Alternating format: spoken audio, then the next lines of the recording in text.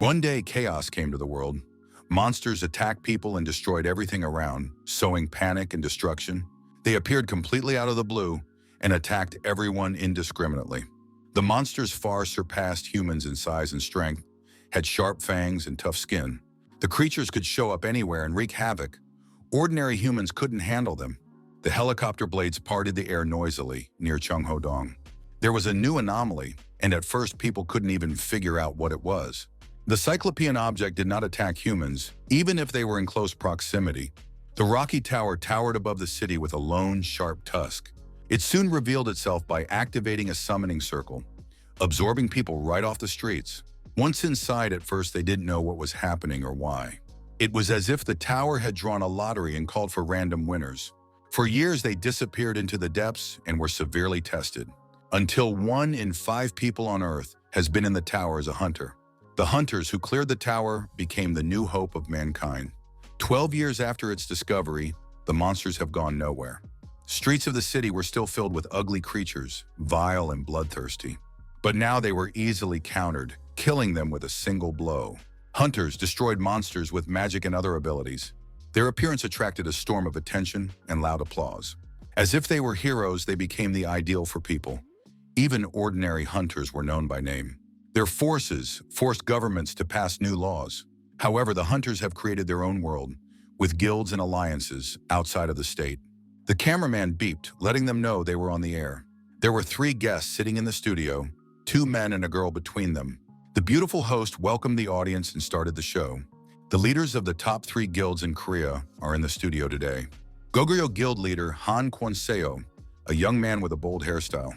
A model-like blue-eyed girl from the Iran Guild, Lee So-yoon.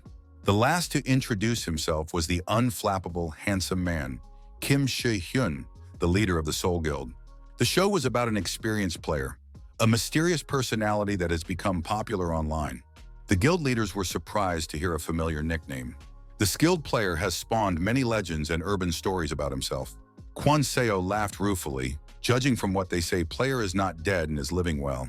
Pretty Seo Yeon revealed that experienced player and has been living in the tower for 12 years. When the tower was cleared, he did not leave like the others, but went down to the first floor again, Kim Se-hyun added. All 3 of them thought he was the first hunter the tower had summoned. The whole time it's been in existence, it's been inhabited by a hunter who's been mopping it up time after time. One could only wonder how strong a man was that he had lived so long, 12 years. He walked the tower from the first floor to the 100th floor in one day.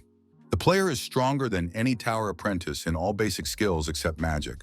One day, the hunters ran away without looking back and called for help. Dropping their weapons and wounded, the group scurried away, but one man did not flee. The blast knocked back a few of the weaker hunters, but the guy in the tracksuit wasn't hurt. A large cloud of dust rose from the impact and enveloped the cave. But the guy in the barefoot flip-flops was moving forward at a leisurely pace. The hunter walked forward in deep thoughtfulness, as if he were strolling in a park. He looked up when he came across an obstacle in front of him. Just the final boss standing in his way with an ugly maw. A Balok demon with a mane of fire loomed over a simple guy in a suit and flip-flops and played peekaboo with him, staring at him with coal red eyes. The guy smiled at the demon as if he were an old acquaintance. Seeds are there, and if I find any, he asked. There was a lot of gossip online about the experienced player. Everyone wanted to determine his rank. Witnesses told different stories of how they crossed paths with the player in their levels. Once on the 72nd floor, he had single-handedly defeated 3 huge werewolves. After meeting the player, people reported that he was inhumanly strong. They said he could jump from the 1st floor to the 10th floor. The guy in the tracksuit gave the demon the usual leg kick. The demon's head cracked against the floor of the cave, clanking its teeth. The demon roared angrily, unable to get up after receiving such a blow. Spanker pinned the final tower boss's head to the ground. Laughing madly, the guy in the tracksuit asserted himself over the defeated enemy. He laughed like a madman, making me question who the bigger demon was. The boss of the last floor was decomposing in a magical glow, like a normal dungeon monster. The crazy guy in the tracksuit sighed. It was over too quickly. Over the course of 12 years, the time to pass the training tower gradually decreased. All the towers are similar to each other, and their contents have not changed. Those who were trained became more and more numerous, and their knowledge accumulated and helped others to avoid dangers. Humans tackled monsters they couldn't otherwise defeat. Information became the main weapon of the tower dungeons. Over time, the training turned into a sporting event where groups of hunters set new records. In many countries, sharing information has become the best strategy to help the weak survive and to identify and recruit the strong. However, there was a limit to what humans could do, even with the information advantage. People were dying like flies. Few survivors were able to reach the end of the tower. Hundreds of hunters fell in spite of all the efforts and help given.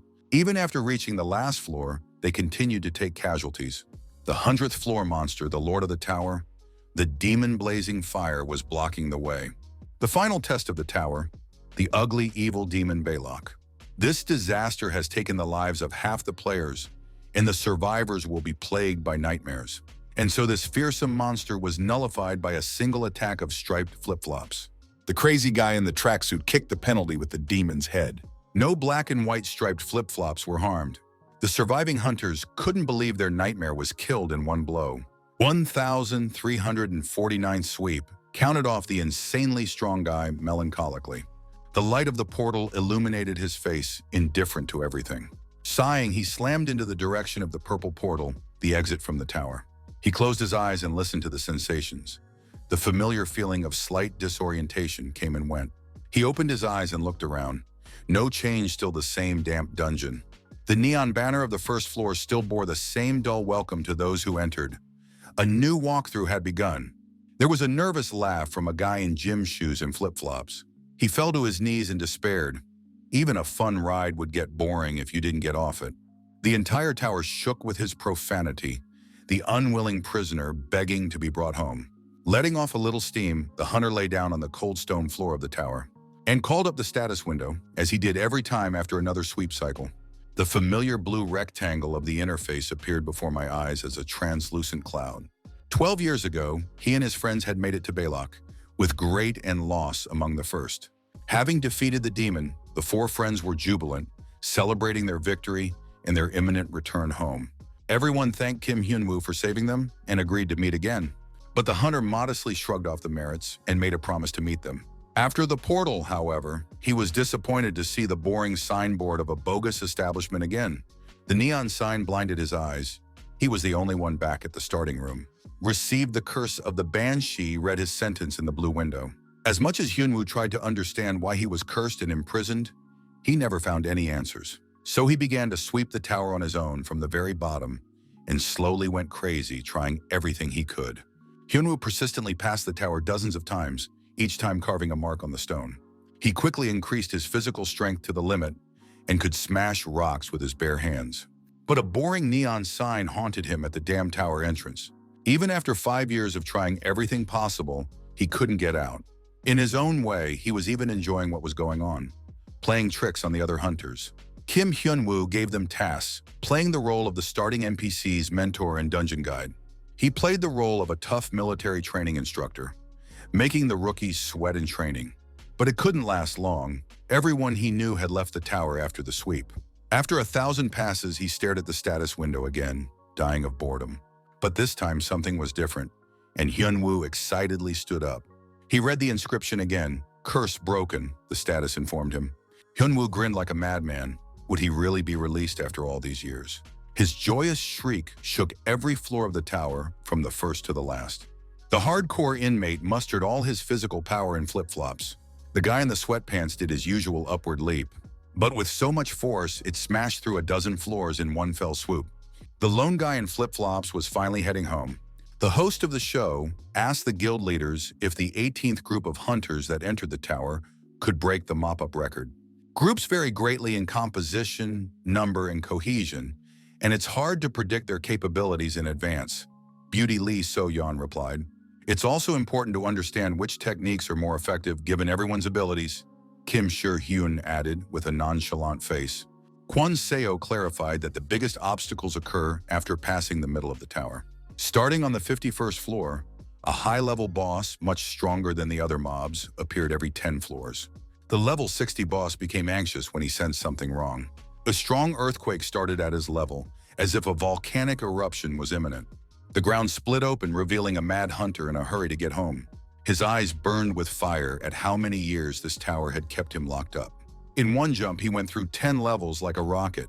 90th floor, Hyunwoo's rocket didn't slow down, but instead continued to gain speed.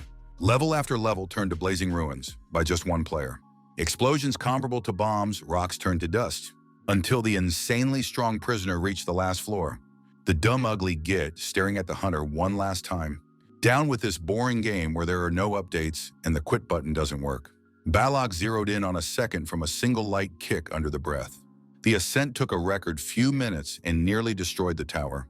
Jongho-dong, Kandon District, Tower Access Control Center, observed her activity at the foot of the tower. A flash of purple color confused the office staff, and they stared out the window. The gate of the tower opened, a purple portal failure appeared. A guy in a tracksuit and barefoot flip-flops walked out onto the lawn in front of the tower. Kim Hyun-woo looked at the city in front of him, laughing madly. The guy was greeted by a slightly overweight surveillance office employee and congratulated him on his passage. Good work, he praised the hunter, but he was still recovering from his long time out. Finally, turning around sharply, the odd-looking kid looked at the official.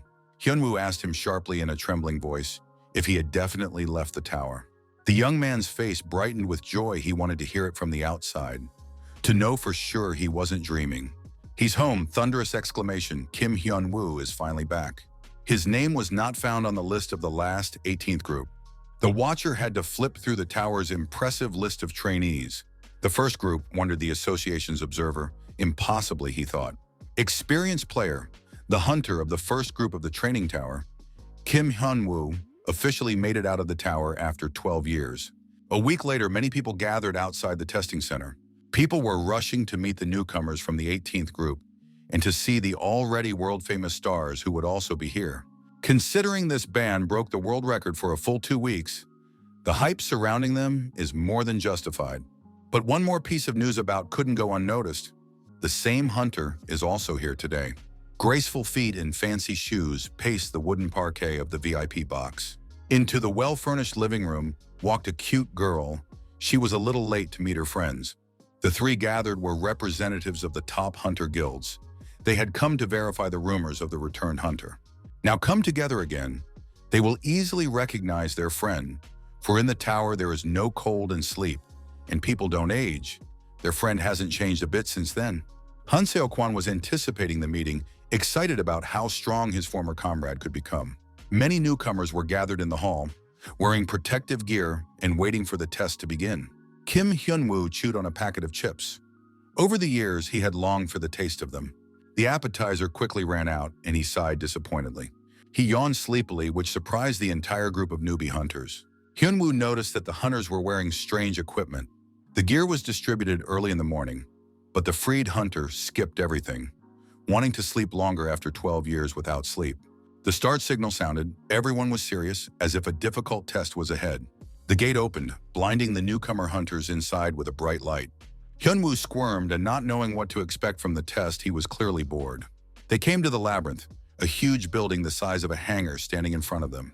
Newcomers were greeted by a man in a black mob boss suit. A Ranka hunter, David, he wore a black suit, black drop glasses for coolness. He was bursting with importance, as if he were a secret agent on an important mission. He began a pathos-laden opening speech, and the crowded yokels of newcomers listened attentively. The hunters were nervous, despite having just cleared the tower. Maybe David's suit had impressed them, or the knowledge that cameras were watching them. David seemed pleased with the impression he'd made on the newcomers. But there's nothing to worry about, the examiner informed me in a patronizing tone. All but one person listened to his instructions. Kim Hyun-woo, openly yawning. He was already drowsy after David's first words, thinking only about getting it over with. David continued to be important. He pulled out his phone, announcing the start of the first test. A terrible scraping sound was unpleasantly painful to the ears, like the creaking of stone on metal. There are many challenges ahead of them in the maze, the examiner added over the scrambling. As if by magic, the heavy megaliths rose into the air. They moved quickly with a rumbling and scraping sound, as if they were in a race. The monoliths formed complex three-dimensional structures, intricately shaped. High walls grew in front of the test subjects. David continued to browbeat the young and inexperienced, warning them of the traps and dangers of the maze. Boys and girls stood at arm's length, hoping to show what they could do. Their eyes burned with determination, and now he was raring to fight as if for the first time. The adrenaline in their blood made them clutch their weapons tighter, grit their teeth. The signal to attack, and they moved forward as a group. David escorted the fleeing men with a glance. This group seemed disciplined and prepared. He smiled, remembering his youth. Should we expect good results from the newcomers this time too? David rejoiced at the good start, but one hunter had yet to enter the maze. He called out to David from the back, tearing him from his musings. "You just have to get out of the maze," the guy in the suit said. David pulled back his drops to look at the weirdo. Who is this guy, he asked himself, that he was in no hurry at all to get anywhere. With no gear, in just a tracksuit and flip-flops, he didn't look like a normal rookie. This guy can really pass the test, wondered the examiner. The shaggy-haired weirdo stepped closer and stared at him smugly.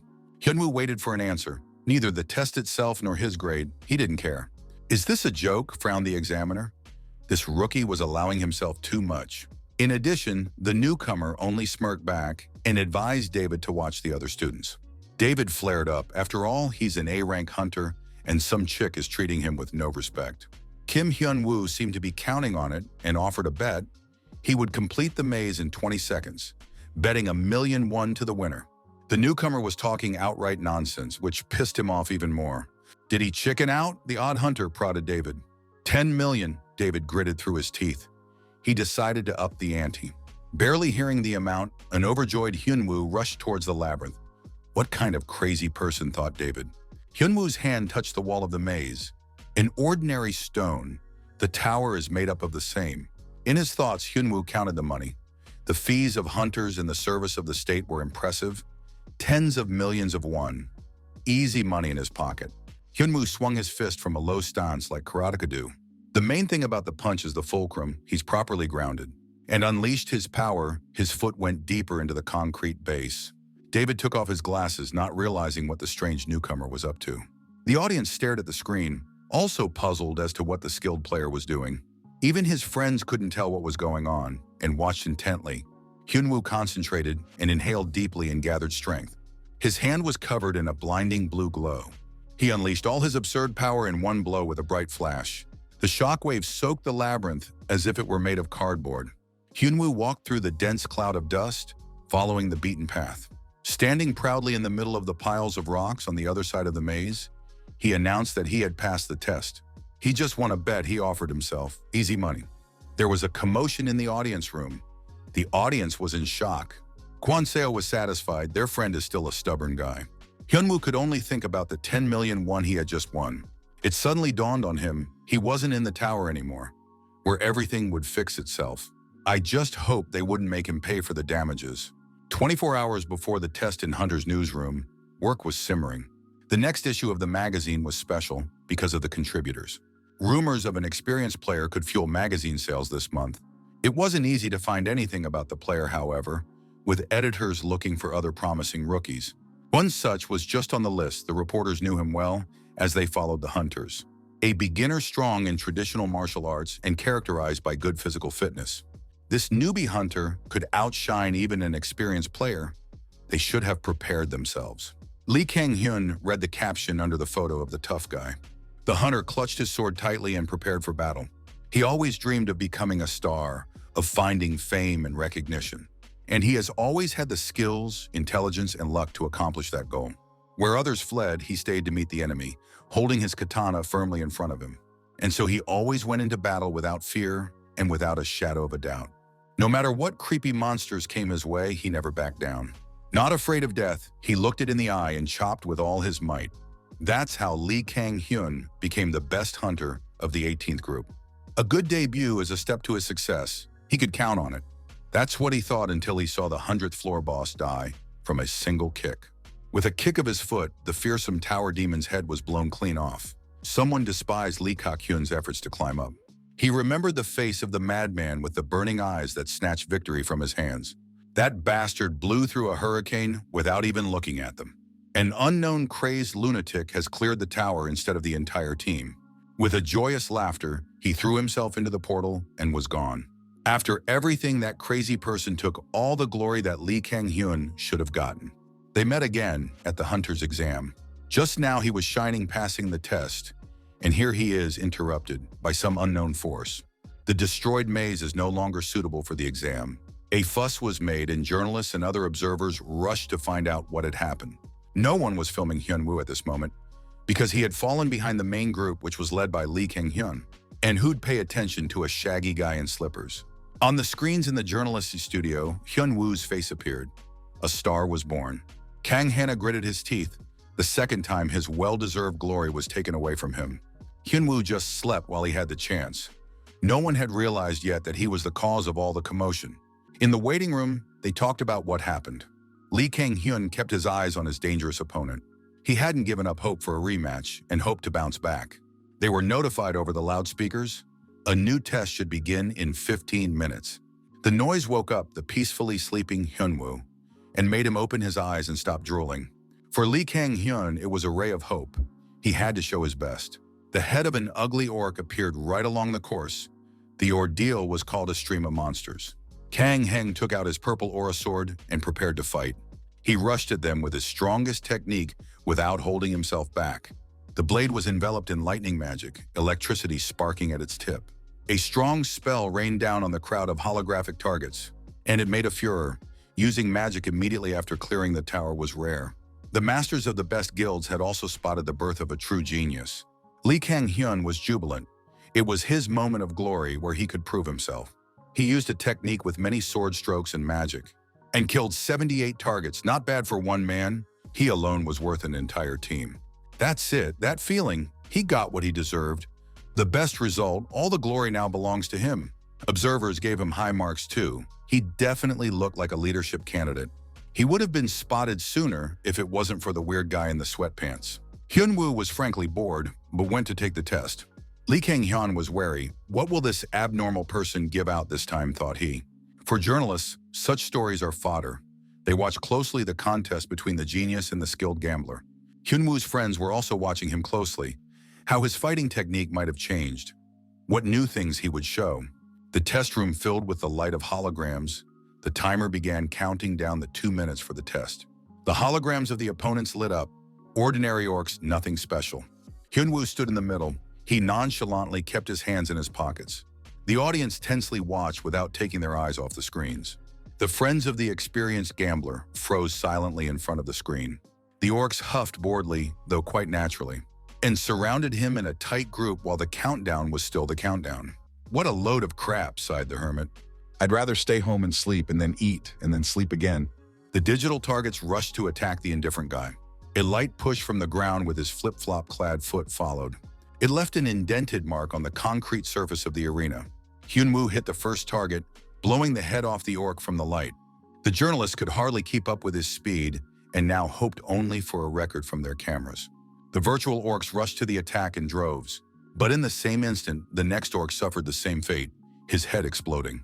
Hyun-woo jumped up and down and blew heads off like the Flash. To an outsider viewer, he simply disappeared, dissolved.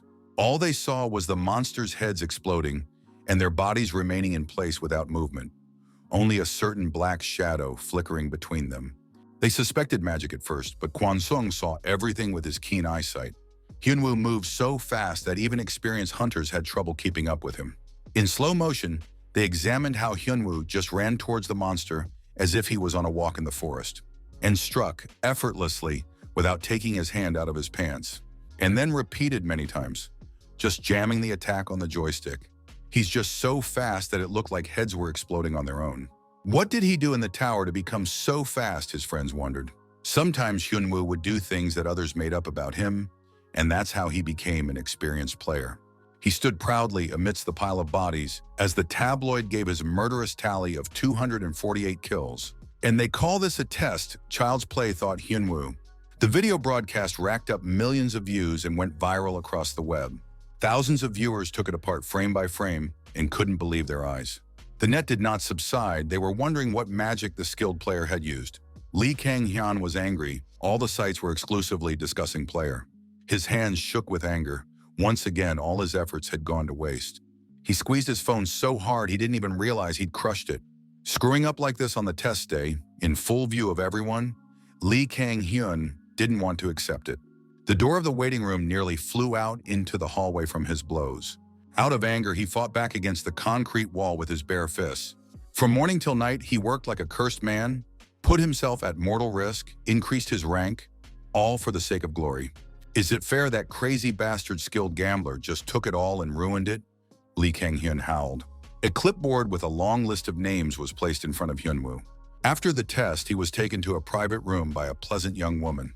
She gave him a list of guilds willing to recruit him. Alice, she introduced herself as the association's head of information. Hyunwoo was surprised to take the business card. He was used to these things in 12 years. The manager told him about how the world had changed. There were dungeons, mazes, monsters. Alice was rambling on about guilds and monster rewards, but Hyunwoo was thinking about eating. He listened inattentively, so the manager asked him what he was puzzled about. Hyunwoo was distracted from the list and thoughts of the delicious food he hadn't eaten in 12 years. He was uneasy about such matters being discussed with him personally. It didn't seem like the work of an association, he remarked. The sly fox admitted that she was here on a personal matter. She longed for a face-to-face meeting and laid the Aries Guild contract in front of him. Hyunwoo started to look at the terms of the contract, but Alice turned his gaze to the payment section. Hyunwoo was confused, counting the zeros of the one-time payment to the hunter who signed this contract. Alice smiled contentedly. With that amount of money, success was guaranteed. A $10 billion contract for one stroke of the pen at the end of the page. Alice pronounced the amount again, anticipating a good commission. Hyunwoo can't be fooled like that. It's been too long since he's been home. In 10 years, the country could have been crushed by the economic crisis. Figures. Zeros are silent. They don't say anything. Maybe the country was hit by the economic crisis and now everyone gets this much. Prices did change because of the monsters, but there was no crisis. The market grew. Alice showed him a 10-year comparison of real estate market prices. More than convincing, quadrupling in size in 12 years, Hyunwoo's jaw dropped. Even if the real estate is expensive, he will easily buy it because he is entitled to $10 billion for the contract. Alice caressed his ears. Moreover, upon completion of the contract, you can conclude it with Nova doubling the payout, she poured honey. 10 times 2, 20, counted Hyunwoo. Of course, the contract implies obligations as well, part of mining the dungeons in the labyrinth, the girl added. But he'll get a bigger share, smiled the fox. She almost got the cheese, yet Hyunwoo did not hold back suspicion. The association's information department does not offer contracts. Cat eyes gleamed. She came as a guild recruiter, Alice said. In order to protect the interests of hunters, they are prohibited from signing contracts before they leave the dormitory. The girl rubbed her hands together contentedly, the fish biting, saying in a low voice that the contract could be postponed. But Hyunwoo had made up his mind. He wasn't going to join the guild from the beginning and easily discarded the contract. He didn't want to join the guild, so he refused her offer. Alice staggered and took it all as a joke at first, but Hyunwoo stood his ground. This completely confused the manager, and she didn't know how to respond. The self-assured hunter reiterated his desire to remain a loner. The world works on the principle of give and take, he thought when he got back to the hostel. For $10 billion, he'll be asked to do a bunch of unwanted chores that he'll drown in. A mountain of empty packets of chips has piled up under the bed. No such chips in the towers. Hyunwoo wanted a quiet, unhurried life. No need for unnecessary hassle. He'll only do what he wants to do when he wants to do it. Do Hyunwoo's words mean that he doesn't want to be a hunter? Alice asked him. But a hunter can also be a loner, the experienced player replied to the girl. She looked at him doubtfully. Being a loner was for experienced hunters. A novice could do little in the maze without a team. To this, Hyunwoo could only grin. He could definitely do it, the player said afterward. In reality, it's not as simple as he thinks, Alice replied. The manager asked to call the number on the business card if Hyunwoo changed his mind, but the hunter just brushed it off. The player lay dejected. He had wasted a lot of time. Had he learned of the free hunters sooner, he would have gone home to bed. Now he was so angry he couldn't sleep properly. Hyunwoo picked up the list of invitations from the other guilds. A thick stack, but a wasted effort, he thought. 3 names seemed familiar to him, as if from a past life. They met 5 days later at a top Japanese restaurant. As Hyunwoo ate, he couldn't get used to what he saw. He wasn't eating lunch by himself, and he couldn't get used to what he saw in front of him. He looked at the vaguely familiar faces and hardly recognized them. Hyunwoo stared at them, oblivious of politeness. He had left his social skills in the tower. Kwon Seo was the same age as Hyunwoo, but now he looked like a grown-up uncle, though just as cheerful. The crying high school senior Shurken became an unflappable, handsome man like a pop idol. Little Seo-yeon, who went to middle school, has become even cuter. Hyunwoo poked his finger like a gimmick. It's Kim Shi-hyun, the hermit said. The one up to level 50 was always crying, Hyunwoo recalled. On the 14th floor, Seo-yeon saw a spirit, Hyun-woo said, but the girl interrupted him. After confirming their identities with shared memories, Hyun-woo returned to the delicious sushi. He had lived without it for 12 years. But what about that incident on the 70th floor, Shiki objected. Had Hyun-woo forgotten how they caught the mermen? Hunter kept whining that he wanted sushi, and one day they came across a tribe of fish people. Taking the knife from Kwon Seo, Hyun-woo cut off the tail of the merman and made a salty slicing from it. Even then, the friends realized that Hyun-woo would become a legend, and they later learned that he was living quite a good life. Hyun-woo got worried and asked again what other legends. He is famous, said Seo-yeon. Even on TV they showed your weirdness? Confirmed her words, Soo-hyun. A shadow of anxiety slid across Hyun-woo's face at these thoughts. He came to dread his concept games being shown on TV because he had no idea at all which ones were which. There were a lot of them, silly and ridiculous oddities. A naked sweep game where he pretended to be a crazy exhibitionist. Gollum's game, which he implemented from scratch, inflicting terror on all surrounding players. However, the most popular was the part where he killed bosses while dancing, and the part where he jumped from the 1st floor to the 10th floor. Hyun-woo sighed in relief. The world didn't remember all the craziness he had done, and he easily confessed what he had done. He danced like a limp disco dancer, deaf in both ears. Even the monsters were stumped by his crazy antics. His friends listened intently to the story from the tower where he had wandered for so long. Hyun-woo paused at the delicious sushi, weighing his words. It was a flavor he'd missed for so many years that he'd managed to forget it. He'd just tried stuff, he told his friends. He'd had a rough time in the tower, but it was all behind him now. He punched the 10th floor ceiling out of boredom by simply jumping up. Even during the test, it was obvious that Hyun-woo was a monster, and after this story, Kwon Seo was more convinced. Gritting his heart, the unwilling hermit remembered everything he had been through. This was how he became stronger. One of his followers had left the tower earlier, Hyun-woo suddenly remembered.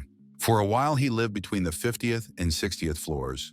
There was one guy who had fallen behind the others. Wounded, weak, easy prey. Hyun-woo put on a show. At first, he was even mistaken for a monster. Does he want to survive? The mad hermit asked the wounded lad. He became his mentor and promised to guide him in everything. Then Hyun-woo went crazy and created a martial art and took a student to develop it. He was inspired by the plot of one manhwa where the main character was imprisoned, and there the truth was revealed to him, which helped him escape. And then Hyun-woo thought he should try the same thing, Madness being his middle name. He had his student balance with bowls of water and fighting stances. Gave the student unsupportable weights as training equipment. He rebuked when a student couldn't hit rocks with his bare hands, and talked nonsense about chakras like a true martial artist. However, all he really did was catch his disciple when he escaped from the unbearable hardships, for which Hyun-woo repented, then he overreacted. The mad hermit was glad he wore the mask back then, certainly wouldn't want to meet his apprentice in this life. He came back to reality and asked his friends what had been going on in the world all these long years. They were just talking about this and that like good old friends. Late that night, he returned to the dormitory, tired of sitting around, weaned on socializing. Lying on the bed, he called up the status window to check on him again. Age reset to 0, gone were the limits to the growth of abilities he'd pumped to the max in the tower. The item about the broken curse was still hovering at the bottom of the screen. A knock on the door interrupted his study. Hyun-woo turned around to the door. An elderly dormitory guard came to him and told him that someone wanted to meet with Hyun-woo. The guard said someone from the Aries Guild wanted to see him. Hyun-woo immediately brushed it off, but the guard said he had already promised to call him. The frightened elderly man asked to understand him and not to refuse. The player decided to deal with it right away, since Aries would keep pestering him anyway. He agreed and went to the 1st floor of the dormitory. The 1st floor had a well-furnished reception room. 2 gangsters from the look of it showed up to negotiate with him. One mustachioed, the other bald. Hunter immediately informed them that he wasn't going to join the guild as he had previously. Usagi held out his business card to Hyun-woo and introduced himself like an important person. Had the young hunter thought of everything? Asked the mustachioed geezer afterward. If Hyun-woo doesn't join their guild, there will be consequences, said the brash gangster. He hinted that a rookie hunter wouldn't be able to develop properly. Someone else in Hyun-woo's shoes would definitely tense up hearing that, but not a crazy player. Kang Ben openly blackmailed Hyun-woo by saying that he wouldn't experience similar hardships if he joined the guild.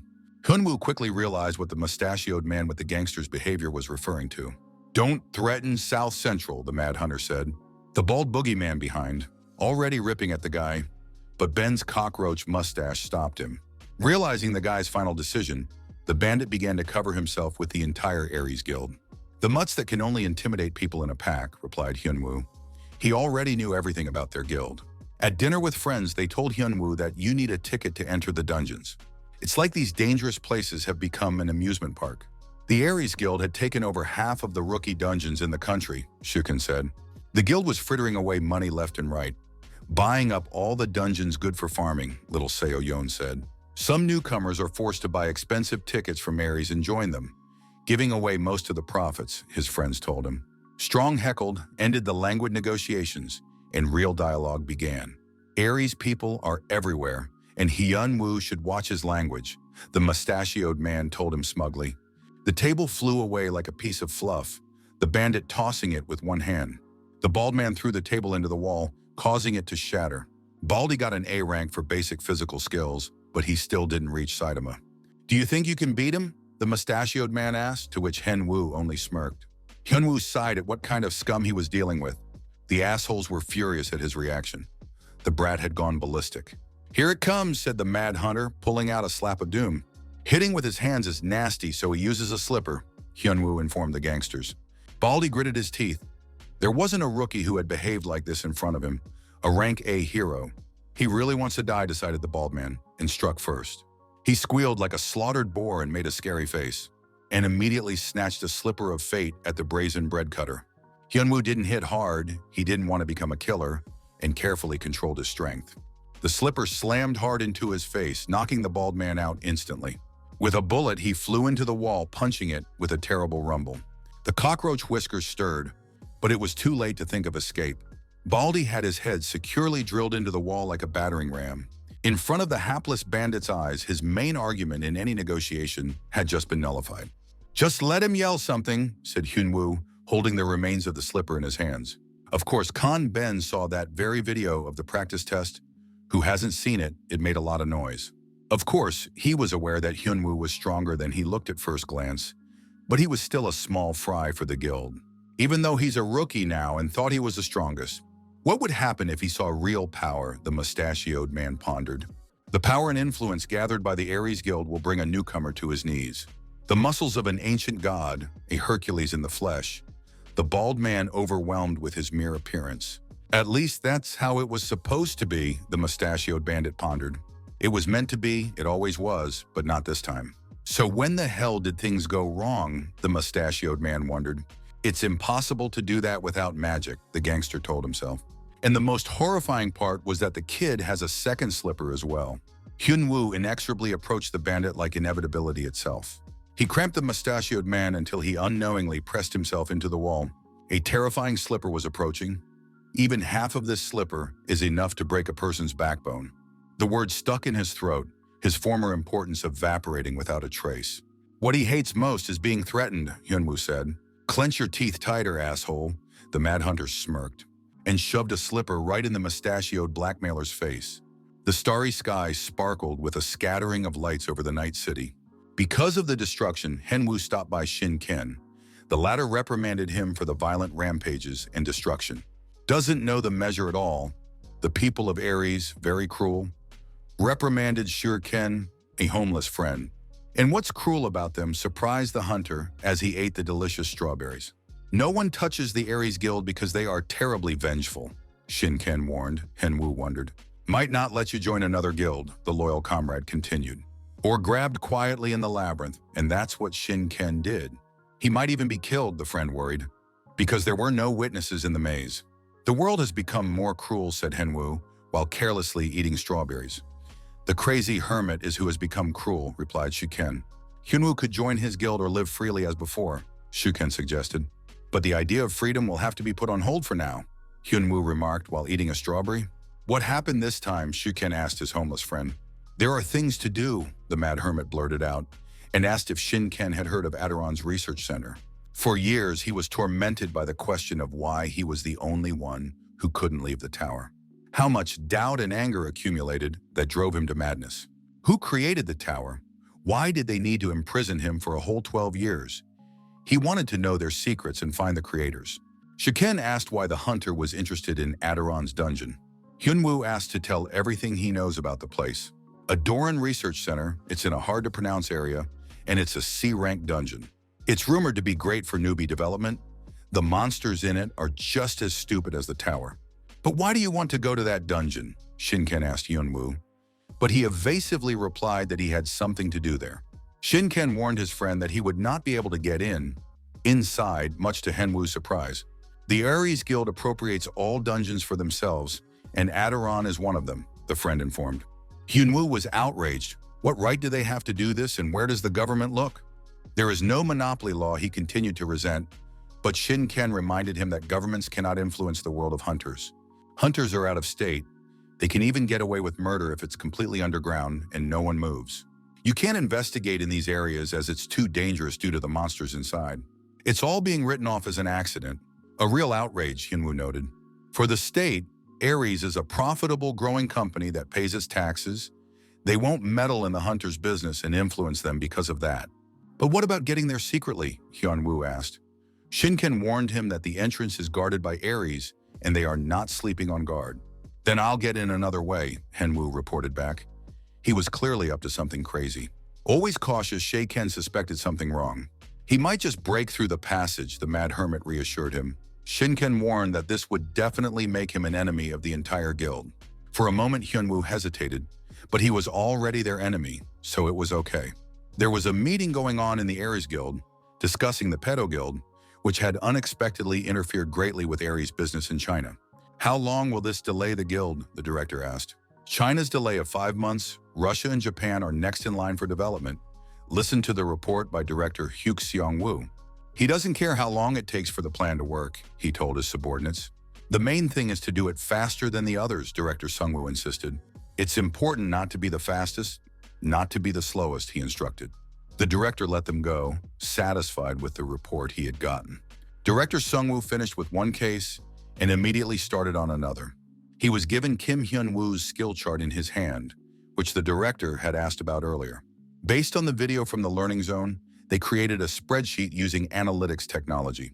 They got their hands on various materials, a video of the second orc wave test. A lot of experts started to analyze it and do the math. Physical data, agility, physical strength had the highest level, magic was absent. This department made a mistake, Ares. The guild leader of the guild hesitated at the results. Superintendent Yu Byung-wook said he also doubted the results in the analysis, but the error could be within one rank. So it's true, Hyuk Song-woo agreed, clutching the report sheets. Is he hired? The young guild leader asked with interest. The superintendent started to justify himself, but the head only waved him away. Unexpectedly, he remarked that it was for the best that they hadn't hired Hyunwoo. The superintendent feigned surprise, but the director knew his subordinate understood. If the guild hired this hunter, its business would go up. A newbie will do well in dungeons and will develop, and that could be a threat to Hyuk Seong-woo in the guild director's position already. It's like a poisoned apple. Looks appetizing, but you choke on it if you take a bite. If they accept him, the guild will collapse from within, the slippery man pondered. Chief Yu Byung left the principal's room and was immediately called out for breaking news.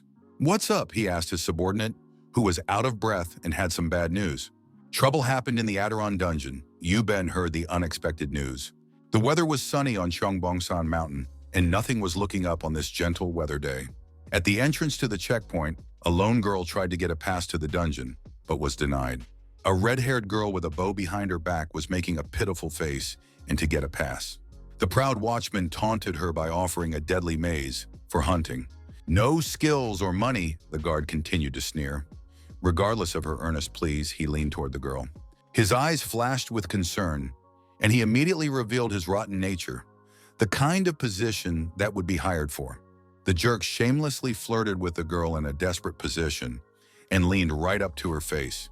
He promised to let her inside if the girl gave him her personal number. She was quite taken aback by such offers. They were interrupted by another strange guest, dressed in a tracksuit and barefoot flip-flops. Uncle, there is no toilet. Go to the forest to do business there. Disparagingly sent Hyunwoo, a pestering idiot. But I don't need to go to the bathroom. I need to go to the dungeon. Hyunwoo pretended to be a simpleton. This place isn't for playing, raged the dumb monkey.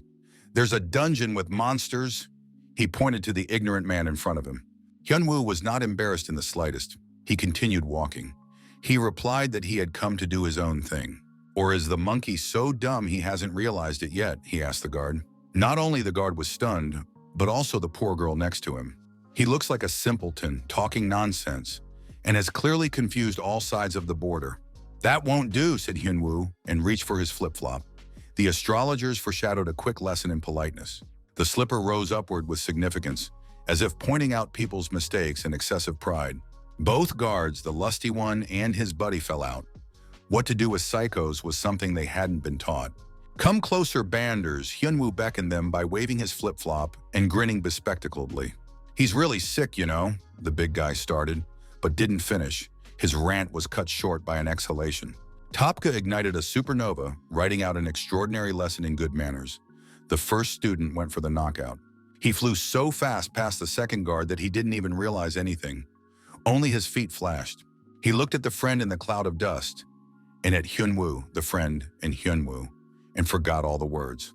Friend lay down to rest, proving once again that hunters are tougher than regular people. An ominous shadow grew behind his back. I wanted to unsubscribe from the courtesy lessons, but it was too late. The guard began to pray involuntarily, and Hyunwoo lamented that he had not calculated his strength. Hey you, he turned to the second guard, who had decided to pretend to be a pole in the hope that it would pass. I need your clothes, Hyunwoo informed him, classically. Do you want to rest too? Asked Hyunwoo, making a scary face worthy of a Balok demon. Not bad, said Hyunwoo, trying on the new clothes. Clean leather boots, shining. A very rare shoe worth 5 million, mesmerized to lightness, cried the money of the careless poor man. I have a conscience after all, said Hyunwoo, looking at the poor watchman's bare feet, and generously gave him his flip-flops of doom, just like that, just off the bartender's shoulder. The guard fell into a solid sludge of dejection as Hyunwoo left. The girl decided to go as well. When did life take a wrong turn, wondered the hapless watchman, while his friend was peacefully snoozing in the stroller. The Seoul Guild headquarters was in an uproar when Seo-yoon found out that Hyunwoo had just been released to Adorn's lab for no reason. They didn't let him go, but he left. Shin-ken justified himself to his grumpy friend, but she had once been a cute little girl. He expected to have a cup of coffee in peace, but the girl nagged him with her angelic voice.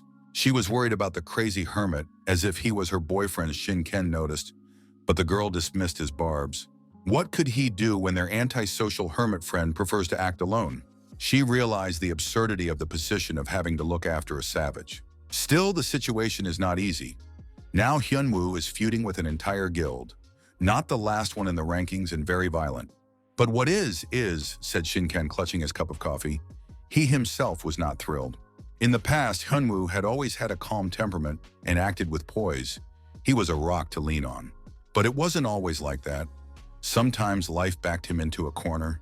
They always looked at his broad back, for he took care of them like a true leader. However, everything was changing. The calm, confident Hyunwoo would disappear as soon as his enemies got in his way. Then the madman in him awakened, and all his bad temper showed itself on his enemies. The friends sighed heavily. In 12 years, Hyunwoo's character had become even tougher, so they understood why he was like this. But should we worry about someone who vaporizes rocks with his bare hands? The friends reasoned while Hyunwoo strolled around the lab. Rather worth worrying about his enemies, Hyunwoo walked through the dark, empty corridors completely unconcerned. Friends reassured themselves because there was little they could do. His feet moved easily and freely in these polished to a shine shoes, especially pleasant since he usually used flip-flops. Next time I'll also bring pants, Hyunwoo thought. Sometimes it's very useful to have enemies for your prosperity. If his words are true, Shinken continued, remembering his conversation with Hyunwoo yesterday about the Aries Guild. What do you mean? Seo-yeon wondered if he knows something about Hyunwoo's abilities, the girl thought. Shinken looked at her conspiratorially, wondering if he should tell his perky friend. The news caused the girl to wonder if it was true. She couldn't believe her ears. The lab looked abandoned, darkness all around, dusty suspended everywhere instead of air, and only the grunting of monsters broke the silence. Even the scientist monsters had fangs, albeit small ones. One such wandered the empty corridors in search of prototypes. The goblin and Robocop chimera shook a surgical scalpel, carping in an extraterrestrial tongue. Prick, who prick, who prick. The boss of this level wandered alone, scowling fearfully. He lit his way with his headlamp eyes. Several hunters were watching this monster. The Aries Guild let it live because it didn't bring in any money. In the room next to the boss, the three of them were figuring out what to do next. The two guys were waiting for the masked girl to decide. The guy in the rugby jacket insisted on catching the boss, yet they paid a bribe to get into this lab. The girl with brown hair doubted if their skills were top-notch. They didn't have to go to such tricks. Helmet Head thought that the strength should be enough. The boss has a weak attack and a good defense. It won't stand up in a long battle. But the girl leader didn't want to take such an unreasonable risk and procrastinated too many variables. But then, putting aside those heavy thoughts he prepared for battle, our motto is dementia and courage. The trio really wanted to raise their level. They were ready to jump on the lone target like a street gopoda, but suddenly they noticed the uninvited guest. Who is it, they wondered. Neither to give nor take a man did not look like a hunter. Sportswear was not in the top of the common equipment. The unexpected guest stood in the shadow of the boss, completely unconcealed. He looked completely open and confident, or just plain crazy. The boss wasn't known for his high intelligence. Looks like he bought his diploma too. He noticed Hyunwoo and nastily squeaked out something about tests. Maybe an enema to warm up, or 5 liters of blood for tests to pick up, mumbled the zombie RoboCop in his whispery voice. In the distant past, when Hyunwoo was still a child, he ended up in an orphanage. Don't be mean, don't show your weakness to anyone, was admonished by his older, hapless brother. Also obey your teachers. He let go of empty formalities to a child who was just beginning to understand life. And don't say too much, he continued the meaningless conversation, and the boy looked not at all at that and carefully memorized what he saw. Fate treated him cruelly. His parents had just died in a car accident, and his brother had already handed him over to the orphanage, taking the inheritance into his hands. So the boy learned his most important lesson in life: never trust anyone, expect no good, ask for mercy and no pity. A zombie pathologist in iron underpants bent over the pathetic little man to abuse him. Some of his unimaginative, incomprehensible devices were clearly shorting out electricity, apparently to make him move faster. Hyunwoo couldn't stand the creepy harassment of a monster who hadn't even finished his honey and interrupted his idle chatter. The monster licked his lips carnivorously, but it was unlikely that the dopey head understood the language of words. After all, there was only the name of science in this place. Only to get a light kick from Hyunwoo in his stupid face. The trio of brave hunters sat back with goofy faces, having just had their entire adventure come to an end before it began. Hyunwoo landed softly on the concrete floor of the lab without a single shoe getting hurt. Like a real action hero, he didn't turn around at the explosion of the guts of a stupid monster who was only capable of talking pseudo-scientific nonsense. The hunters slowly drifted to the cold floor from the brutality they saw, glad they weren't in the monster's shoes. "One is ready," muttered Hyunwoo. "The time is next in the forest village." He tapped the status window. The trio of braves left the hideout and went out to look at the remains of the dreaded boss. But looking closely, the girl was able to recognize the mysterious hunter. It's hard not to recognize the person in the first trends of the network. Now in the light, they could recognize an experienced player. In the deep basement of the Ares Guild, 2 important guild bigwigs met. "And what's the occasion for your appearance?" asked Woo Jongmyoung, former head of the administrative department. It was about a special report. Yu Ben held out a folder of documents to his colleague. "A whole 2-rank A skills," Wu Chong exclaimed, "and this from a newly hatched tower rookie." "That's right," he interjected, looking over Hyunwoo's detailed file. "The estimate couldn't be 100%. Perhaps the target is even stronger." "Strong," frowned the head of the department. "Not just strong, but a real monster," he concluded. "Nothing's going to happen," he asked as he passed the folder around his throat, grinning sinisterly. "We were told to just do some damage," Yu Ben countered. "However, no body, no case. No one will ask if the target stumbles and falls on the knife." "Isn't it great to get rid of this nuisance?" Wu Chong asked. "This guy brazenly broke into Ares' dungeon, beat up the guards, and that's a very unhealthy precedent." "That's right," confirmed Yu Ben. "Because of Hyunwoo, the reputation of the entire guild might suffer. We are not shameful wolves." "Oh, no need to worry," remarked Wu Chong, and smugly grinned. "With Hyunwoo's skills, it would be hard to just harm him," he laughed. "It's lucky that the guild leader is busy with China, so we can quietly deal with the upstart and get the recognition of the leader." Wu Chong rejoiced. Having resolved this issue, the conspirators headed towards the elevator. "Are we sending people to China?" Yu Byung asked. "It's all because of the Pado Guild. They were created 2 years ago and have already squeezed half of China's dungeons. Their head left just 4 years ago." But the tower has turned her into a true monster, and her followers are incredibly strong. But the most surprising thing is that she is ranked 5th in the world rankings. No way the spirit of Qing Shi Huang has revived in her. No one knows anything. There was a girl with a skull tattoo standing in the incense smoke. The guild can't waste resources, so the nail that came out must be hammered down while all the forces are directed to China. Wu Cheng remarked, a special specialist is needed. What a disgusting face. Hyunwoo squinted into the selfies of the smartphone camera. What technology had come to? He marveled as he sat in Shinken's living room, happy as a child. A bird is about to fly out. He clicked his camera for the 100th time, filming everything. All the digital novelties were outlandish to a hermit with 12 years of experience. There was a kid and no kid. Hyunwoo learned about games, videos, music, and risked drowning forever in the world of digital networks. The Soul Guild owns the Forest Village dungeon, Shinken informed him, but his friend was no longer able to return. The magic of the internet was stronger. Gagigi, I'll have the best farm, whispered the mad hermit Hyunwoo to himself. But there won't be a boss there, informed Shinken to the teenager in front of him.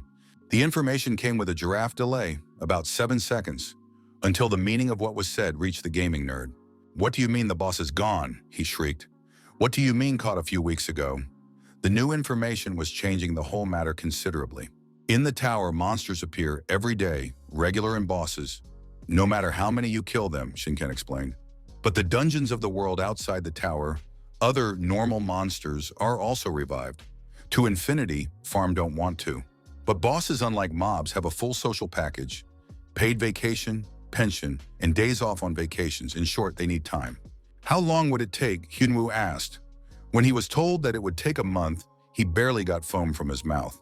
But he was lucky. According to the schedule, the monster was coming out of vacation in a couple 3 days, so it would be possible for him to pay a visit, Shinken informed. But what about the visible swamp? Hyunwoo asked. But there was no information on that object. The swamps belonged to the Ares Guild. Shinken offered to look for better information, but Hyunwoo had already gone into his own mind to have his majesty get so worked up over a monster. No way in hell. He plopped down to hold the couch with his back again when Shinken suggested he register with the association. The equipment was of little interest to the mad hermit, who wasn't even naked, but at the word money, he triggered Pavlov's conditioned reflex. Turns out you can get money if you get tested every 2 to 3 months, improve your rank. Hearing such wonderful news, the broke bum, the hermit leader got very excited and was ready to go in the middle of the night for a performance review. In the morning, they went to the place where hunters' abilities were measured. A large building in the center of the city spoke of the high status of hunters in society. The floor of the building was slapped with the legendary slaps of fate by the great hermit who had finally decided to stop being a dependent. They walked into the association building like real tough guys. It was hard not to recognize them. But the dumbass in the reception area did it. But it's a credit to Hyunwoo's appearance, which hasn't changed since he left the tower and is still as wild as ever. Come check in, he asked the duty question to the strange guy in the suit and got the answer. Kim Hyunwoo. The name had traveled around the world and sounded very familiar, so the tester immediately asked if it was the one who had returned from the tower 12 years later. That's right, confirmed the sucker, thinking about how to get the money for the registration as soon as possible. The association official frowned. This was definitely the man, and they had already asked about him today. That weird blonde guy who looks a little off was asking about Kim Hyunwoo, a yokel with nothing special about him, but with so many rumors and noise about him, thought the tester as he looked at the hunter. After confirming the formalities, he held out a strange object to the shaggy-haired hermit and pointed to a projector in the middle of the room. The object looked as if the demon had been shoved under a press and turned into a compact cube with an eye sticking out of it. The principle is simple. Once it was touched, it showed a status window and all the characteristics of the hunter who held it. Hyunwoo took hold of the demonic cube, and the projector opposite lit up, making a measurement. At rank maximum, pondered the tester as they waited for the counts. Maybe B+, since he is so famous after all. There is no smoke without fire. But what was his surprise when he saw the result? That's it, asked the bored hermit. Give me my money already, thought he. But suddenly he heard a suspicious noise, so the fuse of the saddlebag was lit. The tester screamed like a berserker on his way to Valhalla, Hyunwoo barely dodging the slobbering spray. "How is that possible?" yelled the entire association building. News spread like hotcakes with potatoes.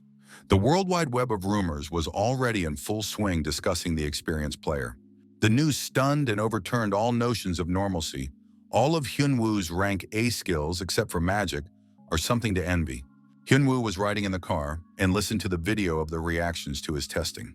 But what was even more surprising was that they had barely left the building, and the rumors had already spread everywhere. "It's no big deal," Shinken remarked, clutching the polygonal steering wheel. "Because his friend is a celebrity, people are sleeping and seeing to find out a little more about him. Especially since Hyunwoo had recently made a mess of the Ares dungeons, turning things upside down. You don't care about that, but..." Shinken hesitated as he turned to his friend, clearly worried about him. The Ares Guild had definitely made inquiries and got wind of everything, including today's inspection. They definitely wouldn't leave Hyunwoo alone. "Be careful," he said, and wanted to add "dopehead," but was too well-mannered. "Ares really are dangerous people," Shinken continued. But not getting an answer, he became indignant. Instead, the reclusive Hyunwoo chuckled nastily, as befits a madman, distracting the driver from driving. "He's definitely got 8th grade syndrome." Hyunwoo disregarded the rules of the road and shoved the screen in Shinken's face. In the video, there was a loading in game that appeared when going through the dungeons. Hyunwoo played the dungeons because he couldn't live without them anymore. "Look at what a retarded pose and a strange aura," chortled Shinken's unserious friend. In the video, there was Shinken, but crazy hermit Hyunwoo didn't realize it right away. He continued to bitch at his friend without realizing it, making fun of the fighting techniques. Shinken, who had long since become an adult, could not get used to his friend being a bit detached. He said again that it was him in the video. The gears in the shaggy-haired hermit's head rattled uncomfortably. There was an awkward silence. "Me and my friend are retarded," Shinken thought. "But what can I take from the wretched?" Hyunwoo still didn't know what to say, so he decided to pretend to be a mannequin, and it was a miracle that he hadn't forgotten his speech while playing the role of Rapunzel. The silence lengthened. Hyunwoo strained to remember what normal people do in such situations, maybe dancing naked and diffusing the situation. Then it hit him. He should just change the subject and decided to ask his friend a question. "Rubric, ask a useless question on the screen and you don't do anything at all," Hyunwoo asked. He asked why Shirken wasn't doing anything, even though he was also the head of the guild. Teaching a fool only spoils a fool, Shinken thought, and asked a counter question: what made him think that the guild leader might not be busy? Even now he was wasting precious free time on a homeless hermit without a residence permit, but he didn't seem to appreciate it.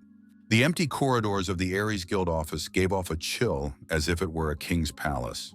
Yubin was in a gloomy confusion. News came from the Hunter Testing Center. "A real monster. Now it's clear why the head wants to deal with him," confirmed Wu Zhang. Yubing felt the tension. It was constricting in a way that could bite off a crowbar. Wu Zhang thought the same thing, but wondered aloud about his colleagues' thoughts on the dangerous business. "Don't worry," said Wu Chang. "I'm worried myself, but we will definitely deal with this threat." He grinned gloatingly. He called out a name and did so with significance: Shin Zhonggang. Yubing was distracted from his heavy thoughts and interrogated excitedly. An S-ranked hunter from China, just as high-ranked as Hyunwoo, but much more dangerous. "Now that cursed Hyunwoo will chew the ground and beg for mercy," the bandit smirked evilly. It was a moonlit night in the dungeon of the forest village. The friends had descended here without any problems, for it was run by Shinken's guild. They timed it perfectly to get here a minute before the boss showed up. There's enough for one hit anyway. They took an assistant with them to carry everything they needed. How useful to have a servant, Hyunwoo thought, who lived like a hermit. They had drilled deep into the forest without the low-ranked guide Kid Hyunwoo would have to tear down the entire forest to get out of it. However, they were not alone here, though they did not know it and walked on without lurking. The man with good teeth so far smiled while he could. Hyunwoo once again showed his attention to people. After half an hour of walking together, he asked who it was with them. The kid introduced himself as Park Gamoon, but he's just a simpleton. What can I take from him? He's Frodo Baggins' faithful comrade, Shinken explained. We'll collect the loot from the monster and do all the dirty work. If you catch a boss, you can get items from it and get money for them. Money? It clicked in the penniless hermit's mind. A fortune for the boss. That's a lot of money to spend. Shinken stopped thinking about how to tell his friend gently that he was a bum and looked accordingly. Normal people don't walk around in gym shoes and barefoot flip-flops. Young Samius Gamgee pulled out his phone and asked for a celebrity photo. It was as if Hyunwoo had once again discovered the presence of the person beside him. He basically didn't care when it was taken down, but he still asked what it was for. Park Ga-moon started telling the sitter about video hosting, advertising, views, and earnings. All right, gave the go-ahead to Hyunwoo, including the player's abilities in the Mac-level Monopoly, you 2, me 8, fair and square to everyone, I counted. The company headed onward, with Shinkin and Hyunwoo walking in front and Park Ga-moon broadcasting. Shinkin held out a folded piece of paper to the hermit. Woo-hyun laid it out, trying to figure out what he was looking at. Hey, how long ago he graduated, he thought. Forest Village is a labyrinth, and it's hard to wander around. Hyunwoo scrutinized the map. He had skipped geography class for nothing. He looked more closely in the dim moonlight. What's north or south from above, he thought. The map looked like a satellite image. But where would the dungeons get satellites from, Hyunwoo wondered. He was twisting it this way and that, but he was too shy to ask because they'd call him stupid. That's the problem, the hermit thought. Screw it, Woo-hyun just threw a useless piece of paper. I'll figure it out somehow, he thought. He just walked over to the tree and figured out the direction the boss should be. Hyunwoo smiled, anticipating easy money. He turned to their companion. Park Ga-moon wanted to say his name but didn't dare. He was a shy guy after all. Get a good shot of everything, the greedy hermit of no fixed abode told him. Still, Park Ga didn't quite understand what this strange man would do. Hyunwoo stood up for the punch. You have to do everything spectacularly in one take. A hard work of professional YouTube stars. He focused and launched his trademark blast of searing plasma. The ionized gas around his fist flashed with a sheaf of blue sparks, his fist instantly heating the air to thousands of degrees. He took a wider swing to make it flare up bigger and brighter, which you can't do for show.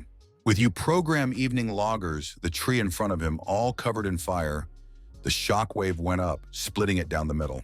Park Ga-moon saw this for the first time, the bright light of the flashes blinding his eyes. The tree in the clearing vaporized, along with the ground beneath it and everything else within striking range. Some ogre caught off guard. The guy wanted to say that it was unheard of to work so hard on the first day back from vacation, but his toothy mouth was ill-suited for that. Even the experienced Shin Ken was impressed by such a demonstration. What to say about their porter? He almost flopped on his butt in surprise. But you gotta hand it to the kid. He held up well in the face of some real monsters. We continue with Hyunwoo's program. Please subscribe and like it. In one hit, Hyunwoo cleared the way to the boss. Screw the scary geography girl. He can handle it without the cards. The disgruntled dungeon employee waved his hands indignantly. The southern temperament was telling.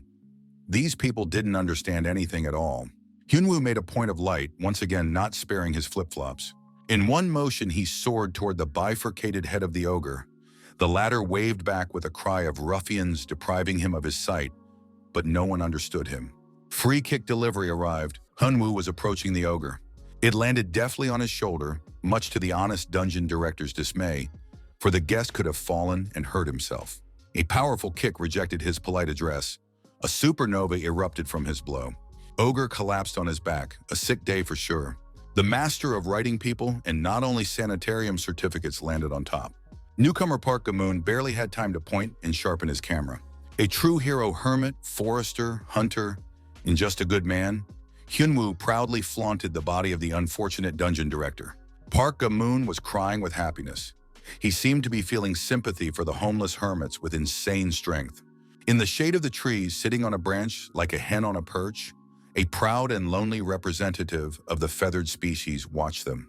In the Aries Guild office an hour earlier, there was an atmosphere of excitement and optimism. "Are you sure you checked everything?" asked Woo-jung, his late guest. Shin Chong-gang sat at the table like an ill-mannered idiot with no manners. He threw his feet on the table as if it was impossible to sit under another. Sean Gunn replied in agreement. What is he doing there, thought Woo-jung, why he is sitting like that? Is he ventilating himself, such a bastard? But he kept silent. He really is the monster of legends, Sean Gan confirmed, smugly smirking. Hyunwoo only had physical abilities, no magic, which was surprising.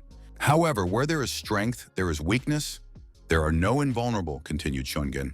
Recognizing his weaknesses is incredibly easy, he remarked with a smug look. Wudong smirked as well, realizing where this wild hunter with no manners was going. They knew exactly where he would appear next time. It would be their dungeon, the visible swamp. The creepy and cocky type Sean Gunn jumped up from the table in one motion, Looks like he's really been practicing it for a long time. He's going to go ahead and get everything ready. Birds were chirping. A light breeze was blowing. The leaves were rustling. Nothing was troubling. Hyunwoo went out for a walk to the swamp.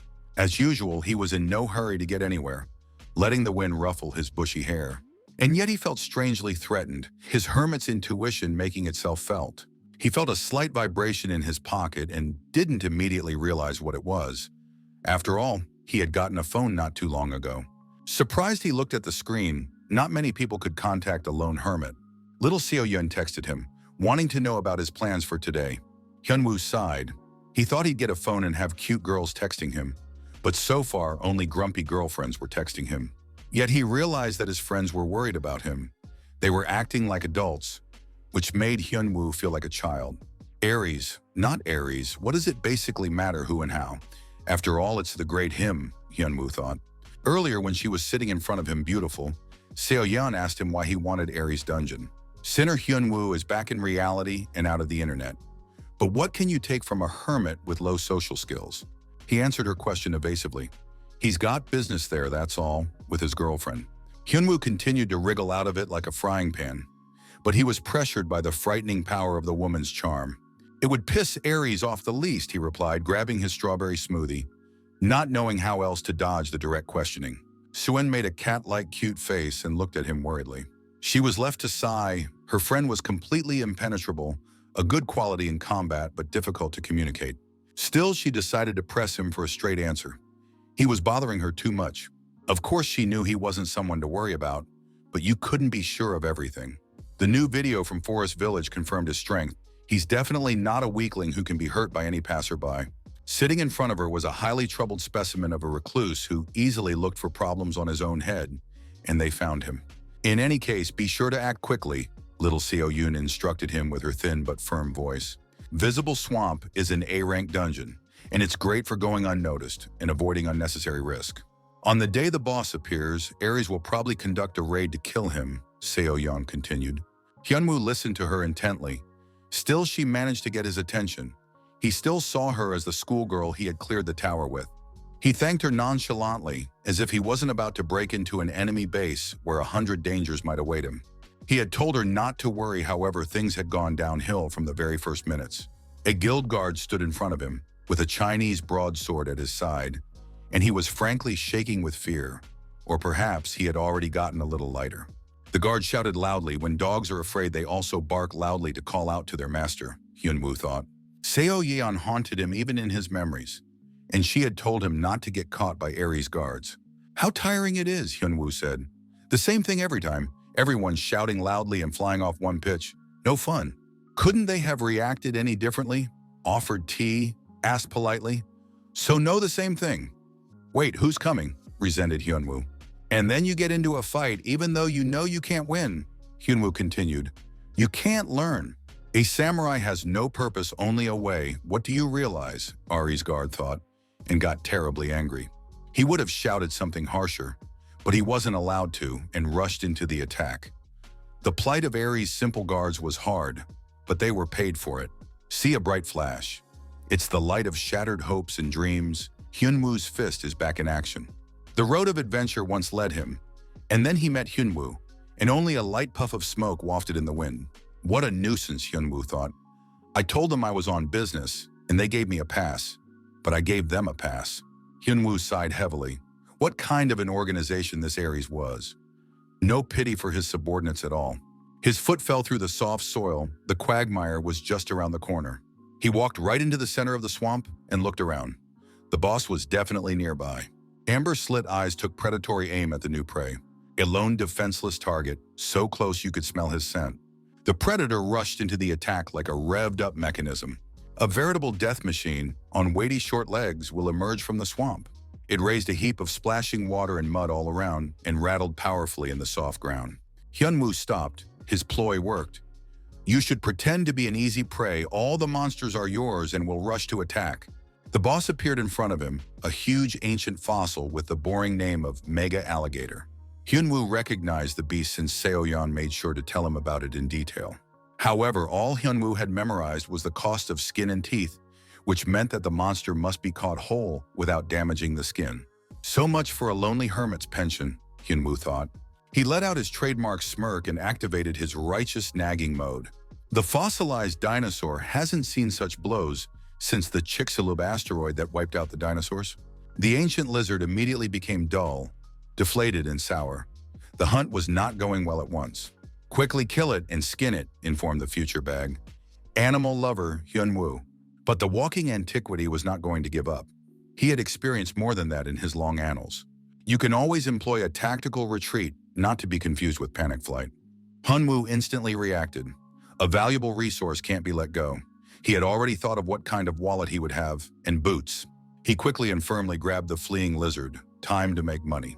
The crocodile had two tails at once, so holding it was even easier. For a few moments it turned into a hole digger. Carousel, carousel, it's a joy for us, cheerfully hummed Hyunwoo with a demonic grin. The crocodile remembered the dinosaurs, how they had fallen and been replaced by weak rodents. But when say everything went wrong, perplexed him. Having experienced an overload of 9, Magalligator realized that he would not be an astronaut. It was too much for him. With all his might, he flew into the rock, raising a cloud of dust around him. It's good to lie here, thought the lizard. Maybe he will be taken for a fossilized rock, sent to the museum, to rest. But on the other hand, what this Pleistocene miscarriage allows itself, the crocodile remembered its cold-blooded pride. Die not twice, said the ancient warrior. He scorned death, squeezing out a stingy tear. I have lived a good life. Which means the end should be bright. The monster went back into battle. An aura of martial determination enveloped his body, a proud warrior for mortal combat. Hyunwoo had no idea that someone else was watching his fight from the outside, waiting for his moment. Seongan smirked contentedly. Everything was going exactly as he had planned. The crocodile launched its body like a torpedo straight at Hyunwoo. Great, another round. The real boss always has a second phase, rejoiced the mad hermit. Just as suddenly, an indistinct force pulled him and threw him off balance. Red chains wrapped around his legs like red-hot metal, preventing him from moving. What about the samurai spirit and honor, thought Hyunwoo, but asking the boss to wait was out of the question. That's it, exulted the killer. Seongan, now the bird will be eaten with its feathers. The chains held him as if he had fallen into quicksand. The more he moved, the more Hyunwoo hadn't expected such an attack. The crocodile's jaws were ready to slam over him like a huge stapler and pierce him. Easy money. Seongan was already mentally visualizing how to spend it in the best brothels in the country. He didn't pull away until the very end. Since you can't move your legs, there are hands. Hyunwoo clung to the ground tightly. And just like that, he was able to dodge the torpedo in the alligator's face. Its mouth clanked loudly shut. Taking advantage of this moment, the cowardly crocodile jumped into the water. Wait, thought Hyunwoo. What about the crocodile skin boots? And the wallet and the bag, good socializing. He got upset and looked down at his feet.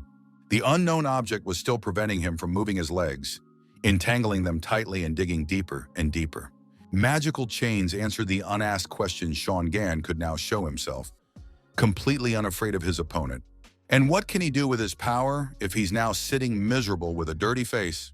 Mud and chains are great for you, said Seongan, smirking. He felt like the master of the situation. Some rude guy again, Hyunwoo thought. Not only did he not say hello, but his bag ran away, so now I'm going to have to skin him. Seongan came down closer, holding the red chains of magic in his hands. Time for a super villainous performance. I'm Batman almost came off his lips, but he corrected himself in time and said he was a hunter from the Ares Guild. A creepy boast. You should see a psychiatrist for megalomania, Hyunwoo thought. What kind of hitman calls himself a hitman? He asked. You think you're the smartest? Seongan asked him as he approached to show him how big the world was. You may be strong, continued Seongan, but strength isn't everything. You can spin a heavy dinosaur like a piece of fluff, the bounty hunter remarked.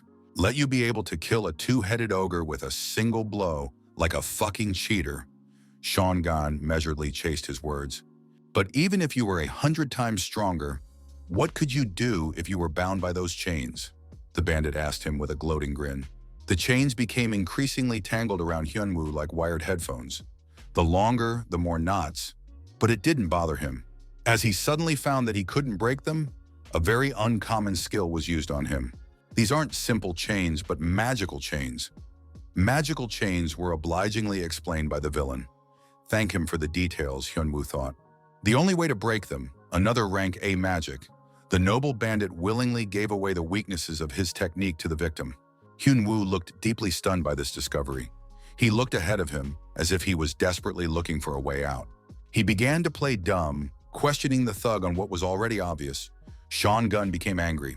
Hyun-woo asked for the third time if he really couldn't get out, playing the role of a confused victim. Sean Gan gritted his teeth. The kid in front of him didn't understand, or didn't want to understand, the situation he was in. But he'd seen it more than once. Everyone he'd worked with had behaved the same way. They pretend to be calm, blowing dust in their eyes, but in reality they are desperately thinking of ways to get out. Sean Gan amplified the magic of chains. Those hapless dumbasses try to escape with stupid tricks, he continued. But Hyun-woo remained impenetrable. With a sharp movement, he exposed the hidden blade. It was time to finish the job. He's killed plenty of guys, this naive. Sean Gunn rushed forward to add another name to his death list. His attack filled the blade with a purple glow. Hyun-woo could barely keep up with his gaze. Just before the punch, he suddenly put his hands up and blocked it. But this attack also had a second effect. Sean Gan used the deadly poison technique. There was an explosion, and everything around illuminated with ultraviolet flash. Anyone watching the battle now would definitely be blinded. Sean Gan smirked contentedly. His opponent's pathetic, worthless brave would now be fodder for the swamp worms.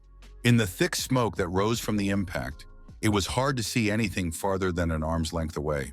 Gradually, the smoke cleared, and a shadow in the form of a human figure came through where Hyun-woo was sitting. Sean Gan tensed, not at all the effect he had expected to see, the smoke preventing him from seeing everything ahead properly. To his greater amazement, once the dust settled a bit, he saw a completely unharmed Hyun-woo. That one was still making a fool of himself that didn't even realize what had happened, or simply didn't even notice the flea strike. Sean Gan experienced a serious dissonance of expectation and reality. It was the first time he had seen such a thing. His attack didn't work, didn't leave a single scratch, didn't even wrinkle his clothes as if they were special magical armor. And in that instant, he trembled, his legs unconsciously beginning to step backwards. Gradually, what had happened began to dawn on him, and he imperceptibly quickened his step. Unable to withstand the tremendous pressure, he ran away in terror like a trotter. His heart was ready to stop when Hyun-woo's shadow grew in front of him again at a terrifying speed. The last thing he saw was a flying fist in his face, and then everything was a blur. Taking the blow, he flew back to the tree behind him. Another man in his place or monster would have turned to ashes from such a blow. But Sean Gan survived, though he was writhing in hellish pain as he put his whole body against the tree. It was as if the chains had stopped restraining Hyun-woo. He was moving completely freely. His defeated opponent had fused with the tree, leaving a deep dent in it. Even the dense wood behaved like soft ground beneath his feet.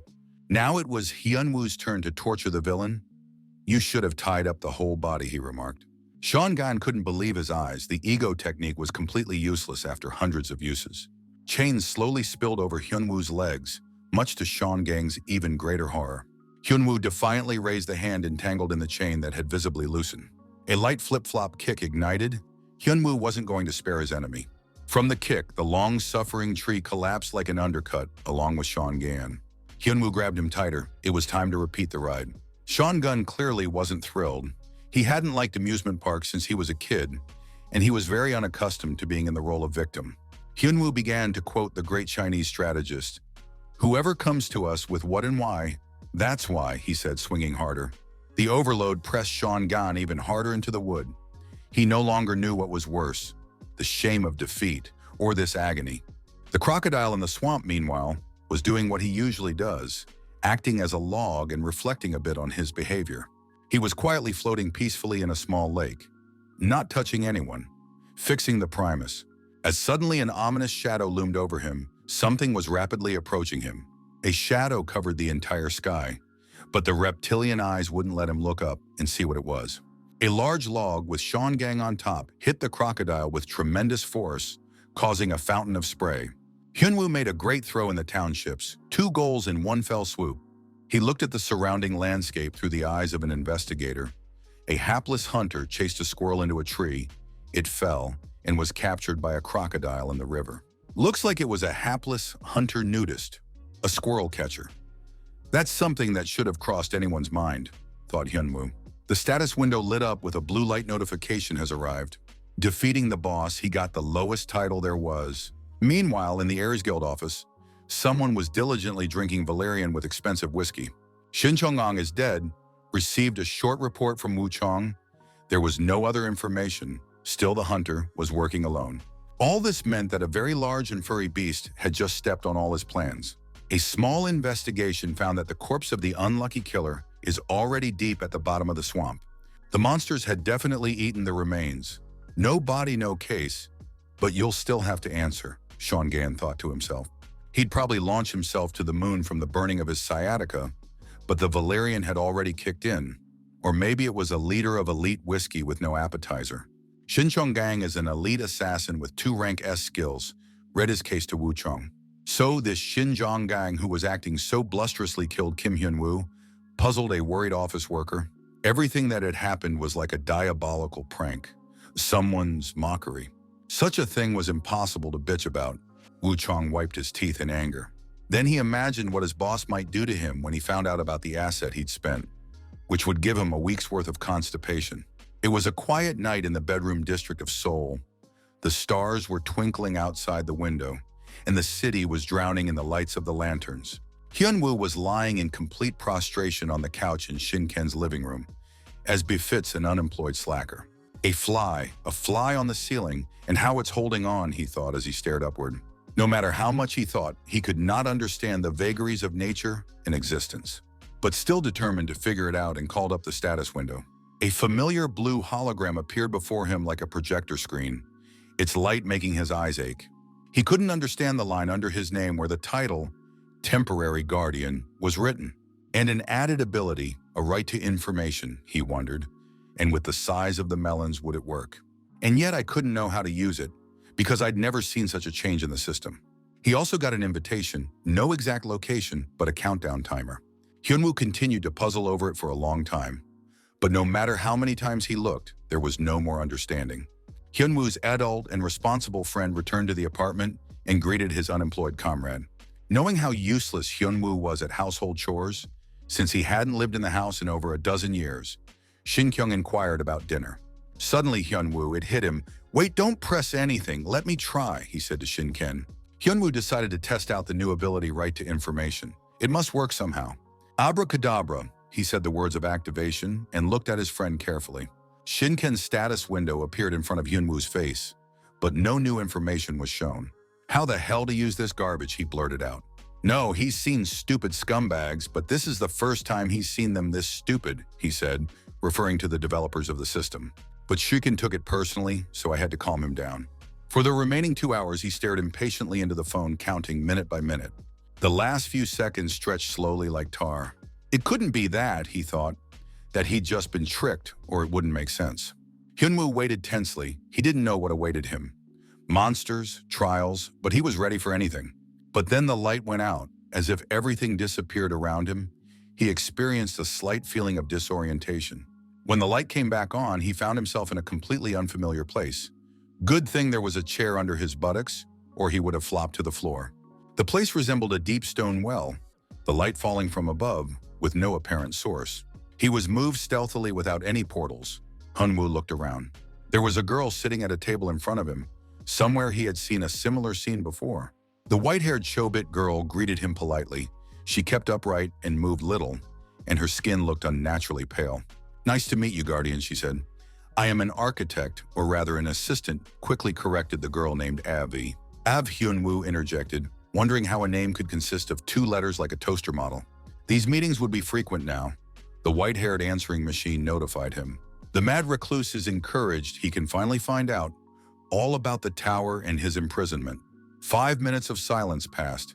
Hyun-woo decided to see if she would really be unmoved. He even held his breath. 5 more minutes of silence. She's definitely not breathing. A freaking bucketoid instead of a living thing.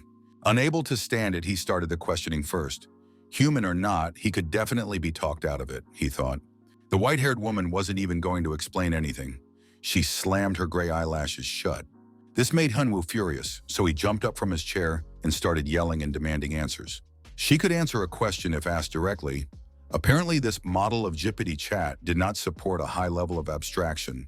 A goofy bucket with the appearance of a cute little girl confirmed his hunch. He asked her who imprisoned him in the training tower. a normal, straightforward question even a stupid Vedroid could handle. Lengthy data processing ensued.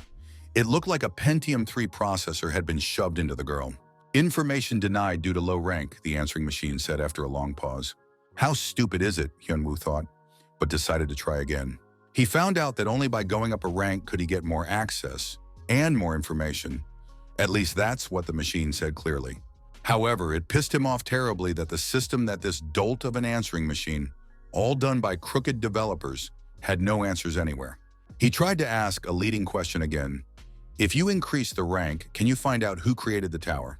But it didn't work. The machine couldn't comment in any way on the hidden data about the system.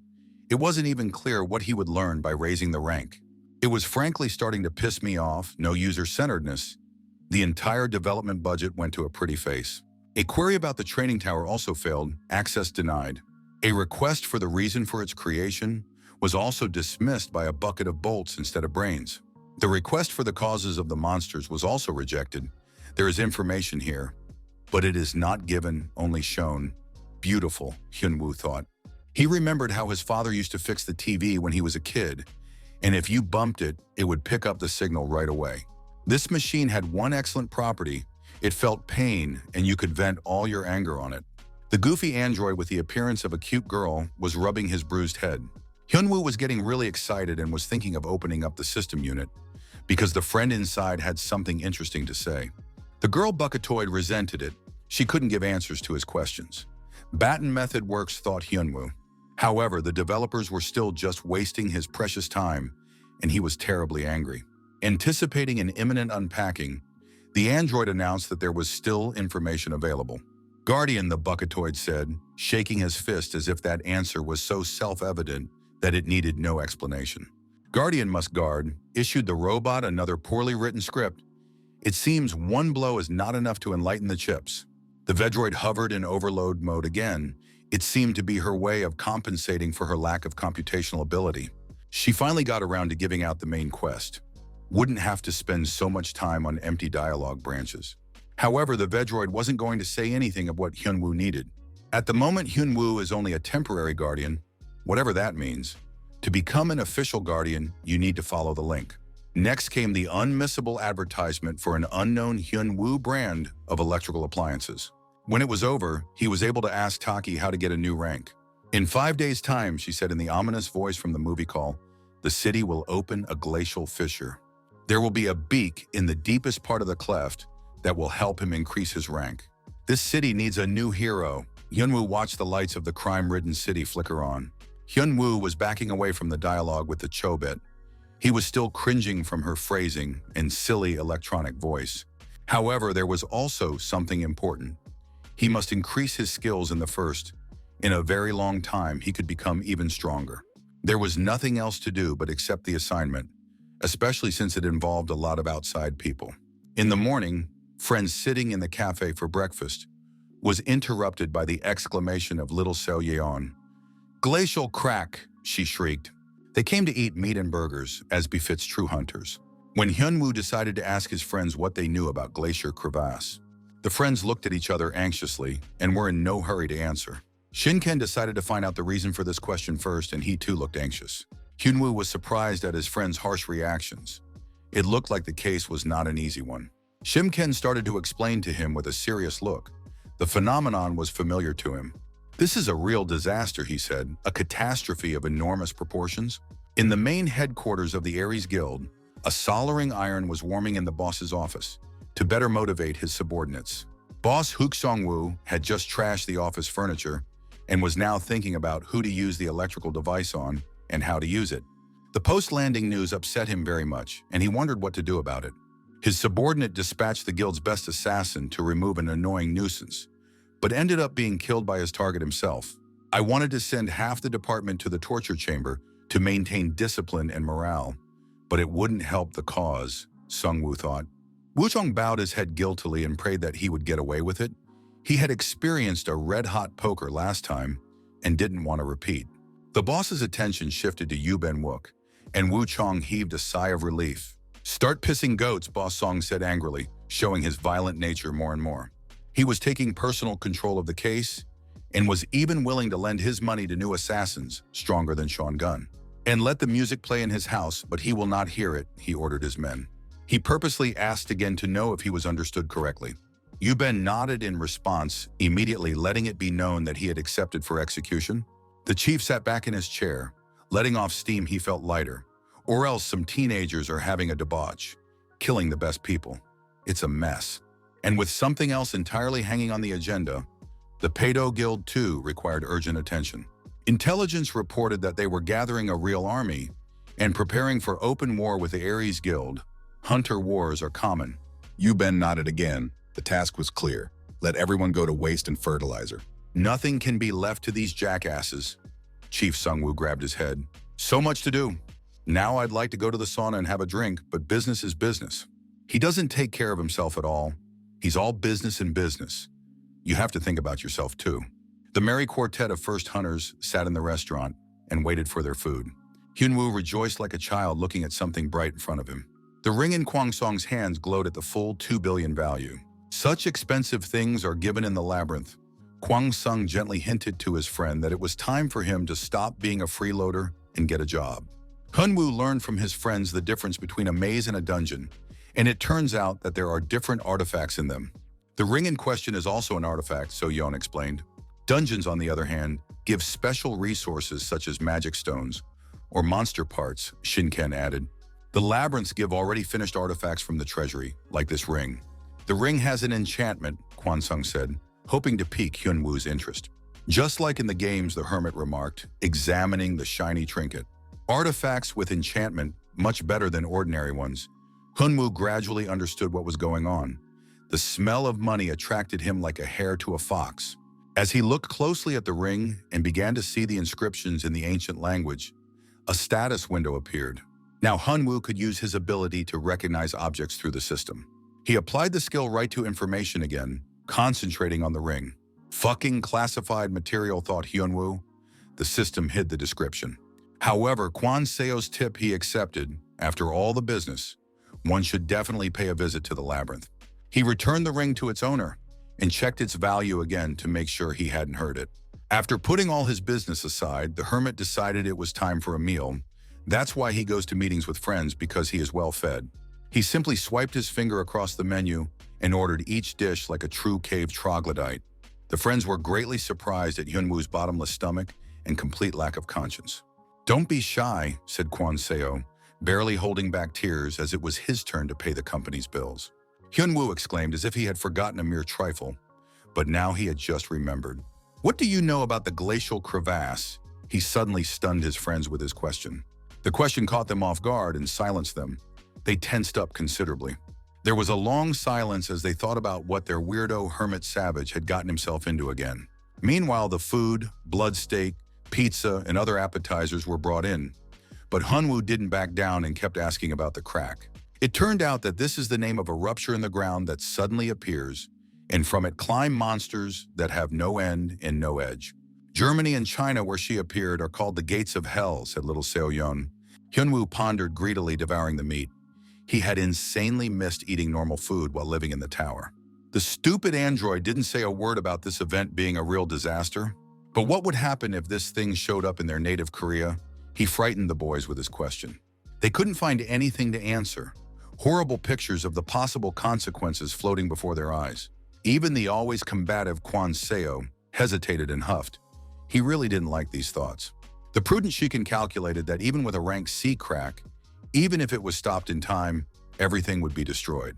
Hunters lack cohesion. Even if guilds unite, Ares may refuse to help, giving only formal assistance. Those bastards, Hyunwoo reacted, taking out his anger on the piece of meat in his plate. He poked the unfortunate piece over and over again, in deep thoughtfulness. They should rest and gain strength in the remaining 4 days, Hyunwoo informed them. However, he did not specify the details. Still, what he would say would sound too strange, and it was unlikely that his friends would understand it. The roar of turbines drowned out everything around for many kilometers. The airport was bustling with the usual work. However, something unusual had already begun to happen, and at first people didn't understand at all what they were feeling. But then they felt a jolt, as if someone was beating a drum and sending waves across the ground. The tremors grew stronger and stronger until a real earthquake started, throwing everyone into a panic. A long crack ran down the runway, as if the ground had dried up after a long heat wave. Soon it broke apart, beginning a tectonic labor. Everything around it shook terribly. Hundreds of screams erupted. Panic gripped the people at the airport as the crack turned into a veritable abyss. In the gloom of the underground temple, there was only one monk. The empty gallery was illuminated by the light of deadly dim lamps. The lone figure entered an atrium with a large round table where another man was waiting for her.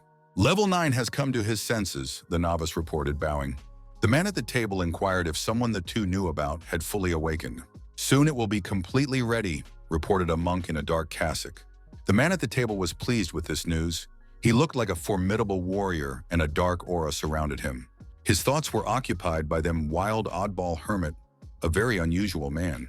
Just how strong is he, the warrior pondered, wanting to experience this man sooner rather than later. Seoul's airport continued to collapse under the powerful tremors, the disaster only gaining momentum. People fell on their backs and could not move from fear. They screamed loudly and begged for salvation. Soon other people began to pull up to the scene. The first to arrive was a helicopter of reporters and began to alert everyone to the disaster. The government announced an urgent evacuation. Within a radius of 5 kilometers from the airport, hundreds of thousands of people were to be saved. The airport was closed, and the first small group of hunters and those they could gather quickly were sent there. From above, a terrifying picture was revealed. The entire area around the crack was swarming with monsters. They were climbing like locusts. Smoke and the glow of fires covered the entire area. Everywhere reigned true chaos. A small group of hunters fought in a scattered formation in the open area of the parking lot. They could barely hold on. Terror struck them in the heart. Hardly could these people resist for long. Humanoid monsters with weapons in their hands and paws attacked the small and weak humans. There were too few of them to hold back the onslaught of multiple monsters, each of which was quite dangerous. The men were thrown in to plug the gap without proper training. They had lost all their fighting spirit and were shaking with fear, not knowing what to do. But among the ordinary hunters, there was one who did not lose his temper and took command. This guy reacted well to danger and rushed to help a comrade who was faltering. Magical ropes bound the ugly monsters and protected the confused fighter. Bound by a magical tentacle monster, the warrior finished off with a blow of his blade. He was showing excellent training and coherence. After the attack, he immediately retreated to avoid accidental hits on himself. This man knew his business. A soldier from his group started to thank the older man, but he sharply cut him off. The battlefield was no place for chatter. Their situation was still dire. They held on like rats cornered. The fierce attacks of the squad leader could not defeat them. He was merely stalling for time until the imminent end came. There were too many enemies, and the cavalry was in no hurry to help. At this rate, they would surely be slaughtered before it arrived. But he didn't even think of giving up. If he showed weakness, his men would completely lose heart and die immediately. The hunter courageously fought back with all his might. He smashed his enemies with the strokes of his broadsword. But in place of the slain monsters were new, full of strength, bloodthirsty monsters. They all run relentlessly to the airport, where there are many civilians who will not be able to defend themselves. The Dark Army kept arriving like a tide, wave after wave, completely unstoppable. They filled everything around them with bodies. From the left, strange sounds were heard, as if a hurricane was howling. The hunter squad leader turned around, and even he trembled when he saw this. A giant was coming toward them with heavy footsteps, the ground shuddering with his footsteps. A huge club-wielding skeleton emerged from the crevice, a foe beyond even experienced hunters, let alone their tiny troop. The A-rank monster looked like a death sentence. The hunters who had gathered their courage once again despaired. They had no equipment or skills with them to do anything at all to this demon. The experienced squad leader froze for a moment. He hadn't been taught to think long. He'd been through more than one training course. He'd been turned into a killing machine long ago. But right now his trained instincts weren't working and couldn't give him any kind of effective plan of action. "Run, you fools!" he shouted as he came to his senses, a surge of adrenaline bringing him to his senses. Another hunter with a shield at his side rushed to stop the monster's attack and protect their unit. A heavy club the size of a tree flew towards a small shield that could barely protect its owner. The fighter activated the skill, and a red glow flashed. He was giving his comrades time to regroup. The skeleton hit a home run, and the hunter flew away like a rag doll. The leader shouted, seeing how his fighter had just been seriously injured. The soft hull of the car buckled and cushioned some of the impact. The guy was lucky to miraculously stay alive, even though he was badly wounded. But the giant didn't stop and kept going forward. He didn't want to let his victim go so easily. The monster, without a gram of soft tissue, swung in to deliver a deadly strike to the wounded fighter. Skelequist firmly clutched a club with a metal hilt. At this size, it didn't matter how high quality a weapon the enemy used. The commander rushed as hard as he could to help. His fighter was unconscious and couldn't move, and the leader didn't have time. He only had to scream. He ordered him to stand up and survive, but in vain. The giant was already lowering his bat to smash the man's head.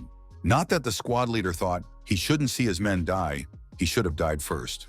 Just as suddenly, the light kick of a man in flip-flops and a tracksuit rolled into the battle and instantly eliminated the threat with a single slap. The skeleton turned into a pile of bones when it was swatted like a fly. The commander gasped. It was the first time he had ever seen such a sight. The cavalry made it in time, and the strange man saved them. The flip-flops knocked out sparks when the hero landed. The mighty slippers back in business. The fighters recognized their savior. His distinctive black suit and flip-flops were well known among hunters and beyond. The shaggy, wild hermit hero arrived in the blinding glow of his own glory. The hunters looked upon him as a savior. There could certainly be no doubt.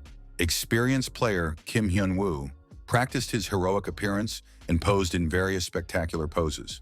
The day had almost turned into night from the zee of smoke. The fire was spreading rapidly, threatening to burn everything to the ground. Hyun-woo stopped near the remains of the defeated enemy. Those slowly melted, emitting miasmas. When the system notification popped up again and the status flashed, he had to head to the airport as well. After that, time was running out. Hyun-woo glanced at the hunters beside him in passing. They looked shabby, but never ceased to admire him. After mortal danger, they suddenly relaxed the bread and butter dramatically. They're crazy, Hyun-woo thought. This isn't a movie, there's still a fight going on. He asked them if they remembered where they were, like little children. After all, right now they were being attacked by monsters from the back, because the hunters had completely forgotten about them. Hyun-woo looked around the battlefield. His battle cohesion was not very good after all. He was dragging the rollers solo as usual. But there really were a lot of monsters, and it was dangerous to leave them in the rear. The battlefield was a veritable catawasia. Blood guts, tears, cries of the wounded, the best medicine for writhing. Hyun-woo decided to help out a bit to keep the hunters going until the main forces arrived. The damn big stick came in handy, and Hyun-woo armed himself with it. Hunter's attention was distracted again. Watching his actions, he didn't understand what the hermit was going to do. However, they couldn't help but marvel at his strength and might. He single-handedly held the log wielded by the giant skeleton. The man rocket gave a start without back calculation and soared into the sky. Even a seasoned battle veteran commander had never seen such savagery in battle. Hyun-woo swung the telegraph pole in his hands properly and turned on death carousel mode. It spun around its axis very quickly. Then he executed a perfect throw, like in the townships. A giant log flew towards the enemy. Those scattered like skittles, their crowding playing into the hands of Hyun-woo and his Jedi mind trick. The enemies scattered cowardly tails or their equivalent. The infernal lawnmower soaked the whole place up, rooting even the concrete slabs. Even the hunters were horrified by this terrible rampage. Hyun-woo cupped his hands together. With that part of the task done, it was time to move on. The squad leader couldn't believe his eyes. The hero had saved them once again. The rumors about the experienced player were true. He allowed himself a flicker of emotion. Now there was a ray of hope in their desperate situation, and they could survive. "All right," he commanded. "Everyone gather around the experienced player." His fighting spirit had returned. This battle could still be won.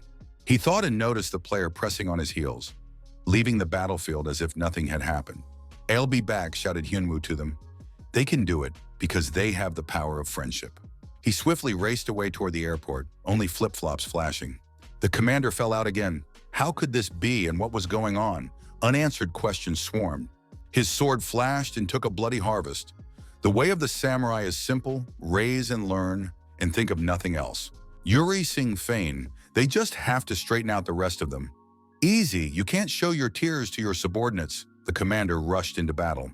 Damn experienced player, if he had stayed a little longer. That's how you believe heroes will be wowed and dumped after that. The battle boiled over with redoubled fury, jet fuel blazing all around, humans and monsters fighting to the death. His men were holding on to their last breath. They had used up all their reserves of stamina. There is a limit to everything. Even if they survived until now, then they will fall from fatigue, finally exhausted. And the leader realized it. Once again, they were on the brink of despair, survived thanks to unexpected help, and once again it was gone. There was no hope anymore. He took a deep breath. If there's one thing that helps a man hold on in times of need, it's his fighting spirit. Never give up, be a man, said the ancient saying authored by Statham.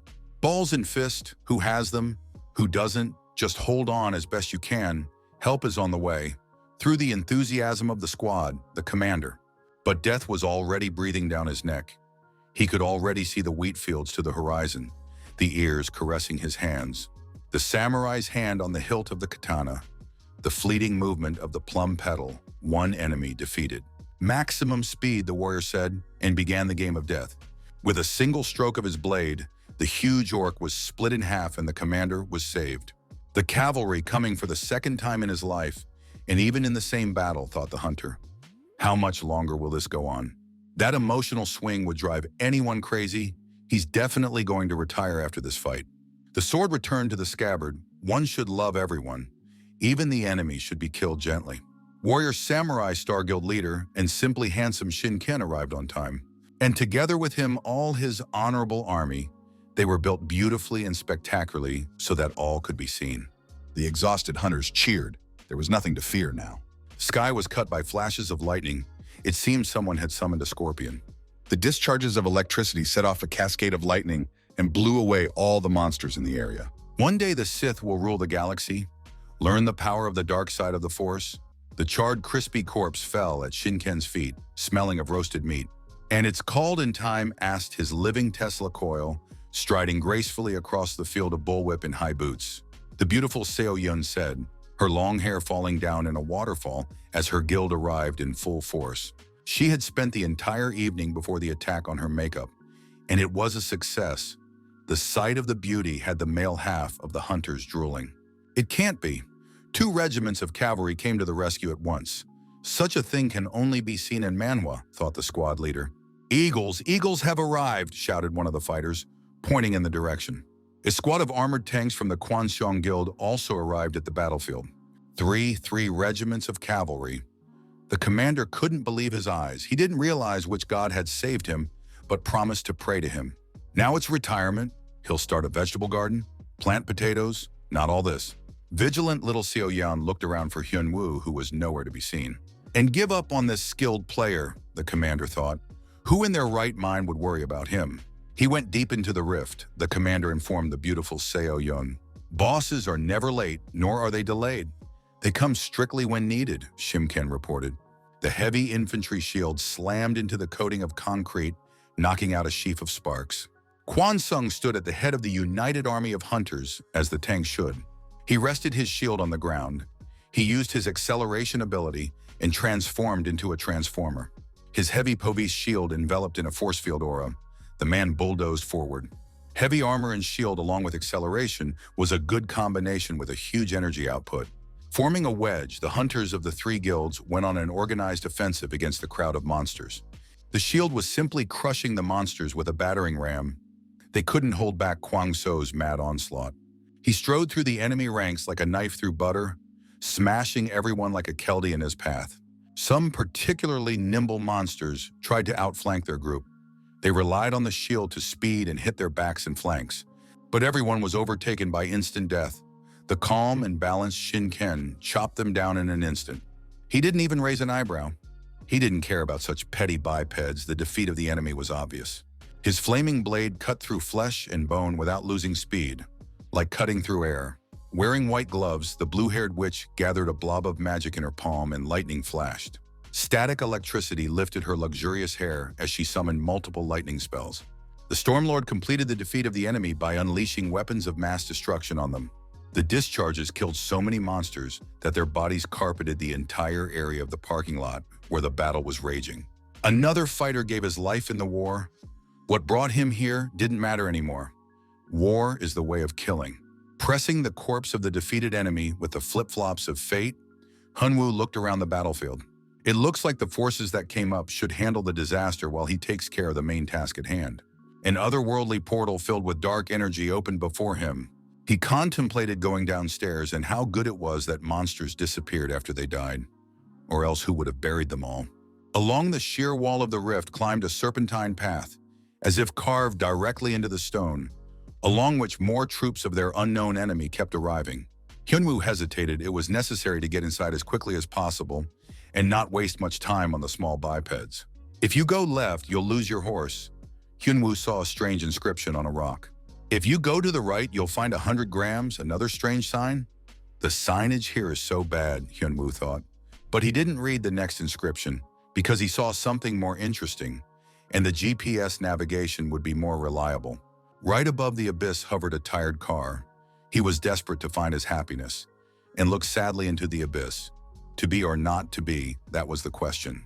He just needs some air. Car therapist Hyunwoo opened the right door. The left door suffered the same fate. Now he held a passenger car door in each hand. Automotive psychotherapy services, fast and cheap, asked crazy wild hermit Hyunwoo. The slippers of fate began the run-up to take off. The main thing is to start waving your arms vigorously. Geronimo? Hyunwoo's wings opened his arms and he jumped down from the abyss. I couldn't be like everyone else since I was a kid, but I guess that's my destiny in life, he hummed. It's time to play Mr. Proper and clean up the place, Hyunwoo laughed. Directly below him, the monsters were climbing up a narrow, slippery path in the rocks, tightly pressed together. I think the rain is going to report a distant relative of the nickel. Hyunwoo landed on the path, scattering anyone unlucky enough to be under him with a flash of plasma. The monsters hesitated. In the cloud of dust they could no longer see. They were propped up by others from below, and an unknown enemy appeared from above. The demon's winged shadow peeked through the puffs of smoke as the dust settled a bit. Bazooka Hands shouted out Hyunwoo and launched himself down the sloping path in a mad onslaught. The monsters trembled. In the terms of their contract, devouring, gutting, was. Destruction, was. There was no word about fighting madness. Hyunwoo watched the result. He slid all the way to the bottom, scattering the monsters like a bunch of dry leaves with a broom, all of them resting peacefully at the bottom.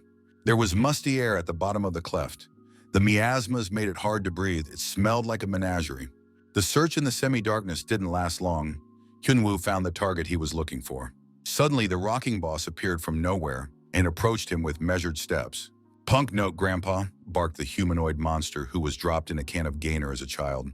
Tourist Crimson Horse, the Ascendant, appeared a monster hero status with a glowing mohawk on his head. At the hiker's side dangled the key he was looking for, somewhere between the bricks of his abs. Eureka, Hyunwoo realized there would be meat now, but even he was embarrassed by the steroid overgrowth. Good thing the key wasn't hidden more securely. Then he would have been looking for it for a long time. Hyunwoo rushed forward at the evil punk. Seikintsuki flew into the monster's face. "Good evening," the polite hunter said hello. But the steroid tourist with the face of a boiled bat easily dodged the blow. What a twist. No way there's a real glitch in the Matrix, Hyunwoo thought. The foot strike also had no effect. The monster was even able to counterattack with a swing of its hoof. The heavy blow launched Hyunwoo into a roll on his ass, all the way to the gorge wall. For the first time in a long time, he received a clean punch back. How many years had passed? Hyunwoo's heart beat faster. The danger, the vulnerability, the goosebumps. It's as if he's alive again, and the joy is back in the battles. The walking testosterone didn't play noble and decided to finish the lying man with an overhead kick. A heavy blow nearly crushed the hermit's skull. The sand dislodged from the rocks, abrasively scraped across his face and into his mouth. The rocking boss scowled contentedly and continued to strike until the enemy came to his senses. Hyunwoo executed a birch and launched the tourist into flight with a light kick. And then I gave him a fist in his boiled face. The redskin chief drilled into the rock like a true geologist. But such an attack didn't hurt him. On the contrary, it was as if he became even more enraged and immediately rose up. "A man in a tracksuit and flip-flops? Who is he without them?" muttered the hiking enthusiast. Hermit, car mechanic, dentist, Hyunwoo thought. He understood the devil without words. Why words when you can speak with the power of your fists? Especially when you have such a good interlocutor for heated discussions. Hyunwoo caught up with his opponent on the ground. He remembered the ancient rule of fist fighting. Paper beats rock. I knew I should have thrown away the scissors. Hyunwoo got upset and immediately applied the second stone It's not in the Kanaboo rules, but who reads those rules? But the punk lover also watched Bruce Lee movies, so he was able to block the hermit's punch. Hyunwoo didn't expect such a twist. When all the monsters fall with a single blow, you begin to forget what real contact is.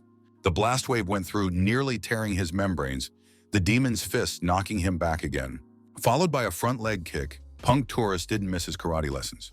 This blow went full force and Hyunwoo absorbed all the damage. He crashed his back into the wall, exploding rocks.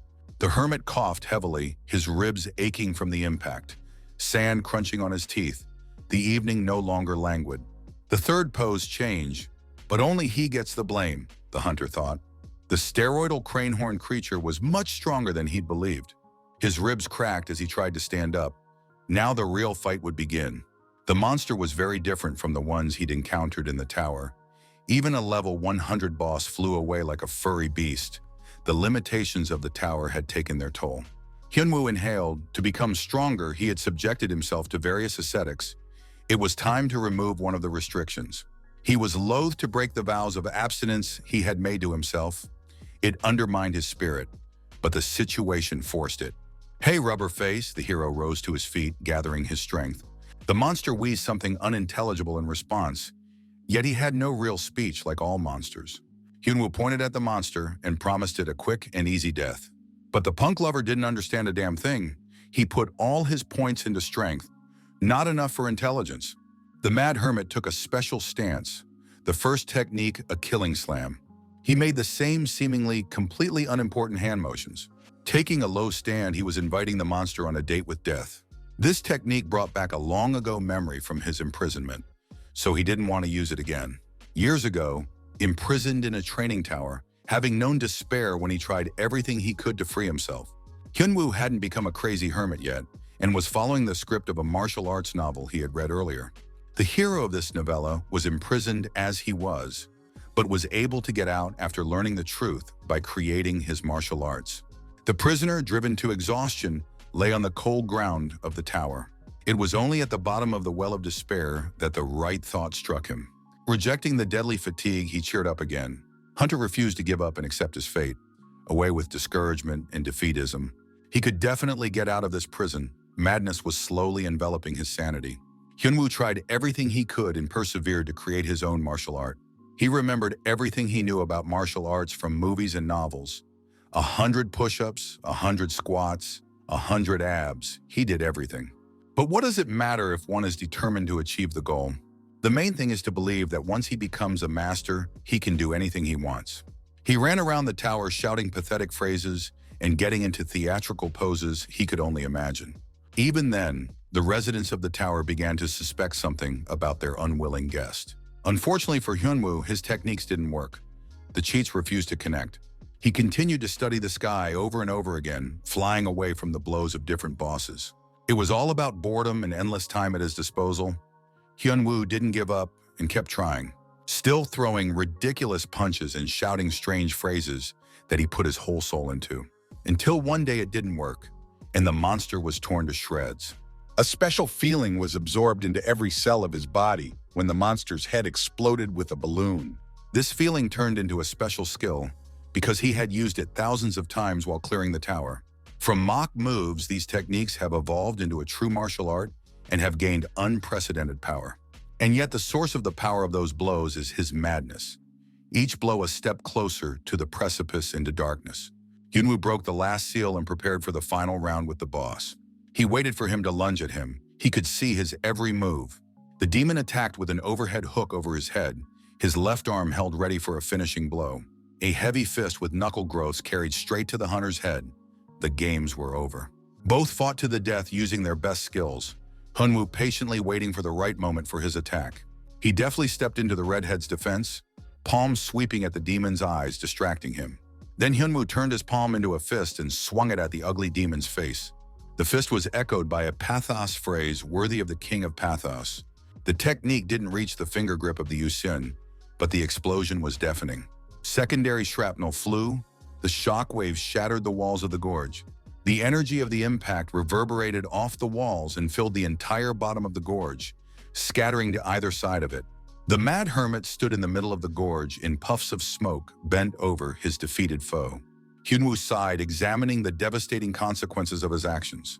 Due to the fact that this technique requires quirks of strange words and draws on the energy of the absurd, he felt awkward all the time when he used it. Everyone has their own closet graveyard, but it's better when no one knows about it. He picked up the key from the monster's body.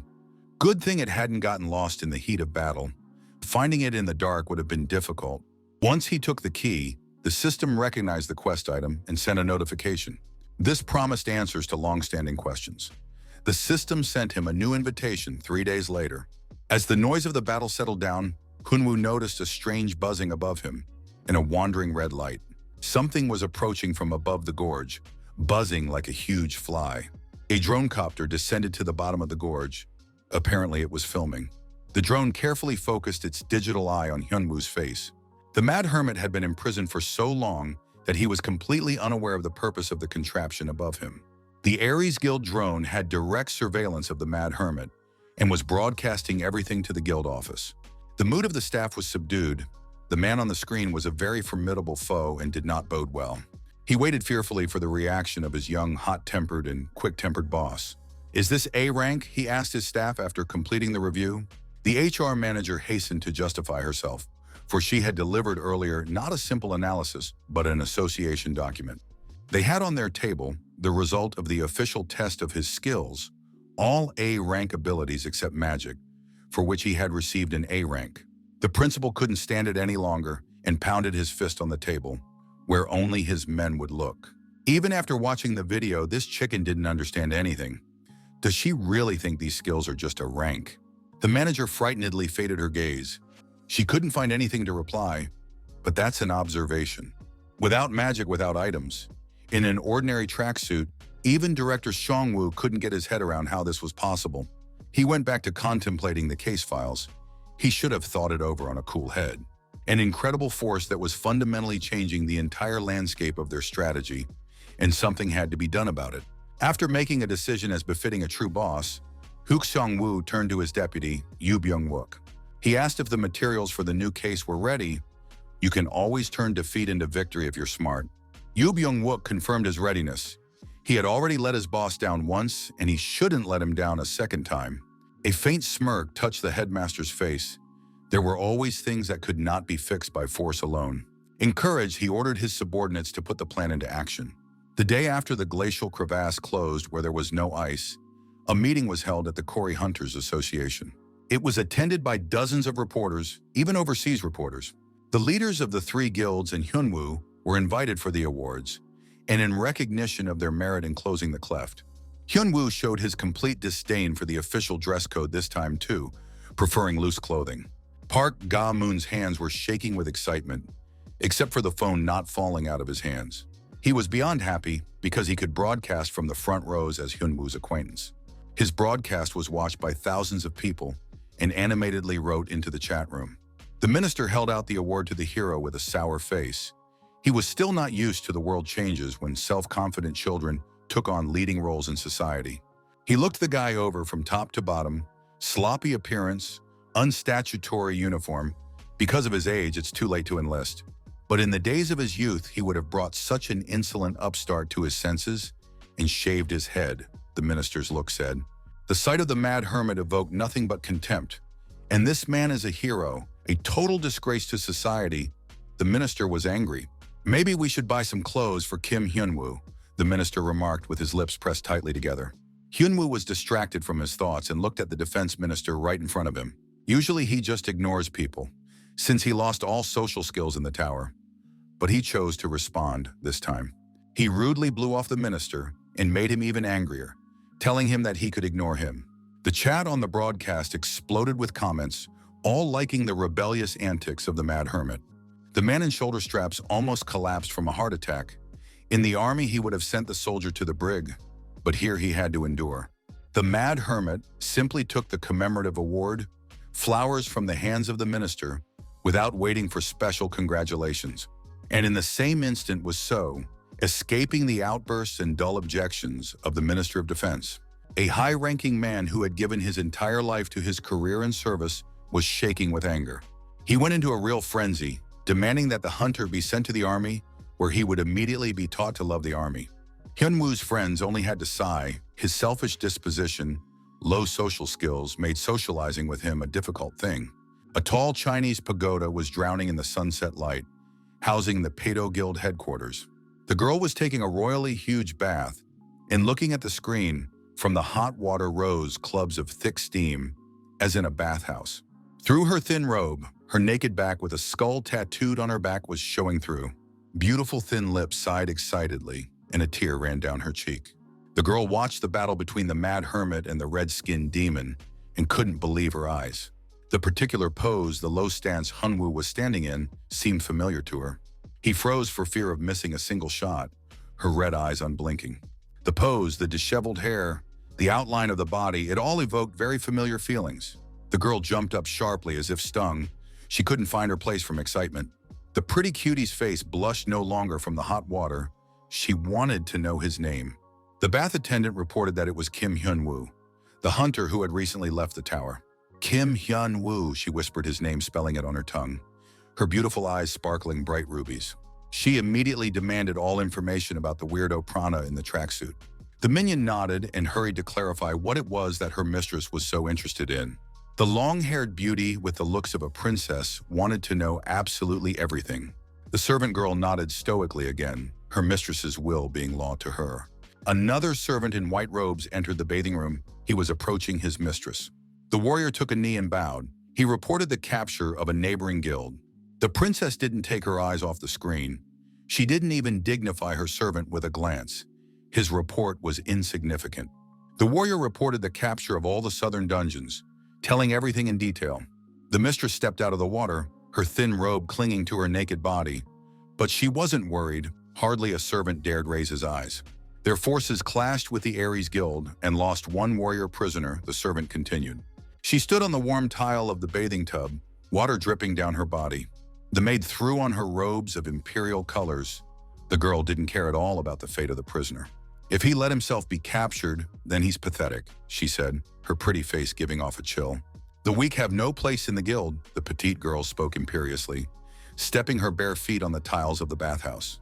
With slender, graceful fingers, she took her luxuriously long hair.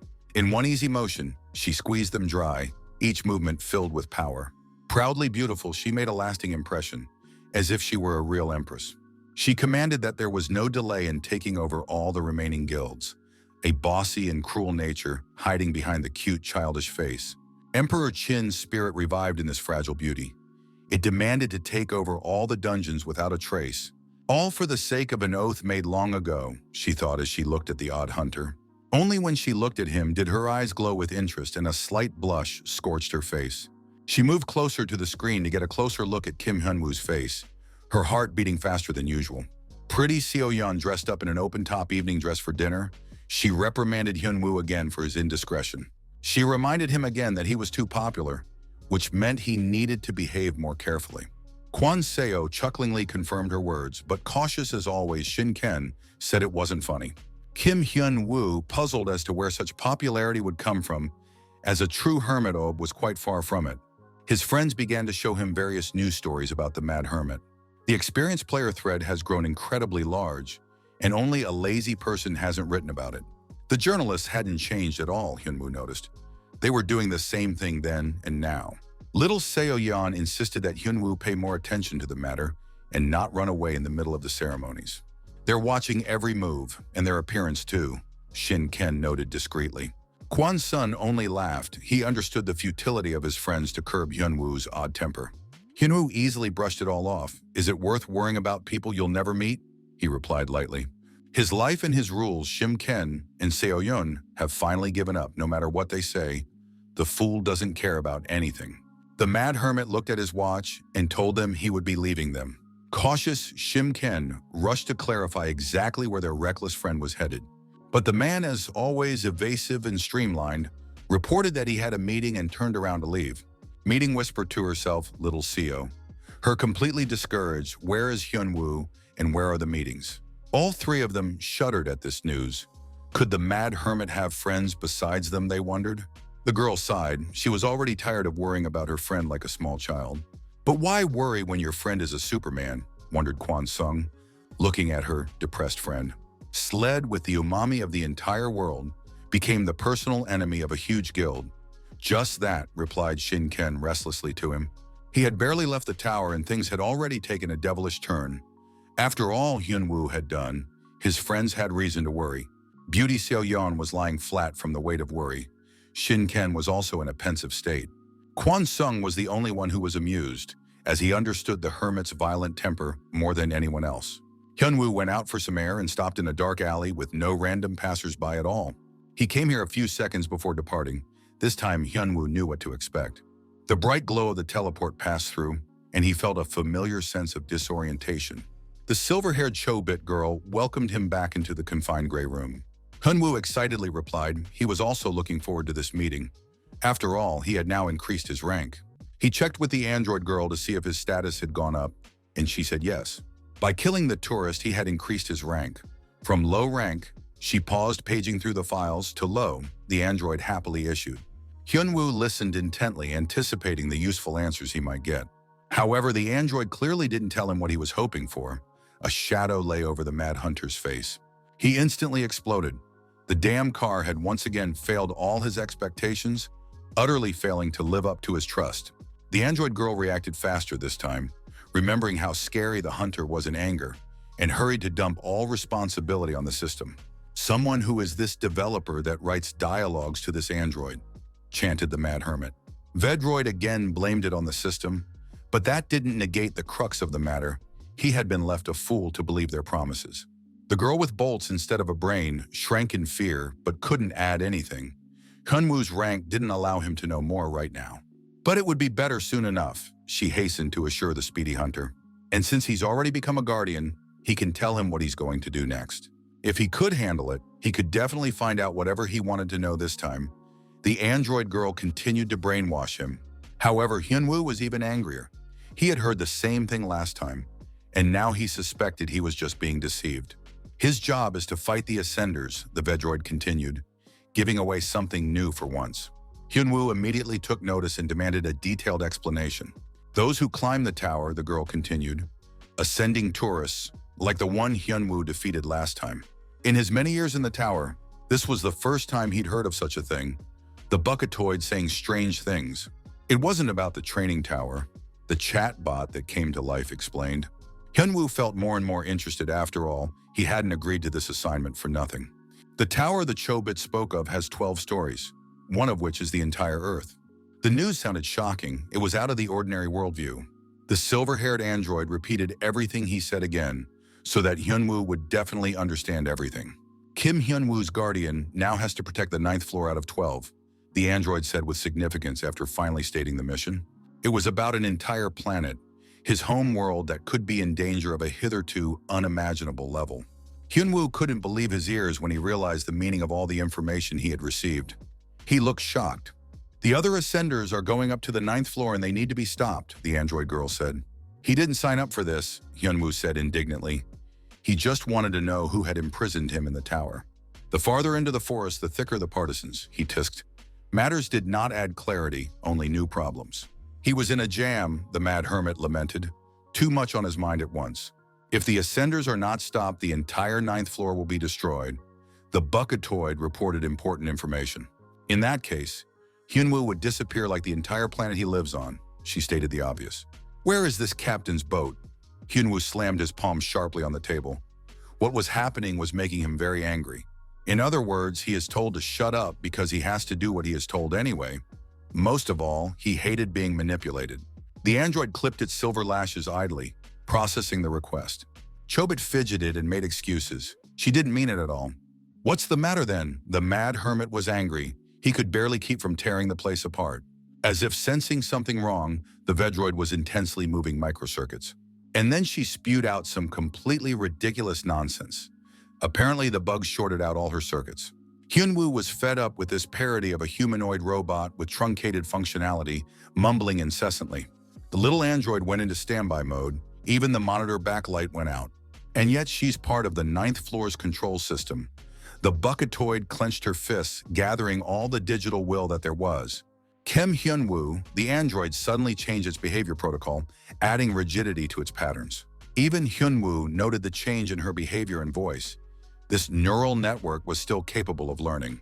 True, she still had a lot to learn. She went back to the stupid android again and asked not to be mad at her. Hyunwoo was appointed guardian of the Earth. For his own good, continued the android girl Av. Their goal to help him, said she. Plus, she fawned, there would be a reward. And it increased with each feat and defeated ascended tourist. Hyunwoo was calculating the rewards and risks in his mind, and it was a big deal. But it could all go to his benefit. He had been imprisoned for 12 years. It couldn't be left like that. He asked how high the rank had to be to learn about the creation of the tower and the identity of his jailer. No less than the highest ranking, the stupid android Av answered him. If he keeps catching all the ascendants, he will definitely raise his rank to the necessary rank. Information must be paid for. So be it, he's ready because it's better than nothing. Hyunwoo asked how many kills would be required. The little android rubbed her chin thoughtfully and couldn't exactly do the math. The ascenders were divided into tiers, each with its own weight and price, she reported as if she were an experienced bounty hunter. 5 heads of elite rising would need Hyunwoo to access the system, the cute android girl informed him. Hyunwoo wondered how much the head of the red-faced punk he had eliminated was pulling on. Crimson Horse Arkir, clarified the Vedroid girl, with a slave trader's swagger. She informed Hyunwoo that the level of the hiking lover was the lowest among all the ascendants. Even the lowest level caused problems for the hermit, forcing him to use the absurdity technique. The conversation was more productive this time, and at least he understood where he should go next. Hyunwoo was satisfied, though not completely. Late at night, he returned to Shinken's apartment, where he was staying for free. He sat in the library with many books on the shelves, studying his status and pondering the new information. Hyunwoo stared at the blue screen until his eyes began to slit with pain, but he continued to stare at it. No matter how much he sighed and thought about it, he still wouldn't get any new answers. Whether Earth enters the tower or not, he will do what he must and be what he will. It is the world's business to save the world. It does not have to think of everything at once on its own. Big power is a big headache for Hyunwoo. He was already getting weighed down by this burden. What he had seen and learned did not essentially change his previous goals, just that now his journey would be a little longer. He'll just concentrate on the immediate goals. Kill the 5 ascendants, nothing else to think about. The phone vibrated, breaking him from his deep thoughts. It was little Seo Yeon calling. The last few days he had become like a babysitter, constantly patronizing him, even though he was the one who was older and taking care of the snotty schoolgirl in the tower. Though now he's turned into a young girl, Hyunwoo picked up the phone, and suddenly he heard her shrill, excited voice. Seo Yeon asked if he was watching the news right now.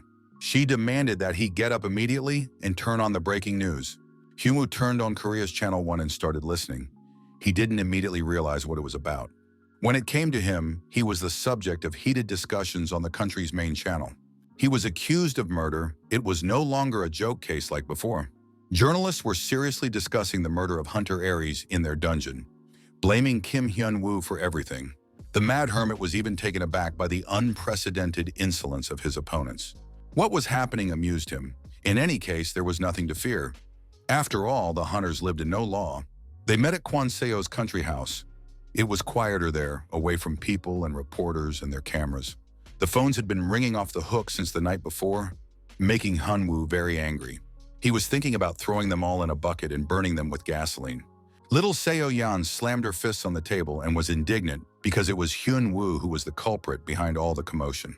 12 years later, he had left the tower and was now a very famous man. She chastised him. And because of recent events where he single-handedly closed the rift, other countries are watching, and now everyone is discussing him as a murderer. And yet she warned and worried about his dealings with Aries many times, nagging him, Seo Yeon. Hyunwoo only sluggishly waved away all the exclamations. He had long ago lost all social instincts. People's opinions didn't bother him. But for the sensitive Seo Yeon, this was over the line. She flared up more than before at his request to calm down. Hyunwoo felt confusion. Something vaguely and incomprehensible called social relationships were invading his mind. It was like a wife dripping on his brains. But wait a minute, he wasn't married at all, the hermit thought. And yet he could not grasp the reason why she was so anxious about him. But wasn't that self-evidently, exclaimed the spunky girl with the heightened maternal instinct? Hyunwoo scraped out the remnants of his social skills, the last update he'd gone through back in high school, which was an eternity ago. Doesn't she like him already? He blurted out without reading the atmosphere, mood and attitude at all, showing a third-grade level of human comprehension.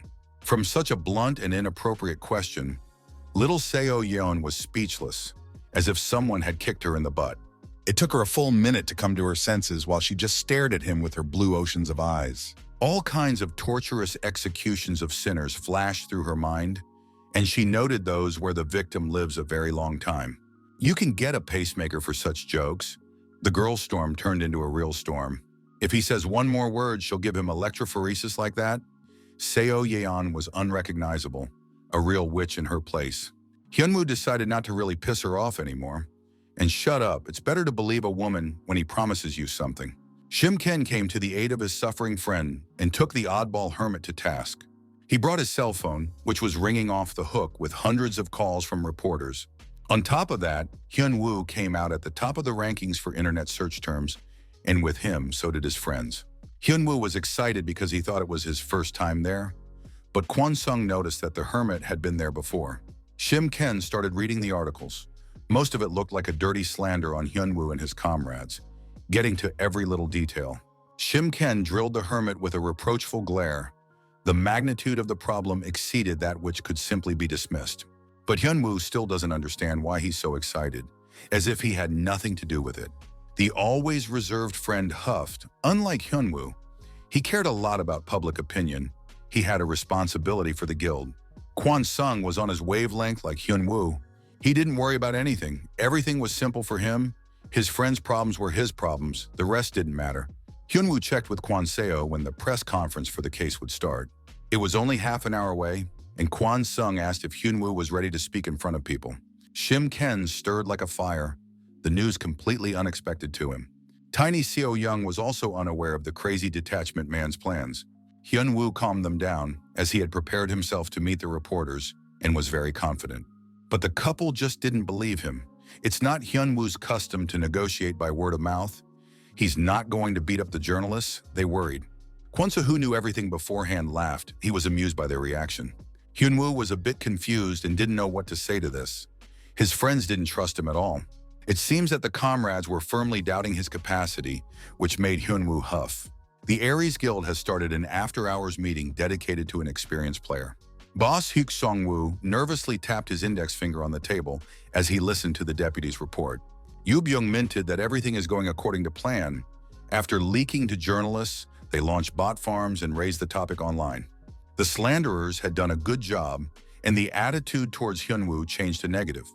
People reacted strongly to the unjustified murder. Hyuk Seong knew how to manipulate public opinion. Give people a reason to hate, they'll do the rest on their own. Everything was going well, even too well. Satisfied, he spread out in his chair, waiting for positive news. The press conference was scheduled for 2 o'clock in the afternoon. In order to have time to prepare everything, Hyunwoo wasn't going to hide his head in the sand. Judging from the social polls and their dynamics, as well as decent bribes, Hyunwoo will have a hard time at the conference, Yoo Byung confirmed.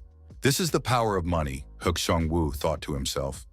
Money gives unlimited power and influence, and allows you to get even more money. That's how, step by step, you build your empire. Money is the grease for the wheels of an all-out war for domination. In order to win this game, Hyuk Seong decided to attack first when the opponent was not yet ready. And now Hyunwoo is walking on very thin ice. And when the ice cracks, he, the guild leader Aries, will be waiting for him. And thus, moving people like pawns, he will always be one step ahead of his opponents, thought Hyuk Seong. Hyunwoo is inconsistent, harsh with authorities. He's an unruly lunatic who doesn't know how to do business in society, and that's his vulnerable point. This conference is a real battlefield. It will be held live, which means that changes must be reacted to instantly, Hyuk Sun concluded. Yoo Byung took care of Plan B and sent his men there, just in case. Hyuk Seong-woo took away a slight nervous shiver of excitement. He had prepared everything. Now he would destroy the next enemy. A gloating smirk blossomed on his face. Revenge is a dish that is served cold. Hyunwoo shouldn't have messed with him. Spotlights brightly illuminated the conference venue so that nothing was hidden from the camera lenses. Hyunwoo sat alone almost like an interrogation, but he held himself proudly and courageously without changing his habits. The crowd was hungry for fresh blood. As soon as the interview began, journalists pounced on him with questions under the flashes of hundreds of cameras. Bred in spectacle, the audience cheered in anticipation of a great show, but as always in such cases, in pursuit of hype and news. Even a person like Hyunwoo with blunted social instincts felt a tremendous amount of pressure, as if he was standing in front of a pack of hyenas. Yet he made the first move, taking matters into his own hands at once. He immediately stated that he would not follow the official rules, but would remain himself and speak as he knew how. He pretended that he hadn't heard all the previous questions at all, which embarrassed the journalist. The first question was about his well-being. The reporter wanted to catch him. If Hyunwoo said he was fine, he would be accused of being insensitive. But Hyunwoo didn't make it up and answered as is that he felt lousy. Such straightforward, unadorned candor embarrassed the journalist, who hadn't expected it at all. But ordinary people were touched by such frankness. The crowd always liked upstarts, rebels, people with character, scandals, intrigues, investigations. Hyunwoo passed the floor to the next reporter by simply pointing his finger. This time, he was asked directly if it was true that he was guilty of murder. Hyunwoo immediately gave an affirmative answer, accepting all the accusations in one fell swoop. This made a lot of people in the audience wince. Usually a person makes excuses for themselves when they are accused. What can they do if he really is a brutal killer? Hunters live outside the law. Fortunately for them, Hyunwoo suggested that they listen to his version of events first and then draw conclusions, because after all, this isn't a court of law. He took matters into his own hands again and controlled the reactions of the crowd. Finally, his words were backed by boundless power. He began by telling everyone the backstory of their conflict with the Aries Guild. Hyunwoo merely refused their recruiters, but the Aries Guild, it didn't like it. At that time, he didn't know what it would be like. And then Hyunwoo turned on the tape. On the tape was Sean Gan's voice confessing that he was Aries' hitman and they were his employers. The new evidence and the circumstances of the case caused a stir. It fundamentally changed Hyunwoo's original view as a cold-blooded killer. The people in the audience instantly became excited. It's not every day you hear someone hiring hitmen. The record kept playing, giving an unmistakable indication of exactly what Sean Gunn intended. The truth shocked. The unprecedented brutality of the killer reached their ears even as a recording. After that, there could be no discrepancies, provided the record is authentic. Hyunwoo let them listen to the whole thing until the very end for more effect. Sean Gan's piercing scream marked the end of the story. For a few moments, the entire audience forgot how to breathe and came to their senses. They were rethinking everything that had been said about Hyunwoo earlier and their positions on it. One of the journalists wanted to know more details and asked about the place where the recording was made.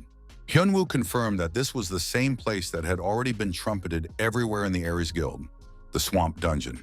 He went there to catch the boss, but now it turns out the story isn't being told the way it really was. As if it was Aries who was the victim of the attack and assassination attempt, not the peaceful hermit who never harmed anyone.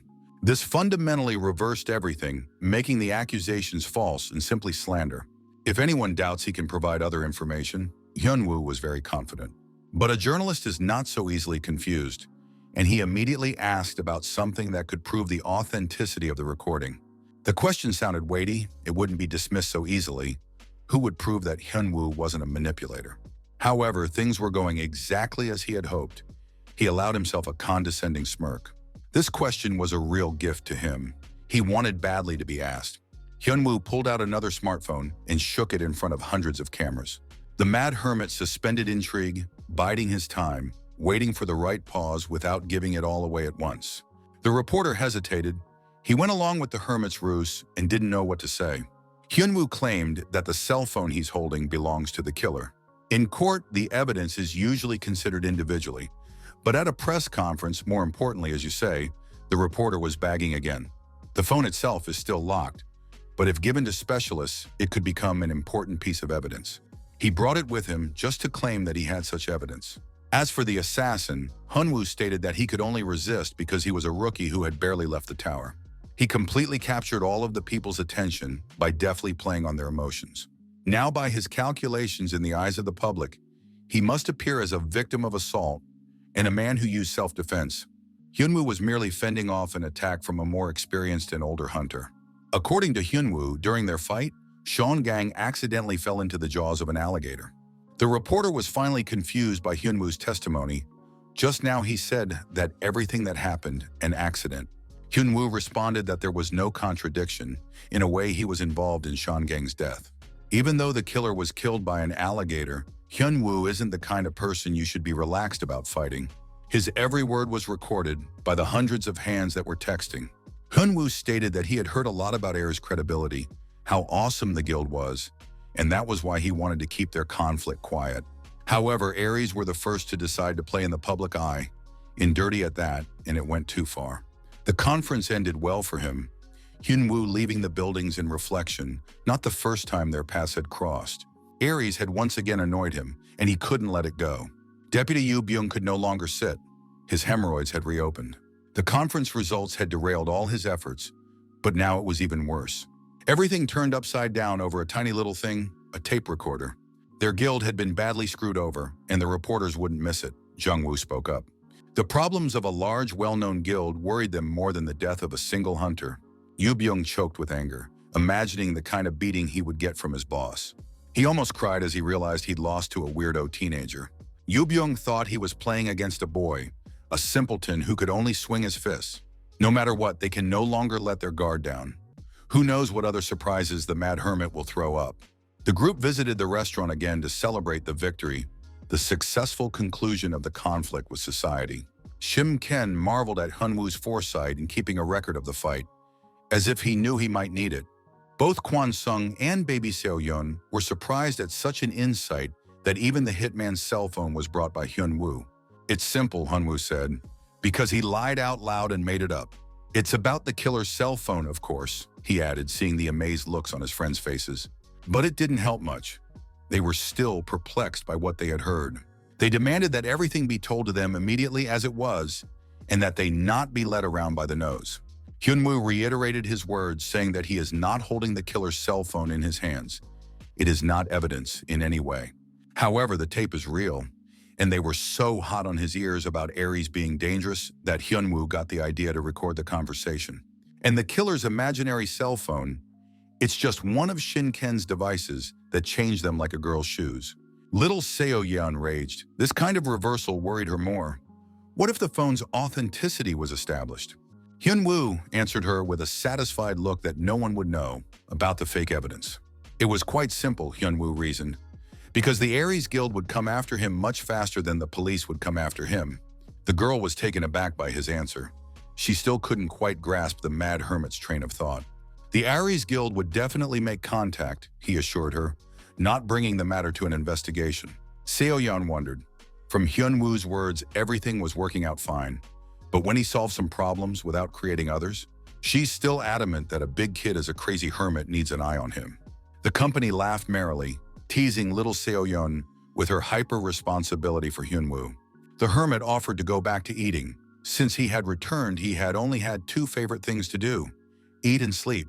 Of course, there was another occupation: killing enemies. Hyun-woo thought of the Aries Guild. They were considered a world guild. Main headquarters in the US.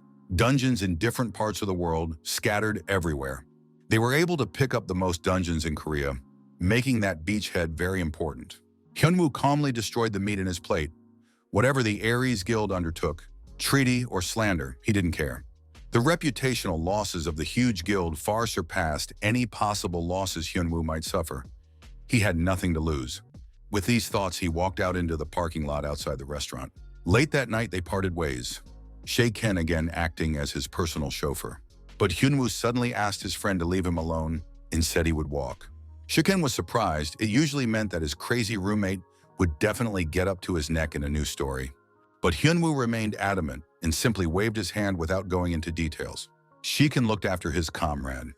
You can't be his babysitter forever. Sighing, he decided to leave it at that and stay out. After all, his friend had survived on his own in the tower for over a dozen years.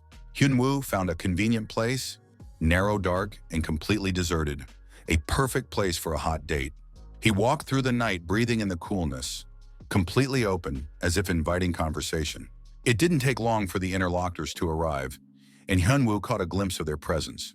He stopped so they could catch up with him. Come closer, Banderlords, he thought.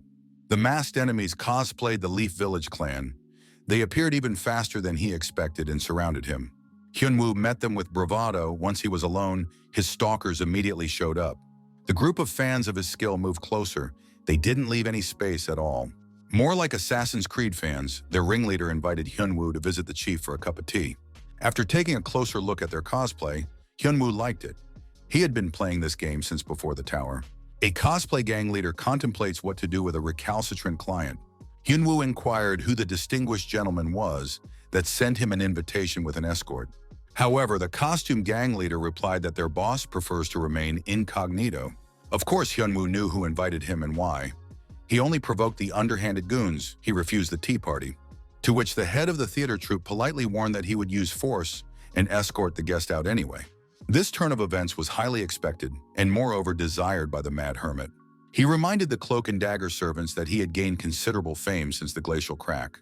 And I noticed to the gentleman in front of him that they're very confident to say such things. The flip-flops of fate have come into motion. Astrologers foreshadow an increase of skeletons in the graveyard. The historical reenactment enthusiast perked up reacting to the sudden movement of the target. But the Mad Hermit just walked past them and squatted down. There are seeds, and if I find them, he turned to the hapless role player. Hyunwoo pulled a few bulbs from the bed and politely asked to come over to him. Fresh onions are good for health, said nutrition fighter Hermit Hyunwoo. This is something the killers couldn't stand anymore. Their honor and dignity as cosplay fans is on the line. Their leader shook with anger. He couldn't stand vegans and preferred cooked food. Realizing that the negotiations had come to nothing, the killers moved on to apprehension. The leader ape-like spread his arms and launched some kind of magic, his palms glowing with spotlights. He flew up at Hyunwoo and pointed his hands in his direction. The underbelly glowed with a bluish glow. But the lettuce was quickly interrupted by the too long cast and meaningless shouts of third-rate assassins. The ringleader flew up like a rag doll from the impact. They may have been experienced cosplayers, but they were like children against the Mad Hermit. The henchmen of the ringleader of the theater company panicked, having just lost their leader. Bearing their short blades, they went on a desperate attack. They too had their own aces up their sleeves, which they hurriedly put to use. Various skills worked in Hyunwoo's favor. Their combined attack looked promising. They combined reinforcements, cold weapons, and entangling the opponent. The attack went coherently, simultaneously from all directions. It seems that the troupe has rehearsed a lot. The scraping of metal and flashes of magic cut the silence of the nighttime back alley, where there was not a single window. But something went very wrong in their rehearsals. The victim should have already been thrashing in mortal agony immediately after the blow. Instead, however, their blades couldn't even penetrate the tracksuit of the Mad Hermit. They tried to pierce with a proper thrust or cut, but it was all in vain. The steel wouldn't take Hyunwoo. The Hermit gave them a scornful look and asked if they were ready for prophylactic enemas.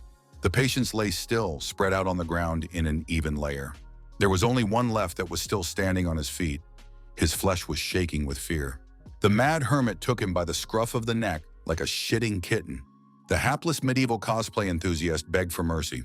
Hyunwoo decided to keep him because he needed a survivor who could think. Assuming he knows the Mad Hermit who sent him that insistent invitation to meet, a deep night had descended on the mountains. The stars twinkled brightly between the clouds. Far from the city, they were not blinded by the light of streetlights and cars. A concrete bunker with thick walls and strong guards was tucked away in the thicket of the forest, so sturdy that even local acolytes were surprised at the degree of capital investment in this building. Another acolyte objected that it was only because of the secure rear that they were able to conduct their business. They were expecting a special famous guest today and were looking forward to this meeting. The experienced player Kim Hyunwoo had caused so much trouble for the guild that every member knew about him, and everyone wanted to get even with him as soon as possible. The arrogant Kim Hyunwoo was annoying with his fearlessness, but today he would be properly beaten and brought here.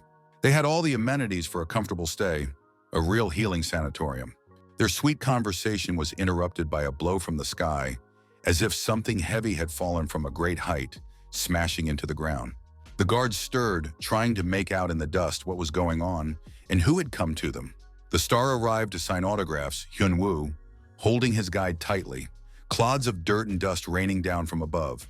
"This is the very place where he had an appointment for tea," he asked his guide. The one fawned like a beaten dog and nodded his head. If he had a tail, he would have wagged it. The door guards were slow to realize what was happening. They were asking the right questions. Where was the first team? They couldn't understand that real men don't need an escort. They come on their own. There was a distant thud in the thick walls of the bunker, as if from a blow. The sound came from somewhere above, reported a junior henchman. The source of the noise was getting closer, and they realized that the sound was coming from inside the elevator shaft. The door exploded with a flash of light and a body flew into the hallway. All of the bunker's servants stood at attention, waiting for the unknown enemy to attack. The steel doors of the elevator collapsed and a man entered the room without an invitation card, but in a tracksuit and flip-flops. Hyunwoo looked around the interior of the actual villain base, and he really liked it. He immediately estimated the cost of the capital work to set up the bunker. The guild had plenty of money and a little more. The first henchman demanded the intruder introduce himself, foolishly holding up his sword. Hyunwoo smiled. He was anticipating a long autograph ceremony. In anticipation, he ignited an aura of darkness and moved ominously toward the future fanbase. In the treatment rooms of the Mountain Forest Sanatorium, there was the whole range of instruments and exercise machines necessary for rehabilitation. There was also a patient with a full course of dental therapy, nail massages, and cautery. Esculapus healed the girl with the skull tattoo to the point of exhaustion. She had already undergone quite a few courses of their therapy. Hook Sung-woo personally interrogated the victim, demanding that he give up valuable information. He pressured her morally, telling her that her fellow Ped guildmates had long ago given up on her. No one would come to her aid. If she doesn't talk, she'll die. Aries' boss kept trying to get the stubborn girl to talk. He offered to give her away her friends, receiving a generous reward and her life in return. But the girl captive remained speechless. Her gaze remained misty, but she would not give up. Hook Sung-woo, completely unskilled at interrogation, quickly lost his temper. The girl hadn't stabbed herself in weeks. Empty threats couldn't touch her. She had accepted her death long ago. The henchmen asked the boss if they could kill her in that case. Hook Sung-woo told them to do what they want. She's a useless witness anyway, since she's not talking. The local orderlies nodded happily. Now they could have no fear if their toy accidentally broke. During these days of the week, the sadistic henchman had grown accustomed to his prey. Now he had gained complete power over it. A happy line of Hyunwoo fans stretched out on the floor of the bunker, with a personal autograph prominently displayed from Hyunwoo. Hook Sung froze. He wanted an autograph too, but he didn't have time, and now he found it difficult to act. A blade with a cobra head-shaped blade glinted in the dungeon's semi-darkness. The desperate henchman lunged at the mad hunter with some sort of pitchfork. Hyunwoo could have been signing autographs all day. He easily dodged a punch to the neck area and signed off with a straight funeral leg kick to the stomach of another fan.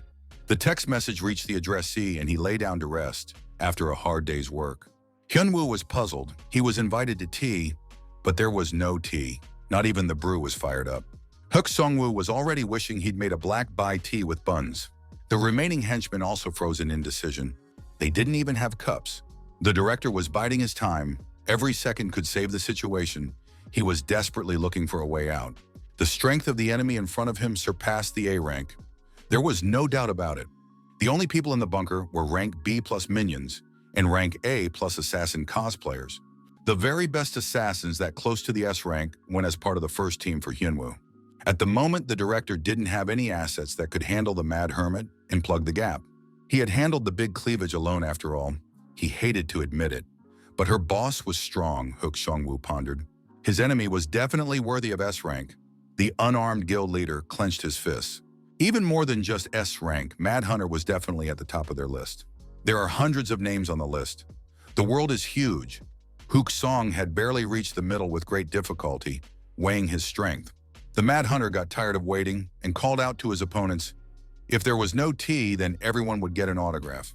Hook Song broke away from his musings. Still, his defeat was evident. Now the bargaining would begin. Hyunwoo rushed him into a decision. Only 2 chairs, one with tea and one with autographs, whichever one you sit on. Whichever one you offer to your friends. Hook Song flared up. Due to his youth, he could hardly contain his wounded pride, but clenched his teeth and bit his tongue. I'd have to drink tea, even if the bunker only had coffee. He chose to negotiate. As long as there is hope to reduce losses, pride should be set aside. With a man whose power was incalculable, they sat down at the table. Hook Seong waited. Every situation had its advantages and disadvantages. It was necessary to learn more about the enemy while there was a chance. Hyunwoo sat down at the table and started the conversation first. He spoke from a position of strength and could demand anything he wanted. It's about time we demanded from the insolent director of Ari's compensation. Loser pays. Hook Sung-woo swam. He looked like a fool. He was having trouble thinking due to his excitement. This was the first time he was being put at the table like a beaten dog.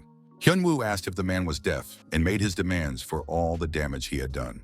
He began by attempting a murder in the swamps, where he was accosted by Sean Gunn, and about today's group assassination attempt on him, which couldn't be called routine.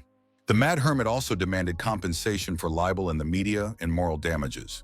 Did Aries think they'd get away with it? The Hermit wondered. Bidding began. Hooksun asked how much compensation we were talking about. Hyunwoo's appetite was big, 10 billion, and a few entry-level dungeons, which was more important than money. Hyuk Song was taken aback. He wasn't prepared for such a loss. He wasn't prepared for a loss at all today. He was going to win. His fist struck the table. The future of the Korean branch of the Aries Guild was at stake. Hook Sung-woo vehemently rejected such crazy demands, deeming them excessive. But Hyunwoo just brushed aside these objections. He knew that the Aries Guild had enough money. The lack of resources didn't work. The brash hermit realized that the guild wasn't poor. Money could be easily collected, it just took time. But entry-level dungeon rights is a different matter altogether. Hyunwoo, seeing the director's confusion, threatened to increase the amount by another 5 billion if he hesitated. Hook Seong once again had to swallow everything as it was. He was completely in the hands of the enemy, but still decided to play diplomacy. Maybe they could come to an agreement. He asked the hermit why he didn't join the guild if he needed money. By joining the guild, he would have gotten money, power, and dungeons anyway, and Hyuk Seong could guarantee him that. Hyunwoo was surprised at the sudden attempt at direct bribery. The office plankton had gone completely brain-dead, he thought. Why be enemies when you can cooperate favorably? Hyuk Sung-woo continued. But his words elicited only contempt from the hermit. His enemies were just pathetic cockroaches. Their negotiations, it's not a deal but a surrender. Why the unnecessary words? Asked Director Hyunwoo. On top of that, he demanded a prisoner because he could. All jackals are similar to each other, Hyunwoo snickered at Director Hook Seo. They think they're cool, they're in a pack, and they're always saying the same thing. Aries, Aries, Aries, the hermit continued. But against true strength, even a powerful guild is nothing to Hyunwoo. Hyuk Song was once again trying to move to threats after all. There were other guild branches. Wasn't this newcomer a bit overconfident? But Hyunwoo simply cut off these attempts to stall for time and demanded a straight answer. Either accept his terms or die here and now. There was no third way. He stood up confidently from the table, signaling that the negotiations were over. Hyuk Song squeezed his pride and pushed it deep inside. There was nothing else he could do about it. Late in the evening, Hyunwoo returned to Shuken's apartment, where he was staying for free. Shuken met him in the living room, where he was watching the evening news. But a glance at his friend silenced him. He saw something incompatible with each other. Water and oil, ice and flame, something that could not exist in nature. Hyunwoo, part-time crazy hermit, came home late at night with an unknown girl wearing the same dress. A crimson sky blanketed the ruined castle, the fire still blazing around it. A lone warrior walked among the ruins, the wind chasing his long black hair. The smoke of the conflagration enveloped everything around. The warrior contemplated the scene. A Tower of Babel loomed before him, as tall as the sky, its thin spire lost in the clouds. The warrior looked carefully at the structure. It was the 9th floor. Early in the morning, Shurken's apartment was buzzing with heated discussions. The aftermath of the night.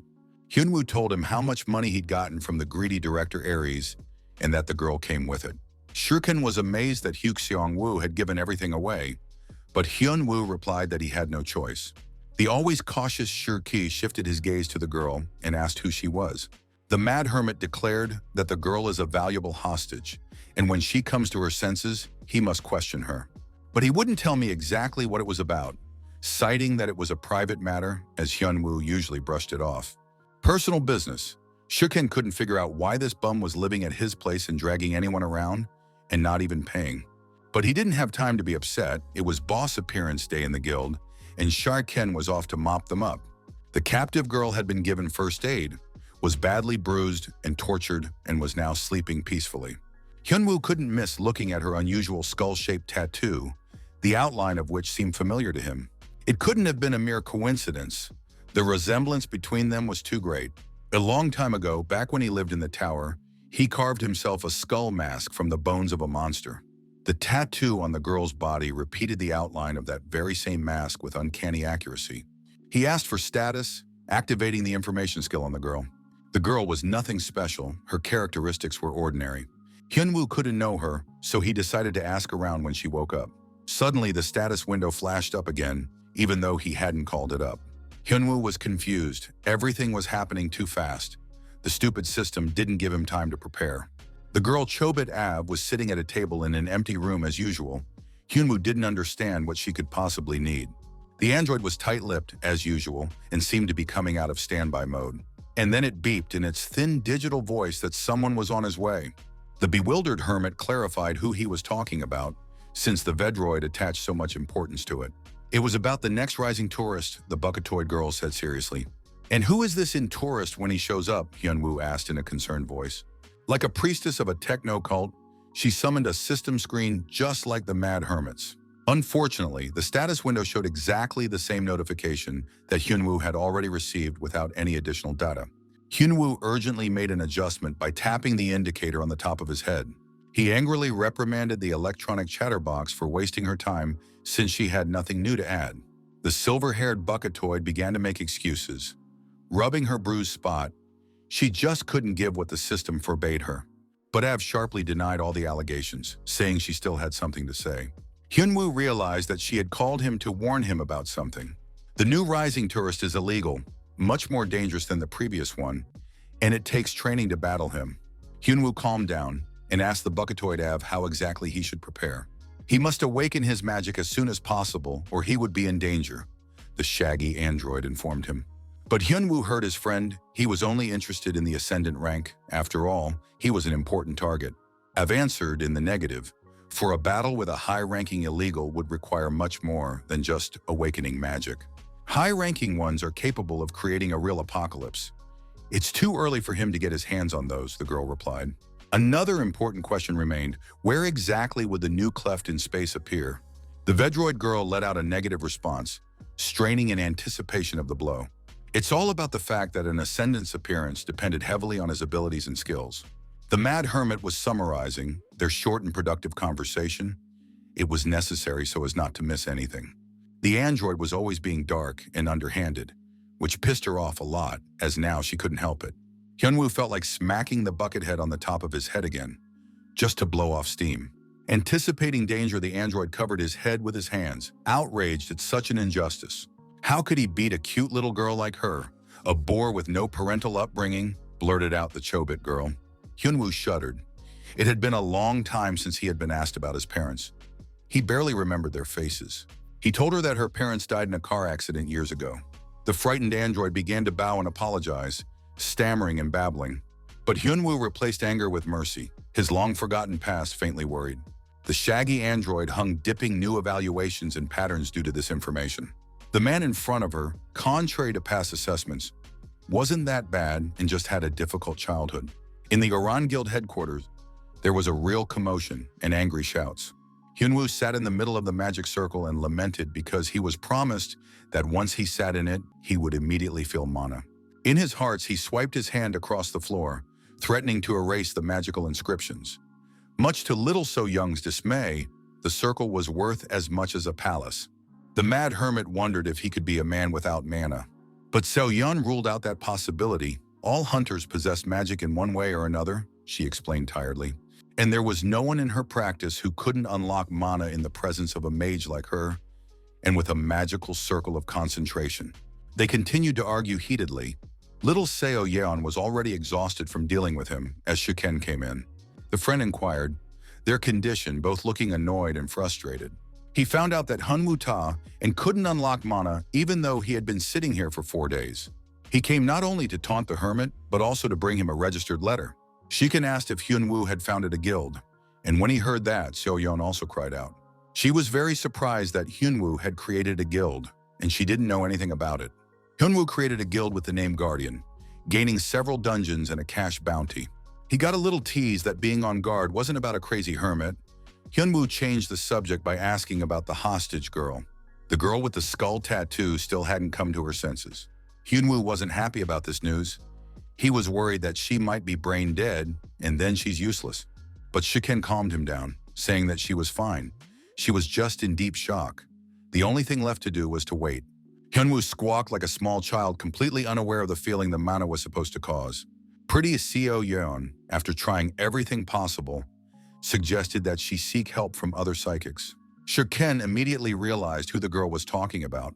The name was familiar to him, Nagaoki Yasumi. Hyunwoo didn't understand anything at all. Everything sounded like Elvish to him. Imu is told about a female acupuncturist who can awaken the pathways of mana in Hyunwoo. He got excited about such a cool method and looked for information online. But the miracle woman lived in Japan, and one must fly there for a meeting, the hermit found out. He immediately abandoned the idea, and an annoyed wave of his hand, a suspicious crackling sound was heard. Hyunwoo looked at his hand and the source of the noise, and his soul went to his heels.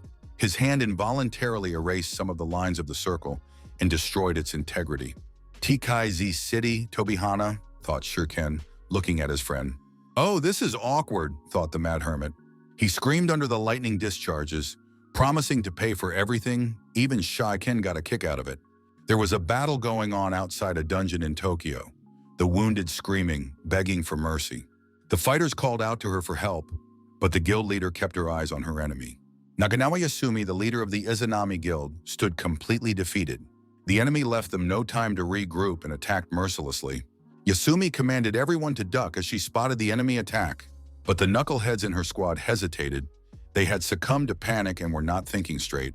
Delaying death, the enemy's attack swept them away, striking them with lightning discharges.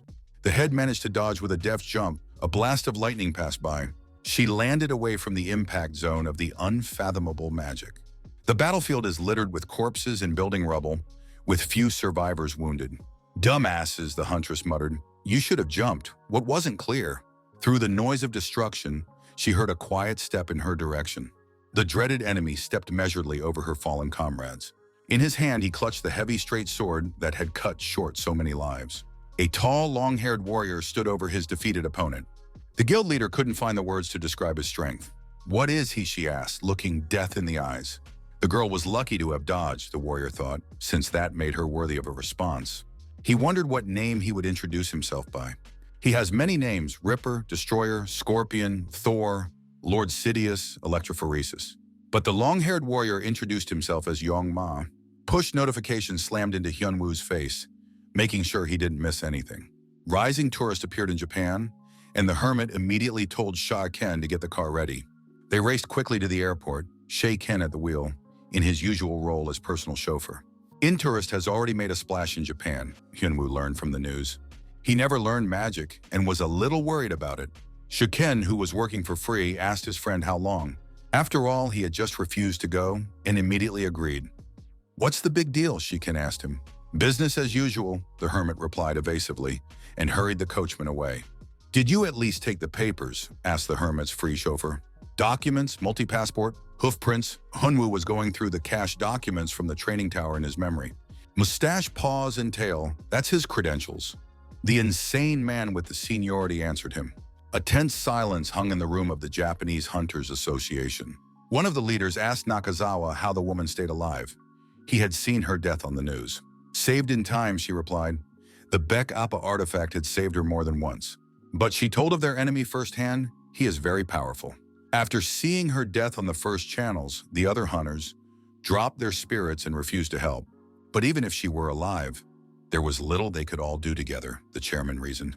No one came to the rescue and civilian casualties only grew. A familiar face appeared on the broadcast screen from the battlefield. A female acupuncturist recognized this world-famous hunter. The experienced player entered the rink in his nonchalant flip-flops. The mad hermit looked at his opponent appraisingly. The long-haired man also decided to silently play peekaboo. The information skill didn't work on the illegal tourist. People walk around and then lose their swim trunks, Hyunwoo said to the illegal alien. The long-haired man wiggled his blade eloquently instead of 1,000 words, and chopping with his longsword, showing his ID. Hyunwoo tensed. The handwriting appeared illegible and the letters small. The tourist applied a long-range attack and sent him off to read on the sidelines. But the border guard had his own questions and would not accept the documents. A part-time border patrol agent issued a straight-faced refusal to an illegal. "Why do you, sir, immediately grab the checker?" asked the illegal. "What a nuisance," thought the long-haired man, asking questions. "I decided to introduce myself properly," Changma said, the warrior swinging his sword. He attacked again from long range with a strong attack. Hyunwoo awkwardly ducked down, barely keeping up with his speed. The tourist turned out to be fast. The mad hermit had time to think, but not fast enough to hit it. The hunter recoiled. He discerned the enemy's technique, though he couldn't understand it at a glance. The long-haired man is seen waving once, but it's actually a lot of quick swings. If he gets caught, he'll cut it into thousands of pieces. Hyunwoo slapped his slippers. Close combat is the best thing for him, since the opponent only has ranged attacks. Changma blocked a straight punch with his blade sheath, but misses a left to the liver from the guard at half guard. The long-haired man retreated to his corner of the ring and crouched down to rest. But the mad hermit would not let go of his rival, lying down to finish. Changma quietly whispered to himself, "Where is the second phase for the boss?" "How interesting," he said, spitting blood from his shattered lips. The illegal tourist caught fire like a hit transformer. Lightning bolts enveloped him from top to bottom like a Tesla tower. Changma asked the mad border guard a name. So far, no one has resisted him so stubbornly.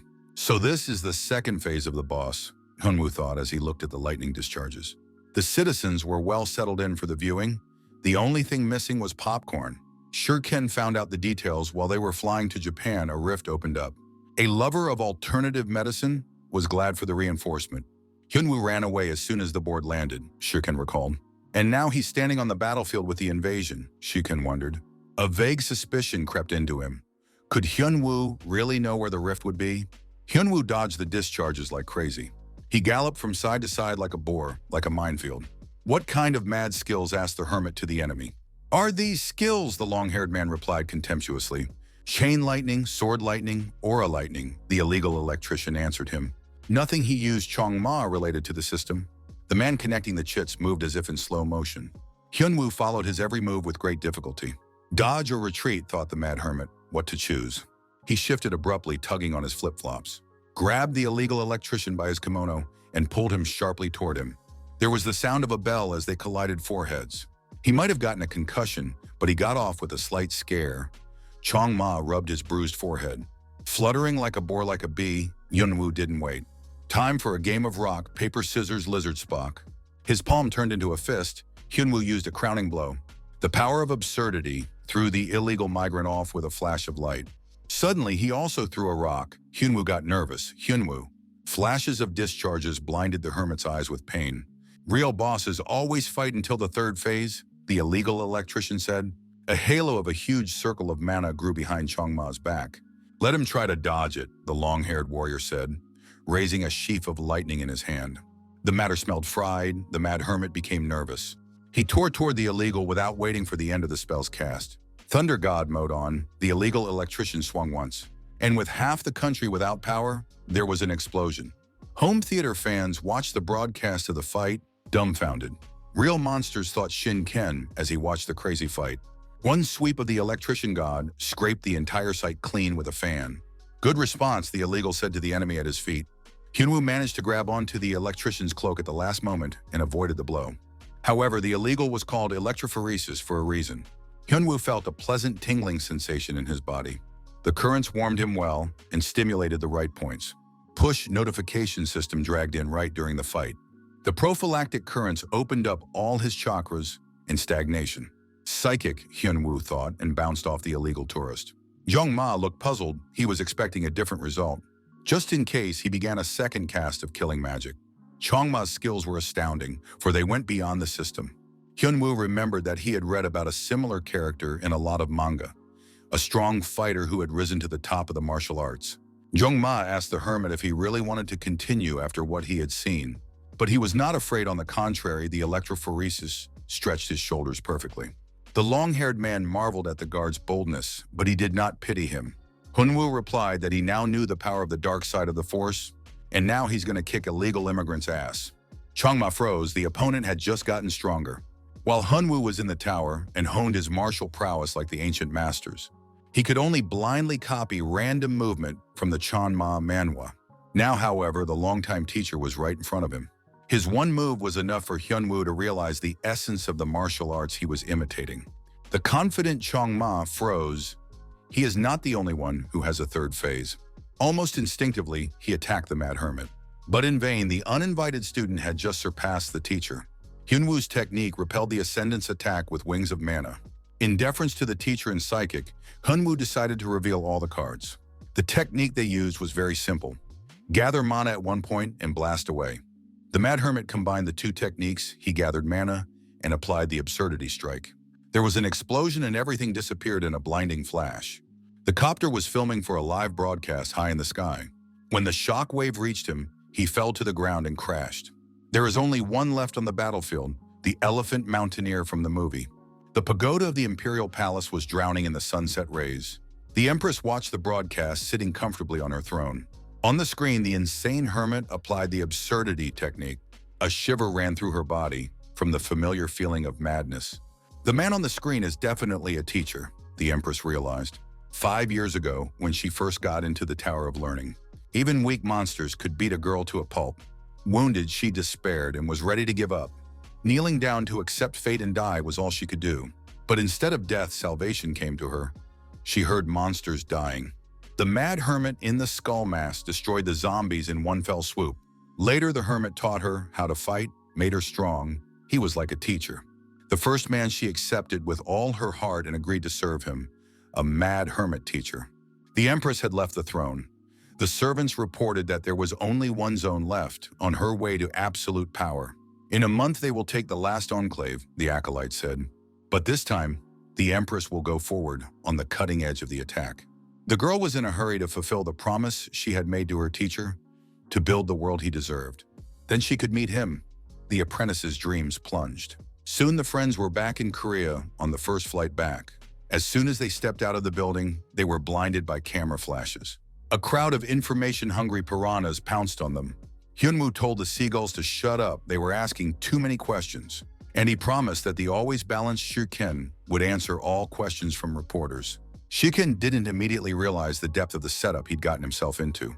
He's now a chauffeur, a housewife, and a superstar's personal agent and babysitter. It was a good time to run, but reporters surrounded him on all sides, and a friend sneakily threw Shiken to the piranha media. The Mad Hermit made his way to a friend's apartment where he lived rent-free. So much trouble with people sticking everywhere, he thought as he threw off his flip-flops. It's good to have a friend who's a fool. Hyunwoo is relying on him. He was met in the living room by a girl with a skull tattoo. She had recovered from her shock. She bowed to him in gratitude for his rescue. From the bottom of her heart, the girl expressed her gratitude. The girl's name was Sun Win, and Hyunwoo listened to her story. A messenger of the Pedo Guild, Ares sneakily captured the girl as she defended the dungeon. But Hyunwoo was interested in something else, so he asked her about the tattoo on her shoulder. The tattoo on her shoulder is a sign that she is a guild representative. The symbol means all under the sky. The Mad Hermit gloomed and clarified with the girl what that meant. There is only one sky above all. That's what the master said when beating this tattoo to the minion. Hyunwoo angrily interrupted her story by pounding his fist on the table. The girl shrank back in fear, not knowing what she could have done to anger him. But it wasn't about her at all, the Mad Hermit explained. He made a mistake in the past and now he's paying for it. The hermit was perplexed as to how the nonsense from the tower had seeped to the surface and come off the lips of another man. A long time ago, when Hyunwoo thought he would leave the tower if he achieved enlightenment in martial arts, also suffered from 8th grader syndrome, as if he'd been bitten by the king of pathos. He was talking crap and now some idiot is spreading it through the meaning of tattoos. Bastard! Hyunwoo remembered the negligent student from the tower. This is definitely the simpleton he saved. Now he's the head of an entire guild, and a dark past can come to light. The Mad Hermit asked the girl to give something to the head. In order for him not to seek a meeting with him, Hyunwoo was terribly angry. A few days later, Hyunwoo sent Sunwin back to China and showed up at the studio. Host Lee Hai-young happily greeted the viewers of her show, recognized the bachelor. A shaggy-haired hermit in gym shoes appeared on the viewers' screens. Tiny Seo Yeon almost choked on her coffee when she saw Hyunwoo. They could only wonder why he decided to appear on this show. The gloomy Shirkin never came to his senses after the show and didn't want to know what Hyunwoo was up to. Hyunwoo paused. He was certainly used to living in society, but the hermit's habits were making themselves felt. So he bluntly said he came to the show to sell his garage and talk about his guild at the same time. "The motherland is calling," said the hermit, all to join his guild. The trio of friends in the living room were left speechless. After each of their friends' antics, all of them mucked out. They stared at the pile of boxes in front of them, Kyung asking Hyunwoo why he was doing this to them. Hyunwoo excused himself, saying that he himself hadn't expected so many responses to the guild membership. Shikin immediately said, "No longer working for free? Housewife, agent, driver, now personal assistant." As the friends went through the forms, Hyunwoo promised them access to his dungeons for their help. He was the only one who could ask for such a thing. The heads of the other guilds, Kwanseo told him.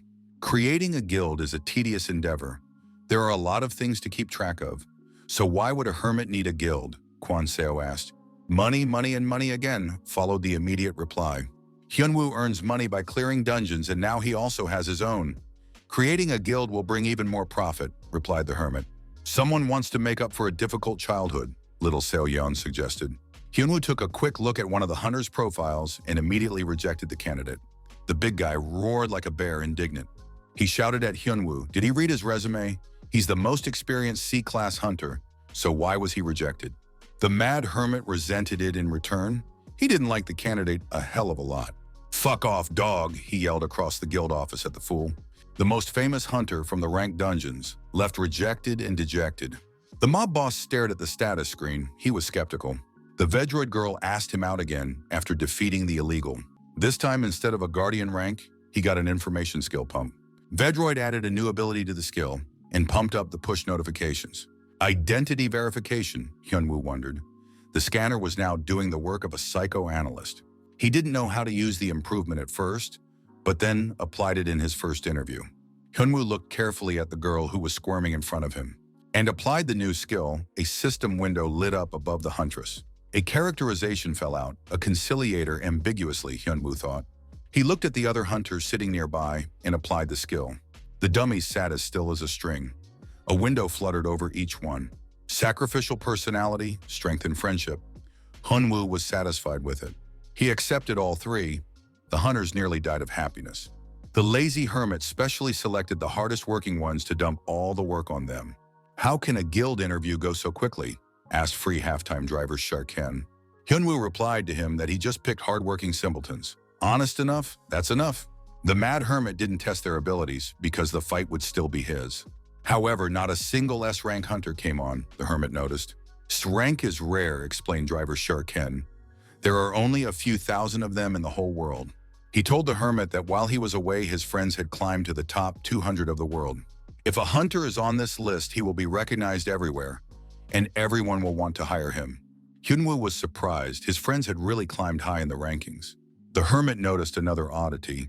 A lot of S-rank hunters were missing from the catalogs. They're dead, explained Hyunwoo, his free driver. Hyunwoo wondered, so many S-rankers had died. Are they really such weaklings? Normal hunters are highly dependent on the rank they have raised in the tower. After leaving the tower, you can raise no higher than 3 ranks. To overcome the ability barrier, you need an ST plus rank artifact, which can be obtained at the bottom of the labyrinth. There is a deadly battle going on in the maze for these items, and it has long since become a graveyard of S-ranked items. Another way to get the artifact is to kill the owner outside the labyrinth, Guide Shuken said. Such killers are called hunter killers, and they are removed from all lists. Hyunwoo recalled a few individuals he had dealt with in the past. They were the type. The crazy bastards of Ares, the hermit said. His enemies use dirty methods. A mad hermit has appeared in the apparent swamp. In a deal with Ares, it is now the property of Hyunwoo. He took quite a look around the new property, where he had already been once before. Hyunwoo left free driver Shurkin in the car and went to mop up the boss that came out of vacation. Skin, crocodile skin, bag, boots, and wallet, he hummed happily. Suddenly, out of nowhere, a mad hermit appeared. The idlers on watch were very surprised at this visit. The guards recognized him, and Hyunwoo recommended that they cuckoo quietly. After all, he is a serious man, and he has 2 whole flip-flops. The boys abruptly remembered the courtesy course from the mad hermit. This is his dungeon now, and he can go about his business here, Hyunwoo said. One bum yapped something about a transfer not going through, but was quickly silenced.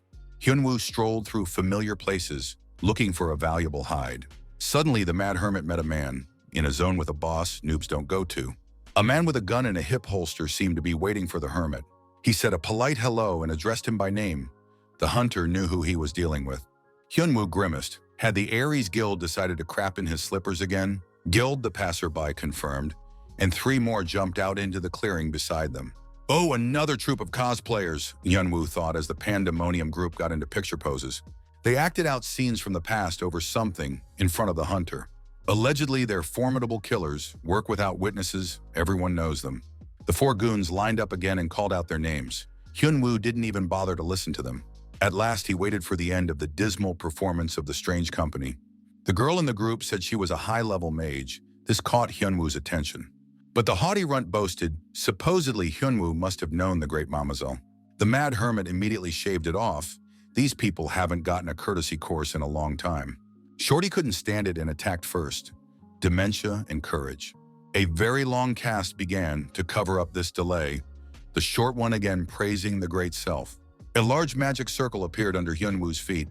The spell had finally worked. Purple tentacles grew out of the circle and entangled the mad hermit. Can draw circles, Hyunwoo concluded, while the girl was talking nonsense like it wasn't the time to ask obvious questions. The mad hermit sighed, teaching fools only spoils them. He was asking to see if he should kill theater-goers or not. The boastful runt was horrified. The magic should have paralyzed Hyunwoo. Shorty's friends from the corpse rushed to her rescue in a bunch. The sun never set over China, the remote town drowned in the rays of eternal sunset. The underground bunker of the Windai Guild was completely destroyed. The boss of the guild and the bunker didn't live up to the invaders' expectations at all. And that's the main base, the girl said in a cold and cruel voice. Disappointed, the Empress burned her boss with a scarlet gaze. How arrogant, mumbled the final boss of the level tiredly. All killed, he was left alone. The main forces would be coming up soon. The beauty looked at him confidently. Mockery, the wounded Pato Guild enemy, was angry. Better death, he thought. The warrior slashed with his heavy sword as soon as the fierce beauty came close. He was horrified at how easily she dodged, as if she'd been expecting a blow. Though he's not worthy, but since the Empress wants to finish it faster, she'll do it. Rock, paper, scissors, lizard, Spock sounded words of power. She used a technique taught to her by the mad hermit. The power of absurdity, the greatest martial arts technique. The Empress took out the final boss in one hit. What a lovely day, what a lovely day, hummed the mad hermit's apprentice. Don't look for him. That's what the teacher conveyed to the Empress. Sun Wind's henchwoman met the teacher before her. This made her angry. But he was waiting for his apprentice, the Empress realized, and that was welcome. The teacher's words mean not to seek him out until all vows are fulfilled, until she builds a place worthy of heaven. Hyunwoo arrived at Cutie Seoyeon's guild. He owes a lot to the huntress. Pretty Seoyeon was very surprised by his appearance after meeting him at the entrance. He brought a useful shorty to fix the magic circle. He asked the slave just in case if she was sure she could fix the circle, and the captive nodded vigorously. Shorty naively asked exactly if they would let the enchantress go after that. Hyunwoo smirked and said to proceed. Pretty Seo Yeon recognized free slave power. Famous assassin wizard tentacle lover. How could he bring a murderer here, little Soyeon asked. She was very surprised to hear his story about the doll corpse of pandemonium cosplayers. Hyunwoo's characteristics are definitely not fine since he easily handled S-rank cosplayers, wondered the cutie. Hyunwoo thought they were weird too, but what can you do if the system has crooked developers? Even a Vedroid in this matter was powerless until the Guardian rank was raised. In any case, the run is not dangerous. We'll plow on pain of death until exhaustion, soothed the mad hermit. Kneeling on her knees, the runt begged for her life, for she is a reaper, a singer, and will do everything. To fix the circle, the short man did not need a staff or other tools. Hyunwoo handed the beautiful Seo Young the short cosplayer's belongings, staff, and robe. Leaving the new slave in the care of pretty Soyeon, the hermit went about his business. A satisfied Hyunwoo shopped for gifts for the Aries Guild. Worth giving them away, he thought as he looked at the enemy guild's tower.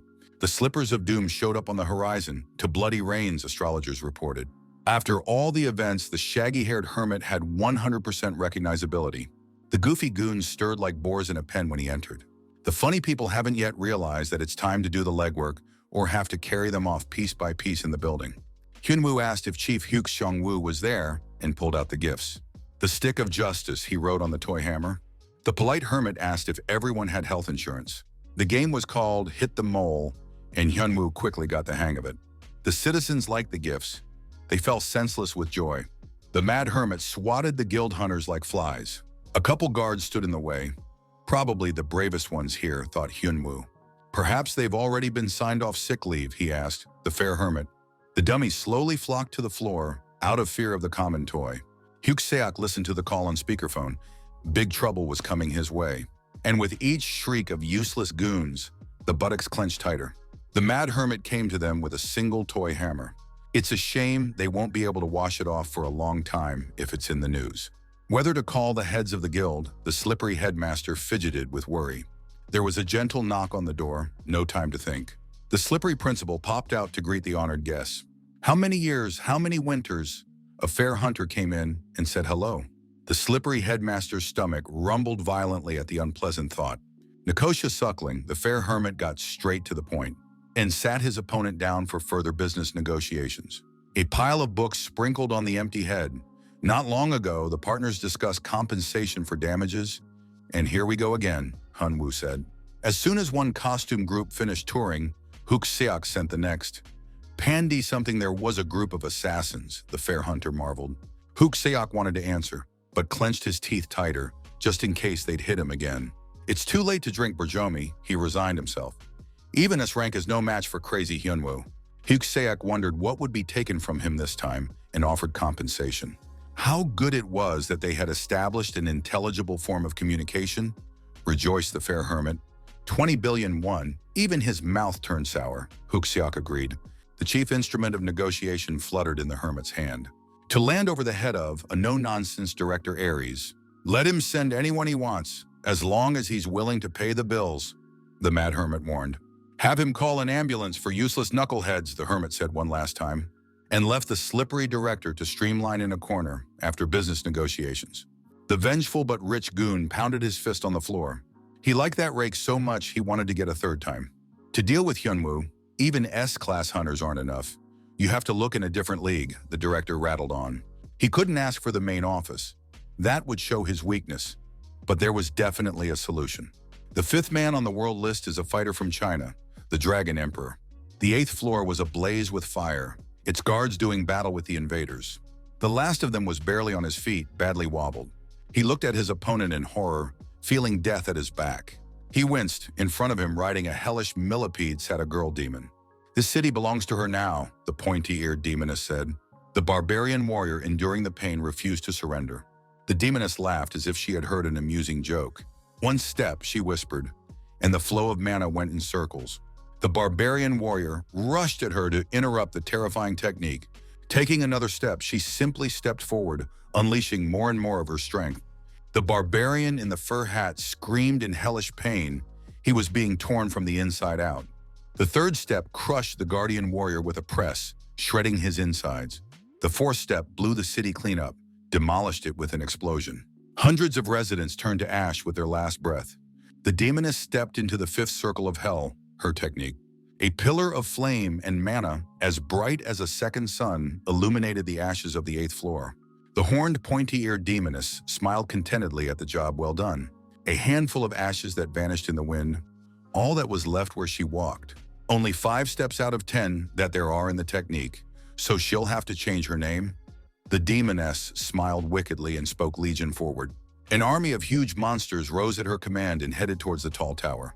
Hyunwoo read the news lying on the couch. As soon as he got home, the gift distribution had already been written about.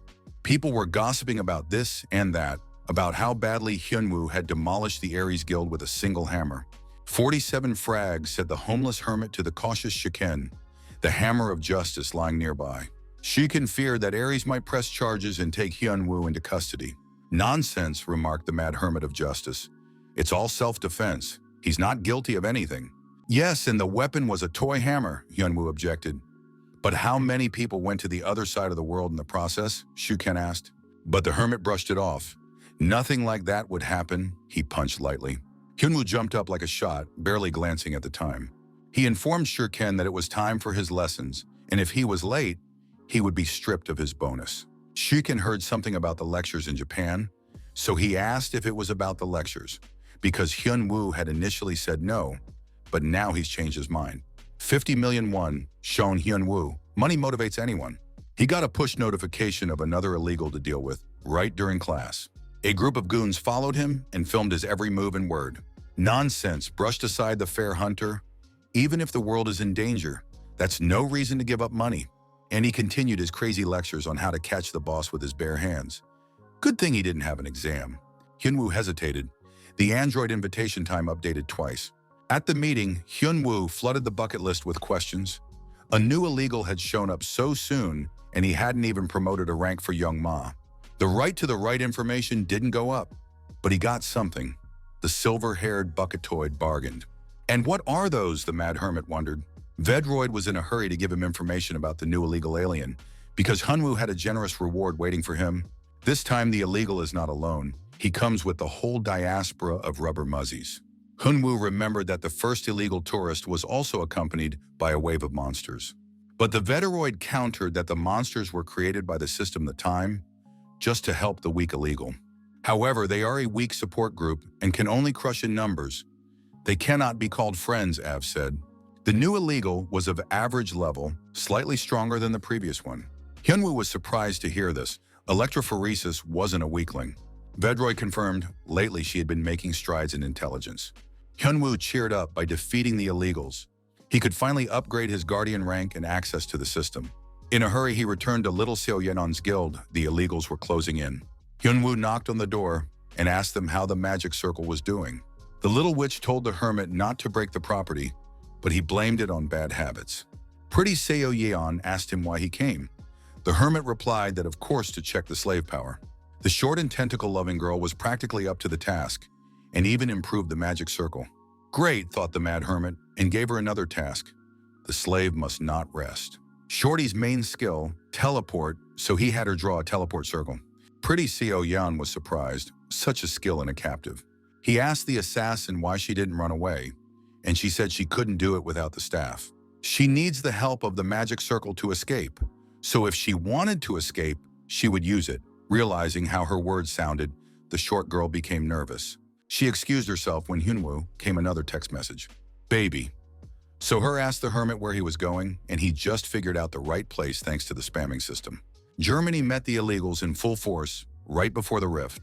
Useless hunters offered to surrender to the lowly demoness in exchange for a pardon. But the toothy little rascal only showed her fangs. Can't she see how strong they are here? The goon hunter shouted. The chancellor of sausage and beer lovers watched the broadcast from the safety of the bunker. He guarded the rear securely for the men on the front lines and was very worried about them. So it's just about numbers, the welly demoness asked. How great that they believe in the power of love and friendship, balked the horny one. If you are a force, said the lowly demon. We are a race, the rubber-faced diaspora of illegals sprinted forward. The dummies were scared. They usually beat half a pint of dark, not the barbell at the gym. The horned demoness took a long time to introduce her title and called herself the leader of the rubber muzzle squad, Horns and Spears. The warriors trembled. Fear settled securely in their hearts. A parody of Shai Hulud stood up on his haunches in front of a bunch of goons. A vicious mashup of sausage and crab sticks strode by with red headlights. And then she just drilled herself into the ground, spice mass flow. Hyunwoo was looking at the tickets and was visibly nervous. The plane would take 11 hours to fly. The circle could be done in 5, he hurried the slave. Little Seo-yoon was reading the news when she noticed something disturbing. There's a rift in Germany, she said with all her pretty face. The mad hermit indifferently replied that he knew everything. An open request for help was all over the news. Hyunwoo saw it himself. His name was trending everywhere. Sweet Seo-yeon excitedly asked him if he would stop the disaster this time too. She looked at him in surprise as if seeing him for the first time. Even though she was older now, he was still like a big brother to her. But was he always so altruistic, little Seo-young asked herself. Another bizarre video was tossed up from the network news. The source of the rift offered a wager, the headline read. The horny lowly bestie demoness offered an argument, playfully wiggling her hips. The rules are as simple as chicken pekin', she licked her sharp tongue. She will stay at the fault line for exactly 1 day. If she is defeated, she will refuse illegal immigration. But if the guards fail, she will burn city after city. The blonde bestie smiled confidently and said she'd be waiting. In a secure bunker in the rear, the terrified chancellor prayed. The devil had come for him. He was puzzled where defense budgets had been divided. What had been done before? Though he knew what, he himself had been involved. The disaster had already taken 20,000 lives, and the casualties were mounting. Praised S-rank hunters had already become fodder for monsters. A request for international assistance also failed. The official's cell phone vibrated in his pocket. He had been waiting for this call. The official immediately picked up the phone with the chancellor's consent. He had just gotten some good news and didn't believe it right away. Help was on the way. The same hunter from Korea. 40 grams, 1 startled boot. The chancellor heard great news. The hunter who killed Yang Ma in Japan will soon arrive with help. The teleport triggered a pillar of purple light, threw Hunwoo onto the roof of the building in the center of the cleft. The hermit liked the free magic thing created by the labors of slaves. In one fell swoop, he was in Germany for a carnival of giant monsters. The living statue of Buddha creaked out a welcome greeting to the new viewer. Hunwoo couldn't stand the grinding of stone teeth and immediately knocked them out with a duty kick. But it turns out the illegal monster carnival was organized by some wimps. With one leap, he climbed onto the back of another monster and ran down the back of a sausage with crab sticks and an ugly face. The behemoth also turned out to be weak. It looked like they were only brought along for the carnival. The blow exploded on the rubber face, sending it into a deep knockdown. Border guard Hunwoo moved closer to interrogate the illegal alien. Where the leader of the rubber-faced diaspora and documents demanded by the border guard. Illegal face, huffed, papers left at home because the behemoth has paws. Using drones, the media broadcast to people all over the world. Lowly the demoness with the strange pronunciation was waiting, as promised in the video, in the center of the square. When the 9th floor border patrol officer on duty arrived, showed up dust-free, the illegal tourist of a crazy hermit. The demoness looked young but spoke like an ancient old woman, Hunwoo remarked. There's a lot of murmuring going on. The demoness didn't like the mad hermit's treatment. She broke all the huts. Who will rebuild them? Said Hunwoo, the border guard in charge. Lolly Demon freaked out. The enemy in front of her is either too brave or just plain stupid, she said, to which the mad hermit offered to find out for himself. She's not fast, the demoness said, but she'll make an exception for the sake of an insolent border guard. Lolly the demon stood up from her makeshift throne, jokes aside. Is the young man as good as he says he is? She approached the mad guard. 5 tops for Yasher, 7 for the bogatir, and how many he can handle, muttered the lowly demon. Hunwoo could hardly understand the illegal immigrant's speech, but he didn't call for an interpreter, as negotiations would end in a fight anyway. First stop, the horny lowly beast smirked and took 1 step towards Hunwoo. Second stop, the little bare feet of the demoness took a 2nd step. A tight life for demons. Not even shoes, thought the border guard. He felt an unusual strength. The demoness was using a clever trick. A strange feeling was pressing down on the mad hermit. No enema but pressure, he wondered. Hunwoo felt the mana around her behaving strangely. He was pinned to the ground. The mana pressure expanded and ripped the space ever more violently as the demoness took the 3rd step. With each step, the mana ejection increased, the mad hermit realized, on the 4th step. The border guard immediately decided to move to apprehension and unleashed his strongest technique. Red mana enveloped his body, gathering into a halo behind his back. Lolly Demon's 6th move caused a tsunami in the mana field. The 7th stripped Hunwoo of his mana control. The demoness pressured but and expanded his mana field. The mad hermit felt himself being torn to pieces, but he could still move and rushed forward to stop the lowly demon technique. Stop 8 coined the dream of a lover of women's feet, taking a step to meet me. Hunwoo applied the crowning funeral kick with his foot. Apprehension was out of the question, only elimination. But the familiar feeling of a blow to the head didn't appear. The horned beast playfully caught the border guard's strongest blow. Congratulations, almost could, she said. There's 1 more stop, however, the horned beast snarled. Stop 10, Lolly said and took the last step. The gates of hell opened on the ground. The flames of mana swept in waves all around. The flames blinded the mad hermit, his insides tearing to pieces. No way, said the demoness. He was standing in the middle of a bare ashes where not even stones remained. He was able to hold all 10 steps and stay on his feet. The demoness sneered as Hunwoo came to his senses. The puppet demon, he's got a happy face. Hunwoo absorbed all the damage. That was the only reason the city remained intact. The last one she wiped out in 5 steps, the demoness said. The mad hermit gritted his teeth in pain, just as the bucketoid said, Demoness Loli was hitting harder than electrophoresis Chong Ma. What further will you do? Mocked the horned Loli. Thou hast no more power to fight, she said to the hermit. A petition for clemency, come on, or else a fight to the death, said the demon Hunwoo, who was barely standing on his feet. Hunwoo straightened his back. It was a little stiff from the long bends. Shorty forgot to add another option. where an illegal alien is apprehended, the hermit said. The horned demon Loli was greatly surprised at such words she had already won. Dobre, dobre. A laugh escaped her lips. The mad border guard amused her. You crave a thrill on your scrotum, the horny one answered him, licking devilishly. I'll give it my best shot, like the god of a tabor of rubber illegals, said the demoness. Hyunwoo froze. Things had taken a bad turn. The demoness attacked differently. Many times stronger, a tsunami wave of mana was pressing down on him. The immense pain was interrupted by the system's message, as it was usually distracting during combat. Hyunwoo smirked. The S&M skill worked. After experiencing severe pain, he increased his resilience. On top of that, he plugged in the cheats and his body absorbed the demoness mana, just like in the battle with electrophoresis. The mad hermit smirked. There was a reason he had peeked at all the cheats in the tower. He has mastered dozens of fictional techniques he has usurped from short stories and manga and discovered the power of absurdity. In this long list of absurd techniques, there was one with the name Asura's Divine Longsword. Streams of mana coursed down his back as he unleashed this technique.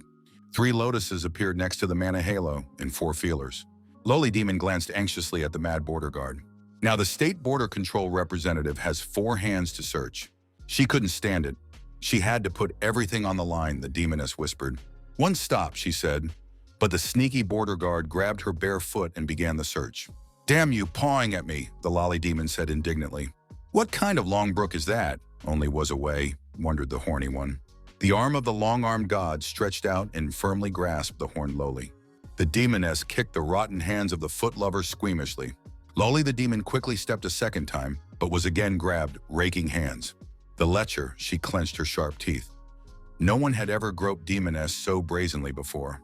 How dare you, lousy mortal, touch your feet lustfully, howled the lowly demon. She lashed out, 8 more stops left, out of 10, her technique gaining strength with each step. One missed stop won't lessen the blow, the lowly demon reassured herself. The barefoot horned Loli took another step. She could still gain strength, you can't take a lie. But the crazy border guard wouldn't let the illegal Loli go that easily. The power of the divine lotus Longrook awakened to its full potential. She suppressed the lowly demoness without letting her even step a foot. What a wretch, daring to detain me so, Horny pushed back by the power of long-armed love. She was at her wit's end. The power of 10 stops of annihilation wasn't working. What the hell kind of freak gropes beautiful Loli and does not let her step?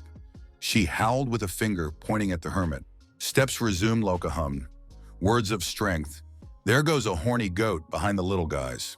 And once again the sun shines, thought Hyunwoo. The table of fire devoured him whole. Nicosia sucked the lusty chump.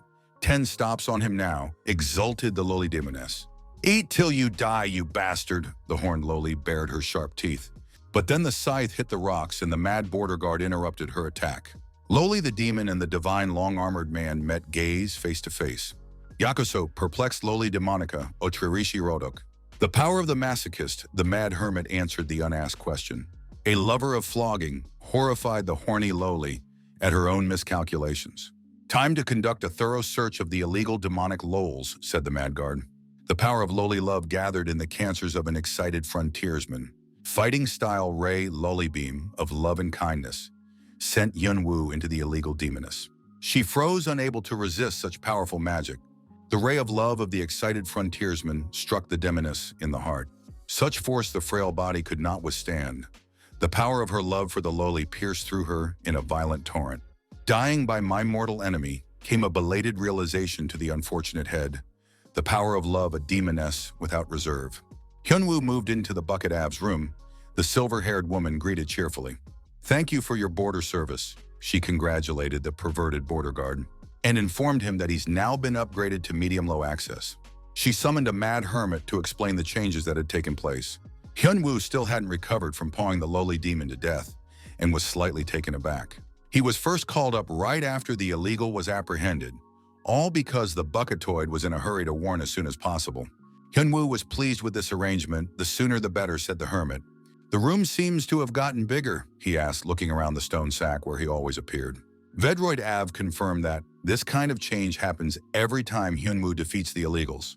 Vedroid told him that there were many changes, and one of them was the remote, which she held out to the hermit. By pressing a button, he could change the interior of the virtual room, Just the thing for secret hobbies, Hyunwoo thought. The room transformed into a dark basement, evoking a familiar atmosphere. Vedroid shrieked as she recognized the first floor of the training tower. She cried out even more when Hyunwoo switched to the regular living room. Vedroid reported that he could not personally operate the system and was seeing the 9th floor people room for the first time. Av said she'd been sitting in 4 walls since she'd been in the system. So that's why she's so dumb, the hermit realized, and she went into hibernation mode between their dialogues right on the table. Hyunwoo suddenly felt sorry for the lump of neural nets. He was suffering because he wasn't taught properly. His skills have changed, the Vedroid continued, and the berry letting go skill has also been added. The point is that once a day, Hyunwoo could come to Av's compound by himself, which was very convenient.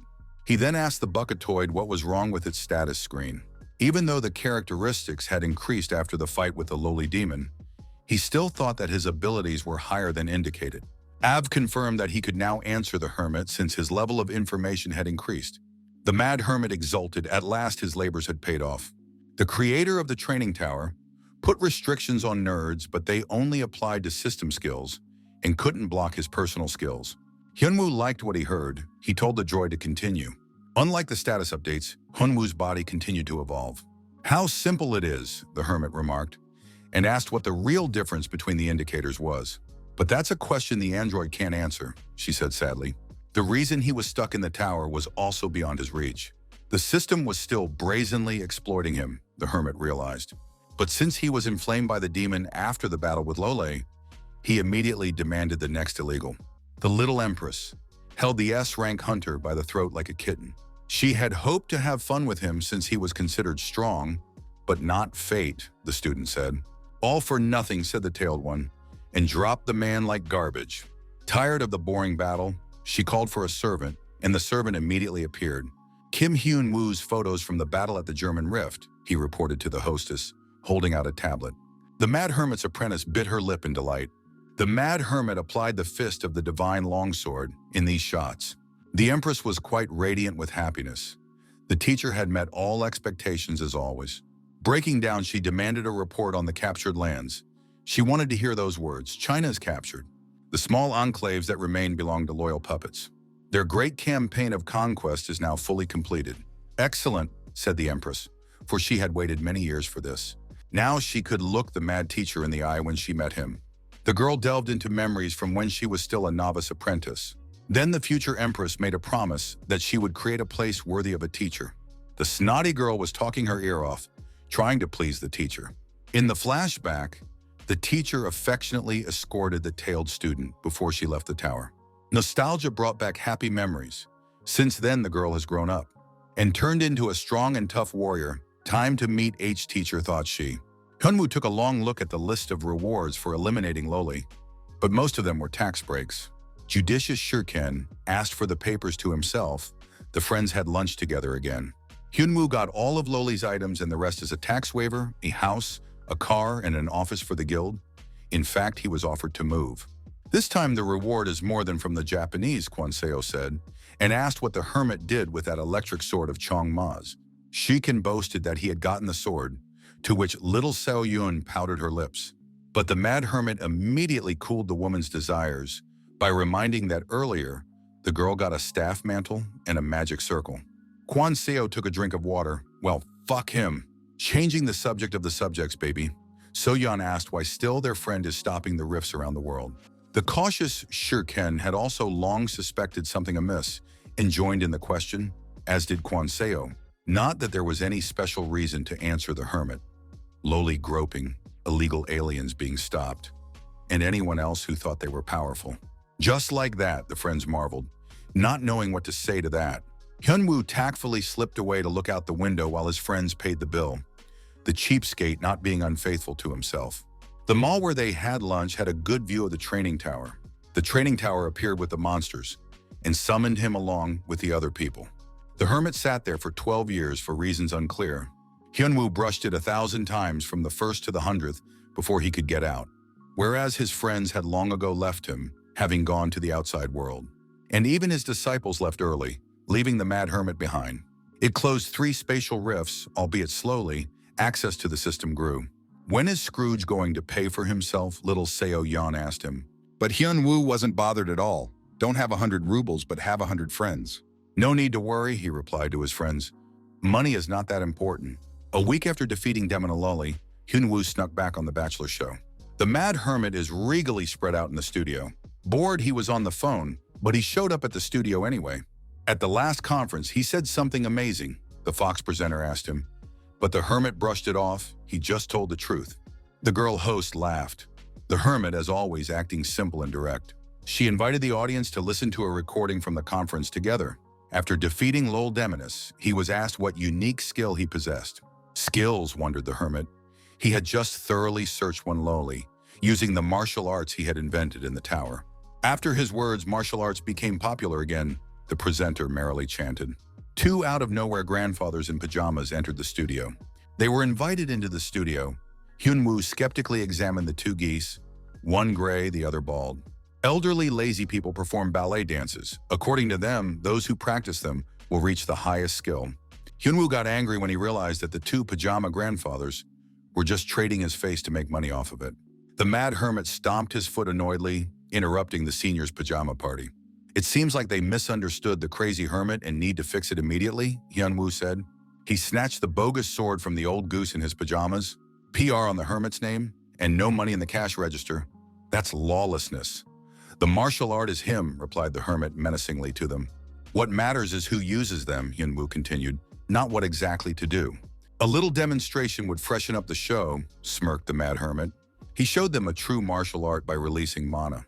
The Mad Hermit copied the old geezer's strut, only now it radiated power. Keep your eyes wide and your pants tight, the Mad Hermit told them. I recently read a great novel about martial arts. The ridiculous movements took on true meaning, and an aura enveloped the hermit. A snake lizard beam, he shouted as he used his absurd force. The serpent punched through the ceiling, dropping debris on the heads of the studio workers. It's worth making sure everyone understands, the Mad Hermit continued. There's only one butthole in the building, and it's him, Hyunwoo said proudly. So they better not mooch money past the cash register. Hyunwoo returned to his office where slaves and dummies were laboring. He barely recognized the short slave. She had changed her style from cosplay to business. Started to look like a human. Time to test the slave power, Hyunwoo thought and walked closer. He kept her alive because she is a useful acquisition. How's the job? Do you like it? He asked the short slave girl affectionately.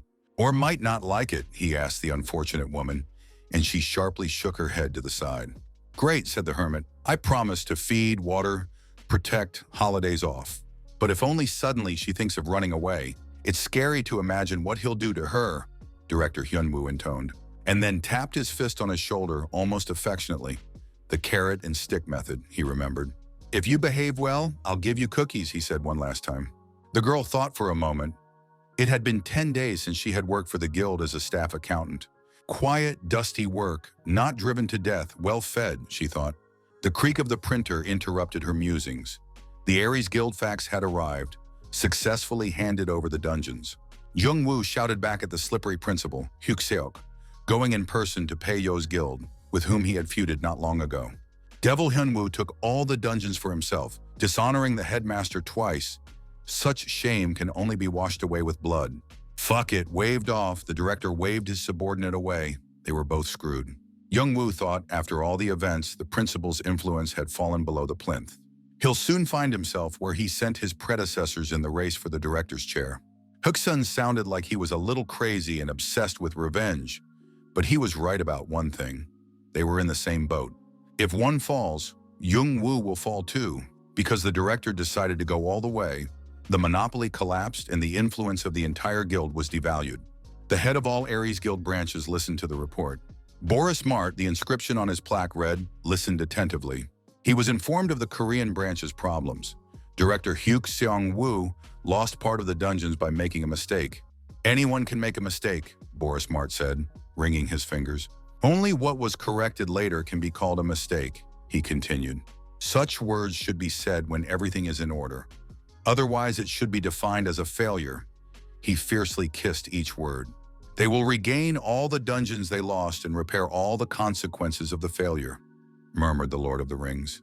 The pagoda of the Imperial Palace was drowning in the rays of the eternal sunset. Hook Sung-woo arrived at the Forbidden City. He thought that the contract was already concluded, but the guild leader demanded a face-to-face meeting. He had strong doubts about everything, but was determined to go all the way. Fucking medieval, he wondered as he stepped inside. He was met by a masked gatekeeper. If he confirms the contract, Hyunwoo is definitely a dead man, thought the director. He was told to enter. The palace has numerous guards, thought the slippery headmaster. The place pressed its harshness upon him, as if he were back in ancient times. The gate in front of him opened, and Hookshong squeezed his eyes shut against the glow of the lamps. The throne of the leader of the Pijo Guild, an imperial dragon named Mi Ryong, was occupied by a petite girl. The sliding headmaster marveled. He saluted formally and instinctively bowed as if in ancient times, too given to the atmosphere, Hookshong thought. But they didn't even answer him. He was confused and didn't know how to behave. A beautiful woman with a cold, commanding voice told him from atop the throne that she knew about his contract. Say a name, the empress said, and like a thunderclap, Hookshong sensed something wrong. But it was too late to retract his words. He gave the name. The man who closed the rift in Germany, Kim Hyunwoo. He named a huge sum and a bunch of dungeons in payment of the contract if they took it on. Really called out that name, heard the principal's cold as steel voice. The empress slowly rose from her golden throne. Just now he asked to kill the teacher, replied the empress in a steely voice. The shockwave pierced the roof of the pagoda, a pillar of fire. The empress was writhing. The entire palace was filled with a red aura. She was terribly angry. Hookshong couldn't gather his thoughts. He didn't understand what was going on. What a reaction. He wondered why ordering Hyunwoo's assassination had caused so much anger. What other teacher? Wondered the principal in horror. There must have been a mistake, blurted out. He, as Kim Hyunwoo, could be her teacher. Hyuksun asked the empress where they had met, and she replied that it was in the tower. A ray of hope glittered just nearby. The empress just confused Hyunwoo with someone else, thought the slippery headmaster. He told the empress that Hyunwoo couldn't be a teacher, and the girl asked why in response. Each tower is assigned to a different region, each summoning people from a different region. The empress was tired of listening to the nonsense and interrupted the rascal. She sent him flying with a familiar kick of her ballet flats. The cruel empress kept the headmaster unconscious while she beat him. She wondered how that cockroach would get out, but he was just rambling that Hyunwoo wasn't her teacher. He picked up the principal by the scruff of the neck like a kitten shitting in his slippers. Unfortunately for this slug, said the empress, she was trained in the Korean tower.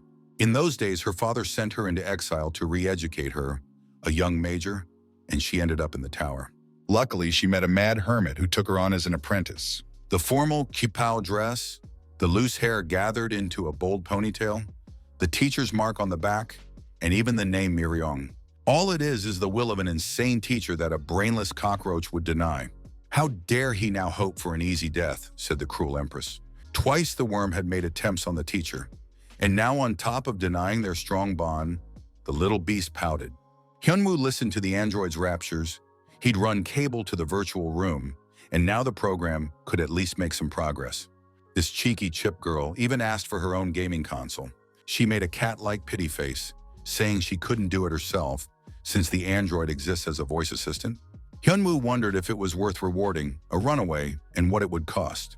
But a clack of the remote added the console to the virtual environment, much to the digital babe's delight. Like a kitten, she rushed to hug the mad hermit in gratitude.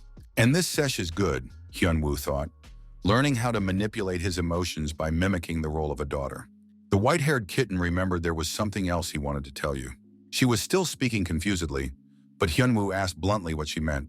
The hermit was called and found himself in the parlor with a succulent chicken in his hands. A wary shuriken asked the hermit why he wasn't eating. There might already be an illegal without a residence permit on the 9th floor. The homeless hermit recalled the bucketoid's words. The Avgirl told him that 3 rifts had happened before the hermit got out of the tower. And 2 of the 3 are still open, meaning the illegals are not caught and are walking free. Kwon Seo asked the hermit when he was going to Germany. Hyunwoo planned to leave in 3 days. A friend offered to go together and do some local sightseeing in the red light district, but the hermit declined. Kwon Seo was upset. He knew a lot of good places, but Hyunwoo doubted that after the rift, everything was calm in the country for walking. Pretty Seo Yeon answered him that first of all she eats, and secondly, the neighborhoods will be quickly rebuilt by magicians. Magicians, tilers, gas starbeiters will carry out all repair work. Without their contractors, the whole world would lie in ruins after battles. The hermit hesitated and asked if there was a reason why his friends wanted to go to Germany specifically. Hunwoo heard about the item auction and asked what it was. The attentive Shurken volunteered to explain. These bids are arranged by the association and have not been canceled even though an entire town was destroyed. That is to say, Hyunwoo clarified, the friends just want to use the teleporter on the ball and fly to Germany at his invitation. The Mad Hermit agreed. He wasn't paying anything anyway. Kwon Seo assured his friend that the bidding could be interesting. The Hunters Association told Hyunwoo that the number of rifts depended on the hunter's ranks, the hermit recalled. If the android's suggestion is correct, there are 2 illegal aliens living on Earth. Their status is closed to the hermit, unlike regular hunters, so if they show up at the auction, he'll notice the illegals. But it added a lot of work, and the hermit had things to do as it was, though he's gotten stronger over the last couple skirmishes with Electric and Lowly Demoness. What if a higher-ranked demon shows up, he thought. Hyunwoo accidentally said it out loud, and Beauty Seo-yeon thought he was talking about bidding preparations. Hyunwoo smiled confusedly. Again, he's hovering in the clouds, remarked Tiny Seo-yeon, and laughed. 3 days flew by, and they arrived at the bidding hall where the gavel clanged. The guys besides the hermit dressed up, and Babe Seo-yeon came in a gorgeous open dress so that everyone could appreciate the girl's beautiful figure. Youngwoo was burning evidence and saying goodbye to his past life in his office. The director personally went to the P-Jo Guild to meet with their head, but still no word from him, which could only mean one thing, Youngwoo realized. It's time to get off your feet and cover your tracks. There's no coming back from the director. He had prepared for this occasion as he realized that their former enemies in China were very dangerous. Youngwoo had collected enough money with him. He's the boss's right-hand man, which means he's important as a witness and won't be touched, he thought as he suddenly stopped feeling his arm. He lifted it to his face to look at it, but only saw the brush separate from his body. Youngwoo fell to his knees, splattering the office with blood and writhing in pain. The killer was taunting him. Could have killed him by now, but he enjoyed taunting his victim. The order of cosplayers, Youngwoo whispered, and the assassin laughed. The little brat knew about them. An order of cosplayers under the head office showed up for Youngwoo. He didn't have time to leave. Why is the order here? He asked a foolish and desperate question. The assassin chuckled and indicated to the victim that he should be perfectly aware of that himself. Jongwoo really wanted to live and crawled pathetically towards the exit. Causing fountains of blood, the assassin cut short the agony of his target. All traitors await death, he added. His partner entered the office. He was blocking off escape routes in case of an emergency. Already finished, he asked his comrade in cloak and dagger business. As if anyone could hold them back, replied the braggadocious partner. Their second target remained in the palace of the Forbidden City, and they had no way of knowing if Hyuk Seong was alive or not yet. Shouldn't that man be dealt with? The assassin asked his comrade. But the latter replied that 4 costumers from the order had already been sent for. 4 at once surprised the hunter, but the target could also single-handedly stop the disaster. The braggart continued to flutter his tongue and bluster. Their boss would definitely beat the swagger, but the comrade told him to shut up. No need to openly discuss secret information, even walls have ears, he reminded the braggart. Thoth stumbled back, spreading his arms guiltily. They were done with business in this place anyway. The bidding had gathered quite a crowd, and the girl announcer announced the start of the bidding. Kwon Sung asked the hermit if he would go to the red district in gym shoes too, but Hyunwoo just sighed. Shiken didn't understand the hermit's choice of clothes either, but he was perplexed. It was better with clothes than without. Who cares, answered Hyunwoo, and Shikyung agreed. Even the media had already accepted their friend's appearance as commonplace. Pretty Seo-yeon looked at the lot list disappointedly. Not a single S+ level item. They are still rare, Shurken replied, and Hyunwoo thought about it. He had seen this rank somewhere, and fumbled for an object in his pocket, a lowly demoness essence stone, some of the information hidden and how to use it. The hermit didn't know either. He received it at a ceremony honoring him for his exploits. The item had a high rank, but it gave no modifications or skills. It can't even be sold at a high price, the hermit thought. It made him want to learn even more about the subject. Well, for now, he went back to bidding in lots. But everything was boring. Nothing worthwhile was being sold here, and who would sell a good item? Hyunwoo boredly scanned the items with an information skill. The next lot is Aslan's spear, he read in a long, semi-legendary text. Tired of the restrictions on information, he went to get some air and waved to his friends one last time. The mad hermit stepped out into the parking lot and breathed in the cool night air. Out of the corner of his eye, he noticed a quick movement. One civilian had just been killed. The hermit turned around sharply to see who was so bold as to decide to attack him. He took a step and dodged the swift assassins that suddenly attacked. A hand blocked Wolverine's claws. Those damn cosplayers again, Hyunwoo thought. But this time the cosplay succeeded well. The assassins kicked, knocking the Mad Hermit back. Just another troop of traveling costumers, the Mad Hermit thought tiredly. The dummies stood in a picture pose and not original at all. At least they would have performed a birch tree. The hermit was indignant. The order of costumers presented their quartet. They kept talking instead of doing what they showed up to do. One even began to read a prepared speech, but the hermit quickly interrupted him. "I can't listen to these trashy speeches," he said, and threw a rock right in the pseudo-Wolverine's eye. 5 for effort, but still a 2 for overall credit, the politeness teacher said. Counting off 1 dummy each, the Mad Hermit prepared a second pebble. He smirked devilishly, chattering that the hermit was always escaping from the battlefield. Now he would show that it wasn't true. The performance failed, the actor was drunk, the quartet was deflated and came to grief. Boris Mart listened to the report. Hook Song-woo has not yet been eliminated, but it's not yet. They have no right to make a mistake, he said to his subordinate. And the type, he asked about the Mad Hermit, and was told that the battle had already begun. A ringed hand raised a glass of wine, whether or not his men could handle it. Boris asked his subordinate if he doubted the order's abilities. He demanded a list of those who had been sent, 4th, 7th, 9th, 10th, called the officer of the order numero uno. So it's already a foregone conclusion, he told a surprised subordinate. Boris Mart didn't think his men would win. He was just setting up an experiment to see if his opponent could read the status. When you kill an enemy, start looting. An ancient rule from the tower came to mind. He looked closely at the Wolverine claws at his feet. Not bad work, thought the hermit. The real ones really should be sticking out of the body. Hyunwoo called up the status window to evaluate the acquisition. The Mad Hermit was greatly surprised when he looked at the details. Boriska drank expensive wine. I wonder if his enemy will understand this joke, he thought. The underground atrium was once again left unlit, with a man sitting at a huge round table.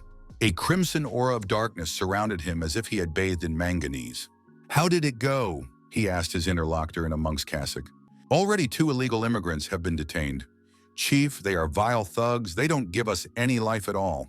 The monk answered him. A 5th-rate electrician was coming up to the 9th floor, and lowly demoness, the servant monk reported. Lord clapped his hands enthusiastically. He knew these guys. They were no wimps. He thought that on the 9th floor, the borders were weak, and illegal tourists would have an easy time getting through. "Who is next?" he asked the monk's servant, and the monk replied that it was still undecided. An unexpected obstacle appeared. The Lord of Manganese exulted. "The taste of waiting is sweet," said he. "What's in the bag?" asked his chauffeur, Shay Ken, as they drove home. The hermit replied, "Found." "It was a crazy hermit found in the middle of a mountain of corpses," said cautious Shu Ken. Fortunately, the cameras recorded everything.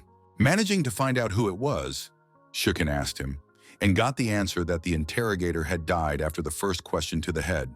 Hunwoo asked what kind of cameras are there that capture everything from good angles, and learned that it's the special magic of streaming. "But does one's head come off during interrogation?" asked a cautious Shurken.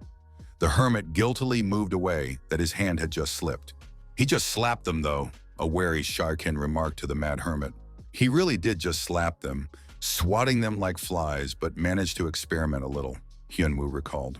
"In any case, they were hiding their faces with magic," Hunwoo replied while Shurken gathered for souvenirs. The Mad Hermit perked up his ears and asked who it was, but the cautious Shurken simply dodged the question. Hyunwoo remembered his souvenirs in the big bag. He rubbed the good stuff right out on the floor to get a better look and pour over it. Good thing he now has the scanning skill for items. Replica 1, 2, 3, that's how all the artifacts were signed, each one quite high level. "What does the replica and the artifact's name mean?" wondered the hermit, studying them. Whether the artifacts were artificially created, the hunter wondered, but couldn't find out more. Hyunwoo sank into his memories, activating Sherlock's abilities. Yesterday's costumers knew exactly where and when he would show up. They worked for Ares, or someone hired them from the outside, the hermit pondered. After scoring the artifacts he would sell anyway, he switched his focus to the costuming troupe's customer, who paid for their tour. He asked, "It seems that the slippery asshole Hyuk Woo has learned nothing at all, and he's made the same mistake for the 3rd time." the hermit sighed tiredly. Now he wouldn't be able to get away with it, Hyunwoo decided, and knocked on the door of the guild's main office. "Where is the headmaster?" he asked directly to a passing guild employee. "The boss is on a business trip," quickly answered the mad hermit before he asked again. But that was already clear, and Hyunwoo politely asked for the exact location of the business trip. The office staff member fell to his knees saying he didn't know anything. But the mad hermit squatted down and inquired, or rather, and so learned, that Heksong was in China, in the Forbidden City. Pizhou Guild heard the familiar name by the mad hermit. In the evening, he hovered in the living room of a cautious Shay Ken and watched TV. He asked his friend what he knew about Pizhou's guild. Shurken replied that he didn't know much in general terms. "They say they recently took over all of China," Shurken said. And Hyunwoo, surprised not long ago, they only had half of it. "Usually it's quite difficult. Clearance paperwork, contracts, but not in China. It's the law of the jungle out there," Hyunwoo concluded. "But it wasn't always that way," Shikyung added. "Once upon a time, all the dungeons belonged to the government, and it was much harder to hand them over," Shurken continued. "Everything changed recently. The head of the guild, Pizhou, pushed through the law and started the takeover, so he's very powerful," Hyunwoo concluded. The mad hermit plunged into memories from when he was still in the tower. Had he spoken to his apprentice about something like this? The hermit pondered. He played the role of a mad hermit teacher and sinned with cosplay himself, but his acting was real. The girl argued with him and bickered without taking her red eyes off him. He cracked her on the head with the edge of his palm. "You don't argue with teachers, especially not crazy ones." As a teacher, he demanded 3 bows as his due, but the girl refused. He was conducting severe tests for her on the brink of life and death. There was no way she would die, he promised affectionately. "No way in hell would he let a dear student die," he reassured the petite girl. "The main thing is not to offend him," said the mad hermit, and pushed him into the abyss with the monsters. The girl had passed all the initiations and had reached the 100th floor. There was nothing more to teach her, and the hermit was sending her away. The snotty girl denied it, but she really has grown since then and gotten stronger. "No one else will be messing with her," the mad teacher gently stroked her head. The little one cried from the excess of her feelings. "All under heaven," he told her last. "No one can be above her except the mad teacher," said the hermit firmly in character. The girl listened attentively to every like-minded teacher, his will the law. She mumbled something, last in the same crazy spirit. Hyunwoo vaguely remembered what it was. The hermit was too lazy to listen at the time, but who knew what it would turn into? They say Peicho has a whole empire, but Shuken didn't know anything else. He didn't care much about it. Hyunwoo rubbed his friend's hair contentedly. "Time for a business trip," the mad hermit informed his friend. "To China," Hyunwoo added.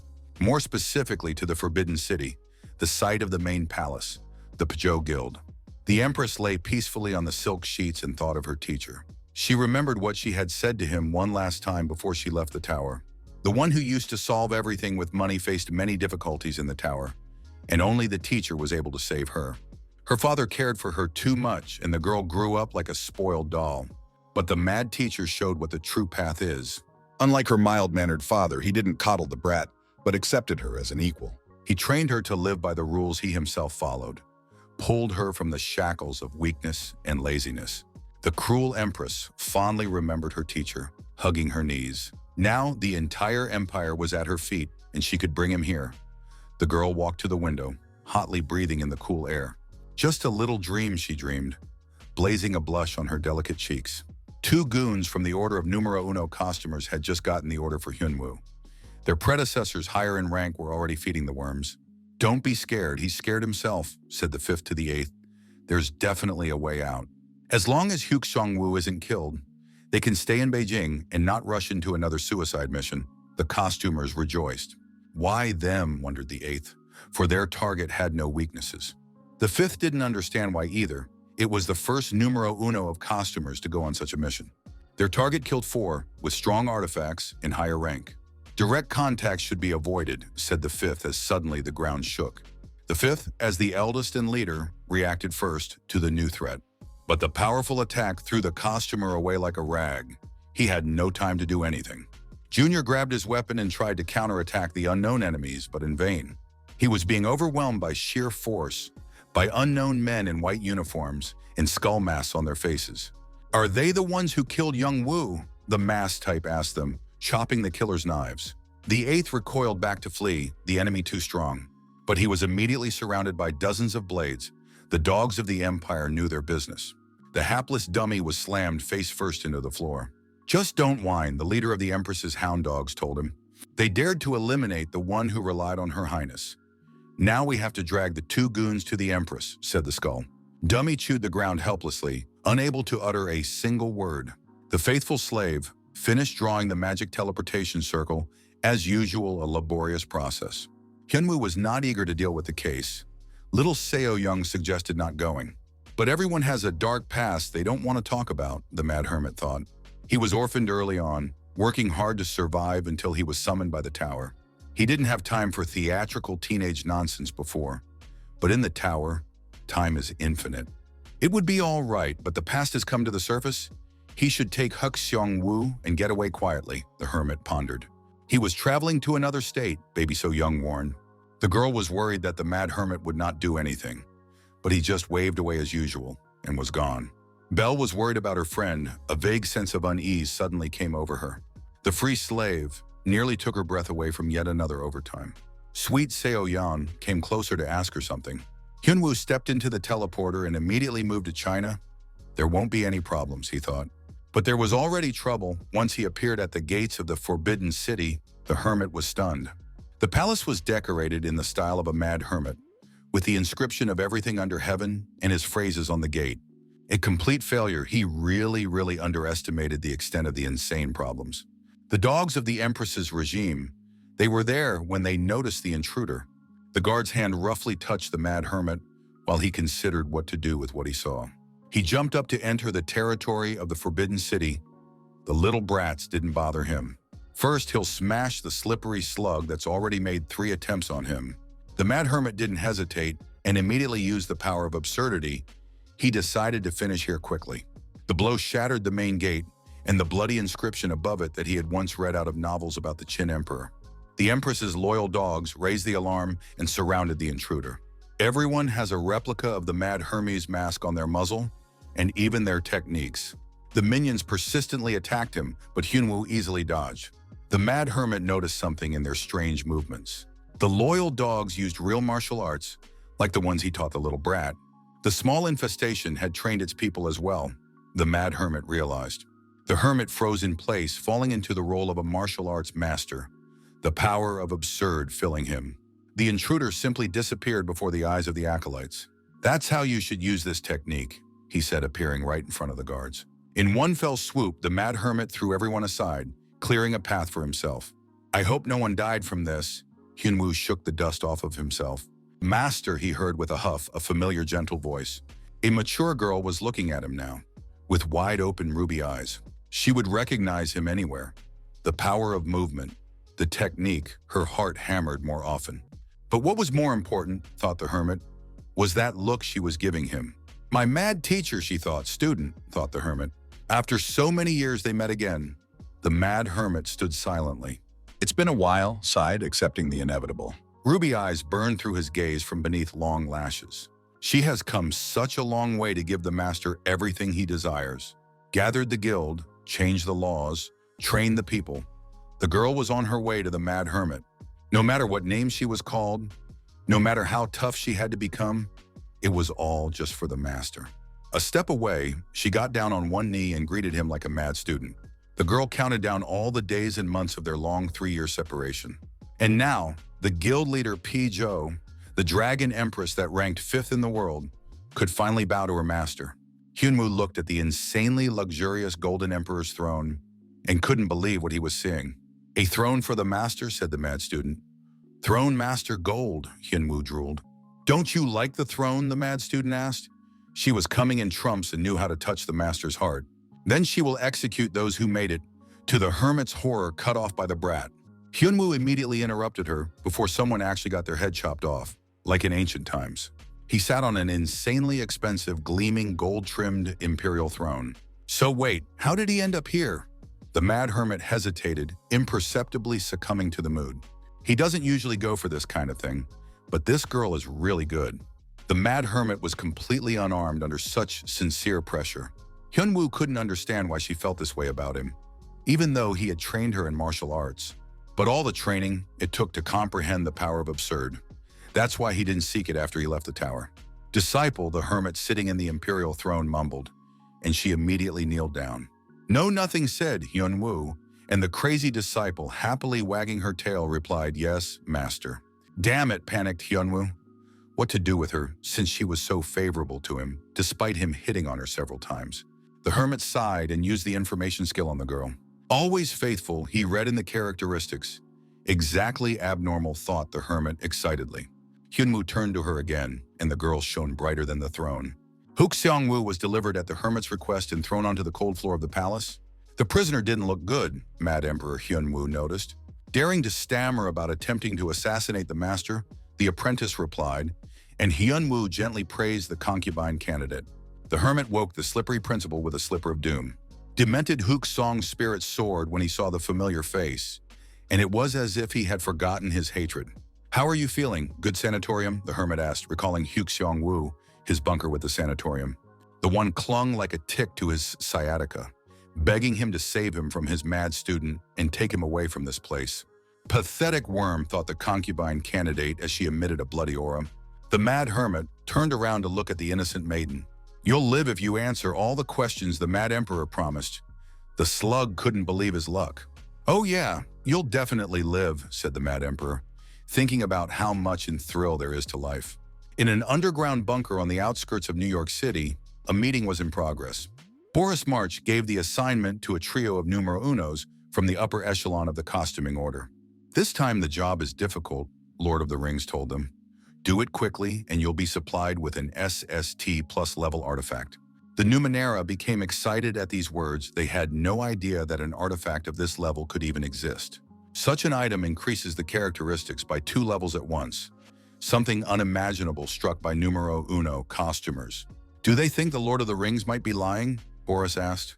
The existence of such an artifact has not yet been publicized, but soon, said Mart, looking at his hand. The friends were sitting in Kwan Seo's guild office. Shurken asked them when they were going to re-enter the labyrinth. Kwan Seo, who had never received a gift from the hermit, doubted he would find anything useful this time. Shurken agreed with him. What's the rush? Asked the beauty in the business suit So Young, if Shurken hadn't sold the artifacts from the last hike yet. The always cautious Shurken replied that he already felt a dire need for a performance upgrade. Kwan Seo brushed it off. They were too busy with guild affairs, so they hadn't grown for a long time. The shadow of the mad hermit loomed over him, and he stumbled back, someone too far away from them. Compared to Hyun-woo, the always cautious Shurken admitted and didn't finish. It was already clear without words. Even the beautiful Seo Yeon sadly faded her blue eyes.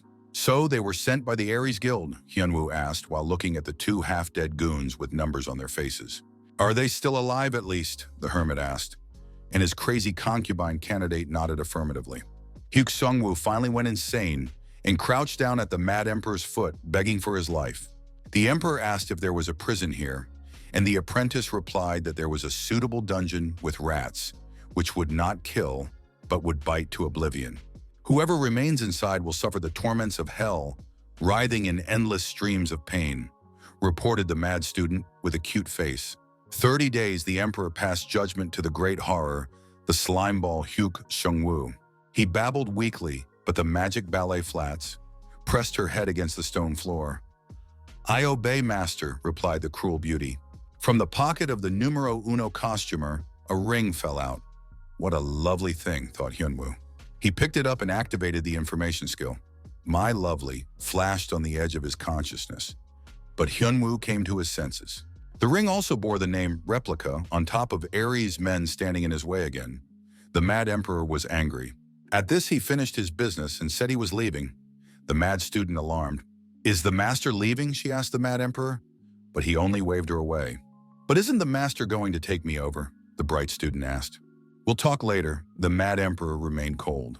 But he reassured his devoted student that he had to deal with the Ares Guild first, and then he would return to this conversation. The mad hermit has abandoned a devoted concubine candidate. The girl moved her finger, and 2 servants appeared before her. See the members of the Ares Guild, she said, all to be slaughtered like pigs. Hyun-woo brought the ring to the pawnshop appraiser, and the android informed him that the ring was not plain, but fake. The mad hermit was surprised. It was the first time he had heard of such a thing. Artifacts are created at the bottom of the maze from items and are powered by lore, which determines their characteristics and skills, the android narrated. Objects for artifacts are removed from the existence of the floors, the virtual girl vaguely replied. Illegals need to fully climb the tower for these things, she added, which further puzzled Hunwoo. The ring, on the other hand, is just a quality replica. Without its own story, a replica, the android answered him. Perhaps even created by an illegal jeweler, heard a frantic Sherlock. The case was getting more and more confusing. The white-haired android wised up and made a sound judgment about the two illegals earlier, Hyunwoo recalled. You should teach this machine to clean up after itself, though, because you're making such a mess, you brainless neuron, the hermit told the android. But the white-haired product of dusky genius only waved it away, much to the hermit's annoyance. He clicked a button and it was clean. The girl was even happy at first, but then discovered the console was missing. I'll pick it up before my next visit, nailed the hermit lump of uninspired chips. Judging by her complaining cries and promises to keep the virtual house clean, he'd picked an excellent punishment. Neural net went crazy, showing all kinds of remorse and pity on its cute interface. Late at night, the assassin sneaked into the Forbidden City. He noticed the hole in the roof that had been left during the day after Hyuk-Song-woo had appeared and ducked into it. Like a true ninja, he infiltrated the main palace. The third numero uno costumer was given a mission to rescue two of the younger ones from the order and kill the traitor Hyuk-Song-woo. There seemed to be rats in the palace, the assassin heard a predatory female voice say. Slugs of the Ares Guild, asked the Mad Empress in her own right. He bounced away like a hunted mouse that didn't even smell a cat. Try not to die at once, said the Empress, so she would at least vent her anger. At that moment, the hapless ninja cosplayer realized that he was absolutely going to hell. In the palace added holes, but it's not a problem, servants will fix everything tomorrow, thought the Mad Empress satisfied. Hyunwoo, back in the world, he had to calm down the upset neural network, for he didn't know that the save was deleted from the console. Suddenly, he found himself with guests, though he hadn't invited anyone to tea. The guests were sprawled out in the living room, and they didn't even take off their slippers, as if they'd come uninvited, the hermit thought. But more importantly, whether Shurken was all right or not, the hermit looked around. Hyunwoo remembered that his friend said he'd be back from his date in the morning. So he's not home, the crazy hermit realized. Customer number one smugly reassured Hyunwoo that there were no guests at home besides them. The mad hermit smiled gloatingly at the guests. Now he could go full throttle. He asked the goons why they had come if he was going to join them. The guy in gym shoes was pushed back by a strong attack, and he flew out the window with a sharp clink of broken glass. The cosplayers chased the insane hermit right through the air. In preparation, they have no shortage of strength. Their artifacts also look strong. The Patlak attacked with an ice spear. The costumer hurled the spear at Hyunwoo with a powerful throw. But the mad hermit playfully caught the heavy weapon. Beat the enemy with his own weapon, he remembered his rule from the tower. But instead, the hand clutched the void as if the heavy spear had disappeared. The mad hermit was attacked again and thrown to the ground, and the spear was miraculously in the hands of the costumer. Hyunwoo applied his information skill to figure out what kind of tricks the uninvited guests were pulling. The SST plus rank SST plus return spear highlighted blue status. The name as well as other items of unlucky theatergoers meant replica. The magic of accounting attacked the mad hermit, the entire visual field covered with tax reports. Tax returns, financial statements, mortgage payments covered him in a dense cocoon. A magician accountant of the highest rank appeared before him, with debt books in his hands. The report sheets precisely aimed at the homeless hermit who discounted all work to slaves. He gives out his wages in envelopes, said Hyunwoo, the costume maker. But the hermit dismissed him. You can't take him for that. He doesn't pay slaves at all.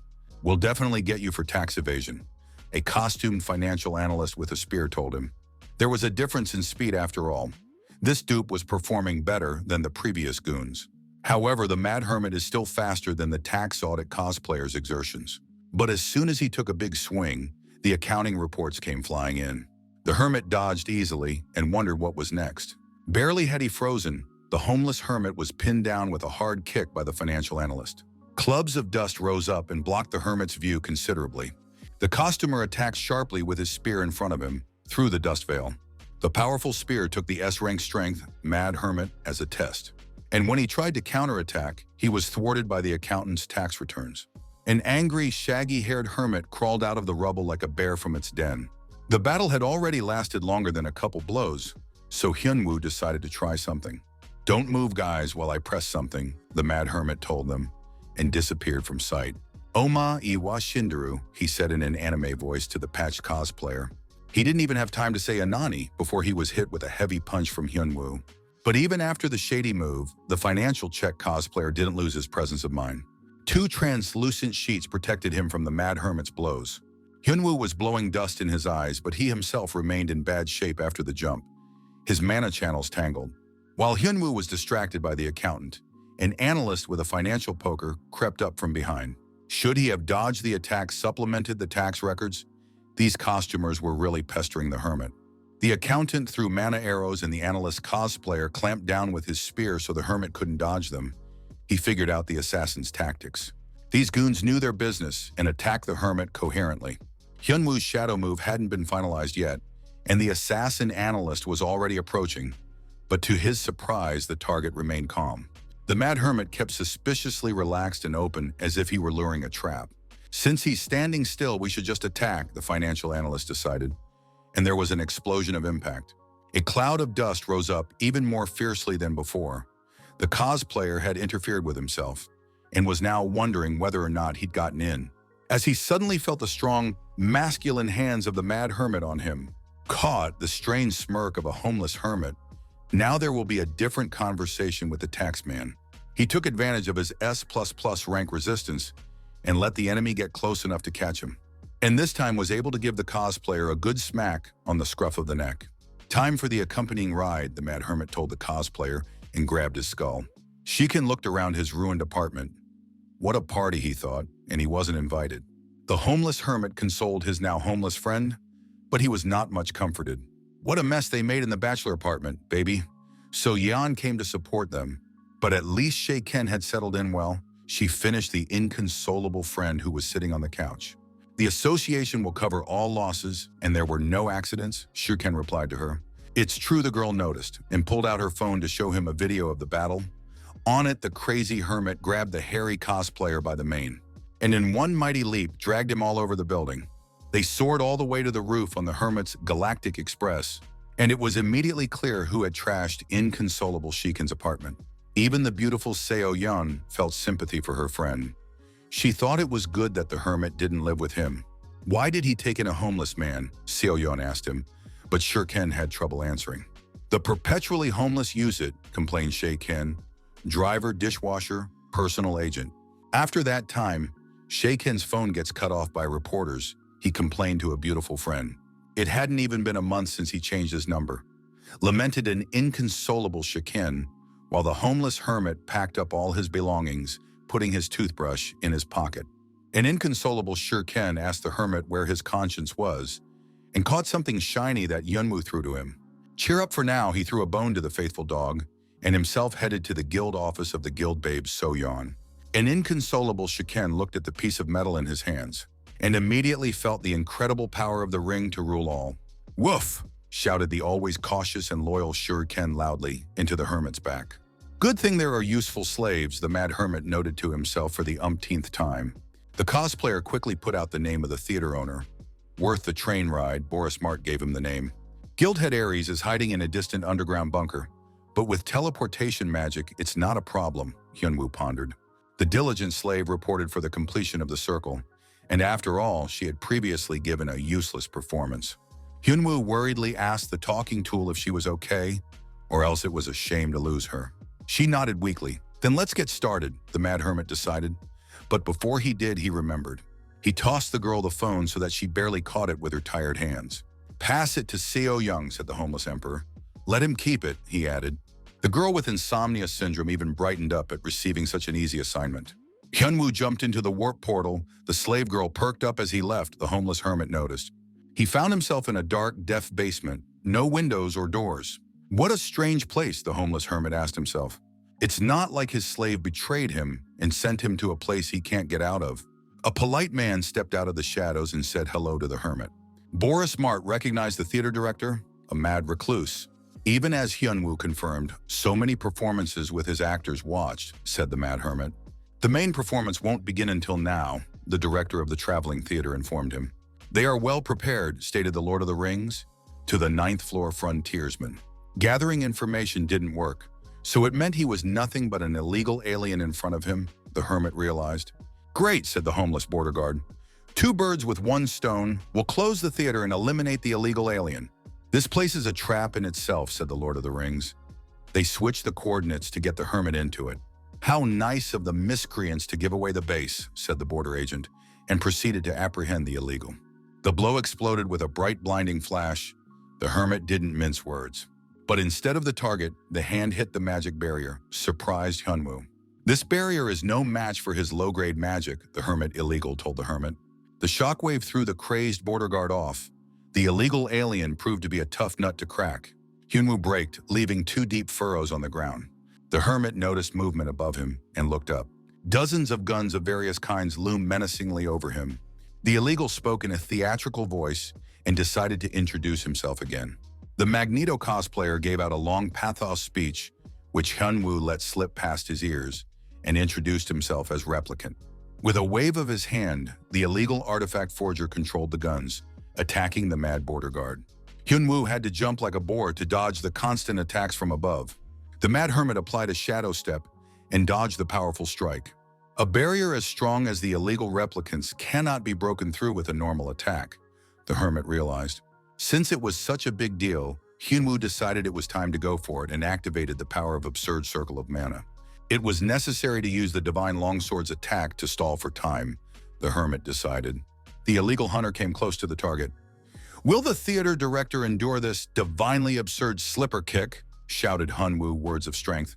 For a second, he managed to break through the Magneto's magical barrier. Noticing the effect, Hyunwoo stretched in a twine for a second kick. But suddenly the kick lost all absurd power, the glow of the red aura weakening. Boris Magnetovich grabbed the hermit's leg. How much mana for a single blow? He praised Hyunwoo's futile efforts. Lord of the Rings, and swung himself up for a punch, clenching his ringed fist. A blow of unprecedented force pierced through the mad hermit's resistance. The fighters returned to their original positions by the start of the battle. The homeless frontiersman could gather mana more, it would immediately dissipate. Mana freeze politely explained by the villain. The effect is imposed by the entire room. The illegal counterfeiter was well prepared for his encounter with the 9th floor border guard. As Hyunwoo fought the final duo of costumers, the illegal was watching him closely. Most of Mad Hermit's attacks depend on his mana. "What a mouthful he is," interrupted the cosplayer of the Magneto, the Mad Hermit. Boriska continued to brag. "Isn't his opponent devoid of his absurd attacks now?" Hyunwoo smiled back. "Aren't they in the same position right now?" "Of course you're right," agreed the Lord of the Rings and waved his hand. An illegal replicant counterfeiter could still run his fakes. Hyunwoo could hardly dodge the illegal's attacks. Even the shadow step didn't work anymore. He took a direct hit from a heavy shell. Even for his stalwart, it was too much.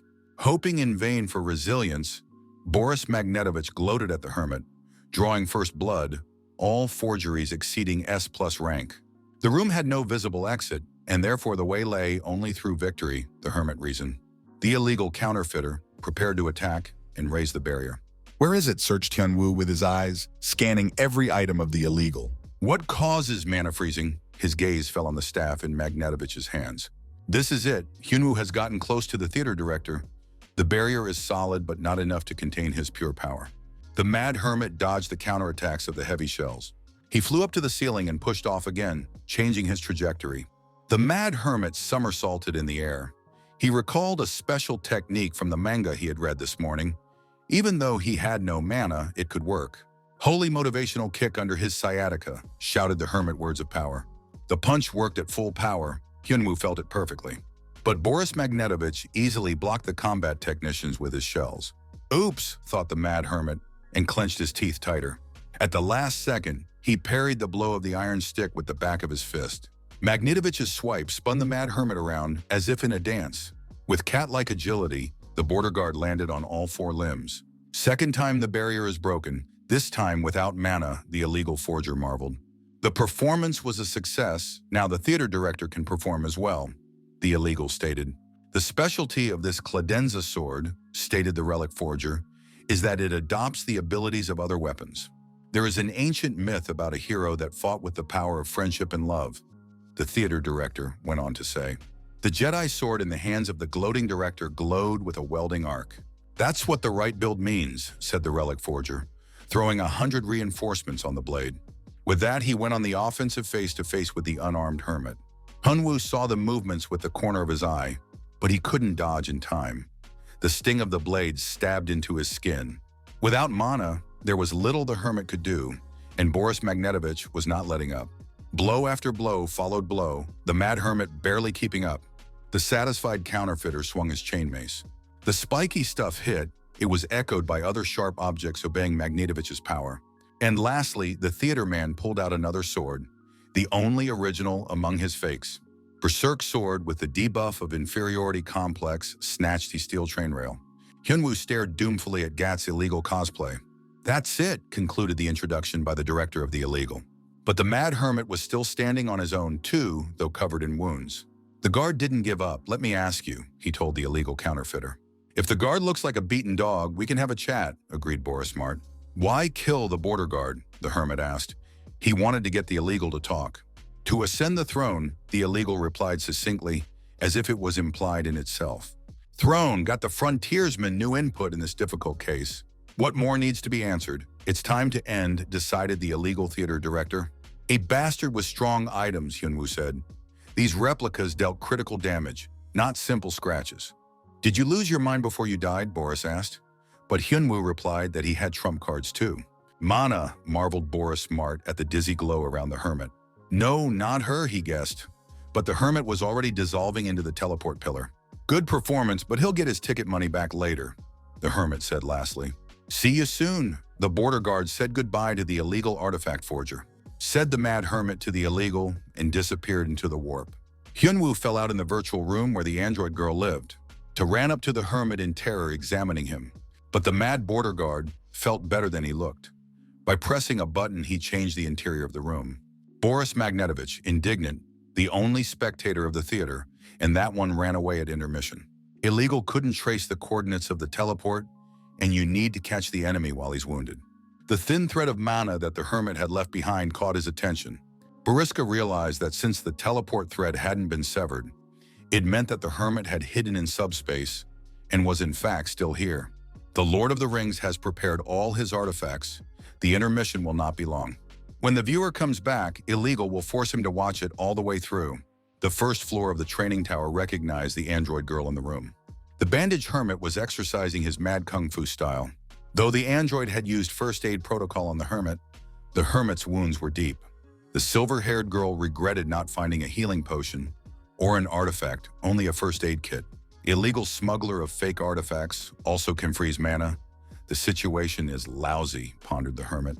20 minutes from now, the circuitry will be locked down and he'll be out.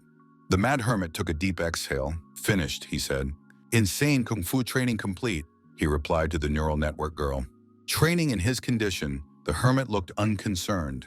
The android was worried. She was part of his system after all.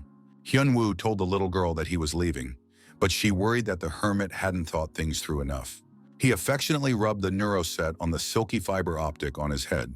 "It's different this time," reassured the hermit android. He actually looked pleased, bandaged as if after an encounter with a lawnmower, he came out of warp. The hermit looked refreshed after a brief intermission, perhaps snatching a drink for a friend, as a proper audience member should. "Welcome back," Boris Magnetovich greeted him as if he were Prince Arthas. The illegal replicant was very happy to have a single spectator. But the mad hermit at once broke the serious atmosphere of the performance and laughed. I'm sorry, it just slipped out," excused the spectator border guard. Illegal confused his prepared remarks and sprinkled them randomly, along with heavy projectiles. He attacked with pathos. Hyunwoo closed his eyes. How long can it be, he thought. Promising graves, death, instead of just doing, tiring of these theater people. He has trained countless fictional martial arts, thus gathering the power of absurdity. But there is something that is not a part of them. It was all about the principles of martial arts, the concepts on which they were based, their fundamentals. But you can't just learn this principle. Every master saves his shoots of knowledge. However, in a short period of time in the warp room, Hunwoo had undercut the cheats in the sense of reaching enlightenment. The Mad Hermit summarized all the experience he had accumulated in martial arts. as well as the spirit of duels with the illegal electric and the demon lowly that use the exact opposite experience. The artifact's chopping blow was repelled by his bare hand without harming it. All of this helped the Mad Hermit discover the principle of grafting. From each master, he cut shoots and grafted their skills onto himself. The rogue replicator staggered back, his power no longer working on the hermit. He thought as he watched the border guard reflecting all the requests for registration. Hyunwoo was jubilant. His new concept had already proven itself perfectly. Outwardly, nothing had changed. The wounds remained the same, and the lines of the illegal theater-goers still worked. Perplexed Boriska. The level of skill turned the hermit into a different person, the Lord of the Rings realized. He had planned to play with the wounded man before finishing him off, but he didn't delay, feeling threatened. Boriska threw himself into a desperate attack. To hell with the script when the whole theater is on fire. Hyunwoo was copying Dr. Strange's gestures with a smug look. He thinks it's a matrix and you can block all the blows with one hand, the illegal director shouted. Boris delivered a stabbing blow with his blade to the hermit's chest area. An unknown force of cheater skills wound his arm, intercepting the blow. Boriska howled in pain, but Hyunwoo told him to clench his fangs tighter. Rock, paper, scissors, he applied his trademark mad hermit trick. Boris was thrown back by the meaningless words of power. Right crown, left funeral, shouted the mad hermit and finished off the enemy. The counterfeiter was pinned to the floor like a steel battering ram. The hermit swung to kill the dog, but his attack was interrupted. The heavy artifact shells made him jump the boar again. The hermit bit his tongue. Dodging everyone was problematic. Good for you in a mortar with a crushed vegetable, the wounded illegal asked and stood up. Cheater pumped in the pause menu before the fight. The theater director was angry. In one fell swoop, he unleashed the power of all the smuggled artifacts. Illegal snatched the sword of Berserk's inferiority. Its ability to absorb all the stats of other weapons, let the replicant know. How childish to measure who has the most, the Mad Hermit remarked. Now we'll see if Boris Magnetovich decides to make the final blow. Unlikely that his body could withstand more than one blow with all the power of his inferiority complex. Boris put everything into one blow. The heavy steel beam came down on the insane hermit with a full swing. King Kong's penknife, strained by its size, even a demented border guard. Well, that aide who has a bigger gun is cooler, thought to himself, illegal counterfeiter. Hyunwoo absorbed the full power of the punch flowing through his body and set the punch with a rail of inferiority.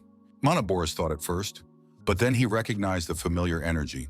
The power of inoculation, said the mad hermit, and approached the illegal immigrant sharply. Illegal migrants will be detained, shouted the border guard in charge. Hyunwoo aimed his own punch at Boris, amplifying with powerful words of pathos and absurdity. Fucking cheater, the illegal shouted one last time and took a clean hit. Instant death tore the illegal's body apart. That's the end of the tale, who is a cheater and well done, exhaled the mad hermit. The remains of the illegal were disappearing along with replica artifacts. But the magic duffel didn't disappear. Hyunwoo noticed the artifact. At least some loot, he thought, picking up an object from the floor. Hermione's bag prompted the system. The thingy could hold 15 items. The hermit buried the only real inferiority complex in the pouch. A bit stingy for a boss like this, the loot was appreciated by the mad frontiersman. Time to go home, the homeless hermit remarked. I wish I could find some clothes, he looked around, and the phone. The secret dungeon door opened, and the last of the wandering troupe of costumers called out to the master, and I was horrified to discover that I had just become an unemployed actor. Slevel luck no other way, smirked at the hermit. He rushed to the secret wicket in the illegal director's trap. A numbskull cosplayer was caught in the clutches of border control. Any money, drugs, weapons? Asked the tired hermit, and began a search. Need your clothes naked to 800, muttered the homeless hermit. And your phone, and your wallet, and whatever else you have. 3 days later, the mad hermit called a press conference, saying he knew who attacked homeless Shay Kin. As always, the mad hermit showed up in a tracksuit. Hyunwoo stated that he would be brief, say what he wanted to say, and leave immediately without further explanation. Uninvited guests in Shuhung's house, the hermit expounded, had come for him. In lieu of evidence, he provided a recording fabricated by Av's neural network the day before. But who can ask the mad hermit? The note showed that the guild leader of the Ares International Guild, Boris Marth, was behind everything. Some might think he fabricated the tape. The hermit excused himself, but there is other evidence. Hyunwoo hoped that the Ares Guild would give an explanation, but secretly expected more compensation from them. 3 days later, when the homeless hermit was still visiting friends, a crowd of journalists gathered outside the house, Where Hook Seong-woo had gone, they shouted. The boss of the Guardian Mafia group was sitting in the living room. He told his friends the hard truth about their world. They actually live on the 9th floor of the Matrix. But there are others. They could hardly accept the truth. Even little Seo Yeon frowned her forehead, thinking about Hyun-woo's border service. Then just screw it, advised the hottie mad mobster. She hesitated to answer, but the hermit realized how unbelievable it sounded. That's about what he expected, the hermit thought, looking at the concerned faces of his friends.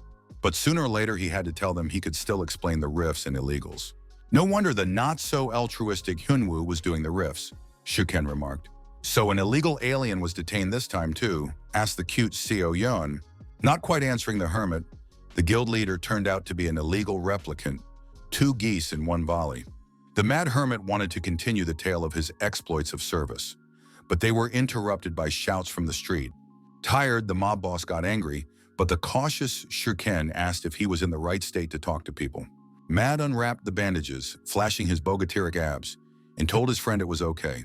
The deranged mob boss walked out to reporters under a hail of questions, but when the hermit came out, he didn't see what he expected. The faithful apprentice meets the homeless emperor properly. Honoring the master, the bright apprentice formally greeted the hermit. Why had his dark past grown on his doorstep if the hermit had left him in China? He asked himself. The faces of friends who just found out this morning that their friend is Agent Smith and now also a crazy teacher. The mad empress faithfully caught every word of the master. Who is this? Asked the hermit, pointing his finger at the black-headed. Best bodyguards, replied the mad apprentice. Let them go, he asked, and the bodyguards immediately disappeared. Kwon Seo questioned his friend if the Dragon Empress from the Pijo Guild was definitely in front of them. A cautious Shuken replied that it was the nickname of the World Top 5 ranking, much to Hyun-woo's surprise. 5th in the world rankings, the hermit glanced at the lovely apprentice before him. When he had trained her, he had only passed on some of the emperor's techniques, the mad hermit recalled. How did this meek sheep become so strong, he wondered. The mad apprentice bumped her forehead and begged the master's forgiveness. She apologized for not being able to follow all his precepts. After all, he had told her that there could be no one superior. But the hermit immediately interrupted his apprentice before she blabbed too much. But the flow of martial arts-inspired sentimental nonsense could no longer be contained. Hyun-woo pressed the off button on the monitor of the whiteboard. Don't make me raise my voice, he said in the voice of a mad emperor, and the student blushed. The masochist's apprentice was drooling contentedly when the cautious Shiken turned to the hermit. Mi-ren, the hermit's friend stuttered with excitement. The insane disciple was covered in a bloodthirsty aura of darkness. Then Shurken even heard her voice in her head. Don't you dare call me by my teacher's name. What binds them together, asked a cautious Shurken, while Seo Yeon, with Kwon Seo tactfully removed. Apprentice, replied Hyun-woo, stroking the contented cat to calm her temper. Cautious Shurken stacked at the bottom of the test tube. A rank 5 disciple, he muttered. The bastards are noisy, the mad emperor said, and the apprentice offered to finish them off. Everyone under the knife, she said with a cute face, but the homeless emperor stopped her. What can't she ask with the expression of a cute kitten? The mob boss smirked when he got the text message he'd been waiting for. I'll be gone for a while, he said to a dejected Shiken. Aries Moody's have made contact, the mad mob boss explained. They met at a cafe nearby. Hyun-woo was neglecting officiousness as usual. Why not squeeze half of the guild in a diner? Let's discuss this directly, declared the insane mob boss to the weakling in front of him. Boris's deputy came to meet him in person. He was visibly nervous. Borisky's deputy was resenting why he should be the one to clean up the mess they'd made. Also, the hermit showed the number 6 at the conference, so he has the Numenera from the cosplayer order as a hostage and witness.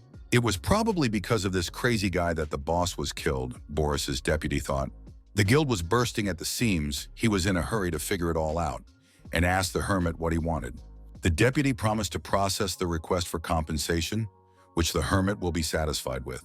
All of Korea's dungeons, the mob boss declared to the deputy's amazement. But Hyun-woo had something to blackmail them with. There's a long tale of crime following the guild, and a valuable witness has already put everyone on the take, the mad mobster hinted.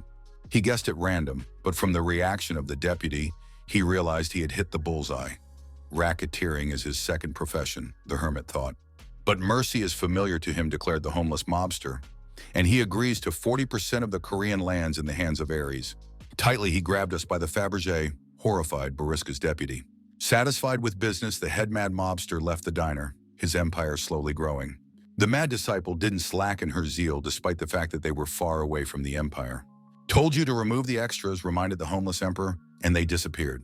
Her hand reached forward as if the girl wanted to touch the master while he grunted. He turned around and asked her what she was doing, but the mad apprentice only wagged her tail. She took one look at the pathetic slug in the diner and memorized his face, to bring it to his mad master one day.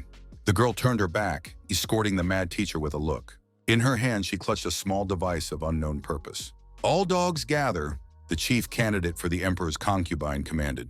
"Deputy Bariska, begging for mercy, help the hooligans are depriving him of his sight," shouted he.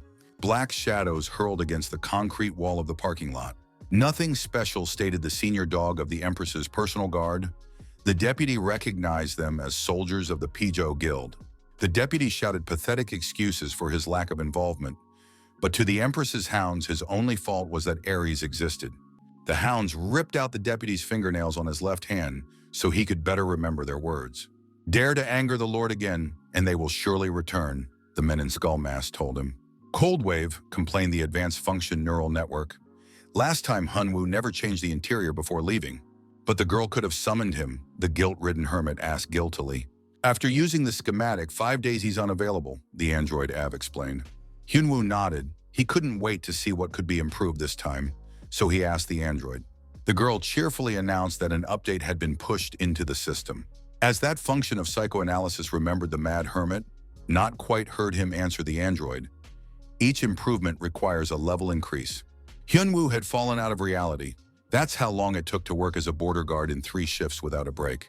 How to reach a high level in the system if progress crawls like a turtle? The hermit lamented. But the answer lay on the surface. If he wanted more information, he could properly interrogate the illegals, the android pointed out to him. In addition to the usual illegals, there are those who have already climbed the tower once and then started a new ascent. But why this recursion, the android did not know. Hyunwoo realized that repeat illegal aliens might know a lot more useful things. The forger replicant spoke of something similar, that there was a throne at the top of the tower, the mad hermit recalled. The words didn't say anything on their own, which meant we'd have to interrogate the other illegals, the hunter pondered. "That's it for now," stated a sharp, defiant Hyunwoo, but the neural network stopped him. "Hazyainama, Plestaishanama, Vernamana," rambled the muzzle of the electron. "And how to refuse such a one?" wondered the mad hermit, whose mimimeter was going off the scale. Eventually, the android quickly learned to be nice and hack leather bags, he concluded. The friends met at a construction site where a huge mansion was being built. "A modest dwelling for a mentor," reported the bright student. Knowing the homeless hermit's weaknesses, modest Hyunwoo grimaced as Shukyung Googled the place online. This land was being allocated for a new city, he read from the news, and was more horrified than the hermit.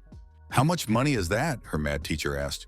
He bit his lip, realizing the value of such a gift from the hands of a loyal student. "What's going on?" wondered the mad hermit. Why he was being treated so well, considering the devoted disciple. What is she hiding, he asked himself.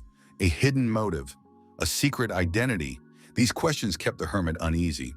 Always faithful, read his status to the surprised student. Apprentice turned insane hermit who lost his social skills in deep childhood. "Maybe she's just a pervert," the mad emperor asked bluntly. Even the always reserved Shirkin shrieked at the mad hermit. "How can you say such a thing to a child?" he sternly reprimanded his friend. "But she is the little one," the hermit thought. Looking at her carefully, he asked when the crazy student was going to be going back to China. "The owner wants her to leave," the girl replied with the look of an abandoned kitten. So Hyunwoo hurriedly clarified that he was worried about Pijo's affairs.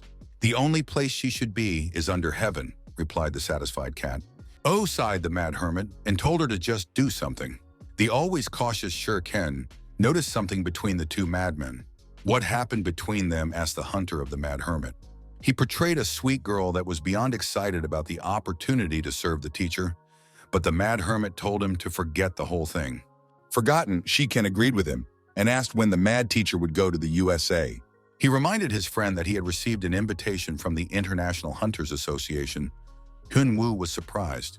"They want to bring the hermit into the S rank," Shirkin explained.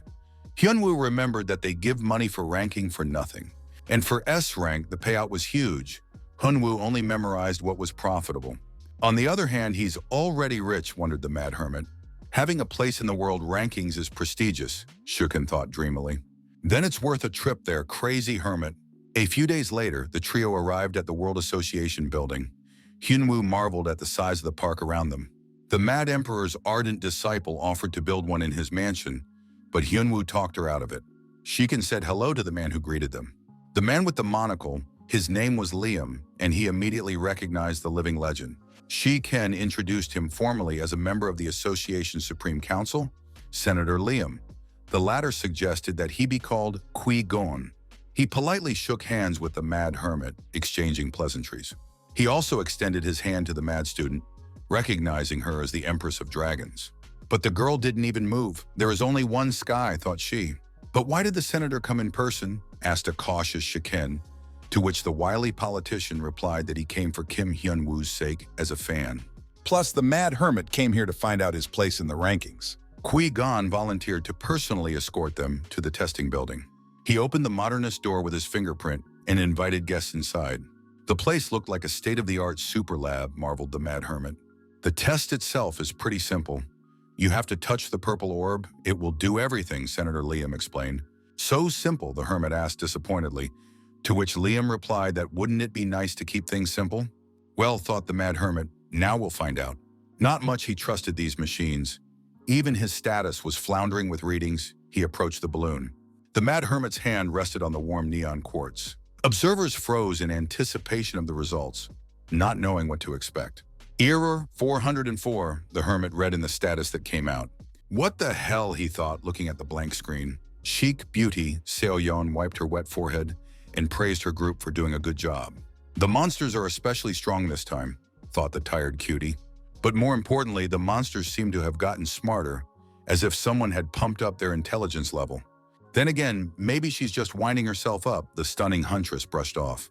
She had learned from the news that the third ranker would also be coming to the Hunter's Banquet, and was worried about the Mad Hermit.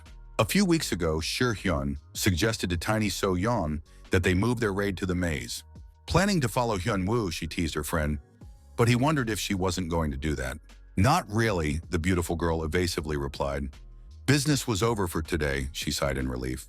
Cautious Shurkin held her back. He had one question left, he said embarrassedly. The gorgeous beauty listened attentively to her friend. What kind of gifts do girls like? An embarrassed Shurkin asked her. The question caught her completely by surprise. In so many years, Shurkin hadn't asked such a thing.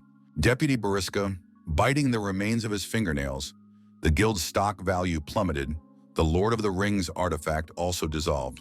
But the biggest calamity isn't even angry shareholders. And the damn psycho Kim Hyunwoo, Boris's deputy, was wobbling that desk. 40%, wailed he. Someone walked in, annoyed corporate worm, turned on the principal and wanted to reprimand the bother. But quickly disgraced, Geralt Mason, consul of the World Hunters Association, paid him a visit at his workplace. What brought such an important guest, ingratiated corporate worm? Boris March answered him with a white-haired politician. They really were quite close, remembered the deputy. But Geralt Mason assured that he had come to lend 2 helping hands to a man in need. All for Boris, Mason continued. What will it be like for him when he returns and the guild is in decline? He gently placed his hand on the shoulder of the corporate pad. Just do as you're told, said Geralt Mason's eyes. The Mad Hermit stared stupidly at the blue status screen. Again, the stupid system was messing with his head. Can't calculate. Error. The damn program kept repeating. This has never happened before, a concerned Qui Gon informed them. The cautious Shurken volunteered to test the system and found that his rank had dropped. But this meant that the orb was definitely not broken and was working properly. The problem lay in Hunwoo's crazy anomaly. Qui Gon, confused and didn't know how to hide the awkwardness, the cute student calmed him down by calling him a redneck. Master Great Heaven, began the ardent, passionate student. Shut your mouth, quickly cut her off by the mad teacher. Looks like he's come all the way for nothing. The hermit was annoyed, but Quigo Jedi Speak switched him to food. The banquet would start soon, he assured the hermit. This hunter doesn't want to leave. He wants to stay and eat meat, Liam said in a strange voice. The mad hermit had had enough. The devoted apprentice kept a meticulous list of the future emperor's preferences. Qui-Gon was just contemplating how to further entertain the crazy guests when they were rudely interrupted. They turned around to see who was so bold as to allow themselves to forget about politeness. Bald Hulk, the third-place ranking, was read by Hyun-woo with the help of a scan. The people around had also noticed the altercation and were avidly watching the outcome. "So annoying, like a fly," the hermit remarked, but Shuriken cautioned that it was best not to mess with this hunter. "This man has taken over all the gyms in the country, all the gyms. He is abusing his power everywhere," quickly explained the cautious Shuriken. The bald Hulk flashed his bald head and clung to Hyunwoo. He clearly hadn't gotten a courtesy lesson in a long time, the mad teacher thought. "I'll bet I've got a bigger stenova and bench press," bullied the square-headed hermit. "You know how many squats I do? Squeeze the jock hum, everything," he said to the hermit, pointing his finger. These are the words of great men like him, brushed off by the mad politeness teacher. The jock himself discreetly signed up for a crash course in politeness from crazy relationship professor Yunwoo. Quago tried to use the power of persuasion again, but it didn't work on the dumb ones. Hulk Crush swung his sledgehammers at the square skull, but the hermit turned away. "Thanks for subscribing to the courtesy lessons," said the mad hermit, humming contentedly. Rock, paper, scissors sent the goofy jock flying. That one nearly knocked down the building's supporting wall, trapping everyone under the rubble. Would one lesson be enough? Hyunwoo was upset. He had prepared a whole course after all. But the bald Hulk got up. If he had a brain, he'd have a concussion. "That's the real talent, the bald bodybuilder," thought a cautious Shuriken. Invulnerability. The jock grabbed a bigger pebble with his clawed paws and threw it like a ball at the unperturbed hermit. "It's no big deal to a crazy hermit after all the battles." Hyunwoo crushed the flying boulder into dust with a single punch. The square-headed Hulk seized the moment and leaped a carcass behind the hermit's back. "Pump yourself up, jerk," he shouted to the hermit and cracked his fists with sledgehammers. People scattered out of the hall in panic. When two of the top-ranked people start a fight, it's better to get away. The hermit is being squeezed. Qui-Gon was surprised. "We need to stop the fight," he decided, "so Mason's faction will only get stronger." "You want to get pumped? Ask the Hulk how," the overgrown closet chuckled. But the mad hermit only laughed. Compared to the illegal jock boss, the red horse punk, it was all a joke. "Only inhibited people with low self-esteem swing," the hermit replied, shaking off the dust easily. "Now time for a reinforced course of politeness," leaped the mad hermit forward. Baldy got a good look at the fist flying straight into the stone tableau instead of his face. Fist of absurdity struck out and sent the Hulk flying into the first space. Brickface scrambled, but resilience kept him going. "Great, here comes the test punching bag," smirked the mad hermit. The cautious Shuriken stood gaping. The faithful disciple was filming clips for nightly viewings. Qui-Gon was lost behind. "For all the Hulk's durability, he had accumulated a lot of damage," Shuriken remarked. The stone brainless closet went into a deep blackout, still got off easy. The mad hermit defiantly wiped the sweat from his forehead. In fact, he wasn't even out of breath. Stone-faced in third place, the test showed that rocking is nonsense, concluded the mad relationship professor. "So the third place belongs to him now," Hyunwoo concluded. "Hut, hut, turn to the forest at the front and to me at the back," howled the wind over the monk's hut. The wind howled in the shutters of the ancient temple. The Ink Master meditated, learning the art of shadows. "Congratulations to you," came the voice of a man visiting the lodge for the first time in many days. "Now the warrior is the world's greatest mangaka in divine ink drawing technique executed flawlessly," admired the bearded one. "Nothing special. The mangaka falsely modest black body ink along the body." "That's right," escorted the mangaka warrior with a glance. The bearded master. "A person who has mastered all kinds of drawing and shadowing is a real master." "What will you study next?" the bearded man asked the great warrior mangaka. The one gawked with red eyes. "Nani desu?" Dadabayo thought he. "Climb to the top," he said, to meet the master who painted the tramp. Pretty Seo Yeon had already read in the news everything that happened to the crazy hermit. "Again he made a mess," sighed the girl. "Why worry about Hyunwoo? He has plot armor," replied the pretty girl Kwon Seo. She agreed, but that's exactly why it's worth worrying about. "Forever such resilience will not work, will not be," saddened the girl. Hyunwoo shattered the whole usual world of hunters by breaking into the ratings. He has too easily shaken the rotten foundations. The whole of politics. "He's a layered man," Kwon Seo remarked, and Tiny Seo Yeon agreed with him. Cutie changed the subject and asked him if he knew about Shuriken. "And what about him?" wondered the friend, and stared at the girl, listening intently. "He seems to have gotten a girlfriend," the sly fox Seo Yeon shared. Romantic Shuriken was going through the goodies, smiling dreamily. There was a knock on the room door, and he hurried to disperse the pink flies. Qui-Gon, not knowing how else to entertain the guests, and Grease the Mad Hermit had placed all three in the association suite. The senator offered a flattering apology for what happened, but clearly it's all part of his cunning plan. The banquet was canceled, Hulk was taken to the hospital and given prophylactic enemas. Around the Mad Hermit gathered a crowd of lackeys from the cream of high society. And then Liam convinced the hermit to linger at the hotel with his apprentice. Liam offered to have a word. It was about a deeper agreement between them. The Mad Hermit agreed. As he headed for the exit, he discovered a cat tail behind him.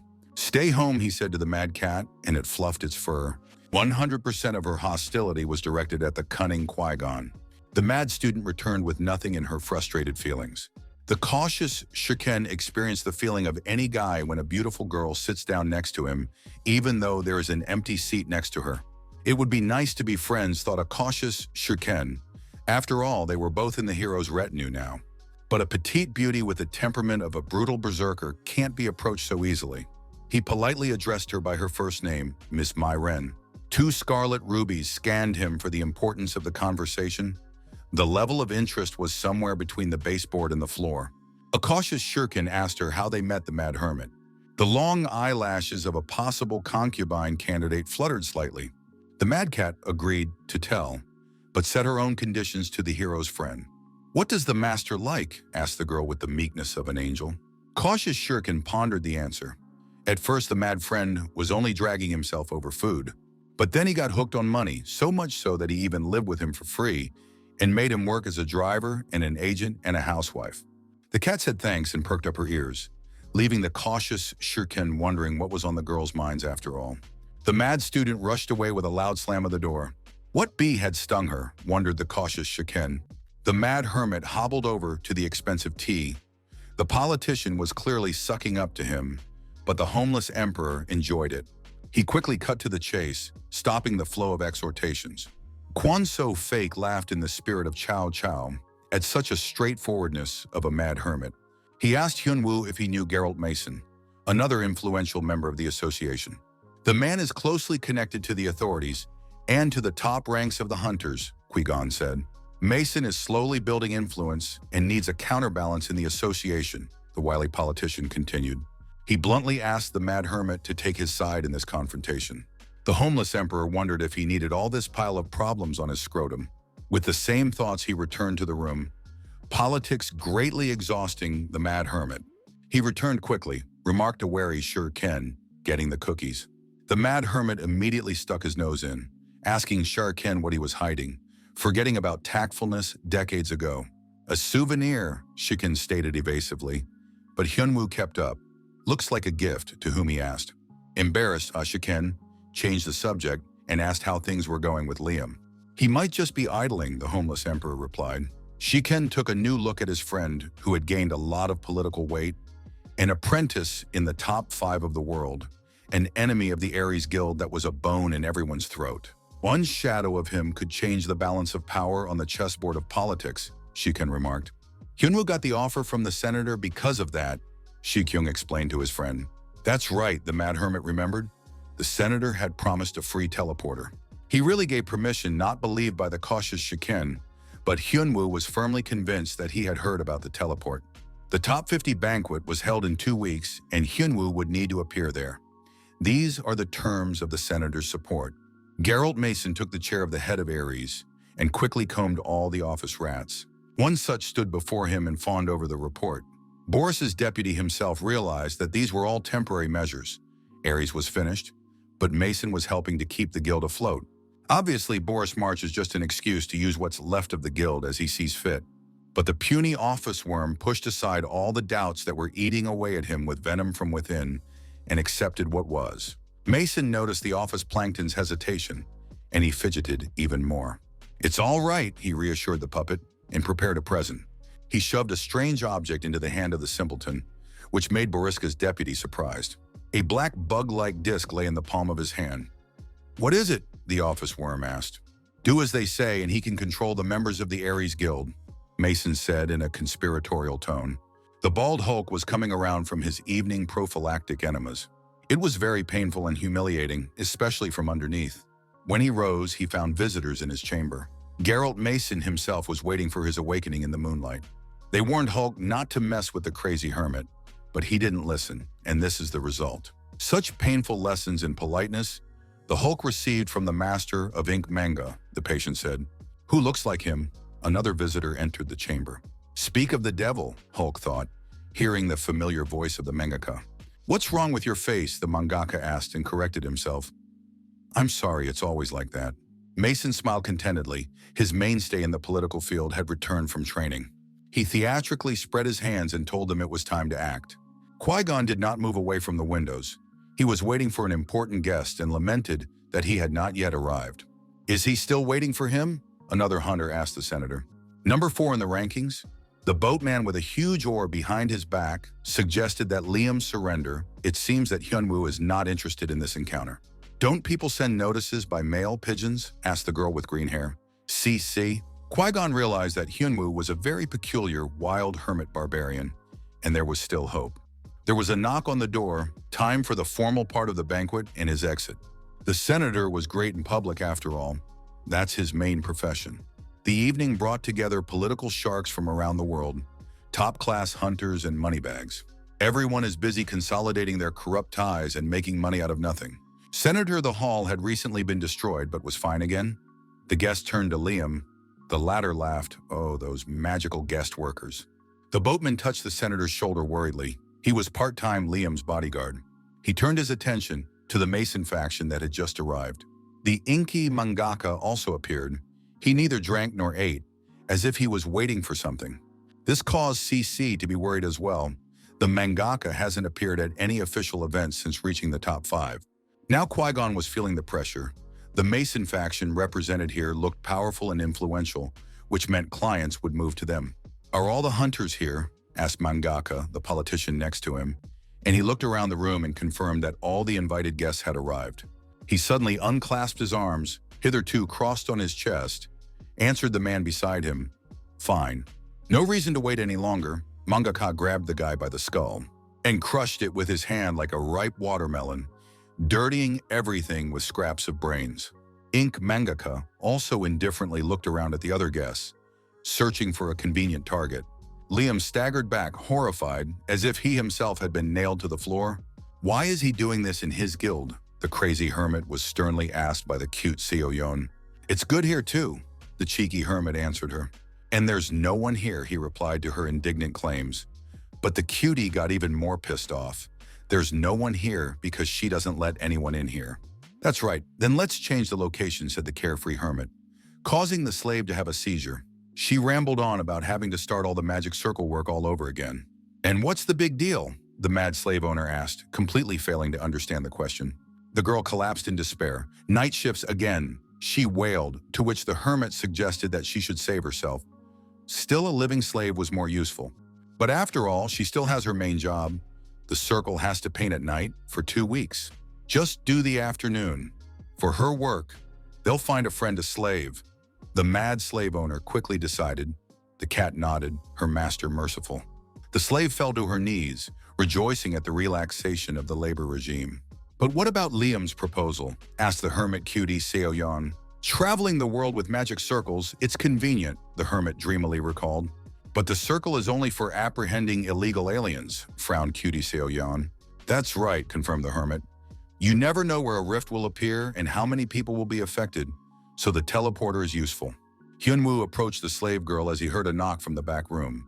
A man knocked when he heard their voices and asked to be let out. Oh, remembered cute Seo-yeon, recently caught by the hermit prisoner, she said. I'd forgotten all about him, the embarrassed girl fussed. Let's let him out. She opened the door, but a scary, wild man's face came out. Another time, the hottie slammed the door shut at the same second. Why did she close the door? The hermit asked her. But the girl said she was just scared. The hunter in the back room looked pitiful. Hyunwoo noticed as he opened the doors again. He begged to be spared. Good thing Seo-yeon didn't lock him in the refrigerator and forget him there. It's been less than a month and already it looks like this. The mad master of torture marveled. You say tell all, smiled the hermit. This captive has been marinating nicely. The banquet hall turned into a bloodbath. Bodies scrambled, blood splattered, the group of conspirators destroying everyone they saw. Liam was hurriedly getting his men and clients away while there was still time. But disaster was imminent. They would all die soon if no one helped them, the senator realized. It took less than 5 minutes for the conspirators to kill dozens of top-rank hunters. So great was the gap in strength. Bald Hulk's shadow loomed menacingly over the senator. He turned around in horror at hearing the familiar bass and looked his death in the eyes. Boatman saved him from the steel vise at the last moment. The Hulk could have just crushed the weak senator. Crazy bastard, Boatman gritted his teeth. He was second in rank to the Hulk. Saidi was also pinned against the wall. Her opponent was much stronger than the girl. Run, the green-haired girl barely said to Liam, telekinesis squeezing her throat. The Hulk came to his senses and attacked the boatman. Liam could only stare at his defeat. Why the hell, he cried out. Why are they doing this? Why have they crossed the line? The mangacap painted the last victim red. Just a necessity, he quietly replied to the senator, to destroy the world. What he was talking about, Liam didn't understand the madman's words, though he heard them clearly. Come on, they started the party without the main guest. Surprised the hermit, he had just arrived with his faithful apprentice. That was it, he realized after scanning the conspirators with the ability. Mangaka also recognized his main opponent. Why is this place trashed? The mad hermit asked the senator.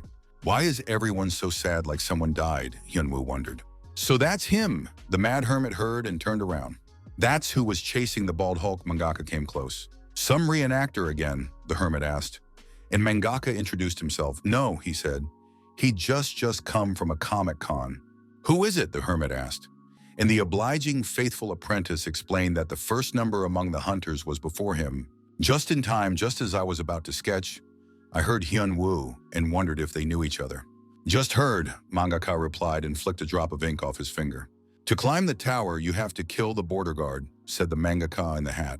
Quick, bold as a known substance, thought the hermit. The mangaka emitted a jet of ink as if from a water cannon.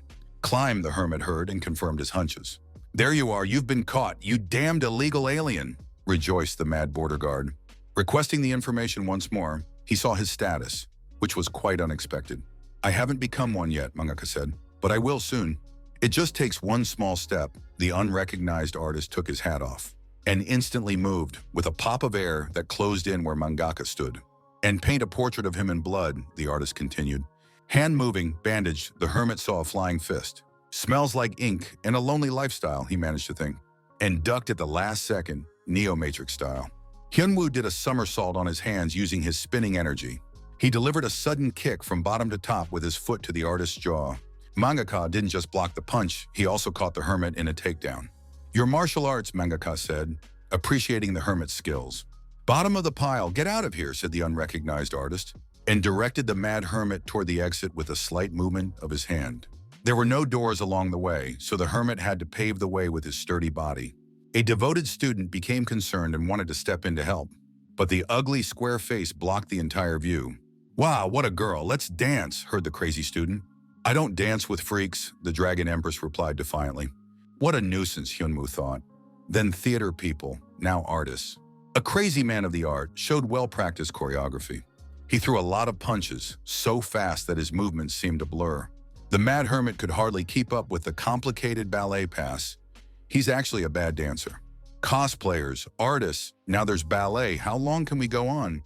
It's the entertainment of intellectuals. Give folk art, the mad hermit resented.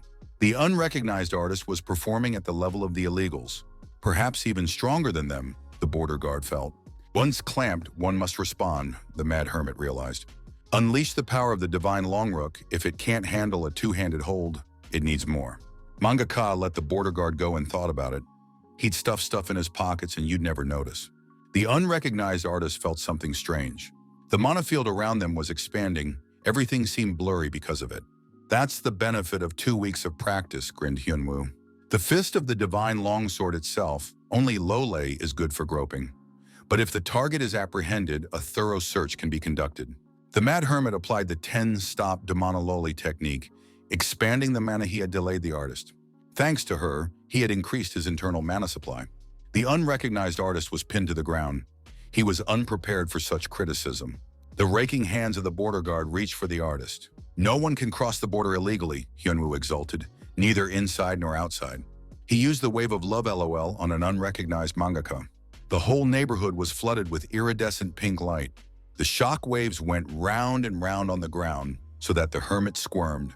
the strong wind throwing sand into his eyes. After assessing the results of the apprehension, the mad border guard was greatly surprised. This unrecognized mangaka preferred older women. The love of Lolas did not touch the heart of the unrecognized artist at all. "Loli sucks," the unrecognized artist said, and got behind the hermit's back. "Real artists draw mature sitters." Mangaka cracked the hermit on the head. "That's a lolly to dislike so much." Couldn't get over the mad frontiersman. What had they done wrong that nature had harvested them like that? He gasped with indignation. And got a kick in the ribs from an unrecognized artist. "All those who say that in women the main thing is the soul hypocrites," said the artist. "So what?" objected the hermit. "All are good in their own way," he replied confusedly. "All your preferences should," firmly stated the unrecognized lone artist. "He just likes everyone else and doesn't follow his ideal like your goofy mana. That's what's wrong," Mangaka continued. "He's been practicing martial ink arts for hundreds of years and knows what he's talking about. Even if he doesn't even think about winning," he told the hermit. "Hundreds of years," wondered the frontiersman. "And you look as young as you are." "You're human," muttered the hermit. Hyunwoo checked the status again. Mangaka was human, but with a special ability. He was constantly reborn and could train martial arts for hundreds of years. "Nonsense," thought Hyunwoo. "What's next? Celestials will descend from the sky." "So be it," he said, "for such a persistent frontiersman." "He uses the best ink," said the mangaka, releasing black mana. To show the true meaning of martial arts, divorces of ink flowed out from behind his back. The unrecognized artist used a strange but very powerful attack. She tossed the fighter in gym shoes back to his corner in an instant. But as soon as he stopped, the unrecognized artist crept up again, from the rear. Punch calligraphy shouted out words of power, "Mangaka." A powerful blow fell upon the honest frontiersman. The attack had taken effect despite the steadfastness of the high rank, and the artist kept responding to criticism of his work. A calligraphic power punch, a percussive dose of pathos dared the hermit. And the text did not end. The artist shouted it out and made calligraphic strokes. He paused for a moment, accumulating ink, and unleashed another volume of calligraphy punches. A victim of postmodernity carefully assessed the results of his strikes. The resilience of the mad hermit amazed even him. After all the blows, he remained intact. Strong realized the border guard. Someone else would have died by now reading the intricate calligraphy. "Isn't it time to make use of the bailout room?" the hermit thought. "But if you back down now, a loyal student will be jeopardized, and that's a sin." The frontiersman was determined to stay until the end and adopted a fighting stance. The artist hesitated, either out of pity or love of the theatrical pause. The mad hermit tensed. Everything was at stake now. Everything was blurring in front of his eyes. If the technique didn't work, he would definitely die. Blue screen window, gave out base, cheats enabled, masochist power triggered, stamina boosted. "I can't figure out if the artist has given up. Is he stubborn or just dumb?" he asked the hermit. "I'll finish him off so he doesn't suffer," he said after a theatrical pause, and spat out all the ink at once, like he was hiding a squid up his sleeve. But the hunter dodged, simply disappearing from the line of inky attack. "Good evening," the artist heard a man's voice from behind him. The mad hermit applied a shadow step and instantly got close to the artist. Zhang Ma's fist, needing to be used like this, broke the artist's ribs with a single blow. "Sneaky bastard," gritted his teeth in pain at the unrecognized mangaka. He broke the distance with the opponent that he had undercut the cheat. The hermit was applying some strange principle of motion recognition. Strike the enemy with his own weapon, the ancient principle of the tower, leaped upon the enemy by the mad frontiersman. He gave the artist back all his calligraphy strokes, only without the ink. The artist fought back with difficulty, though he knew these movements, for they belonged to him. Hyunwoo folded his fingers, mirroring all of the artist's actions. A calligraphic blow, he unleashed a volume of text on his enemy. "How?" asked the unrecognized artist, how he was able to spot everything the first time. Hyunwoo had learned the power of the dark side, and now the artist could not overpower the hermit. After intense training, the mad hermit had unlocked the Sharingan within him and could now see all of his opponent's movements. The artist's martial arts are so good that his movements were easy to recognize. However, for using other people's martial arts, there was a price to pay. Impossible. The unrecognized artist could not believe what he heard. Learning to draw just by picking up a pencil and drawing a picture of another artist? Mangaka marveled. "Of course, the difference between drawing and making a replica is huge," agreed Hyunwoo. "But earned experience in battles and tower training. And also having advanced mana channels and cheats enabled, nothing is impossible. Well, it's time to start apprehending, i.e. the hermit. Meanwhile, a devoted student was blowing off an exuberant suitor. It didn't get any easier, Senator Liam noted. Hyun-woo is busy, and whether a high school girl can blow off a grown man. After all, she's only in 5th place. And the cabinet wasn't even 3rd until recently, the senator worried. You can just sit on your knees, square-headed offered her, and he brought his friend with him. Get lost, I told you I'm not dancing, the mad student replied to the annoying man. Let's have a tea and coffee dance, beer and vodka. The giant did not stop. The girl was pissed. She wanted to leave the pricks to the master for an appetizer. But since he's busy, we should bury the assholes now, the Dragon Empress decided. Stonehead didn't realize where the girl had transgressed to with a pop of air, as his buddy was already thoroughly mopping the floor with his tongue. And wipe it well here. The Empress pressed her foot a little harder. What kind of kids are they nowadays? They don't understand jokes. They immediately get into a fight. The bully was puzzled. But who cares, thought the Empress. When to kill the goats, now or later. I'm going to slaughter everyone, came out a mad student that even the Hulk shrunk to a mini version. Yet, he just thought, stands the girl, beautiful, lonely, bored. How did it come to this, horrified the Stonehead. The Dragon Empress quickly explained to the harasser why it was bad to behave this way. There were 2 masters fighting in the air, a reincarnation cheater and a Sharingan cheater. The fight was on equal footing, with the sides exchanging hundreds of blows. But the Mad Hermit had a bit more cheats in store. He brought the unrecognized artist down to earth with a mighty kick. After this, Mangaka lay down to rest on the comfortable stone slabs. Bastard, he hissed, so his cheat, getting stronger while you fight. Phase 2, said the artist and poured all the ink onto the canvas. Like a squid, he sputtered the ink around him. The Mad Hermit covered his face against the suddenly rising wind. The real boss, thought the border guard, had lived to see the 2nd phase, and was not even technically an illegal alien. Master Bonsai's descendant was covered in ink as if he had bathed in it. The unrecognized artist held out black tentacles toward the hermit. That's an ability he won't be able to replicate, Mangaka told the hermit. There's something just as good, the mad border guard replied, and let out red tentacles. You're not the only one who read comic books when you were young, the mad hermit noted. Hyun-woo remembered the skill that electrophoresis used well, even though he couldn't copy it back then. But it's different now, because he understood the principle of grafting, and he has a Sharingan. Master Bonsai marveled, a form of mana around the mad hermit.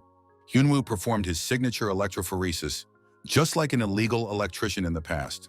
Dominate, dominate, humiliate. The mad student remembered the principles of the tower. The little cunt wailed at the stone-headed man, multiplying his pain in vain. What's the matter, he wondered. This was the 2nd time in a row he'd been bent over like a boy. The miniature ballet dancer taped the stonehead's filthy mouth shut. The Empress crushed his sturdy skull in cold blood. How dumb, it's not about skills. It's about martial arts, the girl said. A storm was brewing outside, rattling man-made lightning strikes. This sight gave the Dragon Empress pleasure. Discharges pounded the ground where the 2 martial artists collided. Hyun-woo crowded Master Bonsai everywhere, prescribing him a relaxing electric massage. Master Bonsai responded with inky tentacles. They fought as equals, and both of them flew apart, receiving a counterattack from the enemy. Even the enhanced resilience, the Mad Hermit had stopped working. Master Bonsai also felt that he wouldn't win with simple attacks. In addition, the electrophoresis technique was taking up a lot of mana, and the Mad Hermit was getting noticeably weaker. The cheater in front of him was getting stronger all the time, Master Bonsai noticed. So the conclusion for the Mad Hermit was self-evident. Now, realized the Bonsai Master, gathering all the inky powers in one point. It was not beneficial to prolong the fight, the 2 martial artists realized. Hyun-woo concentrated, tracking his opponent's every move. The inkblot of the osprey continued to shrink to a small dot. What it is, the Mad Hermit didn't immediately realize the enemy's technique. The black blot stained everything around with ink, and it was best not to get caught under it, the hermit decided. He had already seen this technique, Hyun-woo realized, a 9-tailed bomb. What's the deal, outraged Mad Hermit? It's not a martial art after all. It's a blob of mana. It doesn't matter. What matters is that it works, the Bonsai Master blurted out. Remnants of mana gathered roundly between the unrecognized artist's hands. And then the Bonsai Master blasted the 9-tailed man's racing in. The inky tsunami rushed towards the Mad Hermit, a wide radius. From something like this, even S-rank strength would fold, reasoned Master Bonsai. But the Mad Hermit used the principle of grafting to devour the ink mana. "Thanks for the treat," said the polite border guard. Blocking the nine-tailed bomb with his electrophoresis surprised Master Bonsai. "So who's got the cooler cheats?" bragged the mad gamer. "Now it's my turn to show off my nagging skills," said the hermit, and applied all of the skills without a cooldown.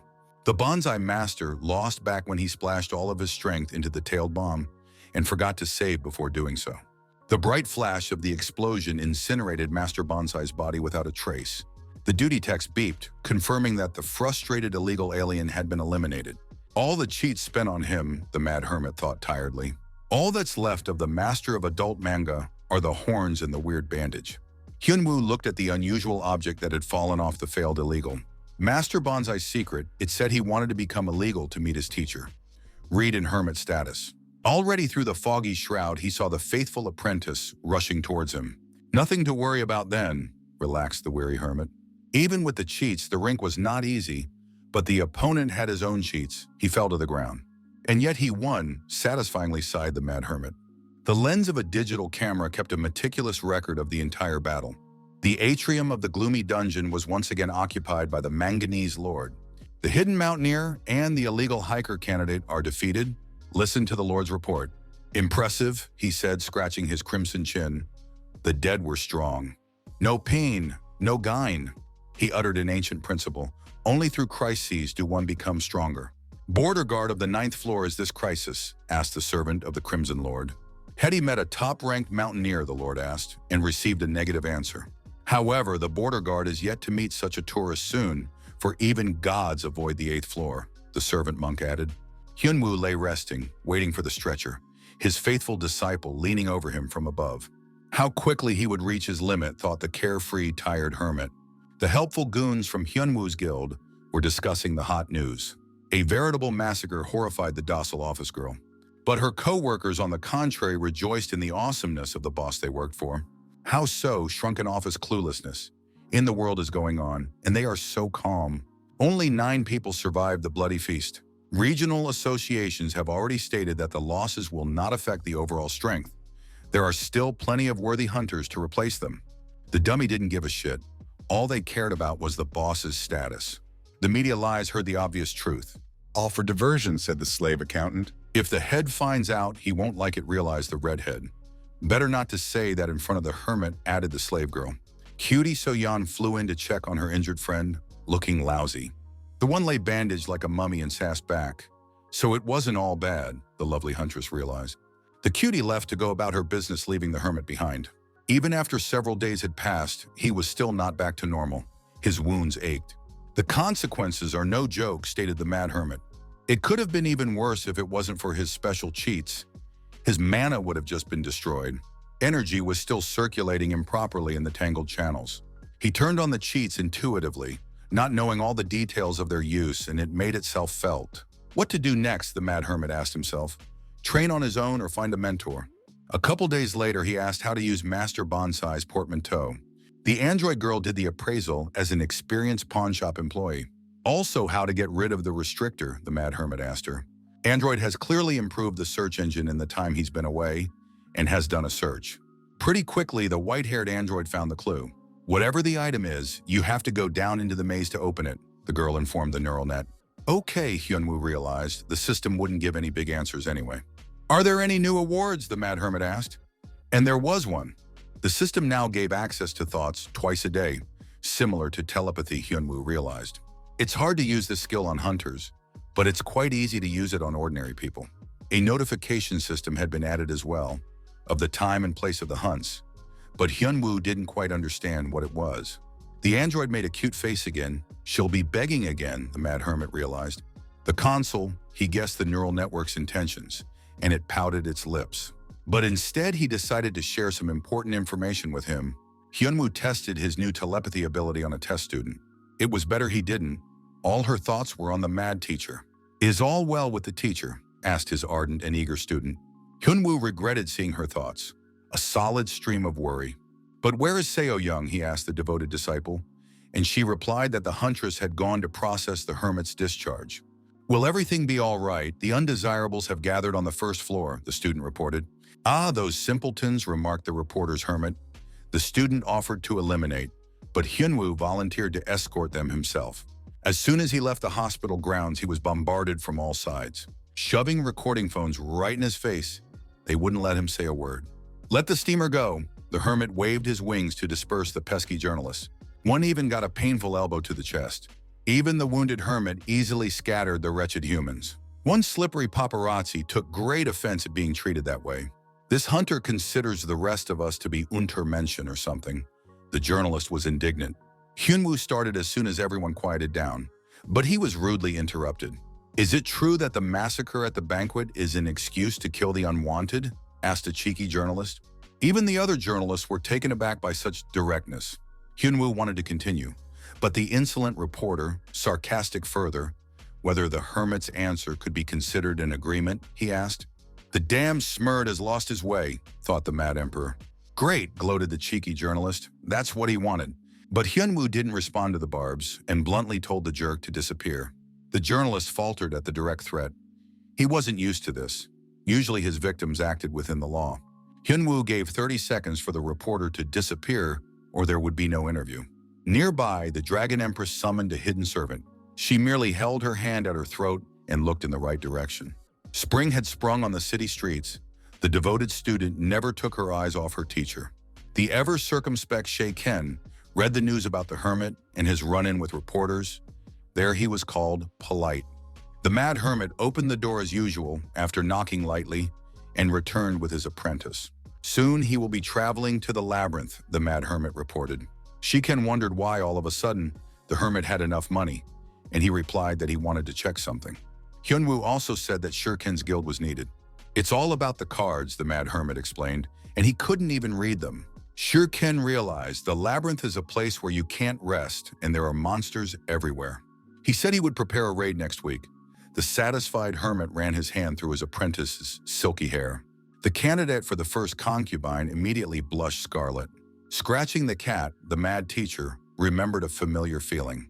There was another student too. A face popped up in my memory. "Is everything okay with that kid?" wondered the mad teacher.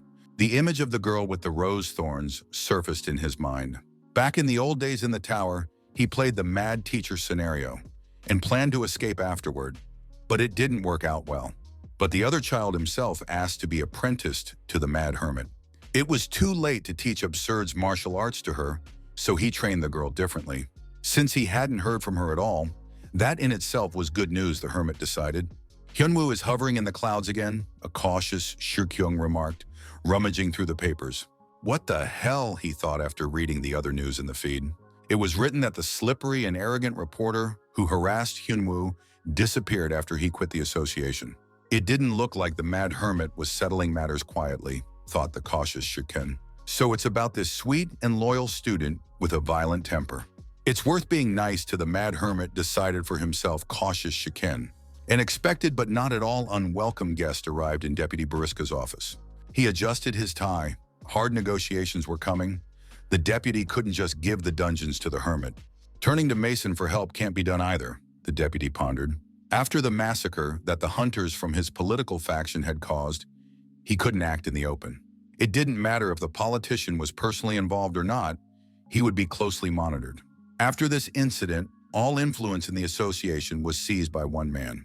The office was entered and Boris's deputy turned around. The crazy hermit in the sweatpants had already trodden a path to this office. So many times he'd been here. "So what's the answer?" went the hermit straight to the point. "Time to bargain with that creepy type." The deputy barely opened his mouth as Hyunwoo rudely interrupted him. "Let's finish this quickly," said the crazy mob boss. "From now on, say only yes and no," the mad hermit pointed his finger at the simpleton. The one couldn't stand such insolence and jumped up from his seat. "But what's the big deal?" the mob boss asked. "Only 40%.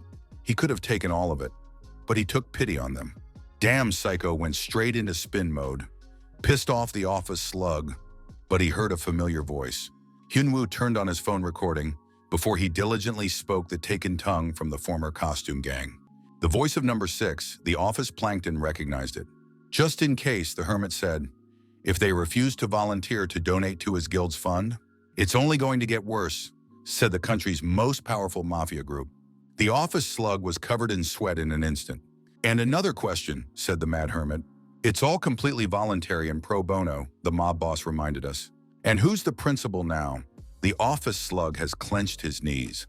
The Dragon Empress listened to the minion's report.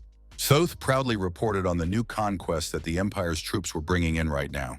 Good job, praised the minion with a satisfied cat. The teacher's house is almost complete. All this time she had been so cold and cruel, it was unaccustomed for the minion to see the mistress happy. Without noticing him, the girl indulged in sweet dreams. The secret guards appeared, the chatterer eliminated, the Empress asked. But got a negative, the answer. A third party took care of the reporter. And who dared to take their spoils, asked the Mad Empress. The servant lifted the clipboard to her eyes. Here is the only clue, mistress. This sign was left on the victim's desk, reported to her. The kidnappers wanted to make themselves known, the henchman continued, and were ordered to investigate everything. In the same instant, the head of the secret guard vaporized with a slight pop. He let his chief minister go as well, but the latter asked lastly when the lady would return to her homeland.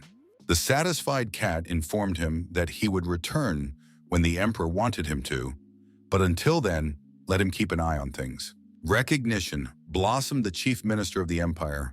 No one had ever received such confidence until now.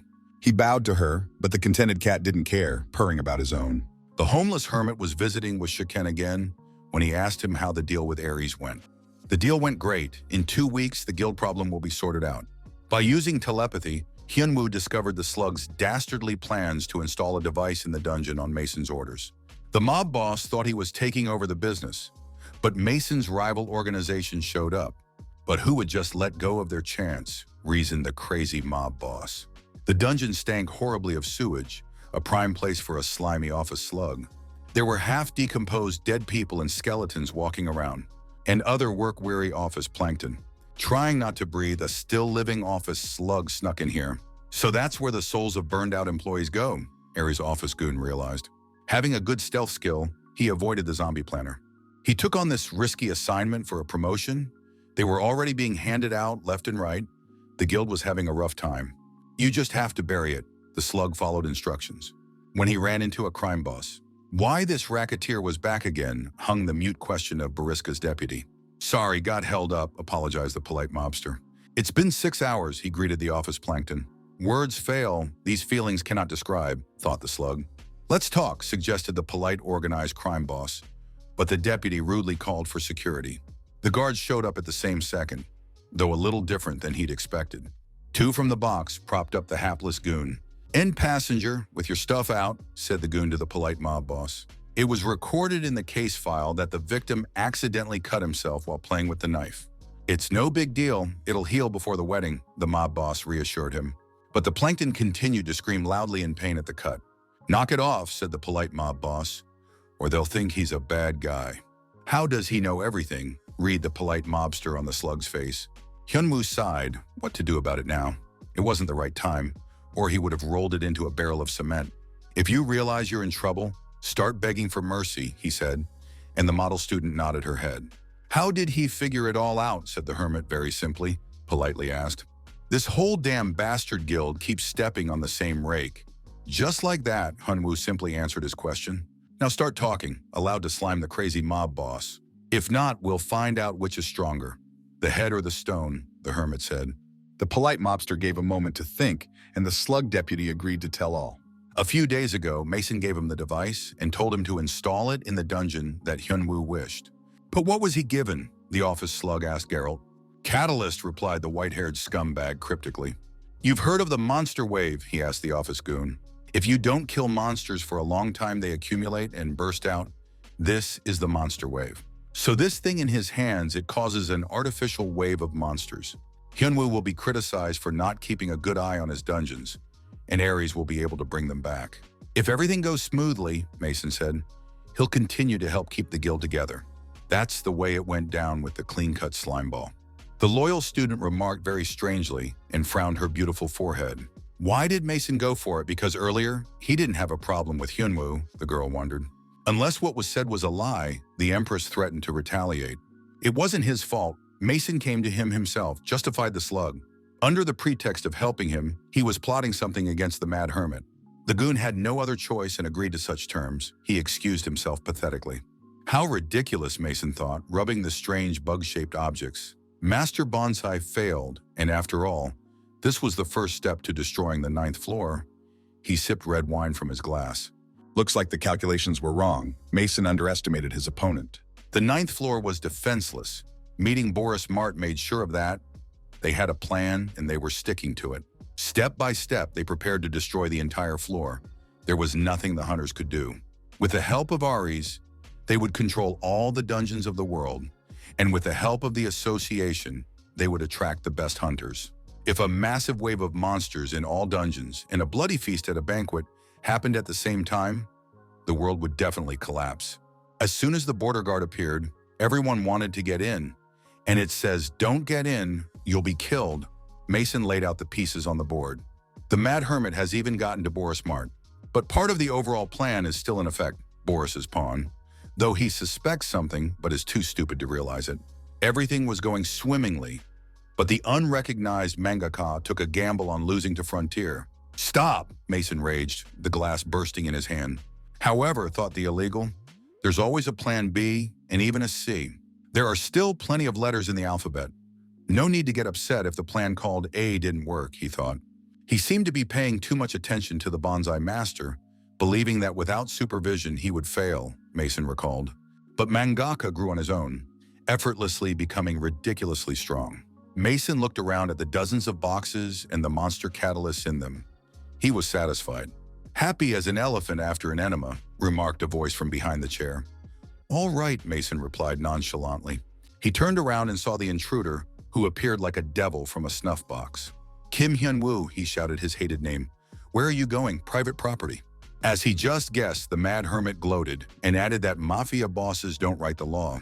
Hyun-woo remembered how the android Av had warned him that Mason was possibly a hidden illegal alien. No such person existed before the rift, the girl's neural network figured out. And then he shows up and spins everyone, she added. How else would the bonsai master know about the world beyond the ninth floor of the Matrix? Of course it's all hypotheses. The silver-haired neural network smarted. If the Guardian didn't recover, it was best to forget about it, worried the android girl. "I had to wait," Hyunwoo said, "to personally show up and squeeze all the business." "More reasons are piled up prominently," the mob boss echoed himself. "Burglary, bullies take away your eyesight," Mason chimed in. Gathering information didn't work on Mason, but a negative result is a result. Detain the rich illegal and take the property, saying it was lost or destroyed in the battle, pondered the mad mob boss. And put the plan into action. The floor of the house exploded like it was a house of cards. Mason took off with a rocket to count the stars. Such was the force of the blow. "Good evening," a suave Hyunwoo Nagabator appeared from behind. Absurd's textual power kicked Mason to the ground, where it sealed itself into the welcoming concrete with a deafening explosion. "What kind of detention is that? He has rights," the illegal subplot boldly stated. "The right to chew the ground," the Mad Hermit replied, and sealed Mason deeper. "No passport, give me a coin," said the honest and incorruptible border guard. "It won't hurt at all." The law enforcement officer pulled out a mop. Can't mop, Mason thought, and squeezed with all his strength below his back. The illegal migrant smirked and said one word, "Freeze." That was enough to keep Hyunwoo's slipper from sinking deeper. The Mad Hermit was surprised. He was completely unable to move his body. He slumped onto his back as if petrified for once, and could no longer keep his balance. Hyunwoo was perplexed as to what was going on while lying on his back. An illegal migrant rose to his feet. Miraculously, he managed to avoid detention. "Bastard," he said, and kicked the mowed dog in the ribs for threatening him with a mop. Like a plastic soldier, Hyunwoo flew aside, unable to move a single joint. An unspecified force held his body in an interesting pose. The illegal immigrant was well prepared, studied the laws, and brought with him the first volume of Capital, just in case. A strong wind picked up as the streams of power came into motion. Lands to the workers, factories to the peasants. No matter who deals with the bourgeoisie face, Mason told the hermit. The outlaw, with theatricality, dressed up and introduced himself again. The voice of the people. Len in Yich. "The place where they are is an area of communism he has been working on for years," Mason explained. "The defenders of imperialism are powerless here. I knew that communism could develop in an isolated area," the hermit declared. "Revolution is the movement of progress," gibbered Len Ying, delighted with his success. "Get ready, you bourgeois face. We're going to Rascalacum," Mason told the hermit. "He has nothing but non-profit businesses and charity," Hyunwoo said. "And how many are so gifted?" he asked Mason. "You're desperate, you imperialist muzzle," Len Yik realized.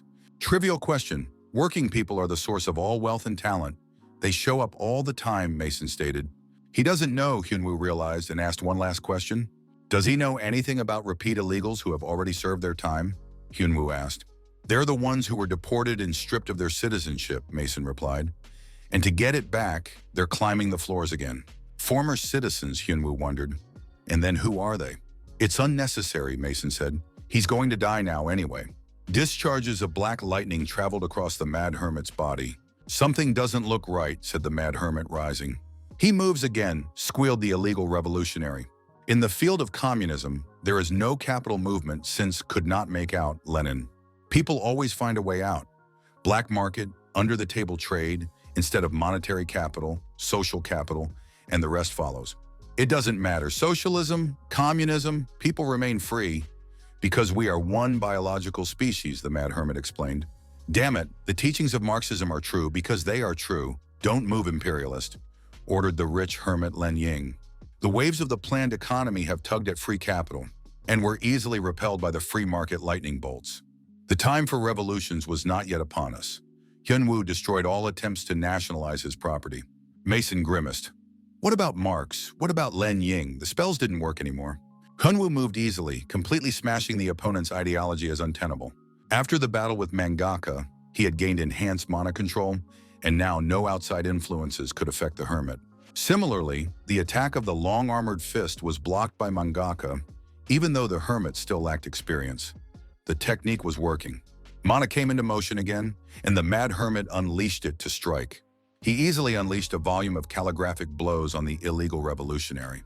A clot of bloody mana slapped where the failed revolutionary stood. It's simple if you don't get hung up on one school of economics, the Mad Hermit said. But the liquidation alert never showed up. Old dogmas are surprisingly resilient, Hyunwoo fretted, always finding a loophole in unformed minds.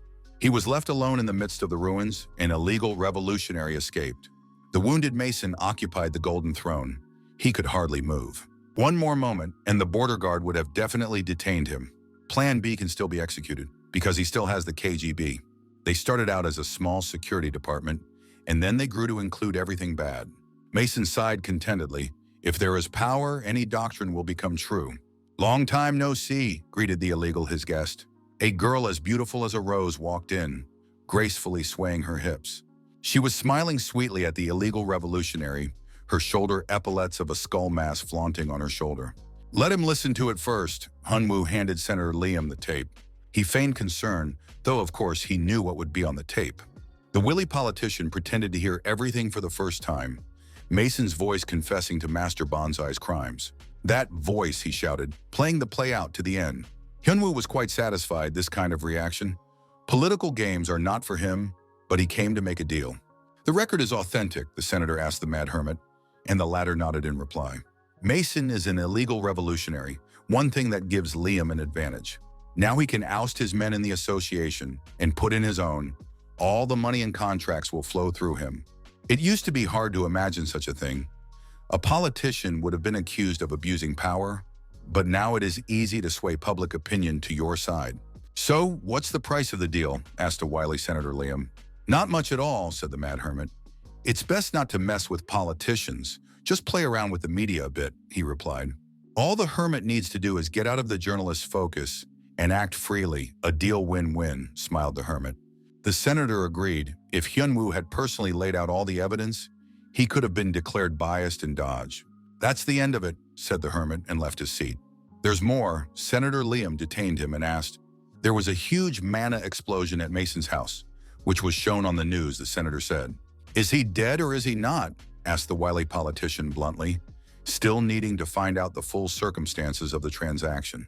Hyunwoo sighed. He was easily figured out. Messing with politicians, not easy. No, said the Hermit, not yet, clarified without wavering his voice.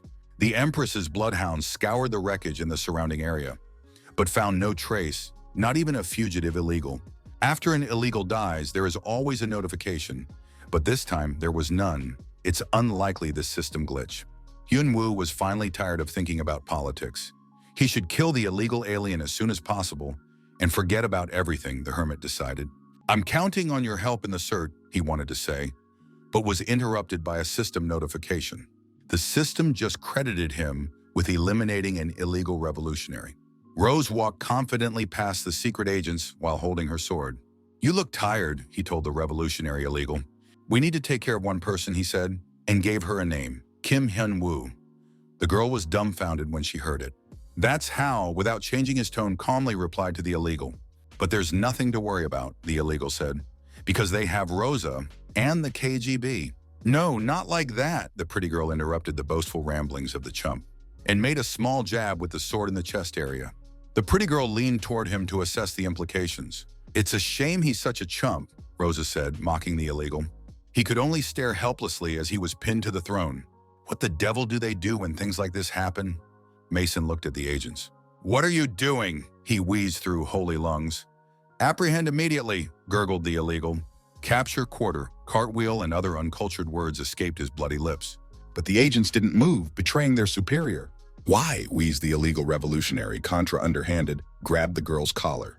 To brushed it off easily. "What was he thinking?" asked his agent Rosa. "Betray friends, and they were never even the same team." The agent smiled grimly. "I mean, he's just a handy dummy who gave money." Did he really think she had created the KGB from scratch just for an illegal revolution? The real owner of the underground was not an empty-headed revolutionary at all. The whole organization is a gift to him, the true owner. Agent Rosa waved her hands. "It would be proper to inform the illegal what killed him." Rosa gripped the hilt of her sword, and in one motion, she cleared the way for the blood to flow from the wound. Simple, he was trying to eliminate her real boss by her own hand. The illegitimate man rested in peace, breathless body condemned on the throne. "Hide all evidence," the girl ordered the agents. Furniture included on file, tripped over a knife, but the body vaporized without a trace. So even easier, thought the girl. No body, no case, remembering the words of the teacher. So he really is an illegal Jedi, vaporized if he's chopped. The agent confirmed her hunch. She gently touched the epaulette of the skull mask, whatever he had to face. "She will help the master eliminate everyone who stands in his way," the girl thought softly. No doubt about it. The white-haired android confirmed it all. Len Ying is dead.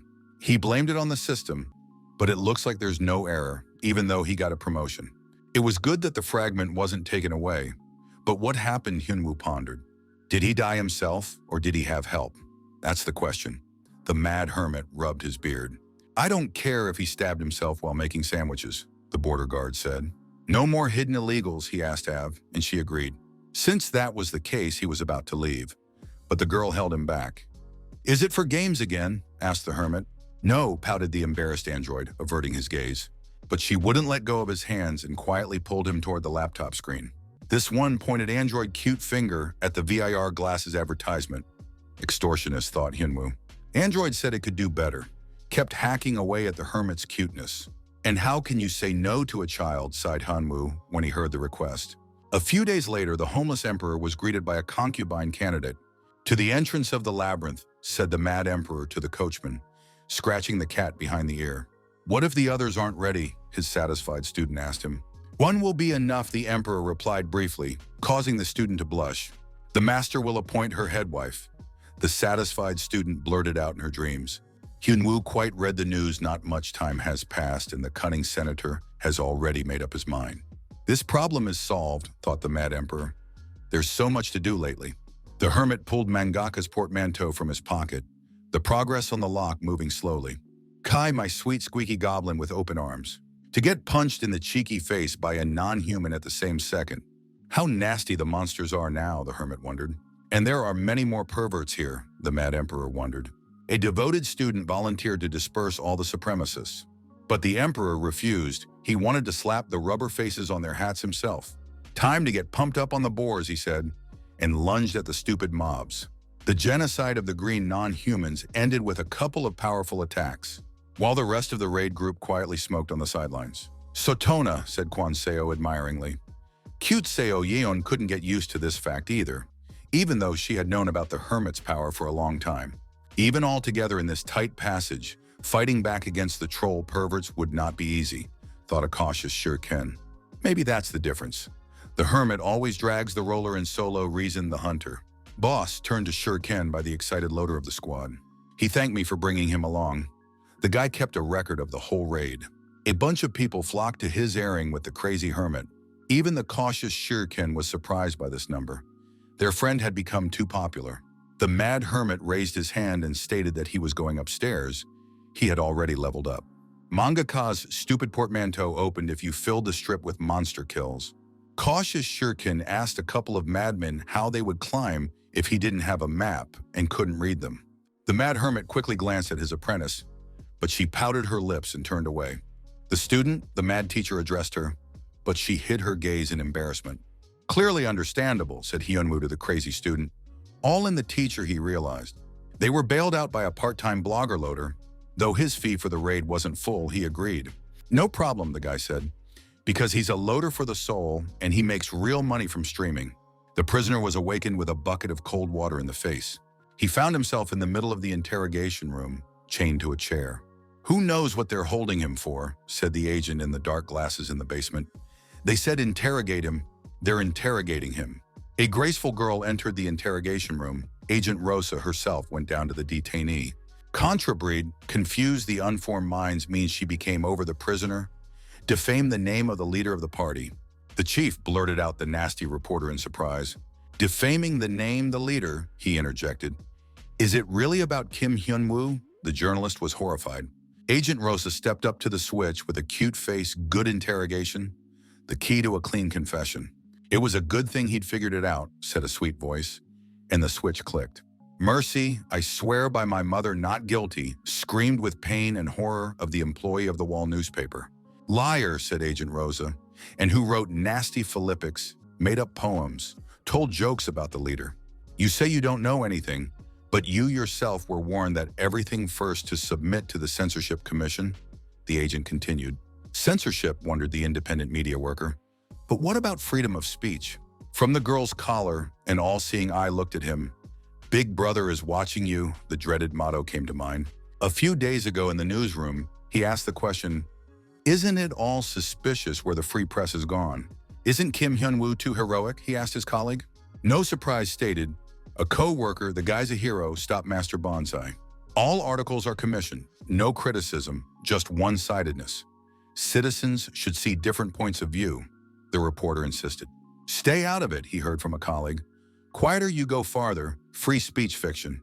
Write what they watch, what they pay for, chase the hype, or you will be left with nothing, a colleague trustingly slammed the journalist.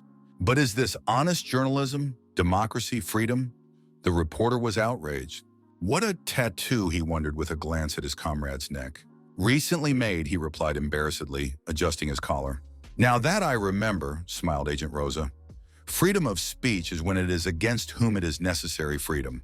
And about the leader is free to write what we say. Double standards horrified the idealistic reporter, but for what he asked. It's the duty of the intelligence services to keep order in the state, isn't it? Asked the agent with a nice face. Mangaka's portmanteau is now ready to be used, but only once since he didn't become illegal, which means the effect isn't perfect, the hermit read. Use the sword of electrophoresis, the system suggested. I will be away, the mad emperor informed his apprentice. I will be when I return. Need to visit an old friend, he informed his devoted student. The portal worked perfectly and threw the hermit into an unknown location. He looked at his hands in surprise. Taking anything from the outside here was impossible. The mad hermit felt a presence behind him. The hermit turned around. The same guy was standing as if nothing had happened alive.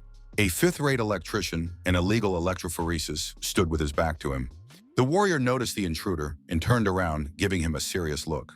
The 8th floor was ablaze, the dragon Smaug, lying on the ground with broken wings. The winged lizard was spitting blood from its torn innards. And that's all he can do, sounded the taunt of the enemy. Thought you were a guardian, said the monkey with the cockroach mustache on his hat. Laughed the missing link in human evolution. What animal are you, asked the monkey. The dragon Smaug. An animal himself, replied the hominid. He would now show all his strength. Watch carefully, cold-blooded, blustered the monkey, pulling out a stick. I'm going to take this stick and bludgeon you, and then I'll skin you, boasted the evil monkey, introducing himself as the Monkey King. Hyunwoo caught Thunderbolt by surprise. He barely had time to put on his pants. Just sat down to pee in the bushes, electrician Chongma was surprised. The mad hermit was surprised. This was not what he expected to see upon arrival. Normal people go to the latrine, thought the mad hermit. Didn't they teach you to knock when you come to visit? The electrician asked the intruder. Who knew that even in virtual space there was nowhere to take a dump? The hermit said indignantly. But the electrician remained indifferent to meaningless excuses. Turning on Sherlock, Hyunwoo realized what had happened. He'd been pulled into Electric's hard drive, and the key turned out to be Master Bonsai's portmanteau. He was on his way here for martial arts, and since Electric was here, he could train him. The humble apprentice greets the master, struck his palm against his fist by the mad hermit. "You should be ashamed of your modesty," Chong Ma rebuked the hermit. "Sensei, teach me everything you know," Hyunwoo insisted, but was rebuffed.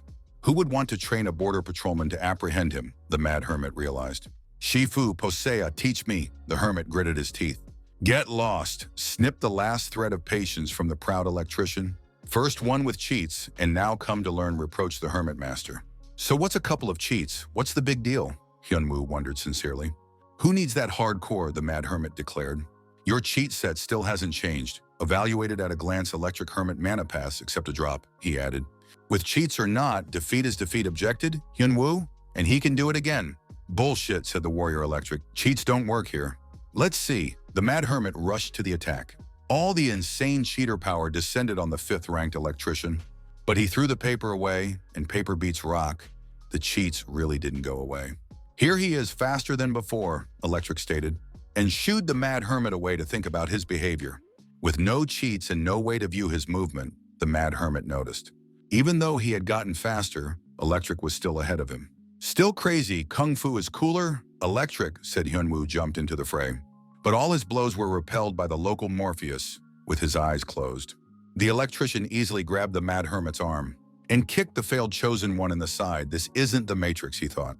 Hyunwoo lost his temper, responded with a defiant kick of his leg, and resented it. Things weren't going the same without the cheats. But there weren't too many cheats before. Something was obviously wrong.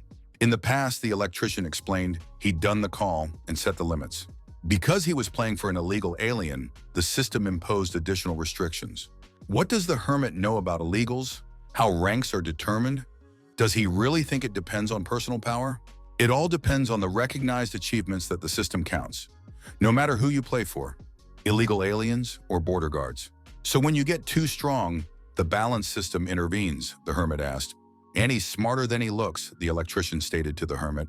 "Combat skills are at the level of elite illegals, but without achievements, they are greatly diminished. Balanced by the system," explained the electrician. "Such as during their battle," he told Hyunwoo.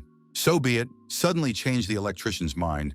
"You can kill me, I'll show you a couple of tricks," he offered the hermit, exposing his sword. "It's a good thing he hasn't changed," the hermit replied cheerfully. "But if smash the Electric, martial arts are unlearned," the hermit remarked. "This is the training level of the Matrix. You can't die here," the electrician explained. "But you can experience the full range of thrills," he said, and cut Hyunwoo in half. This is how the mad hermit experienced his first death. So Hyunwoo disappeared as he touched the port key, asked the always cautious Shurken, the lone cat, and she nodded. This was the end of their communication, a dead silence. Again he got into trouble, he could have warned him. Breathed a cautious Shurken. "The devoted student now looks like an abandoned cat." "I'll gouge your blinkers out," the irritated girl hissed, and Shurken quickly retreated. Best to avoid her, he thought, and looked up, noticing something strange. The secret guards changed their spot of observation, silently disappeared, and what his house had just become, Shurken lamented. Not even in his own house there is no rest, only troublemakers, resented the hunter.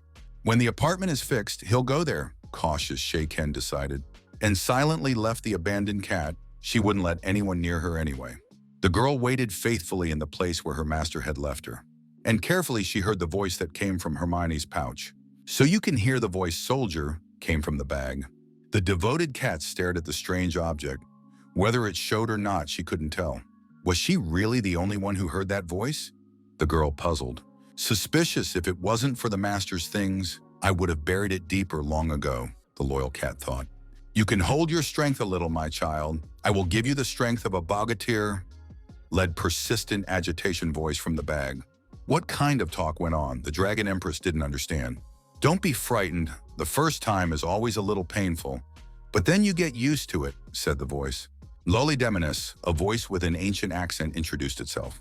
Morpheus continued training the underelected Neo on the secret level of the Matrix. The mad cheater was using dirty tricks all the time. But each time without success, the electrician could not be taken by such tricks. Pressing the attack button doesn't mean fighting, criticized the hermit master. And chopped in two like a Greek salad, a mad hermit. At this level, Hyunwoo could only rely on his own abilities. Why sweat in a game where you can quickly complete a level and learn the story? The mad nerd resented. How many times had he already passed this level? The hermit resented. He had tried 100 times already. So this is a bonus level, smiled the electrician. Just go on, he suggested to the hermit. Don't you dare underestimate the power of Korean nerds, the mad hermit clenched his fists. Don't you get it, replied the electrician. He won't pass this level. Hyunwoo thought about it. An award. There would be no award, no achievements either, except a check mark on the list of credits. 100 rounds to dry, he reasoned. Is this passage worth it? Electric is strong. His technique can't be broken by stepping on his foot, the hermit pondered. Doesn't use fake bling like Replicator Boris. Doesn't go crazy in a difficult position like the master of bonsai. He cannot be defeated, for he has no weaknesses, the hermit concluded. And yet he was back on his feet. If there remained a fucking level not passed, it would haunt the hermit for the rest of his life. Impossible for now, Hyunwoo thought, and smirked. There are no invincibles. Told you not to underestimate the power of nerds, said the mad hermit. Again, the rubbing is empty, breathed the fifth-rate electrician. Here, wait a minute. Hyunwoo got ready for another fight. Use force, Hyunwoo remembered the ancient principle of the tower. Think good thoughts and piss whoever you have to, concentrated the mad hermit. Gathering his wits, the hermit went for another direct attack. Bored to death, sighed the electrician. At least he could think of something new. And sent the mad hermit on a restart download. The digital image of the hermit slowly tightened, but the pain didn't go away. But despite this, he attacked again, electric. Different from the previous one, such a pressure surprised the master, which didn't stop him from disemboweling the mad hermit again. Many rounds went by unnoticed, and each time Hyunwoo was smashed in one punch. The hermit had been killed hundreds and hundreds of times, each time mocking him, but raising his fist, he would not give up. Her mind clouded over and memories of the past flashed by. Hermit was often bullied at the orphanage by other kids. The educators reprimanded him when he dared to fight back against bullies. Had to work hard at construction to survive, to argue against the unfairness of teachers at school. And even in the tower, he always kept going forward. And even when his confinement brought him to the brink of losing his mind, the mad hermit never gave up. The fighting spirit gave the hermit new strength, and their battle ceased to look like a dull beating. He's crazier than he thought, the illegal electrician remarked. It's a hidden level, on a hard drive. There's no time, aging, death, no limits. The system puts all the illegals killed here. Normally, no one but the owners can get in here, but a crazy hermit somehow managed to. What he said seemed to Yongma amusing, but only at first. Hearing such nonsense from his own assassin was strange to Electric. It was interesting to see how long the hermit would last, and so Chongma made a condition. He wasn't going to teach the madman, just wanted to vent his soul, zeroing in on him time after time. That was how it was at first. For the 100th time, nothing had changed, except that Electric was enjoying his revenge. The always brash cheater now looked meek and scared. But he would not give up, and the endless bouts dragged on. The feeling that he was being chased was spreading stronger and stronger, and the electrician began to push himself to the limit. On the 200th zeroing, Hyunwoo couldn't parry a single hit. For 400 rounds, barely a hermit could take 3 hits. 700 rounds, nice to keep the hermit from taking the final shot. The 1000th round, all fighting techniques unraveled and destroyed. The hermit has nothing more to do. The electrician was sure that after this, the hermit wouldn't be able to take a step. The mad hermit was slowly going insane from the pervasive, endless pain. But he would just rise again, as if nothing had happened. This was beginning to annoy Electric. Having no other way to get rid of the hermit other than to force him to surrender, he continued. An unpleasant feeling was building up in his chest. Such a weakling couldn't even make a couple moves. But he didn't give up. Without noticing it, Electric has been putting more and more of himself out there in these rounds. What is this feeling, he asked himself, striking blow after blow. Only after the 2900th did he find the answer. The same feeling he got a long time ago when he became an illegal alien. The sensation was quite faint at first, Electric noted. He used increasingly destructive techniques on the pesky fly. But he definitely sensed danger coming from the hermit. What if this guy never gives up and drives him crazy with boring fights? To hell with it, Electric decided. Imperceptibly, he had caught fire from the duels. He faltered, noticing that he had slightly misjudged his movements. And the hermit did not miss this opportunity, immediately counterattacked. Gathering all his will into a fist, he landed an uppercut to Electric's chin. His fist hit the target and exploded with pain. For the first time in thousands of battles, Yunwoo had gotten his opponent. 5 to 3,000 counted by the Mad Hermit. There's nothing infinite except Korean nerfing, the Mad Hermit cheerfully informed. Fucking nerds, Thunderball was really pissed off. The Monkey King looked off into the distance at the blazing horizon of the 8th floor. Quickly came the voice of an ally from behind me. The fat lion appeared before the monkey in a disheveled robe. The monkey was indignant, but his comrade waved him away.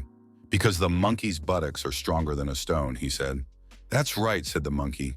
In the 3 months he'd been waiting, his sciatica had become attached to the rocks. Now that fat lion is finished, where are the others chilling? Asked the monkey.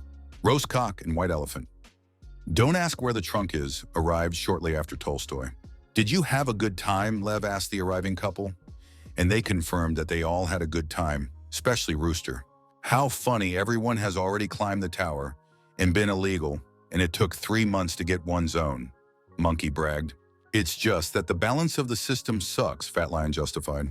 Trinity got achievements for abusing animals and getting their powers. The system only counted them. Don't ask where Elephant's trunk is, you might get upset. And don't ask me how to become a roast rooster, resented the lion. The excuses of wimps teased the damned macaw. Shaking the ground, the Tower of Pisa appeared, leading to other levels of the matrix. Passwords are the same, addresses are the same, shouted the monkey and ran forward. 25 again, we'll jump on his stick, breathed Fat Lion. Everyone takes on one side of the world, Monkey reminded. 2 months for everything, boasted the talking monkey. The always cautious Shay Ken was torn from his paperwork by a phone call. They were looking for a missing Hunwoo who hadn't been heard from for a long time. The rift happened, reported the cautious Shay Ken. In 3 hours, the enemy will be in Korea. The sad cat was still waiting lonely as ever for her mad teacher. But he was in no hurry to show up and comfort the betrayed cutie. The electrostimulator sword showed no signs of waking up. The fight continued, the Mad Hermit still catching pitches the same way. The only counter he could keep was the battle count. Time did not exist in this matrix. The Hermit was doing well and was already forcing Thunderbolt to move. In went the electroshock attacks, which hadn't happened before. New sensations, pleasantly invigorating after the usual stabbing foreign objects.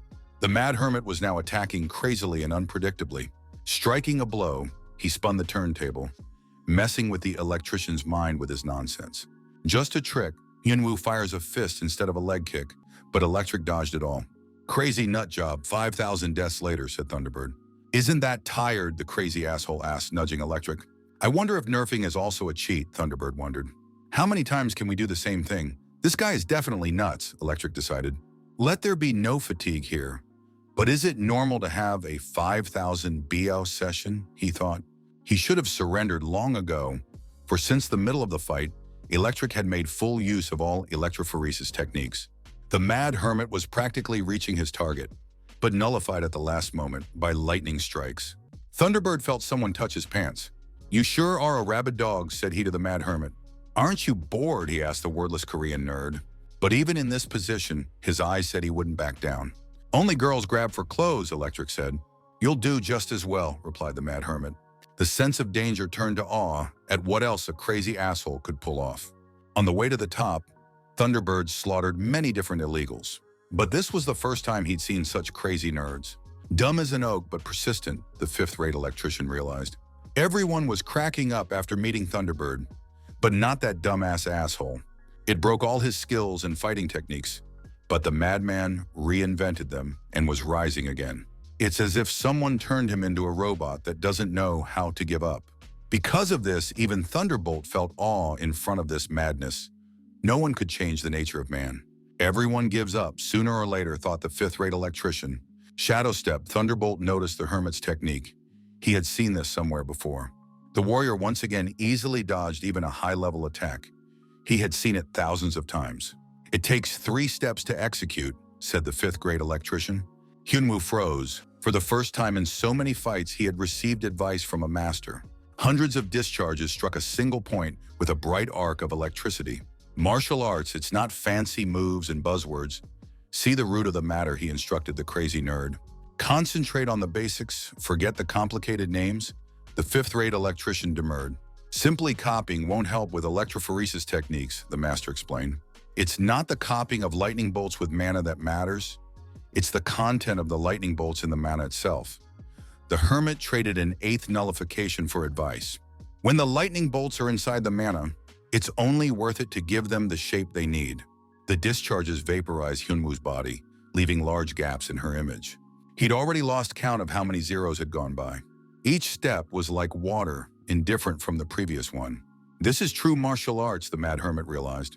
Then he broke the mold of what he had gained again. 10,000 nerd nullifications. After 15,000 zeroing in, he finally figured out how to use his brain. The mana in each cell creates lightning, and dozens of other techniques emerge from them. And they all merge into one electrophoresis god technique. The last step, having studied the shape, is to break it, instructed Master Electric. In the past, Hyunwoo would have said it was all contrived nonsense to give mystery and importance to simple truths. After all, his teachers were all images from the books from which he drew the power of absurdity. But now he finally understood the true meaning of true martial arts. Their battle hushed, rekindled, both were equal. There was turmoil in the center of the Korean Association. They belatedly reacted to the invasion. Senator Liam took over and led the defense from the bunker. When the first calamity appeared, he wasn't worried as he was hoping for Kim Hyun-woo. But then 3 more appeared. The situation is deplorable everywhere. S-rank hunters could not do anything, the secretary reported. We need to prepare for the worst, realized Senator Liam. Even if there is no communication with Hyunwoo, there is no need to worry about Korea, the senator reasoned. Hyunwoo gone, a cautious Shuken informed his friends. You can assume he's on another planet. He's been hiding it for a month, but not anymore. To stop the disaster, one must rely on one's own strength, said the always cautious Shuken. What will the Dragon Empress do? Shuken asked his loyal disciple. The girl looked at the hunter for the first time as something other than a blank slate. 15,000 zeros, the Korean asshole counted wordlessly. They exchanged 100 punches without Hyunwoo zeroing in. He was no longer dying, and they could clash as equals. His mastery of mana had reached perfection, the halo behind his back turning into a raven. A deranged lunatic, Electric looked pleased with the result. This form embodied the essence of his martial arts, the halo and wings. The now insane hermit was now crowding the fifth-rate electrician. Surprisingly, it didn't hurt the electrophoresis god's pride. He enjoyed a battle of equals, something he hadn't experienced since he'd gotten a little stronger. The mad hermit used both ranged and melee attacks. His facial expression hadn't changed since he started this climb. The face of a crazy nerd. If you agonize long enough, something will break. What kind of monster had he raised in these battles, wondered electrophoresis god. But who cares? I'll finally get a break from the endless fights, Thunderbolt thought. The full power of his technique as performed by the insane nerd unfolded over him. This is the way, thought the fifth-grade electrician. Hit it already, don't pull it. But the fatal blow only slightly ruffled a strand of hair. After 15,000 nullifications, the hermit stopped. Why didn't he finish it? Thunderbolt asked him. The hermit turned around. He shyly rubbed the hair on the back of his neck, thinking what to say. Can a student show such disrespect to a teacher? Issued the hermit. What? Thunderbird said. I don't remember taking on a nerd as an apprentice, he asked. Since that's it, let the people rest, Master Chungma waved it off. Even asking him to stay, he would still leave, heartless. Hyunwoo threw Hyunwoo in the aftermath. The mad hermit, however, pondered to add, Thank you, teacher, even though you're an asshole, he blurted out, disappearing into the light of the portal. What a jerk, thought the fifth-rate foreman Thunderbird. Crazy Korean asshole, dead tired, he said afterward. A disciple after zeroing out all the data in an infinite matrix isn't so bad, thought Chongma. The association troops met the disaster at the very rift and prepared the first line of defense. Finally, the rift cracked and someone came out of the portal. The bird climbs out, repeat. The hole opened. Zhou, squeaked in the radio hunter commander. The cannons fired the first volley at the target. It was hard to see what the huntress meant, so they decided to just shoot. Missiles and shells streamed toward the lone target that left the portal. A huge ball of fire appeared in the sky as they all hit the target. The dummies are standing by to await the results of the artillery preparation. What a warm welcome, came a mocking voice. I was planning to quietly mop up everyone, but there's no need to hold back, said the monkey with the cockroach mustache. Mayday, sos, monkey lord nicht caput, Furstein. In a panic, the commander rambled into the radio. Birdie snapped out of, she didn't finish, as Monkey took the walkie-talkie. No one understood her orders anyway. We'll mop up the weaklings first, the macaw boasted. Rusty, shouted merrily, the Monkey King to his stick. Rooster landed in Thailand, and amidst the mayhem that ensued, "Such a simple floor," he said, folding his chicken wings. "What another feathered misunderstanding," the rooster heard. "And I saw a guy in sweatpants and flip-flops in front of me. What kind of madman dares to approach the great sage?" Hyunwoo heard. "I'll kill you first, then I'll roast you," shouted Roast Rooster. But the mad hermit wouldn't listen to any more inane clucking. "I just got back, and the roosters were here," the mad hermit marveled. "Now the border's already crossed with chickens," he asked the animal. The rooster hammered under the electric shock. Apprehension succeeded to perfection. The mad hermit incinerated Firebird with electrolysis. That's when the illegal chicken detention notice came up. But what the hell is he doing in Thailand? The navigation system is clearly malfunctioning, Hyunwoo remarked. Baby Xiaoyan lay passed out, disheveled hair falling over her beautiful face. The always cautious Shiken received a powerful blow and flew into the wall. "You fools are kidding, Fat Lion," mocking the weakest of opponents. But the Wildcat Empress didn't give up and covered Shiken. "It was fun to play with Kitty," Fat Lion told her. "But now I'm bored," and the rude bastard swung his paw. The fat uncut lion put the cute girl in the belly. Pain circled around the miniature body of the devoted student. The mad hermit studied the system mail that had been missed during his absence. So the illegal immigrants had set up a passageway here. Hyunwoo realized from the words of the android Av. "One is already rare, but to four at once, the floor is not a rubber floor where only climb," asked the mad hermit. Demonalali, on the other hand, took an entire diaspora of rubber faces, Hyunwoo recalled. "There's a good chance these illegals have a gang leader too," the android calculated. "A strong illegal alien can take Ocean's friends as a team and cross borders together. One of the three is definitely of high rank," the mad hermit concluded. The silver-haired girl bowed, confirming his conclusion. The hermit thought of asking how he found himself in Thailand, but the time was not right for that. "And where is their leader?" asked the hermit, and the girl showed on the map the United States. Hyunwoo looked at the location of the three and figured out in what order to eliminate them. Getting to their leader and destroying him would be easy, the hermit thought. If he goes to the US, his friends in Korea, they'll die. On the other hand, there's a faithful student there, thought the mad hermit. On the other hand, a girl is not the equal of an illegal alien. Hyunwoo pondered over the difficult choice as the notice appeared. After reading carefully a couple times, he was still very surprised. The cautious Shuriken assessed the situation as, "That was it, here we go." The Dragon Empress has fallen victim to a couple of punches from Fat Lion. The hunter himself was on his last breath, having used up all his strength and mana. And where only Hyunwoo is wearing regrets in a moment of weakness. But suddenly dismissed those thoughts, what was he thinking? He himself decided and persuaded others to fight for his home with their own forces. It's not the mad hermit's fault that the friend in his retinue is just a weakling. The Dragon Empress came to her senses and hissed. Miraculously, the fragile, exquisite girl was able to get to her feet. Powerless even with a martial arts master, the girl thought. Her teacher's words had endowed her with the absolute certainty that the imperial arts possessed immense power. And they were enough. If they don't help win, she's just not strong enough, the master told her. The mad disciple didn't consider herself strong. She walked under heaven. She considered all weaklings below her as chumps. And that way of thinking had brought her to where she was now, bitterness surging up her throat. She only admired the master's power and watched him from afar, not even thinking of reaching his heights.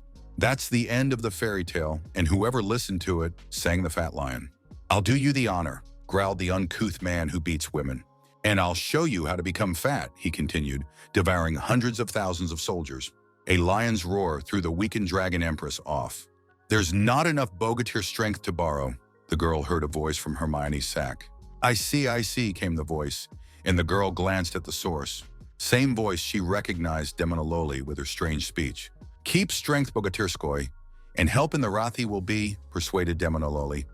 But the master told the student of strangers, "Do not take candy." "Do not trust," Demonaloli realized, when the Fat Lion has already opened its mouth. "Let it go," the demoness said and released her Manaloli. The Dragon Empress cried out in surprise, a year's worth of power enveloping her. "It hurts the first time," Demoness said. The magic of the flawless Demon Loli filled the Dragon Empress. "Now you can feel the strength of a Bogatir," whispered Ancient Loli.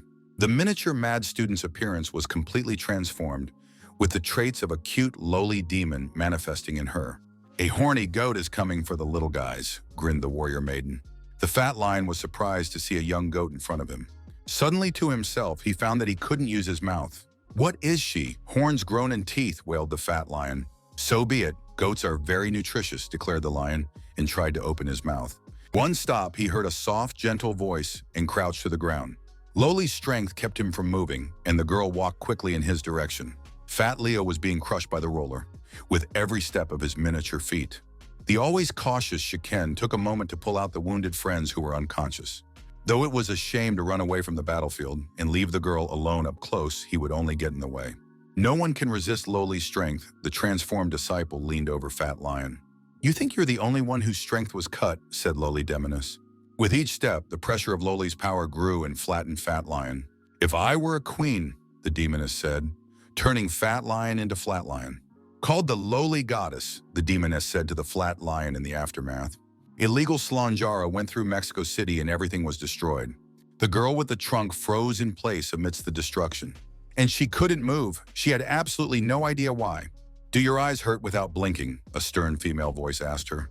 "What did she do?" Elephantine asked, squeezing the rest of the air out of her lungs. Right in front of her appeared a miniature cute girl, Agent Rose.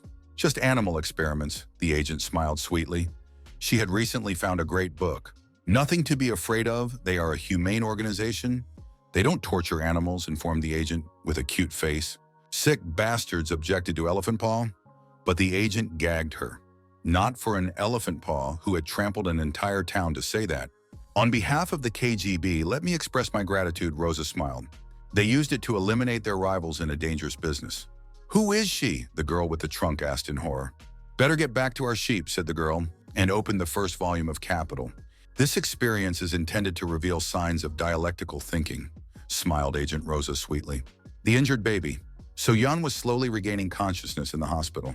Awake, the girl heard, was the voice of Quan Seo, who was on duty nearby.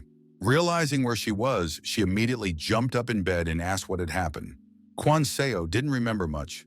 They got beat up by an illegal and the staff said Shurken brought them in. The hunter himself returned to the battlefield after dressing his wounds. "Damn freak," horrified cutie Seo Yan, but Quan Seo asked to keep the guy. The friend understood after a giveaway like that, the guy had reason to be disappointed. The cautious Shurken looked down from the roof of the hospital. All he could do was run away. Tail tucked, the hunter whipped himself. The doors behind his back opened. Someone had come to the roof as well. Cautious Shurken turned around at the sound of the doors. He was greatly surprised to see the girl's familiar face. The Monkey King blasted the troops to smithereens, explosions blazing everywhere. The battle was already boring, but something changed where he sent the clones. Clones were equal in strength to low-ranking illegals, and 300 would be enough for the entire 9th floor. In an instant half destroyed, he thought as he heard a quiet, "Good evening, you're in charge here," behind him. Delivering noble knockers ordered, the hermit Hyunwoo appeared. Monkey deftly blocked the blow with his stick. "Who is?" asked the Monkey King of the Mad Hermit, but the latter performed a double leg kick instead of submissions. Macaca flew towards the ground and struck out, raising a cloud of dust. "Rusty!" shouted the Monkey King, and a large stick flew towards the hermit, but he deftly dodged the macaque's surprise attack. The monkey appreciated the hermit's abilities. The man was not simple. Jumping like a monkey, he pointed out to the Mad Hermit. "Have you been looking in the mirror for a long time?" asked the macaque Mad Hermit. "Part-time zookeeper, part-time border guard," the hermit introduced himself. "Humans are monkeys too," the clever hominid objected. "But more advanced, now we'll teach you too," the hermit scoffed. In the same instant, he received 2 alerts for the elimination of illegal animals. "Rusty!" shouted the evil monkey and hit Hyunwoo with a stick. "Narasty!" he blurted out when the Mad Hermit was suddenly in close proximity. Now it was Rusty again, played with his stick by the nasty monkey. The stick rocketed him away from the Mad Hermit. A pillar of flame rose in its place and engulfed the Mad Hermit. But from beneath the wreckage, the frantic macaque was grabbed by the chain arm of a border guard. "Animals also need a declaration to be signed," said a state border control official, "and put a wet stamp on the refusal of entry form. Cheeky monkey." "You'll be in the monkey house," he told the illegal intruder. This was something the insolent Monkey King couldn't stand, but the border guard was strong. "And that's all a high-ranking illegal alien can do," scoffed the Mad Hermit, and talk was what it was all about. The insolent monkey became frustrated, unable to break away from the Mad Hermit. Then the macaque took the fight on the spot, waving his telescopic staff. Goddamn monster. Where the hell did he come from? The brazen illegal alien? It can't be helped, said the macaque, and activated Phase 2. Unleashing all of Rusty's power, the staff reached into the low clouds. A fiery lightning of enormous size flew towards the ground. The magical ranged attack flew precisely at the target, but the mad hermit only grinned, and gathered released his mana in the form of a bloody crown. What's the matter, wondered the cheeky monkey. He wasn't the only one who had Phase 2. Hyunwoo also knew how to control lightning and easily repelled the attack macaque. The HQ couldn't tear themselves away from the spectacle and stared mesmerized at the screens. Even Senator Qui-Gon looked on with his mouth open at what was happening. This is beyond normal, the wily senator gasped. Far from here, the ground shook with the blows of real monsters. The mad hermit was chasing an illegal macaque, but he deftly dodged the detention, as a macaque should. Do you think you can hurt a Sith with lightning? The mad hermit asked him. Bloody electrolysis discharges flew toward the macaque. However, he managed to swing away with his paws and a stick. And while the Monkey King was distracted by the lightning discharges, Hyunwoo crept closer and kicked the brazen illegal animal straight in the face. The monkey rolled over the stone bumps, tumbling funny. Monkey gritted his teeth, but there was nothing he could do. The mad hermit ran the mana at full speed, activating all abilities. The fist of the divine Longbrook has sent a wave of love to the lesser brothers. Mana increase sparked the hide of an unkilled macaque. A fiery wave of rays of goodness crowded the insolent macaque. Hyunwoo looked around at the results of the finishing magic. The roasted macaque was not going to surrender alive, resisted to the last. Why only such a monster on the 9th floor perplexed the illegal monkey. Not bad for a monkey, mocked the animal by the mad hermit. How dare he look down on the king of all monkeys? Then humans too. The macaque lost his temper. A halo of mana lit up over his cockroach mustache cap. If you can't go higher, I'll take you with me. The Monkey King decided to fight his last battle. Clones of him, monkeys like him, sprouted off in all directions. Each one is equal in strength to a weak illegal, and he has spawned many of them. Hyunwoo rejoiced at this kind of fun. After leaving the hidden level of electric, he could subvert the cheats again. Come closer, banders, he said in the voice of the wise Ka. Reach the kite cursed, and the monkeys rushed to the Atka. Just what we need, thought the mad hermit. Close combat is his specialty. Monkey casts 18 nuclear strikes. A ball of red-hot plasma turned the remains of the buildings to dust. A monstrous shockwave of mana blew the entire city away. The cheeky macaque was assessing the results of the ashes he'd made. It worked, he wondered, after he'd blocked his own view. With a flap of his wings, the mad frontiersman soared out of the dust cloud. He landed easily and staggered toward the insolent macaque, completely unharmed. It didn't work, the Monkey King realized, but it was too late. The training of a fifth-rate electrician was not in vain. Spending all your strength in one attack is the height of stupidity, Electric had taught him. Don't grumble, unwind one piece at a time, and may the power be with you, he admonished. Hyunwoo waited for the moment when the macaw was fully exposed, and hit a crit from close range with a final attack. Another nuclear mushroom rose above the remains of the city. The rumble of the explosion from 1,000 bombs rolled through the neighborhood. The flames scorched the ground red-hot, the dust clouds slowly settling. Only one mad hermit remained in the middle of the crater. Hyunwoo exhaled after a hard run and flipped through a bunch of notifications. He gingerly groped himself for injuries. His arms were fine. His legs too. No mana problems. This time the illegal got off with a little blood, not like the last few times. A long training session with a fifth-rate electrician has had an effect. Pure victory, realized fist, mad triumphant. What a rolling pin, he thought as he saw the familiar object. The staff of the Monkey King Rusty can enlarge and copy himself, read Hyunwoo. There is a great use for this wand, grinned the hermit. Grasping tighter, he pondered the direction of the Hunters Association, and with a shout of Rusty, he rocketed toward headquarters. At headquarters, the mad hermit was given a clean tracksuit. Not a bad design. Appreciated the update hermit that has not changed clothes for many years. Waged such a battle and is now perfectly fine, the wily senator remarked. What's his appearance worth? Falling from the sky on a huge stick on horseback, Qui-Gon marveled. So Korea didn't suffer much damage, Hyunwoo recognized. By the way, there is one small request, the senator asked. Shakin looked at the crazy couple. Together they were visiting pretty Seo-yeon in the hospital. The contented cat sat meekly unmoving, all in a fervent blush. Never mind, thought a cautious Shuriken, and wondered aloud how the hermit had gotten to the U.S. from Thailand. Just jumping, replied the hermit in a mundane tone. Ironman triathlon, heard, he asked his friend. Is that even legal? Lunged a cautious shuriken at the bottom of the test tube. But it was actually a different question that plagued him. Cutie So Young heard their conversation from the hallway. Shuriken asked about the special training the hermit was undergoing in the Matrix. Could he pass it too, asked a cautious shuriken, much to his friend's surprise. Too weak, little Seo Young heard and tactfully did not enter the room. She reprimanded her friend for leaving the hospital without healing his wounds and giving her a thrill. It was hard to accept myself as a weakling, justified the cautious shuriken. But the thing about illegal aliens is that they're strong, said little Seo Young. Not only, argued the hunter, she is also strong. Remembering the Empress of Dragons, he clarified. Ah, cutie.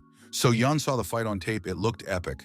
Previously, Shuriken was able to avoid the topic by simply writing it off as the power of a mad hermit. But now Shuriken realized he must learn to protect what is precious with his own strength. Beauty Seo Yeon only smiled, happy at her friend's growth. He looked so excited, she chided him. Did something good happen while her friend was out? Sweet Seo Yeon waited for her cautious friend to finish. Quickly, he made up his mind, she noted, Shuriken's endeavors. The mad hermit reflected. It's great that a friend decided to grow up. But can he handle a fifth-rate electrician, and will he want to teach him? If it's not too urgent, I'll return the sword later, the hermit decided, and Seo Young entered the room, informing him that she would be discharged tomorrow.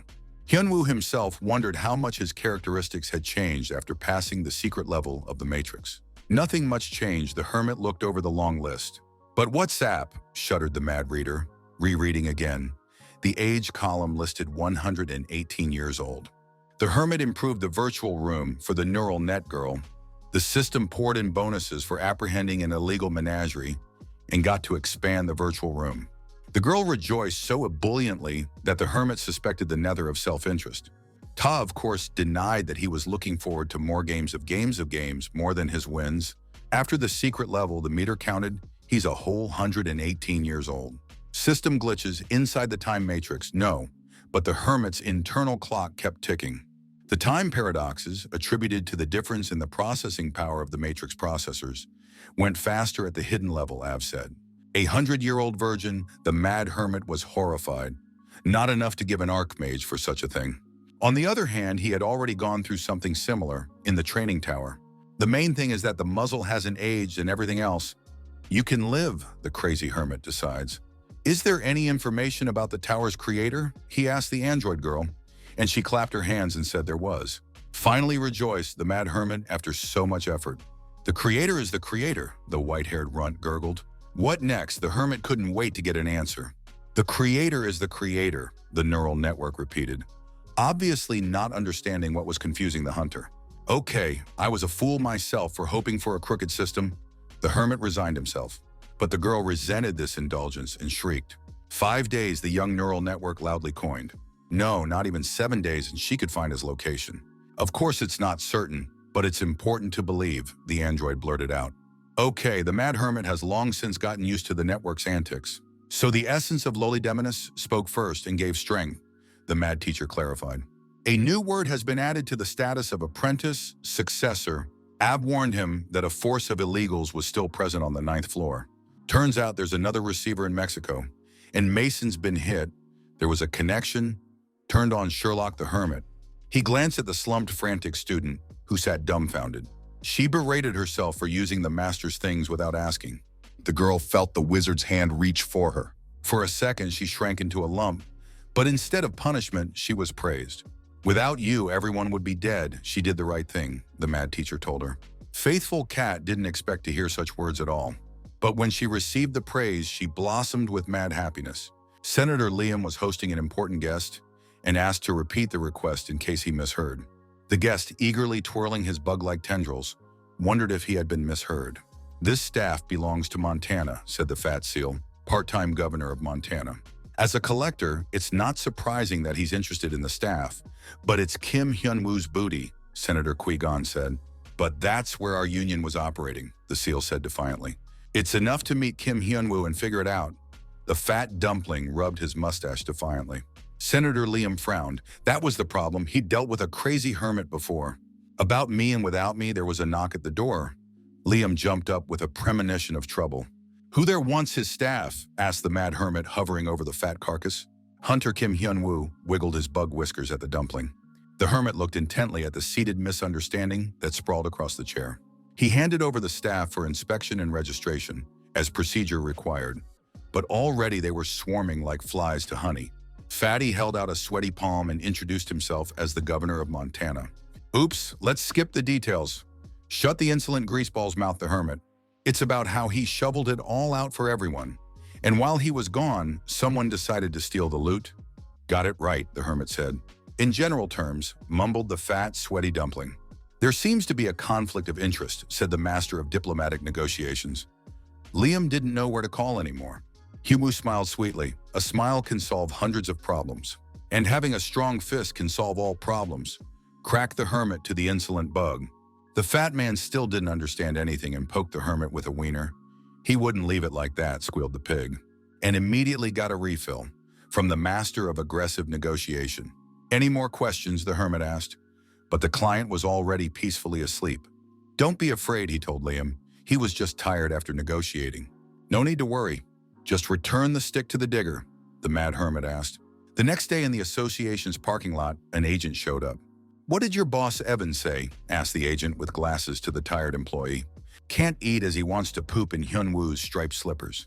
How funny, grinned the agent. Is there a plan, he asked the mole. Sew him up, clarified the recruited defector. 10 years of undercover work, sewing it up like that, the agent asked. But the mole only waved his hands, still a job not to his liking. Certainly compared to working here, the underground agent noted. All for our director and the KGB, said the bespectacled agent. Let her rule the world from the shadows, he read the organization's motto. Master Bonsai's portmanteau, wondered the cautious shuriken, examining the much-used portmanteau. Wrap a sword in it and a secret level opens up, the mad hermit explained. Shuriken glanced to the side at the preparations the slave girl was making. The poor girl was working late again to draw the teleport circle in time. Going to Mexico, Shuriken asked, secretly sympathizing with the slave girl. Just need to check something out, the mad hermit replied. He should have found a second receiver, Hyunwoo thought as he looked at the surprised student. Successors of persons of indeterminate orientation may become either border agents or illegal aliens. They can do nothing or they can take over the world to rule it, the hermit learned. Anyway, that doesn't mean they're definitely bad. Pulled out Hyunwoo's Hermione pouch. It's yours now, he tossed a stone with the essence of lowly demoness to his apprentice. The girl immediately recognized the object that gave her strength. Use it as you wish, the mad hermit allowed the devoted disciple. It's good to have a lot of capable border guards, and one shouldn't expect betrayal from a female disciple, Hyunwoo pondered. You can be trusted, said the teacher. But the faithful and ardent student heard something of her own. I will when I get back, he left the contented cat drooling. Will you go at once, asked Hyunwoo, the cautious shuriken, to whom he had given a portmanteau. Tell Electric, said the hermit, to build himself a latrine instead of going into the bushes. Hyunwoo was walking through the ruins of the capital city and was thinking about where to start his search. Gas starbaters of the magicians were already laying new tiles on top of the old ones. An agent in a chintz tea-suit came into view. They were waiting for him. The agent made a low bow. Know how to invite, the hermit noted. On the jacket glittered the all-seeing eye, the symbol of the organization. Let me invite you for a cup of tea, the agent offered. Cautious Shuriken took up the electrophoresis sword. A hidden level had indeed appeared. To be or not to be, whether I am a shivering creature, the hunter pondered. Just recently fixed up the apartment, and now he's leaving it again. He has a bad temper like a real fifth-rate master, and drinks a lot of vodka, Hyunwoo warned. Shuriken pressed a button and went to the nerd level of alcoholism. He was transported so quickly that at first he didn't even realize where he was. Everything felt real, indeed a matrix, realized a cautious Shuriken. Just had a craving, and there were guests, the hunter heard the voice. The drunken fifth-grade electrician glared menacingly at the uninvited guest. Indeed he is, recognized the master, cautious Shuriken. But what can I say? I want to become a drunken master, blurted out the cautious Shuriken. Any fool can become a drunk, Changma breathed, but not everyone can become a master. But wait a minute, what does he have to do with a crazy nerd? Electric asked, and Shuriken nodded. Korean nerds shouted out in anger at the drunken Electric. Just when I've sold one, another one shows up, and the foreman is angry. The latrine was definitely not worth asking about, realized a cautious Shuriken. No vodka, said the electrician sharply. You can go home. You don't know how to rest culturally anyway, only to get drunk like a pig, replied the electrician. Shiken, horrified, he had definitely come here for a new discharge after all. After all the agony, he couldn't step back and walk away with nothing. Let's have a small drink just once, the boy pleaded. Discharge is very necessary, please teach master, blurted out the cautious Shiken. If he doesn't agree, the hunter promised, he'll sit here and watch. That Korean asshole, he's also trying to take me by force. The master was angry. But since you asked so much, we'll do the same. You'll drink alcohol until you know the power of vodka and cultural recreation, Shiken heard the answer. Maybe then you'll raise your discharge, said the electrician, and opened the first bottle. The first shot is downed in a volley, said the master. Like this, you feel your eyes opening and clarity of vision. The world becomes more beautiful, asked the electrician. Tea party with the boss, you say, pondered the suggestion to the mad hermit. And if you refuse, he asked the agent, what will you do then? Then you'll have to leave with nothing, the agent said, leaving the choice to Hyunwoo. The hermit realized that the agent spoke well, but he would not say anything new. It didn't look like an ambush, the mad hermit decided. Besides, they were most likely what the android girl was talking about. Hyunwoo agreed, and the agent escorted him to the headquarters, the entrance starting at the golden elevator. Such luxury surprised the hermit, just for an ordinary elevator. Under the ground, a whole castle resembling a cathedral awaited them. As soon as the door opened, the agents lined up on either side and bowed in respect. Even a seasoned mob boss was caught off guard by such a good greeting. Waiting for you, master, the hermit heard and saw the girl smelling of roses. A cute beauty with purple hair smiled gently at him. That's how the mad hermit met. Though a Sith is only allowed to have one apprentice, he had 2 female apprentices, disregarding all tower regulations. One of them is Mi Ryong, a wildcat, the Empress of Dragons. He immersed himself in the memories of long ago when he wandered around the training tower. The weak girl was attacked by her former associates. They wanted to kill her to raise their characteristics. At the last moment, the girl was saved by an unknown hermit, and he sent the talentless to get some fresh air, which saved the girl's life. This is how he became the hero of Hanarin, or Agent Rose in reality. They had an unusual relationship, the mad hermit recalled. The girl turned out to be a good conversationalist. Of course, he trained her as well as Miryong the wildcat. So easy and carefree, the girl spent 1.5 years with the hermit, until she cleared the tower, promising to get everything ready for her goodbye. So she killed Mason. The hermit listened to Agent Rosa's story. What about the castle underground? Asked the mad master. What's it for? Didn't the master say it would be cool to build one? Agent Rosa reminded him. Everything else is ready too, sang the girl in a sweet voice. 200 hectares of American land. Headquarters in every European country, casinos, and money for the rest of her life, she continued to twiddle her thumbs. But when he said he wanted it, the mad hermit forgot. There was one similar conversation, though, when they were rafting down the river.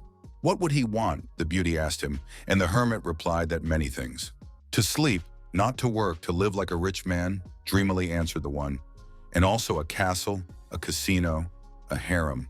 Not in a lifetime, she remembers. Realized the reality of the mad hermit. The girl laughed contentedly. She liked the teacher's reaction. To remove all doubts, Hyunwoo used the skill of telepathy on the girl.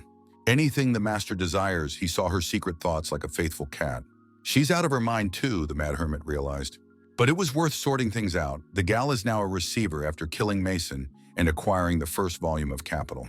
What is she going to do with all the power she has now, he asked Agent Rosa sharply.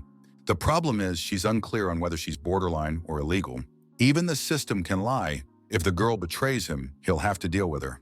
All my powers are only for the master, she said in a simple answer that discouraged the hermit.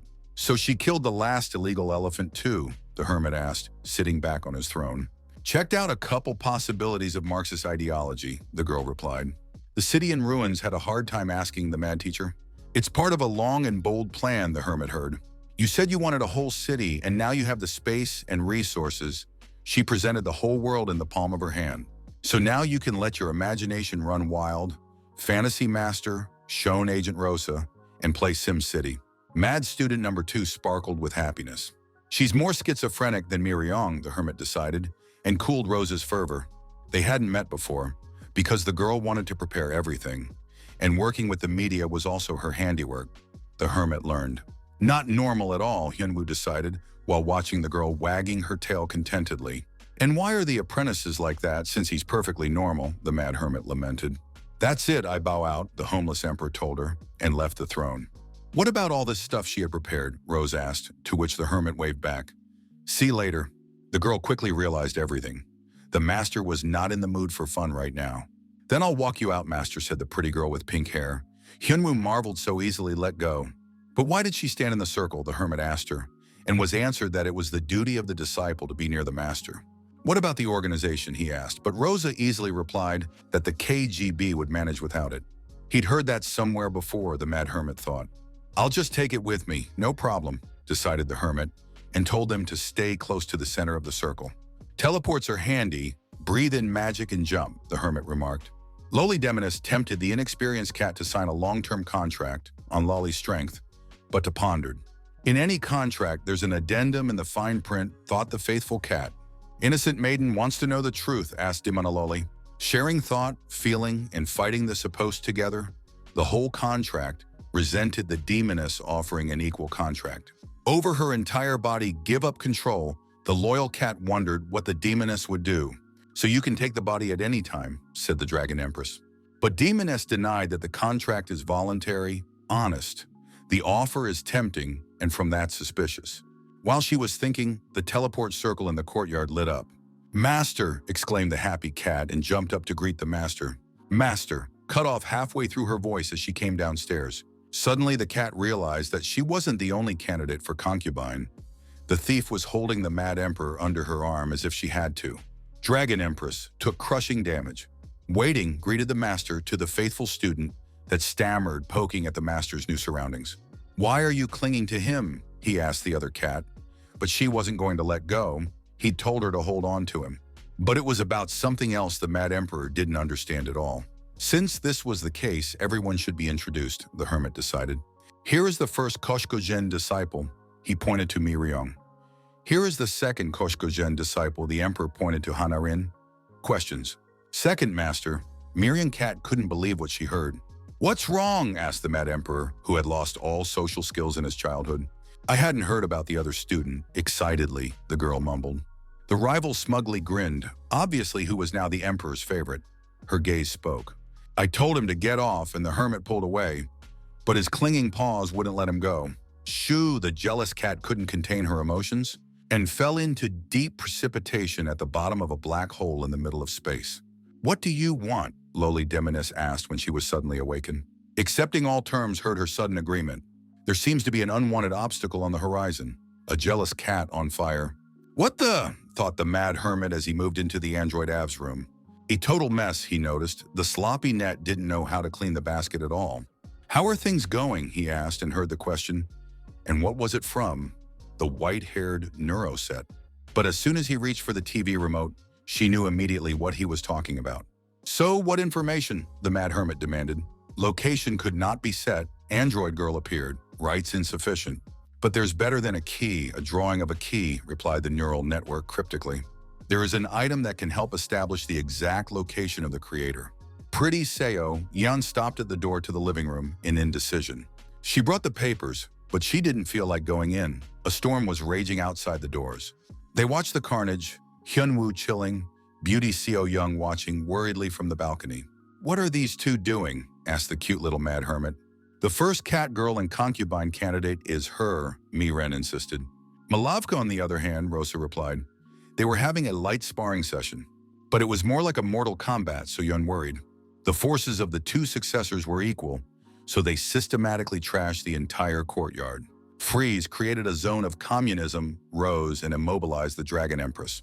Ta got a straight punch in, but was able to pull guard. Shouldn't we stop them shouting over the hurricane? The cute Seo Yan asked futilely. The serene hermit replied, Scum, scum, scum, scum, scum, scum. The girls were pulling each other's hair out. Harlot of Babylon, courtesan of the harbor, exchanged compliments with the students. Basta Karapuzaki, the mad emperor finally intervened. But it's just light sparring, Agent Rosa objected. Easy, he pointed out to the jealous proprietresses, the destruction of the house. Like a cat and dog, reprimanded the hermit's disciples. Everyone in the corner to think about their behavior, he sent the girls out of sight. Pretty Seo Yang gave the girls a glance.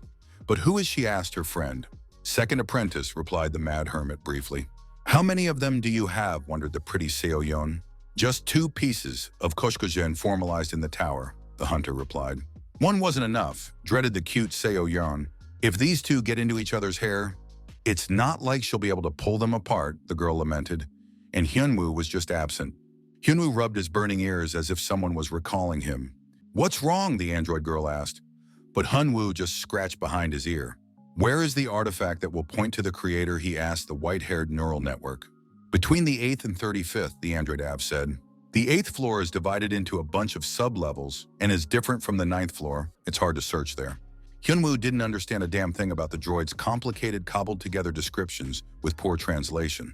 Is there a passage to the 8th floor? He asked the white-haired woman. Need artifacts, the girl replied and produced a long list. 5 pieces puzzled Hyunwoo, but he was reassured that they were easy to find. 3 out of 5 are in one person's possession at all, the girl assured me.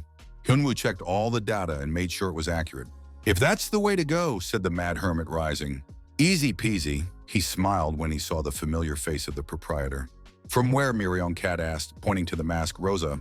Special epaulets that the master had given her, the pink-haired girl proudly replied. No way, exploded the cat, the mentor saving every mask. Right, the pink-haired girl replied. And didn't he give her anything? She asked with a sneer. I'll slaughter them all, raged the jealous cat at such insolence. That's how the master listens, spanking again, asked the mad emperor, suddenly appearing in the house, and looked unhappily at the stubborn students. They had a lot in common that tactless hermit thought the girls would become friends. Oh well, time to keep them busy, decided the homeless emperor. The sparks of rivalry flared up again between the cats, but the hermit sent them to different parts of the world, tasking them each to retrieve an artifact.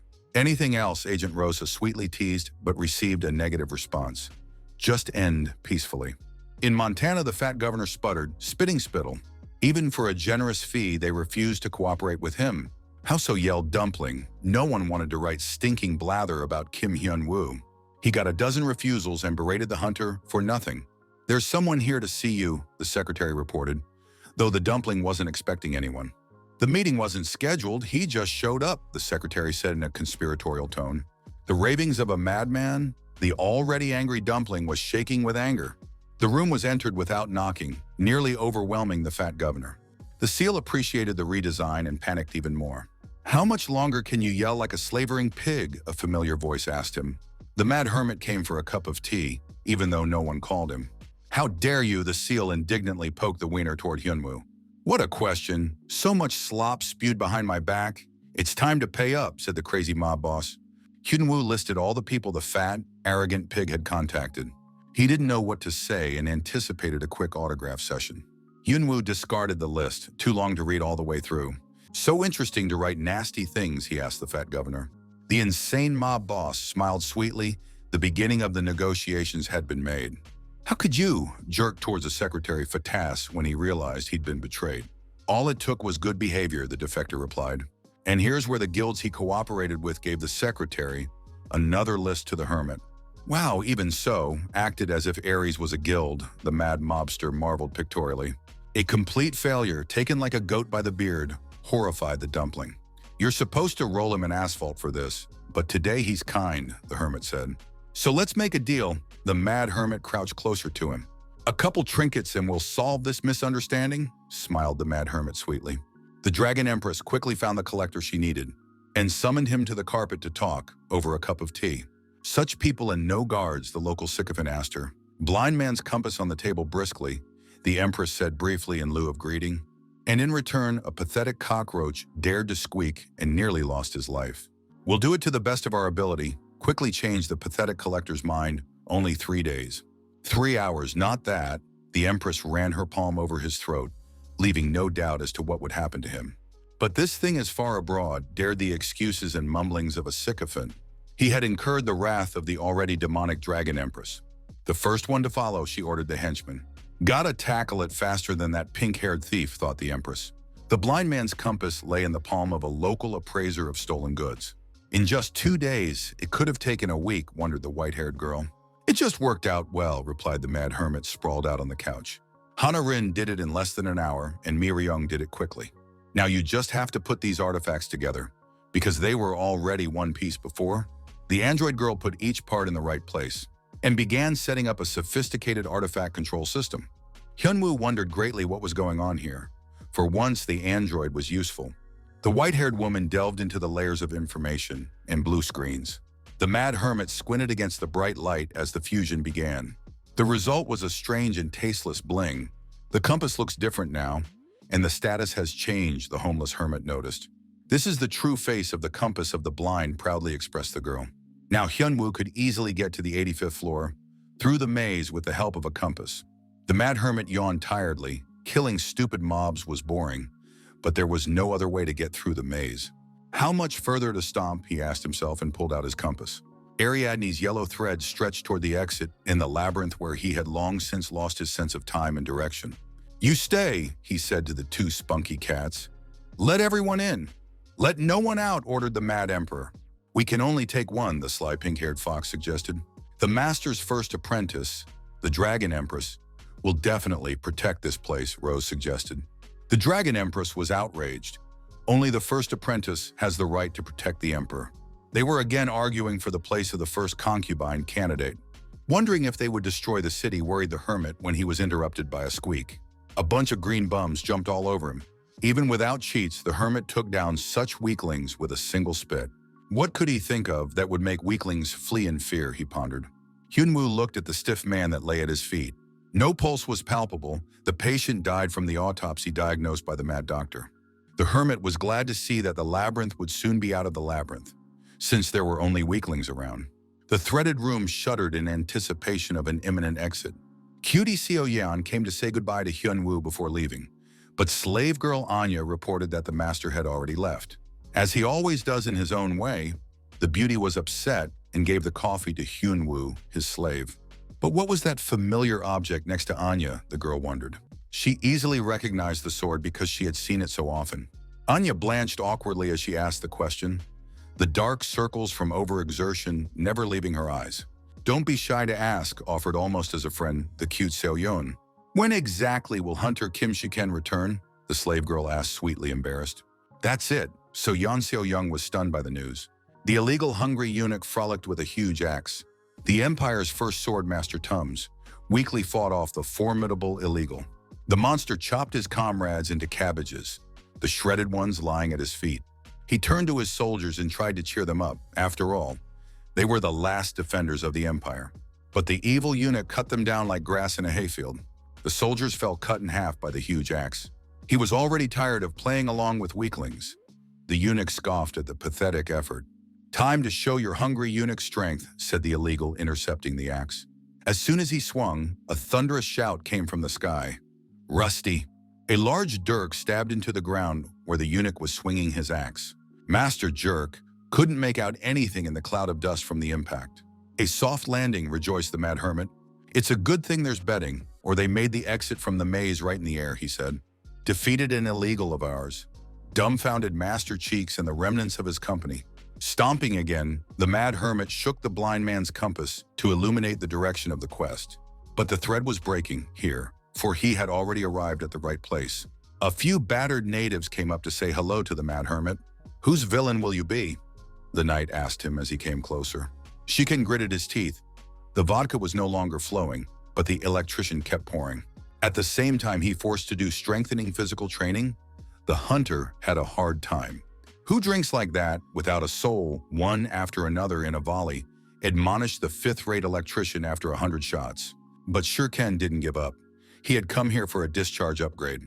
After so many liters, he had strengthened his will, hardened his liver, and wanted to get stronger. Just as the hermit had told him, Shurken tried to keep up with the electrician, but it wasn't easy to outdrink a fifth-rank master. He himself had already forgotten why he started drinking, why he kept getting hung over every time. "Go get some sleep," suggested surrendering to the electrician. "No chance here," he argued. Drinking is an art, not the college binge drinking that Shay Ken was used to, discourage everyone from quitting electric. But without a grade, he can't be a decent hunter, can't protect what's precious. Shiken cracked his face so that he wouldn't get completely intoxicated. Master Electric, he thought. There was something about this kid that made sense. Shiken sighed with a broken nose. He thought a little too much. Until he develops an immunity to alcohol, there's no way he's leaving, he decided firmly. A true Korean nerd like Buddy, inhaled Master Electric. "We'll have to learn a little. 2 sword approaches, And a little of each, commanded the electrician. Pretty CO. Yun stopped by Slave Anna's house for coffee to ask how the guild was doing now. They used to be a mess, but now that they're working together, things have improved, the girl said. Tiny Seo Yun looked outside and noticed a huge and tall building that was being built in the neighborhood. What is it? Asked the huntress. On the left is the palace of the Peijo Guild in Korea, the Mad Empress of Dragons. And on the right is an unknown guild, slave girl Anya shared. Building where there were already 2 major guilds, the newcomers only caused the lovely Seo Yun to be surprised.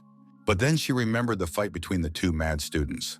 And an eerie hunch he knew neighbors suddenly dawned on the girl. The mad hermit was invited to a reception at the palace that glittered with gold and luxury everywhere. The Palantir of Truth, a national treasure, but the savior of the empire will be reported to the emperor, Master Bellybutton promised the hermit. They themselves led to the right place. The mad hermit rejoiced quietly. The servants opened the doors solemnly before him, and the bright light of the hall cut his eyes. The emperor stood alone on his throne, but it was certainly not as high as the golden throne in the Forbidden City. The local monarch greeted the guest floridly. He held himself as arrogantly as any of his kind. The Korolek blurted out flattering and non-committal praise for the hero. Hyunwoo wondered if he should follow the local etiquette, but he dismissed the idea because he was a true master negotiator. Korolek noticed the hermit's bluntness, but he tolerated it, and went on to thank him, but he was interrupted. Hyunwoo was not impressed by the promises to throw a feast in his honor, fame, and authority in the local underdeveloped state he does not need. The hermit asked directly about the Palantir of Truth, but received a curt refusal. Such intransigence was annoying. It was as if these underdogs didn't realize that the hermit's wish was not a request. The king justified himself by blaming it on his vassals, who would not allow the treasure of the people to go to a foreigner, but instead he would give a generous reward he promised. And if the hero faithfully serves the empire, then perhaps his request could be considered. Grabbed his head from such nonsense, Hyunwoo. No so much time to mess around with underdeveloped natives who don't know their place, raged the hermit. Master Tyr, unaccustomed to palace intrigue, kept a bad face, and the hermit suspected something amiss. He used the telepathy skill on the kingpin. It would work on a weakling like this with no problem. They're completely starstruck, the hermit decided when he read the monarch's thoughts. We'll send him to the north to deal with the barbarians, give him a title, marry him. If he refuses, we'll eliminate him, reasoned the insolent and stupid monarch. There's a dementia-ridden old bald man, out of his mind, a demented hermit. Sacred animals that are chosen by the sky accumulate energy within them. Gradually learning about themselves, they acquire a mind similar to, or even better than the human mind. The fox has lived for 2,000 years, practically a sacred animal, and was now standing at the portal to the 9th floor, rubbing timidly at the entrance. But it won't. The vixen timidly stuck her paw into the drain between the floors, and was surprised at the level of magical powers at the exit of the labyrinth. Still and somewhat, for a wary fox, the 9th floor looked like a dangerous place. But she had no choice. She had to leave anyway. Making up her mind, the fox jumped into the portal between the levels of the matrix and pressed drain. Shawarma subzabernaya from the shabolda of the market, I hear. The vixen got right in the center of the furious altercation. The fox pretended she wasn't here. Cloud, cloud, cloud, cloud, and not a bear at all, she hummed to herself. The owner has put her in charge of the Catwoman, Agent Rosa said, so she'll take the fox. The first concubine candidate disagreed with this statement, and the fight intensified. The girls were no stranger to going wild, raising hurricanes with one blow that the fox pinned her ears back in fear. Come on, you saw it, horrified the vixen. She wanted to run away quietly, but she stumbled awkwardly, attracting the attention of the 2 beasts. Woof, or whatever foxes say, a fox says, just to see if it'll work. But it didn't work, Standing Pelt shouted in the wake of the fleeing in terror fox mad students. The mad master negotiator approached the local aboriginal kingpin. Thoth gasped at the unheard of impertinence. No one dared speak to a nasty monarch like that. But after all, he has his reasons for saying so, continued the mad hermit. He defeated an illegal that could have wiped out the entire empire, and in return for his gratitude, found out he was being used by the local goons. They wanted to dust him off with promises of rewards and glory. But that's only for weak-willed heroes, and Hyunwoo was blocked. Living in a medieval barn might appeal to the uneducated schoolboy, the hermit continued. But for a man of a highly advanced civilization, this is nonsense. He turned the blades of cheek and his soldiers into crumbs. Master Tums was the first to realize what was coming next and rushed to the defense of the stupid king. "His Majesty will bear it all," the knight declared. "It seems it's time to show the natives who can slaughter them back to the Stone Age," the mad hermit realized, and unleashed some of his magical powers with a clap of thunder. "Asum is the king and god who came down from heaven," the mad hermit told them. The palantir gleamed brightly in his hand. Strength the main trump card in any negotiation. Again, he reaffirmed his rule. The purple ball hid its status data, except for how and what it was for. Hyunwoo heard footsteps behind him and turned around. Night Belly came out to see him off. "Told me not to see him off, or does he want to flip?" the hermit asked the knight. But the knight had come to return honor and ask forgiveness. Though he was a vassal of the feckless king, he felt his guilt. He bowed low and apologized, but the hermit brushed them off. "He is a simple man. He does not remember grudges. Here's a present." He tossed the native a package for good measure. "This is delicious," said the hermit, and settling on his staff. In equal exchange, he remembered the rules of the tower. Rusty commanded the madman and took off for the entrance to the labyrinth. "So he won't retaliate," Night Belly exhaled in relief. But what did the mad guest give him instead of a national treasure? The knight examined the army's dry rations. "So many times he's already tasted it, and he still hasn't learned how to drink. Even the hermit was doing better," Master Electric said. "So neither to maintain the conversation nor to pour in time," pressed the teacher Thunderbird. "But it's not for nothing that everyone," asked a cautious Shiken, "has been drinking and exercising for a day. 100,000 more times and he would definitely outdrink a fifth-rate master," the hunter said. The master only smiled, a yellow-haired student who had barely finished his studies and was already aspiring to be a master. "Electric welding technique is not at all suitable for such a talentless man," he stated sharply but reassuringly. "There is something. Even such a youngster can do well if he learns a simple assembly course," heard the excited Shiken. "No longer will they drink and learn electrophoresis," the master declared. Before he started his illegal climbing, he met a stupid guy once. Other than persistence, he had nothing, but that was his strength, just what a Korean nerd needed, the master explained. "They're coming, stay alert," warned the mage to his partner. "The skeletons of the labyrinth are very strong," he admonished. "Everyone take positions," commanded the squad leader. The girl tensed in anticipation of the wave of monsters following the directions. "Something doesn't add up, boss," she asked the squad leader. Those skeletons don't have faces. It was obvious even to the inexperienced girl. That shabby faces flee in terror from the dreaded scourge. The squad leader was dumbfounded. Are monsters capable of such a thing, he asked himself. There's an even stronger monster behind, he realized, and commanded a retreat. But an unknown force had already turned the monsters to ashes, shattering all the bones.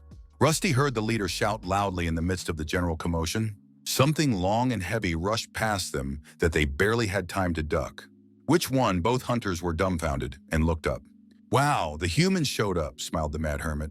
"That means he's back on the 9th floor," rejoiced the man with topographical cretinism. Even with a compass, the journey took 2 weeks. He returned to the manor, where he was immediately surrounded by his loyal apprentice. "Spit it out," he turned to the Dragon Empress. Ta presented the mad hermit with a fox energy ball. This time, an unintelligent animal tried to cross the border. The fox shrank with fear and shook all his tails. The girls immediately set about figuring out who got the 9 fox collars on the coat. "How did it go?" the hermit asked the mad disciples. All by herself," said each of the jealous cats. "Fine," he sighed. "Let the first Koshkojana speak," said the mad emperor. "Obey and obey," the satisfied cat rejoiced. The association requested help, and the 2 girls set out to catch the illegal animal. "It was like that, just a little overdone in the process," the Dragon Empress reported. "A little," the emperor interjected, reading the motley news headlines. "However, that was all right, since no one was hurt." "But why didn't they remove the skin?" the hermit asked, to the fox's horror. She immediately chewed off the strip of duct tape on her pretty face and squealed, pleading for mercy, to the mad hermit. "She doesn't have the strength without the ball anyway," Hunwoo heard, and was surprised the first time an illegal wanted to live in his memory. Without the balloon, the vixen was really only good for a fur coat. "So why left alive?" the hermit asked the mad couple again. Someone interrupted. Agent Rosa replied evasively, dimming her eyes. "Ha, wasn't that her?" the Dragon Empress asked her. They started fighting again and figuring out who was in charge. "So they were going to kill the fox? But they hadn't decided who would get the coat?" the hermit asked them. The girls were embarrassingly silent, even stopped looking at each other. They had always been incredibly strong students. But what a kindergarten, thought the mad hermit. Fine live, decided the Mad Hermit. No one wears fur coats anyway. You want to live, spit out everything you know about the Matrix Tower? Hunwoo threatened with his fist. He kicked the mad apprentices out of the way and listened to the long story of the talking fox. Some of the information turned out to be useful. The illegal alien was questioned for a reason. Illegal hikers receive a medal for hiking from the Matrix Master and can claim a place at the throne, the Hermit found out. But what do these accomplishments mean? Wondered the Hermit, and heard the answer: any desired power. Why suffer so much for the sake of some power? Wondered the frontiersman even more. Getting the achievement is like realizing a dream, explained the fox, such as Goblin, said she. The goblin can get the kill stick achievement, the fox said, and Hyunwoo asked if that meant he could use that ability. But not only that, the fox stated, advances allow one to take possession of everything their original owner has. By defeating a swordmaster, an illegal becomes a swordmaster by adopting his karma, all abilities, memories, and habits. Hyunwoo thought about it. Getting Electric's karma without 100 years of dueling, a tempting offer. The fox flattened her ears, spilling everything she knew to the Mad Hermit. I promised to go to the litter box and not to yak at night. Take me, asked the vixen. We'll decide later, the cold-blooded emperor replied, causing the fox to ruffle its fur. But maybe she wants to be hunted, the hermit asked, and she shook her head. Lord Manganese was once again sitting in the empty atrium at a round table. Is it true? Asked the Lord upon hearing the good news. There is a possibility that he came closer to the truth, Monk reported. Creepily curious as to what this will amount to, reacted the Lord of Manganese. This outsider will climb the tower without even being illegal, the monk wailed. He faltered, realizing he'd let himself go too far in front of the Manganese Lord. His words make sense, the Lord calmly replied to the monk's apology. I wanted to see how far this outsider could go. Too bad he learned too much, the Lord said. Send one top-ranking illegal, he ordered the servant monk. That's right, the Palantir of Truth, confirmed the relic to the fence of stolen Avium. When the waiting time has passed, the Palantir can be peeked into to find out where the creator of the Tower of Learning is. But might as well ask the orb at once who imprisoned him in the tower, suggested the Mad Hermit, and the android agreed. Of course he'll get to the creator too to return the favor. Hyunwoo asked if the beastie that escaped from her matrix floor could be petted, and the android hesitated. The illegal fox's strength had weakened so much that it had disappeared from radar altogether, the neural network reported. There would be no problem if we let her live, the girl concluded. Still, it's better to be sure. What about putting him on a chain and training him, she asked the hotelier. The 9th floor has many interesting artifacts, including a magical chain for role-playing. And how many relics must be obtained to assemble the device, asked the hermit lazily, and pulled away when he heard the number 5. It's simpler than it seems, the girl told NeuralNet. The relics are in the same hands. Here he has it, he showed the photo of the lucky man to the Mad Hermit. Wow, what people and no guards, smiled the mob boss. The fat dumpling from Montana, a little slimmer, but he's still got some chutzpah on his face. That's better, appreciated the efforts of a novice master alcoholic electric. Now at least you won't fall off after the first shot, he said, to a cautious Shuken. Thank you, master, the satisfied, slightly inebriated hunter blurted out in gratitude. If you're done, get lost. I'm bored with the same toast, said the electrician. Shuken let the phrases pass by his ears as it was still blurry in front of his eyes. He looked at the back of the departing master. He had not managed to drink him too much, but at least he hadn't tried in vain. Thank you very much, the slightly tipsy Shuriken bowed again, at the same moment completing the secret level of the Matrix. What a troublemaker. He forgot to drink on the horse, thought Master Electric. But at least he's polite, not like Korea's first asshole, Hunwoo. Shuriken appeared in the middle of the ruins. Dark night, not at all where he entered the Matrix. Apparently the hard drive was glitching after all. He perked up when he noticed the sudden change in his surroundings. At his feet lay many dead and wounded hunters of unknown origin. A new sweetie met Hunter, illegal barbarian with tendencies. Just sobered up and a job came up, said a cautious Shuken. Come here, pretty college boy, jumping on the young meat. His hand reached for the sword that lay beside him, but at least he wasn't shaking like a true master. But his skill is more than enough. Shuken got into a fighting stance as well. Master Electric told him an ancient fable about a small but very persistent bird. It's better to practice 10,000 times one punch than to practice 10,000 punches, Electric said. The warrior was thrown out of the temple for not knowing a damn thing and only messing up, but he didn't give up. He studied one strike and one technique, and that's all he did for 50 years until he became Master Lomister. Firebrand technique shouted out the cautious shuriken and took down the pervert with a powerful attack. The mad hermit stared in surprise at the alert that had just appeared. I wasted Anka's time drawing portals. The illegal alien had already died. The hermit was upset. If it wasn't the students, then who? Wondered the border guard. The gathering of an inquisitive crowd of people suggested where to look for the answer. Oh, not Sheiken. The mad hermit recognized his friend. In one motion, he jumped over all the pandemonium and found himself next to his friend. When back asked the hermit, nearly crushing a couple people. Already at home, Sheiken brewed a cup of coffee. After vodka with no appetizer, it was going fine. That bastard, exclaimed Hyunwoo after hearing the whole story of Shuriken's training from the drunken master. When the hermit was practicing, they didn't even offer him a sniff. They put him right behind the welding machine. The hermit resented. It's been so long since we've seen each other. Don't you want to chat? The cautious Shuriken changed the subject. Wait a minute, the hermit remembered. Had he told him about the latrine, he asked Sheiken. Oh, that, Sheiken remembered, trying to think of a quicker excuse. Said he wouldn't know how to live without your sound advice? Relayed the words of the electrician, Sheiken. The mad hermit was indignant at his insolence. Never mind, he was just shy, tried to reassure Sheiken. He was actually pleased, noodled by a cautious Sheiken. Whatever, the mad hermit changed the subject, sprawling lazily on the couch. It's a good thing he didn't tell him everything, rejoiced the cautious Sheiken. He didn't shit in the electrical box for nothing, the mad hermit thought. But maybe he could still tell me what kind of BDSM play with animals is, Sheiken asked casually. We've got a fox, we're training it to the litter box, the hermit said. An illegal fox, it can be used for fur right away. The hunter got worried. Mercy, I'll wear slippers, squeaked the fox. But the hermit shut her up with his finger, threatening to let her buy a coat. She immediately fell silent.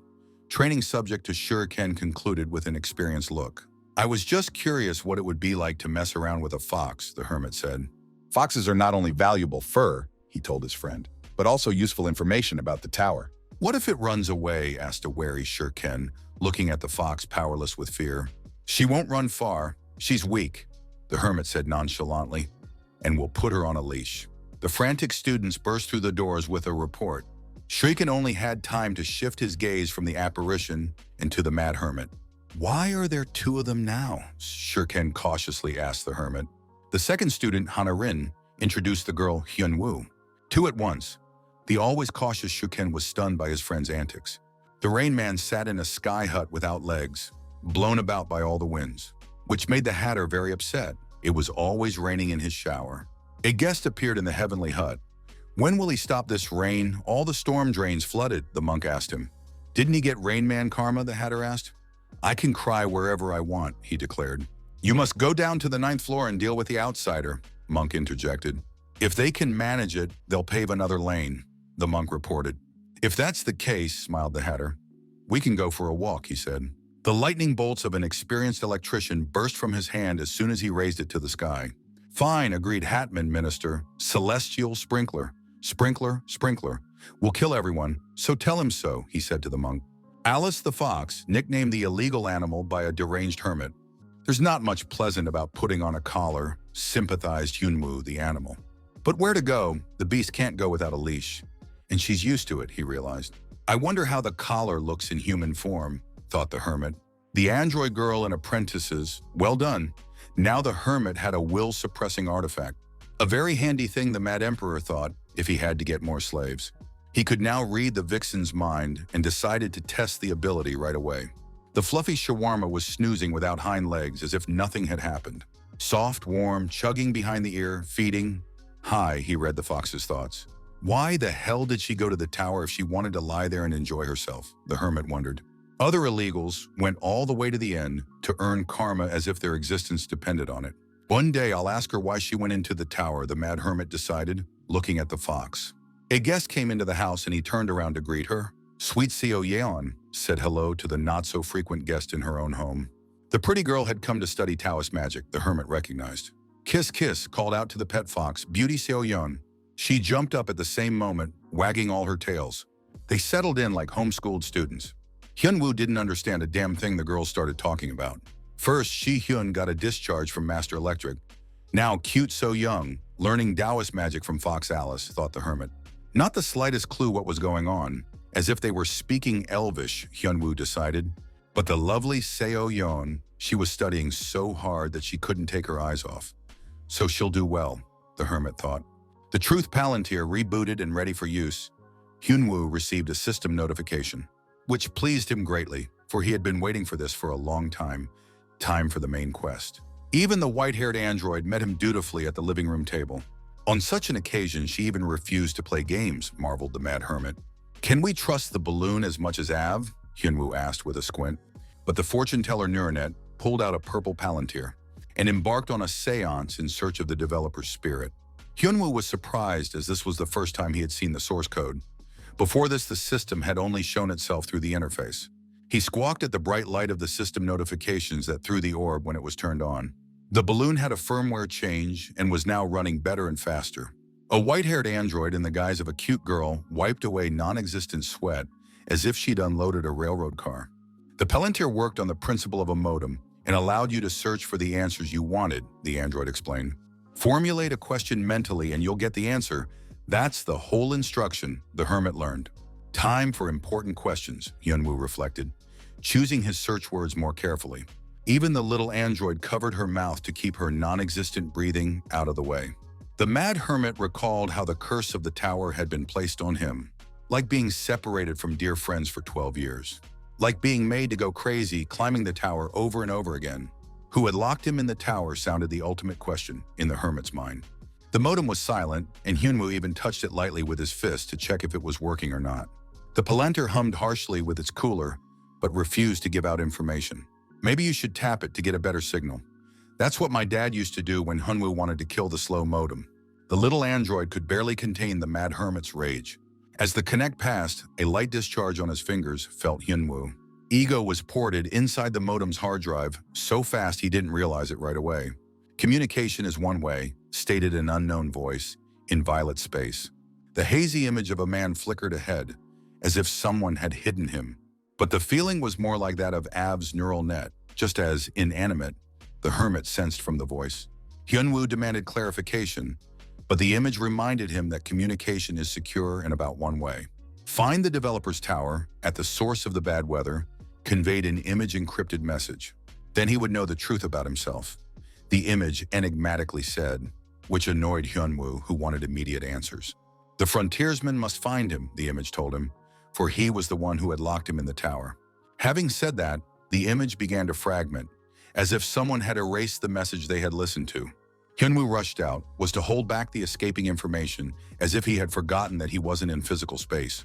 "Guardian," the white-haired girl shouted above him. It seemed that only his consciousness, not his body, had been ported into the modem. The mad hermit rose gradually, coming to his senses. But what was he going to do? Bringing his hand up for a punch, asked the worried neural network mad hermit and why his cheek hurt. Av replied to him that it just went down after connecting to the modem. Hyunwoo's hunch was confirmed. He was in that place with only his mind. The message left more questions than it answered. What else was the truth associated with it, the hermit recalled. Trying to reconnect again, he inquired, but the modem had gone on perpetual recharge. He seemed to be in a bad mood, the android girl remarked. But Hyunwoo told her that he had something to do. Yes, and there is one huge question. Who is this crooked developer? Now his target, the creator of the tower, the one who called himself the developer. Whatever the truth was, the mad hermit promised to get to the bottom of it. What's the developer tower? He asked Av to find all the information about it, stroking his head. With that, he was about to deflect, dumping all the system work on the neural network. But she held him back. Did you find it that fast? He asked. But that wasn't the point. It looks like it's necessary to go immediately, worriedly blurted out the girl Neuronet. An illegal conqueror who had already gotten karma climbed to the floor, Av informed him. Taoists are those who practice self-discipline and live off the donations of others. Lazy bums that puff people up with pseudo-philosophy about exaltation and celestials. Usually he didn't hurt anyone, but there were those who took orders to eliminate. The Hatter looked thoughtfully at the city below. Come to think of it, he didn't know who the outsider was and he needed to be found. Though tedious, we should just kill everyone, said the pseudo-philosopher fascist. The people below were running and taking cover from the sudden downpour. When a multitude of lightning bolts struck the buildings, ignoring the lightning rods, panic rose and they ran as if they were being attacked by monsters. The Hatter gained celestial karma simply by climbing the tower, became immortal by killing the blue dragon. As usual, the media went into a frenzy over such a brutal attack. 1 hour was given to a hat fascist threatening the residents of the 9th floor of the Matrix. "Don't pull. Let the outsider come in," he stated into the lens of the video camera. Hyunwoo contacted the association's headquarters, much to the relief of President Qui-Gon. It's embarrassing to admit, but without Kim Hyunwoo, they weren't capable of dealing with illegals, thought the president of the Hunters Association. Sometimes the thought crossed his mind that maybe the world really should be destroyed, he muttered aloud. And they're already living longer than they're allowed to after so many disasters. It looks like Hyunwoo is the only one keeping the world from collapsing, Liam pondered, but he was called away. No matter how strong the enemy was, they only had to have faith in the Mad Hermit. The Nazi in the hat yawned tiredly. He was waiting at the spot he had just cleared. Time crawled by snail's pace for an immortal slacker. Maybe finish what the non-human in the hat had in mind, but changed his mind. He felt someone's swift approach in the air. What is it, he wondered as he watched the veil of clouds and rain break through. "There he is!" exclaimed the hat monster joyfully. The outsider has arrived, he realized as he spotted a guy in a sports coat riding a bailout stick. Hyunwoo flew, covering his face from the rain. Streams of water soaked his suit and obstructed his view. Some electrician turned off the lights again, and he lunged at the illegal. The hatter saw off his movements with a cheeky smile. He ducked easily, as if becoming a ghost would be more than the hermit realized. "The Skywalker can walk on air," the hatter declared of his chits. Hyunwoo barely kept his balance on Rusty, shifting his weight to the other leg. "You're smiling, electrician. Let's see how you smile now." The hermit returned the grin, and pulled Berserk's inferiority complex out of Hermione's sack. It made even the bum in the hat's testicles clench. "Size matters," said the mad hermit cheerfully, and knocked the bird with a steel rail to the hard ground. "Did the bastard slip away?" Hyunwoo thought as he surveyed the landing site. "No way without compensation," the hermit heard, a voice from beneath the rubble. "Not called an outsider for nothing," the illegal bum stated. "Not even his stupid hat was harmed," the mad hermit remarked. "Exactly right. Just someone has a small sword," the hermit said. "And where does such power come from on the 9th floor?" wondered the lazy hatter. "You can't kill just like that. You have to cut it up properly and study it," ignored the fascist Hyunwoo. The mad hermit was angry. This illegal was steaming his brains more than before. "Hey, Mr. Shortshot. Why the hell did you turn off the power in the whole town?" "Oh, the character of a pervert. Tough luck," teased the lazy hatter. "I hear from a ballet dancer," answered the mad hermit. "What an uncouth bumpkin," the hatter returned the hermit's insult. "And he can't do anything but women's dances," the hermit said. The hatter got angry and was the first to lose his temper. "What does this monkey allow himself?" he thought. "It's a man's suit, not a woman's dress," the hatter blurted out. "Pathetic excuses. It's just a hobby. Everyone has one," the hermit remarked. That he hadn't heard of the ancient Taoists? The hatter was angry. "Oh, are those lazy bums from Kung Fu movies still flying cables?" Hyunwoo asked. The hatter blurted out, and Hyunwoo honestly admitted that he didn't go to school. After all, his parents died a long time ago, and since childhood, he had to work to survive. The hermit said, and kicked the illegal intruder with all his might. The blow hit the target well, and the hatter flew off again. "I thought celestials are known everywhere and revered everywhere. But here it's just rednecks," shook off the imaginary Taoist. "I'll have to teach the mind who the immortals are," said the man in the woman's dress in serious cheeks, thought the hermit. "I beat women too," the hermit admitted, and pulled out a bailing stick. The hatless hatter struggled to hold back the blow with his sword scabbard, and responded with a powerful chopping attack from above. But the mad hermit dodged, and immediately received a counterattack from the hatter, who fought without taking out his blade. They exchanged a couple punches as Hyunwoo surrounded the clones that the girlfriends brought, he asked the hatter. "The technique is not new, uses who only wants it," resented the hermit. He was surrounded and mobbed, as is proper in a fair one-on-one fight. Whoever didn't bring friends was at fault. With a powerful attack under himself, Hyunwoo broke free from the encirclement and soared into the sky. "To create doppelgangers, you have to read the Hokage's secret scroll," Hyunwoo heard. A blue Dao mandala lit up behind his back. The enemy had used an unknown skill. The restraining magic of the chains broke free from the mandala behind her back. "Will there be no bazooka?" Hyunwoo asked angrily. The enemy had many abilities. 2 dragons, the anode and the cathode, explained the illegal electrical engineer without a hat. "Now how to close the electric target, then we'll see who's a baller," gloated the lazy Taoist. Hyunwoo short-circuited heavily between the dragons, one surrounding with water, the other hitting with electricity. The invigorating shocks crept under her skin, bringing back recently forgotten feelings. The sparks decomposed the water into ions, and a hydrogen explosion occurred. Learn chemistry well, kids, thought the Taoist slacker to himself. What? Choked the immortal as the cloud of vapor dissipated. Have met various electricians before. Thanks for removing the circuits, thanked the mad hermit. And now it's time to end the dance, Hyunwoo was angry. The absurd calligraphic kick of his foot knocked the Taoist to the ground again. The winged hermit landed at the crash site of the Skywalker. Good thing he didn't die right away, the illegal Taoist said. The outsider needed to be alive. Clones have a small sword too, the mad hermit asked. Discharges of red lightning burned the air around the clones. Hyunwoo shattered the inferior illusion technique once. Why didn't you tell me you had a welding license, the Taoist resented. And why speak when you can show it once, replied the mad hermit. Just as I'm about to weld all the holes, Hyunwoo punched the Taoist. And who gave him a grade? The hatter gritted his teeth. The outsider was pulling a fifth, if not higher. Birds flying low to rain, the mad hermit noticed. A few drops fell on his face. I hope it's really raining, horrified the hermit. Rusty saddled with a stick by the mad hermit to climb higher. The clones certainly wouldn't have been able to drop that much. So the rain was real, and something was coming, the hermit realized. In the midst of the heavy downpour, the Taoist's caustic chuckle rang out.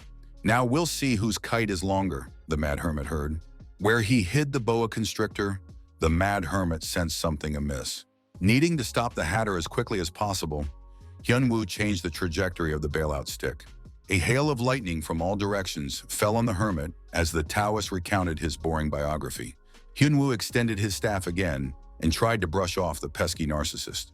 The point of his long life of waiting for the water to flow under all the rocks, he gathered mana at one point. The mad hermit missed and lost his footing, began to fall.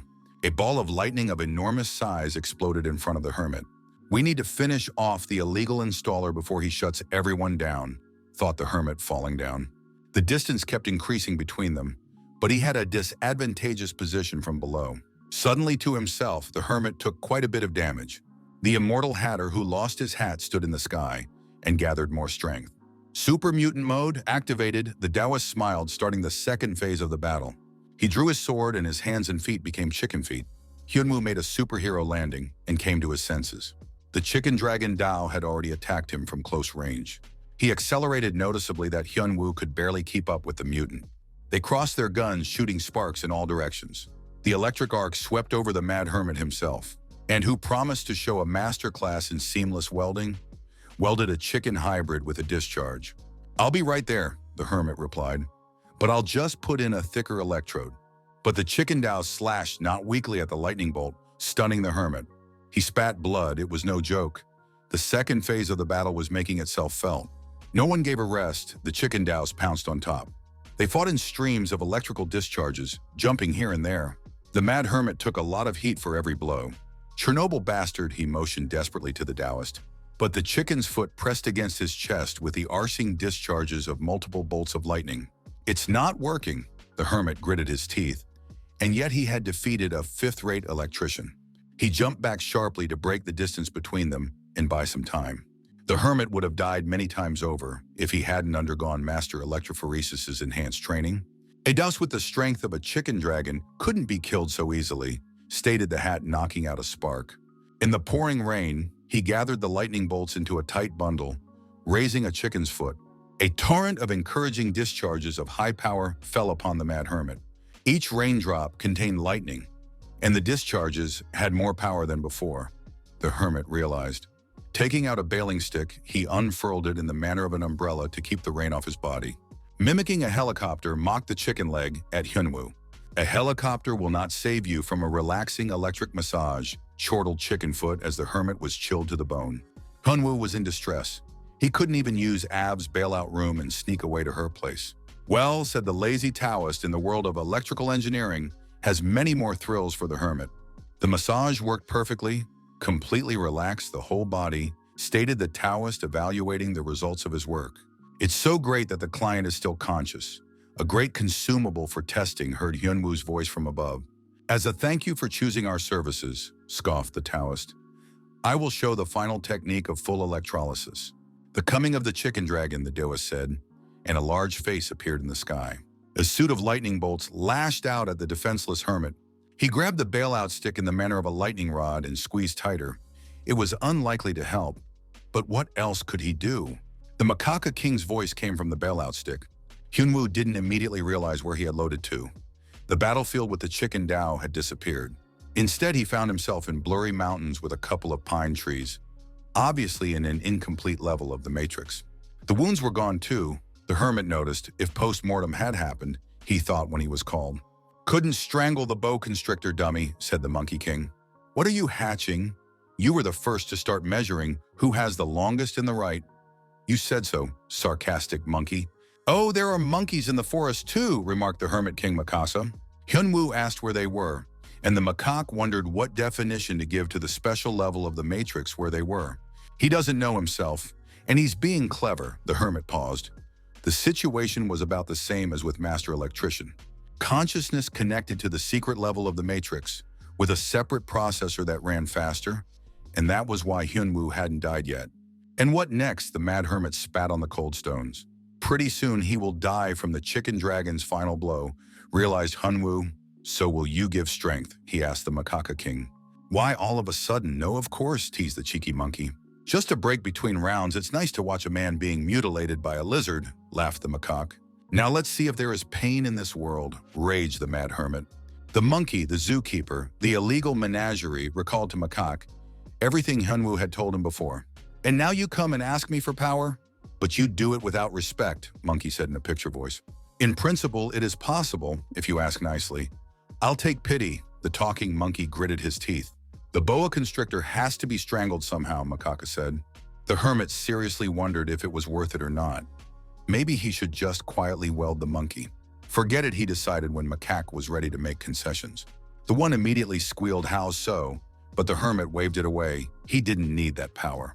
In the end, what could an already dead monkey do? Even take out his power? Hey, a viper would definitely be strangled. The Macaca King couldn't stand the ridicule. You can't prove it if you don't show it, said the mad hermit. Show me how to strangle a python, suggested Hyunwoo to the macaque.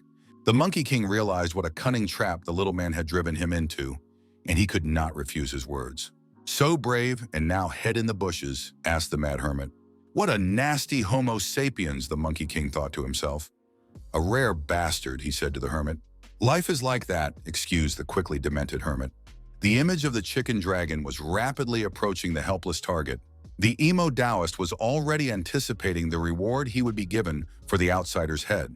But what is that going on down there, where the dragon should already be atomizing the frontiersman into atoms? The Taoist asked himself. Red lightning bolts burned through the image of the chicken dragon, meaning the border guard was still alive. A supernova star lit up below, so brightly flashed the point where the hermit stood. The star exploded, dispersing all remnants of the chicken darken. The snake had been strangled. The emo Taoist was horrified. How was that possible, he thought. And the coil of Tesla under him did not think to subside, continued to send discharges. Until a mad hermit in a Monkey King costume jumped out in front of him. The snake has been strangled, we will strangle the lone chicken, smiled the hermit. The Monkey King saw off the insolent guest who disappeared without even saying thank you. Well, they had a quick contract, and a pretty lucrative one at that, Macaque pondered. He thought it would be possible to extract favorable terms on pain of death due to time constraints. But the hermit is either stupid and therefore not afraid of anything, or really reckless, Macaque recalled.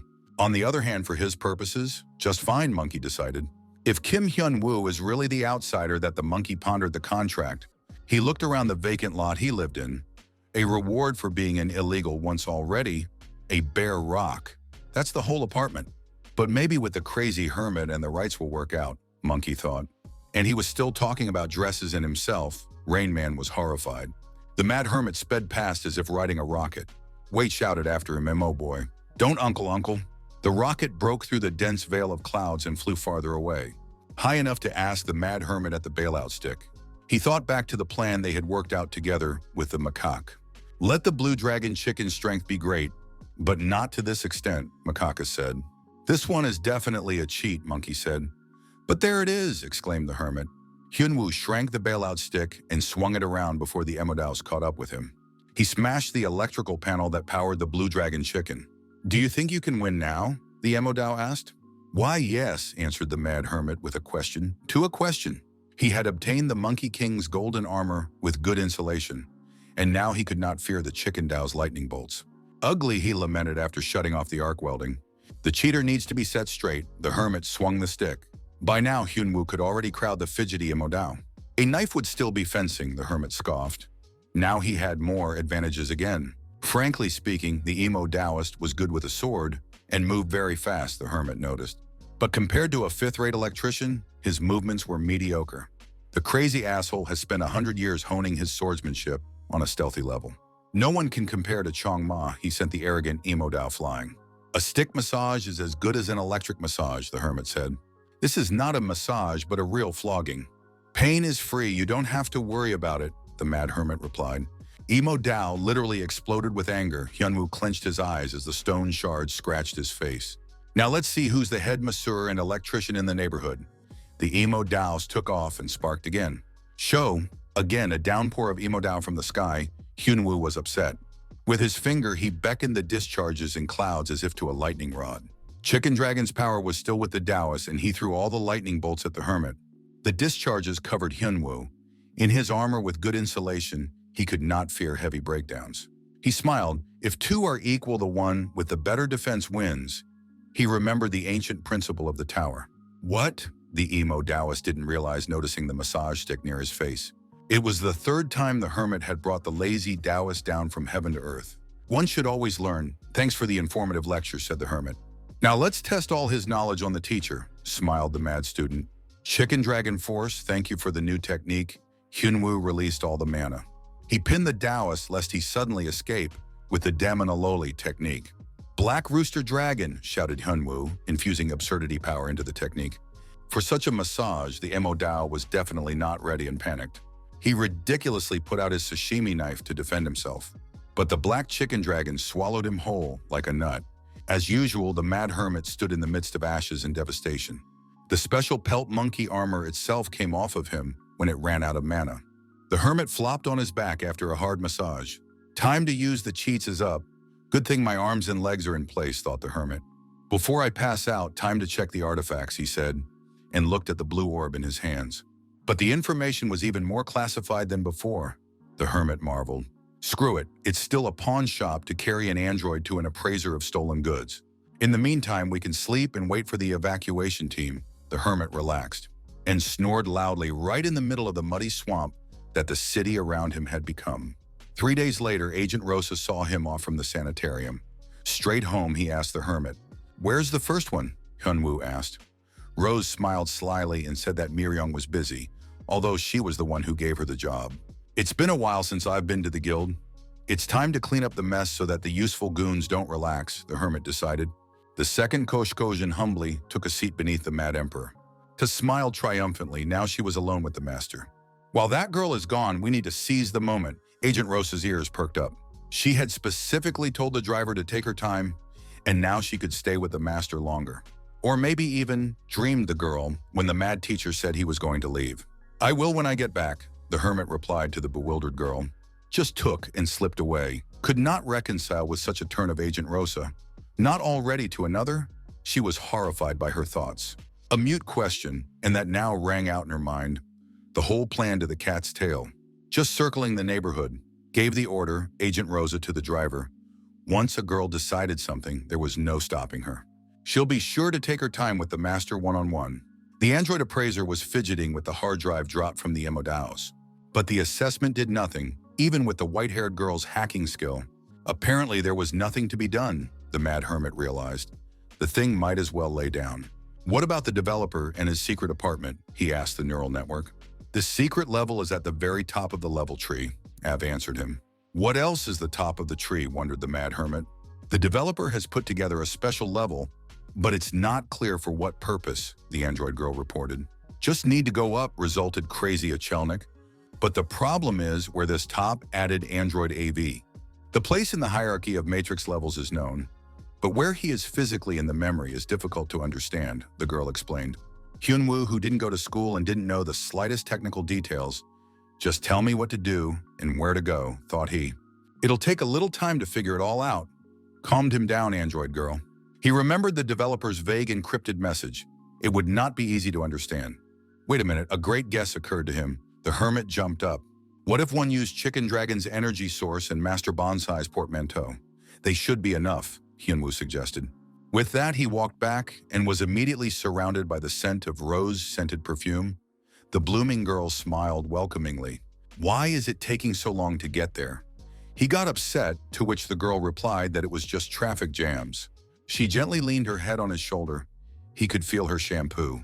She seems to be in a good mood, as the asocial hermit always failed to read people. Maybe she just likes riding in the car, wondered the goofy hermit. The king has arrived, fall down, Hyunwoo said and opened the doors without knocking. How unexpected to catch a couple in each other's hot embrace. BTW, smiled the cat, but the mad hermit still didn't understand what these people were up to. And when it started, he asked his best friend that he started dating a slave girl. 5 minutes after figuring it all out. Before sending Hyunwoo to the association, the cautious Shirkin said. After a battle with the illegal fat lion, Anya supported him, the humble hunter said.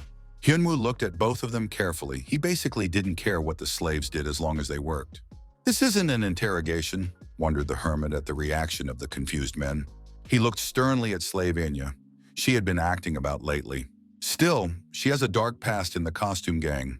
And Shay Ken, his dear comrade, the hermit pondered. The past is in the past, however, he decided. But it sounded like a lord's blessing. But there are cozier places, the tactless hermit wondered, which made the couple shy. Master, the slave turned. There is a contract for him, she said. Agent Rosa immediately perked up her ears as soon as she heard it was a contract to advertise Abiba suits. Master clutched the girl's hand in his while Hyunwoo listened to the terms of the contract. Money, money, and more money, Agent Rosa explained lucidly the benefits.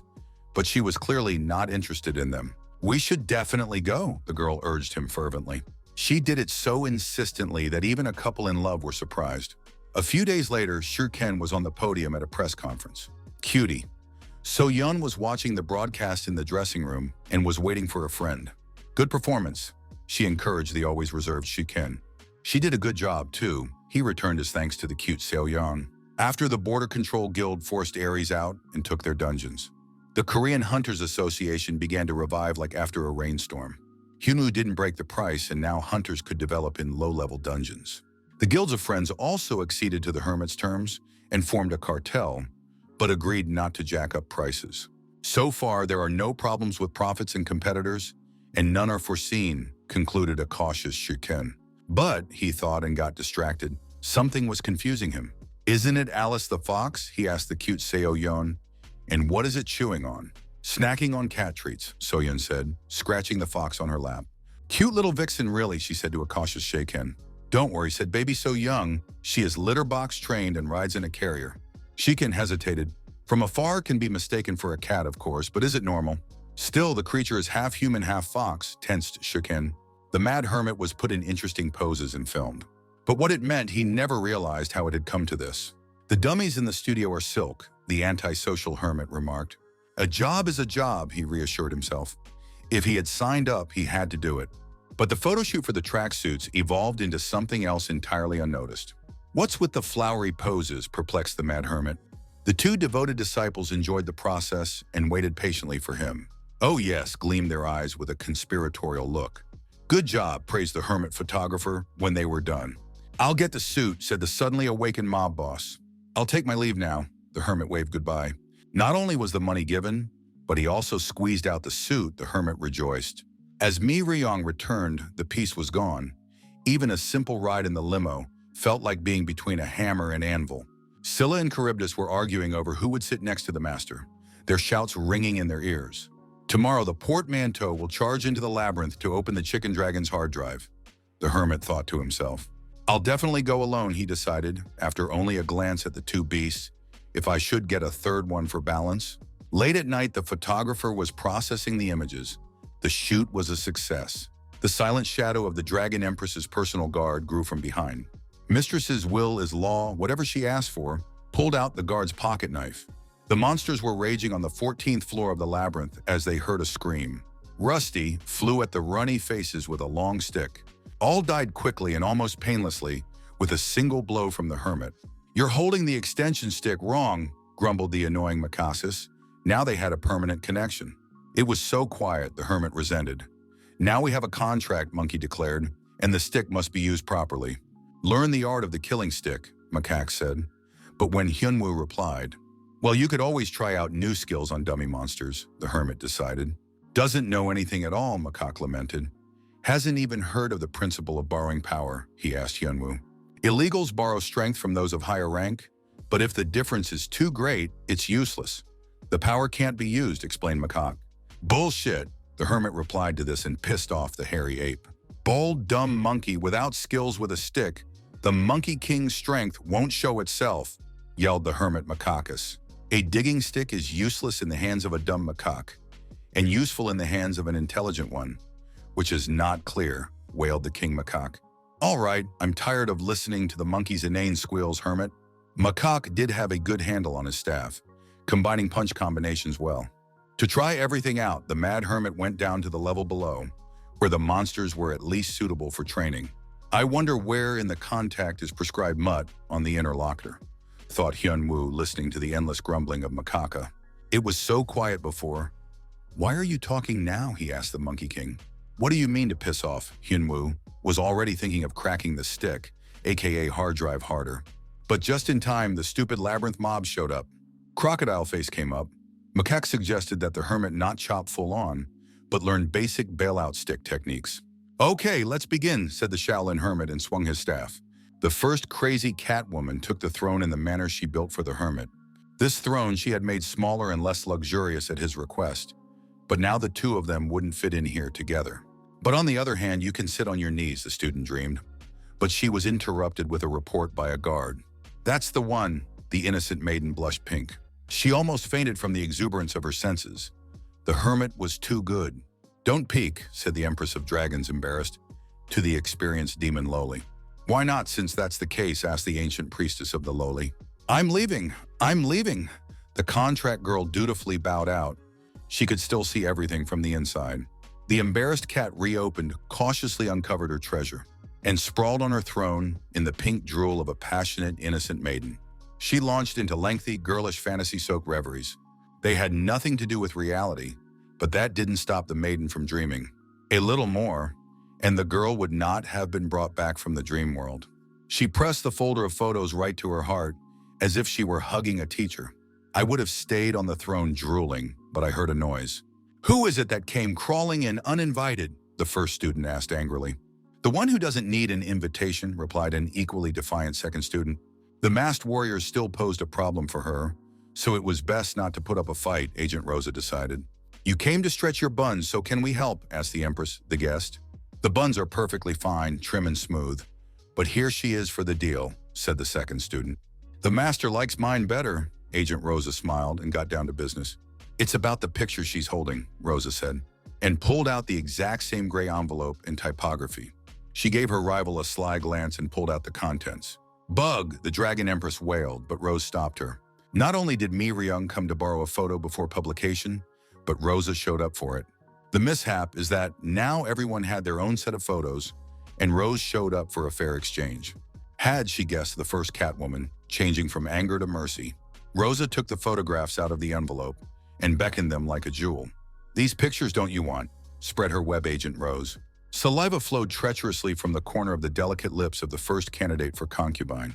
The Monkey King watched the mad hermit's progress through his live feed. Hyunwoo's actions impressed even the experienced macaque, but he still had his doubts. The hermit effortlessly removed the valuable crocodile skins and ended it all with a pathos-driven finishing blow through which the power of absurdity could flow. Can this bald monkey handle it? The hairy Monkey King asked himself.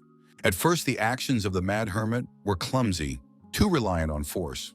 But as he used it, he got better and better at sensing the distance and the rate of extension of the bailout stick.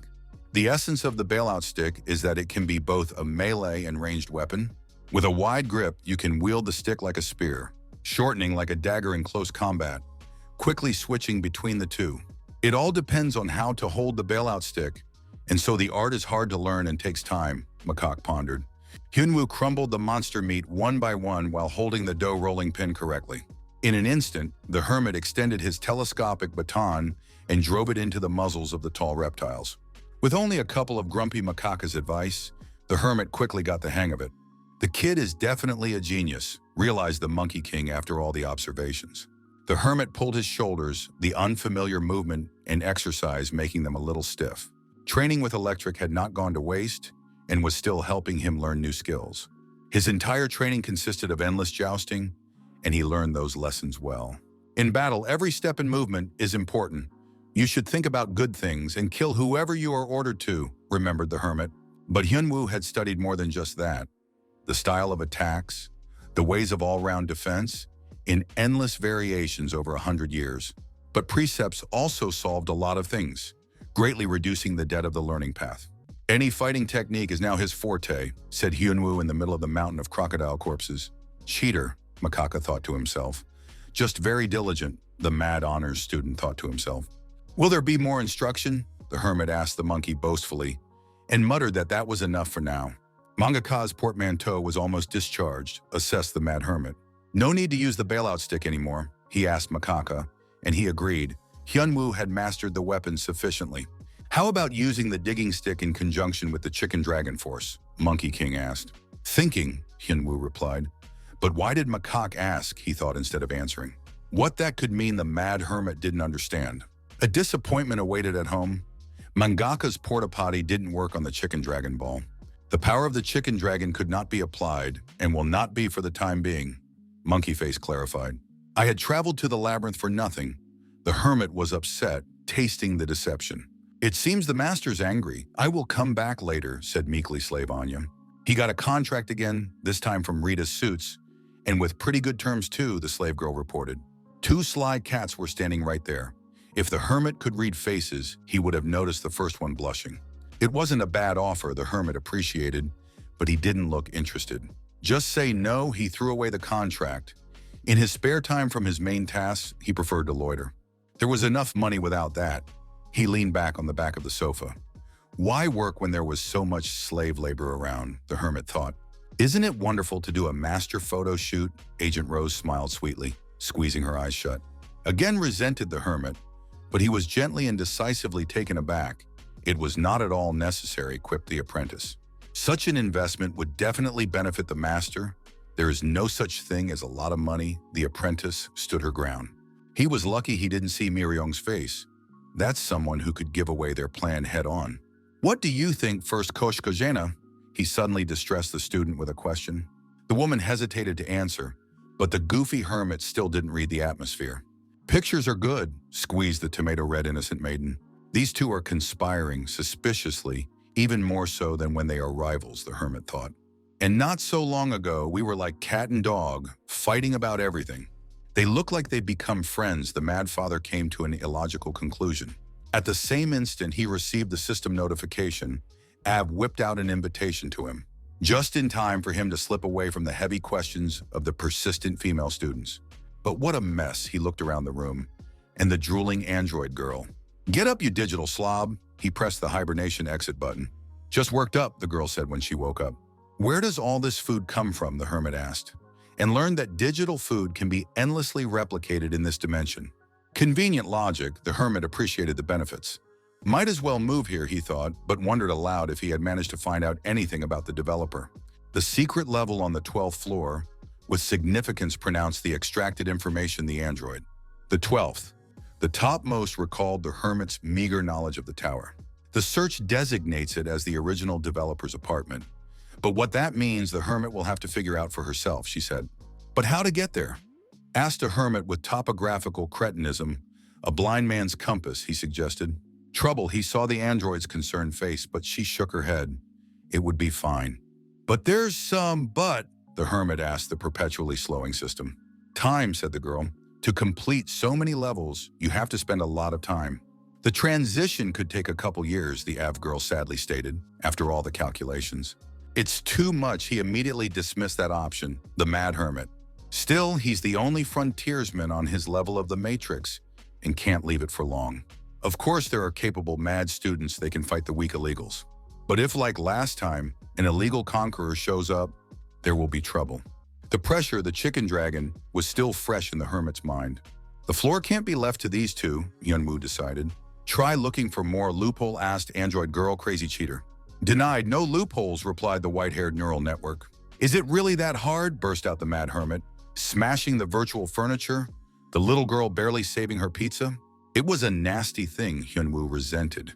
Each time this quest required more effort, time, and dedication. After a bit of thinking, he had a good guess. There was someone to ask. He quickly jumped to his feet and changed from anger to mercy. After all, there's a ponytailed guy who knows the Matrix like the back of his hand. The white-haired squirrel reached for the delicious food again. The Monkey King scratched thoughtfully behind his ear. Hyunwoo waited patiently for Mangacaps to deign to answer one simple, direct question about how to get to the 12th level of the Matrix quickly. "Is it pouring or what?" asked a cheeky macaque, asking for details. With nothing to occupy himself with, the mad hermit asked sharply. Macaque asked a lot of questions. In any case, what he can say about the Matrix is limited to the system. He jumped out of the tree. Even if he says so, the system may not let that information through. Don't pull the cat out of the bag, tell it like it is. The hermit couldn't stand it. Okay, took pity on the chatty macaca at the very top of the Matrix tree. His voice was drowned in the white noise of the interference, so that the hermit could not make out a single word. The foam squeaked nastily against the glass, and the hermit squeezed his eyes shut. Macaque sighed with a look. They told the fool, and he didn't believe it. He beckoned the hermit to the sandy ground and drew a line. This time, blurred not only the audio signal but also the visual perception. The system saw his thoughts as processes and filtered out those that were undesirable. As if he'd been drinking methyl alcohol, the hermit rubbed his eyes. "So there's no way to find out," Hyunwoo said, annoyed. "Some simple, not particularly important information can be learned," Macaca's pawed. "You can answer the question about the 12th level," chuckled the Macaca King. "Come here, baboon-tailed." The mad hermit was angry. Let it go, the manganese lord thought. Whoever he was, he had a high level of access in the system. He had no trouble observing Hyunwoo inside the Macaque level. Had her emo Dao destroyed, just a borderline outsider that got his power, reasoned aloud to the Lord. Fine, the manganese lord is satisfied. The border guard created to check, now becoming an outsider, kills the illegals who passed it. What wonderful karma, the Lord rejoiced. But his servant was not pleased with this development. "Leave the outsider alone," asked the servant monk of the Lord. "He has gathered so much, I even wonder how much more karma and skills he can absorb." This guy answered the Lord. "So let's give him some time," he decided. "How many bananas do you want?" asked the mad hermit, surprised. "I've said 1,000 times, 1 kilogram every day," Macaque insisted. "And the ass won't crack," raged the mad hermit. "He doesn't know the Matrix with infinite palms." After bargaining at half the agreed-upon amount, Macaque finally told him how long it would take to get to the top of the Matrix tree. "The journey will take almost 2 years, require many quests and a few other things. Illegal has a 9th floor assignment to complete," Macaque answered evasively. But the rest of the data was again rubbed out by the system's censorship. "Say that again," the hermit asked, and Macaque figured out how else to convey the meaning. "Each level of the Matrix has its own peculiarities," he continued. "But can't the time be shortened?" the hermit asked. "He has to protect all its residents as a frontiersman and can't be away for 2 years." King Macacaps wondered if he was selling his precious data cheaply. "Cuff up the moochers. Where's the secret cheater's wicket?" pleaded the mad hermit. King Macacaps smiled. Who would he be if he didn't know all the sneaky loopholes the Dury Cloud had been heard of? No matter how much running he did, he still returned to the guild, the loyal cats taking up waiting positions left and right. The slave girl stammered again about the contract, and a bouquet bloomed in the room.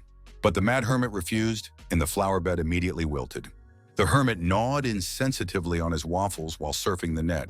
With the Dury Cloud, he could go up the Matrix catalog much faster and reformat a couple of hard drives in the developer's brain that locked him in the training level. Gals, the mad hermit remembered his faithful disciples. And seeing the wilted flower garden, even the tactless hermit had a twinge of something. To cheer them up, the emperor pulled out his cell phone. He called to slave Anna, watching their reaction. The cats perked up, and asked me to send him a contract to shoot for a commercial. The girls flashed with joy and beauty again. Even a dullard would get the point, the hermit realized. And so he turned to the mad disciples, who did not even hide their joy. "I need to get something," asked the mad emperor, his minions. "The first catwoman is at your service, sir," nodded Miryong. "The head apprentice is ready to execute. Just order the head," thumped Agent Rose's chest. "Catch my drift," said the mad emperor. Sometimes it's good to have servants, he thought. A new illegal was prowling the levels of the Matrix. Got the hermit system notified. Where do they get them from? They've already run out of cemetery space, Hyunwoo said angrily. Again, to fight with all sorts of small things fell into apathy, hermit. For such illegals, not even rewarded already. Ride it all on horseback, the mad hermit decided. No one would interfere with his rest. Here comes the vacation, thought the goblin strung on the spade. Only between revivals he could be said to be resting. And so no pension or vacation pay. Slavery within a system where you are just fodder for the horses. The ninth floor rumbled with an illegal tale.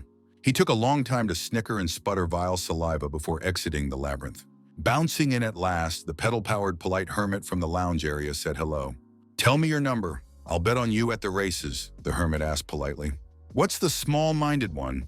The centaur miscarriage asked, jabbing his stick in the hermit's direction. So you have not been given yet, and you have a passport.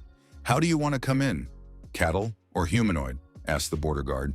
Whatever. The mutant stomped his hoof, he said to the border guard. No documents means we'll write it down as Servalat, the border guard decided. You've got to be kidding me, rumbled the unintelligible Przewalski's horse on the minimap. Didn't they teach you how to behave at the border? Wondered the polite border guard officer. It means the responsible border guard, Hyunwoo, is tired of lying on the dock. And dragged the horse's croup, or chest, into the midsection of his mysterious anatomy. The horse has plowed a deep furrow without a plow after such a blow. I'd rather be racing, thought the half-horse. What a monster at some 9th level. We need to urgently turn on the cheats, thought Polkanya, and turned on the fortune teller. Why he's got his eyes on the systemic trajectories of the future. The inverse centaur shrank back in fear, looking through all the available quest options. Everywhere there was a dash and the word death. Only for sausage, and as you thought, to ride, hooves are not enough. No back like a centaur to ride, said the hermit. The question is fast or slow, how will you die? Asked the mad hermit. Hyunwoo read yet another flattering review of his inconsequential exploits. It was worth relaxing. 2 loyal students broke in to report on the completion of the quest. The mad emperor discreetly praised both of them, the cats purring contentedly. A pipe with for smoking ganjubas, read the hermit's status plate. The necklace is part of a big and bold plan, so Hyunwoo smiled. I will be when I get back, the hermit scrambled, leaving his faithful students behind again. I'll be quick this time, he said, and wrapped the tube in Mangaka's portmanteau. Agent Rosa was surprised. This was the first time she had seen this ability of the teacher. Master, the Dragon Empress sighed languidly. When he gently put his arm around her shoulders and leaned in slightly as if he wanted to say something. She couldn't take her ruby eyes off him. He had the courage to steal a young maiden's first kiss. His lips approached slowly, and his breath stung the skin on her face. She closed her eyes, completely dissolving into his embrace and surrendering wholeheartedly to the heat in his chest. Cutie, so Yun dropped her phone after reading all that. She scoured the internet until she hit clickbait and read a fan story about a teacher and a disciple. At first she thought it was a novel, but it turned out to be a snotty drama, but about friends she knew. But what a suspicious content, horrified tiny Seo Yun, who could have written such a thing. The always cautious Shuken knocked, entered the room without hearing an answer, and almost died. Cutie So Young didn't know what to say, and as her friend was coming around, he misbehaved, asked Shuken. Hyunwoo had infiltrated another secret level, this time a forest in the mountains, he noticed. There was no mistake, so it just needed a good search, the hermit decided, and jumped up to look around in case he noticed something. But what is this pissed off mad hermit? What a stupid level. The forest and the mountains are a solid wall of impenetrable forest and nothing of importance. Already falling, he saw the cave. It was already more like a focal point. Performing the superhero landing that it's never too late to practice, he headed towards the cave, making their way through the woods at breakneck speed. Until I'm at the edge of a strange well, no other objects nearby, so it's definitely needed. The hermit jumped in. Good thing the passage wasn't deep. After treading through the cave for a bit, he saw the light again and marveled. In the breach grew a huge branching tree that looked like a willow. Who is he, the plan is, the voice of a local resident asked him, and took a proper drag on his pipe. Now that's a great level. Bushes are there, and Ganjubas, thought the hermit. The great Kuritz Gashishin, the hermit recognized without difficulty. Kuritz Dason, called the full name of the hidden level owner. Use within reasonable limits, but who will you be yourself? Kuritz lazily asked the hermit. Hyunwoo replied that he had come for the cloud of Duri that the Monkey King had bequeathed to him. Okay, Kuretz Gashishin answered him without even turning in his direction. It is clear, again, followed a leisurely lazy answer. which finally infuriated the impatient hermit.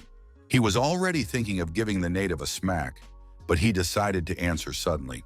But before getting to the dope, Gashishin warned him. And again he puffed savorously from his pipe, his brains clearly drugged from the stupefaction. The hermit was angry. "How is the younger Kuret's Gashishin, or rather brother Monkey King?" Dason asked. "The fool," he said after hearing the story of Macaque, who had fallen at the hands of the hermit and now contracted with him, still wanted to climb the tree of the matrix. "And where is the bailout stick?" asked Kuret's Gashishin, and the hermit admitted that he was not with himself at the moment.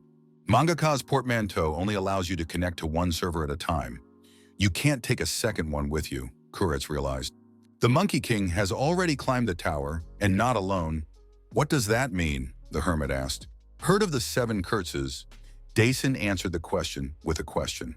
7 strong yokai, companions of the Monkey King, Kuretz explained. At this point, none of them are climbing the matrix tree, except for the goofy Monkey King, of which there is now a remote server left. "What do they do then?" the border guard asked. "Do they do nothing?" "Just snoozing and smoking hookahs in those dreary shards of the matrix," explained Kuret's Hashishin. "But why did he give up illegal tourism himself?" the hermit asked. "There is one obvious truth," he realized, Gashishin said. "No matter how high they get, it's impossible to fully regain all the karma and authority in the system."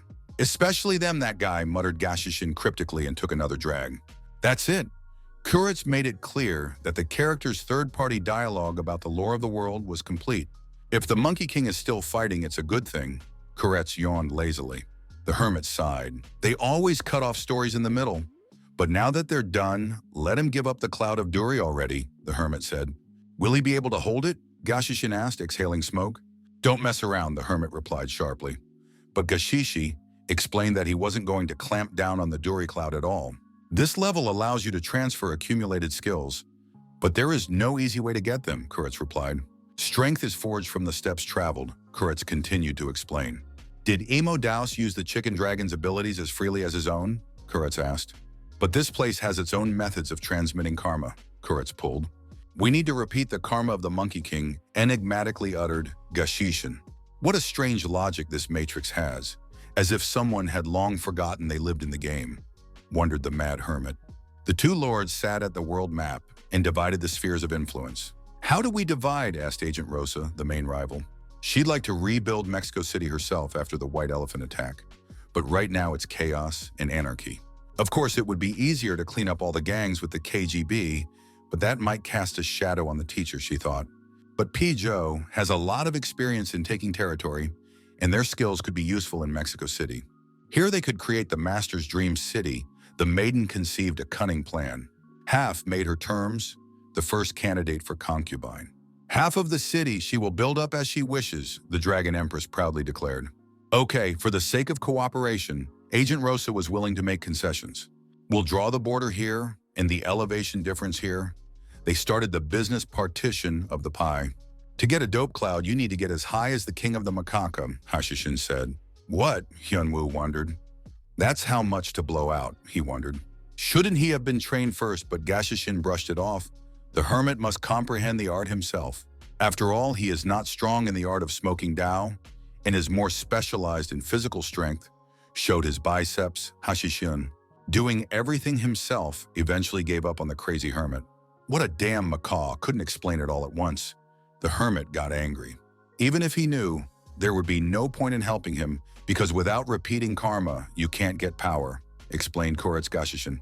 And Brother Mikasa himself, he did it alone, without help. So one must pull as he did, the hermit realized. And then he would be credited for it as personal karma. Well, it's worth a try, the mad hermit thought. I cannot stand to watch others work. I'll go lie down, answered Kuretz Hashishin. Something else. Remembered before I went into nirvana, remembered Gashishin. Duri Macaca's cloud, among those clouds that Gashishin put up earlier. So good luck finding it, Kuretz said. Touche, Hyunwoo looked up at the sky. That's how much the slacker is smoking here already. A multitude of white clouds floated peacefully across a looped infinite sky in a bounded matrix. Boundless mountains spread out on the horizon of this strange server.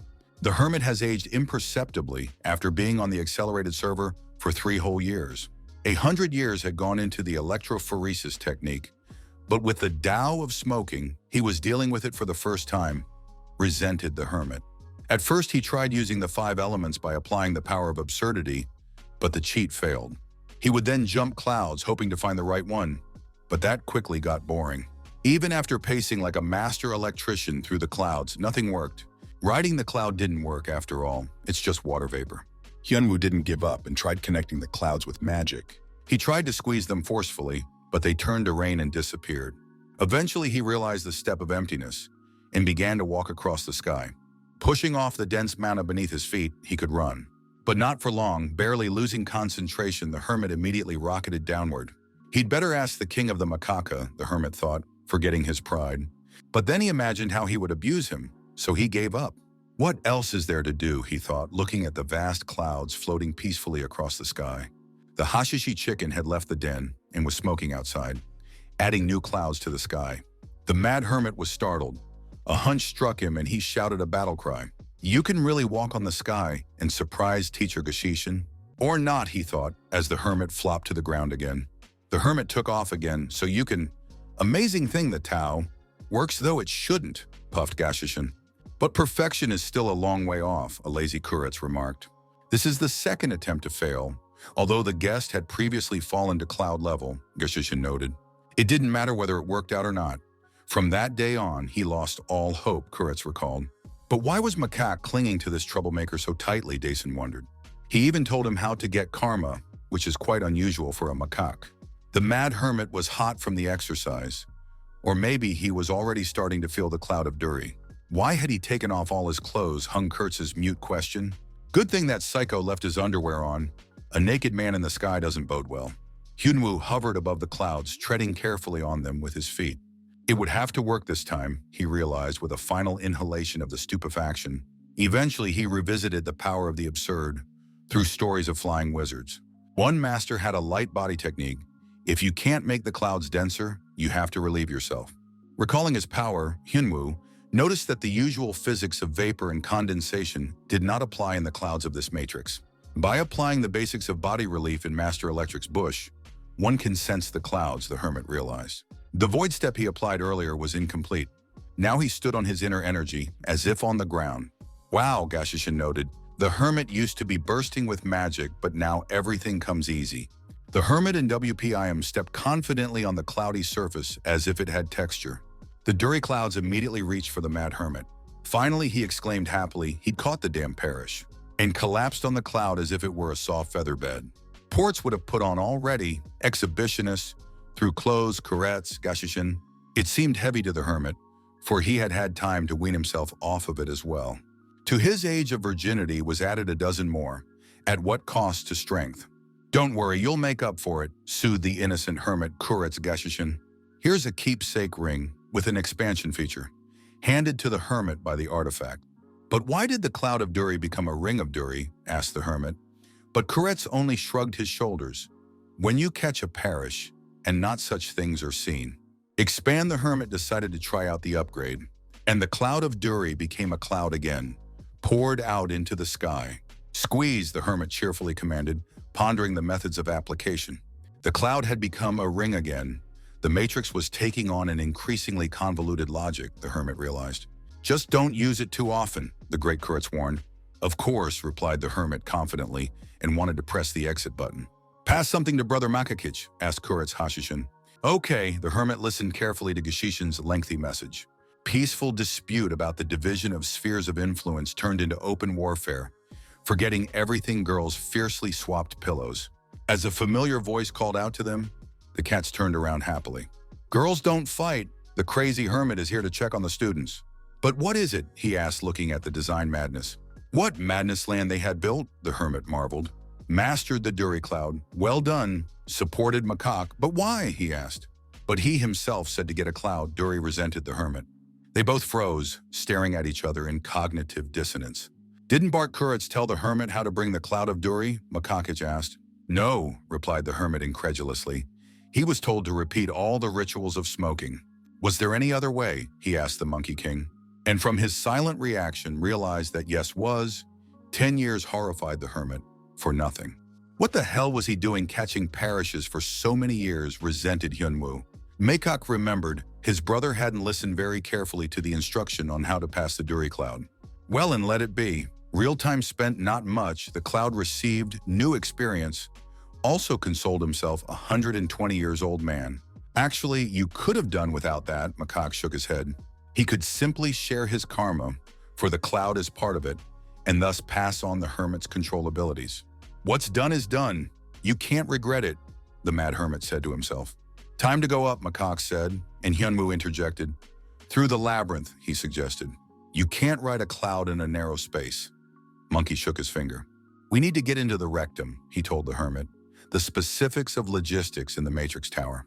The warrior swung his spear, repeating for the 1,000th time the futile movements in a world where magic and art strikes. Why have you come?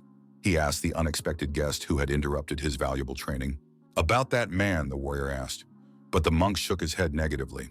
That's how, the master realized, the conversation was going to go the wrong way. I'll have to listen, he decided, and sat down with his foot on his leg. Beneath her sciatic, the Maritza materialized a stool, a special skill that all the years of training had gone for. Next, he loaded up the entire diner in one piece, and even a shot of pepperjack to himself. Maybe I should pour you a cold as a tear, the warrior suggested to the guest and prepared to listen. Can't drink on the job, the monk refused and swallowed his saliva greedily.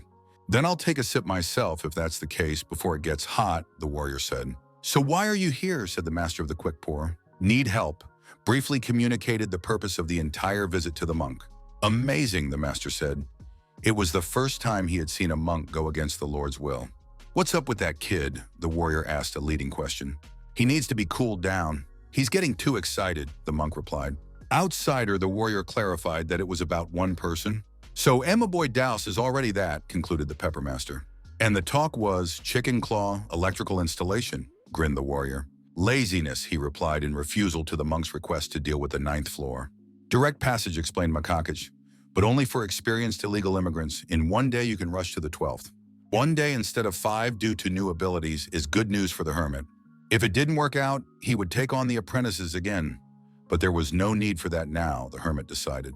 But since the passage is for experienced illegal aliens, how can a poor border guard squeeze through, the hermit asked. Let him not worry about it, said the macaque, for the pass is already there. The last time the right item fell off Emo Boy. Chicken Dragon Karma can only be obtained illegally, but it's proof in itself, so it'll do for a pass, Monkey explained. We can go right now, suggested the Monkey King. But first we need to fill Mangaca's portmanteau, the hermit reminded. 1 foot in, 1 foot out. I'd really like to kick the developer's ass, said the hermit. He just doesn't want to get his hands dirty. The warrior explained his refusal, taking apart the portable pour, and nonchalantly went back to his useful pole training. If done well, gets karma, 2 pass, the monk offered. Trump came in, realized the price of bribery, master of the poor, no need to even go down into the tower. 2 trails for 1 hair, he interjected to the Lord's servant. Don't forget your promise, he said and immediately transgressed. Though the Lord had told him to leave the outsider, but he must be eliminated as quickly as possible, the monk muttered. The best craftsman in the world that uses a technique named after him. There are many strong people in the Matrix Tower, but not so many who have gone beyond human capabilities at their levels. The poor master had less karma than even Emoboya. However, to get her, he would do anything, the monk pondered. So he came to the manganese lord and asked a favor. And in return, he promised to serve as a faithful dog of the regime. The monk recalled the story. Are they even going the right way? Asked the hermit, and Macaque told him to shake the compass. Hyunwoo shook, and the Tamagotchi vibrated and glowed. The pointer beam struck the sky for sure to be spotted. Squeeze the chicken dragon ball and on your way, instructed Macaque. Hermit was worried about the cat girls, how they were doing without him. He left without explaining anything, as usual. But the girls are not timid, they can handle it. Clutching the chicken Pokemon tighter, he took off in a rocket. The ball sputtered from poor contact with the direct pass server, but still plugged into the right matrix level, the hermit found himself at the bottom of a deep well. He said go and waved his hand. Riding the cloud of Duri, the hermit began the ascent up the shaft. The slave accountant was going through contracts and turned down a pesky agent. Toth didn't want to fall behind and was hoping to carve out a loophole on how to get the hermit to agree to another photo shoot with their brand. But the girl was left to refuse and send the agent to hell with his suggestions. The host's popularity skyrocketed and caused much anxiety. Abibus ads are now at the top of the search terms, and everyone wanted Hermes sports shorts. Good thing Master refused to advertise, the slave girl exhaled. But the work did not become less. She was still mercilessly exploited, even in spite of better working conditions. Have we arrived yet? Asked the hermit. And now, he repeated every 5 minutes of dull climbing. It's even nerdier than sticking around in the Hashishin level, bored hermit. Ultimate, here we go, reported Macaque, tired of listening to the whining of the mad hermit. A door, Hyunwoo saw it and asked if this was the place for him, as if there were many doors here. He brought the chicken dragon Pokemon key to the door, and something clicked loudly. Imitating the creak of a rusty, long unclean gate, the virtual door opened. The 12th floor looked like a strange set of abstracts and was poorly displayed due to its complexity. Some kind of inscription, the hermit thought, but he couldn't read it because he was bad at school. No built-in interface with windows jumped out, and the hermit conceived another way to get in. Aggressive plugging, he said, and stuck a stick digger into the turret. You can't get to the hidden level with other servers, so he left his here. The hermit pulled out Mangaka's portmanteau. The system suggested it be used for a secure connection. On the floor of So-Yeon's guild, the girls were drawing pentagrams for the witch's spell. And you can also guess, Fox Alice said with significance. It wasn't easy for cute So-Yeon to see an illegal immigrant in homemade underwear. There are different divination on bones, animal entrails, coffee grounds, hair, listed the vixen.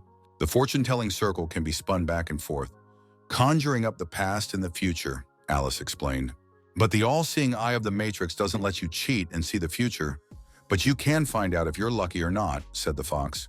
How about some dough, suggested the vixen, much to Cutie So-Young's delight. She folded her palms, twirling. Twirling, the fox hummed magic words. The fortune balloon emerged from the magic circle. Now you just have to wait, instructed the vixen.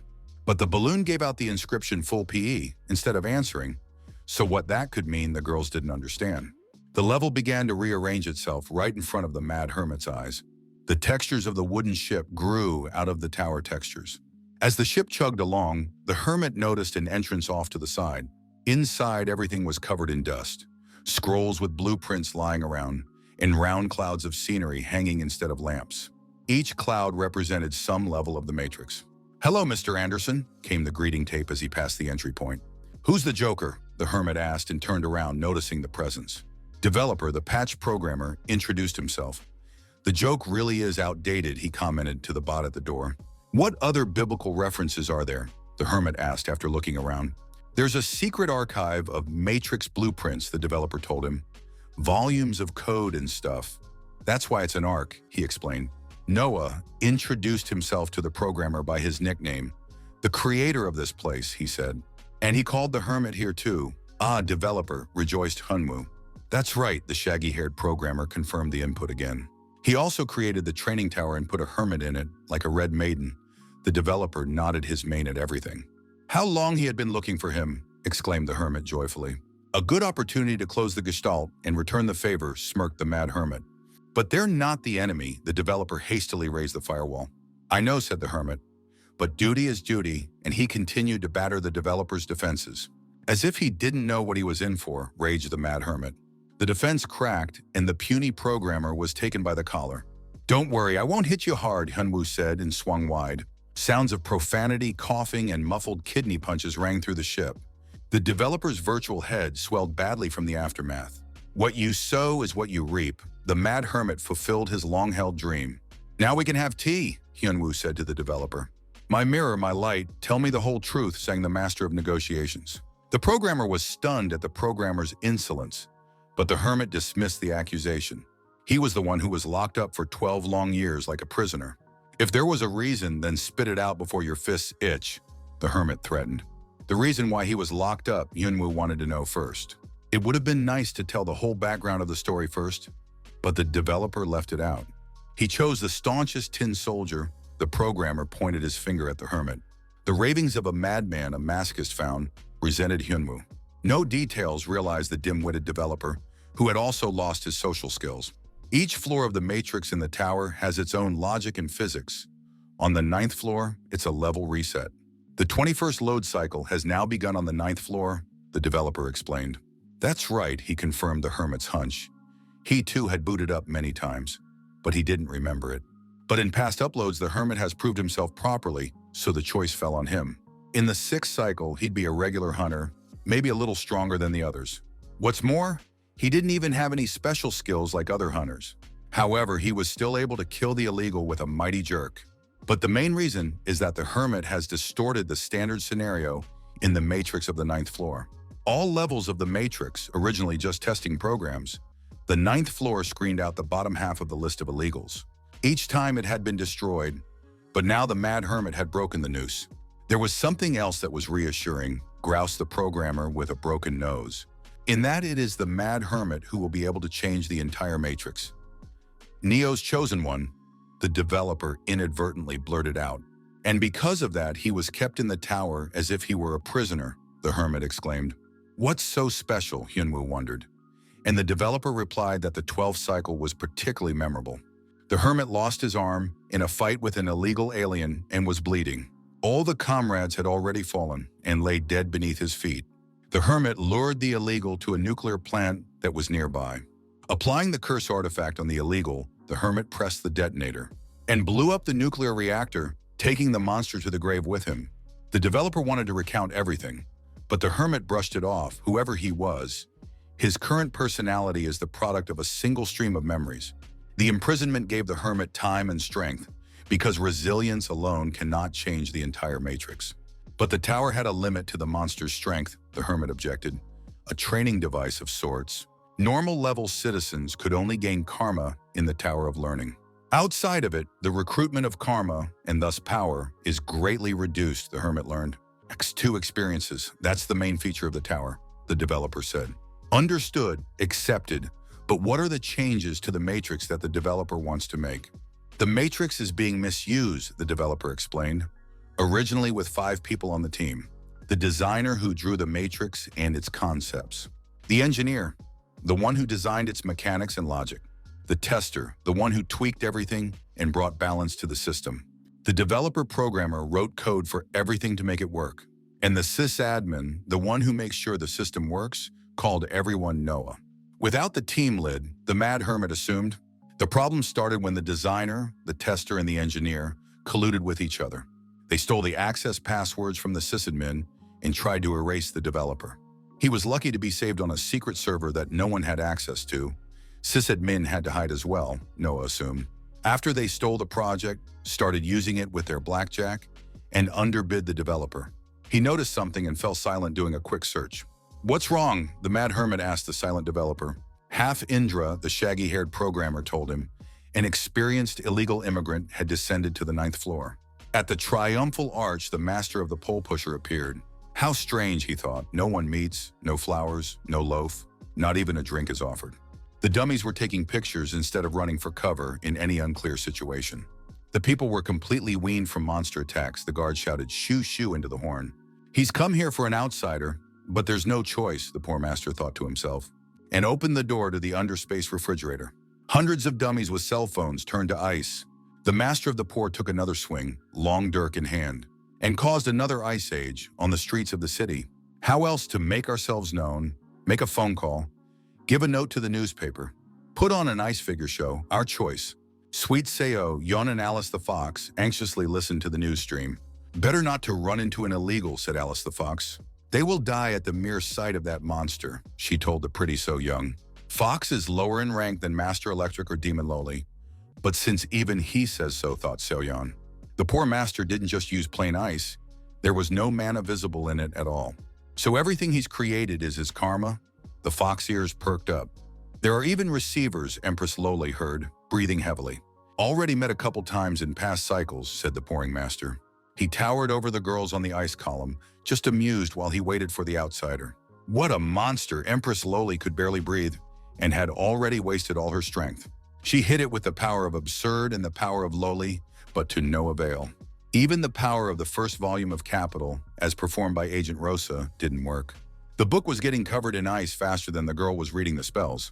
2 whole heiresses with such strength, the poor master muttered enviously. And all because of the outsider, to test the girls, but time is short, he lamented. Let's make this quick, grinned the master ominously. From below, Demonaloli shouted, warning the contract woman.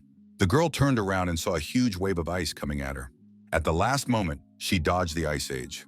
But the master of cold pouring showed up on top of the Empress LOL. The big dredge was approaching the tiny student. "It's going to be a long damn elevator ride down," the mad hermit said nervously. As soon as he left the border for a day, the illegal immigrant showed up, and now the hermit was worried about his shift.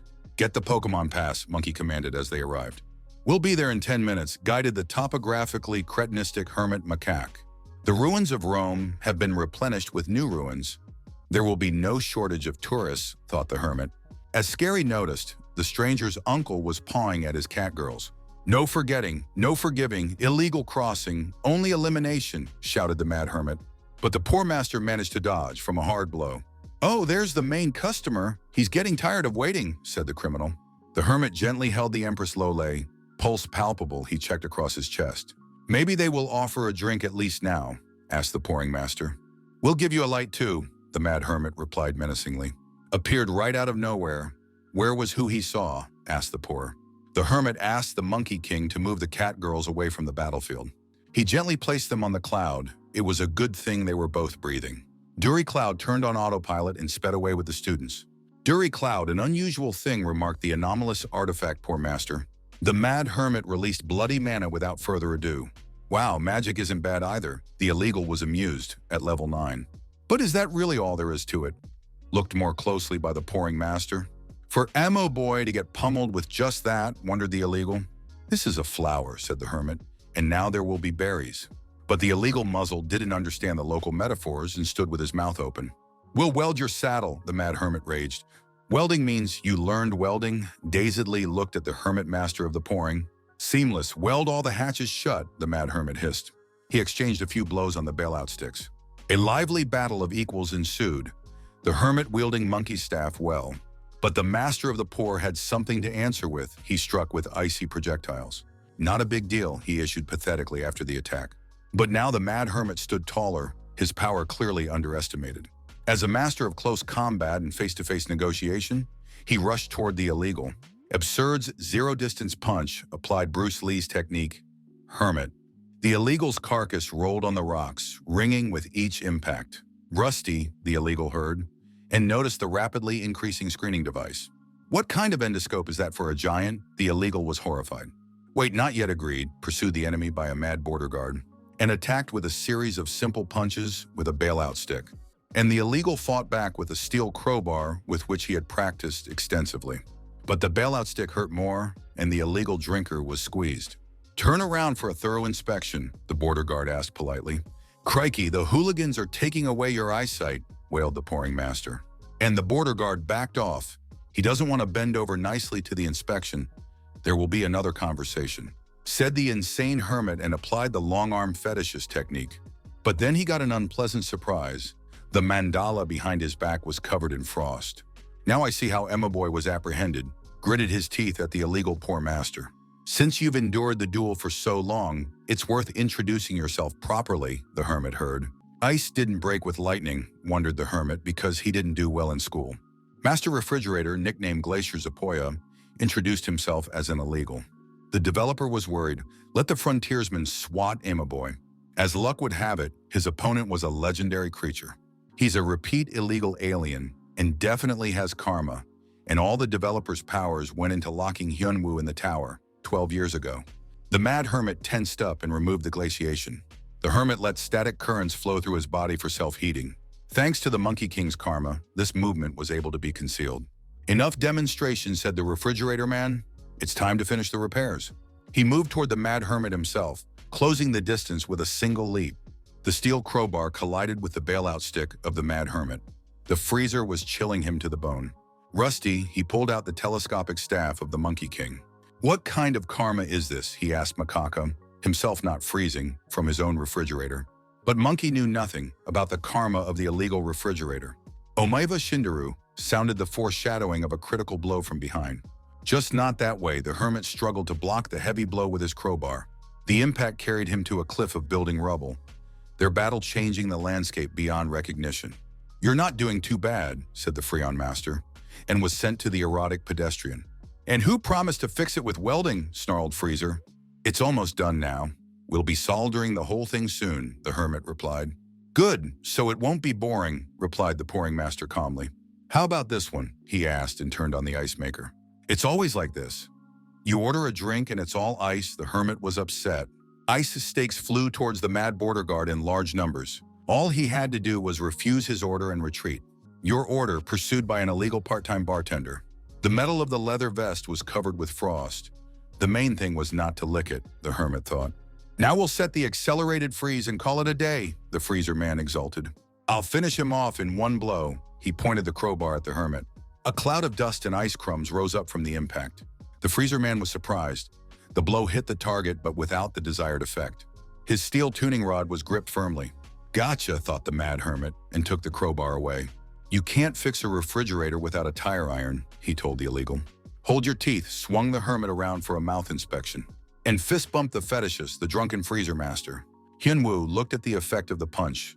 But the fight was clearly not over yet, he realized. Fuck you, the refrigerator man happens to have a second specialty. He had changed his clothes in the settings, and now looked like a plague doctor. Phase 2 is like a real boss, the hermit frustrated. Lord of procrastination, the freezer man introduced himself again. The ice crows pecked the hermit. Didn't think the first specialty wouldn't be enough, the refrigerator man remarked. Looks like it's time to say goodbye. No one can digest procrastination anymore. That he's already got indigestion, Master Procrastination asked. The mad hermit was rapidly being covered in ice. Thanks for the introduction, fool, he said and squeezed the detonator. The magical chains were firmly welded to the freezer's arms.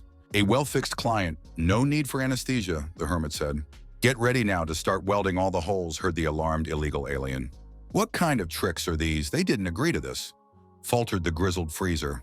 Have a nice vacation in our prisons, said the polite border guard goodbye. Let him sit in the monkey house to think about behavior, the hermit exhaled. The abandoned birds began to melt away, and without mana fueling them. After them, a blinding downpour hit the ground, smelling like stale food from the freezer. The hermit looked at the secret seal device that Razrabochki had assembled in his haste. Shit, the illegal handyman graduated from a vocational school, not a Pitu caused trouble. Borrowed karma kicked back with muscle spasms. Thanks to Noah, he sealed the illegal for 5 days, but the danger was great. He could still deal with the karma of the glacial drunkenness, but not with the procrastination. His stomach wasn't ready for that. As they say, you can't win, turn off the cheats, thought the hermit, looking at the sun that came out of the clouds. The Dragon Empress recovered in the hospital after a hard fight. Her thoughts were confused and she had trouble knowing where she was. The girl moved, and her guard immediately emerged from the gloom. Report everything, the Dragon Empress ordered. What about the illegal? She asked the servant after listening to the servant's report. The mad teacher had saved her, but there was no more Demonololi could say. Their magic could be felt everywhere, but understated the demoness. At some point, the illegal disappeared for details to the hermit, Demoness said. In this fight, the girl's attacks were completely useless. Don't get discouraged, Loli said. Still, this illegal was too strong. But maybe you want more Bogatyrsky strength, seduced Loli. A shadow of determination ran across the Dragon Empress's face. Is it a dream? Realized Agent Rosa to herself in a strange place. She remembered exactly herself in the battle and how she had read marks, but then the memories cut off. Maybe it's death, a bitter guess crossed her mind. But there was still so much this and that she hadn't done to the teacher. The innocent cat girl nearly cried. It's all right, it's not death, the first volume of Capital spoke to her. Who is it? Agent Rosa asked, a strange artifact that hasn't acted like this before. The essence of spirit, not Marx wrote this volume, but Hegel, the spirit of their book. It was he who taught Mason the labor theory of value. So Mason wasn't the owner of the artifact? Agent Rose wondered. And the spirit resented that the man was only a pathetic worm who sought the truth. So it's not post-mortem. But then where is this place? The girl asked. Remote server reported Hegel's spirit. She is currently in the hospital. He had long ago noticed the girl's talent, but her grasp of philosophy was still weak, the spirit noted. But it would take a lot of work before she could become a true seeker of truth, Hegel's spirit informed her. Recovery isn't quick, Noah noted when the hermit grimaced painfully. From the hermit's account, the illegal alien possessed a special anomalous body in the Matrix. These bodies are born of myths, and they have twisted logic, so they are stronger than the ones the hermit fought, the developer explained. But there is a solution, since he was called here, the hermit suggested. Exactly, confirmed his speculation developer Noah. It takes, and he paused for a hidden commercial. But Hyunwoo didn't fall for the fucking clickbait. You need karma of the same rank as Freezer Procrastinator. It's simple, said the developer. Karma beats karma, the Mad Hermit asked the game master. It's not even about quantity as much as rank, Noah answered him. Damn cheaters. The hermit resented when he learned that there were those who cheated more than him. Who's to say, sighed the developer, and continued to outline his cunning plan. You can't get by with cheats. You need similar karma in rank, and there aren't many ways to get it. However, he does have the right karma already, Noah said. The hermit glanced at the balloon pass with Chicken Dragon. He's here because Noah allowed this server to log in. Now, the protection on the Chicken Dragon server was lifted, and it could be used. After all, it was the one who wrote those servers with hidden levels, the developer said confidently. These devices compress karma and store it, he explained to the hermit. I'll open the developer tools now, said Noah, and conjured up some programming magic. A lot of tabs and dialog boxes with a crooked and uncomfortable interface opened. But what can you do? The whole matrix was programmed by 5 people. One karma can be defeated by another. But what about the essence, the hermit asked. Each karma has its own essence. Just as fire cannot defeat water, so karma can be incompatible with another. Like the region of freezing and lightning, clarified the Mad Hermit to Noah. He only has Chicken Dragon karma, the developer said. The Pokemon's ball shimmered again, with a bad connection in the programmer's hands. But he quickly fixed it and gave the magic server to Hyunwoo. Is that all? The hermit asked.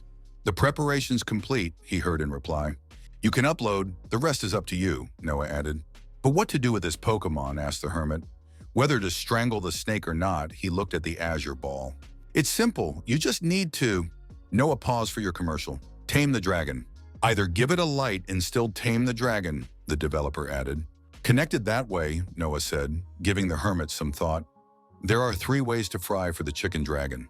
But everyone is different in the amount of time that can be spent and the final nutritional outcome in karma. By speeding up the server, Noah was able to win the hermit 3 days for roasting the dragon. Hermit booted into yet another secret level of the matrix. It was raining perpetually and lightning was blazing. Here comes the fresh meat, spoke the huge kite that flew in the sky in front of Hyunwoo. He remembers me, surprised the hermit, for they had fought when the chicken dragon karma belonged to Emma Boy. A kid with the karma of a hairy monkey, said Chicken Dragon. Damn boa constrictor, who's the hairy one here? Somehow the Monkey King's mind was uploaded to the server as well. Monkey's here too, marveled Chicken Dragon, leaning over to the bailout stick. There is, tail, hairy, so macaque, and is, laughed Dragon. So you know each other, the hermit asked the 2 digital creatures. The old friends began to argue loudly, and the hermit was tired of it. By the way, can't you turn off the shower already? It's cold, Hyunwoo asked. You can't see a damn thing because of this downpour. What kind of fantasy was the developer who came up with this? The climate control is broken, and you're going to run now anyway. You'll warm up, smiled Dragon. Who knows why consciousness was preserved, the dragon said. But it was obvious that the hermit had come for his karma. So what are we going to do? Chicken Snake asked the hermit. He could repeat the path of the chicken dragon, the snake suggested.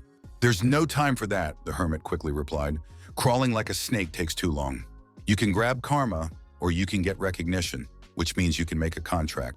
Capture will give an achievement in the achievement list for defeating the dragon, but the bonuses from it are half-hearted, suggested the second snake option. The last option, recognition of karma itself, but the level of possession will depend on the user's skill. Name the last option, Chicken Dragon. Only confession means, the Mad Hermit decided unhesitatingly. You just have to fight the chicken dragon for recognition. But you have to fight without help or cheats, said the sneaky snake slyly. So you can't use a bending stick. The hermit tossed the staff aside. Great, we just need to defeat the kite, he said. Simple as that. Good decision, Dragon said. But it's going to be hard, he warned. Aren't they equal in power to the Monkey King, the hermit asked. Macaca can only fight with a stick, and that's when Dragon is asleep, the serpent laughed. But still, the Monkey King was defeated, the hermit said. This was in a tower where the balance system reduces abilities. What the hermit was fighting wasn't even half of Macaque's strength. Is it true? Asked the hermit to the tailed man, and he confirmed. The Matrix has a twisted balance. Winning with an actual dragon summon on his server is impossible in the current situation, so the serpent offered his option. 5 minutes of real combat attacks. That's what a mad hermit has to endure on his own. All in all, stated the cocky cheater, let's get through the level quickly. That's right. As soon as you move, the timer goes off, Chicken Dragon said.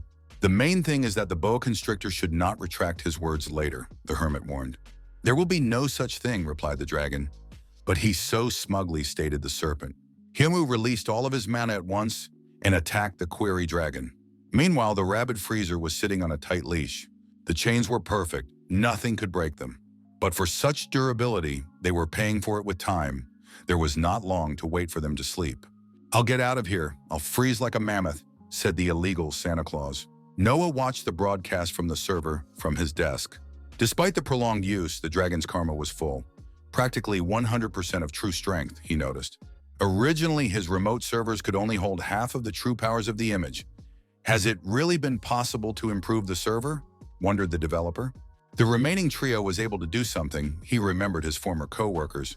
So it's great luck that such a full-fledged karma server fell into the hands of a hermit, Noah thought. The boy will be able to gain much more strength than before, though through much pain. Love to endure pain, use self-hypnosis techniques on myself, a hermit. Where did the cocky boy go? Chicken Dragon asked him. The underbelly snake. This is cheating, shouted Hyunwoo. The deal was no cheats, so don't cry now, grinned Chicken Dragon. Not at all like fighting an emo boy Taoist, the hermit remarked. He was working in a special Monkey King uniform at the time, and he didn't get electrocuted much. Chicken Dragon's lightning bolts hit orders of magnitude harder than Taoists, and without the vest of the montage, Monkey's vest, it hurt. But more importantly, he couldn't see them, even given that the Matrix had slowed the rate of discharges by several times. Usually people died from electrocution, Dragon noted, but the hermit was holding up well, masochist karma taking its toll. Why don't you just give up, Chicken Snake suggested, but Hyunwoo defiantly refused. Then we'll pull the switch one more time, smiled Chicken Dragon, and turn the electrical stimulation on full blast. It didn't hurt, shouted the hermit. Stop putting up with this. Hyunwoo quickly realized that even masochist karma wouldn't help here, and escaped the lightning, whose charge moved several times slower than light. Hey, you viper, said the Monkey King over the hidden link. What do you want, Fleabag? Answered the old friend. Busy a little, said the dragon. All your plans are devious on the face of it, said Macaque said. Do you want to hand over your karma to a crazy guy? Asked Monkey. The dragon looked at the hermit, who was running back and forth from the discharges of slow lightning. Also voluntary, Macaque added, which was quite unbelievable. You picked the furry guy yourself too, Dragon said. The only one trying to get back the stolen karma, Snake added, looking at Macaques. If even he lent his karma, then the guy is worth trusting, Snake continued. So why not join the winning bid? Chicken Dragon asked. There's nothing else to do in this world of rain and thunder anyway, and the chance is worth the risk, Snake said. What's he babbling about? Hyunwoo thought, noticing a kite high in the clouds. He's a lightning rod, raged the mad hermit. What to do with this electric worm? Hyunwoo didn't understand. The hermit pondered. As soon as he stood up, the lightning would strike, but he could not dodge them on the ground either. For the first time, lightning struck slightly behind him, Hyunwoo noticed. Glitches, or they were moving slower, wondered the hermit. Another discharge flew past, only slightly hitting him. No, he was the one who was starting to get used to the speed of the Matrix's slow-motion lightning bolts. Starting to duck, Chicken Dragon noticed, finally getting used to it. Even more now the boy saw them, and therefore deftly dodged them all. Now we'll play like grown-ups, said the hermit, pleased with his success. 3 charges were hitting the target at once. From such a sudden jump in difficulty, Hyunwoo simply froze. Boom! The zippers exploded, drying the tracksuit dry, but it still soon got wet. Cheating again, shouted the hermit, climbing out of the crater. Didn't he order the full course? Chicken Dragon asked. A full course of electrotherapy, said Dragon. Or he thought he was getting karma for nothing, said Snake to the hermit. Now I can see why Tail doesn't like that snake, grumbled the hermit. You can always go out, Dragon said, but Hyunwoo immediately refused.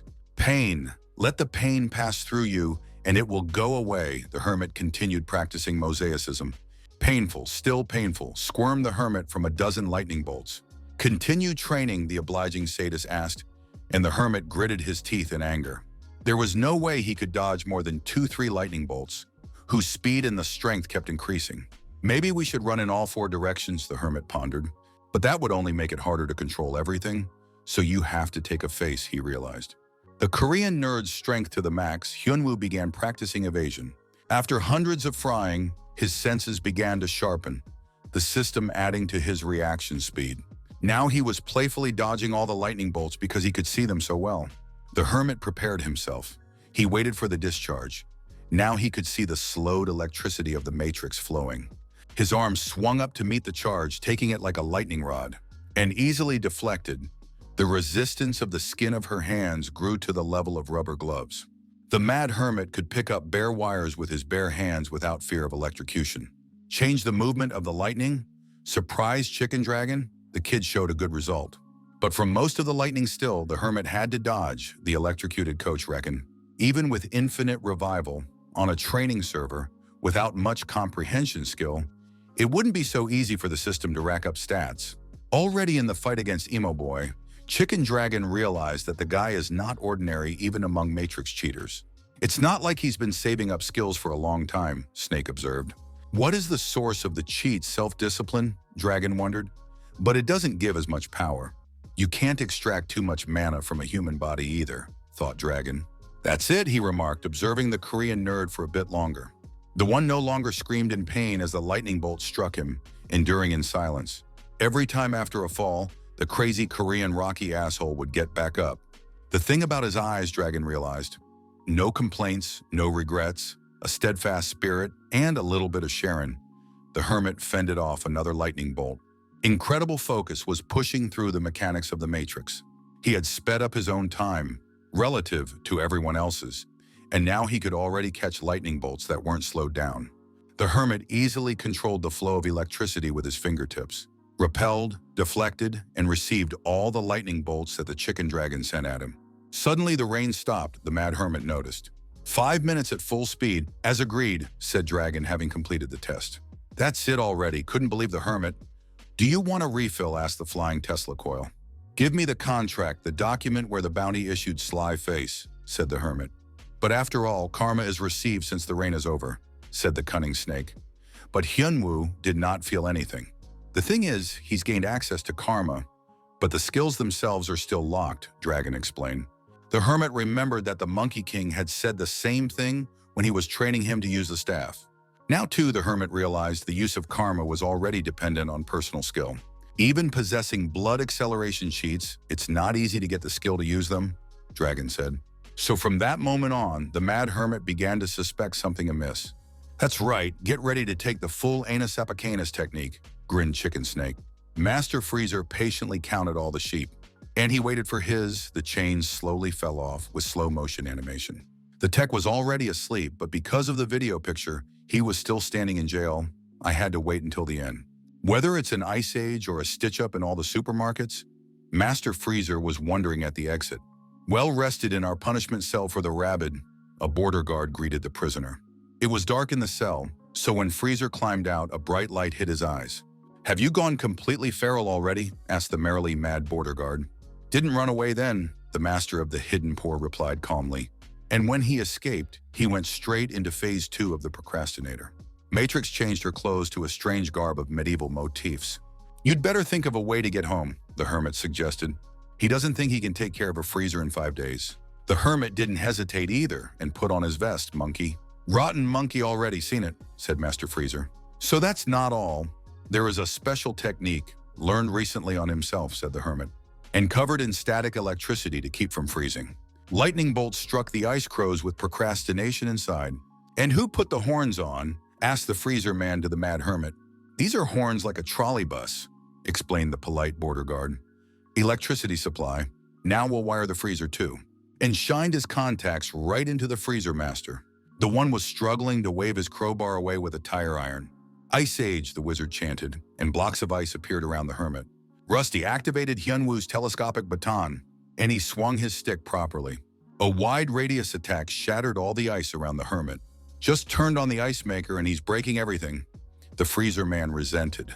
Great, the chicken dragon techniques were working, the hermit rejoiced. Tao techniques were given with difficulty, as the hermit did not do well in school. I had to adopt something else, not from the Tao techniques, the hermit remembered. Having studied this thing, according to Chicken Snake, there will be no more restrictions. The nature of this power is the complete opposite of Freezer Ice's karma, but Hyunwoo was still worried. But now he was easily the ice master of procrastination. Ego cold energy couldn't get through the heated vest, a new hermit skill. Where did the horns from the chicken trolley come from? Master Stitching asked. 5 days ago, that wasn't there. The ninth floor frontiersman was a mere average guy, Freezer recalled. The manganese lord had only authorized the use of the chicken dragon karma to Ema Boy, whereas this guy had gotten it. The hidden poor master was perplexed. Determined to pour quietly, the mad hermit asked the frozen freezer. Thoth was actually distracted by the stack and missed the hermit's punch. Now we'll file it as illegal smuggling of freezer appliances, said Hyunwoo. And we'll write a fine for late fees too, the hermit added. And we'll take away the vodka, gloated the good border guard. The hermit quickly read his driver's license and made a correct arrest of the illegal alien. No injuries, the detainee himself accidentally tripped over the border guard's boot, whereupon the honest border guard made a thorough search in all places. But the illegal didn't want to give up, so he turned the freezer back on full blast. In a quick concerted action, the frantic border guard cut the power to the dangerous device. The freezer fell to his knees, he decided quietly. Even if you have to use all your strength, abruptly tore the illegal alien aside. I'll freeze it like a mammoth, the illegal promised and added wings to the image. Did you spend all your gold on skins? The hermit asked him in surprise. Oh, froze the montage, but it's going to fall apart now from one hit of the bailout stick, Hyunwoo teased. Don't worry, it's a special metal. It's stronger than a monkey's staff, Freezer said, offending Macaca. And like a true warrior went bayoneting in a world with magic and art strikes. The hermit dodged. Still, it wasn't worth it to expose himself to dangerous blows. The procrastinating ravens flew at him again from all directions. Freezer combining attacks. But Hyunwoo quickly turned them off with a lightning bolt from the chicken trolley. Unfortunately for him, there was no less procrastination. More was coming from the freezer. Chicken Dragon's karma was running out. Felt the hermit, it was time to end the fight. He let the enemy get close and grasped the bayonet with isolated palms. Didn't Mom teach you not to touch other people's stuff? Master Procrastinator asked. And he was surprised when he was lifted into the air with the tire iron, just to be slammed to the ground like a bag of bones. There's nothing to stick in your face, the hermit replied to the lying illegal alien. The hermit concentrated. Time flowed slower for him than for the others. He had learned to use his fingers deftly to control the lightning, but it wasn't enough. Use the power of the chicken dragon, the serpent told him. The karma of lightning that was given to the dragon from above shimmered in the hermit's hands. Hyunwoo absorbed all the karma in one decisive blow. Sha Kritanu, he held his breath. Together with the acceleration of his CPU, he could perform such powerful attacks in an instant. Chicken Snake's Speed Thunder activated the hermit's skill. The crit was successful, and the animation of the Jedi dissolving into the Force started. With only the plague mask left of him, the hermit was finally able to catch his breath. A notice has gone out that another illegal alien has been eliminated. Flashbacks of Vietnam rolled through the hermit, how long he had plowed to upgrade his information, and it finally happened. Perfect time to visit the white-haired woman, the hermit decided, and commanded the entrance to the bailout room. But nothing changed. The download failed, or the command didn't work, he guessed. Your password, sim open. He muttered the magic words, but he still couldn't get in. 5 days later, Shiken would pick him up after the interview, moonlighting as a hermit driver again. 5 days later, he still hadn't been able to access the system, and even though he had increased access to information, he couldn't read the characteristics of the freezer's server. Maybe something happened to the white-haired neural net, worried the hermit. He got hit hard by the CPU acceleration and spent a little time in the hospital, and couldn't charge Mangaca's portmanteau in the maze. Of course, you could have entrusted it to the ardent and passionate students. Master here's the best medicine in the form of candles. Call you to cure them, they jumped on him. But the hermit brushed it off, due without alternative medicine. The girls were very upset, but they didn't stop dreaming about it. After all, they are his faithful disciple, smiled the hermit. Good work, he ruffled their silky hair. Let them rest. Obey and obey, replied the disciples in chorus. At least in this they agreed, thought the hermit. Once he'd loaded the porta-potty and visited Noah, everything would become clear, Hyunwoo decided. He looked around. The Hikikomori programmer's workplace was clean. Hadn't decided to clean up the pig, the hermit asked. It's so clean. The hermit couldn't get used to it when Noah asked him what was wrong. Here, Hyunwoo held out the freezer's mask, coincidentally his server. The lights aren't on the modem, so there's no connection, the hermit asked. Appearance isn't important, explained the programmer. But this karma still wouldn't fit a hermit. You need to be good at magic to use it, the developer explained. Hyunwoo was disappointed, but that wasn't the only question for Noah. He couldn't get into the system room, the mad hermit said. What do you mean enter? The developer asked instead of answering. He looked surprised. Help the room where Av lives, Doesn't Noah know about this, thought the hermit. Why is he getting serious, Hyunwoo thought as he watched the programmer's reactions. This requires an introductory explanation to answer, the developer said. That system room isn't as simple as it looks, Noah prepared for the story. All this time, the system information was going to Hyunwoo through the help room with Av, the developer clarified. Still, he was confused, the programmer rubbing his beard thoughtfully. This place was not created by the developer, he told the mad hermit. This space is kind of not in the Matrix, Noah explained. But it's only gotten more confusing, Hyunwoo thought. He is not the only frontiersman in the Matrix. There are others, the developer said. And such a thing was seen. The developer opened a system window in front of the hermit. It's a search skill that comes with the rank of border guard, but Hyunwoo didn't have it. After the Matrix was created, someone exploited a vulnerability in the system and created this room. It's only a hypothesis, the programmer said. But it's possible he knows the girl Av. She may be related to the sysadmin they created the search box with. The hermit was stunned at such a statement, that a white-haired runt could do such a thing. Av sysadmin, he couldn't believe his ears. That neuron what? A slob, a computer game enthusiast, a network with a weak processor, he remembered the girl. Such assumptions, just finished the developer's thought. We'll have to ask her herself, the hermit thought. How to get to the system room, he asked the developer. Noah promised to find this room, and Hyunwoo breathed a sigh of relief that at least something had been dealt with. Now get him to tell him everything he didn't tell him last time about the illegal refrigerator smuggler. The Lord of Manganese was sitting in the empty hall again, conferring with himself. The monk was on his knees wondering how to account for the lost karma. You can't leave an outsider alive, replied the monk timidly. From the beginning, they wanted different things. The monk heard the will of the Lord. He knew everything beforehand, but he didn't stop the monk because he wanted to see what would come of it. Everyone trapped in the Matrix has different desires. Of course, we are talking about players, not mere mortals, said the Lord. Do as you wish, smiled contentedly Lord. He would benefit from either outcome. No restrictions. Let him go and kill the border outsider. The Lord spread his hands, giving full carte blanche to eliminate. But everything should take no more than a month. If even after so many victories the frontiersman is defeated by a monk, he's worthless. But if the lad defeats the monk and gets to the top, heard the monk the Lord's terrible wager. That then becomes the best dinner, grinned the cruel Lord ominously. So the original purpose of the tower had changed, and it had become a laboratory for testing, the hermit concluded. And so illegals seek to climb the matrix tree by following a new script. Some may become illegal for personal reasons, but not all, Noah explained. And all for karma, the hermit asked him. Destroy their world to get back the stolen karma. Yes, they are nuts decided by a crazy hermit. That's right. They are scoundrels and moral freaks, Noah confirmed. So there's something to discuss, Noah said, and poured something stronger into a glass. If Hyunwoo wants to help regain control of the Matrix, how quiet, the hermit guarded the couch all alone. On the other hand, someone was still present, but she couldn't be called human. Alice the fox was sniffing quietly on the bed with her tails fluffed. The illegal fox used to run around like an animal, but now it's back to human form.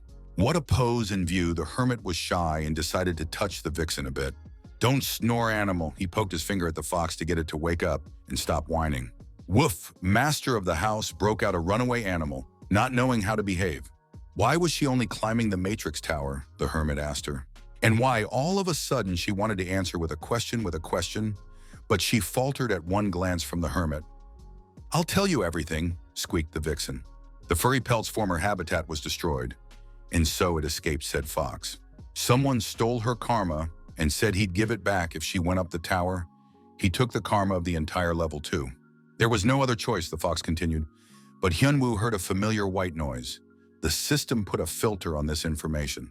So now she doesn't need to climb the tower anymore, the hermit asked. She'd had enough of her karma, her litter box, her food bowl, and she'd been branded, the hermit thought, examining the living coat. Master will give a yummy treat, the fox asked and wagged all her tails. So take it yourself, what's the problem? He asked as he watched the fox jump to the shelf. He brought out a jar and held it out to the hermit. There was an inscription on the lid. No more than 1 stick a day, wrote cute Soyeon in her beautiful handwriting. They're trained, the hermit wondered. He's the one who has that effect on them, Hyunwoo thought. You can eat as much as you want. We'll buy more when you run out, said the irresponsible hermit. It's not drugs, he thought, and left, saying goodbye to the fox that was already drooling. How's it going at the zoo? The hermit asked the hermits of the seniors that had hooked up to the same server. Who made a pile under his favorite pine tree, resented the hairy Mikasa. It's a natural process. Snakes have a cloaca, Chicken Dragon explained. All the more reason for it to clean itself, he said. But Macaca couldn't stop stinking for another week, he shouted. I'm going to chop in now, the server owner indignantly pined, the hermit listening to their altercation. Chicken Dragon was a useful source of information, but was constantly bickering with Monkey. Enough already, are you like animals? The hermit tried to stop them. There's something I want to ask, he told the old farts. The two muzzles stared at him with interest, oblivious to the altercation. Why did they stick their heads into the tower, the hermit asked them. So they went into the tower to fight with the people upstairs who were in charge, Yinwu realized. That's why there were only scrappy images left of them. Not a full body, the dragon explained. And they started bickering with Monkey again about minor details. Maybe put them in enclosures too, thought the Mad Zoo director. Why such questions, wondered the Monkey King, asking the hermit. Hyunwoo wondered if these two might respond to the idea of a tower tree crusade. As long as the system stays the same, illegals will pepper and genocide every level in their path. First, we need to eliminate the tester, said the developer, naming the first item in their plan. He regulates the balance in the Matrix Tower in all matches and is located on the ground floor, Noah explained. If you eliminate the adjuster, you get an important key, Noah explained. But how to get there? Asked the topographically cretinistic hermit. Underground floor, the menagerie interjected, the hermit nodding as he asked them the same question as Noah. It's easy, and killing the tester's easy too, said the hairy Macacus. He was already climbing the tower. Isn't she strong, thought the hermit upon hearing such an answer. Before the meeting, however, there is something to be done, Macaque thought to himself. But the journey itself will not be easy, he gave out secret information. Floor 0 is not tied to the tower tree, and you can't get there in the normal way. But exactly how, Macaque didn't know, which infuriated the mad hermit. You should also beware of corpses, Macaca said meaningfully. Empty shells of illegal aliens are collected at ground 0. The consciousness images are stored on the servers, and the bodies are transferred to the morgue in the basement.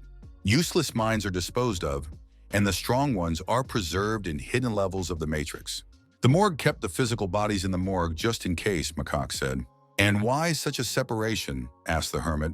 The two Monkey Kings tried just to speculate, as their ears squeaked nastily from the filtering of data. We need to get to the first floor, the hermit realized, and from it jump to ground 0. The journey would take 10 days, he learned. He would find out the rest from Noah, the hermit decided. To get to Noah again, it was necessary to charge Mangaca's portmanteau. This infuriated the hermit. For frequent use, this was becoming a problem. It was all about timing. He's a border guard and couldn't be away from the service for long. I gave you a vacation. Why did you come back? He asked the student who had entered. It's been a long time since we've seen each other. She spoke in her demon lowly voice. Demon lowly? Asked the hermit warily. Two he feared, stated the ancient lowly. There was no need for that, she said, and the hermit grabbed her by the horns. They really are real, he pulled them to the side, comfortable to hold, the hermit thought. She says not to be wary, but how to believe her, asked Hyunwoo, since they fought before? Believe me, the demonic lowly in Miryong's body almost cried. After playing with the horns, the hermit let go of the demoness that sat in the body of his dear apprentice. Tut tried to convince him to be honest, but just kept repeating the same thing. The fox was snoring peacefully, not even awake. What a useless animal they have made, thought the hermit. Come on, talk, he said to the offended demoness, who did not understand how only the mistress of the body could follow after the mad teacher. Mirayang was training in the inner world, and Demonaloli was in charge of her body, just by stealing away, the hermit thought. And why that? The hermit asked. But the hermit only replied that the cat girl was similar to Demonaloli, and therefore of interest to her. What a soulmate, the hermit wondered. And the demoness confirmed that this was exactly how they could become even more alike. Tomorrow I'll tell the rest of the story, interrupted the insolent demoness. She wasn't going to share much, and the hermit thought about cracking her open. What kind of training, he asked. It didn't seem like there was a threat coming from the demoness at the moment. Because of the past defeat, the Dragon Empress had expressed her desire to become slicker and was now swiping at the demoness's servants. So Mi Ryong will get karma too. It's in their favor anyway, thought the hermit. Illegals will be walking around here no end, so it's good for the girl herself. But there is a small request, the demoness squinted slyly. All from the influence of this body, but her own interest too. Demonoli spoke cryptically. Miryong's identity is on a secret server, but here her body is still on fire, the demoness sang sweetly. Because of that, Miryong's essence remained the same. She gave the hermit a sly look. Closer to the body, the atmospherically inept mad hermit told her. No big deal, just stay the night, the demoness suggested. Nightmares are dreaming.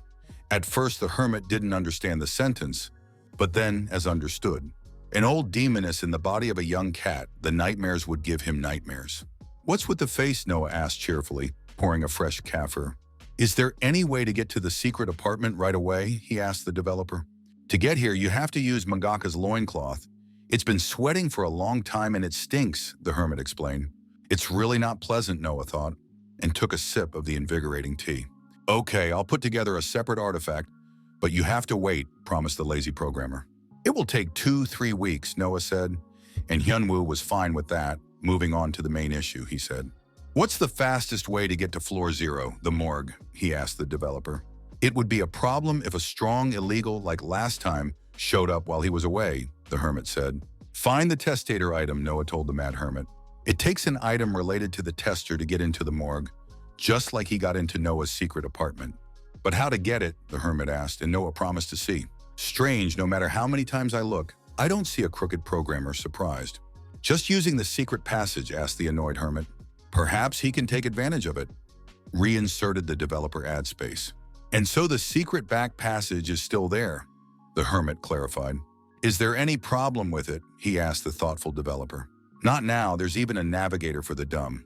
Noah gave the device to the hermit. The hermit looked at his status. Navigator for stupid people with topographical cretinism, it meant there. But what's the problem? The hermit couldn't wait to hit the road. The artifact leads reliably, but the road itself is crooked, the developer explained. You can only get to the location that's entered in the coordinates. But if the place is destroyed, he can't come back from it, Noah said. Hover in the space of imaginary numbers on the fields of the matrix, the developer explained. It's like the secret servers of illegal aliens, asked the hermit Noah. No, Noah said. This place was different. This space in the outer wall of the tower, once there, he was doomed to wander forever in an endless void. Why was it created, the hermit wondered. And Noah replied that it was put together by the renegades on the development team. If it picks a navigator and finds the right space, it will get there in a matter of moments, the developer said. Long and soft or fast and hard, the essence of each choice was realized by the hermit. What to choose? Pondered the mad hermit with topographical cretinism. Resolved, Hagel's voice came from Agent Rose's book. No, replied the girl sitting in the KGB main office. And the book asked why. Why think so long others will sell their souls for the truth, seduced by the philosophical grimoire? Really, wondered the girl with the flowery nickname. Even though she was better than all the previous underdogs the book had taught, she still mastered only half of the book. And really, it was worth studying philosophy to the end, the girl decided. She had thought so, back when her teacher had told her the truth about the Matrix world. Especially since that little one has also started practicing, intelligence reported. But that means that the mentor is alone. In other words, no one will interfere with them, the girl dreamed. The little splinter kept getting tangled under his feet, and their strength was equal, so there was no way to simply get rid of it. But since she's not here now, it's time to take the bull by the horns, Rose smiled sweetly. So it's best to put philosophy aside for now? The Mad Emperor's successor jumped in. Are there more important things to do than getting power? Asked Hagel's spirit. Much trampled on all book pride, in a word, Chief Cat Lady. If training can be interrupted whenever you wish, then you will begin training, asked the book, not knowing how else to entice the student. Hold the portmanteau, but wash it afterward, gave the hermit the source of the horny one's evil. And what is she for? He asked the demoness in her apprentice's body. In order for Mi Ryong to receive Loli's karma, the demoness replied. Is it so distrustful? Demoness asked after seeing the hermit's suspicious look. Mi Ryong asked for a tailoring and was very nervous. Maybe she was threatened, the hermit thought. It's worth apologizing for the past, the demoness said, and the hermit didn't immediately know what she was talking about. Then the Dragon Empress became very angry, the demoness said. The demoness shook her hands. She didn't admit her guilt, and Mi Ryong remembered all the dialogues the demoness had. That's goodbye for now, said the horny beast, and waved her cat-girl pen. Be careful out there, she said. What, another show of concern? The hermit was wary. Rather worried about the girl host, said the illegal loli. What the girl might do if the hermit goes missing. And to Chicken Dragon, say hello to that lizard, she said lastly. Some kind of freak show, thought the hermit, and more of them.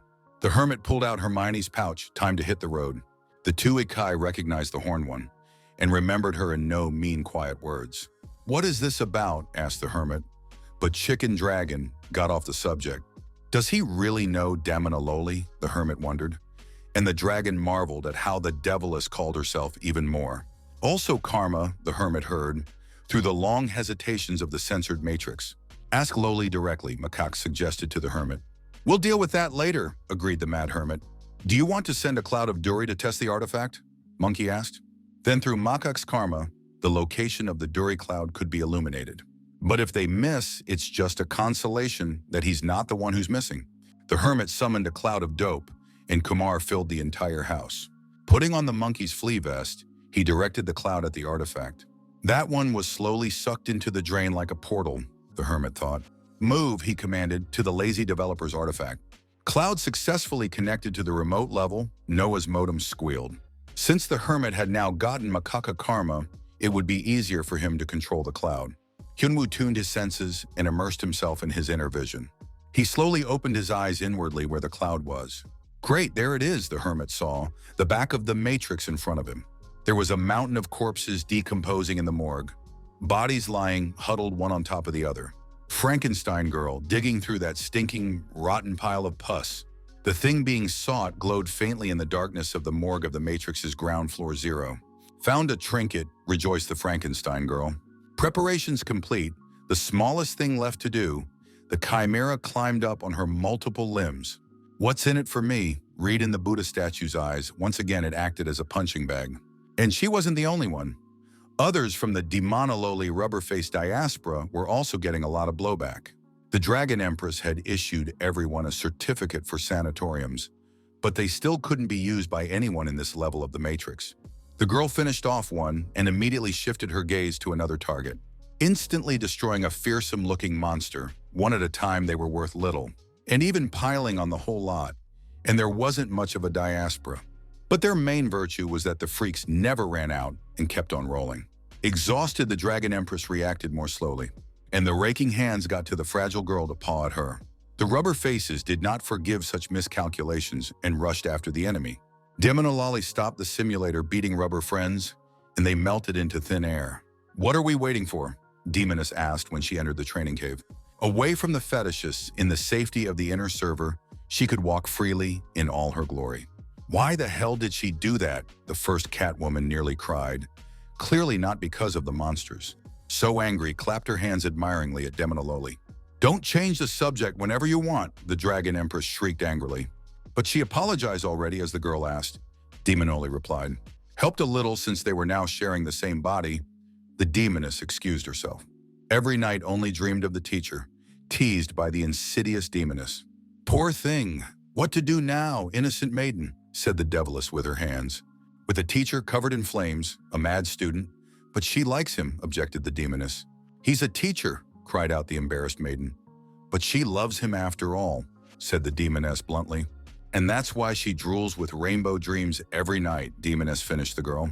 Suffering only makes things worse for herself, she told the frustrated Dragon Empress.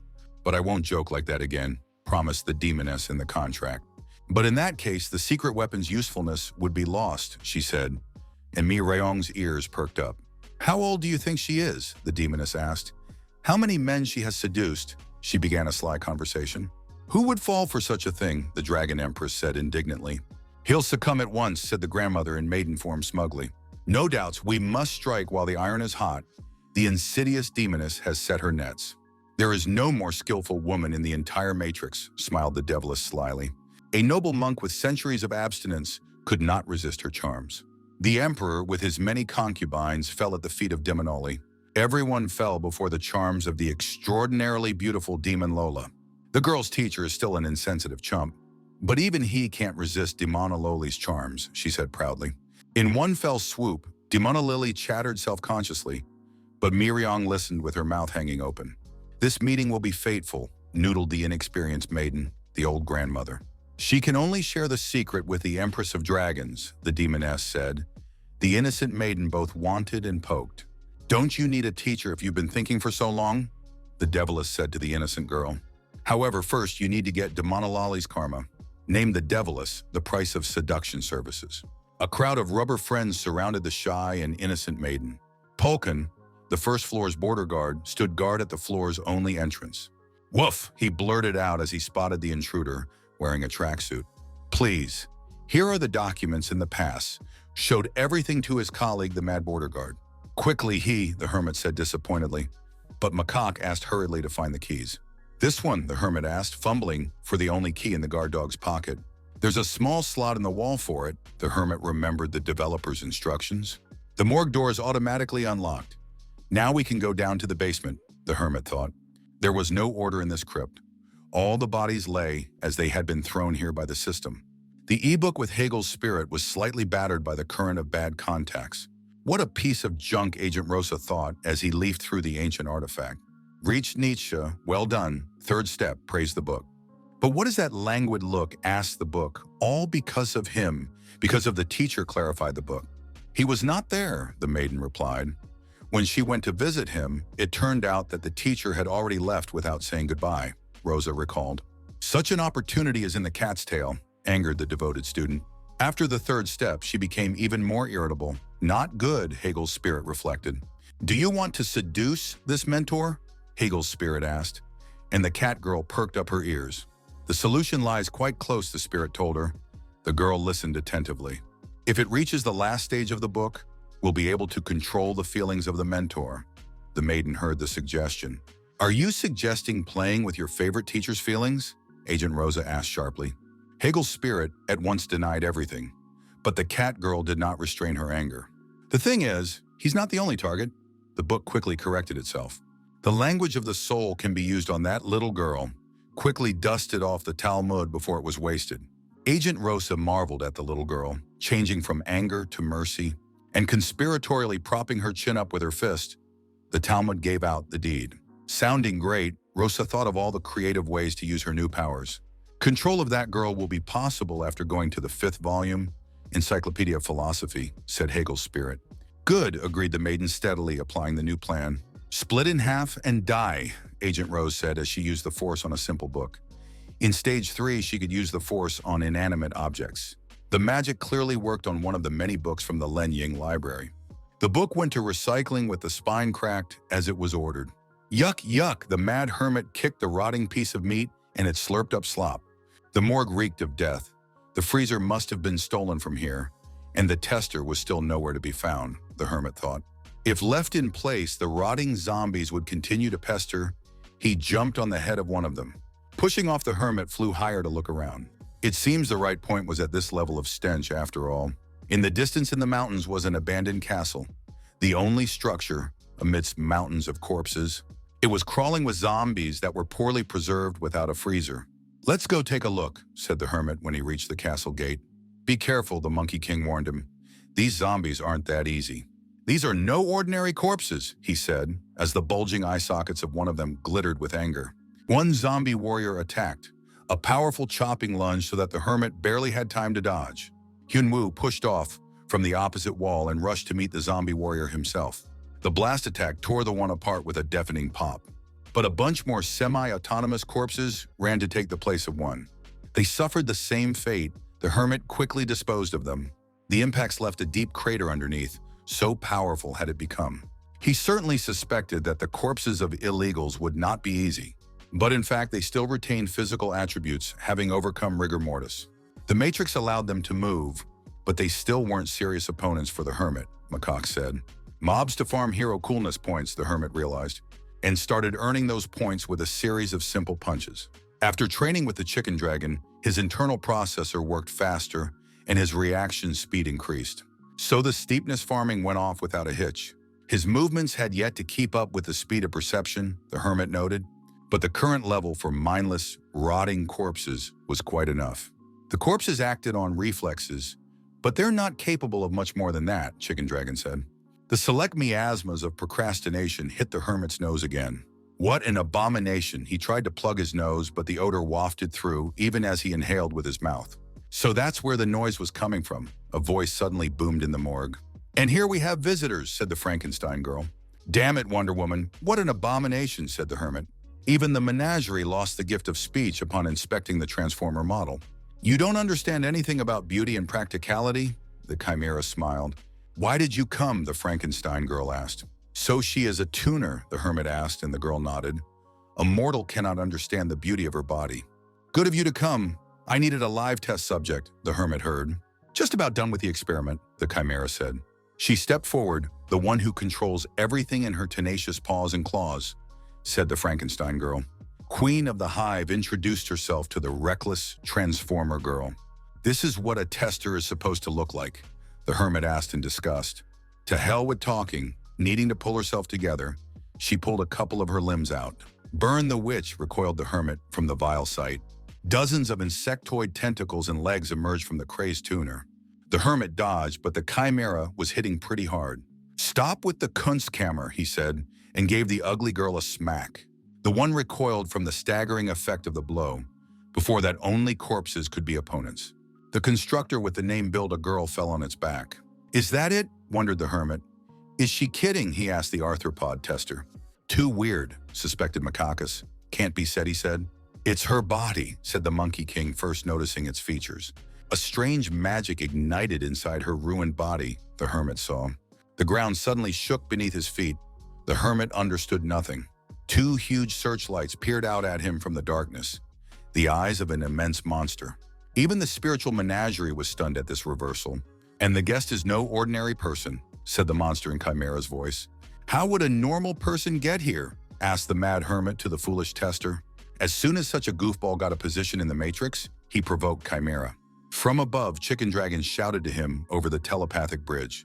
"No way," said the gaping hermit, looking up. The magical attack hit with a radius, so he barely dodged. His feet froze, and the monster attacked again with magic. The lightning discharges were slowly approaching. The hermit had turned on combat mode and could see them.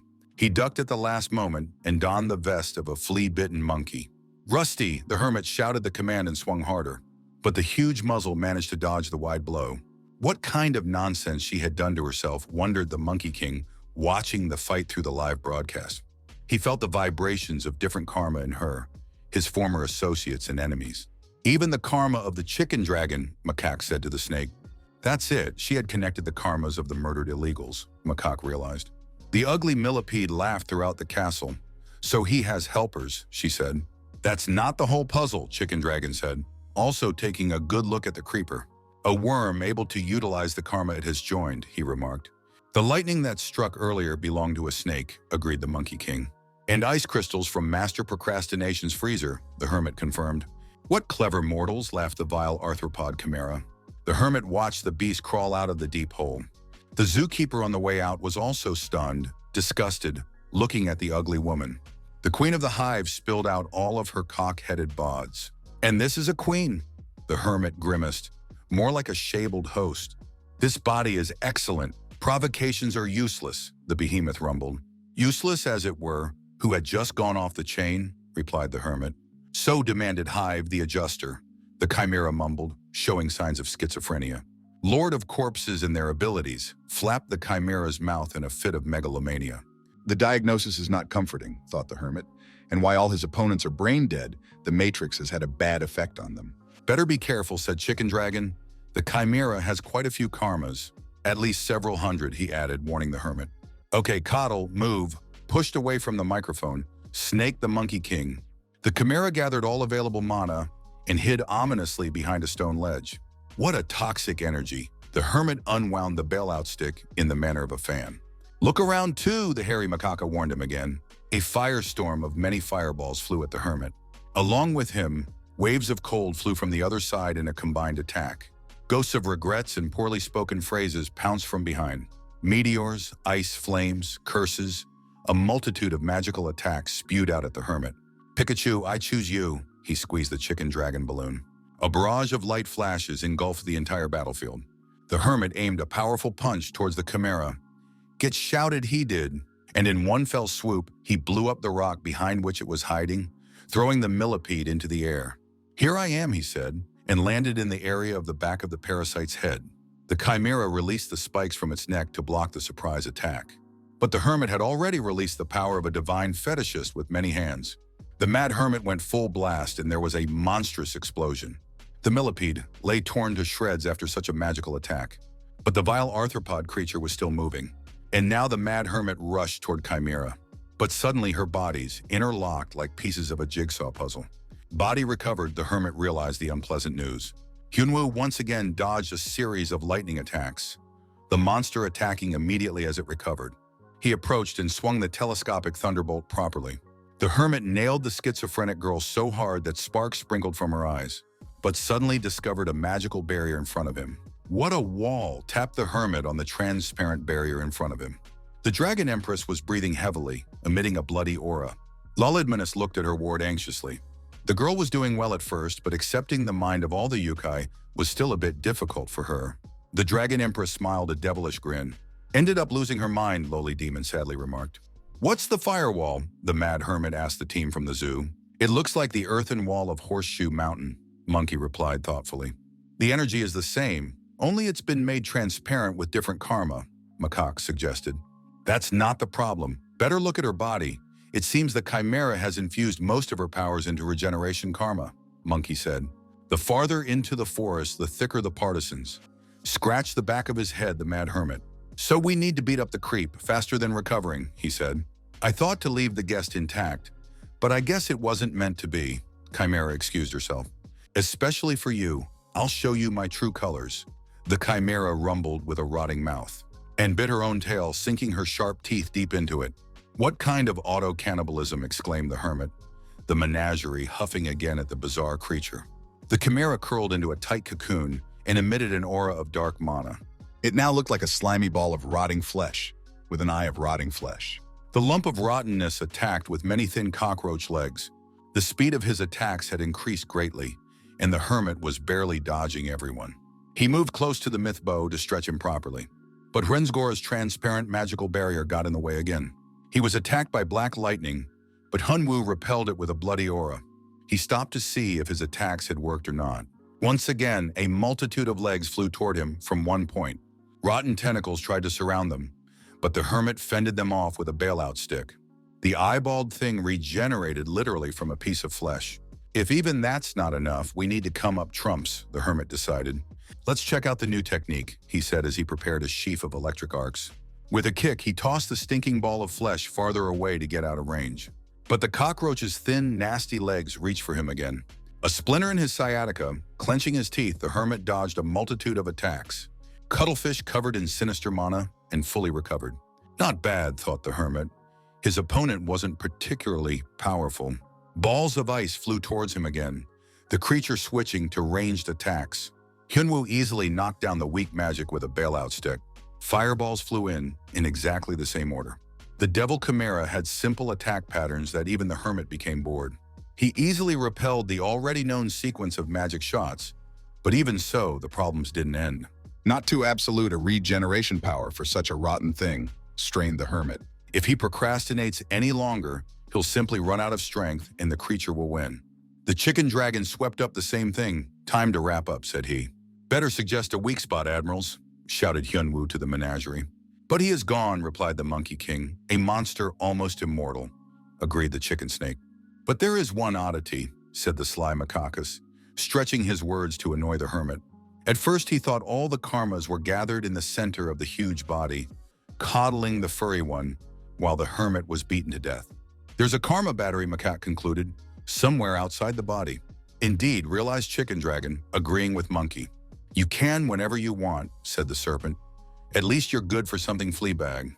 "You can only fly and shit yourself," the hermit heard another bickering of friends, and shouted to them to look for vulnerability, not talk. What were those strange sounds? The hermit froze for a second to look around. A huge fireball flew at him, covering his entire field of view. The magic swept past, scorching the skin on his face. He barely dodged it. The snake wagged its tail as if it had noticed something. "Something wrong," the dragon had said to the hermit. "Is it true, Captain?" asked the hermit, dodging another attack. "There is a faint connection between the pillar and the cliff," Chicken Dragon outlined. The hermit looked at the lone stalactite that stuck out like an antenna. All the other stalactites had long since collapsed, but this one remained intact, he noticed. Hunwoo decided to quickly check their guesses and rushed towards the target. Meat Thing tried to hold him back by freezing his legs off. "Oh, if she's reacting like that, there's definitely something there," the hermit exclaimed. "Don't, uncle," yelled the strange creature after the mad hermit. The level boss got nervous. "How wonderful," gloated Hunwoo. And with a mighty kick, he broke the stone pillar to pieces. A magic crystal shone brightly in the middle. "Good thing I didn't have to gut anything," the hermit thought. "There goes the Koshai's needle," said Chicken Dragon, recognizing the item he was looking for. "Thanks, Cap," the mad hermit answered him and held out his hand for the crystal.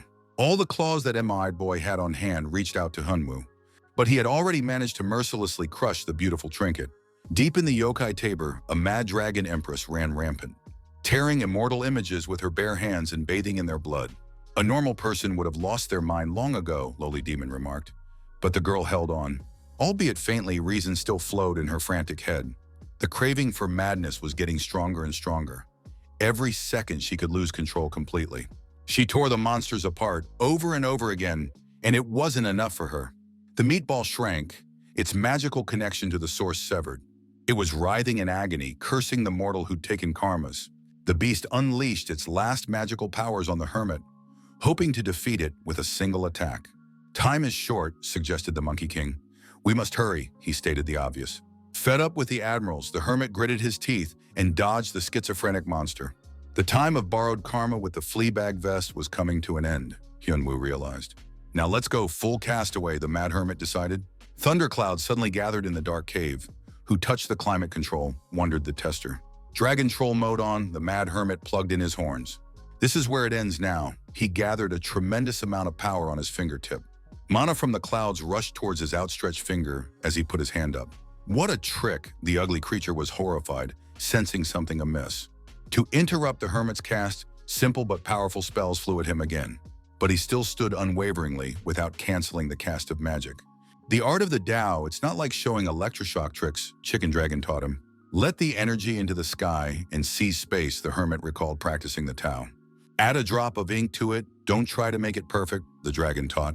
Just enough to touch the clouds with your energy. At the very end, unleash all the lightning that you have into everything that moves, outline the essence of the Tao of the Chicken Dragon. This is the essence of the lightning tree technique created by the Chicken Dragon. The craving for madness overtook the devoted apprentice's head, and he stopped hearing his thoughts altogether. The momentum didn't wane, despite the fact that she'd already held on so long. Maybe that kind of strength would be enough. She's already holding on longer than last time, the apprentice doubted. Maybe she should go after her secret desires already, she thought. How much can you hold back and wear yourself out? Whispered a voice from within. Why become someone's puppet apprentice? Suddenly heard the master's voice. She looked in his direction. The demons inside subsided and retreated at once. He appeared before her as he had the first time, mysterious and majestic. Is she so weak as to not believe in herself? The hermit image asked. All because of her parents for controlling her like a puppet on a leash, he asked. Since that was the case, nothing needed to be changed, wondered the foreman. If the past bothers you so much, just blot it out. Erase it from your memory, the mad hermit advised. And reassemble yourself from now on as if your birthday is today, he said. The past erased, he gave her a new name, after a session of intense psychotherapy. Her name is Mi Ryong. The image of the mad hermit smiled. The rotten scolopendra squirmed in the hundreds of lightning discharges that burned through it. The shock therapy worked perfectly on the schizophrenic girl. She was squirming in pain. That was a good one, the hermit marveled, pleased with the result. In past fights where he fought smaller opponents, such a technique could not be used, but on a huge scolopendra, it would be fine. A useful thing these Taos of yours are, the mad hermit realized, casting aside past prejudices. From the strong recoil, the lightning bolts blocked the monster's regeneration. That you're not recovering anymore, he told the rotten sod. Here he bit the electrode. It will be easier now, he soothed the dead animal. It won't hurt because the current will vaporize the nerve tissue faster, the caring vet explained. Rusty, he pulled out his stick, tearing his body from muzzle to tail into small pieces. The dragon-headed scolopendra let out one last pitiful wheeze. The mad hermit exhaled and surrendered the flea-bagged robe to the owner, without even washing it. A drop tester item appeared in his hand. Some of the information about it was hidden by the system as usual. A secret place was set up for experiments. Something there, Hyunwoo read. If it's a developer's key, there's definitely something inside, the hermit realized. I'll just pick it up and show it to Noah, the lazy hermit decided. He pulled a ring from his pocket and commanded a cloud of duri. Now needing to find a way out, the hermit soared over the mountain of corpses. He hovered slowly, trying to figure out where to go. Topographical cretinism was taking its toll. It seems to go to the south, Chicken Dragon suggested. Or west, the serpent hesitated. His orienteering wasn't any better. Just stand on the cloud and look around the walls, suggested the hairy macaque. The Dragon Empress came to her senses after remembering her teacher. The crowd of yokai surrounded the girl again, but now she felt empowered. She gathered Demonaloli's energy around her, letting the rubber diaspora get closer. Perfect, patted her demoness who was watching the battle from the side. The damsel was talented and very quickly mastered Loli's power. With nothing else to do, out with the stuff, the Deviless constructed a portal. But the girl hesitated, not knowing where to begin this conversation. What's the matter, the cunning demoness asked. She knew what it was, of course, but watching the innocent maiden tremble was a pleasure. This crumpled the innocent but very persistent student, becoming suddenly meek. Give me the secret weapon, she told the wily Deviless. A secret weapon made the horned beast look incomprehensible. To hell with it all, the maiden couldn't stand it any longer and was about to run for her life. Chill out, it's about which secret weapon she wants, the demoness reassured the girl. An experienced lowly priestess should have more than one weapon, the Deviless admonished. Depending on the character status, relationship strategy of seduction can be different. Shared experience priestess LOL. So one needs this and that, this way and that way. The more she spoke, the more the Dragon Empress's eyes flared. The girl liked it so much she didn't want to let go of the experienced lowly. Each weapon has its place and time, said the demoness. Here we play innocence, here seductress. It's the basics, she said. But the choice is yours, the priestess of lowly shared. I'm not sure what will work. On the mentor, she answered Myeong's question. There are two things. The first attack a little bit, but persistently, signs of attention. Light touches, but most importantly, persistently. Stubbornly, wondered the mad student. Right, agreed the demoness. That was the only way to achieve an unusual atmosphere. But at what point the innocent maiden like the hermit confused her social skills? Well, or solve everything in one salvo, continued the Deviless. Risky. But if it works, depicted the Deviless obscenities. But the clueless Dragon Empress still didn't understand anything, and she knew love from children's fairy tales. How much easier, Priestess Lowly clenched Myeong's cheeks. Fast but risky, slow but sure, explained the Deviless the essence of the choice. But what else could a mad apprentice, a mad hermit choose?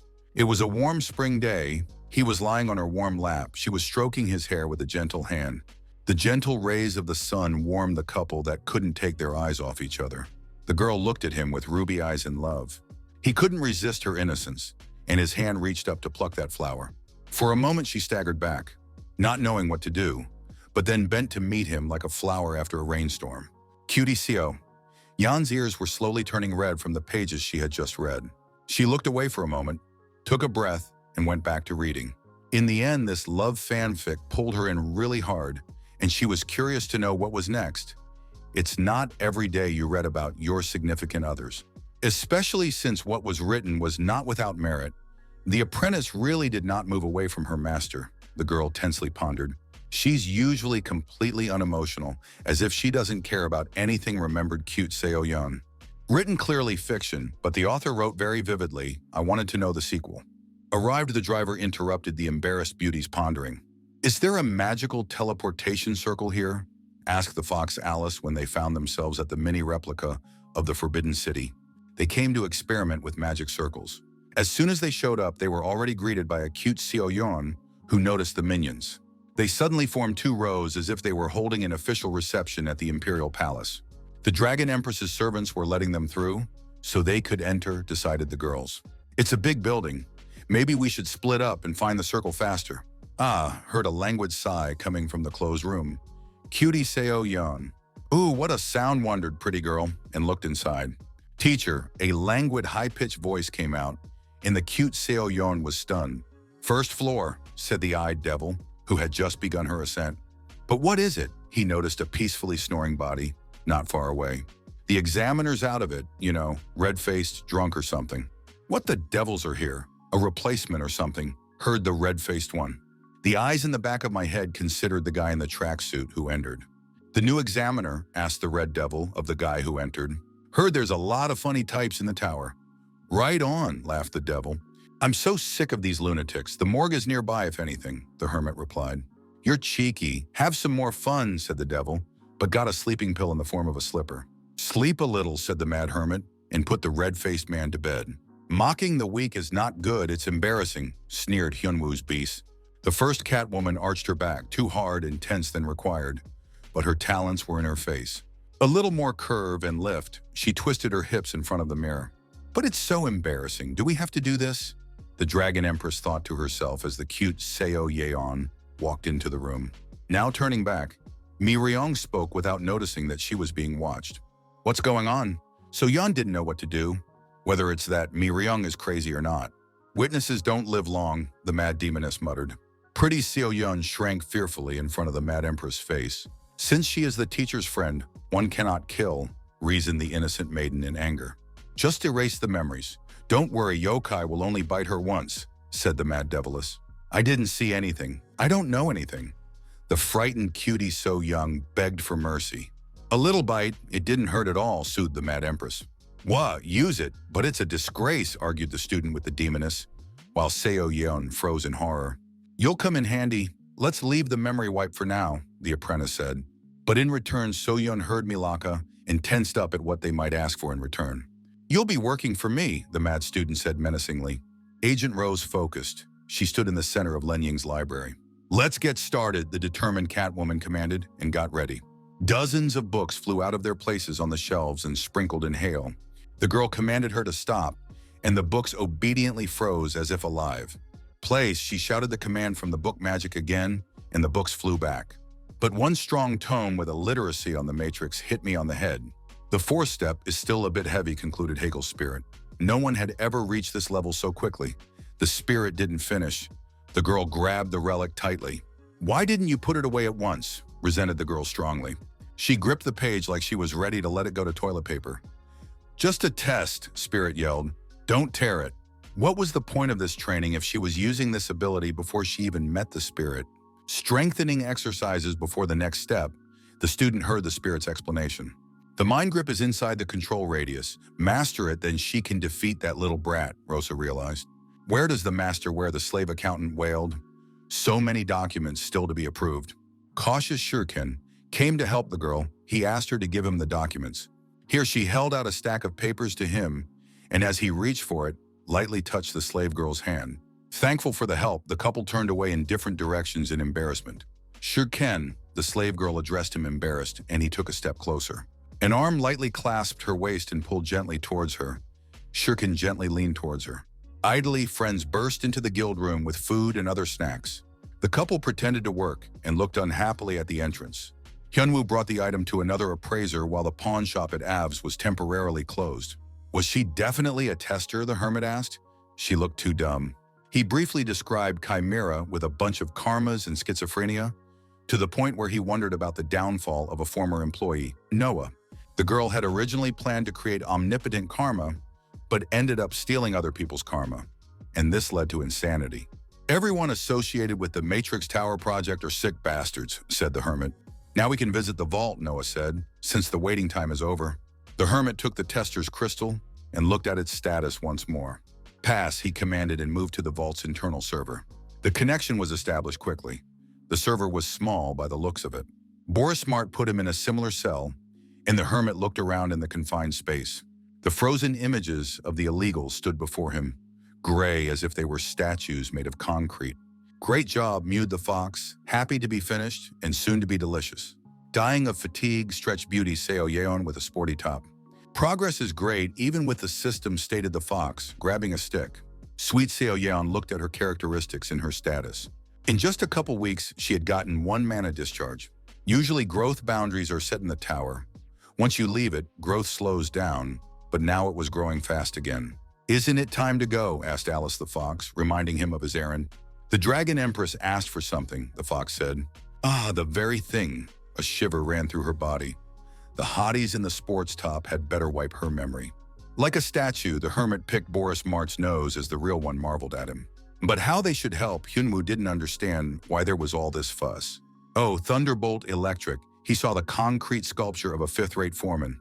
It's an image of an illegal alien, the hermit heard the hermit explain. There is still karma emanating from the body, even though it looks like a statue. Besides, look ahead, and Hyunwoo looked further down the hallway.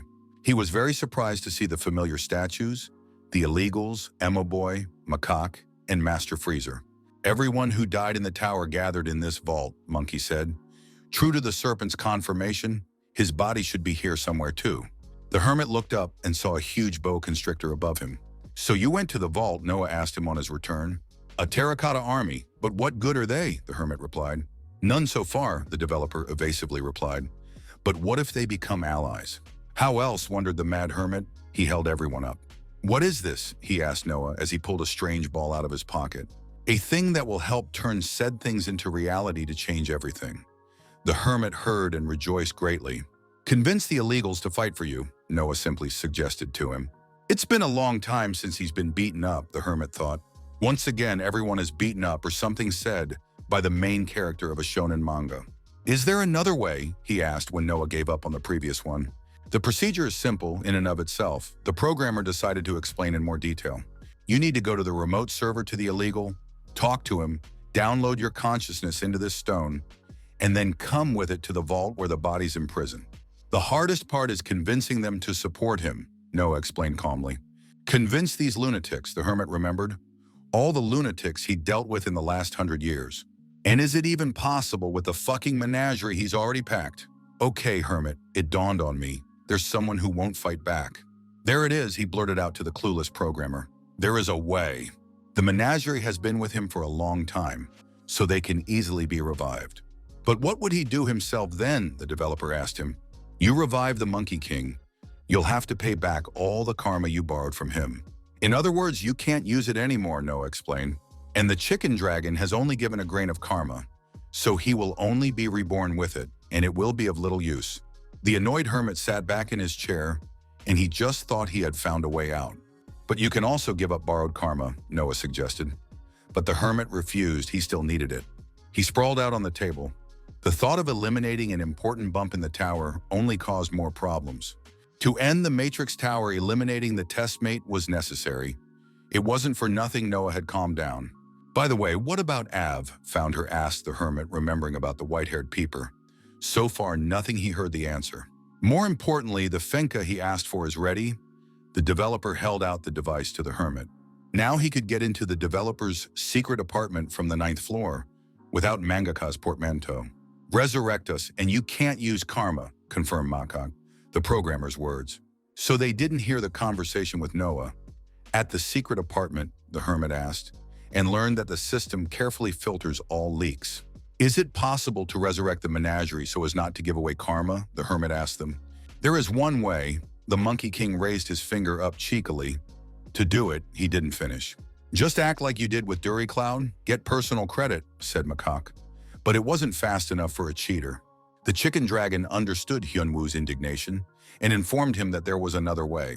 Master, we're back, sang the fox Alice as she walked in with the cute Seo Yeon. All done, his haughty friend asked, and he said he was fine. Great, said the girl, and sat down closer. The hermit realized it wasn't for nothing. 2 weeks ago, her performance glasses grew a lot. Does he know anything about it? The girl asked. What did Shi-Ken say? Asked the hermit. He thought that such a stature was something common. After all, he was a cheater himself. But Shi-Ken's characteristic points had also increased dramatically, the hermit recognized. The hermit wondered if it was because he had dismissed the tester who had been in charge of the balance of the system. But it had only been a week. While he was thinking, the cute Seo Yeon had her ears perked up. Time to casually ask the main question. But he's such a tightwad, so Yeon worried about whether it would be okay and finally decided to say it. What kind of girls does he like? The cute Seo Yeon asked bluntly. The hermit, with his low social sense, did not understand the question itself or its meaning. He strained all his meager knowledge of the subject and strained to think. What? Shrieked the gears, unable to process a normal request. Just describe your type, said the girl, annoyed. He wanted to give out the only hypothesis he had. Maybe she liked him. But he didn't finish as the cutie got really pissed off. For journalists, the hermit asked, but the cutie sharply replied no. But then why didn't the hermit with low social skills understand? Just lay it out pressed on him by his persistent friend. An ideal and one he had in principle of 7 celestial women, the furry macacas dreamily declared. Especially the first of them, drooled lustful macaca that even Snake shamed him, on whom he opened his mouth flea bag. The Monkey King asked him in retaliation, and the chicken dragon replied, of course, he has very different roots. And the fourth one came to the hayloft by herself, said Macaque. The dragon was indignant. Don't you dare defile the daughter of the Jade Emperor, he said. And who in the heavenly brothel almost had his karma stolen while being scratched behind the ear, snickered Macacus. Gad, blurted out the dragon. And who took women as victims, finished him monkey. Hunwoo thought how tired he was of those voices in his head. That's when he got another brilliant thought in his bright head. Finally remembered, the cute Seo Yeon rejoiced. Now she won't have to endure a bite from the tiger. And he showed her the screen of his phone. For a couple of seconds, the girl scrutinized what she saw. What a taste he has, Hermit Isvard. The girl was horrified. I wonder who he's already decided who he's going to resurrect, he thought. But when he caught sight of the copy stone, and speaking of birds, thought the slacker programmer, he walked over to an elaborate hologram that acted as a Google search. Looked like a magical pentagram, but essentially an extra dumb effect. Noah swiped his finger across the touch-sensitive portion of the holographic screen, and a status window appeared. Why doesn't she want to see him? He asked himself, looking at the message. When the time comes, I'll meet him myself. Don't say anything, was written in a message signed Av, Red Developer. What to think? Everything will definitely work out, whispered the innocent maiden experienced lowly, but she still doubted. Are you scared or what? Demoness asked. You're worried. If anything goes wrong, the relationship will never be the same again. The innocent girl thought about these words.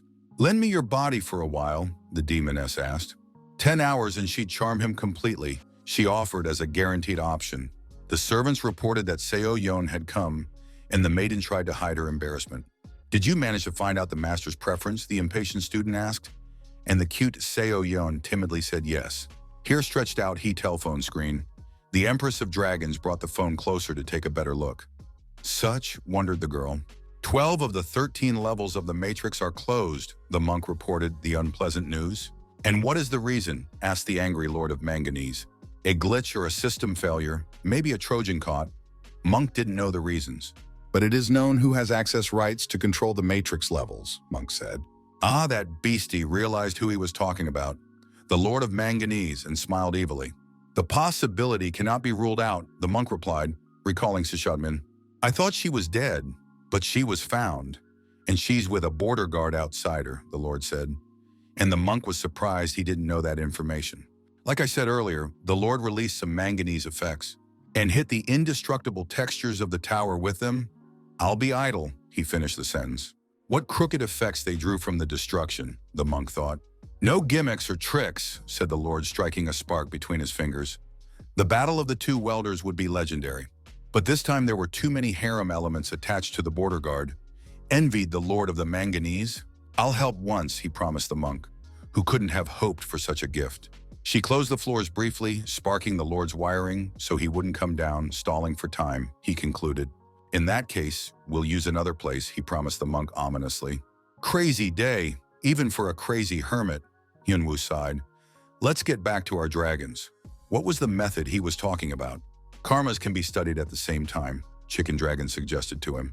The hermit scrambled to listen to the explanation, but the gist of it was that there was a trick that would make it quick and cheater-like. We need to use the spatial time circle, Snake said. The technique divides into several parts, he said, and the hermit recoiled from his nightmares. But the dragon reassured him the program was just triggering his consciousness. It was possible to create, for example, 5 virtual copies and give each task and study 5 karmas at the same time. The cheater had to like this. Big rewards, big risks, just like in life, the dragon warned. Strain your brain, intervened Macacus when the hermit asked what he was risking. The costs of spiritual power will become higher, dumbass, the Monkey King replied to him. The burden of the Duri cloud was equal to 10 years. 5 karmas would equal the burden of half a century of effort, Macaque warned. All due to the acceleration peculiarities on the server, Chicken Dragon said. According to the rules of hidden levels, there is no fatigue, but pain is felt to the fullest. In other words, it all depends on the amount of spiritual power, the hermit concluded. Right now, the best option is to create just 2 virtual images, the dragon said. There is no other way, Macaque confirmed.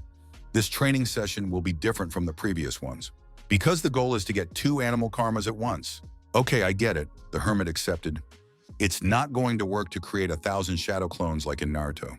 Speaking of birds, the Monkey King changed the subject. Is it true, he asked, of the hermit? About your preferences, clarified the furry monkey when the hermit didn't understand him. Of course, everyone has their own perversions, Macaque condescendingly remarked.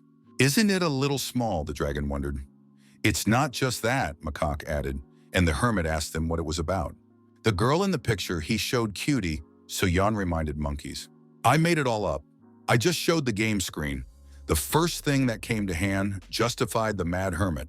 He's making excuses, so he's definitely hiding something, is Vershanetz whispered quietly to the dragon. Monkey.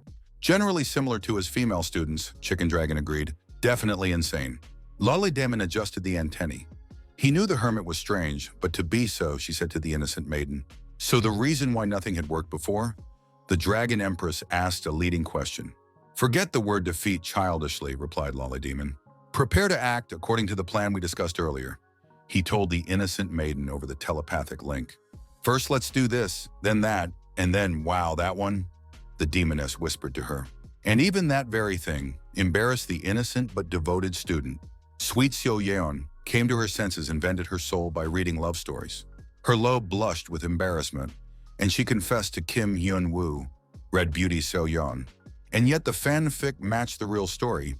Is there really something between them? Began to suspect the teacher and student, Seo Yeon. The picture shown was for diversion.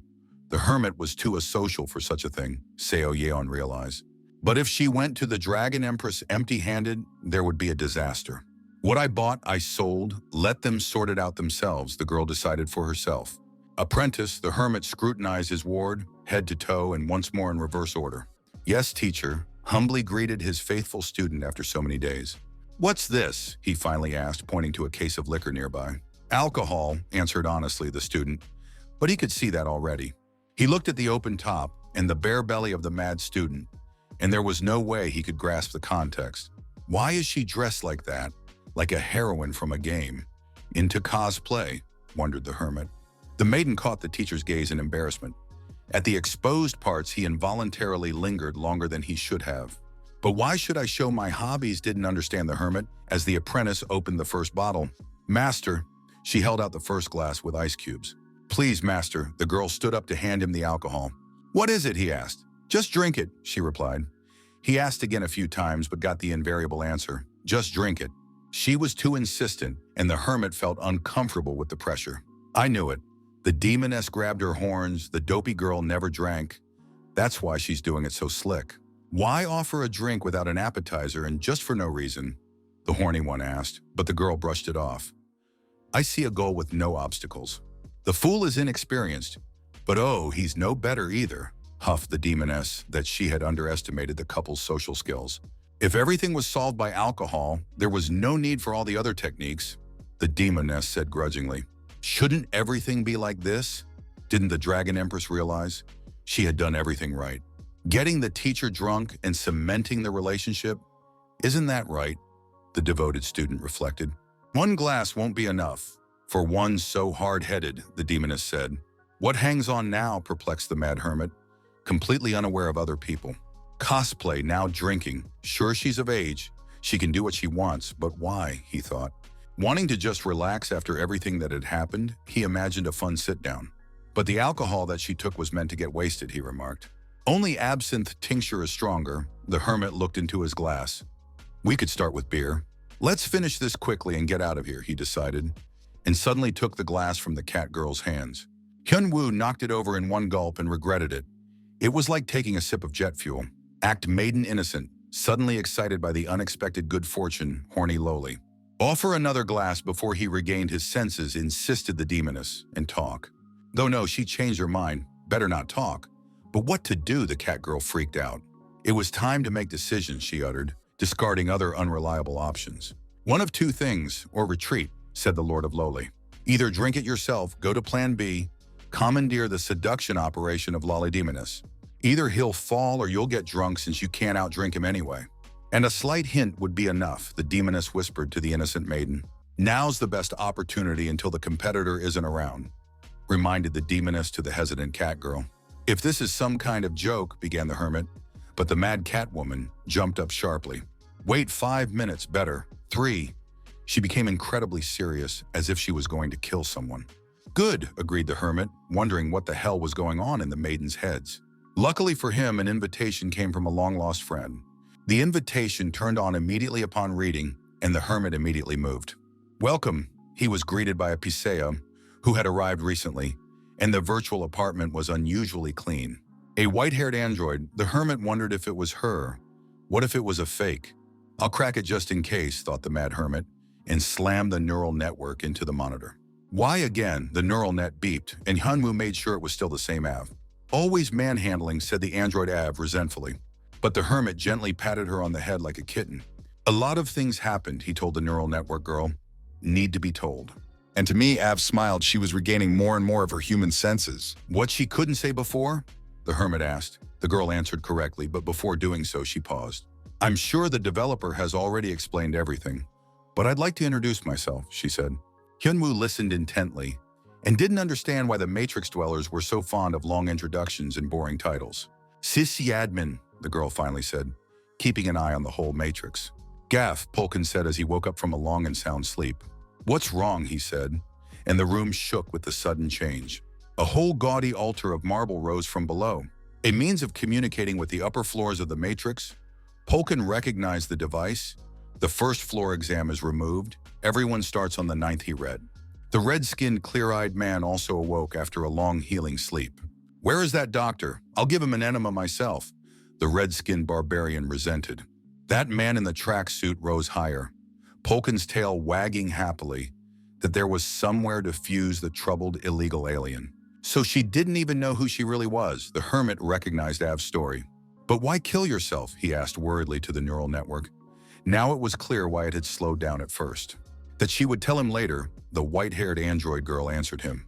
Now agreeing to everything, teacher, stammering from the drink, said the innocent maiden. She timidly opened her eye to gauge his reaction, but didn't know the hermit had slipped away, and she didn't know to whom. To drink is to drink, the Dragon Empress has gone on a bender. A complete failure, she admitted her defeat and poured alcohol on her wounds. Stop drinking, the demoness told her. The customer is gone. There's no point. The teacher escaped, Lala Demon coined, and the drunken cat girl reached for a refill. Suddenly, a loyal henchman appeared. What was there? The disappointed cat woman asked. A message from the association. An illegal is about to show up, the henchman handed her. 2 hours later, still and close by, the Empress of Dragons smiled. Fine, I'm in the mood to beat up some asshole, the drunken cat lady decided. The 9th floor of the Matrix was closed Av. The hermit was surprised to learn this information. That's right, confirmed his conclusion by the android girl. After the hermit gained higher access in the system, she was able to regain her lost memories. She recognized all the current situation in the tower, and that the illegals from its top wanted to kill him. The 9th floor could soon be destroyed, the android girl warned. She locked him out, but it took her a long time to get in touch. And how long will it last? Asked the hermit.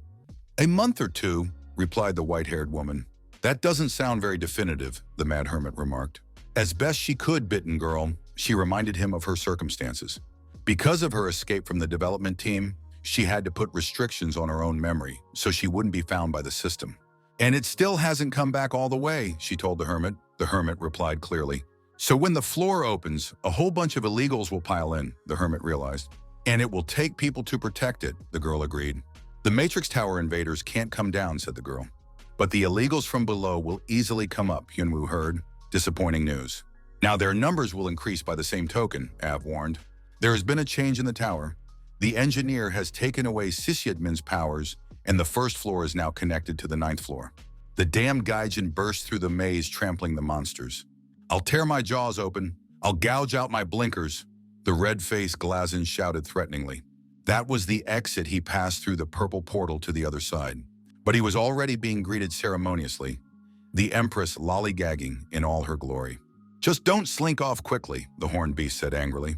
Life had not prepared the illegal for this. They had just met, he was already doubted. Perhaps to quench your anger a little, the Dragon Empress went on the offensive. Since the floors are interconnected, any illegal alien can get to the 9th floor. One illegal is a lot of trouble, but what happens when there are hundreds of them, the hermit thought.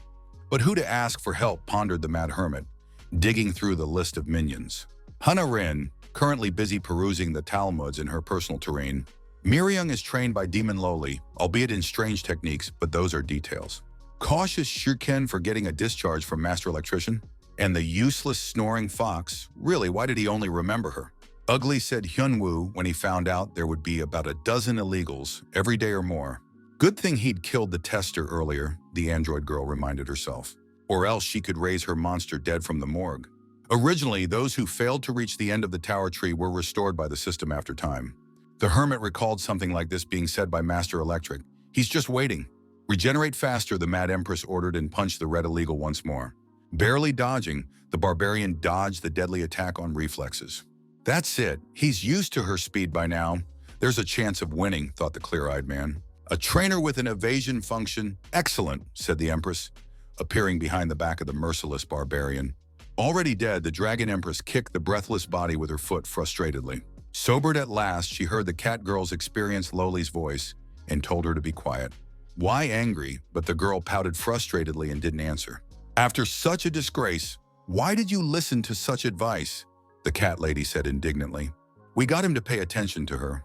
We should be glad, said the experienced Loli. He wasn't interested in her before, the experienced Demonali reminded.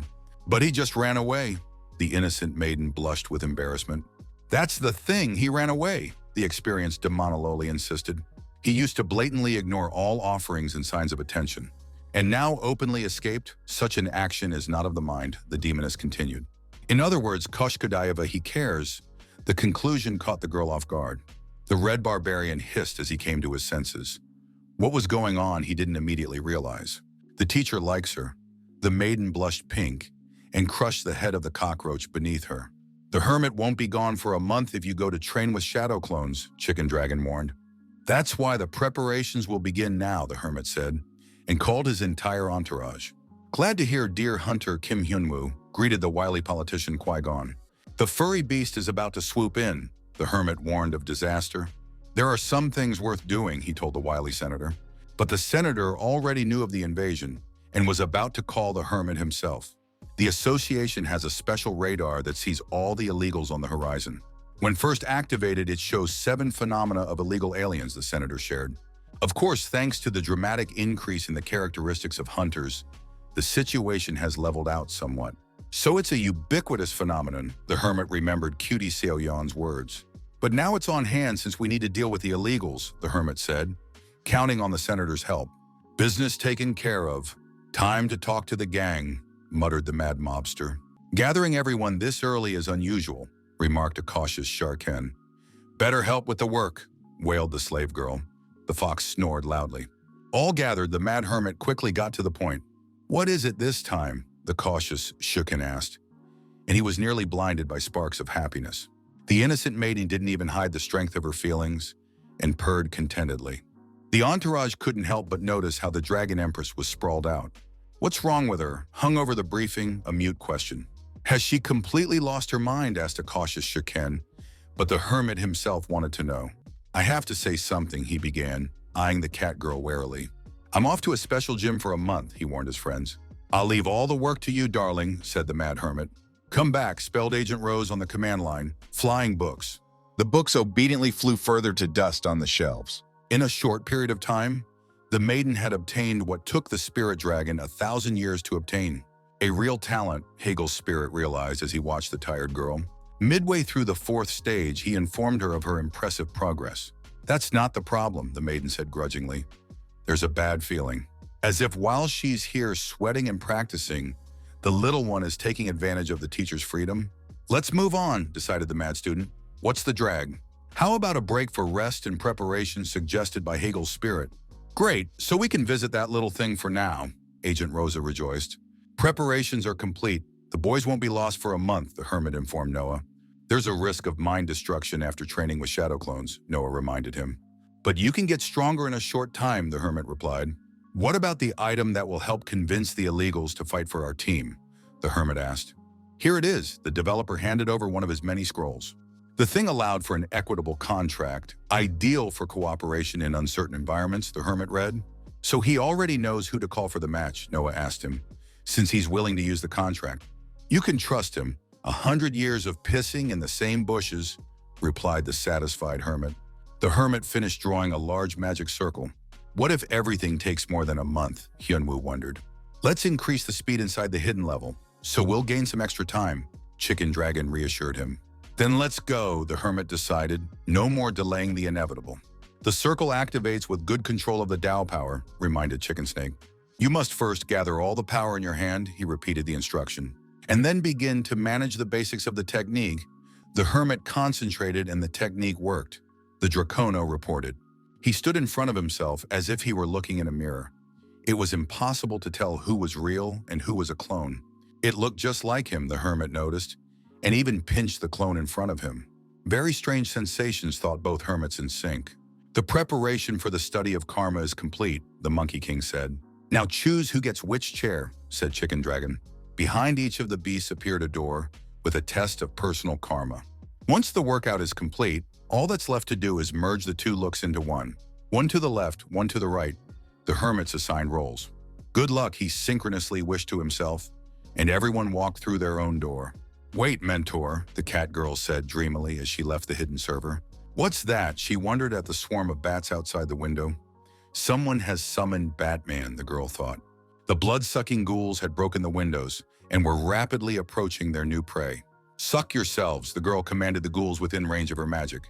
Those exploded in bloody shards, but the blood didn't scatter like it should have. Instead, it gathered into a huge bloody dragon.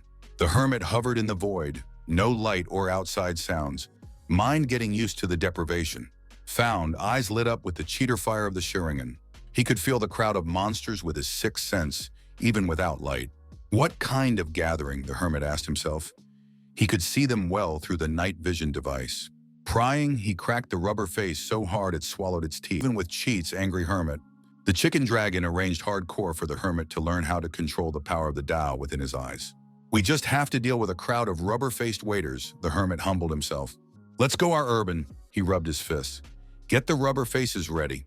The Monkey King asked the dragon what he had done, and the dragon replied that he had simply adjusted the time. So this is possible too, marveled the Monkey King, who was not easily surprised. You can if you're careful, Chicken Darkin replied, and it's best not to use it. The faster the internal time, the greater the payoff on the psyche. There's a risk that strong acceleration will cause the mind to collapse, the dragon warned. And by how much did the time speed up? Asked the Monkey King. The dragon.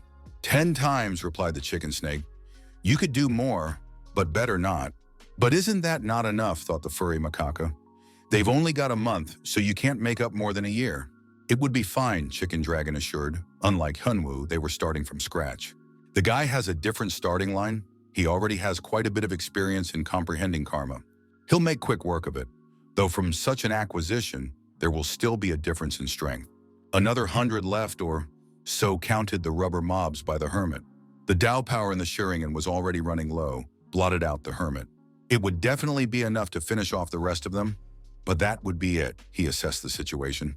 I wish I had more Tao power, thought the hermit as suddenly the ordeal was over. He swung into the void, a bright light hitting his eyes painfully. Congratulations, passed the Chicken Dragon to the mad hermit. Quite quickly, the dead man's karma is yours, the dragon said, and the hermit wondered if it wasn't the dragon's karma he was acquiring. Not at all, replied the serpent. His karma is a composite of many others. It contains dozens of other karmas intertwined with each other. So there's still work to be done, sighed the mad hermit. The dead man's karma was flatter than the beginning. And where is Macaque? He asked Chicken Dragon, and the latter replied that Monkey was obviously with another hermit. Is he okay? Hyunwoo wondered. But it's a different him. What's next on the list of accomplishments and stupid challenges? The hermit asked. Abstinence karma takes up most of the Chicken Dragon's karma, the hermit heard. One must attain enlightenment through discipline, said the dragon. Another muddle, thought the hermit. There will be no hints. You have to do everything yourself, the serpent explained. Again, the power of absurdity to turn on and decide everything by himself scratched in his ear hermit. Either way, there's no turning back. Without these tricks, you can't make the dragon's power your own. New York had been thoroughly ravaged by invading forces that came from everywhere. Enjoy your meal, clucked the shark jaw of a huge, ugly, illegal alien. The humanoid shark was gobbling, people like chips. Wounded hunters lay everywhere. The girl hunter clutched the wound with her hand, no strength left even to flee. Even with the recent pumping, they easily lost to this monster. The monster sent another pack of humans into its jaws, and the warrior pulled out a thunderbolt. He said to the monster, and slashed it from shoulder to scrotum with his saber. The fifth-grade master looked at the weakling at his feet. What useless scum, thought he. But the monster wasn't dead yet, and Electric turned around at the sounds. The beast had recovered from the blow. Its regeneration was level. It needed to attack harder, Electric realized. The insect toothpick swung around, not hurting, clanking the monster's rows of teeth. It's not even the bottom, the fifth-rate foreman said condescendingly. In an instant, he moved behind the monster's back, using a shadow step. Hundreds of blows chopped the shark into cabbage and instantly bleeding the beast. Dumbass, the fifth-rate master snorted contemptuously, returning the lightning rod to its scabbard. Who saved her? The wounded huntress wanted to know and asked the master. An electrician, a fifth-degree welder, he introduced himself haughtily. This electrician's skills are not bad. It's not long before he becomes a celestial, said the furry macaca. Why Gashishin refused to be revived? Chicken Dragon asked. Brother is just lazy, I grant you, replied the Monkey King. But there's a suitable candidate, so everything will be fine, Macacus balked. And that's not the main problem right now. Monkey looked toward the door. 100 days gone. So far, so smooth, Chicken Dragon said to this. This was perfectly agreed upon by Macacus. But now he was studying the karma of asceticism. The dragon foresaw the difficulties. This karma is the hardest to get, due to the dragon's vague statements in particular. For an uneducated hermit, it won't be easy to get it, especially since past methods don't work, the dragon remarked. Hyunwoo was accumulating the Tao of lightning in his hands in the middle of the ice wasteland. The force of static electricity whipped currents around the mad hermit. Still he managed it. He looked contentedly at his slightly frostbitten hand. Finally being able to place the power of lightning within the Tao, the hermit rejoiced. The base for mastering abstinence was ready, he realized, and glanced at the door of the next test. There is no right way, he remembered Chicken Dragon's instructions, which made it even more confusing. What the hell is that supposed to mean? The hermit asked. That's all there is to say, replied the pseudo-philosophical dragon. That would definitely work. The mad hermit hesitated in his pumping methods. If you feel the arrival, then everything is right, Master Tao evasively poured in. The most important thing is what kind of knowledge you get and what meaning you see in it, the chicken snake answered evasively. Now there's more trouble with the head, scratched the mad hermit's reputation. But as before, you still have to understand the logic of the matrix yourself. The mad hermit has fallen into deep meditation, self-contemplation. What's the point? He thought about everything while he didn't move for dozens of days. Should we blindly follow the chicken dragon karma, or is there another way? This method does not help in cognition at all. Days flew by, days completely unnoticed. The hermit opened the doors to change the meditation room. The white snowy wasteland spread out before him again. Back to the beginning, Dadabayo, exclaimed the hermit in his heart after so many days. Sweet Seo Young was on her way to help slave Anna, but she didn't know why. The times were troubling. The cute huntress arrived at the guild headquarters of the Border Guild, Hyunwoo. After realizing what was going on, the cute Seo Yeon promised to help with the magic circles at the hermit's mansion. You could have called sooner, she consoled the slave girl in tears. What about this couple, she asked Shayken and Anya. Alice the fox was figuring things out with the newly settled electrician. And this one, the two cat girls who arrived from the exercise were bickering incessantly. Only her mentor's orders keep her from pulling her hair out, Agent Rosa said. As if that would help, the mentor has been hers for a long time, the Dragon Empress stated. How desolate was the lovely huntress Seo Yeon looking at this madhouse. But wait, did Mi Ryung and Hyunwoo really have something going on since the cat girl is fluffing her tail like that? Nonsense, I read some fanfics and thought Seo Yeon was cute. It's surprising to see him here, thought a cautious Shurken, glancing at the electrician. He had brought him here himself, positioning him in the hermit's large guild hall. Alice the fox was sleeping on a bedding here on the floor when they entered. The fox girl snorted unconcernedly and unabashedly at the entire guild. She is trained, does not chew tapiki, to the litter box is accustomed, heard the fox noise when she woke up. What a mongrel, asked Master Electrician Walking Coat Collar, and the fox hissed. Who would have thought they would hitch a ride on nothing, said a cautious Shuriken. Let crazy Hunwoo come back quickly. Keep an eye on this circus of freaks, Shuriken pleaded. It's snowing like a white fly. Moved a little hermit from the effort expended in meditation. For the second time in a row, he tried to unravel the Matrix's twisted postural pseudo-logic. Now he'll just tug on the snake Jew's tail and find out everything. The hermit thought and headed for the exit. Tired of sitting flat on his seat, Chicken Dragon asked. You're the one who's scared for Hyunwoo's sanity, you snake. He really got karma that fucking way, the mad hermit hissed angrily. But he is the one who can't have it, the serpent told him. Everyone has their own way. A clue born quickly, demanded the hermit, but the dragon only shook its muzzle. What do you mean, no? The hermit wouldn't let go. There should be cheats for that too. Self-knowledge and knowledge with the help of others are different things, evasively answered the serpent. This is where there can be no learning, he continued. With left or right drag, thought the hermit over the requirement to go there to take who knows where, who knows what. We're running out of time. We need results, the hermit demanded. He mouthed unplayable nonsense with a smart look. Great thought, the hermit. Now to listen to it in a foreign language. Beauty is in the eye of the beholder, translated he ancient saying for the hermit. What does Kim Hyunwoo see? Chicken Dragon asked him, finally being more specific. The hermit realized something, and before he lost the thread of the absurd logic of achievements in the Matrix, went to the training room. For someone who said he wouldn't teach, you talk too much, the Monkey King told the snake. So it's not a clue but a normal question, the pseudo-philosophical serpent slyly replied. Anyway, it's getting to the dumb one now, smiled Chicken Dragon. Lucky snake, thought the Monkey King. His ordeal had been easy. The shadow clone in Monkey's room was in danger, the one said. The hermit tuned up, properly memorizing the words of the bloody snake. Beauty is in the eye of the beholder, thought he, and looked at himself. He originally looked at the Chicken Dragon and thought of becoming like him. But why would he even do that? He was on the wrong path to begin with. First the karma of the deceased, then asceticism. Ahead are many more components of someone else's path, not his. You can't move just for the purpose of getting the Chicken Dragon's karma. It gets its own power, the hermit realized. In order not to lose himself, he must seek his own path. The absurd logic of the Matrix penetrated Hunwoo more and more deeply. It turns out that he has to face his complexes and problems. The hermit opened his eyes and realized that he was in fact flawless. Handsome, Hyunwoo thought, and achieved enlightenment in one fell swoop. So much for abstinence karma, Chicken Dragon congratulated him. That's the end of the training, the pseudo-philosophical serpent told him. The purpose was to look at himself. It was more self-discipline, the dragon said, than training. But the first thing the hermit said was that he would repeat the dragon's path. He now has 2 karmas, Chicken Dragon confirmed. In other words, it all depended on self-inflicted wounds, smiled the hermit. The Matrix loves that sort of thing, the dragon agreed. But they were interrupted. Nice cooing, but it will have to wait, stated the incoming macacus. At first it seemed like nothing serious, but now the problem is the size of a furry animal, he said. No luck, it happens, Macaque justified himself. Dead or something, wondered the mad hermit. But Monkey shook his head.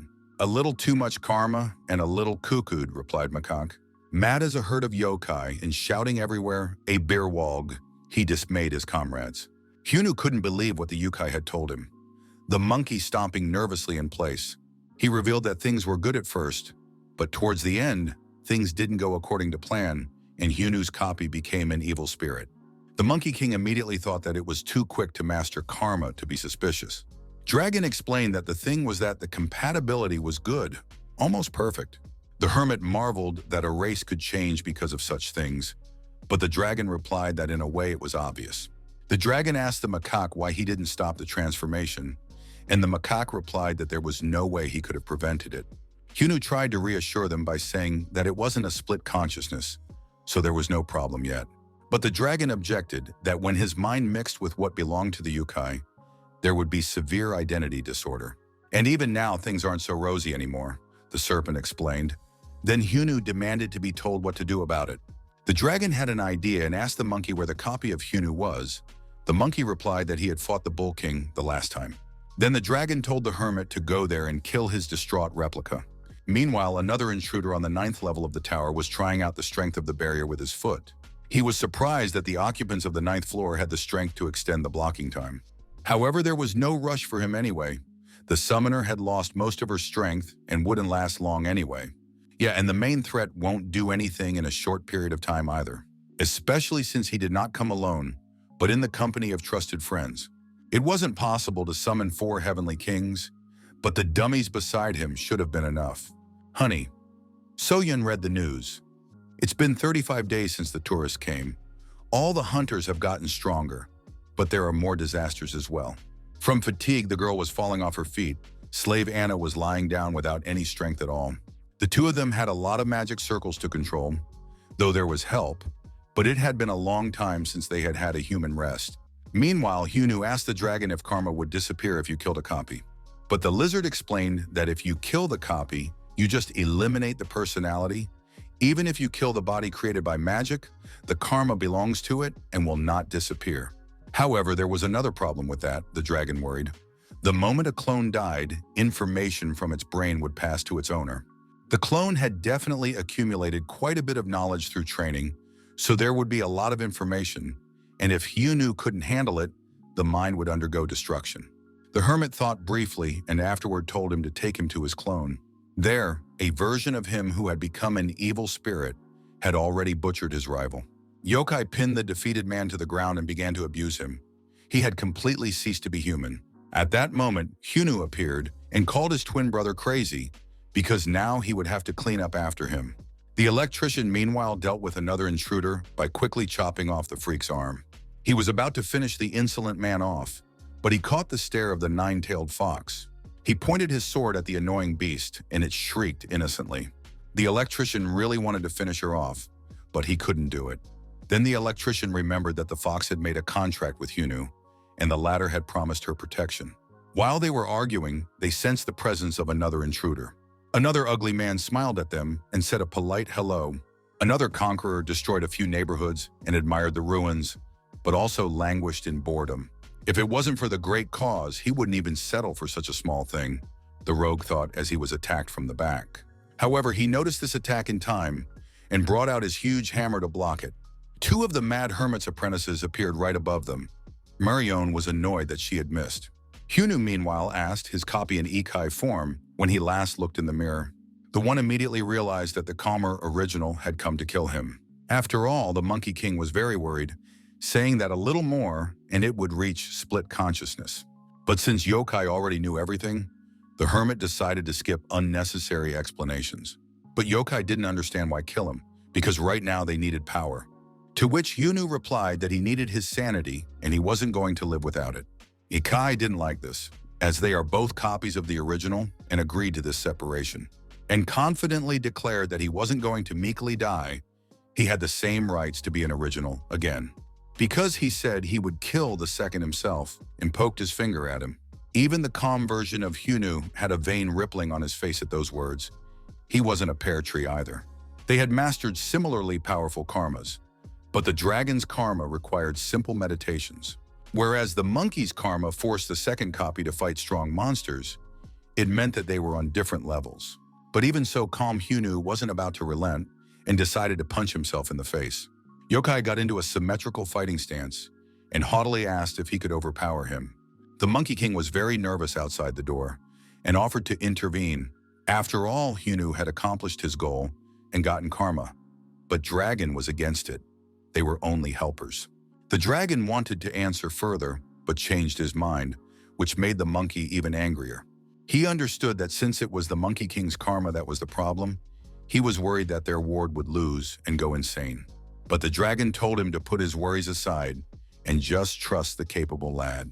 Meanwhile, the clones began by exchanging blows and mutilating each other with their fists. At some point, Yokai intercepted his arm and kicked him with all his might. And when the calm clone wanted to dodge, Yokai gave him a sudden blow with his forehead.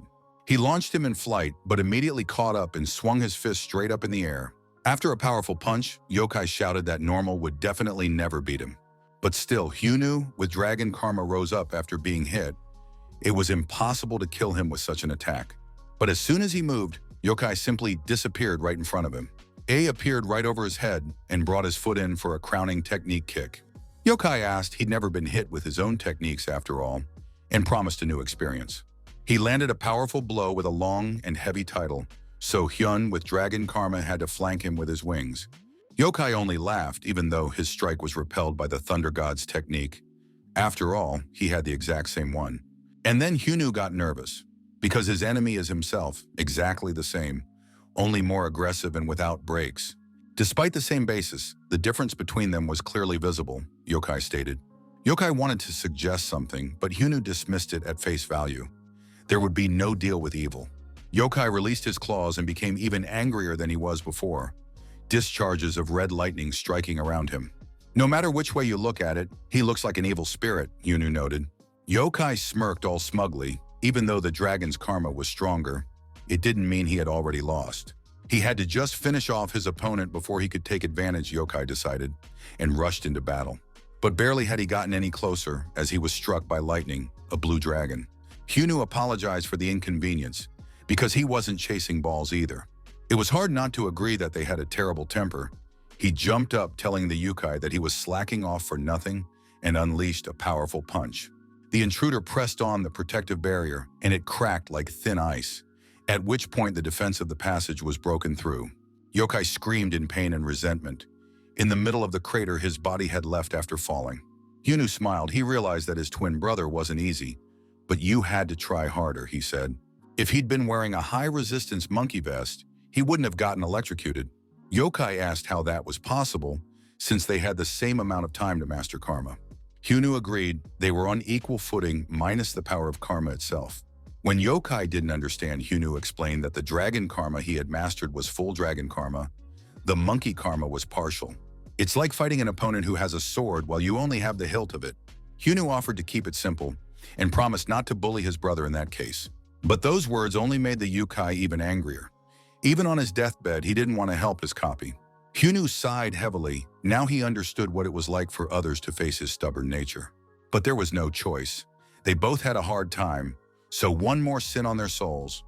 Whether it didn't do, Hyunu said, and jumped forward.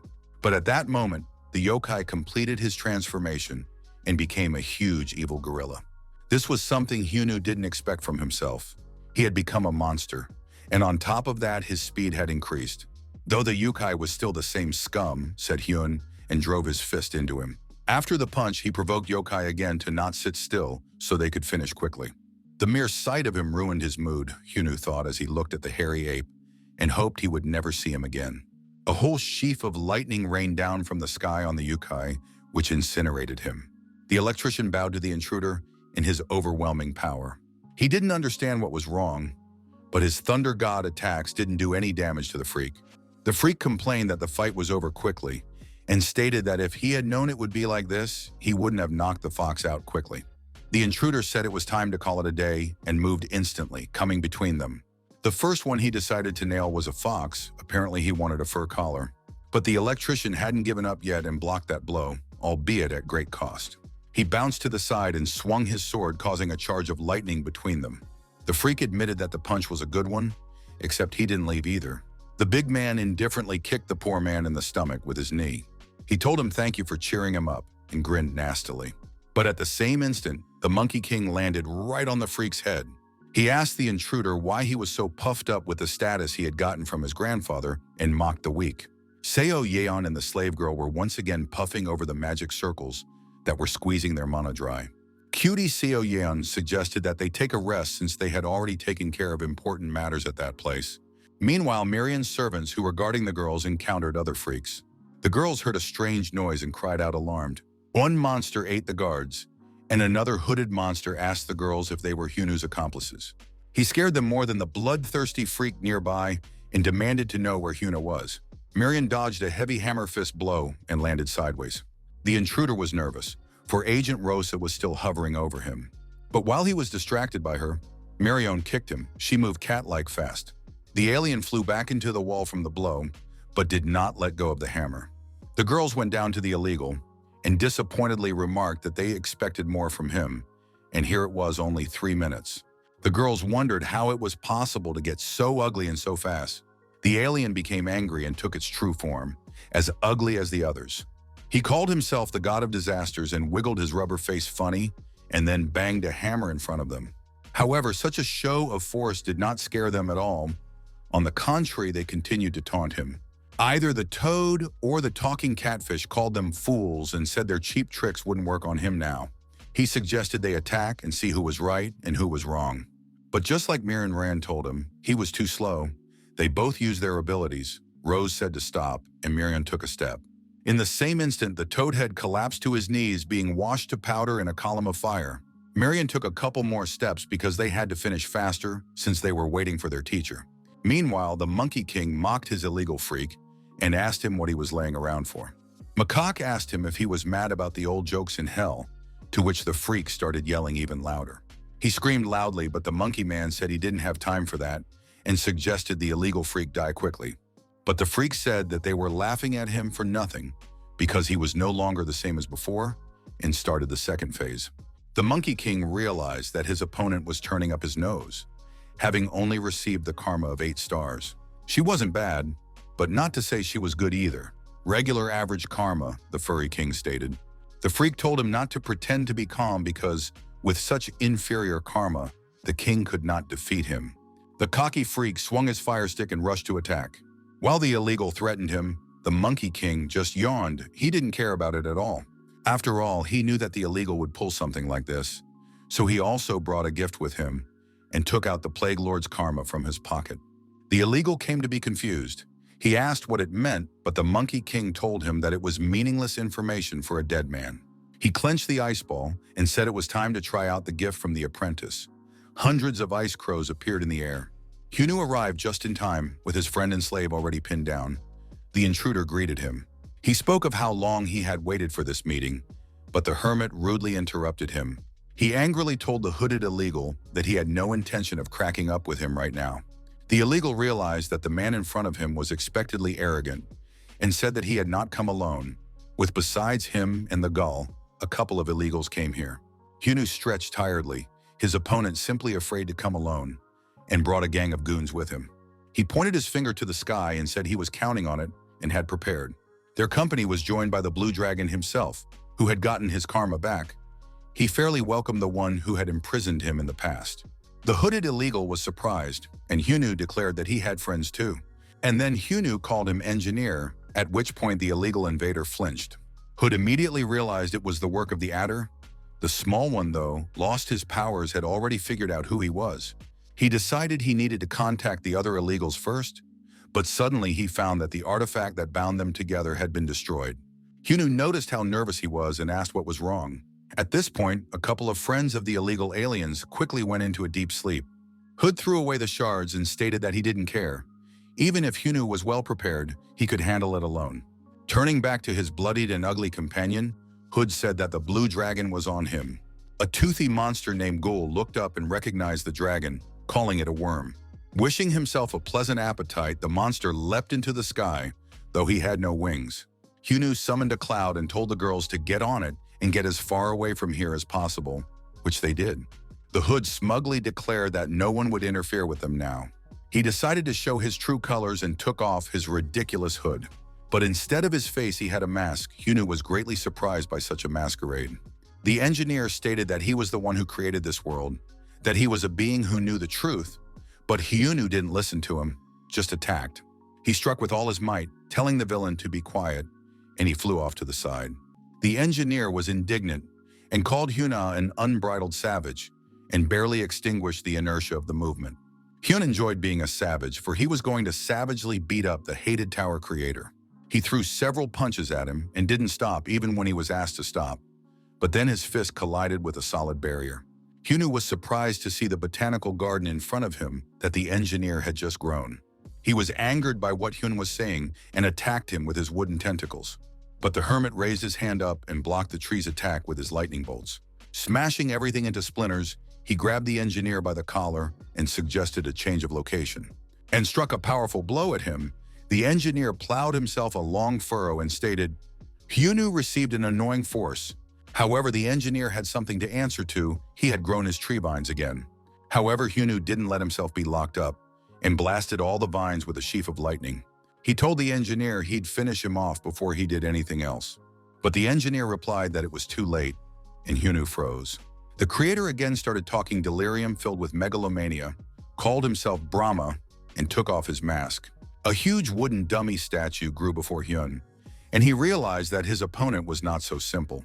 The hermit became nervous and said he should have called for his wooden soldiers sooner. The engineer said that it was not worth bragging to him, even though he was the creator, and his combat power was not great, but it was enough for Hyuna. Because his creations have the power of illegals, the engineer inserted punch cards into his soldiers. Those came to life, and the engineer said that now Hyunu would be fighting 3 illegals at once. The hermit grinned and replied that he would have told him so at once, that the crowd would come upon one. Brahma wondered if he would be as bold in the face of death. He smugly added that he had great karma, and Hyunu was surprised. Instead of explaining, the engineer ordered his wooden soldiers to attack. There was a huge explosion, so much so that even the blue dragon turned around. He realized that there was a fierce battle going on, which meant he should have hurried and gone to help. The monster turned into a huge toothed whale and was not going to get out of the way, and declared that only by eating the dragon would he be able to get full for the first time. The dragon noted that the guise was painfully large for a gull, and the appearance was strange. He realized that this was the karma of the black whale. The gull was surprised that dragon had heard of this karma. The dragon replied that he had seen her several times in purgatory, and he still remembers the black whale eating all the dead. The ghoul laughed. This karma was peerless, at a time allowing it to devour even a worm as big as a dragon. The monster opened its truly gigantic mouth and said it was extremely hungry. But the dragon calmly advised him to slam the millstone shut as soon as possible, because the smell was awful, and fried the whale with a strong lightning strike. Ghoul chuckled. The sneak attack didn't work on him because of his high regeneration. It didn't work, said the monster to the dragon, and opened its stinking maw again. Since 1 strike wasn't enough, the dragon struck 2 times at once. And when 2 strikes were not enough, the dragon increased their number to 100, and the whale was in great pain. The power of the fusion of the black whale and the gull was impressive, Dragon noted. Although he had struck with all his might, the core had yet to appear, and told the ghoul that few people know about the karma of the black whale, for the simple reason that it was the dragon that killed it many years ago. And now he was wondering how long the current black whale would last. The gull cried out in grief and pain and died from 100 discharges. Hyunu was breathing heavily. He barely stood against the combined attack. Brahma was also surprised at his amazing survivability and said that Hyunu was a real monster. The hermit grew nervous. His opponent still wouldn't shut up. And the engineer kept babbling on about how even Hyun's endurance would come to an end, because he's just a human being. After all, unlike him, the engineer had an endurance cheat. It never ran out. But the hermit responded with confidence, saying he understood everything, and he didn't want to drag out the fight either. The plan of action was clear. He needed to take his opponent down and finish him off quickly. With that, he guessed, the engineer answered him, but stated that it wouldn't work, because his path was blocked by his wooden goons. To clear his path, he used a lightning step and moved instantly. Once in the vicinity, the hermit shouted that it was time for the engineer to wind down the puppet show.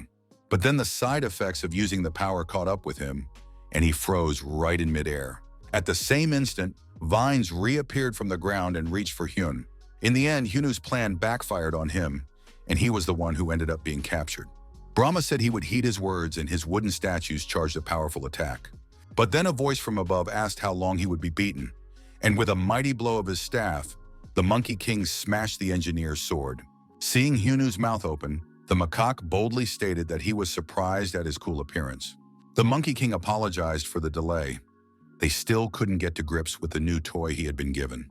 The engineer was outraged at the interference in their fight and shouted from where he had come. Macaca declared that the pesky fly had been dragged out of hell. He had to sweat to get rid of the freak. Brahma became indignant and interrogated who it was he was getting rid of. The cheeky Monkey King began to tease the engineer, asking him if he had expressed himself too complicatedly, and stated that since it was not clear in words, it was better to see it once, and his rastigouille went up in flames. Another scream came from above, and they saw a black whale plummeting downward. The monster collapsed right at the feet of the stunned engineer. The dragon has also come to punish the sinner who thinks he's a celestial. Of course, the engineer was extremely angered by this and called the dragon a pathetic snake in response. What else could you call a fake who stole other people's karma to pretend to be a god? Dragon asked.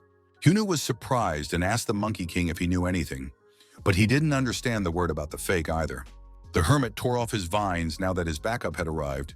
It was time to finish off the engineer. Brahma replied to this that Hunu should not become conceited because he had brought two nobodies. He said he was going to show them his power, and one of the statues grew arms, and then the whole place was flooded with a bright light. It was as if the engineer's wooden men had been transformed, and another handyman had been added. Now all four heavenly kings and someone fifth were now in place, which meant they didn't stand a chance, he said. Hunu turned to his mentors and said that he had already used up all his stamina. So he asked me to clear the way for him so that he could deliver one decisive blow. Hunu smiled slyly and the others realized what he was up to. The dragon replied that sometimes such a ward would take their breath away.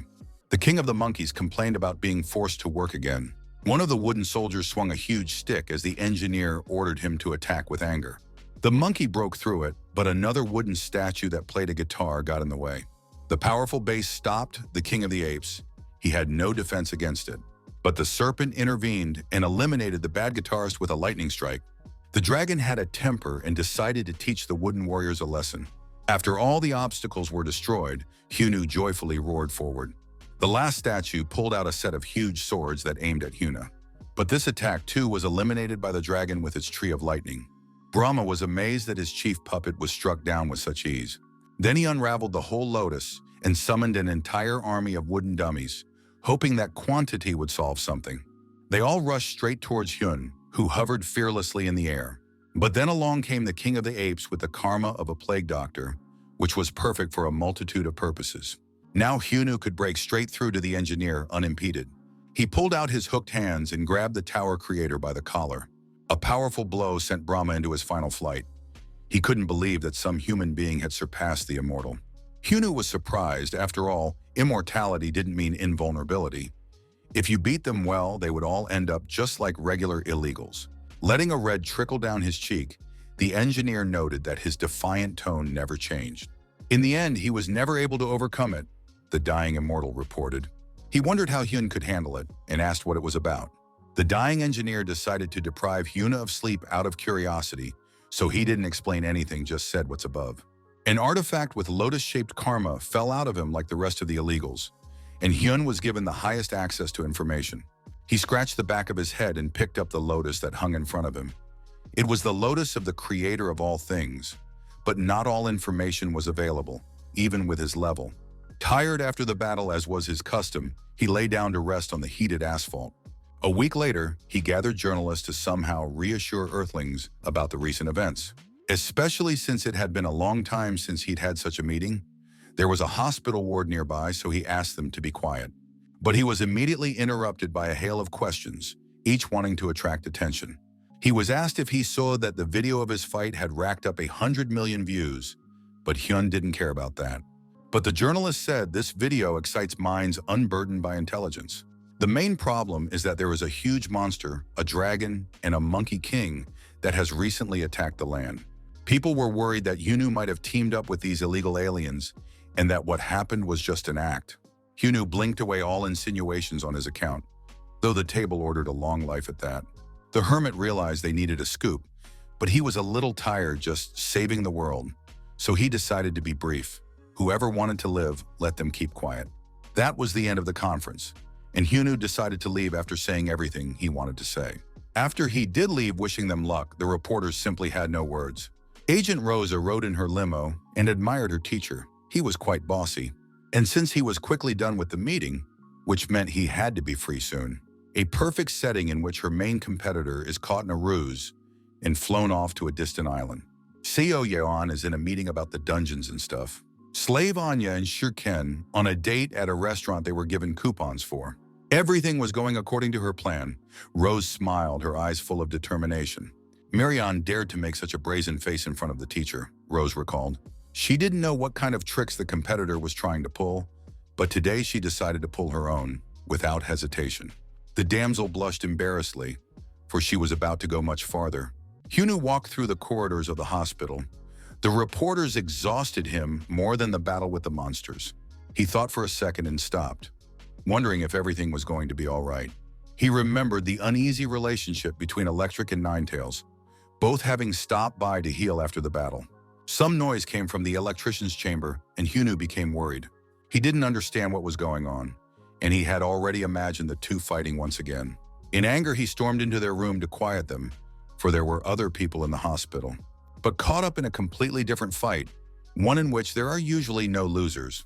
To get a breath of air, Electric tried to pull away from the vixen, but it persisted in clinging to him. At last, the Nine-Tails spotted its master and greeted him. A strange mood prevailed in the chamber.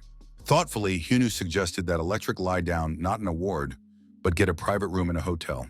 And he began to justify that it wasn't his fault. She had come on her own, having fallen in love with him after the battle when he saved her. Hyunu waved at them and told them to take their time, and decided to leave the two of them alone. Stepping out into the hallway, he thought about his luck, but quickly put it out of his mind. He needed to work, not think about others.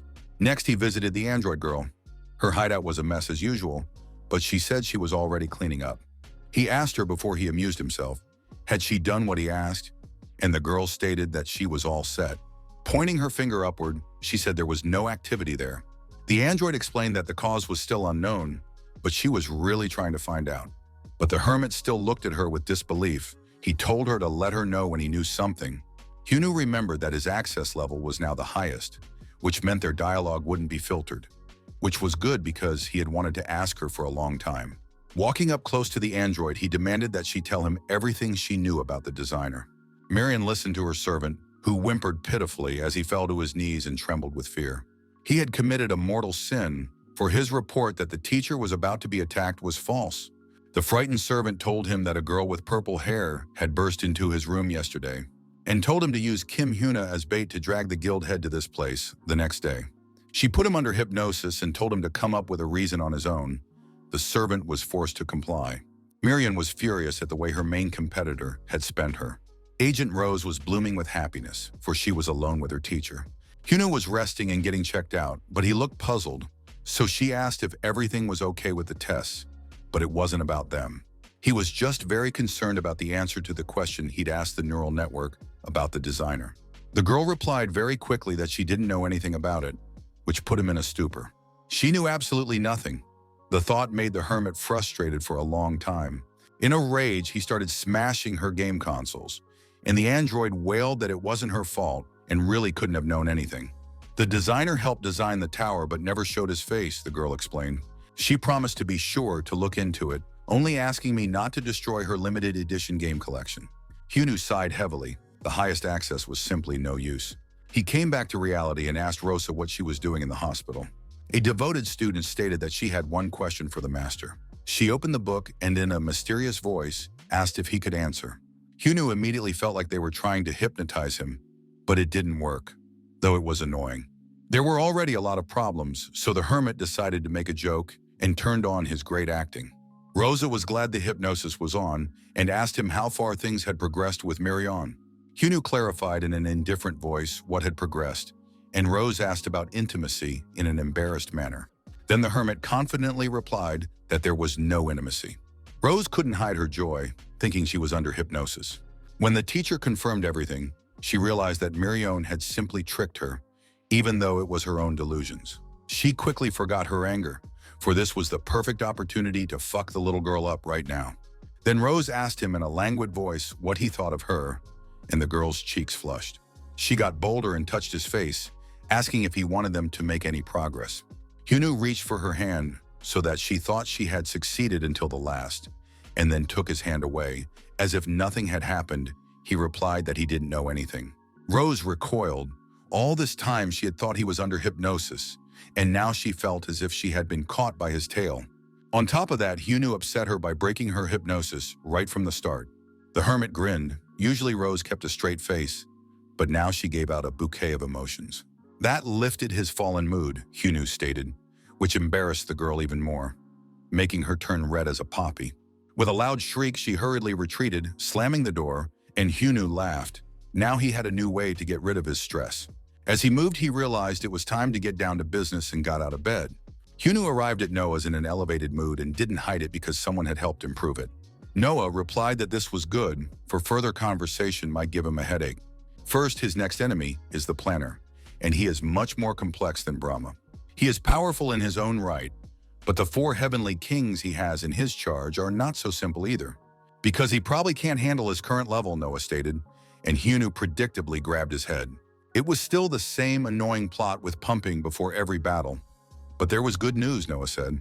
He figured out how to use the lotus that Hyuna had gotten after the battle with Brahma. Lotus Kalpa. The hermit read the boring description, and he didn't like it. It was about terrible ordeals, and he didn't like that. He quickly realized that he was in for another workout before the decisive battle, like a professional athlete. Noah laughed and confirmed everything. Then the annoyed hermit slapped the table in his heart. Hyunu was resentful that he had barely dealt with one adventure and was already being tucked into another. But inside the lotus was great karma. It was surprising to hear about this karma being so awesome. Noah spared Hyunu's mental health as much as he could, and explained that this is karma superior to karma, he stated with significance. The Brahma whom the hermit crushed was a fake, but the lotus karma itself is real, Noah was saying, and Hyunu pretended to understand. But to get such tremendous strength, you need rigorous training, Hyunu quickly realized. All in the standard methodology of classic storytelling, with pumping until you reach the galactic level. Hyunu was required to absorb all karma in its entirety, Noah informed him, which was out of the question. The designer sat in the darkened hall, wondering how his subject would prove himself this time. Someone rudely tore him from his musings and demanded his attention. The planner apologized. He understood that everyone was very busy, all with families and children, and offered to get right to the point. He called the 4 heavenly kings to propose to them. With a clap of his hands, the evil ogre smirked gloatingly. Before that, he told them that the engineer had died at the hands of a mortal from the 9th floor, which surprised them. Eared Tiger was surprised that some pathetic mortal was able to kill the owner of great karma. Raspberry was amazed by this too and hid her embarrassment behind her fan. The Sky Man in the hat also didn't believe this news, as if it was absurd. The demon only laughed at all these cries. He had told them from the beginning that the engineer would not last long with stolen karma. The Celestial grinned, for the demon himself had stolen his karma from his sister, and so was able to climb the tower. The demon immediately became angry and promised to widen the sky god's mouth if he didn't stop. But the man responded to that threat with a threat of his own, promising to cut the demon's arm off sooner. They both felt a powerful pressure from the Tower Lord and immediately fell silent. The planner was pleased with their strength of friendship. It pleased him in the best possible way. Still, they got carried away, and he reminded them of the purpose of the meeting, his proposal. The demon asked him what it was about, since he'd been procrastinating for so long. He didn't understand what it could be, if it was more important than the engineer's death. The planner laid out 4 glass balls of karma in front and said it was a gift to each of them. It was the highest quality karma created to raise their level, the designer explained. Tiger asked what the conditions were and assumed it was to get rid of the enemy on the 9th floor. But the planner condescendingly stated that it's really a gift. They don't have to pay for it. Tiger pounded his fist on the table. He couldn't believe the free cheese. But since he needed a reason, the designer said he just didn't care. It didn't matter what they did with that karma. It would eventually become part of his dinner, he proclaimed. And the whole tower will soon be transformed into a fancy feast. So he wished them to enjoy the gift to their heart's content for the sake of a future feast and licked his lips carnivorously. Hyunu kept trying to figure out what he needed to do. Noah had told him to separate the karma from the lotus and absorb it whole. Not long ago, that was impossible. But some of Hyunu's trophies have been extraordinarily useful, Noah said. Even one of them would suffice as fuel, Noah surprised the hermit. Hyunu realized that the items left over from the battle could be given to his team. He said to keep the karma of the halberd and the dark whale and use the rest for fuel. Noah said he would need 2 weeks to prepare, and Hyunu could rest for now.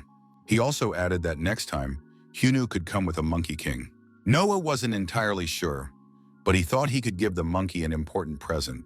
Celestial asked the others what they thought of the alleged gift from the designer, but the demon interrupted all their musings. It was all just idle chatter to him. They were told it was a gift, so they could use it without looking back, the carefree demon decided.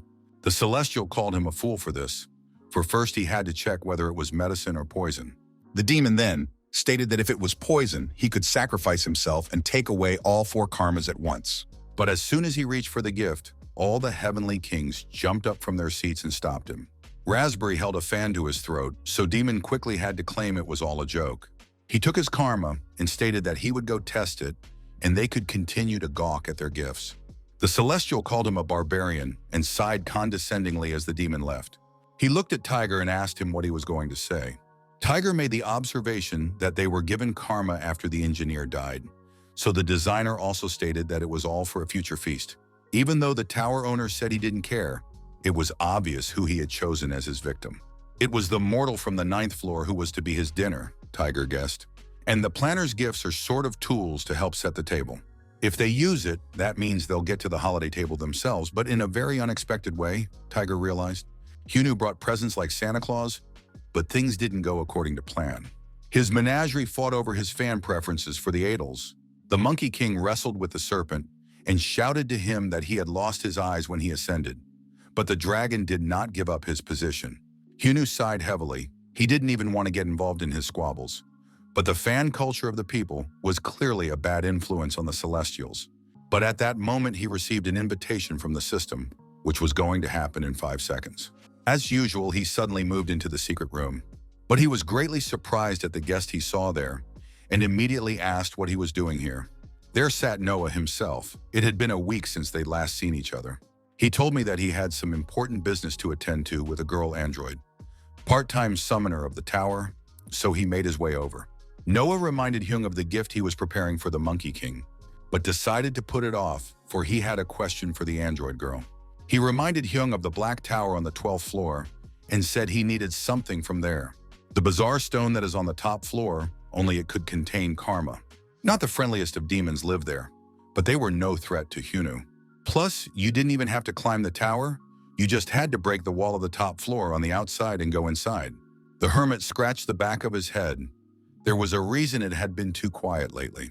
He realized there was nothing he could do, so he agreed to go as soon as he finished a few important things. Noah asked him what had become of the karmas that Hyunu had distributed to his friends. He remembered that although he had given out gifts, his menagerie was butting heads over them. The Monkey King asked Dragon why he was snickering again. If he wanted to use it, he could use karma or not use it. After much deliberation, Dragon made the decision that he would not use someone else's karma. The Monkey King grinned. He had been expecting such a response. He already had experience using other people's karma. After absorbing the plague karma, he became stronger, but was uncomfortable using it due to the unfamiliar clothing. When they fought 3-on-1, it was a plus. But in a 1-on-1 fight, such karma could be a weakness, the Monkey King reasoned. Because it was better not to touch her, in his case, the problem was the inferiority of his own karma, he said. They made their decision when they were joined by a mad hermit. He was leaving again, but told the menagerie that he had other business to settle first. Waving his hand at them, he told them to watch the house, which infuriated the monkey, for he treated them like pets. When he left, the monkey thought about how strange Hyunu looked, because even with a contract, it wasn't easy to use someone else's karma. It always surprised Dragon too. It went beyond simply mimicking someone else's karma. The Monkey King suggested that it was Hyunu's special talent to make every karma his own. He didn't realize that there was someone peeking at them from behind the scenes of virtual reality, and said that Hyunu himself could be far more incredible than the tower. The hermit came to check on the electrician's use of his gift, but immediately realized that the man didn't have time. The thunder god was uncomfortable because of the scale of karma, but little by little he was getting used to it, he said, while the fox rubbed against him incessantly. Hyunu noted that this was great, since things didn't work out for Dragon right away. The electrician agreed. Wielding stolen karma was unpleasant. If it wasn't for his purpose, he would have refused to. But he was too weak to be so stubborn now. The last fight had shown that. Then the god of thunder reminded him of their bargain, for which he had compromised his pride. He asked the hermit to find the karma of the sword god after they defeat the designer. The thunder god reminded Hyun that this was not a request, but their deal, and the hermit confirmed everything. Hyunu didn't understand why Electric would want her if he was so proper he wasn't even going to absorb her, but promised to get it, for after defeating the planner, he could find any karma in the tower, and wished the electrician would train hard. And on this he had to go, and he took out his traveler's compass. As he flew, he thought about how his words sounded like bragging, but climbing indeed was very boring. On the other hand, he managed to arrive quite quickly at the tall black rod. Looking at the wall, he remembered Noah's words. He had said that the wall should just be broken down. Hyunu was glad he was able to get to the wall quickly before he could even blink an eye. Swinging around properly, he tapped politely on the wall. But another wall showed behind the pavement, and Hyunu realized why the recoil was so great. He struck again, this time applying his lightning ability. After several attempts, he managed to create a door where there was none before. Now he should have taken the stone and quickly left undetected, but then he noticed something under his feet and looked. There were some goons that someone had put down before, and that's when Hyunu noticed the horned demon. Hyunu told him to introduce himself first, answering the demon's grumbling. But at the same moment, he noticed that the demon was holding the stone for which the hermit had come and immediately rushed at him. Without any ado, Hyunu grabbed the horny man's hand and told him to grit his teeth tighter, and also immediately hand over the stone he had in his hand and swung it properly. Hyunu struck the unfamiliar demon with such force that it flew backwards and released the stone from its paws. After the demon kicked up a pile of dust, Hyunu gave him a lesson in polite conversation, for they were not friends for familiarity. Catching the stone, he read the description. It was indeed the fancy stone he was looking for. The deed was done. Hyunu was about to run home, but then the demon angrily called out to him, and the hermit turned dark. The demon noted his not weak punch and fired some sort of fireball himself. The demon got more horns and began to bluster that he was bored killing regular mobs, but the alien's blow stretched his muscles. But the demon added that the blow was nothing more than a tickle to him anyway. Hyunu was surprised that the demon's appearance had changed since it had a second phase. It wasn't a normal, rubber-faced mob. The evil demon decided to repay him in the same coin and swung around for a tickling contest. By now, Hyun had to retreat hastily to avoid being hit by the heavy crowbar. He was horrified to see that the demon had shattered a floor made of the same material as the tower, which had taken Hyunu 3 strikes. In addition, despite its large size, the demon was able to develop a lot of speed, which meant he had a top-level illegal in front of him. The demon was even glad that his punch didn't go through. He was just about to try out some new karma. Hyunu was surprised that the illegal suddenly had great karma. And then he asked if this demon was from the 4 dogs of the designer, which immediately angered him. Hyunu realized he had hit a 10, and the demon wondered how a mere vagrant could have such information. That meant that the man in front of him was not just an interesting vagrant, but a terribly suspicious one, the demon stated. With a grin, the gray face said he wouldn't tear Hyuna to shreds, to which the hermit said he was not crab meat and would not let himself be torn. And he added that if the demon's hands were so itchy, let him take off his face and unscrew his ugly eyes. The demon grew angry and shouted loudly that he was about to install a mouth expander. But the hermit apologized, saying that he had already done everything and did not intend to stay longer. Calling the room out, Hyunu said goodbye to the demon. The android girl realized that he had just escaped to a hideout to hide from the demon, but Hyunu claimed it was a tactical retreat. After scratching the back of his head, he stated that he had taken the power of the Heavenly King. He had checked everything, which meant there was no need to waste any more energy. Thanks to the fact that Summoner's strength had returned, he could move straight to the 9th floor. So he's just taking advantage, Hyunu said. But the android countered that it takes 5 hours to prepare to move. But Hyunu didn't mind it, for he had a lot to discuss with her. Then he asked her to talk about the great karma. Already 2 illegals were talking about it as if it was encountered at every turn. The girl thought about it. It would take a long time to explain in detail, she said, but decided to simplify and said that there is a clear difference between great karma and ordinary karma. Usually, karma is the power to be obtained through sacred recognition by one who has passed countless trials, someone recognized by a deity as a dragon, and the king of the apes and electric gained karma by creating a legend about themselves. Simply put, normal karma required a lot of work, Hyunu realized. Achievements are not as important to great karma, nor is someone else's recognition required, said Android. It was impossible to master this karma on your own. You had to go through a special process. Great karma is a power wielded from birth, she said. It is what it is. Perfect divinity. Someone expressed doubts about the truth of the reason why the designer distributed great karma to the 4 heavenly kings. Raspberry said it's about common sense, not simple doubt. Previously, all karma, except for bribes to the top, the Tower Lord had appropriated it for himself, but now he was just giving great karma for nothing. The planner chuckled at those words. He always thought she was bright. Even drooling with greed, she didn't stop pondering every suspicious move she could spot. Prudence is one of the reasons why he selected her as one of the 4 heavenly kings, the tower owner said. But her acting left a lot to be desired, because the designer had already realized that she recognized his intentions. Raspberry then asked him directly if he really thought they were fodder for a mortal, and the demon didn't deny it. Then the girl was greatly surprised that he thought a mortal would survive a battle against them. The designer laughed. Of course, with the current power, this was not possible for a mortal. Then the demon asked her to imagine that it had happened after all, and she shuddered at its power. The tower owner again carnivorously licked like a lunatic and said it was his unrivaled treat. Raspberry called him crazy, but the demon only brushed it off. If there was food capable of satisfying his hunger, he didn't care. Hyunu gave up under the pressure of the android girl's gaze and admitted that he really didn't understand anything. The hermit stretched tiredly. He didn't see much difference. One karma was better than the other, he said.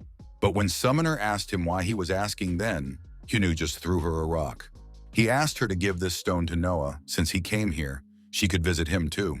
He asked her if she could close the floor like last time, but the Summoner replied that even if she tried, it would only be enough for an hour.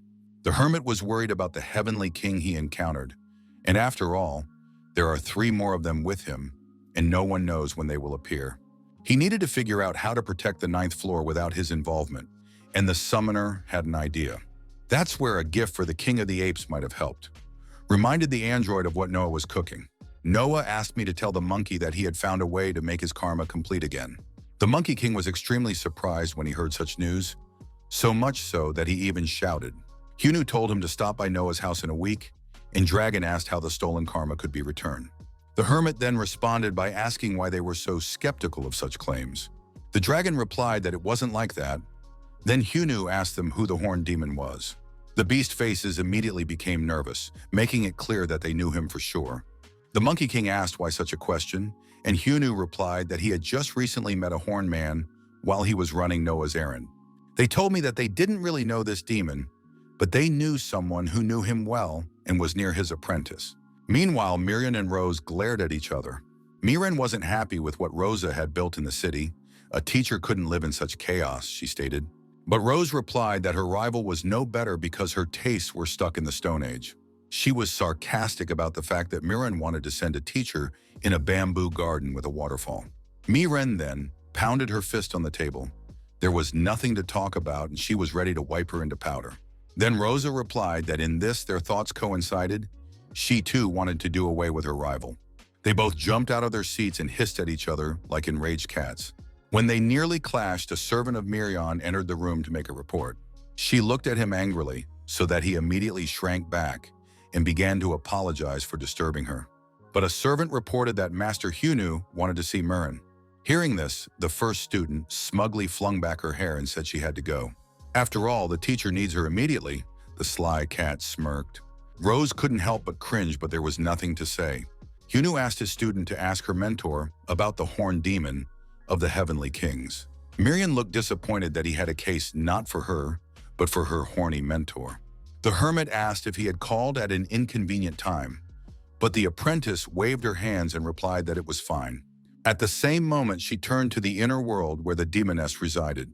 After a brief conversation, Miriam informed him that the demoness wanted to invite him into her personal space. Even though it was sudden, hearing Demon's name made her want to talk to him in person. It was convenient, Hyunu thought, but didn't know how to go about it. Miriam asked to put her hand on her shoulder, which the hermit did. After a moment, Hyunu was in the middle of the ruins and realized that this was her space. Turning around, he saw the demoness and returned her greeting. It had been a while since they had seen each other. She definitely wanted to spill out all her emotions, but restrained herself from asking how he knew the horned demon. The hermit immediately noticed that she was much more creepy than usual, so he told her everything as it was. Afterward, it was his turn to ask how she knew the sky demon. The demoness laughed. In a way, they had the one and only relationship in all the land. She revealed that she was the older sister of that oak tree who had stolen her karma and escaped to the top of the tower. Hyunu was greatly surprised, for they were very different from each other, but Demona was indeed her younger brother. The 2 horns on the demon's head were originally hers, and their color is different because they were colored by his energy, the demoness explained. She began to climb the tower, and even teamed up with Miriam just to punish the little rascal. Hyunu marveled at their friendly and kinship relationship. After calming down a bit, the demoness said that she had a request for him. She asked him to help her, just as he had helped the dragon and the Monkey King. She had even agreed to a pact with a pledge of her soul if he doubted. And then she would take full responsibility for her stupid brother, the demoness declared. A week later, the king of the apes and Hyonu arrived at Noah's place on his ark. The impatient macaque immediately lunged at Noah, demanding to get to the point without delay. He wanted to know right away if his karma could really be returned, but he shook Noah so hard that he couldn't say anything. Realizing his mistake, the macaw let him go and apologized guiltily. Noah was not angry, for the monkey was understandable. But before he started, he took out the box and set it on the table. There turned out to be a lotus made with a fancy stone, as Noah explained to them. Hyunu asked if it was true that by absorbing it, you could get great karma. Noah warned that you still had to remain cautious, but suggested starting with yokai, whose situation needed urgent attention.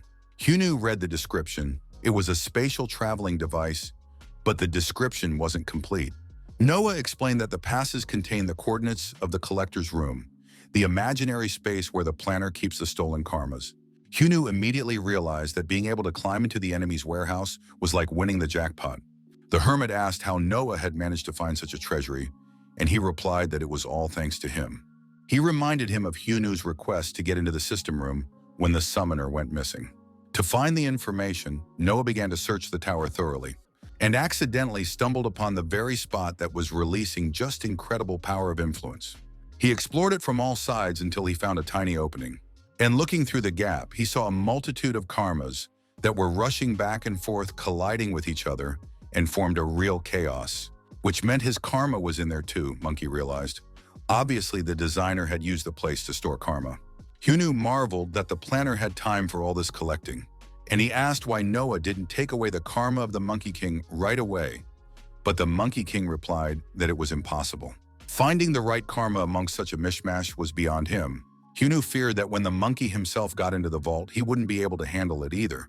But Noah reassured him, saying that karma always recognizes the owner. Hyunu was surprised that karma had an instinct to return home just like pigeons, which was rather convenient. The hermit then suggested stealing all the karmas from the vault, but the macaque objected that this was not a good idea. When absorbing a large amount of karma, the body wouldn't be able to withstand it and would collapse, explained the Monkey King. There was except the option of doing a training session with each karma stolen. But instead, the monkey had a better idea, he declared, and picked up a rock. He decided to be a real little brother to his lazy family. The celestial demon was talking to the celestial demon, and the latter told him about their encounter. The mortal whom demon met on the 12th floor calmly dodged his blows, and to everything knew who they were. The demon annoyedly added that he barely wanted to wave in earnest as the mortal slipped away using a strange teleport. Raspberry then speculated that that mortal might have been the tower owner's future dinner party. She showed his image on the palm of her hand, and a small figure of Hyunu appeared there. The demon jumped up from his seat and shouted loudly that it was exactly him. He was surprised that Raspberry knew what he looked like, and the girl told them that she had recently spoken to the owner of the tower and had learned of his true intentions. The demon balled his fist again in annoyance, realizing that the mortal he was facing was the tower owner's dinner. At this, he quickly left the meeting and when asked where to, replied that they knew themselves. He wanted to eat the mortal whole along with his bones, the demon growled angrily.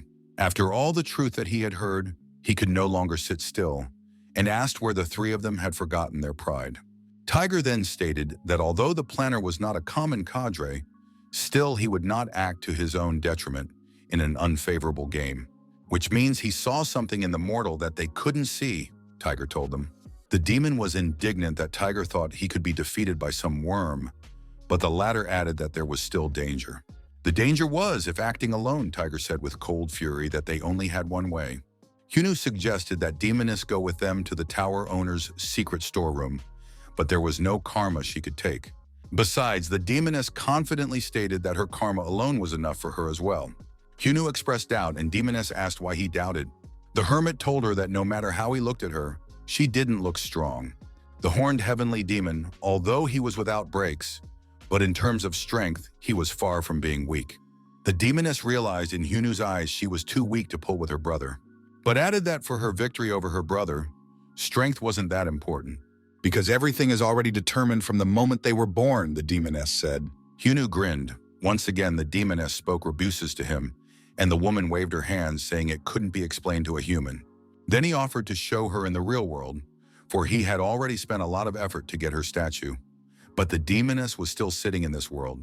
Then she said that there was no other way, because if her brother sensed her energy, he might run away even further than before. So she waits patiently for the moment when her brother will be completely unsuspecting and appear in front of her. Hyunwoo came back to reality. A little time had passed and his female students were fighting again. He yelled at them, demanding that they stop the mess immediately, and reminded that he told them to get along with each other. Both girls lowered their eyes guiltily before him. Hyunwoo sighed heavily. He already had a headache from their squabbling. As he calmed down, he noted that Rose had shown up very quickly, despite the fact that he had suddenly ripped her off. But the girl was glad to come. She was summoned urgently. How could she not show up, Noreen said, and squinted at her competitor. Miriam immediately realized that the insolent wench had remembered her words from last time and returned them. Hyunwoo thanked his apprentice for rushing over to him quickly. There was work for her to do. He came closer to her and put his hand on her shoulder and said he had a request. With a serious look, he asked her to stop the 4 heavenly kings. The 4 heavenly kings had just prepared to invade the 9th level.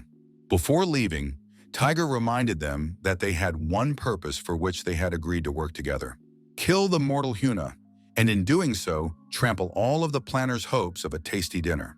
And since everyone understood, he gave the command to depart, looking into the tower well. Noah thought Hyunwoo would come later, so he asked him if he was ready. Before leaving, Hyunwoo asked his apprentice to deal with the signaling device that would stop petty thieves while he was away. It had been quite some time since she'd gotten into it with the android, so they should be done by now. The Monkey King that went to rob the treasury should be back soon too, Hyunwoo said. Which means everyone has already done their best, he said rather matter-of-factly, because there's less work to do now. There's only great karma left to absorb when you don't have to worry about other little things, the hermit said. Except the balloon was big and Hyunwoo didn't know how to swallow it. Noah suggested he just clench it in his fist and gather his will there. Noah had warned him again that it could be dangerous. Hyunwoo understood, but there was only one way out. Until you try it, you won't know for sure if karma will pay off or not.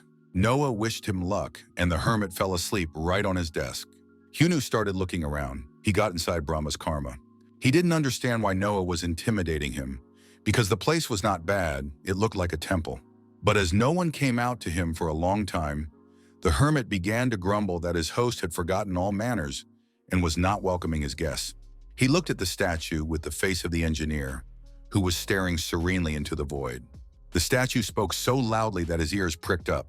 The owner told him he was surprised to be noticed, and after all, he had tried so hard to hide. The real appearance of the master of karma was shown, and he introduced himself as Brahma. He was looking forward to it because he wanted to know who had so ruthlessly killed one of his personalities. Noah was sitting over Hyunwoo when someone called out to the creator, asking if the hermit had left. He saw and immediately recognized the summoner and one of Hyunwoo's students. He asked them what was wrong, for they were in the process of making a signaling device. The girls told me that the unit was ready and the 9th floor was securely sealed. Then he asked what had brought them here, and the little android got nervous. The thing was that she had detected a powerful flow of energy that was heading towards them, and that's when Noah got nervous. It looked as if the 4 kings were coming toward them sooner than they thought, and already on their way, the girls hurried to Hyung to break the news. But they were too late.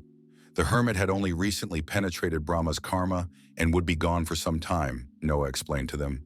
He asked the summoner how much their password door could withstand the onslaught of the 4 heavenly kings.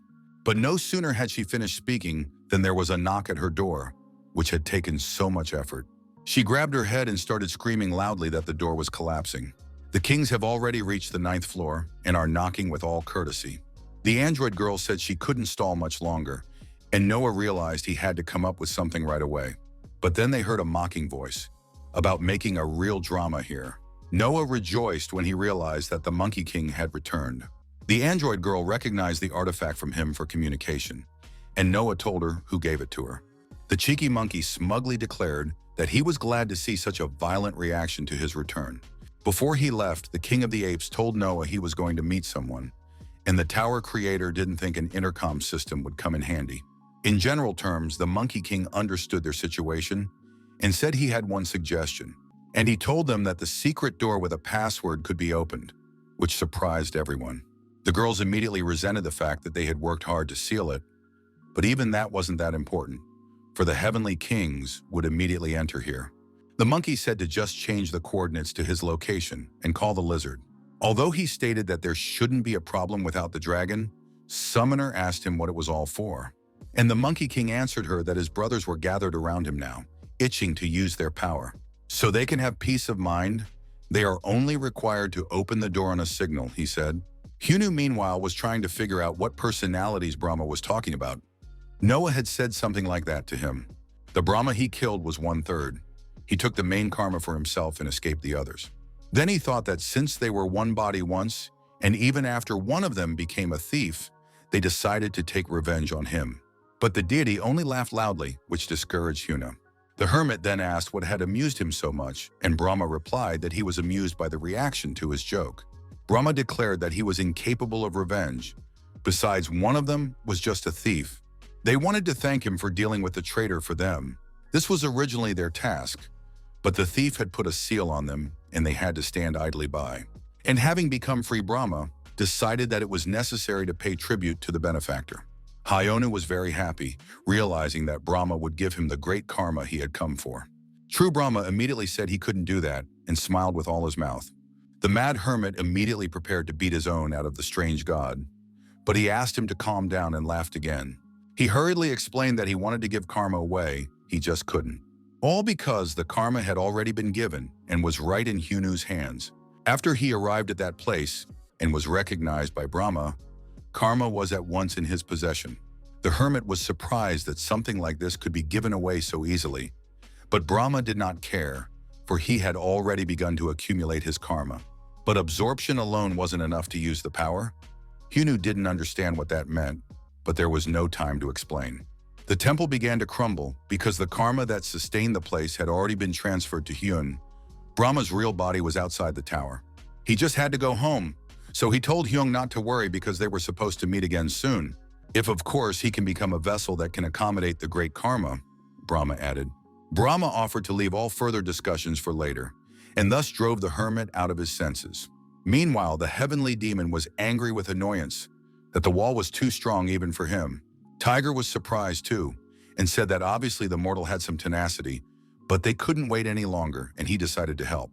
The demon snapped back that he wasn't done yet, but Tiger pointed out that now was not the time to brag to each other. But at the same instant, the secret mega wicket opened without waiting to be tampered with. The heavenly kings were very surprised to realize that the mortals from the 9th floor had opened the doors themselves. But when they came out, they appeared in a strange place. Tiger immediately recognized the welcoming committee in the form of the king of the monkeys, who immediately started teasing them, saying he was already waiting. And he added that the cat had better say hello first, not to the king of the apes, but to the other one. Hovering above them was Dragon, who was already anxious to talk to an old friend. The dragon told the cat that he didn't think they would meet under such circumstances and called him a traitor to the 4 corners of the world. It's been a long time since Tiger abandoned his position and ran away to join the planner, and asked if Tiger was now sitting comfortably on his throne, and he gritted his teeth in anger. He shouted to them what they were up to if they were setting traps. After all, this is foolishness. The 2 of them couldn't stop the 4 heavenly lords anyway, shouted Tiger. Tiger gritted his teeth again and said it was all talk. The demon next to him wanted to start already too. Instead of saluting, he launched a projectile of fire at the king of the apes. And the projectile turned out to be himself. The king of the monkeys told him that they were getting their noses in the air because they were just pacifiers with gift toys. And so they try in vain, the pacifiers can't compare to the original. The monkey spoke, and the demon stopped, his attack failed. All because the Monkey King got a second boss phase, the battle-winning Buddha. Tiger recognized the look and shouted for the demon to get out of there immediately. He started to brag that he wouldn't lose to some monkey, but Tiger interrupted him. He had already noticed something wrong. After all, the karma of the Monkey King was comparable to that of the Buddha. The demon was about to run away when he received a powerful poke from the macaque. If it were up to him, he would have dealt with the demon right away. But there was someone who wanted to see him, Monkey said, and shoved the teleport balloon into his mouth. The demon nearly choked on the glowing golden orb. He disappeared with a flash of light, and the king wished him a happy journey to his grave. The demon found himself in the middle of the ruins and cursed foully at the macaque. But when he heard from the back a greeting, he immediately flinched at the sound of that voice. Demoness told him that his unwelcoming appearance hurt her in her heart because they had not seen each other for so long, and stood before her brother. She was so happy to see him, she wanted to tear her eyes out on the spot. The tiger asked the monkey what the trick was and where he had sent their buddy, to which the monkey asked, "Would you run to catch up?" and offered to run in and prevent a touching family reunion. Tiger was pissed off beyond belief because the monkey had been getting a lot since he got his karma back. He turned into a huge tiger and said that to them possessors of great karma, even the heavens are not afraid. The dragon noticed that Tiger's appearance was not as he remembered it, and the monkey agreed with him. The look had become more imposing. It was a great karma that belonged to one of the 4 heavenly kings who controlled the world order. And called out the name of the warrior in the green robe, which referred to Indian mythology. He also added that the others received equally impressive gifts, having reached the level of sainthood. And they're just lowly yokai whose karma isn't all that significant, Tiger said. He asked them if they thought they could still stop them, just the 2 of them. Tiger blustered that since they had figured it all out, they should vigorously lay out where Hyun was. But a strange sound interrupted him.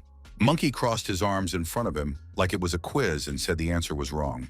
Everything Tiger said was wrong except for one thing. They really wouldn't have an easy time fighting them, even with their karmas back. So he called his brothers so that they would not be bored at home, the Monkey King said. And out of the hole in the sky fell 7 wise men with beast faces. The Monkey King started introducing their entire menagerie in voiceover, but it's still a set of extras, so who cares? The last piping sage told Tiger that he knew of his service to the planner and let them meet unexpectedly, just right for a warm-up. Monkey clapped his hands together contentedly. By all the rules of the yards and streets, 8 against 3 was considered a normal spread, if not against you. Even though he wasn't a fan of such battles, but after all, their opponents had gotten great karmas, and mobs would extinguish even a lion. "That's the moral," he shouted to his brothers, and the yokai rushed to the attack. Meanwhile, in the ruins of the demoness world, there was also a battle of their own, brother and sister. The demon was breathing heavily. He should have been stronger than his little sister, but for some reason he was inferior to her. He couldn't even touch her during their fight, and once again he experienced a forgotten sensation. It felt like his karma was refusing to fight his sissy. Hearing this, the demoness called him a fool, for everything followed its own path and nature. She suggested he ask her for forgiveness, so much so that the brother was even taken aback. Not only did he steal her karma while she briefly fell into slumber, he also destroyed her homeland with the heavenly mountain. For that very thing, she said, he should be crawling on his knees right now. But my brother shouted loudly that it was all bullshit and got up from his knee. He admitted that he did everything, but he didn't see it as a big deal. After all, they're yokai and can do that. Sis laughed at his naivety, so much so that she even grabbed her face. And then I told him I was very grateful to him, which confused my brother. Up until this point, she still had kindred feelings, but thanks to his filthy mouth, she was able to get rid of them completely. And at that moment, the horns on the demon's head crumbled as if they were made of clay. The demoness told her brother that even though he knew the nature of the yokai, he was not at all versed in the laws of karma. She obligingly explained to him that karma has a will that seeks to find its master. Because her brother had actually come to return her stolen goods herself, the demoness said and struck. She asked him in a commanding voice what it was like to complete the second coming of the Akasha proper. After the destruction of the temple, Yunu found himself in complete emptiness and darkness. At first, when the temple was collapsing, he had just blacked out, but now he didn't realize where it had taken him. He was fidgeting like a dummy when he heard a voice that was once his awakening. The hermit flinched at how commanding he sounded, as if from everywhere. He became nervous at having someone sneak up on him from behind so easily, and demanded his interlocutor introduce himself. And when I turned around, I was immediately amazed at the disgusting thing I saw. An eye hovered beneath him, asking with an invisible mouth if he really didn't know him.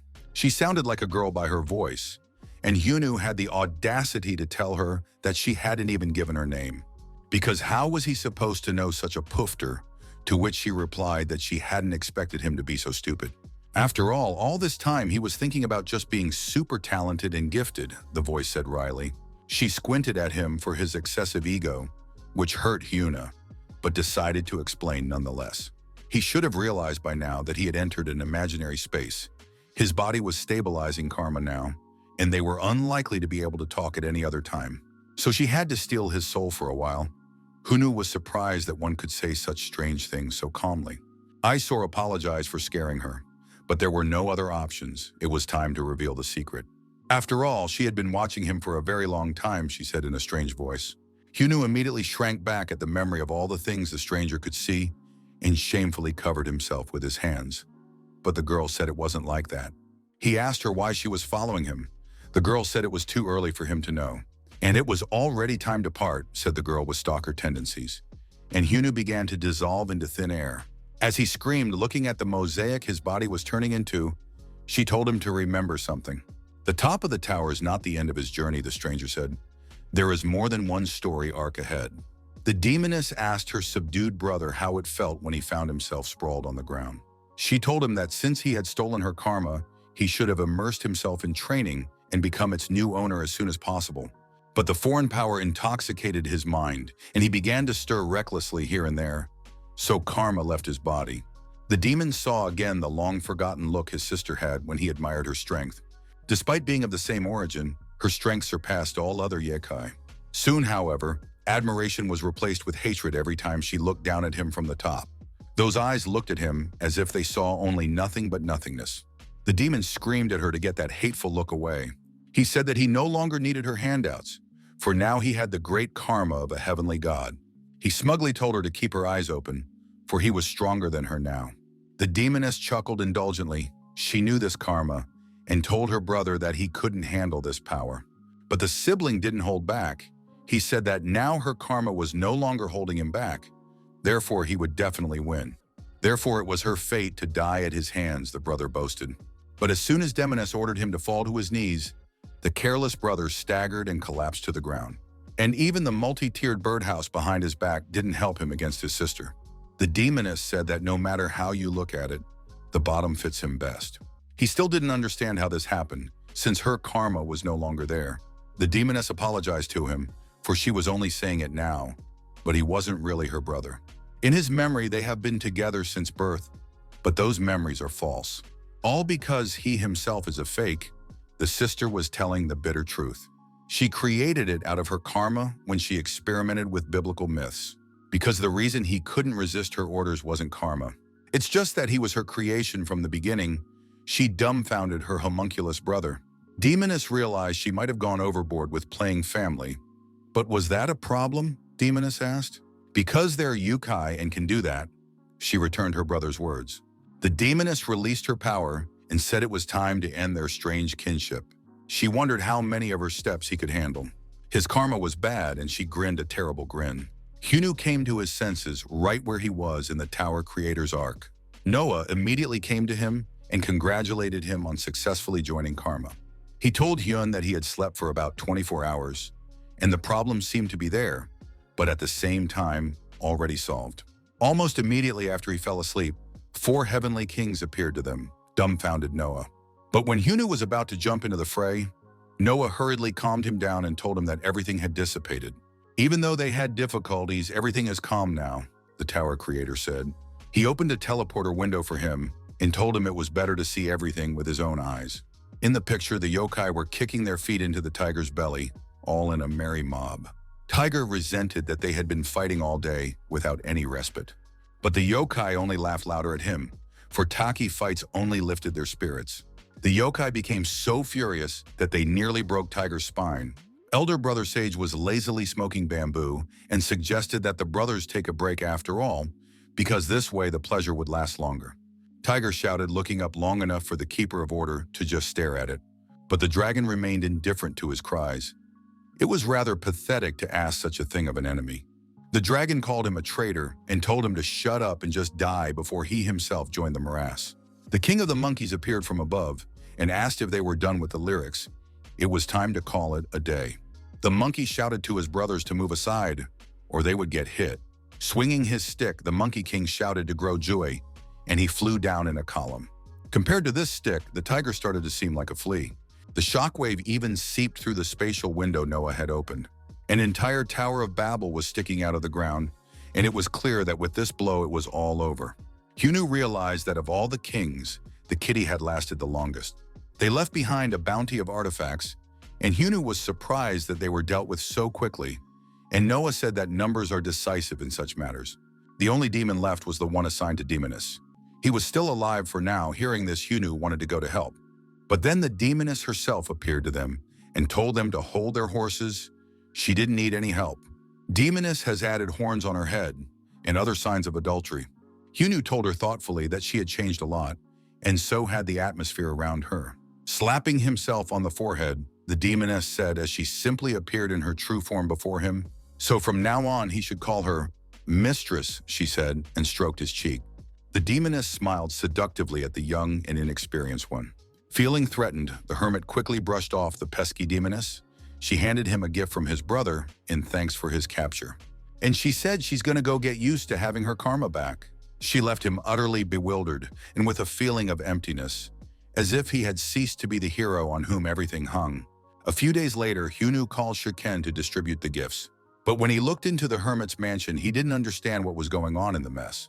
The Monkey King, meanwhile, was introducing his brothers to Korean idol pop culture. He claimed that the girls in this group were as beautiful as the Celestials, and the yokai moved closer to the screen. The elder sage, meanwhile, tried out all the varieties of tea that were as good as the drinks of the Celestials.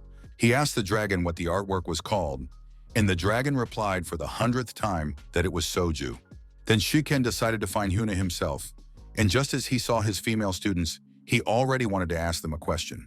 But those walked without noticing anything around them and emitting a murderous aura. They had faces like they were having an argument, and the humble guy decided to keep quiet and just follow them. Shirken was amazed that Hyunu was giving them the karma of high-class conquerors. But Hyunu confidently gave his friend the sword and said it would be better than the previous one. Noah said that the great karma of the 4 heavenly kings disappeared the moment they were destroyed. The only thing left was the regular one, and it was of little use, and there was no time to practice, Hyunu explained. So he decided to give them a ride of unprecedented generosity. After all, only his friends could cover him when he went to the top of the tower. Shirken even wept with joy. Next, he handed Miriam a steel gauntlet, saying that this item would suit her. The girl was very happy to receive a gift from her teacher, so much so that she couldn't even find the right words. The Demoness had shared one secret of seduction with her, and Miriam had to apply her strategy. The apprentice assumed a cat-like cute pose and thanked me for the gift. The sight she saw gave Hyuna a lightning bolt of Spanish shame. A few hours ago, the Demoness had admonished her that men were most attracted to those who triggered their protective instincts. Of course, already now, Miriam was already very strong to pretend to be weak. So she had to just pretend. The sweetest pet that had been with humans for a long time. A cute and affectionate kitty, Demoness said, much to Miriam's embarrassment. The girl didn't understand why the man had to impersonate a cat, but the Demoness insisted. After all, a pet could become a life companion at any time, the cunning Demoness said, and Miriam thought for a moment. The words of her life companion sparked her far-reaching dreams. It seemed like a great idea to her at the time, especially since her experienced mentor supported her. But looking at the teacher's dumbfounded face, Miriam quickly blushed with shame and embarrassment. Hyunu pretended not to see anything and told her to use the gift for her own good, which only fueled her feelings of shame. He next beckoned to Rose, and the girl came proudly toward him. She immediately discerned her rival's intentions, pretending to be a pussycat to trigger the teacher's protective instincts. It wasn't a bad move, but it could conversely weigh a person down a lot, Rose thought as she accepted Raspberry's fan.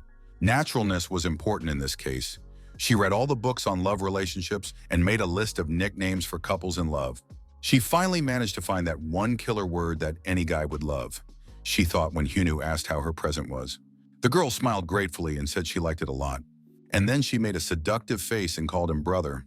Now a wave of Spanish shame came over Miriam, though Rosa mistook it for envy. She thought her mentor would like it too, but the hermit ignored her like a competitor before. Scratching the back of his head, Hyunu sadly said that it seems like everyone is a little off today. On that note, he decided to make a quick getaway, as he still had business with the android Av, and told him to try out the gifts. To make sure no one had any objections, Hyunu used the pass to the Viruchai room and disappeared in a blue flash.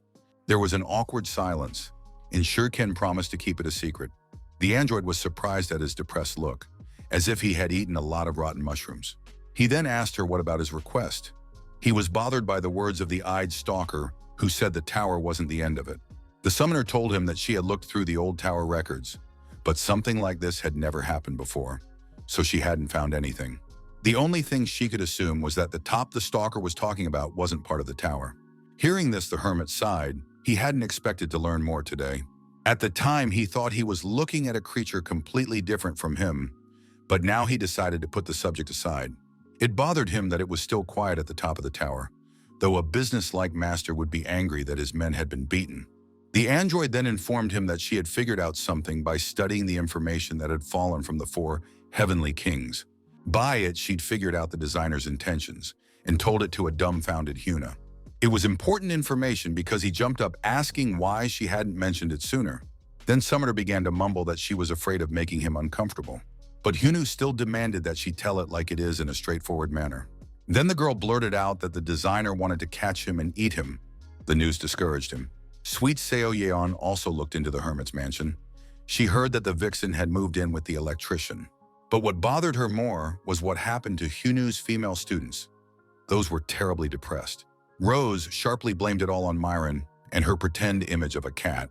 But she started screaming so much that it was Rosa who was talking like a crazy person and ruined everything. They immediately began to fight, unable to hold back any longer. Seo-yun heard that the fox had returned and asked her to help break up the wild girls, but marveled scarcely saw in what company and how the 9-tailed one was going, and asked what it meant. Today was their first day, said the fox. He told Electric to go to the room and wait for her, for she would come soon. Smiling, he called her a Lapulet and asked her not to linger. An atmosphere of pink flies enveloped them. Seo-yeon was extremely surprised. She knew the fox was running after Electric, but the latter was known for his prickly temper. But you couldn't tell that from him now, and she didn't understand when things had had time to change so much. Seo-yeon demanded again from the 9-tailed fox to explain everything. She wanted to ask her how she had melted Electric's heart, but then 2 predatory cats leapt at their prey. They ran Seo-yeon's cutie out of the way and went straight for the fox. Clawing at her hands, each demanded to know how to get a man. Meanwhile, the creator of the tower sat over the blueprints in his ark and said that the time had come. He inspected the magic circle again and decided to consult with Hunu first as he suddenly noticed him at his place. Noah was just about to reach him, so there was a time to see the hermit, but he suddenly grabbed him by the collar. Hunu angrily demanded to find out how to get to the planner, and if he didn't know, to find out immediately. He was furious and wanted to rip out the tower owner's tongue. Noah couldn't even guess what caused this. He tried to reassure Huna first. No matter what, the enemy wasn't going to escape them anywhere. He added that anger wouldn't help anything, and Hunu pulled back a little and apologized. When the hermit told him everything, even the creator of the tower was astonished at the true reason why the 9th floor had been under attack all this time. All because the rogue wanted to eat the hermit's dinner, even though it was unethical to eat sentient beings. To put it more precisely, Hunu added, the projector wanted to absorb all the karmas collected. Now they understood why a creature for whom it was easy to destroy the earth had waged such a long war of attrition. Hunu was to him something like a pig on a farm being fed to slaughter, to wit, out of need for protein, not for omnipotence. All this time he lived as a hermit and worked hard because of the rascal who saw him as food. Therefore Hyonu was furious. He obviously couldn't hold his temper after that, and Noah took it in stride. After learning of the designer's intentions, Hunu had thought about everything properly, and now he couldn't get rid of it. He couldn't shake the feeling that the land was in danger because of him, because if it wasn't for him, all those illegals wouldn't have invaded. Even though it sounded delusional, Hunu still couldn't help it. He wanted to get to the designer as soon as possible and put an end to everything. But to do that, he needed Noah's help. Noah sighed heavily. Punching his way to the top floor was no easy task. After all, the paths were blocked off, and it took a particularly powerful spell to overcome the firewall. Luckily for Hunu, it was just in front of him. It took a while to set up, but that was the solution to their problem. The hermit was indignant. For having such a thing, Noah should have said so earlier, but the creator had withheld it because he knew of Hyonu's violent temper. That one would have just torn into the planner and gone to rebirth in a couple of moments. But even now, it was a little early to go there, for Hunu had barely learned how to use the great karma he had received. Noah could sense the difference in energy, so he had a condition. The hermit was to achieve the ideal of mastering Brahma's karma while he finished with the magic circle. Hunu grinned and promised he could handle it. It wasn't the first time he'd been through tough training. In return, he asked Noah to open an imaginary space for him and to call those who were now chilling on the earth. After all, it was time to collect rent from the entire menagerie for free lodging, the hermit said and scratched his fists. The planner sat alone and anticipated a soon-to-be dinner. Truthfully, he regretted that it was too long of a tale to follow Hyuna. He couldn't let some brats interfere with his plan. Besides, Hyuna was along with the tower's creator at the same time. There was no doubt that Noah would find the spell and make his way to the top of the tower. But in this case, the owner of the tower decided to play a little prank on him. After briefly talking outside, the fox finally realized what the two students wanted from her. Looking at their beady burning eyes, she didn't even know what to say back to them. It was nothing like what she had seen before when she first met them. It was hard to believe that both were obsessed with the same person. She wondered where the gentleman got so much charm from. But deciding that her life will be calmer, immediately agreed to help them, confidently stating that for her, such a thing is a piece of cake. But after thinking about it seriously, she began to get nervous because I had to tell the two girls how to attract the attention of men. She was the kind of seductress that had been playing with men for thousands of years, absorbing their life force. An old woman with a long history. Since it was part of her natural gift, the vixen didn't need any special cues to use it. But now it was playing tricks on her, because she had nothing to say and she realized she was in trouble. She couldn't tame someone stronger than herself, and she couldn't say she was born that way. In Electric's case, they were just soulmates. He surprisingly preferred reckless girls. But tell the fox the truth, the apprentices wouldn't leave her with a wet spot. She didn't know how to be at all since even Ms. Seo Yun had left this madhouse. Miriam couldn't stand the silence first and asked the fox why she was silent. Rose tried to reason with her. They both thought that the fox's advice must be so grandiose as to be unspoken, the meter of their expectations running as high as the fox's anxiety level. She needed to squeeze something out of herself right away, she thought, when she heard someone else's conversation. There were two Yikayas walking along, grumbling about being chased back and forth. Secretly from the others, they were leafing through a little book the Monkey King had recommended to them. He told them that this piece would make the hearts of the yokai beat more often, and she called herself the newly met host. Foxy seized on this clue and asked the girls if they were ready to make platonic love real. Meanwhile, Hyunu moved into the imaginary space where he gathered everyone and thanked them for their presence. Yokai and even Electric listened to him carefully to see what he was up to. But then the hermit noticed that the main beast monkey and dragon were not at the meeting and asked where they were. He was told that they were very busy, as today was the broadcast of their favorite pop idol group, and Hyunu was surprised at how quickly the yokai were drawn into the human world. The laziest sage asked the hermit why he had called them. It had to do with the designer, or rather Hun needed help.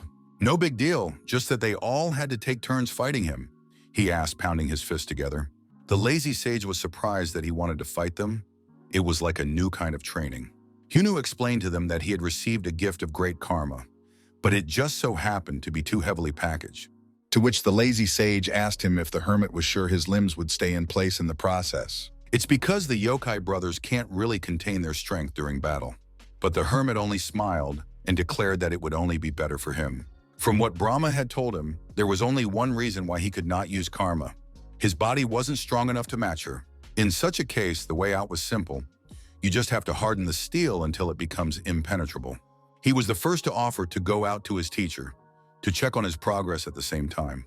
Just recently, Electric had regained his original karma, and now nothing restricted him.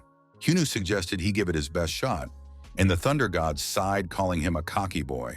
He was just about to test his sword, and the hermit was perfect as an opponent, he said. Hyunu noticed that his weapon had changed. It used to be bigger, and the electrician said it had deformed in the process of use. It was as if the sword had adapted to its master, he said, and Hyunu marveled at his level of swordsmanship. He stood in a picture pose before the fight and declared that he would surpass the teacher. The Thunder God responded in kind, and there was a rumble and explosions from their blows between them. Meanwhile, at the top of the tower, its current owner was conjuring nonsensical magic circles. He hadn't worked with them in a long time, so he had no time for uninvited guests, he said into the void, and asked the guest what brought him here. The man in the suit's name was Hermes. Hermes asked the demon what he was trying to accomplish, and at the evasive answer asked him not to play dumb. Today was the day of the surrender of the promised karma, and the planner pretended to be surprised to learn that Hermes had come to collect the debt. The planner offered to give a few karmas at once, but Hermes said they wouldn't postpone payment times for the sake of ordinary karma. They needed great karma. The designer said he finished the job on time. Here was karma, and here was not. Hermes gathered a blob of energy into a ball and fired it at the designer, who had been sitting with his back to him the whole time. But the man repelled the attack with a slight gesture of his hand, as if it were an ordinary snowball. The planner asked what was this mess because he was about to meet a guest here, and Hermes was making a mess. Then the guest in the suit turned around and said that for the sake of great karma, they would wait 2 months. However, if he did so again, the anger from above would not end there, Hermes warned. The planner smugly said he'd take note, and they said their goodbyes. The demon resented the fact that the guest appeared to be painfully noisy, which was quite unusual for him, but in any case, the extra witnesses were shrunk. Meanwhile, the Monkey King did not take his eyes off the TV screen, where another pop diva was shown. He admired the purity of the girl's face, not realizing it was all filters and makeup. The star that the Monkey King was rooting for was ranked higher than the one that the dragon was rooting for. But then they started fighting again with nothing to do, and the macaque started to fight. At the dragon's indignation, he asked him why he was sitting there with a sour face, as if burying someone. But Dragon denied there was a problem, and said he was just thinking about it. He was worried about how much time was left before Hunu defeated everyone, Dragon said. And here even the macaque became quiet. After all, he too had to wonder what Hunu had abruptly gathered them for, the dragon said. Neither the Yokai brothers nor the thunder god Electric will be able to overpower Huna, for none of them have attained divinity. It took someone like them to pull out all the power, said Dragon. And the Monkey King agreed with him for once that the hermit needed a lot more power. Even in their help, there was a limit. They both knew how precious great karma was. It could not be purchased. So whoever wants to possess it needs an unequal opponent. He needs a stronger opponent, which would pressure Huna until she stretched out her legs. And if there was no suitable candidate, then the macaque and the dragon would have to go. But they both knew that a real monster was about to come to the hermit's place, which is stronger than the two of them combined, the monkey said as the demoness appeared over the battlefield. And since that lady would be coming and would have to leave for the auditorium anyway, so the Yukai decided to make the most of their time and watch the concert. But they were interrupted by some noise. The nine-tailed fox was loudly admonishing his female students. The yokai didn't understand why she was screaming as if something had happened. The girls at her feet collapsed without strength. The vixen insisted, for they themselves had asked for her help, and now they were dejected. Suddenly, the damsel experienced embarrassment. They were unaccustomed to interacting with a teacher like this. But the vixen only sighed. They could do what they wanted, but then they would just remain apprentices for the rest of their lives. Since her help was no longer needed, she decided to leave. But the girls clambered to her feet. They promised to do anything as long as she continued her training, but the fox really hoped they would just back off because of the shame. But the two girls proved incredibly resilient and still glared at the fox. Looking at their puppy dog eyes, the vixen only cheered up more. She loved to bully others. She told them to go back to addressing and start practicing again, putting their heart and soul into it. The girls started tentatively, but then shouted out with all their passion, calling Huna the master. The dragon and the monkey were extremely discouraged by what the girls were doing. The yokai in the imaginary space noted that the celestial demon Electric had already surpassed the level of mortals and would soon be equal to them in strength. Then the laziest sage said that it was all talk of the future. Now he had reached his limit in the battle with Hayunu, because the hermit had turned into a wild monster that was beyond him. Of course, Electric felt intuitively that his former apprentice was stronger. But it couldn't even occur to him that the difference between them was that big. Hunu easily fended off his attacks. No matter how much Electric tried to distract with false put-downs to Huna, he saw them all. And the blows in which he put all his power, the hermit even took head-on. Hunu's movements were ultimatums. It was as if they were telling him not to waste energy and to focus on the point. It does not consist of some random sword swing, but a sword capable of cleaving even the heavens themselves. The electrician couldn't believe that he was now receiving instruction from his student, and his reputation as a teacher was over. He had no choice but to acknowledge reality, so the electrician stretched out his arms in a gesture, recognizing Hunu's strength. With the truth the hermit had shown him, he had managed to bring his technique closer to the point of limit, the electrician said. Hunu was surprised, for he hadn't said or done anything, but the electrician had already left. saying it was time for him to hone his skills. He promised the hermit that next time it wouldn't be so easy, leaving the apprentice puzzled.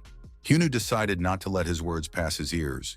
He was still a little surprised that the electric had gotten stronger, especially that powerful blow that couldn't be dodged, and he barely fought back. But that still wasn't enough. There needed to be more danger, Hyunwoo thought, and started looking around.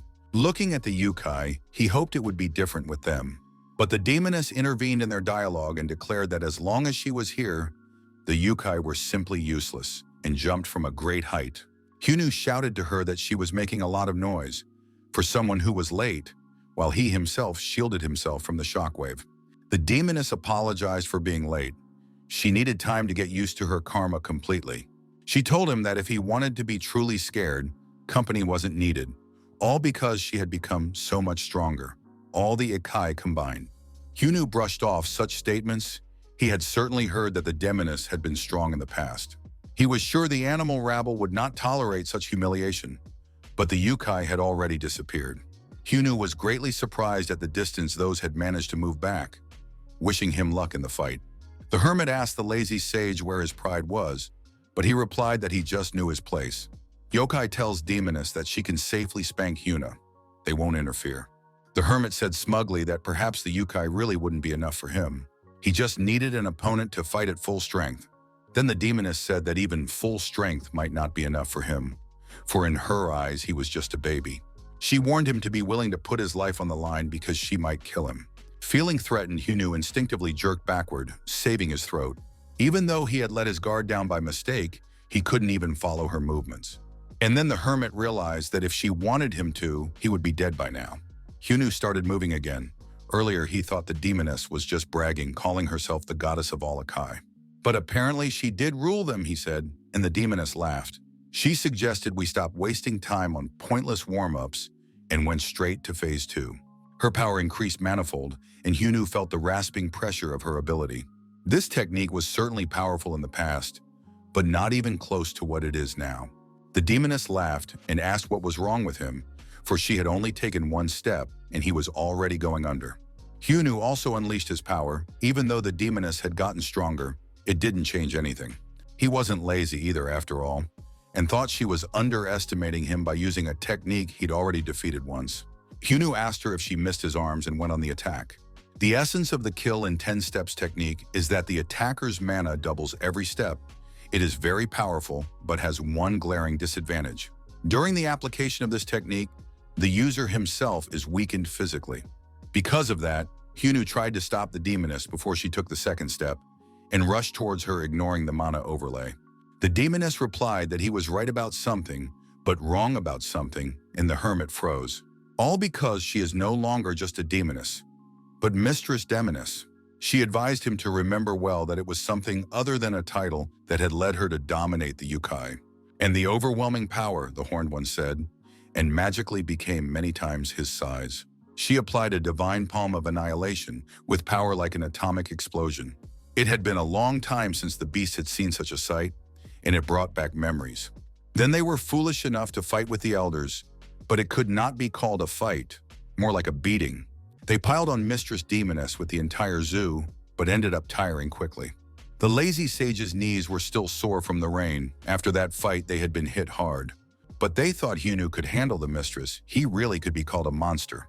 And if he uses the great karma, even the elder demoness won't be happy. And if he doesn't, he won't stand a chance, the yokai reasoned, watching him struggle.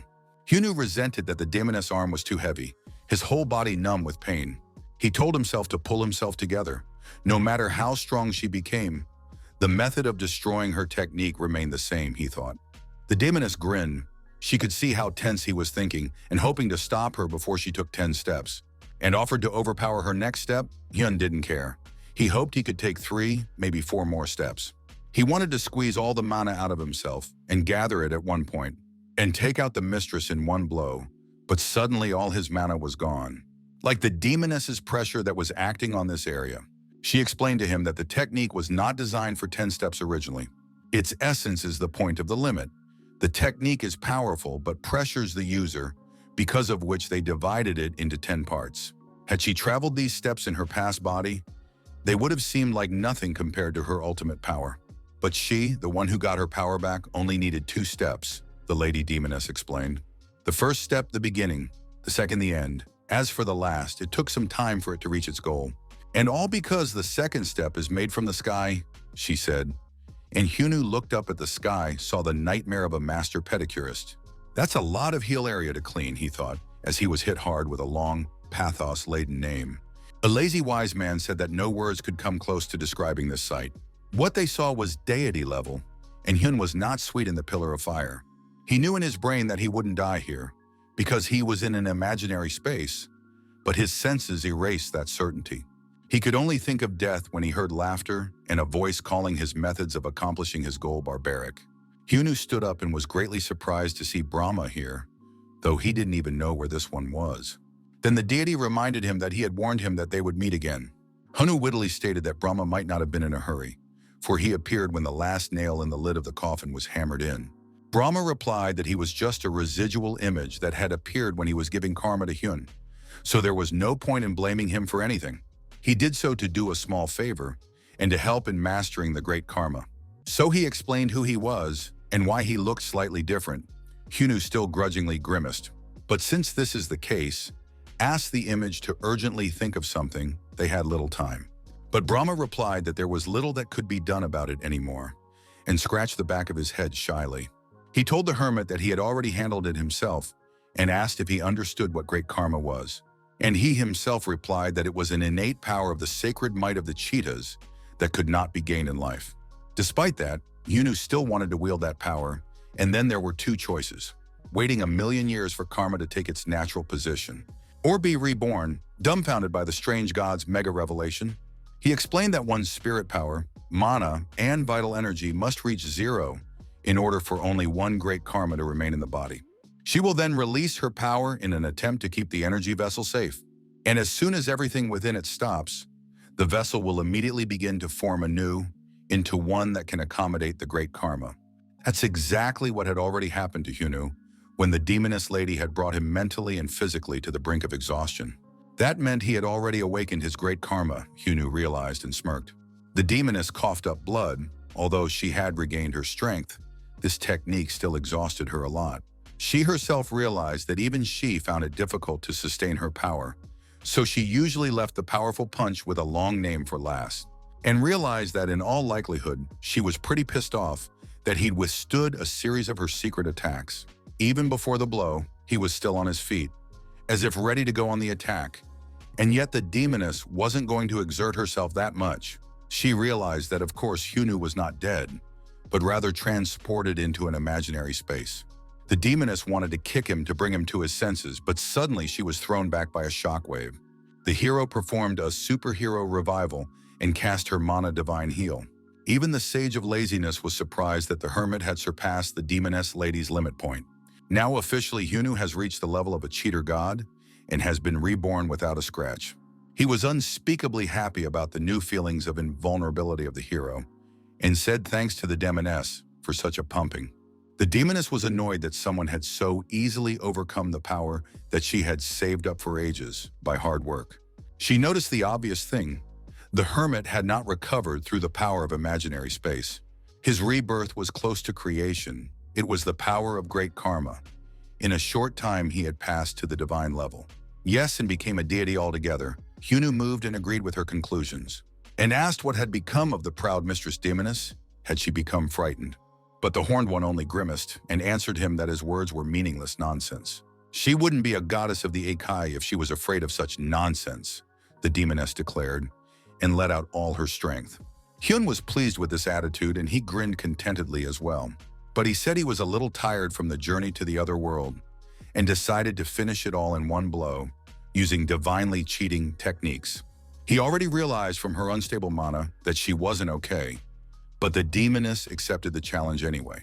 They both shot rays of love and kindness at each other. The residual image of Brahma grinned at how crudely his protege's great karma was being used. His debt to him was now closed, and he could only wish the hermit good luck. The lazy sage shouted to the others to apply mana barriers, or else they would be hit by the rays of goodness and love. Another explosion produced an act of terraforming in imaginary space. Noah, who was doing his sorcerous business with the tower code, got distracted, sensing a special energy, and realized that the hermit had made it. Hyonu laid the horned mistress on the ground. She lay there without strength, he himself also barely breathing.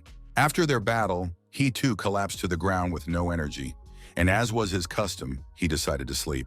He awoke again at Noah's Ark, where he lay on a hard wooden bed, and grumbled unhappily that all his bouts lately had ended with him fainting from exhaustion. Hyunu noticed Noah and asked him how long he had slept, and was told that it wasn't that long. The tower creator was greatly frightened when he was brought in his arms by Madame Demonis herself. Noah wanted to reprimand the hermit for his recklessness, but praised him because the great karma had taken root in his body as his own. And in that regard, there were two pieces of news. Bad news and very bad news, Noah said. The magical teleporter was ready, and now Hyunu could get to the top floor at any time. But an unforeseen circumstance came up, Noah said. After he finished the teleporter, he investigated the upper floor's defenses and found that the planner had strengthened it after learning of their plans. And therefore, the number of possible passengers on the tail is greatly reduced. Their maximum is 5 people. Moreover, the defense could become even more powerful, so that even Noah's teleport would stop working. He suggested that Hyun come up with a new plan, but he wouldn't even listen. It would take too long, the hermit said. He was already planning to go alone, and here was a chance to take 4. That should be enough, gave out the expected answer to Hyun. And they had 24 hours to prepare to think properly about who to take with them, Noah warned. But Hyunu had already thought of everything. He promised to bring everyone with him, but then he remembered there was more news to come, and Noah said it was from his students. It was more of a request. They gave Noah the coordinates, he told the hermit, and snapped his fingers.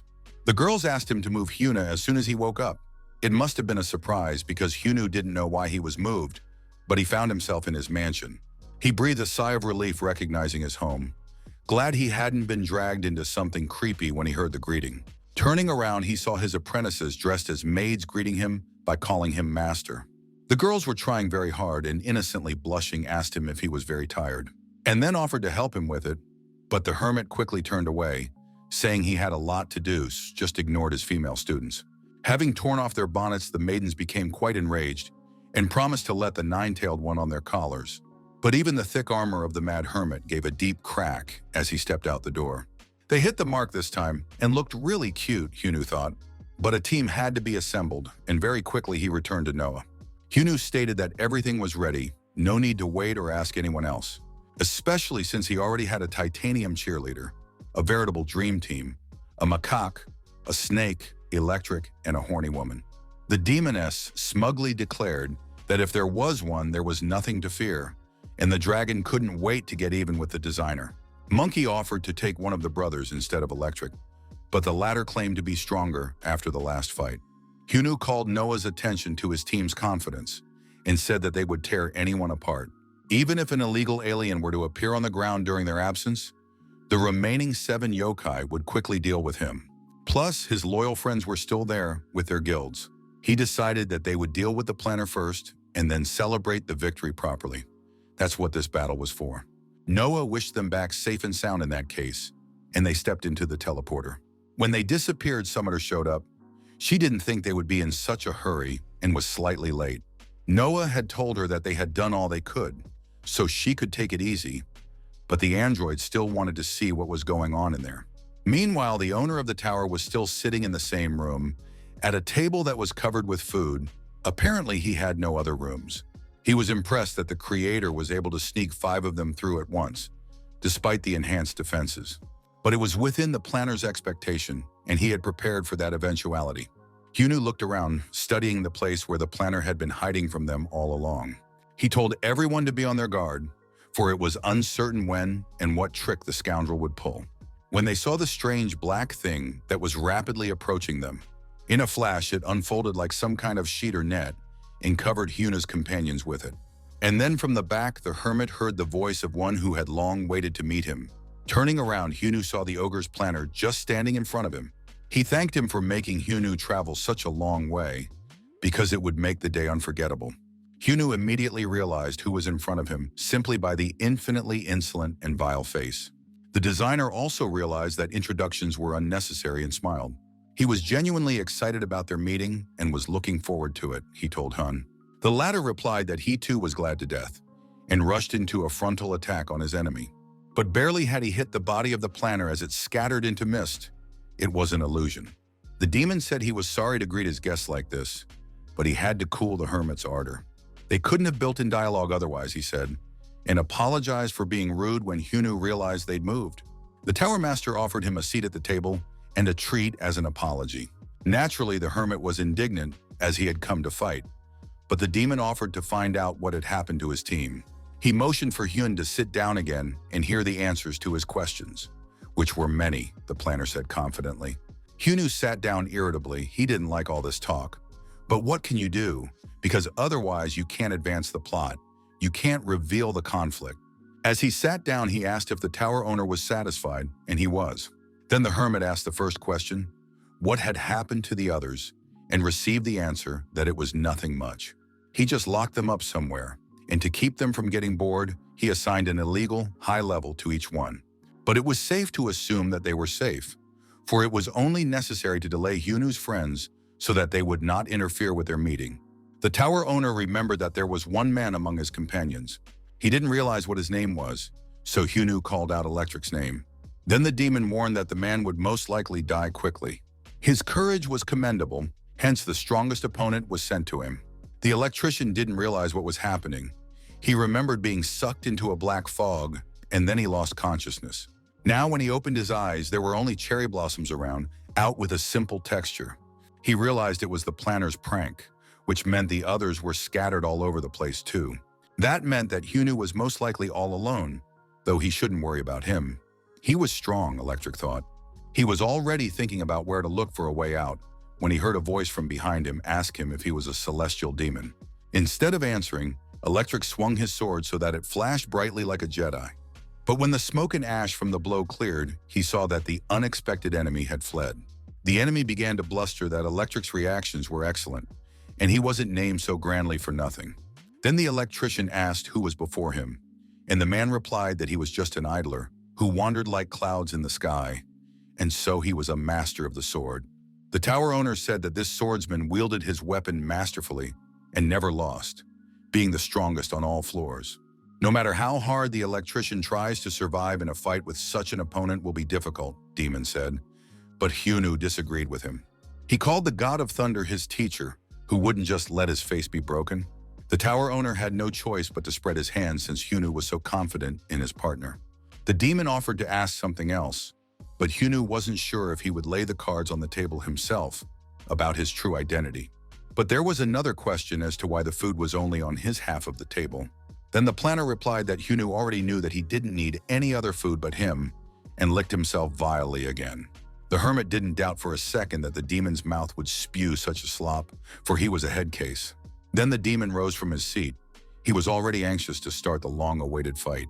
The demon had been watching Hyunu for a long time and sensed the karma of the thunder god in him, the great power of the dragon Tao that circulated in his heart, the mana of the Monkey King, and even the sacred power of Brahma. All of these karmas were incapable of coexisting with each other, but Hyunu owned every single one of them. And the flavor that the demon could smell whetted his appetite many times more than any snack. Hyunu realized that the creature in front of him was mentally ill and shot rays of kindness and love at him. Since the demon was so ravenous, he decided to promptly feed it, and he came at it with his fists again. The voiceover began to read an ancient legend no one wanted. That long ago, there were rumors of a brave warrior with an unusual sword. No one could keep an eye on him, much less touch him with a hand. And so the rumor reached the king, and the warrior was invited to the palace. The king wanted to make sure that the rumors were true, and the swordsman's skill had reached a divine level. There was nothing outstanding about the warrior's skill, but since he was asked by the king, he said he would show one dance, and drew out his purple-tinted sword, which was the foundation of his skill. He put his whole heart into this demonstration of ability that day, and those who watched it shouted in rapture. It was as if a celestial was dancing in front of them, and the dance was called the Noble Sword of the Universe. So very original. Because when he swung his hand, the heavenly demon was immediately struck and injured. Never before had he met such an opponent, his movements impossible to anticipate, and marveled that the highest art the enemy had attained was through dance. But the electrician still had another chance, and he swung his sword again and let out a wave of fire. The disco dancer with the sword dodged the stun blast and already thought he was gone. But then the electrician attacked him again, breaking through the thick layer of dust and smoke. He was glad to finally catch his opponent and swung his sword again. Dancer was surprised that the electrician was able to take on an energy attack and counterattack at a comparable speed to his. He didn't understand where such a monster came from and prepared for a fierce fight. The electrician said he wasn't done yet and attacked with the fire blade again. The sword flames turned into an explosion and then intensified manifold, forcing him to retreat. The electrician threw the dancer off again with a series of simple punches with a powerful pathos name. Dancer bounced back and said he couldn't believe a sword could be used so crudely as a club. He shamed the electrician and took an elusive swing that wounded his opponent again. These were excellent skills for a mortal, but the dancer realized that this was the limit for the electric. The electrician wiped his face and said that he made a lot of noise, as well as his useless sword dance. Then the dancer wondered how it was that the electrician didn't notice the position he was in now. After a couple of fly swings, he's already on death's doorstep, Dancer said. The electrician grinned and admitted that the dancer's swings were a pain, his blows like a residual haze. He took a few hits while chasing him. But what was the big deal, the thunder god asked. Dancing with a sword whose every movement seemed to cut time into many pieces was annoying, he said. Swordsman Dancer joined the ranks of the Celestials due to his skill, and other than his love for his craft, he was not interested in anything. Because of this, after climbing the tower, there was no more hesitation left in his soul. The art of sword dancing was everything to him, so he couldn't hold back if someone insulted him, and this time the dancer was angry. He gave the electrician a head start to enjoy the dance, but decided not to hold back any longer since the enemy didn't value his life. He said he would gladly finish him off and applied the Bankai Blossom Senbonzakura Kageyoshi, said the dancer. He politely warned the electrician that it was the energy of 1,000 streams simultaneously flying in different directions. This technique shaved off all possible combinations of strikes, and the dancer offered to fend it off with brute force techniques. He was sick of giving indulgences, so he boldly lunged at the electrician. It sounded confident, because it turned out that not only the dancer gave the opponent a head start, the electrician also had a second phase. Dancer greatly wondered how the electrician had such powerful lightning power that he hadn't used before. The god of thunder said regretfully that his art had not reached the limit of perfection, though he had tried hard, but saw a free breakdance dancer's breakdance that surpassed any transformation, and so decided to act modestly and not do like a dancer, but instead act on his own, Electric said. A multitude of lightning bolts struck Dancer's sword streams and instantly destroyed them. All the while, Electric waited for his eyes to get used to the dancer's movements so he wouldn't miss a single move, and unleashed all his strength. The dancer stunned at the thousands of discharges and realized that he couldn't dodge it. When he came to his senses, it was too late, for the electrician had already approached him with an arc welder that cuts everything. He struck one blow with a long title that damaged morality with the power of pathos, and won the battle of complexes to who had the cooler title. Hyunu leaned over his enemy. The latter was sitting on the floor of the ransacked office, resting. The hermit thought for a long time on the way here how exactly to beat up the enemy, but realized that it seemed like he was worrying for nothing. Looking at the defeated enemy, he said if he had known of his weakness, he would have shown up sooner. But the ogre only grinned. The demon asked why, even now, Hyunu continued to be afraid of him. The hermit wondered why he would be afraid of someone he had severed both of his arms. But then the demon uttered the question that Hyunu had been asking himself, why he had lost so easily. It's a ruse or some kind of trick, spoke for the hermit demon. What will become of the land if he loses?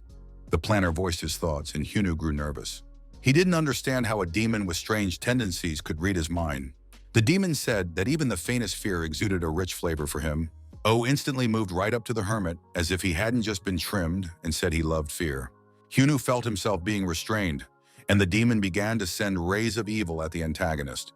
The hermit barely dodged the powerful purple blast. He didn't realize what had happened, whether the demon had moved at high speed or teleported, but the feeling was different. It was as if space had distorted for a split second. It was shadow step magic. It remained a mystery how the designer had gotten this technique, but now was not the time to think about such a thing, Hyunu realized. He decided to finish the demon quickly and attacked again before it could do anything else.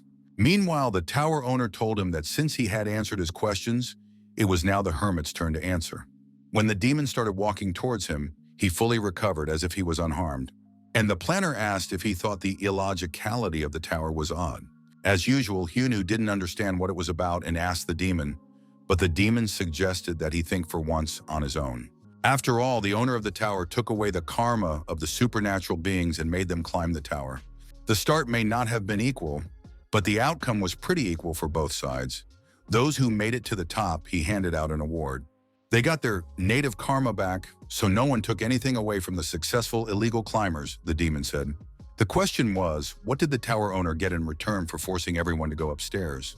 And having said that, he showed Hyun many of his clone copies that had drawn from thin air. Hyunu was surprised to realize that the planner could use the cloning of the King of the Apes. The demon put the karmas of the others on himself, as the adjuster thought to Hyun, but only a fraction of the power was used that time. The planner, on the other hand, was a head taller than the karma owners themselves, and he noticed that the hermit still didn't understand anything. He asked him if he thought the tower had given him all this. For the sake of some couple of techniques, the planner asked contemptuously. He certainly wouldn't make so many enemies among supernatural creatures for such a trifle. All the more reason he wouldn't conceive of a tower, the demon said. And while his copies charged the beams of goodness, he again offered the dim-witted hermit a brainstorm and sent out beams of dark energy. There was an explosion that could have hurt him because he was being held by the demon clones. But after that, Hyunu still had the strength to snap and berate the planner. Hyunu resented that he couldn't think straight because his opponent was talking from all sides at the same time. The hermit was only saved by the fact that he was able to make good use of Brahma's regeneration, which was surprising, the demon noted, since even the engineer couldn't quite master it. Hyunu replied that the demon just doesn't know how good he is, and offered to show his true ray of goodness and love. The designer noted his rough handling of the great machinery, but there was definitely something about it. He told Hyun that he preferred a purer flavor, and a lotus opened in his hand. The rays of good and evil collided with equal power, and the space between them exploded. But in the end, Hyuna was blown away by the shockwave. He still had to retreat. But what the demon showed next was beyond all limits. He possessed to all the techniques of the celestial god of thunder and his arc welding. The demon told the hermit that his end was near and grinned like a madman again. With a wave of his hand, the planner left a wide and bright impact mark. A multitude of lightning discharges rained down on the mad hermit. The stalker girl resented it. It wasn't long before she suggested that Hyun meet upstairs. How her protege was on his last breath, and since it was so bad, decided to help him out a little. The electrician looked at the defeated enemy, who should have realized by now that their fight was over. So the thunder god hoped that the polite opponent would tell him where the exit was, but he replied that there was no need to hurry. After all, the door he needed was already open anyway, Dancer said, and a huge gate appeared behind Electric. The exit was hidden behind an illusion, but Dancer warned that it was still a trap. Behind the door are hungry illegals waiting for their battle-scarred prey. Survival would be hard even with a team, Dancer was saying. But Electric wouldn't even listen. He didn't care. It didn't matter how many enemies there were. His sword was capable of piercing through anything. Dancer smiled placatingly. It was a surprise for him to meet such a person in his last fight. But he told the truth to the electrician as he approached the door. He sensed that hell was on the other side, and this time the truth would have to risk his life. He thought that if he had known about it earlier, he would have seen the vixen one more time before the fight. But then the electrician pushed those thoughts aside. Not that his sword would have shaken during the fight, and boldly stepped through the doors. But when he looked in, he heard the nasty voice of a monkey taunting him for fighting so long. All three of them were already in the room and had dealt with all the enemies. Electric was still a long way from the Ikai, Monkey said, but the Lady Demoness told him not to tease, for the other mortal, Hyunu, had already reached the level of a deity. The same was true for Electric. One day he could be stronger, she said. Yokai told him that they got here a long time ago, but never found Hyuna, even though it's the top floor. They hadn't found anything even with their powers, the macaque said. But the demoness declared that she didn't think so anymore. She wasn't sure, but she pointed her finger to the sky. There was something there. She didn't know what exactly or where it was from above, since they were already on the top floor of the tower. It was like watching a fly flap its wings. Discouraged by her description of the King of the Apes, they thought that if Hyunu was near them, they would have easily detected him by now. But the android showed up and said that the demoness was right. Hyunu kneeled and rested. The forces of evil were too evil and too strong. The demon walked confidently toward him, arrogantly asking if he was thinking of surrendering. The hermit gritted his teeth. He urgently needed to recover.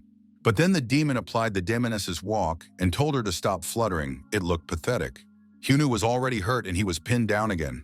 He didn't understand how the planner could have gotten all the karma he knew. "What did this have to do with the tower?" shouted Hyun. And the demoness told him he was getting close to figuring it out. Except that half of what Hyun said was nonsense. The karmas that the planner had were in no way connected to anyone he knew. The demon put a finger to his chin and contemplated what to call his attitude toward the tower. He said they have a symbiotic relationship where they take things from each other. If you give the tower what it needs, it will make an equal exchange, and in return will provide what only conquerors of illegals can get. The demon asked if Hyunu understood what the conversation was about, because the hermit might have lost the thread of the conversation and dumbed it down. Conquerors get the energy that comes whenever a strong person overcomes adversity and grows. That's why all successes and experiences are firmly tied to it, in the essence of their soul, and it's called karma. But since the hermit is a cheater, he probably wasn't in danger of that. The demon said that all the creatures in the tower were trans-dense and spread his arms wide. Hyunu pondered. Never before had his mind been so filled with a single word.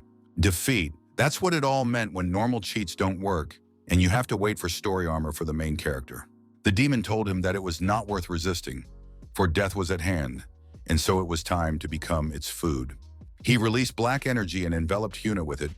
He could no longer recover due to the lack of mana, and overpowered by force no longer.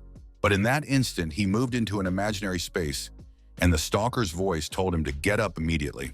She told him that he wouldn't get anywhere if he just lay there, and it was as if Hyunu woke up hearing that.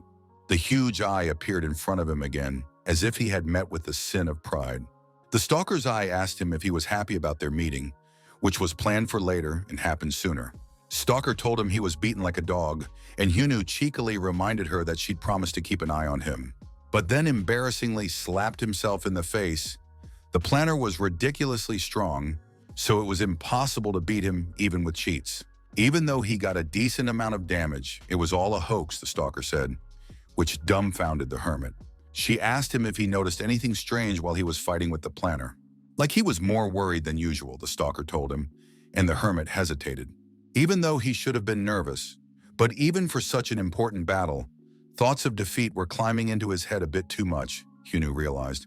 To top it all off, the planner was able to get inside Hyun's head, and he didn't even realize and mistook someone else's thoughts for his own.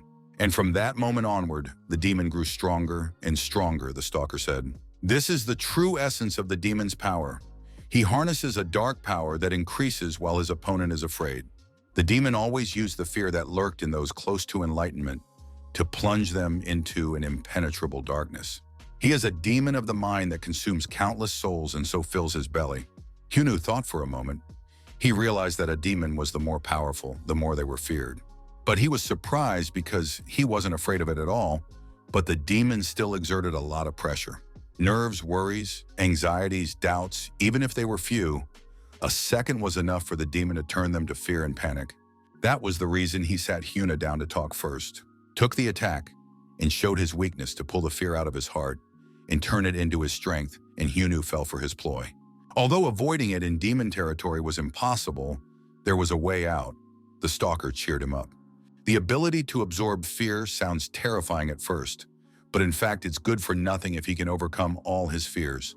Stalker showed him an eerie clot of all the karmas that had to go through terrible ordeals, and it was a cluster of their fears. She had purposely extracted the best for him, with care for his psyche, and Hyunu was surprised at the number of karmas. The hermit wanted to know who she was and how she had pulled it off, but the stalker replied that now was not the time to think about such things. After all, right now the demon was happily devouring his strength and life gains, so he had about 10 minutes to go. The only way to overcome the demon of the mind is to bring this ball of love and goodness into yourself. Then there will be two variants of development. He will transcend himself and reach harmony, after which the demon's powers will not work on him. Or still, fear will take over and he will gradually die, leaving shards of reason. That's a foolproof plan, like a Swiss watch. Stalker said the decision was up to him, But Hyunu didn't even hesitate, immediately saying to press full steam ahead. He didn't want to think because there was no other way anyway and there wasn't much time left. And it was too early for him to die since he hadn't even gone on a date with anyone, Hyunu said confidently. Because he thought it was better to try his best to survive, his fighting spirit was inspiring. Stalker had warned him that while he was fighting his phobias, not a second would pass in the real world. However, the perception of pain, the sense of time in this blob, even she wasn't aware of. But the hermit said that would be enough. He touched the red cloth with his hand and said, "Go," waving his hand. The android explained to the dream team that they wouldn't be able to ascend until the space-distorting magic dissipated. But the Monkey King was still surprised that she was able to get in here. After all, the portal was disposable, but Av herself didn't know how it came out. When all the team members gathered in the area, there was a crack in the security and she was able to get in. She told them she thought she could sneak in here with admin privileges. Until the Yukai came, she used an invisibility artifact and hid near the walls. Looking around the area, the android girl found a magic circle, quite powerful, so she couldn't see what was inside. Since it's something so complex, it means the designer locked Hyuna in there, and even the dragon realized he couldn't break the barrier with brute force. Then the dragon asked her if there was a way to dispel the circle. The android replied that there was, but the distorted distance would be like between heaven and earth. The demoness Sama suggested shortening the distance because while they were chatting here, Hyunu might be absorbed. Without further explanation, the demoness began to use her space-compressing power. The android shielded herself from her incredible power, and the demoness told her to take over the magic circle and dispel it. The demoness, on the other hand, decided to shorten the distance between heaven and earth with her own essence. "And let down that annoying fly," she said, thinking of the tower's owner. The ogre, meanwhile, was enjoying Hyunu's power, the likes of which the tower had never granted him. He liked the flavor right from the start, though it usually takes a while. He couldn't contain himself, for he had originally planned to devour everything individually to stretch the pleasure.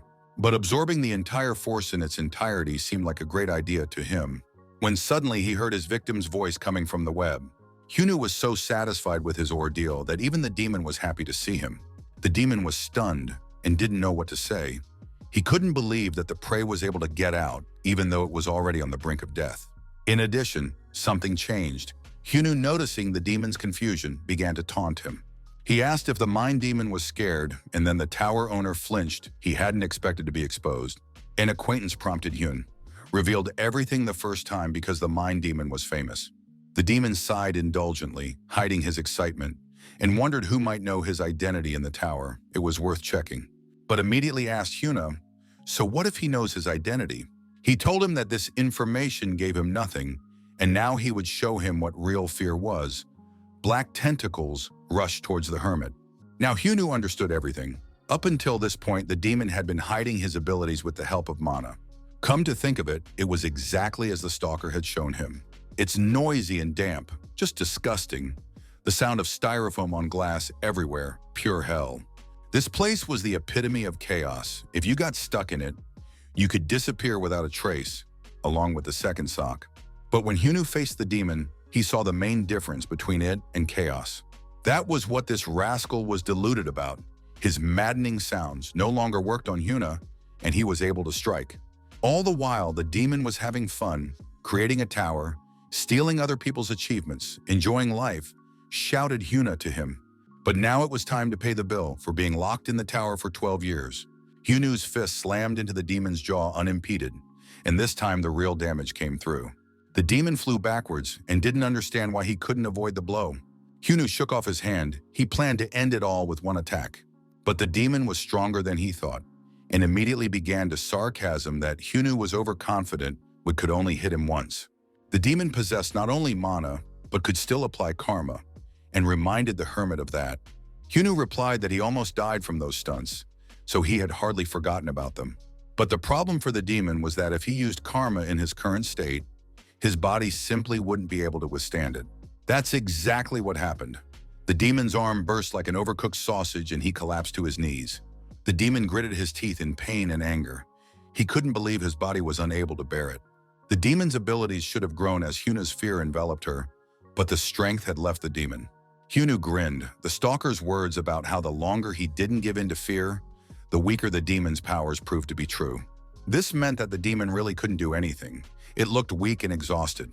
Looking at his fainted state, it was obvious what kind of demon he was. He was already whimpering pitifully because he couldn't do anything without his ability. He thought that his strength could handle any chaos and resist even creatures with divine power. He stood up to the saints that had attained enlightenment and had never before been humiliated like this by a mere mortal. From the expression on the demon's face, Hyunu realized that he had already realized the situation and decided not to stall. The demon's end was near, he said, but suddenly took a knee himself. It was only now that the adrenaline had weathered off that the hermit felt all of his injuries. He still hadn't recovered and was breathing heavily, and the demon caught his chance. He wanted to kill Hyuna without a second thought, but he realized that right now he didn't have the strength to do so. Because of that, he decided to escape first and instantly move behind the hermit's back. Hyunu whined. He realized that if he let go of the slippery worm now, there was no telling how it would turn out in the future. But his body was completely disobeying, and the demon could leave, even though he was losing everything he had gained in the tower because of one man. The demon promised to definitely come back and take revenge, but a fire projectile was already flying at him from above. He instantly sprawled on the ground under the irresistible force. And then he recognized this ability. The Lady Demoness herself stepped on it. At first she couldn't tell who was who, sensing a similar energy, but when one of them started running away, she immediately realized it was a demon. Hyunu would rather die than retreat, the demoness said. However, she herself had lost a lot of strength in when she tried to pass through the demon's magic circle. The demoness could still hold out though, and that was enough for Hyun to deal with him. The demon had gone completely bad, breathing heavily, and was struggling to get up. He didn't understand how she was able to attack after breaking through his magic circle. But he wasn't going to give up. He couldn't leave things the way they were. But then Hyunu patted him on the shoulder to cheer up the tired demon. He promised him that it would soon be over and he would feel better, and prescribed a depressed patient an excellent sedative right in the jaw. For better effect, Hyunu repeated the appointment several times, and then he injected the laxative directly into my stomach, demonstrating all the delights of alternative medicine. But the hermit himself was in such a state that he could barely move his arms. The sight of a beaten enemy, however, gave him real pleasure. The demon pitifully admitted that this time the victory was his, but next time he promised to get even, which made the hermit laugh to tears. The demon told him that fear will always exist, for it is the basis of all living things. An endless swamp that will suck anyone in unless they're drunk, under anesthesia, or in love. He screamed that he was fear incarnate, that it was impossible to get rid of him, such a pathetic mortal. Hyunu replied that there was some truth to that, except that he was protected by the main character's cheats. He said fear is definitely a swamp that drags everyone down. Fears, doubts, anxieties. Your turn to go to the blackboard. The teachers called to parents, he overcame them all. Obsessive thoughts and feelings overpower the owners and weigh down their souls like that lonely ice cream in the refrigerator. But for Hyunu, this place wasn't a swamp. He knew there was always a way out. Even if you were swallowed, there were two whole ones. As long as you walk the paths of doubt, you will always find the light at the end of the tunnel. Only the strongest, or sociopaths, can get to this place. They don't experience fear. Of course, none of them had suffered like he had, but Hyunu knew for sure that a place that seemed like a swamp only seemed like a swamp. In fact, this is just another stepping stone to climb higher, he thought, for he had always been the protagonist. Hyunu started stomping around and kicking his leg like a madman. He shouted that he would only be glad if the demon came back. Then he would stomp on it like a bug again and assert himself. The demon felt tiny then, in front of his power and madness. Hyunu bid him a cowardly escape and declared the tower his own by issuing a powerful volley from his fist. The rays of goodness and love reached the demon, and for the first time he himself experienced the fear with which he tortured the others. The streams of light showed how pathetic and weak he was, and then he disappeared completely. At some building, Hermes reported to his superior that the problem had been solved. He wanted to talk about the upcoming meeting, but the supervisor stopped him. Then blind Hermes asked the boss what had surprised him so much. It appeared that the boss had sensed that the mind demon's magical traces had evaporated, and so had he himself. Hermes suggested that there was a war between the towers, but the chief replied that that wasn't the case, which meant that everything had to be checked out. If the owner of the tower has changed, they should notify him of the true state of affairs, he said to Hermes, who was still asleep. He nodded understandingly and said that he would take care of everything personally because of the importance of the case, and promised that he would immediately go to the 51st tower that was under the control of the mind demon. Hyunwoo looked at his right goodness emitter and couldn't believe he could win. He was surprised that after all that had happened, he was still alive. When he got a bunch of system notifications that he was now a tower master, he still couldn't believe what had happened, even after the notification when the staff of the Monkey King fell from the sky. The Dream Team arrived in time to help him, but Hyunwoo had already dealt with everything. They were all riding on the stick of the King of the Apes, who was holding the android Av's hand. He asked the girl why she was with them and how she ended up here, but she tiredly replied that it was a long story.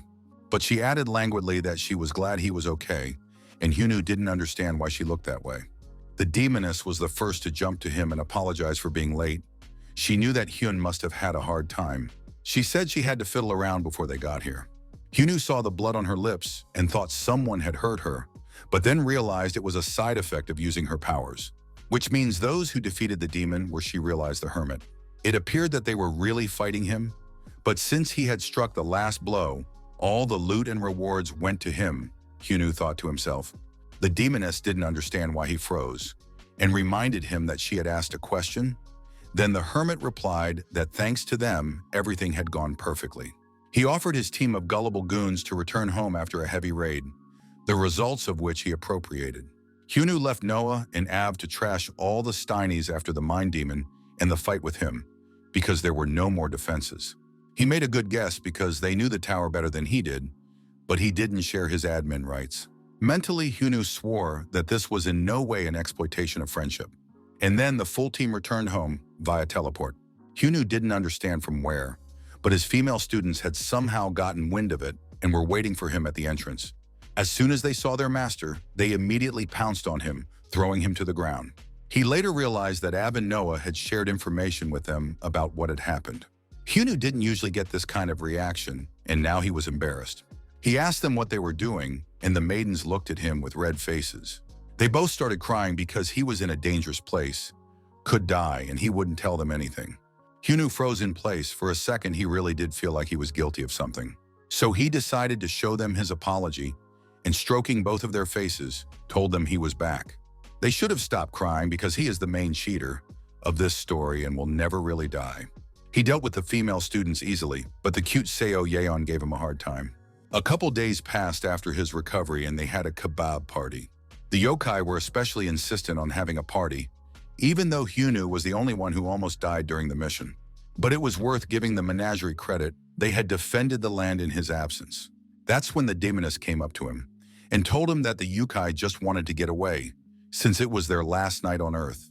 The demoness appeared before him in full armor, and on her belt she held a gourd flask. Sitting down next to her, she explained that the yokai had gotten his karma back, and his debt to him was paid off as well, so they would be traveling to their homeland. Then he asked her why she refused to return. The Monkey King and Dragon told her they were staying to explore the tower, but it was more like they liked the modern world better. The electrician and the nine-tailed fox are firmly established in this world. They have no reason to go home either. Hyunwoo shared with her the worry that he never got to fulfill the promise he made to Electric. He couldn't find the sword god's karma. Even at the top of the tower, according to Noah, the sword god was never in the tower. Then Electric said he wanted to find the god of the sword because he was a legend, someone who could freely wield any weapon. The electrician thought that if such a character existed, it was definitely at the top of the tower. In any case, he just wanted to know the training method by which he had reached such heights. But it was pointless since the wizard didn't exist at all. It wasn't worth focusing on, Electric said. Hyunwoo looked at the sweet couple. His mentor did look calm and quite happy. On the whole, the hermit understood why the others wanted to stay on Earth, but he didn't know the demoness motives. She admitted to him that she just wanted to try something, but that was all she could say. Hyunwoo asked what exactly, completely unaware of what she meant, and the demoness looked at him with a meaningful look. Meanwhile, Noah and the android AV have discovered something amazing that even the tower's creator didn't know about. And the android asked him what that glowing door in front of them was. They stared at the passageway that led to an unknown destination and assumed it was a trap created by a demon. But more importantly, there was a strange energy coming from the passageway that was not inherent to this world, as if there was another world behind the door. And Noah replied, "That's just the way it is. You never know which level of the matrix is the last. Maybe it had something to do with being above the tower, Noah said. And Av's eyes widened in surprise. She offered to discuss it with the hermit, and Noah agreed, but for now it was necessary to observe the object. Noah told her that now Hyunu was having a party. He deserved a vacation, and so they'd better finish cleaning up the first floor for now. Hyunu asked the demoness what she wanted to try, thinking it was about food, but the horned one called him a fool. But maybe he was only pretending. But the demoness only smiled indulgently and told not to worry. She decided to brighten the day with a good tea. The demoness explained that it was a rare and precious drink, the so-called heavenly lament, and there was hardly any left in the world. Numerous foodies have tasted this tea and said that no other tea compares to it, she explained, and suggested he try it. After such a telling, Hyunu was intrigued himself. The tea did smell different, but he boldly emptied the glass under the demoness' sly gaze. Hyunu was delighted with the taste of the tea. No bitterness, the aroma of fruit, and a peculiar aftertaste. It really was the drink of the gods. He cheered up in an instant and felt the firewater spilling over his body. But then he saw the demoness begin to triple in front of his eyes. Then the demoness grinned again and said that no tea in the world was worth a sip of heavenly tea, and not just because of the taste. Hyunu lost his ability to sober judgment and suddenly felt capable of good dancing and a master of jokes. The demoness told him that she took such a step and shared the precious drink, but he must deal with the rest himself. Hyunu had time to see his female students, after which he was put to sleep. The students were worried about him, but the demoness reassured him that he was just sleeping, but would come to his senses soon. But until then, they can do whatever they want with it. Fulfill any innermost and secret thoughts. In any case, Hyunu will remember nothing for the morning, said the demoness, and said never to do so. She told them to take the teacher rather, and not to quarrel among themselves. The demoness breathed a sigh of relief. That was enough. Otherwise, because it would be more difficult, said she. She wished them a memorable night, and preferably without witnesses to their crime. Hyunu came to his senses in the bedroom, and wondered where he was. The students bowed low over him, breathing heavily and blushing. After the strong tea, Hyunu completely lost control of himself. That is, he behaved like an animal. He went for a hug out of the blue, but the girls didn't resist. The students were surprised at his impulsiveness. They didn't know about this side of him. After the tea libations, they began to seem very beautiful to him, but perhaps to him a crocodile would have seemed so. Myron asked him if he would really take responsibility for everything, and Hyunu replied that of course, since he's the main character in the story. Before, he had always avoided all expressions of feeling they showed, the student noticed, and she wondered if he was so uncomfortable with his feelings for them. Hyunu agreed, but quickly explained that it wasn't about them. There was no time for feelings and relationships in his position. He thought about it while he was locked up in the tower, thought it was worth getting out to solve problems. But in the end, he had to solve the problems of the world that were created because of him, survived many battles that he won by one wicket. But then the stalker's eye appeared and told him that there was more to it than that, and from now on, his whole life would be just that. He just wasn't ready to involve them in such a dangerous and thorny path, that's what he thought. But now things had changed, shouted Hyunu to them. If he dies, his body will just rot in the ground. Then why deprive himself of such an opportunity? He gave out the base. He's been holding himself back so much, so he'll have to make up for lost time. Hyunu came to, remembering nothing, and with a heavy headache as if lead had been poured into his ears. The drink the demoness gave him was definitely good. He remembered that he had an important meeting at the top of the tower today, so no matter what he did yesterday, he needed to leave quickly. Hyunu waved goodbye to the half-asleep students and was off. The army had taught him how to get dressed in 40 seconds, so that came in handy.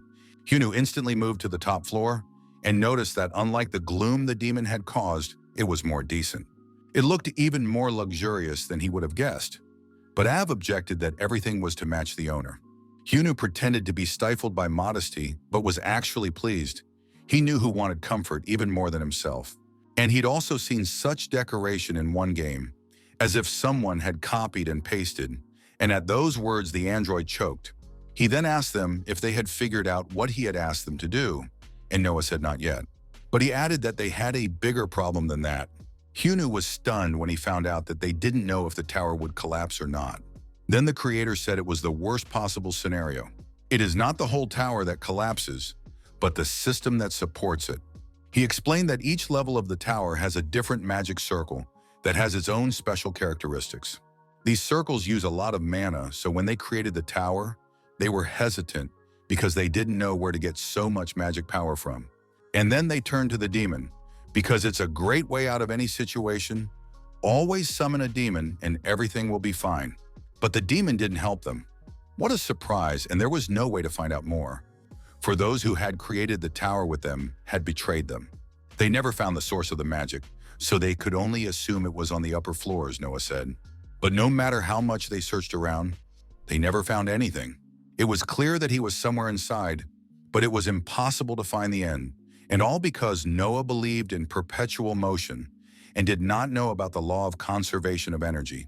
This meant to them that the identity of the decision-maker was not known. One day he could abruptly shut off the valve magically, and then they would watch the tower collapse. Hyunu realized that the problem was more serious than it seemed. They had to urgently find the source. But suddenly they heard a voice telling them not to worry about this problem. The one who appeared in front of them stated that he had come all this long way to deal with the problem. Hyunu was surprised. They hadn't called a plumber. And yes, he had appeared so quickly they hadn't even felt him. Hermes bowed and apologized for the delay. He knew immediately that Hyunu was the owner of the tower and had come to see him. The reason for his arrival was to collect this tower's debt for electricity. And this debt was not small, plus the penalty accrued so that the communal services must be paid on time children. Hermes understood that it was frustrating. Besides, there was not much time left, so he offered to solve everything as quickly as possible. But Hyunu, who lived as a hermit far away from civilization, forgot that nothing is free and resented it. He immediately jumped into the fray, even though he should have realized that the tower was for something. Av cried out loudly as a blow from the mad hermit sprinkled the expensive plaster and molding. She became indignant that he had broken the beautiful interior, but Hyunu replied that it was still virtual and would repair itself. But it turned out that Hermes also had excellent skills and was unaffected by the blow. He said that all the tower owners were the same no matter how many times they changed. But what could be done? The most badasses were selected. Hermes sincerely did not understand why he deserved such a thing, but Hyunu replied that one who came home without asking is called a burglar. And since he came as a guest, he should have introduced himself first instead of talking about debts, Hyunu said, and grabbed his sword blade. Hermes was surprised by Hyunu's strength and realized how he was able to overpower the mind demon, but withdrew his blade, saying it wasn't worth swearing. After all, he had come to tell them the truth anyway about this tower. For example, worrying about where the magic to support the tower comes from, Hermes said and shook himself off. Hyunu asked his guest who he was, and he realized that the savage barbarian was finally ready for a dialogue. The guest bowed again. He just loved to do that, and gave them his name. He said he came from an organization that had contracted with the tower to supply magic. Hyunu was surprised and thought Hermes had something to do with the eyed stalker. Even so, it was hard to trust someone you'd never heard of. But all that was left was to listen to him, Hyunu realized, and demanded that Hermes introduce himself properly. They sat down at the table, as is the custom of well-bred people, and Hermes told them not to worry so much. He showed them 2 fingers and told them they only needed to know 2 things. It takes a tremendous amount of magic to operate the tower to maintain the system. The past owner signed off on the supply. And it was their organization, Hermes explained to them, without specifying if there were others. He assumed that Hyunu should have realized the situation he was in by now, but significantly overestimated the hermit. If magic was a commodity, Hyunu realized, Hermes had come here for a debt he wanted to shake off. Hermes didn't immediately realize what the hermit meant when he translated everything into street terms. Hyunu was angry at the demon. He had boasted so much, and yet he himself had turned out to be a persistent, light defaulter. The hermit asked what would happen if he didn't pay, and Hermes warned that they should then be prepared to shut down and destroy the tower. The risk was high, thought Hyunu, that maybe he should have just grabbed his guest by the scruff of the neck. But Hermes shrewdly stated that holding him by force would do nothing for them, because he was an ordinary employee of the organization. Everything else was up to them. Ab asked him how to pay off this debt, and Hermes stated that it was very simple. Every healthy person has 2 kidneys. It was necessary to provide karma after all. The tower is a huge karma generator, so it was logical, Hermes told them. The previous owner hadn't paid off the debt, and Hermes hoped the new owner would fix that. He had a large debt hanging over him, the galactic utilities official said. and Hyunu said he was good at feigning politeness. Hermes provided them with payment details and a printout of the debt and hoped for the right decision. Otherwise, they'll be very sorry, he warned, and was gone. Noah didn't understand what other supreme utilities were in question either, but it was probably what they were looking for, he said, and the hermit scratched the back of his head, not sure what was going on. But then Av jumped up from her seat and said that it wasn't the main problem right now. Hyunu asked him to save his nerves. But she showed me the document and said it was a hell of a lot of money. It was clearly something they couldn't afford. She tossed him the sheets. The android said that only bankruptcy awaited them next, and Hyunu instantly lost his temper and slapped the table. He was nervous because he had worked so hard and survived so much, and here he had the previous tenant's debt pinned on him. Hyunu wasn't going to let that happen. For the first time, he realized that being an adult wasn't about sleeping in until dinner and eating sweets. It was about paying the bills. He quickly came to his senses and told them to get back to their conversation.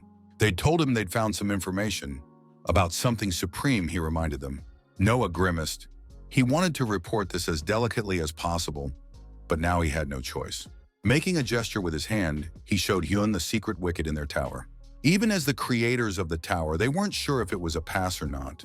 By the energy emanating from the wicket, it clearly led to another place. Maybe that's what's above, Noah said, and Hyunu grinned. It was a treat to his ears. Without thinking long, he headed straight for the passageway. Noah tried to warn the hermit, for they did not know where the passage led and what would happen when the Tun appeared there. But Hyunu would not listen.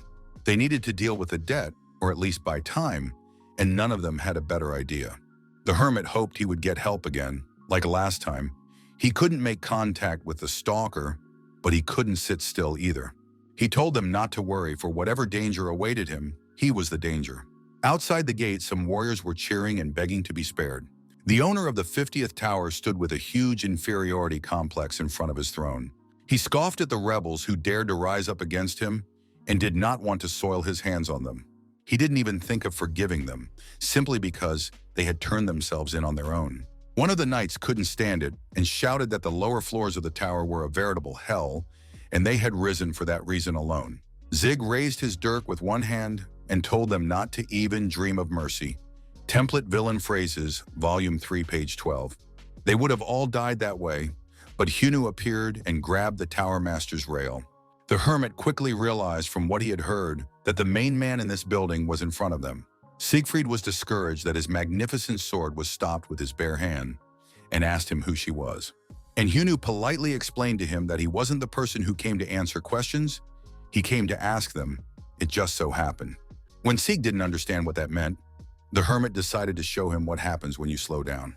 A deuce to the liver, no one is eternal, the hermit told him for his acquaintance. And before Sieg could start saying anything, Hyunu grabbed his face and properly pinned down asked in a scary voice if he knew anything about utility management. Sieg, instead of a quick answer, began to figure out who the intruder was, though the important thing was that he was stronger, not that he was middle class. Then the hermit left him a reminder of who was asking the questions. He realized that Zig knew something after all, which meant he had found the right person, and reminded again that he should have answered right away instead of asking counter questions. But Sieg didn't learn any lessons from the incident and decided he was going to beat Hyuna, so he swung his crowbar. He shouted something about summary execution, Volume 4 of the Villain's Boilerplate Phrases. But Hyunu only grinned. He was already behind the underdog's back with a crowbar in hand. Nothing perks you up in the morning like a cup of coffee, and when he grabbed the wrong wire, the room sparked. The hermit was surprised that Sieg was conscious after his blow. It was for the best as he had so much stress built up, and here was a great punching bag at hand. He also asked for a warning if his strokes got weaker, then he would do 10 more reps at the same point. And when Sieg answered nothing, he swung again, and the man screamed as if he had seen a frightful one with a scythe. The boss of the energy company was surprised that the 51st had a change of ownership, and the Mind Demon had been destroyed. It was quite unusual, the way the Mind Demon got into the tower. He surprised the chief back when he first contacted him. He was someone who wanted to build his own tower rather than buy from the ones he already had. It was the first time that had ever happened. He was no mere creature, and the chief had not thought it would end this way. The boss noticed the squinted expression on Hermes' face and asked what the matter was. The latter replied that Hyunu was indignant about the debts. Even though Hermes had explained everything to him, but Hyunu seemed as unpredictable as a demon, and there could be a problem with payment. The boss suggested they just observe. If Hyunu didn't follow the agreement, this was their chance to break it and make one of their men the owner of that tower, because that's why they created that passageway. That's how Hyunu realized that the passageway in the tower led to the neighbor in the 50th tower.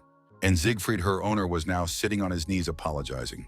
Hyunu asked why only their towers were connected by a secret passageway, and Sieg told him that passageways were a complicated matter. He explained that there are no alliances and there is an unspoken rule not to enter other towers. However, he himself was unaware that there was a passageway that was decided by the managers, and he did not use it.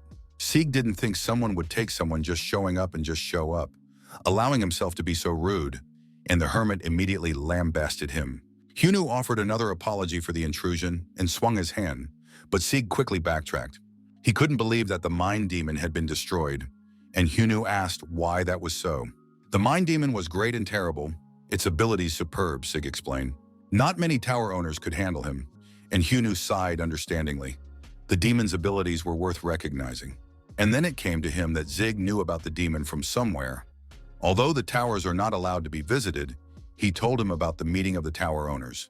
The neighbor was surprised that Hermes hadn't told Hyun about the place. Once a year, the tower's management agency holds a tower owners meeting, although it's more of a sit-down meeting. But you can get useful information there. Hyunu was surprised he was only now being informed of it.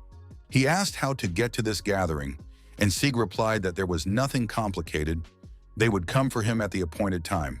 The most important thing is to maintain a good relationship with the managers and stick to the contract, he added, and Hyunu got nervous. He grimaced as he had already had a nice man-to-man talk with Hermes. Hyunu realized that he was probably not told anything, since he was on the verge of ruin, and so where was he going to go to the meeting? Hyunu started shaking Zig out of anger and asking, "Karma's there, and if I find it, borrow it until Friday." Sieg started babbling that he couldn't just give it back, but Hyun promised to pay it back with interest. He nearly strangled his neighbor, demanding he give him karma. When the stalker, who always came out when Hyunu was furious, spoke to him, Stalker noticed his pleased face and wondered if he was so eager for them to meet. Seo Yan read a flyer that suggested she go on a trip. Nine-Tailed waved all her tails with joy. She said that all the spongers had a hard time defending the 9th floor. Therefore, they deserved the reward. She wanted to take advantage of the opportunity and rest for once, and Seo Yan couldn't object. Of course, Electric didn't care. His fame had bypassed him, but the rest of the protocol muzzies managed to make a mess of things. Yes, and they looked too conspicuous, reminded Cutie Seo Yan. Ninetails said she knew a way for the others, knew how to disguise herself, and the demoness refused to go. Sweet Seo Yan nearly lost her jaw when she saw the person who entered. In front of her stood the Monkey King and the dragon in a new guise. She couldn't believe her eyes when she saw the fake appearance of the Ikai. The fox explained that she had taught the beast her art of disguise. She wanted to ask if that was enough, but Cutie Seo Yan was completely oblivious, gazing at the handsome men. In her mind, the yokai looked cool, like pop idols. Foxy scratched her empty head awkwardly and talked about where they should have started, that they had no money.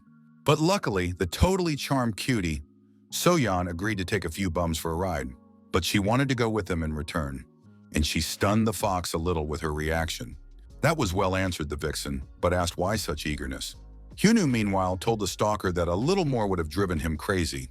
He resented that she was only now showing herself, and the damsel replied that he wasn't the only one peeping all day long. It was nice for her to show up again when he needed her badly. Hyun could only marvel at her narcissism. He asked her how she was going to help him this time, which was also the height of insolence. But luckily, the stalker didn't notice it and said he'd figure it out. She told him not to waste each other's time and told him to go to the tower owners' meeting. Hyunu was greatly surprised. After all, he didn't even know how to get there. Plus, he needed some sort of tower owner certificate. He worried that he was about to go bankrupt and owed a whole mountain of karma, and if he didn't give it back, he'd lose everything. But she again said not to worry. Stalker gave him a red balloon and said that having come all this way, she couldn't help but take care of little things like this. Hyunu immediately sensed the karma in the orb, which was abundant there. The stalker said it was his payment for doing a good job. She said she had fiddled with it like her own child and couldn't leave it in trouble, and reassured him that with this thing, Even the tower managers wouldn't touch it. This karma is filled with the fears of mythical beings, the sense of injustice, and the totality of fears. Hyunwoo didn't believe he could just take such a jewel. There was a lot of things mixed in there. He asked her what the plan was, and the stalker replied that she was tired of covering his fifth meridian, but she couldn't leave him either. The time hadn't come yet. The hermit asked when it would come, and she replied that she had to attend a meeting first and find Dabla.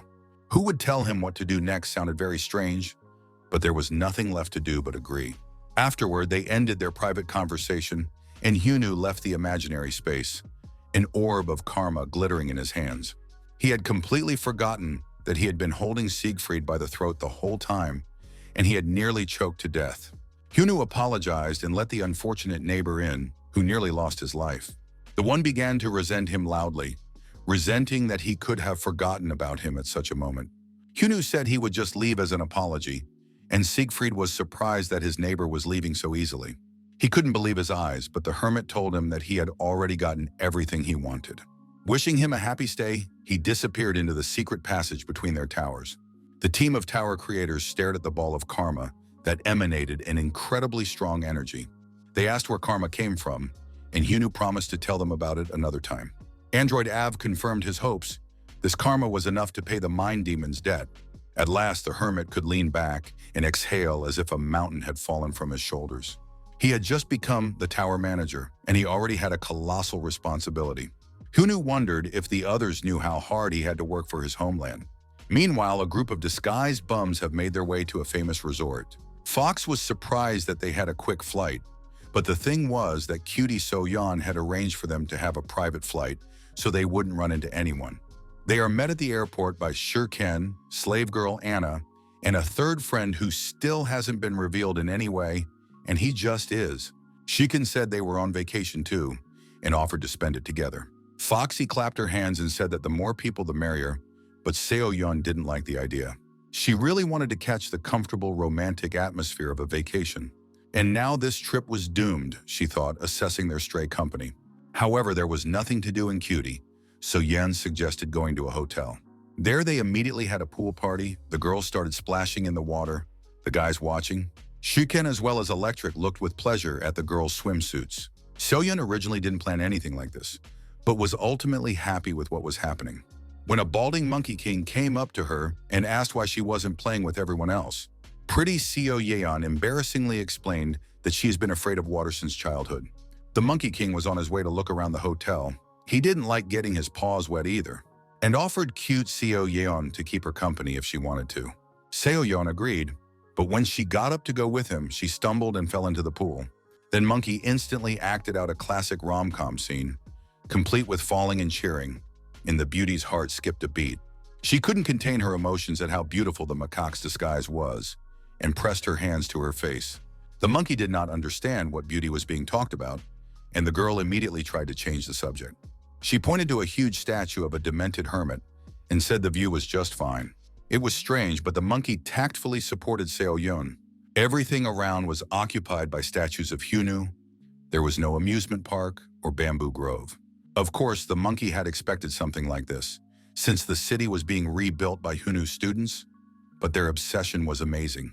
Monkey suggested that the hermit must be tired of this madness, but Seo-yeon replied that he didn't know about this place.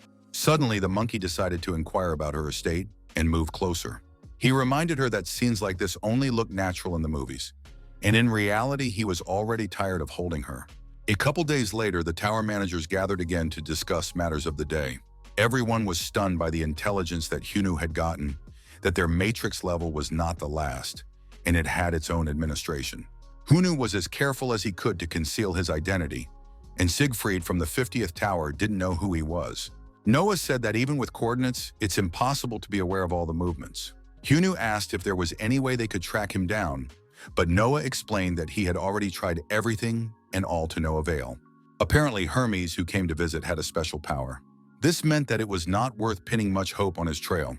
Just as the stalker had told him, the only thing Hyun had left to do was to take her advice and show up at the owner's meeting. Then when he finds the person she was talking about, he can find out more information. This was how Hyunwoo expected to find a way to protect the tower. His worries never ceased for a moment. Noah consoled with the phrase that whatever is done is for the best, but that only worked for the main characters.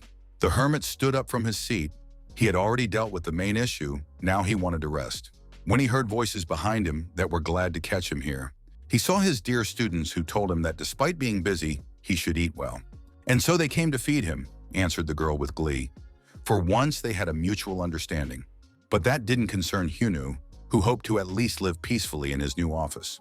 Noah said that after reorganizing the tower system, he gave his female students access here as well. Hyunu was furious that now there was nowhere he could hide from the annoyance of the girls. The hermit felt betrayed, but it was too late. The girls already had him firmly in their grasp. Only now after Hyuna had been dragged away did Noah realize what a mistake he had made. They led him to a restaurant where they set a rich table, but Hyunu still felt out of place. He asked them why such a sumptuous feast for a simple meal. Then Miriam asked him, wasn't he tired after all his battles? It was the least they could do for him. Hyunu thanked them but still looked at the table skeptically. It was fine, but the composition of the dishes conformed to all the myths about how to get your partner's attention, which clearly didn't pass censorship, which meant he had to avoid this situation immediately. He told them he wasn't hungry now and would eat later. But then Rose intervened and told him that since he worked hard, he should not miss meals and poured tea. But if he wasn't hungry, they could clear the table and continue the postponed conversation. They were curious how exactly Hyunu would take responsibility for their feelings, she said, and the hermit grew nervous. He honestly admitted that he just wasn't ready for such a question, and the girls promised not to push it and to wait for him as long as they could. But while they are reaping, they can accumulate a lot of feelings, so he should help to release them, they said, and started to feed him. Hyunu remembered how things ended after the strong tea the demoness gave him. The situation was repeating itself. They kept up and kept asking him if he would help them. And Hyunu suddenly felt like a small child with many babysitters. He felt now that he would be even more exhausted. He had not had a sweet day this day. A few days later, Hermes appeared, and by the look of it, Hyunu thought he had been diligently mining karma for him. But Hyunu angrily replied that he didn't look like the kind of person who would work, and called Hermes a fool. The guy got a little upset at such rudeness, but Hyunu tossed him a karma ball to keep him on his toes and told him to get out as soon as possible. Hermes evaluated the balloon. The amount of karma collected there was enormous. He froze in place, not realizing where so much karma had gotten from, but Hyunu told him to move. He also asked if everything was okay, and Hermes replied that it was more than enough to pay off their debt. He thanked them for their cooperation and tucked the balloon into his inside pocket. He had questions, of course, but had to leave them for now. The agency's policy was simple. It didn't matter who got the karma or where it came from, so he confirmed the renewal of their contract and the usage rights.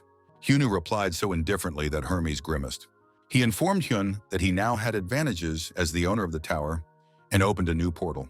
Right in the middle of the wall, a yellow gap appeared. It looked like the tower didn't have any tamper-proof protection. Hermes solemnly informed him that, as the owner of the tower, he was invited to the ball. He wanted to explain to the hermit the nature of the event, but Hyunu again showed his open defiance and said he knew everything. Hyunu explained that he knew about it because he had stumbled upon the passage they had made in his tower. And he kindly questioned the owner of the 50th tower about everything, and the latter gladly answered. Hyunu rebuked Hermes for not only treating him like a debtor, but discriminating against him. Hermes immediately pretended to be blind and hid his eyes. He was surprised and silent. He quickly realized that they should have already made a fuss about it and apologized immediately. The messenger admitted that he should have said something about the meeting right away, but he underestimated Hyuna. His apology sounded sincere, but it only made Hyuna upset. He wanted to resolve things quickly.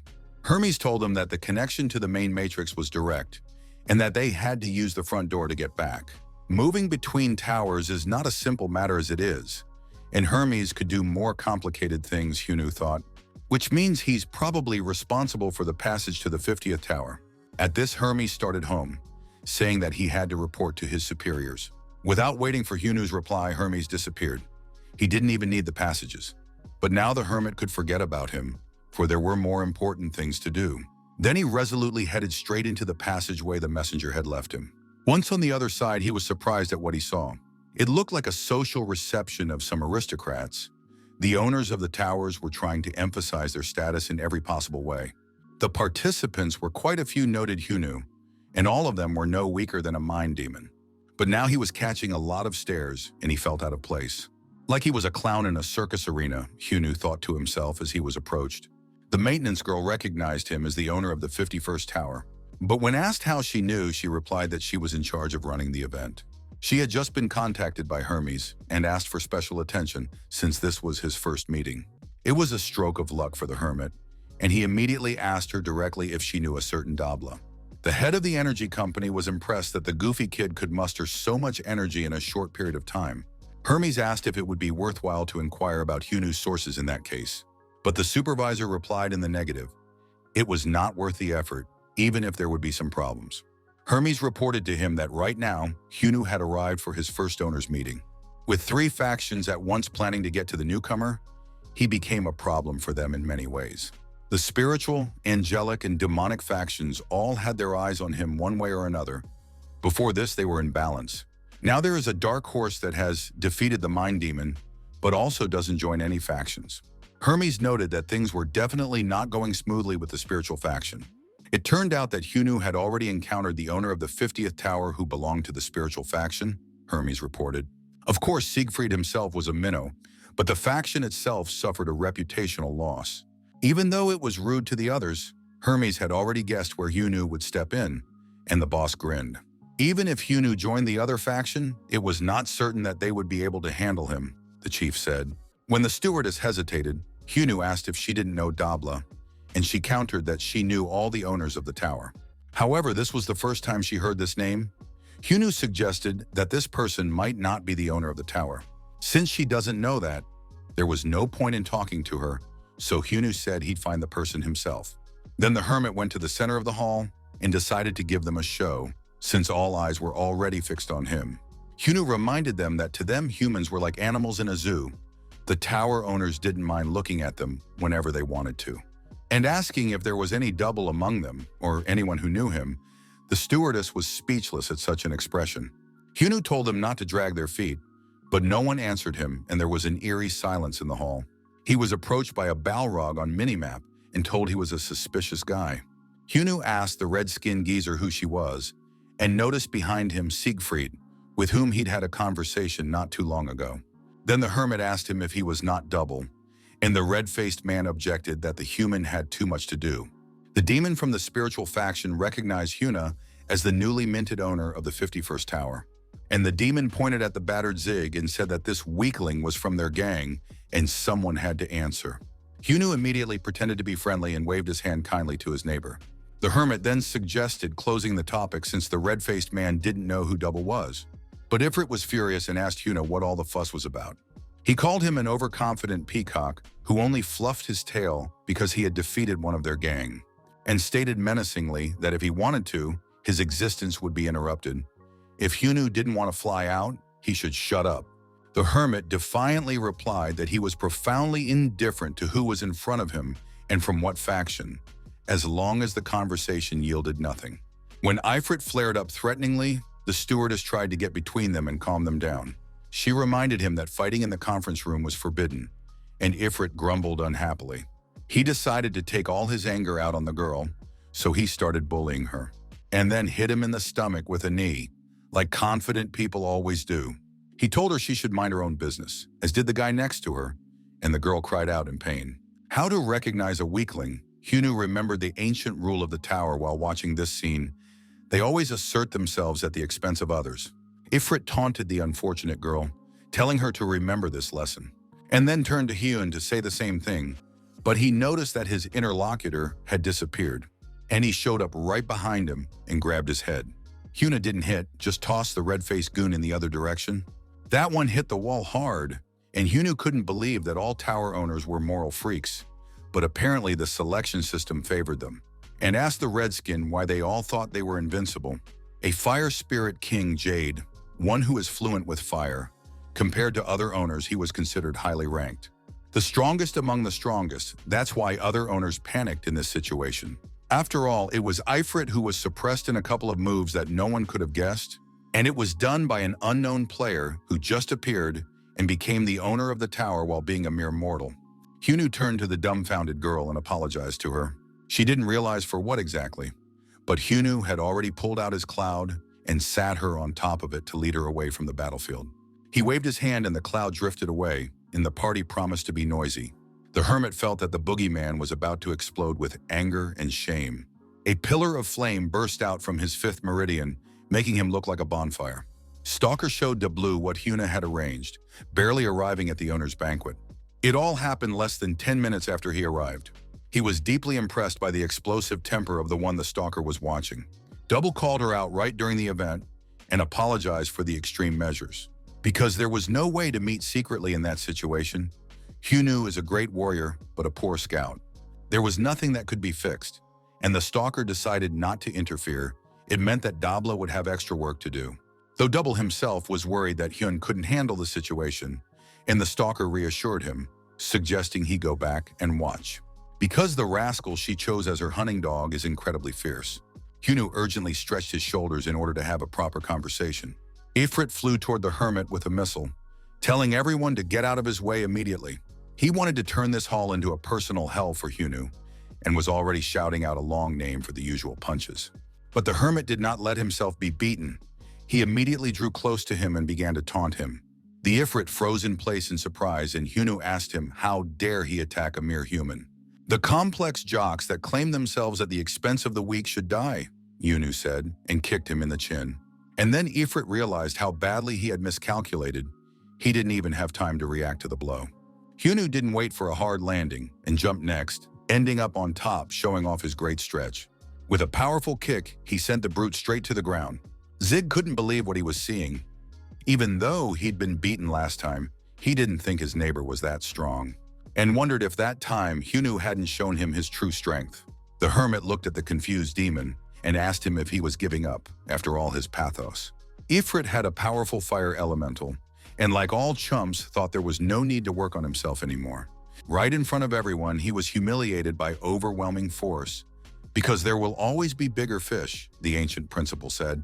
But at this point, the demon decided to burn to the ground in shame and used his ultimatum ability. A flare of fire swept past the hermit, who felt as if he had stepped a foot into a furnace. Ifrit summoned hellfire and opened his burner to maximum. He blustered that no matter how strong Hyunu was, he wouldn't be able to withstand his flames for long. The hermit swung around properly and loaded his main caliber, after which he made a punching motion so that the expensive floor beneath his feet cracked. He kicked it until Ifrit covered his burner. Hyunu wiped the sweat from his forehead. Ifrit had managed to heat things up. The patient himself lay down to rest and gave no sign of life. Hyunu then stepped forward and again portrayed a friendly face to repeat his question about Dabla. Double, who was hiding behind the backs of the others, realized that Hyunu was just a monster. Hermes showed the footage of the fight to his superior, and the latter was impressed. He said that when he arrived at the site, it was already chaos. The new owner of the tower made a mess and disrupted the entire meeting, the messenger said. The protests from the spirit faction were understandable. Someone has to be held accountable and admit guilt, the chief said. It was a matter of honor for everyone, but a public apology was needed to settle the conflict, he said. But on the other hand, the fight was mutual, so it would be foolish to blame any one person. And besides, the one who provoked the conflict was Ifrit. The supervisor then decided that another owners' meeting should be held, and indeed a banquet could be held more than once a year. He decided to fix the spoiled event, but this time the conditions for conversation would be suitable. Of course, Hyunu wouldn't apologize, he understood. Of course, if Hyunu doesn't pay the karma due, or the spirit faction finds out about it, he said, they will have to appeal to one of the owners of the towers, the sun god. Hermes tensed his armored slits on his face instead of his eyes upon hearing that name. He thought the boss wanted to eliminate a problematic customer, but the boss denied everything, saying that Hyunu was very important to them. But now there was good reason to interfere, and it would be convenient to put him in his place, he said. And there already, as it turns out, Think tripped and hit his belly on the boot? Who cannot happen. That night, the android Av reprimanded Hyuna. Not only had he not found Dabla, but he had come back making enemies. But the hermit brushed it off indifferently. On the whole, she drew the right conclusions from his story. After the battle, he kindly asked around everyone, but it was useless. Hyunu resented it, thinking it was the stalker setting him up, but Av said it couldn't be. Noah agreed. Double was connected to the managers and must have hidden his identity because Hyunu made a lot of noise. After the hermit raised the screams, he could no longer appear under the rules of conspiracy. Noah told him off. The mad hermit scratched the back of his head. He didn't really want to get into a fight, but what was past, he waved it off. After all, Double could reach out to him himself if it was that important, and it was no longer his responsibility. But in that instant, Noah shuddered and said that someone had just accessed the tower's security system. Hyunu asked if it was Hermes from management, but a confused Noah said it was someone stronger. The hooded man appeared and marveled at their security system. Even knowing the coordinates, he couldn't get in here normally. Hyunu slammed his fist on the table in anger, resenting the fact that his tower was a pass-through yard for all sorts of people to walk around and then lose their swim trunks. The stranger took off his hood and said that there was no need to worry because he was the one Hyunu was looking for, Double, and he had come to talk about who the managers were. And pass on an interesting suggestion, said the blonde with long hair. In the evening, a group of bums visited the local casino, and the dragon was not impressed. He thought it was a local attraction, but it was quite noisy. Cute So-yeon explained to him that there was gambling here. She explained to him that if you play for small amounts, it's a good way to lose money. But Dragon refused. He grew up in a village in the mountains, and he couldn't get used to human games. You can take the dragon out of the village, but you can't take the village out of the dragon. Though according to his observations, being in human form was good for the king of the apes. That one played big and collected a lot of capital. That's what the cunning monkey is for. After going wa-bank, he hustled his rivals in the game, but they huffed. He started yelling loudly for them to fuck off if they couldn't play, and Dragon noticed that he was overreacting. Cutie So-yeon taught him the basic rules, but she didn't think the monkey would learn everything so quickly. At this rate, the macaque could grab all the casino's money, and So-yeon became worried.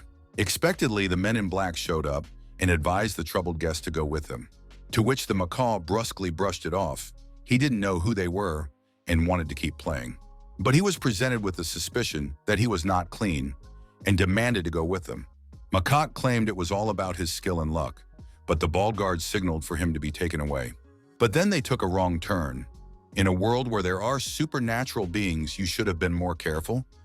The Monkey King got angry. While his friend dealt with the guards, the dragon watched everything serenely. He already knew what would happen next. After all, the monkey's honor was hurt. This kind of thing he couldn't stand and began to scatter the guards who had grabbed him. Here the guards realized their miscalculation and were greatly surprised that the simple-looking kid was very agile. The angry Monkey King went on a debauch immediately and scattered everyone. Which was to be expected, Dragon said, while the cute So-yeon just blurted out. She shouted at the dragon to immediately calm her comrade down instead of being smart here, but it was too late. Double, meanwhile, was telling everyone the story of how virtual reality towers were born. Magic was common then. Its flows were evenly distributed and flowed through all dimensions without any problems. It was a natural flow. When one day some creatures did not change the course of events, they lowered the mana of the towers and took over. They became a monopoly in the sale of a single resource and imposed their terms on everyone. Double was rasping, but Hyunu snickered with boredom. He didn't care about the lore. Then the stalker envoy resented Hyunu for being too carefree. Hyunu reached out. The manager and is the main villain of all stories. No need for long introductions, he said. He advised Dabble to stop beating around the bush and get to his proposal. Then he dared to be direct and offered Hyun to lead the overthrow of the tyrant, apparently counting on the fact that he was an idiot. Obviously, Double really wanted to deal with the manager. It wasn't an easy decision. But all for the future, he said. The usual nonsense. Hyunu cleared his ears again. All these proclamations of noble rebellion didn't bother him much. The story was as old as the world, but offered to do so abruptly that even Double was taken aback, not realizing whether it was dementia or bravery. But the hermit declared that he was just about to do the same thing. He, by his very nature, abhorred any social institution over himself. That way, he could get rid of the annoying tax payments of karma. With that quickly resolved, he asked Dabble if there was anything else he wanted to talk about, and if they had a plan. And they plunged into long, protracted disputes how to overthrow the accursed tyranny and return the world to the non-democratic way of development. The fox was having fun with the electrician. They were coming back, and she was happy with the trip. Cutie. So-yeon, on the other hand, was furious, her first vacation in years, from which she brought bills instead of souvenirs. I had to pay for the medical expenses of the security guards, the damage to the building, and the lost profits of the casino. She loudly reprimanded the Monkey King, resenting that she should be the one to deal with everything. He looked down guiltily. He didn't have that kind of money, and Seo Yeon shouted even louder. If he's so poor, he shouldn't have organized this at all, she said, and tapped her palm on the table. Scratching her head, she said money wasn't such a big problem for her. She was much more concerned about the news that broke instantly, that someone had gone on a rampage in the casino. But here her reputation suffered from this scandal, for her name was much better known. According to surveillance video evidence, she arrived with the troublemaker. She taught him the game. Journalists hyped it up to suspicions of a love affair. The man himself, according to journalists, deserved the title of sweet boy and had good looks. So those suspected her of using an agency and being on a secret date. This news made the friends laugh. But at the same instant, an unidentified object flew past them at a tremendous speed. He destroyed the in-flight TV that was spreading slander and lies. Sweet Seo Yeon was blazing with anger, and things got scary, because if a small accident happened, only a dragon could fly. But then anger was replaced by frustration, and she just cried loudly. The story was full of absurdity and lies. Supposedly, she caused a stir at the casino while on a date. But now hardly anyone would want to get involved with a girl with a reputation like that. She cried that she would die alone, and the Monkey King began to comfort her. He told her not to say such nonsensical things, and promised to make things right, saying he would date her himself. Sweet Seo Yeon marveled at this turn of events, and the macaque assured her that he would take responsibility as her debtor. So she should stop crying, he said, and wiped away her tears. The girl stopped crying and was completely numb, not realizing what she was thinking and feeling. Double told them that first they had to find the one who lost an eye chasing spatial karma. And Hyunwoo asked, puzzled, how it was possible to lose something important, to which Double embarrassedly shouted that it happens. Double heard that her unit was retreating and she suffered a fatal injury from which she did not die. Immediately afterward, her body was somewhere in the vastness of another dimension, and it is difficult to calculate her coordinates. Dably wanted to delve into flashbacks of past wars again, but Hyunwoo refused such details and asked where to find the stalker. Double said that when learning other dimensions, you need to avoid executive attention and also neatness and craftsmanship. Hyunwoo again brushed off the pathetic excuses. He realized they needed help finding them. But Double objected that he didn't need to yet. It was a delicate matter, and it was already time for him to go back. It wasn't easy to get in and out of the tower, especially with the power company watching closely. He suggested continuing this at the next tower owners meeting. The last one was ruined by Hyunwoo, so to keep order, the company will definitely hold it again. Double allowed himself to give Hyun some advice, this time to really be careful, as he would now be expected there. The general change in spiritual faction is a world tree with a hollow. In the hollow tree sat a small group of anonymous cosplayers from the land of fairies. Ifrit was indignant. Any dialogue with his abuser was out of the question, for he had beaten him soundly. Even though they were from the same faction, none of his friends were in a hurry to avenge him. He turned to the leader of their gathering of goons, Nyada. She was the queen of the water spirits and demanded revenge. Long-Eared told him to calm down, for they should have realized all by themselves. None of them could handle that power. If they'd piled on the noble, the outcome might have been different, she noted, but there would have been no casualties. Plus, other factions could have gotten involved, and then they would have gotten into trouble.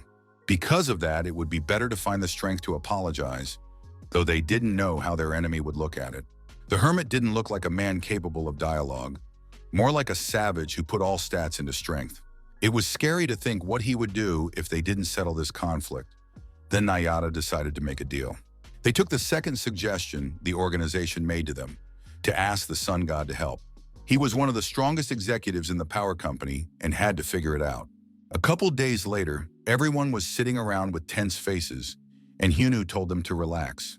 If they had a guest, they would frighten him with their grimaces, he said, and Hermes appeared on the doorstep, to which the creators of the tower resented that they were tired of cleaning up the mess after him, and Hermes was angry at being ignored and hurried him off. Hyunwoo asked him why he was so serious and went to the portal. Again, Hermes did not go with him this time, for he had much work to do because of the hermit. But there was to be no problem now, for the meeting place had been chosen especially for him. Hyunwoo asked indignantly what that meant and threatened him with his fist, but the company messenger had already disappeared. It sounded like some kind of joke, the hermit thought. Anyway, he'd find out soon enough anyway. Outside the portal, they were already waiting for him, and Hyunwoo noticed that he had more fans. He asked the dummies, who were fearfully huddled together, to what he owed this attention. Hyunu asked if they were the spirit gang, the bipods of the fire dummy. Ifrit was about to explode, but Nayada stopped him, introducing herself as the leader of their gathering of clowns. She said they gathered to propose to him, get on their knees and apologize. The hermit grinned, thinking to what sick humanoids wield towers. Nayada said it was because he used violence on one of them and almost killed him. Not a good man. They recognized the provocativeness of their ally and that he started the fight, but the damage exceeded all limits of what they had done. Nayada couldn't deny their organization's guilt and didn't want to waste any more energy on this argument. She arrogantly stated that the conflict could end there, thanks to his change of heart, unless of course he wanted to make enemies. The hermit snorted angrily. Their words could have been taken as a threat, and it was for the best, for he could lose his temper in a heartbeat. Hyunu heard a voice inside him telling him not to do that, and glancing to the side recognized Dabla. He used telepathy magic and asked not to show any signs. If it was noticed by others, it could be a problem. Double asked the hermit what he was up to, for he had made him a promise. Hyunu remembered that he had been told not to break up a fight under any circumstances, because even though his fights have ended well before, what's the likelihood that things will continue to be this good? If he eliminated some tower owner, it would be a reason for the organization to directly intervene, and they would immediately stop supplying magic. And so the spice must flow without ceasing, or they will lose the tower before overthrowing the tyrant. Then Hyunu smugly declared that he could easily handle himself. He promised that everything would be fine, and so Double could go about his business. Hyunu realized he almost snapped and ruined everything, so he walked past Nayad and said he was accepting their offer. The TA was surprised that he had passed so rudely and asked where he was going, for he must first give 200 apologies. But then the hermit made a terrible grimace and called them hopeless fools. From his gaze they measured, and the hermit told her not to drip on his mind, lest he lose his temper and swat the pesky flies. He put his back to them and told them to attack first, and promised to endure the humiliation, but stated that they were unlikely to dare to do such a thing. Which was true. Nayada told her henchmen it was time to leave. Ifrit asked her how they could leave since their honor was at stake, but there was nothing they could do if the hermit didn't want to apologize. She promised to give Hermes as much karma as he would ask for destroying their enemy. That came out well, Hyunu thought, but Double still cautioned him the spirits wouldn't back down that easily. They were definitely up to something. Hyunu asked what other factions that resembled gatherings of mentally ill freaks were, and Double promised to tell him in person. He said that the hermit should be interested in something else than factions right now, and he leaned back in his chair in boredom. Hyunu didn't even know that someone was very much interested in him. The tyrant sat in his office and peered a little at the hidden camera footage. After the fairy faction left the meeting, it passed without incident. After a while, in the middle of the mountains of gold sat the harbinger of future misfortunes, or rather an important set of experience points. Hermes came to him with an offer to take care of the newcomer from the 51st tower. The request came from the spirit faction. In front of him sat Ra, the sun god, the head of the pagoda that was under the control of the energy workers organization. He smugly declared that whoever he was commissioned for was not worth his efforts. Ra was surprised that the goons didn't dare to attack the newcomer all at once. A request was a request, but there was still the question of how exactly to get to the right tower. He thought Hermes would lead the guy to this place, but the guy only came with a message and handed Ra the displacement stone given to him by the spirit faction. It was imbued with the magic of the world tree and could pierce through any defense that could connect portals. Ra was surprised that such weaklings had such an item, and Hermes assumed he would get his answers when he completed the order. When Hermes wanted to get to the plan, the godhead cut him short, the words no longer making sense when he got the stone. He stated he would figure it out quickly and enjoyed the sight of the pearl in his hands.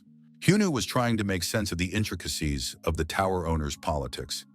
They had a veritable triple kingdom going on there. Double strictly insisted that he dare not lay a finger on anyone. The hermit collapsed on the couch. He was tired of working, but no one would do it for him. When he felt the sweet scent and heard the voice that told him it was time to rest, the demoness said she had prepared this gift especially for him.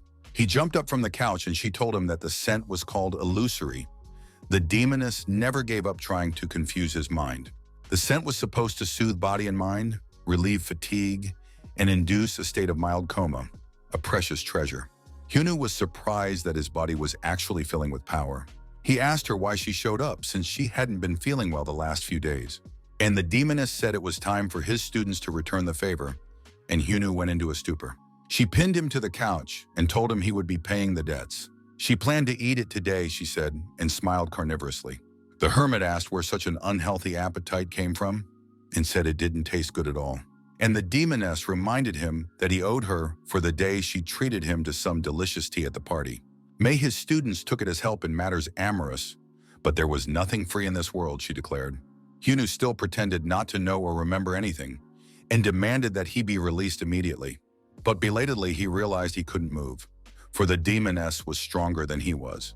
The items she brought had collected her mana over the past few days, and as long as he could smell it, no matter how hard he tried, he wouldn't be able to get out.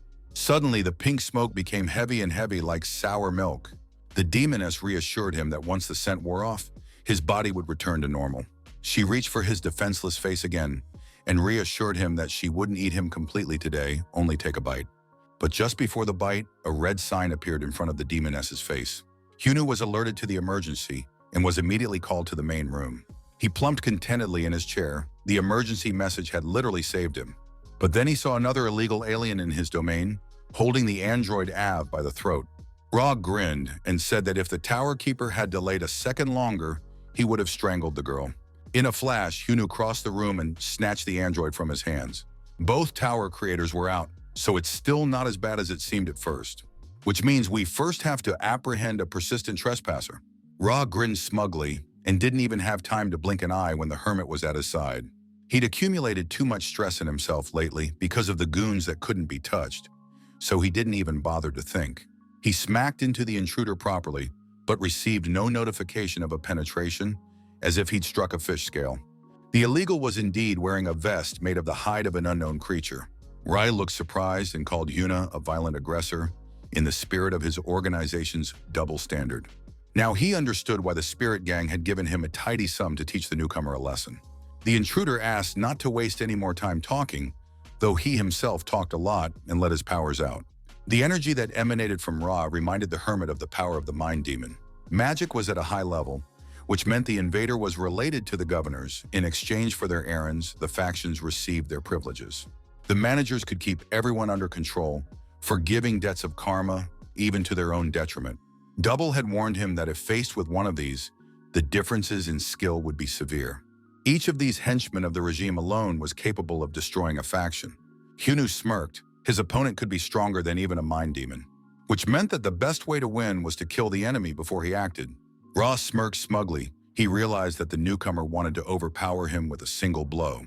After all, the kid didn't realize that all of Ra's power was gathered not in his hands but in his abilities, and a skeleton appeared behind Hyunu's back. These warriors were Ra's main force. The hermit barely dodged the sudden blow. Hyunu felt a bout of deja vu. The skeletons were the resurrected fallen warriors. Each one was powerful.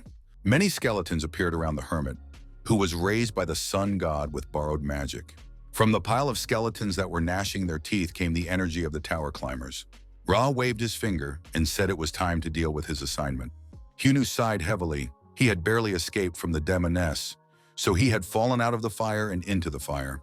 At the same time, a fairy peeked into the intersection near Hyunu's house, inspecting people with disdain.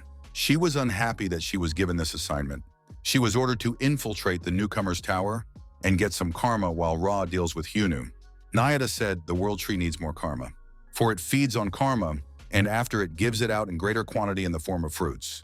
The higher the quality of the original karma, the higher the karma you get, and they've already spent a lot on the rookie order. Of course, in the worst case, they would have to cut their rations because there would be no harvest. But no one would like that, and for them, the fruit was a delicacy. They planned to steal as much goodness as they could from the 51st tower before it was taken over by the managers and grow a new crop. It was easy for the fairy who controlled the wind to sneak into the tower and steal karma. And so there she was, but worried that the exchange might not be in their favor and prove to be a waste of mana. While getting to this level, she felt the presence of strong karma, but thought she was imagining it. But it didn't matter to her. Through a special device, the fairy absorbed karma. When she heard an angry voice behind her telling her she was interrupting a lot, The angry demoness grabbed the fairy by the scruff of her neck and dragged her to the ground. She threw it so hard that the illegal plowed a furrow in the ground. And when she tried to get up, she was spit up like a gnat by the demoness's power. Ta promised he wouldn't let her get away with having her plans interfered with on her own turf. Hyunu, meanwhile, was exterminating the skeletons one by one, their numbers not helping them in any way because he was much faster. But the skeleton army was endless and could take him simply by force. Ra kept blustering, sitting idly by that this army was created to protect him. Even if the skeletons fall, it's only for a while and there's no stopping them. As long as he's alive, so are they. He gave out a clue. He kept babbling about how there was nothing Hyunu could do, and he needed to get over it. But the straight-faced tightwad finally figured out what to do. The skeletons would exist as long as the one who fueled them with magic was alive, which meant there was no point in wasting powers on them. Spreading out, he jumped straight towards Ra, who was just sitting on the throne. Because he could summon a huge snake that was waiting in the ground for Hyunu to jump to Ra. The snake seized him with its jaws, and the hermit steadied himself with his hands and feet so that he would not be bitten. Ra obligingly explained that it was a viper blessed by the sun. The skeletons were his shield, and the snake his main weapon, he spoke, while the viper shot out a red beam. Ra never thought he'd have to summon a serpent. The request had caused him much more trouble. He thought he'd already handled it. Either way, he acknowledged the strength of Hyunu, who sat on the ground to gather himself before Phase 2. Ra already envisioned getting his body into his army, and it would become a useful soldier. But first it was necessary to separate the meat from the bones, and he gave the command to his skeletons. But after letting them get close, the hermit used a powerful strike with a wide attack radius. Hyunu tells Ra that since he was told not to kill anyone, he's been holding himself back until now. All this time he had only met weaklings, so his expectations were lowered, but now he realized there was no need to hold back. This time he decided to go all out and show off his skills. Phase 2 began. The hermit directed a rock-breaking ray of love and goodness at him. Ra's entire army was blown away in one fell swoop, and Hyunu jumped straight towards him to show him what it was like to fall, after which he began beating the intruder despite his sturdy armor scales. When the armor cracked, all that was left to do was to scratch the stuck-up god out of there. After a powerful blow, Ra flew away like a ragdoll. Rolling across the ground with a ball, he hit the rock with his back. Hyunu wouldn't let him rest and jumped in after him, telling the god not to be afraid. He didn't want to kill him. Just wanted to try out my new therapy for invaders with long memories on him. Ra summoned his last hope, and his huge viper appeared. But to the hermit, it was just a ridiculous nuisance, and he told her to go away. The impact tore the snake apart, and Ra's last hopes crumbled. He couldn't believe that even his snake had been destroyed in one hit, and yet the enemy hadn't even gone bald, which was a cheater of pure water. And then, for the first time in the entire fight, it dawned on him that he was dealing with a monster. Meanwhile, Hermes reported to the tyrant's superior that Ra had already begun his task, and they hoped that things would soon fall into place. Hermes thought it would take the sun god a day to figure it out, but it might take a week. After all, this deity was very fond of playing with his victims and enjoying the process, so he has a bad temper. The tyrant grinned. A week of rampages, it was still a small price to pay for them. But he really wondered if Ra could deal with the newcomer. Ra was on his knees with his hands up in the air, which were ready to fall off. He gave out the name of his customer. Hyunu sat on top of the skeleton while the others swept a fan around him. The hermit asked Ra why he didn't tell him everything right away. He wouldn't have had to fight. He wouldn't have broken every bone in his body, and he wouldn't have had to leave all those humiliating reminders of why you can't walk on the ground. Hyunu grumbled that he had only wasted so much effort, but he himself pondered the order on his head.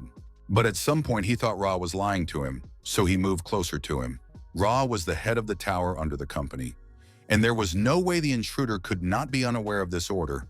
The intruder became nervous and began to make excuses. He said that if the managers knew, he would have had to pay a huge percentage, but as it was, he wanted to get everything himself and kept it from them. But having said this, he faltered, for a long tongue the governors would not leave his tower. Ra could only hope for the mercy of the victor. Hyunu sighed. It didn't matter if the intruder was telling the truth or not. There was nothing he could do to the company right now anyway, which meant they needed to move on and deal with their situation. With a clash of fists, the hermit said he had to teach manners to the knuckleheads, who decided to play with him. Nayada was holding a meeting. She told the goons about her ingenious plan, and they liked it a lot. It would take a long time for the fairy to steal karma, so for now they could only wait. While they were anticipating the height of an unkilled newcomer, someone entered their portal. Naiad thought it was her fairy handmaiden returning, but instead some man flew at her. As they looked closer, they realized that the one who had turned the table over was the sun god. "Omai Washinder," said Hyunu, and said hello to everyone present. He grinned devilishly, anticipating how he would pinch those goofy geese. Proud as sheep, the spirits rushed at Hyunu from the doorstep without waiting for anything. He prescribed them 2 sedatives right on the fly to keep them off. Naiada, meanwhile, realized how much she had miscalculated in this life. Hyunu approached her and said in a cold voice that warned them not to jump over their heads. "So why didn't they listen to him?" he asked and grabbed her shoulder. He told her not to procrastinate and start talking, or else they would all go to fertilizer.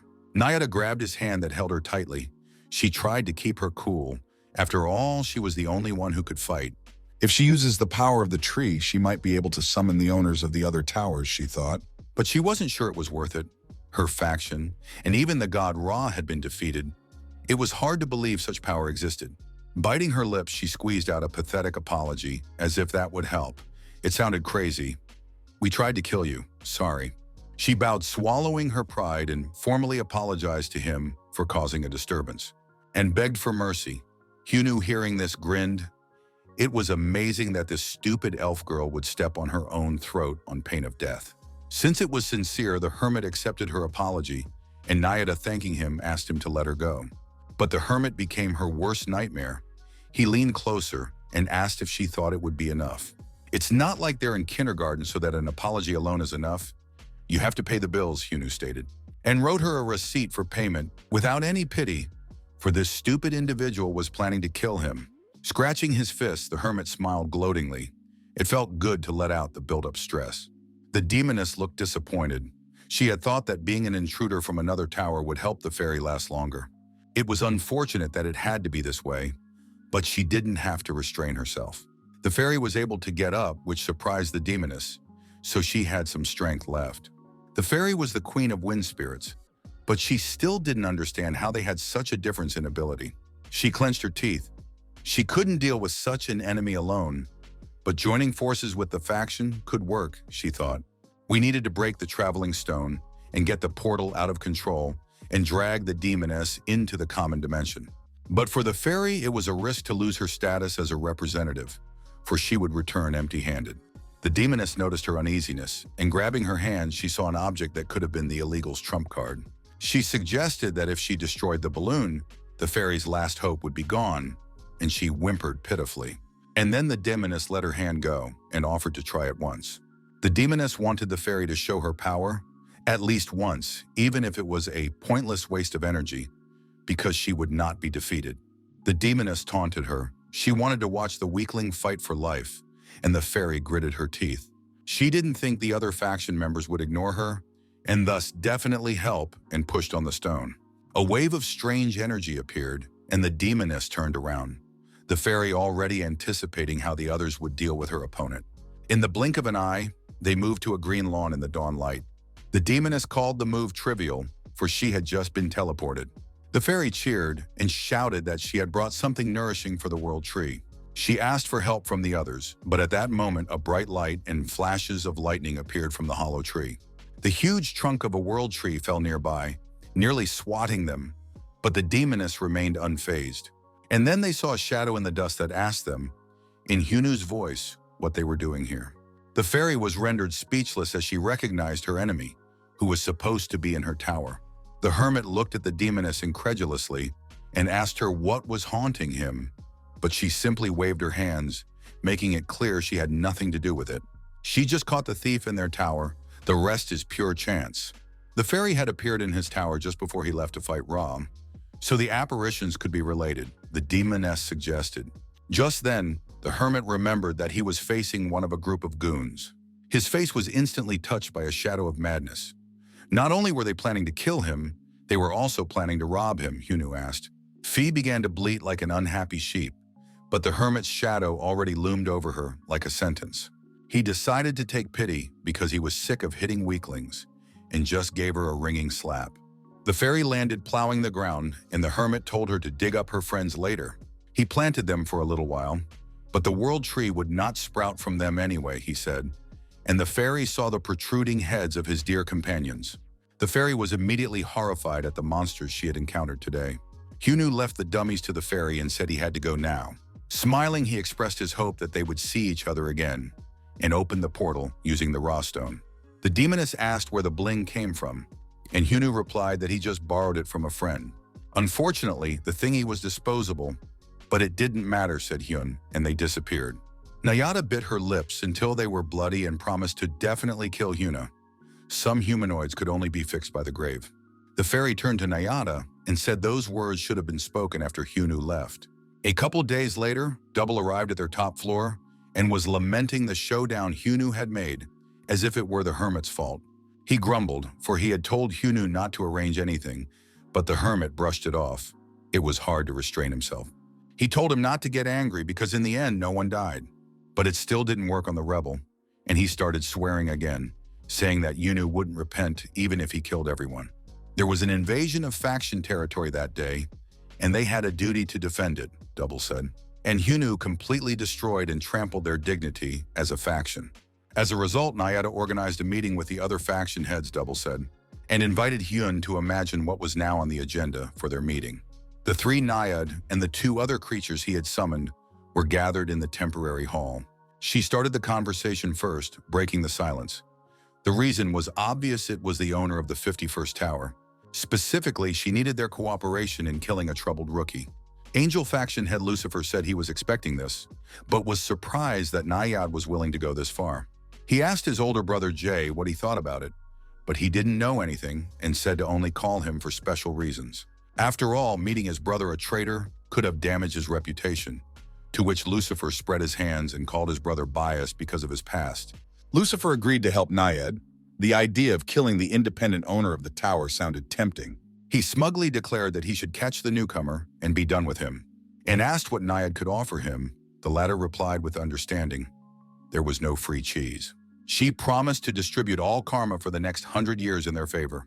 The tyrant was puzzled by the news he had received. The god Ra had been defeated, the faction of spirits had been defeated, and now there was a meeting of leaders. He was surprised, but things were moving in the direction he wanted, Tyrant said.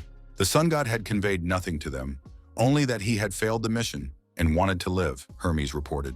The god Ra was no longer willing to leave his tower, much less deal with the owner of the 51st Tower, and became depressed. Tyrant grabbed his head and asked what was known about the outcome of the faction leaders' meeting. And they assumed that one of the leaders would definitely say yes if Nayada offered him the power of the world tree. Though Hyunu had cut the trunk of the tree, but fortunately the root had survived and the tree could be rebuilt. Of course, it will take some time, but afterward everyone will get their benefits because the tree creates a lot of karma. The tyrant decided that the position was right and it was okay to let them take out Hyuna, and he could just watch the development for now. Double threw a real tantrum and pounded his fist on the table, asking what they should do now. At this rate, the tower owners could put together a coalition of at least 2 factions, and that was very dangerous. Plus, the managers will now take notice and scrutinize him. Espionage, which was already so difficult for him to produce, will be even more difficult, Double said. He cried out again, for he had no time to sleep, and Hyunu apologized dryly. It appeared that the hermit was to keep an eye on Tyrant's company, while Double searched for the right thing for the stalker. The rebel revolutionary agreed and asked how Hyunu would do it. Hyunu grinned and said he'd just draw attention to himself one more time. Lucifer considered the offer.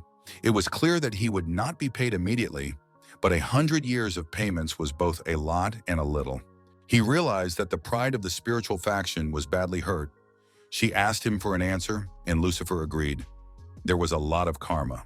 He said he was in, and Nayada gave a sigh of relief and looked at Jay. She asked him what he would do, and he replied that he was sorry, making it clear that he would not be involved. Nayada asked his reasons, if the reward was too small, but Jay answered evasively. He was impressed with the newcomer, but Jay said they shouldn't be nervous as he wouldn't get in their way. He was busy training his faction. Nayada was not happy about it. She knew Jay didn't like conflict, but she thought she had set a great reward. At least the Angel faction was joining them. That should have been enough to stop Hyuna. She was already anticipating her revenge when the hermit appeared behind her back and found their meeting entertaining. Nayada nearly lost her soul and cried out loudly in horror.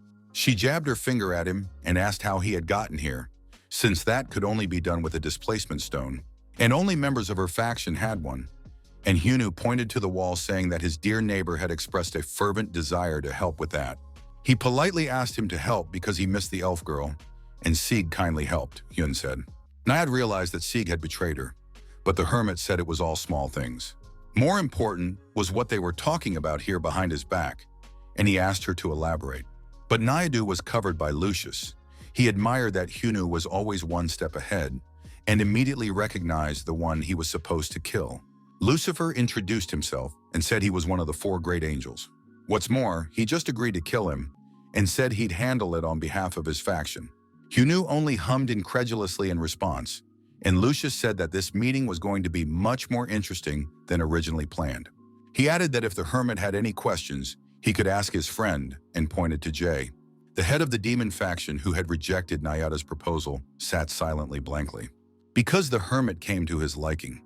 But Hyunu was surprised, for he saw this guy for the first time. Hyunu thanked him for the information and said it was his turn to prove himself. Proving himself worthy of being a friend to the Silent J, he added, and in one fell swoop, he blew the head off the nasty angel, who didn't even have time to raise his hands. The hermit struck without hesitation, for he was the head of the faction in front of him, but he turned to slime, though he did not die. The body kept talking and said it was unfortunate since it had been dealt with in such a manner. Hyunu demanded to remove the purple mist that made it impossible to see anything, and the angel grinned. He appeared behind the hermit's back and asked how he knew it was an illusion. Hyunu grinned as well. It was obvious that the faction leader wouldn't allow himself to be killed in one blow. Besides, he wanted to see his pain and suffering. Lucifer laughed. He was thinking the same thing, and he was amused by the similarity of their thoughts. But Hyunu was already tired of this coddling, and struck the illusory body again. At this, Lucius fled, expressing the hope that they would meet properly next time. Hyunu thought Nayad was next in line, but there was no sign of her. He was generally pleased with the result. It was enough to attract the managers and approach the unknown supporter. He only knew that the head of the demon faction was in front of him, and asked why he was on his side. Jay replied that his faction didn't like being called demons.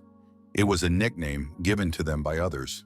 And in fact, their origins are far from that, he said, which surprised Hyuna. Jay decided to introduce himself. Someone called him a gift from heaven. Some as Messiah and Savior. He was given different names, he said, and showed his horns. Hyuna was surprised to find the most famous prophet in all religions here. Even those who didn't believe in him knew his name, the most famous holy being. From his reaction, Jay figured that there were creatures like him in Hyunu Tower. Jay said there was nothing special about it. The myths and legends were similar, but the demons were completely different. Hyunu replied that he's seen holy creatures. There's a talking dragon and a monkey living in his living room who go crazy over pop idols. The hermit said it was all quite unexpected. The holy beings from his tower were very different from Jay. And the demon replied that he had his reasons. He was on his side anyway. As Hyunu had heard earlier, Jay had taken a liking to him, but the other factions were disgusted by him. Hyunu asked what the reason was, but Jay said it wasn't the time for such questions, since Nayad had gotten out of here first, which means it was hardly safe for them to be in this place. Before he left, Jay tossed him a moving stone connected to his tower and suggested he stop by for a visit when he had the chance. That's when Jay will answer his questions and tell him why they need karma for Hyun, and also what's going on inside the towers, said the demon, in a flurry of destruction. Hyunu barely had time to jump into the portal to Siegfried before the temporal level collapsed. A little more and he would be finished, the hermit thought, when someone grabbed his leg. Sieg grabbed Hyuna by her clothes and started screaming at what the hermit had done there. After all, he had told Nayad that he had infiltrated the meeting thanks to Zig's betrayal. Spitting saliva, Sieg complained that he would be finished if the vengeful elf were to order it, and he would be gone before Hyunu himself. It demanded that he say something and take responsibility. The hermit quickly prescribed a sedative pill for Sig and immediately injected it into the stomach of the raging patient. He yelled at Zig to watch his mouth and think how he was acting. Hyunu repeated what he heard and didn't understand why he had to protect Zig from his own faction. He asked the unlucky neighbor why make such a fuss over nonsense. Then Sig asked the hermit if he had any good suggestions, and Hyunu immediately replied that he did. Grinning evilly, he replied that he had a great option for a neighbor. The tyrant and company boss had gotten the latest news from Hermes, He now knew that the spirits and angels were together against Hyunu, who had come to meet them. The warden thought it was strange, since the appearance came from the 50th tower, even if the hermit was threatening Zig. Where he could get information about the meeting that Sieg didn't know about, Hyunu couldn't find out from Tyrant's organization either. The boss ordered to put all other things aside and investigate this case. He put down the karma stone that Hyunu had given them earlier. That one was empty. The tyrant took up the case because there was something that kept him busy. The hermit certainly couldn't have mined all the karma alone, the tyrant remarked. And Hyunu often acted as if everything was normal, but most of the time, he shouldn't have known that much. Tyrant wasn't sure why, but thought Hyun was being helped by someone. Hermes agreed, saying it could be someone in charge. It was unlikely. Tyrannus doubted it too, but hesitated. But there was a possibility that behind the newcomer, Hyunu was the one they immediately thought of. So now they should check things out, instructed the chief to investigate Hermes, and said that if his hunch was correct, they would close the problem tower. Siegfried pretended to be able to read, and so he asked Hyunu what was going on. The hermit smiled. He liked the confused look on his neighbor's face. It was all about trust. There was always the possibility that Zig would apologize to his own and defect back. Because of this, Hyunu decided to reinsure himself and turned to experts who drew up a slave contract. More accurately, a pact of strong bonds of friendship, and if Sieg was in agreement, had to put his ex against the family name. Of course, purely voluntary. Now Sig had to be glad he wasn't going to be attacked by former allies. Hyunu promised to take responsibility and asked to be told of all the weaknesses of the spirit faction for his own safety. And Zig was also required to run a couple simple errands, turning off lights, bringing food, sweeping the tower courtyard, a mere trifle. Hyunu said it was pretty easy, but the neighbor was unhappy with his slave contract. But when he started to get violent, saying he wouldn't tolerate such a thing, Hyunu suggested a friendly sparring session. Opinions quickly changed and Zig asked Noah where to sign. With one problem taken care of, the hermit took the stone of displacement to Jay's tower and decided to deal with the second. After arriving in his domain, Hyunu was confused. Jay had called himself a saint, but it was still unfamiliar to see it.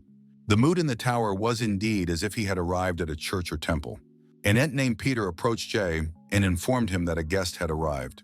It was going to be a long conversation, so Jay asked the wooden Peter to step out, and he nodded in agreement. Hyunu turned around to follow the wooden man. It felt like they knew each other, even though they were seeing each other for the first time. Jay said he'd been waiting for him and offered to sit down at the negotiating table. Hyunu thanked for the invitation. There were a lot of questions, so he offered to get straight to the point and asked what the power company was up to. But Jay replied, with a question, "What does it matter?" As much as the company used karma, it had nothing to do with Hyun, the hermit agreed. He didn't have much reason to, but enemies aren't righteous either. No doubt karma will go for bad deeds. Most likely scoundrels will take full advantage of those below them. The previous owner of Hyunu Tower was just that, and because of him, he went through many hardships. Therefore, the mere mention of the slave exploitation of laborers arouses his righteous anger. The hermit decided that he would deal with the villains even if Jay didn't tell him anything, and asked if those reasons were enough. He grinned. The answer satisfied him, so he decided to tell everything he knew. The angel dimension represented the heavens with flying cities.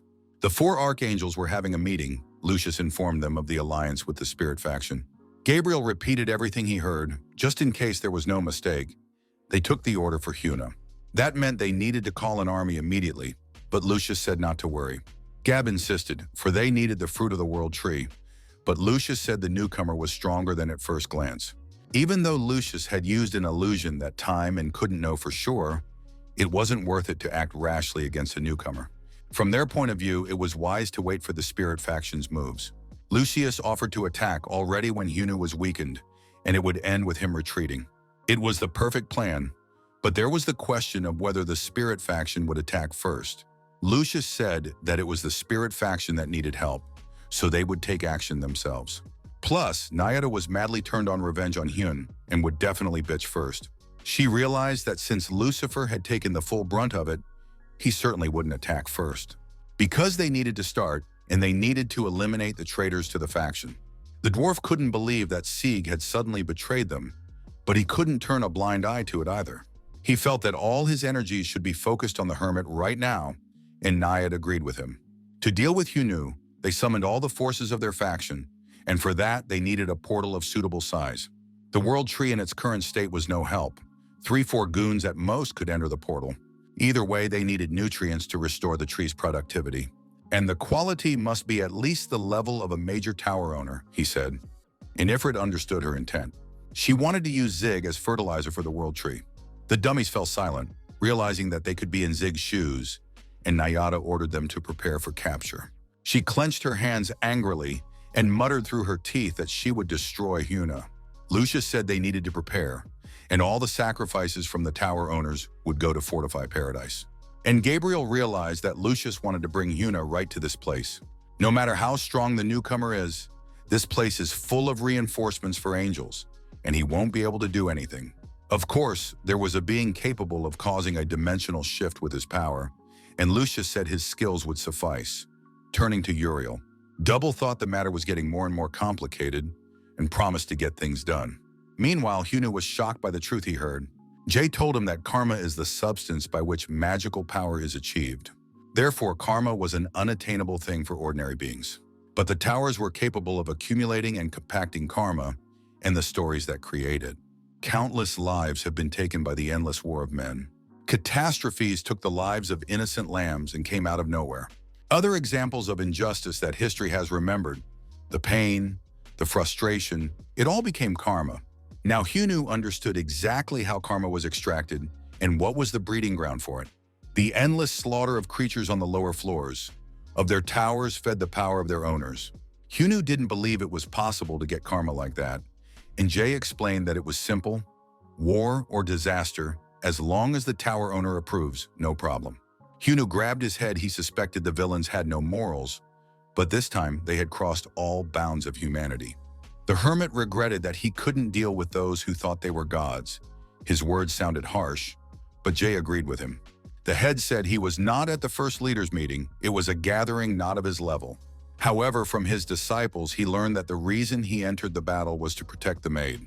In front of everyone, he cut the red-horned demon down and was even ready to extinguish it for good. As soon as Jay heard the story, he was immediately convinced, unlike the rest of the moral freaks, Hunu had a conscience. Hunu found it hard to accept such praise. There was always something behind it. Perhaps Jay wanted to give him a quest.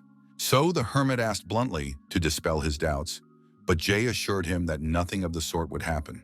He only hoped that with his strength and conviction, Hunu could change the system that the tower owners had built here. The plan sounded grandiose. It was unthinkable that Hunu would figure it out on his own, but the demon faction's strength was also lacking. Dealing with what's going on without affecting the lives of others will take a lot of time, Jay said. But there was an easy way. Quick but possible consequences, Jay said. The creators of the tower were horrified at what karma was being used for. They were so angry they were thinking of the best way to quarter the rogue exploiters of pain, and Sieg shuddered at those words. At some point, the creators of the tower realized that Sieg was also one of those moral freaks. He immediately excused himself and said that he was the one who had never done anything, except for a few accidents and natural disasters. But there's no such thing. And Noah and Av wrinkled their noses in disgust. Hunu told them to stop. To destroy the spirit faction, he needed this guy for now. And Sieg seized on that thought. He said they needed him and let them not forget it, but was quickly silenced when the hermit said to him to cooperate as best he could, because that was the only reason he was still alive. Under such pressure, the unfortunate slave owner from the Karma plantations huffed. Av wondered how Jay was collecting karma in his tower if he hadn't killed anyone. After all, the karma that came to the top was hardly enough to pay the power company, and Hunu said that Jay had his own method. If it could be called that, Jay had sacrificed his own soul. When Hunu found out, he was stunned. Jay realized that all misfortune is converted into karma, and it is valued above all else. A high price is paid for the despair of the lower worlds. Therefore, the sacrifice of a being close to divine level was highly valued. The price he paid was far less than the price his followers paid. He still got off easy. It all worked out, but his soul got hurt, and he became like this, Jay said and pointed at his horns. Hunu asked if it wasn't easier to throw the tower. But for Jay, the answer was simple. Someone else would still pay the same price, and he understood that perfectly well. That was the end of their meeting, he suggested, and asked Huna if he had any other questions. But that wasn't so important now. The hermit had gathered his council to decide how to deny the spirit faction the ability to collect karma. Hyunu told them that no matter how much he thought about it, it was more logical to strip the hostile faction of karma than to fight them. It is unlikely that the factions supported each other wholeheartedly. They are driven by profit. And if you make it so that the spiritual faction can never pay back, their shaky alliance will crack. Noah agreed with the idea. It was better than destroying tower after tower, which was Hyunu's way. That's why he got them together, because he wasn't good at politics. And Av said it would depend on the behavior of the other planters. It was hard to say anything now, and even Sieg couldn't help them. But Noah said it's not that bad, and he knows how to very easily implement this plan. But first he had to go up to the planters' towers and look at their lower floors. They were just so lucky to have a tower operator on hand, Noah said. And they looked at a confused Zig. Av splashed her hands. They had found a use for garbage, Noah supported. Even garbage can be useful, he said. Hyun liked that thought. He wondered where the lower floors got their karma from and how it was extracted. So he asked Scum for help. Zig said he'd do anything and asked him not to call him that. He asked them if they could all go together, what to do if the spiritual faction sent assassins. Were they planning on leaving the top floor unattended, he asked. Hyunu suggested that the spirit faction might send a couple of people like Sieg, since the world tree was damaged and they were low on energy. In that case, it would be easy to figure it out, smirked Hyunu. He already knew who to assign this task to, someone who had been hanging around his neck for a long time and was now trying on costumes at the store, along with cutie So-yeon. The girl totally lost her head dressing up her newfound boyfriend. The Monkey King didn't mind, but looked at the pile of shopping bags and thought he didn't need it. He was getting so tired of being the guy that his paws were falling off. When I got a system notice demanding I pay for a roof over my head and bread and take my dragon and demoness with me, Nayada instructed her goons, saying that Zig must be taken alive by all means. Therefore, she would trust them with the stone of displacement. Several statisticians promised to do their best. The stone-faced humanoid stated that Siegfried was no problem for them. They told her not to worry and to focus on catching Hyunu. Wishing the goons good luck, she escorted them into the portal, and they promised to return quickly. On the other side in Siegfried's tower, a welcoming committee was already waiting for them. The goons started asking pointless things like where Sieg was and who they were, but the macaw said they didn't need that information. He asked them which of them was the strongest and asked him to pitch his voice. Stonehead thought with great delay and didn't know what to answer, and the macaque continued to mock them. According to the hermit, they are all a bunch of chumps. That means you can play with them and then swat them, said the Monkey King, and glared at them angrily. The Stonehead rattled its millstones again, trying to come up with a coherent answer. He approached the macaque threateningly and asked furiously if it wanted to die. Some bug from the lower floors dared to insolence the tower owner and planter. He didn't understand where his rival's bravado came from. But while he was thinking, the macaw tossed his staff above his head, and the intruder looked up. The Macaca King applied his crowning touch with an extension and grabbed the stick. A powerful blow descended upon the stone-headed goon.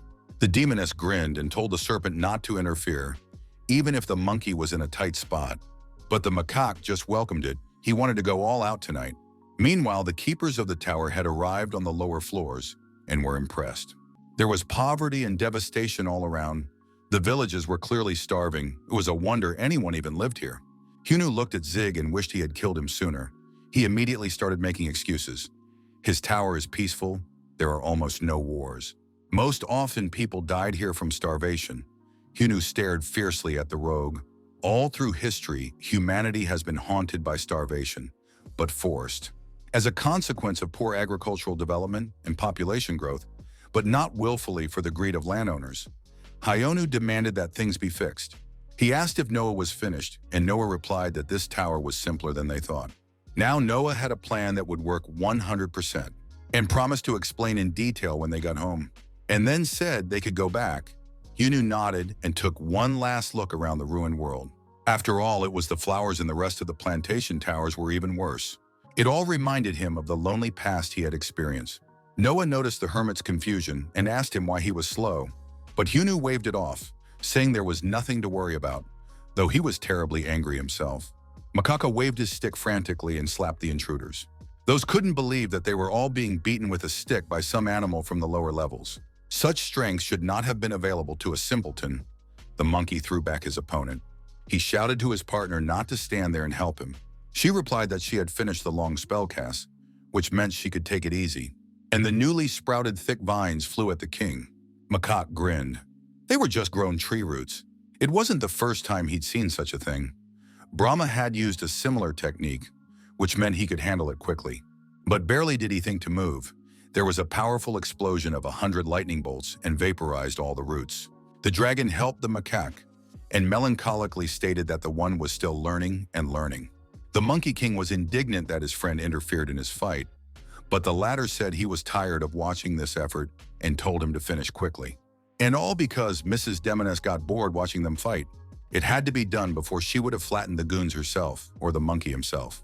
Hearing this, the macaque promised to get it over with quickly and told the goons to attack all together. The invaders realized that they could not hold out any longer and needed to retreat urgently. The snag is that the stone dummy who fell asleep first had the displacement stone. They were still hoping to escape when a voice from behind them asked them what was going on here.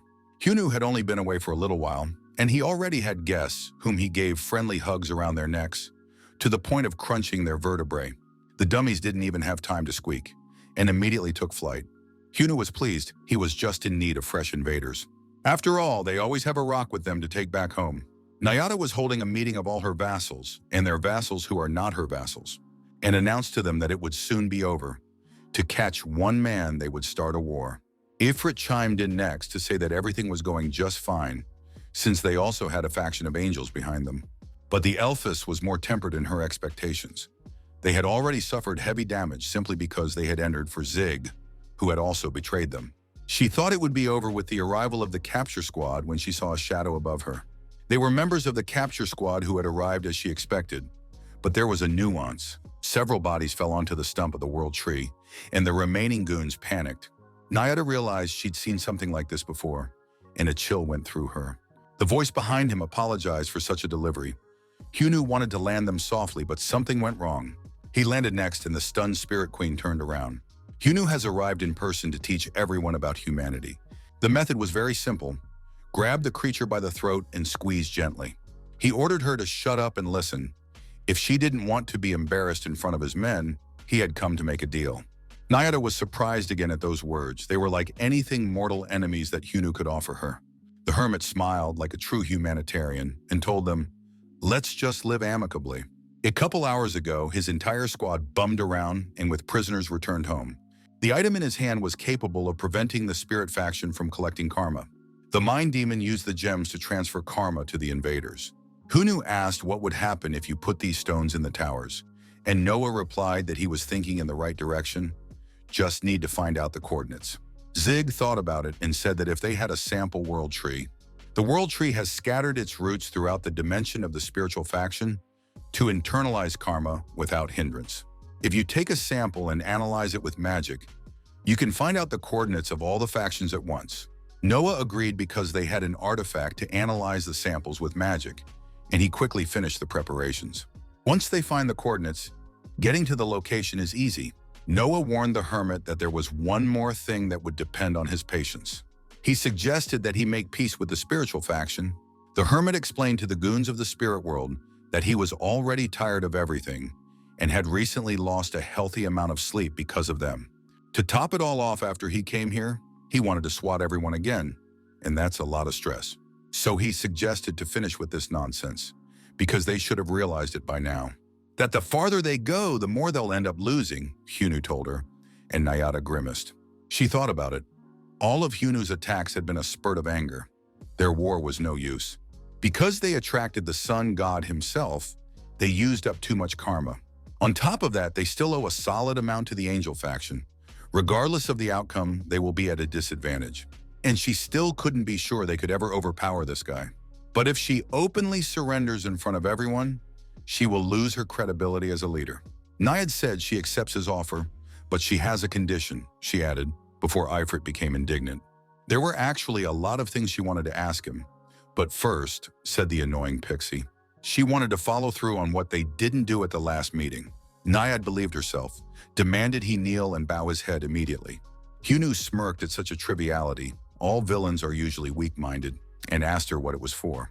Nayad insisted that there would be no deal if he refused, And after everything that had happened, you can't just get a truce. The hermit began to slowly lower himself and said it wasn't such a problem. Nayada was finally touched by the dizzying prospects. That was the way to end the war and preserve its dignity. She was already looking forward to this moment when the hidden counter informed Hyun that the gathering was complete.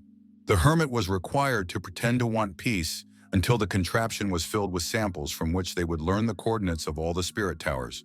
There was an option to sneak into the shared dimension, but Sieg warned that their borders could not be crossed easily. It should have been considered that as soon as they were spotted, the entire faction would enter the fray, he added. So Noah's advice was to pretend to come in peace and buy some time to analyze. Exactly until a notification comes from the artifact.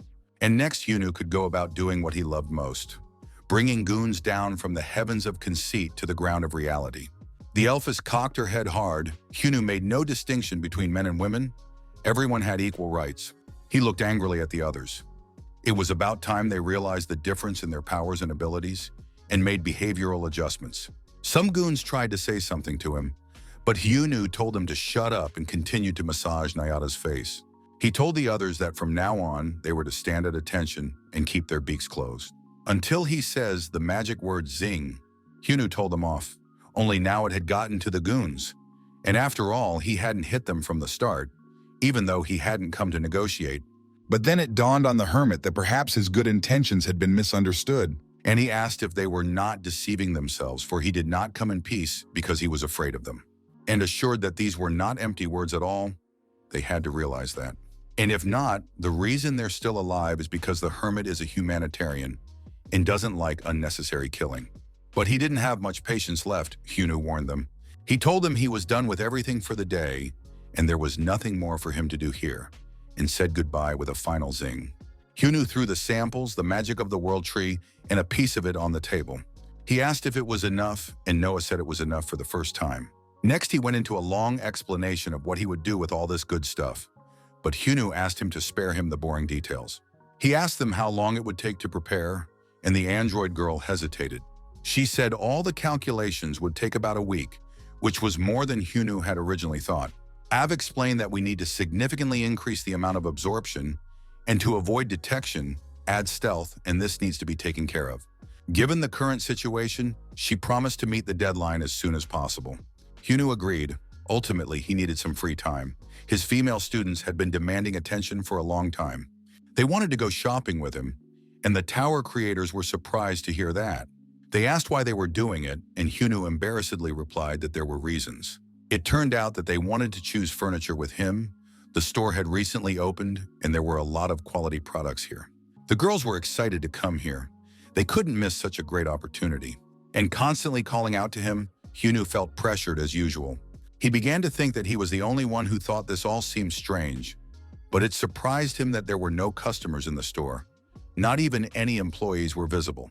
He even thought that at this rate the store wouldn't pay the rent. But Rosa said it didn't matter now. She asked him how he liked this bed, since his was too cramped and this one was just the right size. The girl said that you can do a lot of exercises on such a bed, and shrieked at her thoughts. But Hyunu didn't understand what she meant at all when Miryong asked him to look at her as well. She asked how he liked the big sink and stood in front of it. You can put a lot of things on it while you're doing the dishes, the girl said, and thought of something else. The hermit again did not grasp what they were talking about, for they had come here for furniture. But the girls were unstoppable. They only paid attention to the large-size furniture, and then turning to him with eyes full of fire, told him to follow them. Since the girls insisted strongly, the hermit agreed. He didn't know if he could afford it, but relaxing was necessary too. There was nothing wrong with that. The maidens took him under their arms, and together they went on to explore the store further. Hermes went down to the warehouse where the tyrant's superior was waiting for him. He asked him about the results of the investigation. Hermes reported that the owner of the 51st tower had paid all karma as it was due. After a thorough inspection, Hermes found nothing strange. This could mean that the source of karma wasn't Hyunu Tower, but somewhere else. And from that in turn, it followed that they could trace the origin of the transferred karma.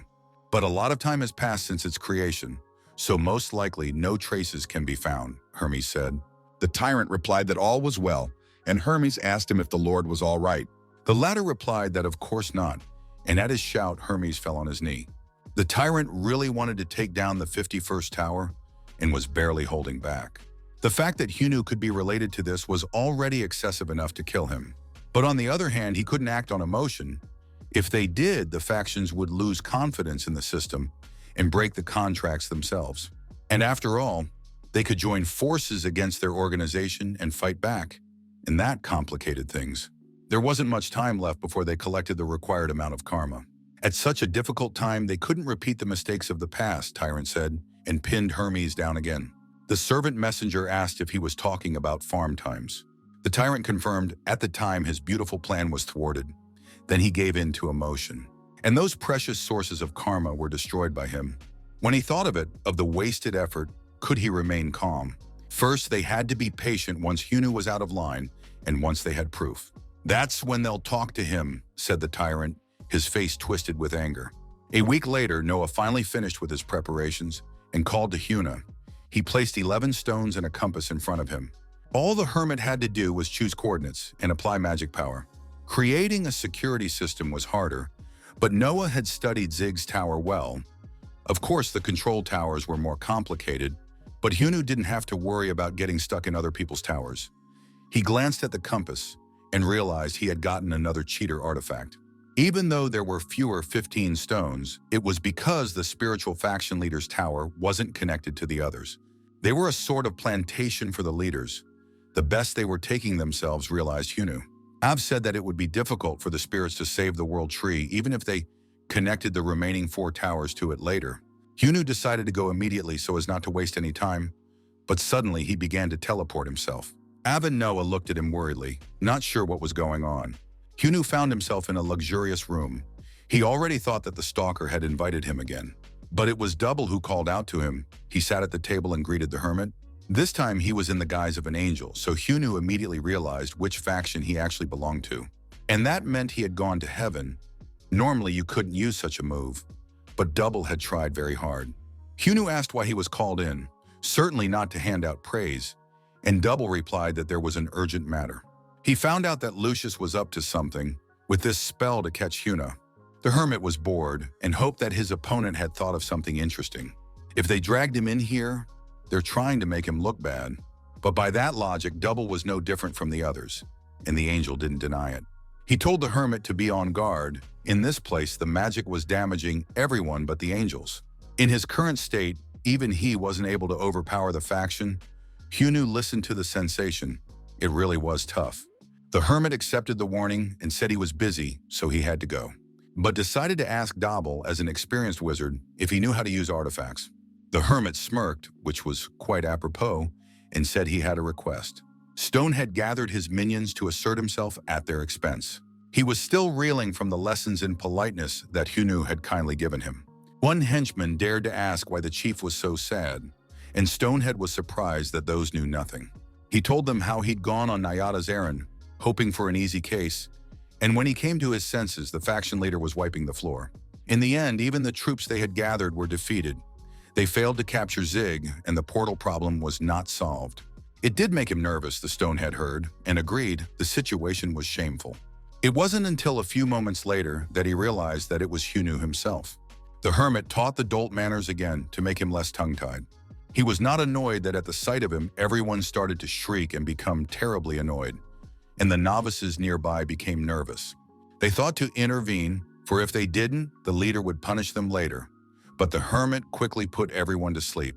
Hyunu figured that this primitive tower should have the same structure as Zig's tower, and headed for the lower floors. Expectedly, it was just as bad here. People were suffering, just like in Zig's tower, only it was a little hotter. Hyunu saw a thirsty man drinking water simply from a muddy puddle. He wanted to just leave after he set the mana gathering stone. But what was happening here annoyed him wildly. The hermit returned to the tower boss and told him good morning, then asked him to wake up. As if the dummy had forgotten everything that had happened to him, he started screaming and jumping again, and the hermit quickly showed him what would happen if he didn't shut up. He told the goon that he really didn't like what he was doing and demanded it be fixed. He's been busy lately, so the slave owner better keep an eye on his tower himself, because an inspection is bound to happen. And if things don't change again, he's going to feel really bad again, informed Hyun. He hoped that even a stone-headed humanoid would understand such a simple truth and let him go, and warned that if Stonehead did anything wrong, He'd get a ticket to the other side of the world that very day. Before leaving, the miserable slave owner asked him what he should do, and Hyunu said, "Then the people in the desert saw rain dripping from the sky for the first time in a long time. The sky cleared of ash and a clean rain without volcanic mud poured down." Hyunu sighed and headed for the next portal. He was getting pretty tired of this routine.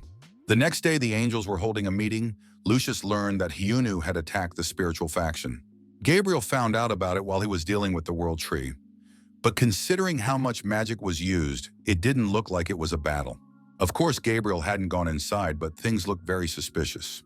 It was strange. Even having only encountered Hyunu once, Lucius realized that the latter was incapable of meaningful dialogue. He grinned, for it made the situation even more interesting, and wanted to dig deeper.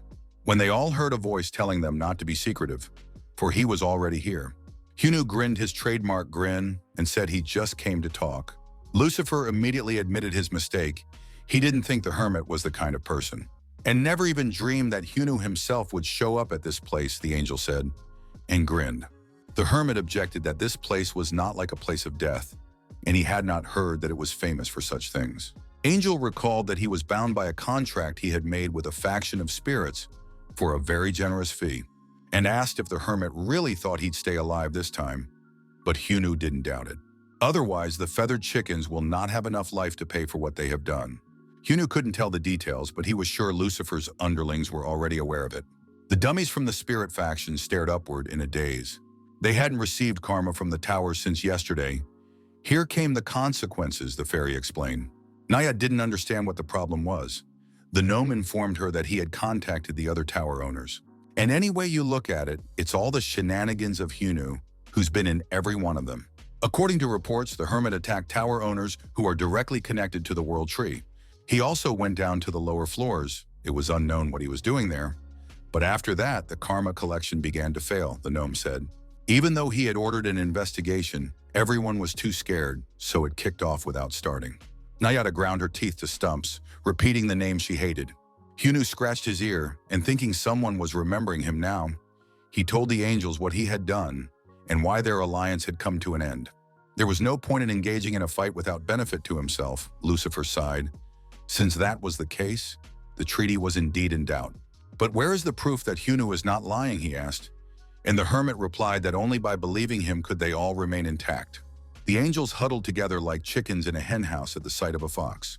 Hyunu asked if that reason was enough, and with that left Lucifer to check things out on his own, which he did, immediately ordering Gabriel to check everything out. And it was also necessary to find out how Hyunu got into paradise without knowing its coordinates, besides overcoming their defenses. Turning around, he noticed that Uriel was absent today. Gabriel said their brother has been very busy lately and hardly sleeps at all. But Lucius found this strange, for he did not remember assigning any work to him. Meanwhile, the rebel angel and double agent in one person appeared in the imaginary space. But instead of a stalker, Oak Peter appeared and said hello to him. Stalker met up with them and said they hadn't seen each other in a while. Double told them to stop talking and tell him already why he needed him. Peter informed them that although he wasn't sure, he may have found traces of stalker karma. Double was surprised, for there wasn't a single place left that they hadn't searched. Peter thought so too at first, but then he found out that there was a place left where the warrior chosen by the stalker had dwelt. This meant that the stalker's karma was in the 51st tower. Peter told Dabble that the hermit had recently visited the Tower of Jay, his teacher.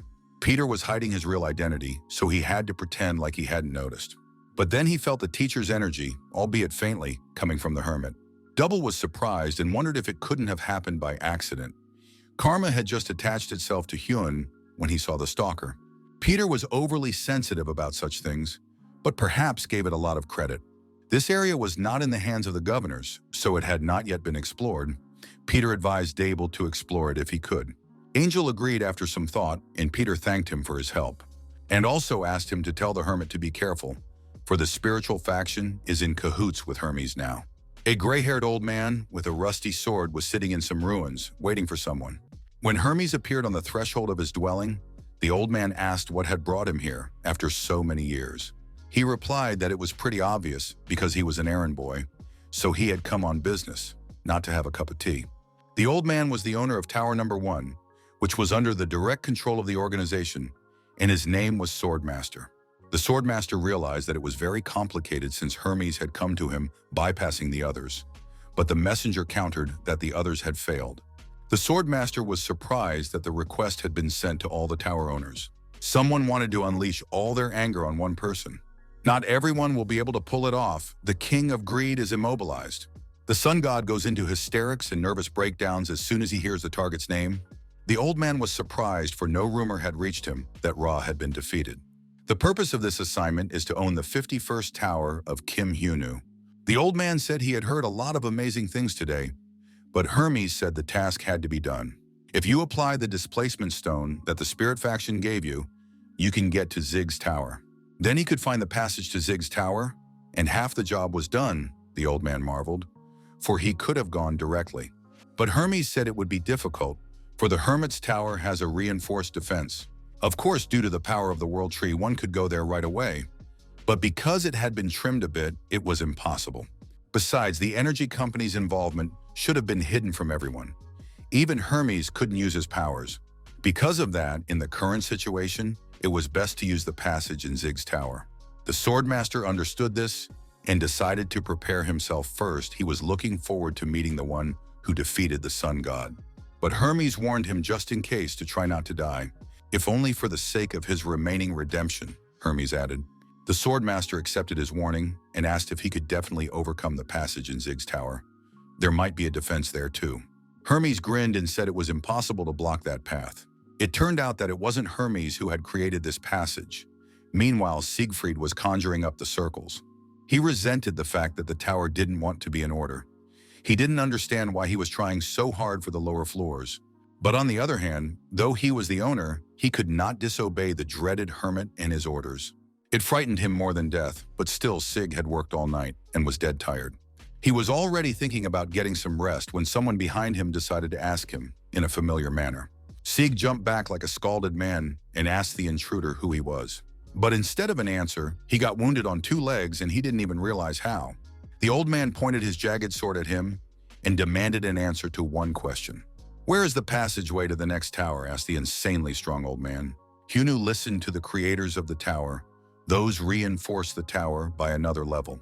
After a recent series of invasions, Noah decided to tighten up their defenses to keep out all sorts of intruders. So he fiddled with it. He wanted to block the jumpers' passage as well, but it was more difficult. Principles, structure, his skills weren't enough to analyze the passage. The door went beyond technology, as if there was something there. Hyunu was surprised. He didn't think there could be anything special in the passageway, an ordinary-looking wicket. And right at that moment, a bearded old man appeared there and asked if he had a coin. He politely apologized for the intrusion and asked to answer one question.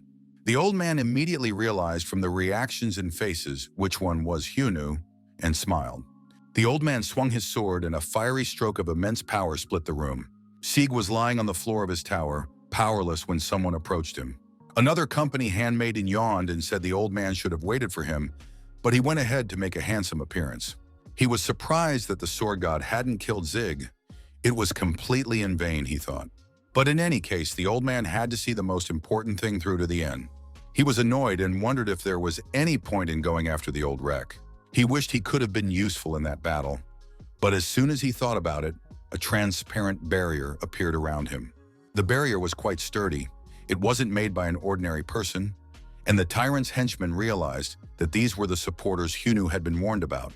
The henchman tried to break the barrier, but when he failed, he simply collapsed on the floor, for he had gotten a good excuse to loiter. After all, the swordmaster himself went on the task, who would definitely do everything right because he was the best among the tyrant's minions. Hyunu covered his comrades with his hands from the powerful shockwave. After the energy of the impact subsided, the hermit told them to stand aside. They have a rather dangerous guest who miraculously managed to get through the barrier. The sword god was pleased. He knew Hyunu was strong, but this was beyond his expectations. It had been a long time since he had met anyone who could stop his attack. Hyunu asked the old man how he had gotten here, since the passage was guarded, and realized that something might have happened to Zig. The old man replied that he shouldn't worry. He hadn't killed the guard dog, even if he hadn't told him where the passage was. Siegfried should have survived, but given the old man's attack, it was no surprise that he was defeated. In terms of strength, he was equal to the Demoness, perhaps even higher. A man with such skill definitely worked for the organization, and Hyunu asked about it. The sword god resented it. He didn't like the job designation, but it was foolish to deny the connection. Hyunu realized that he was right, which meant he could hold himself back like he did with the regular tower owners. He tore towards the enemy with full power and instantly drew closer to him. The sword god reacted quickly as well and struck the hermit directly in the head with his sword. A powerful beam of fire burst from the tower. Once again, its interior was disturbed, and Hyunu immediately reprimanded the intruder for making a real mess of the place. He had barely dodged last night's attack, and now he was preparing to counterattack. A powerful blow threw the old man away, and they flew outside together. They exchanged a few blows, with each having time to react. The old man struck Hyunu with his sword, but he himself was also hit with a fist to the stomach, but was surprised that his opponent steadied himself. It didn't escape him that Hyunu also possessed regeneration. He swung his sword again, and they separated. After which, the sword god rushed after the hermit, and the latter moved to the side. The old man realized that he shouldn't make ill-considered moves that could be taken advantage of by the enemy. Hyunu spun the old man around and decided to keep up with him in powerful blows and charged the main caliber. A true dragon, an ability given to him by divine karma, burst out of his fist. The sword god escaped the galactic strike, or he would have been swatted. He noted that the hermit was outrageously strong and wouldn't let him rest at all. But in a situation like this, the old man was out of bounds, and in the same instant, he stripped Hyuna of her arm. He was doing everything in his power to live up to his nickname as the god of the sword. But even after the missed hit, the hermit retained the ability to move and attacked again. Hyunu asked the old man what was wrong with his face, noticing his confusion. After the smoke cleared, he saw that the old man was still alive even after the powerful attack. The sword god realized that even though the hermit was strong, it was psychologically difficult to bear the loss of a limb. He had no idea that Hyunu would immediately counterattack, and he would do it with overwhelming destructive power. His speed was also high, the old man thought.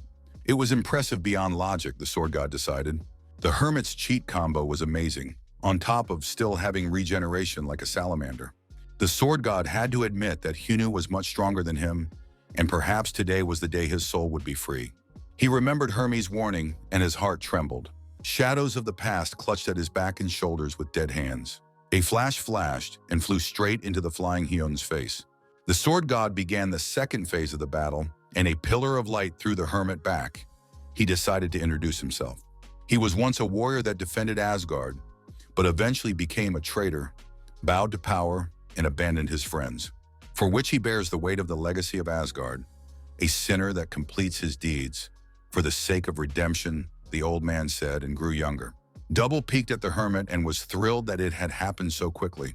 The managers had sent Tyr, which meant they recognized Hyunu as a threat, which was even worse. Double thought that with any luck, Tyr's aide would wake up and intervene in the fight. It wasn't enough. Luckily for now, the fight was on equal footing as Tyr unleashed his swordmaster power.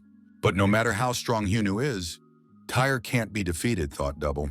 Because until the company erected towers in every dimension, Tyr was used to eliminate the gods that would get in the way.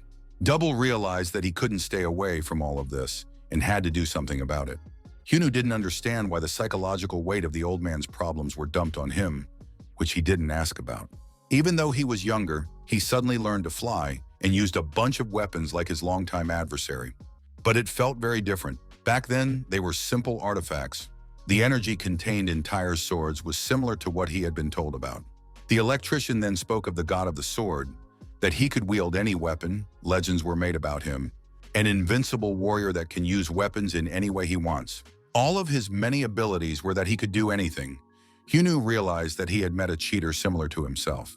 Tyr realized from the look on his face that the hermit had already figured out the situation, for the power that came from the weapon was great. He told Hyun not to worry, because he couldn't use them all at once. He just needed the power they contain.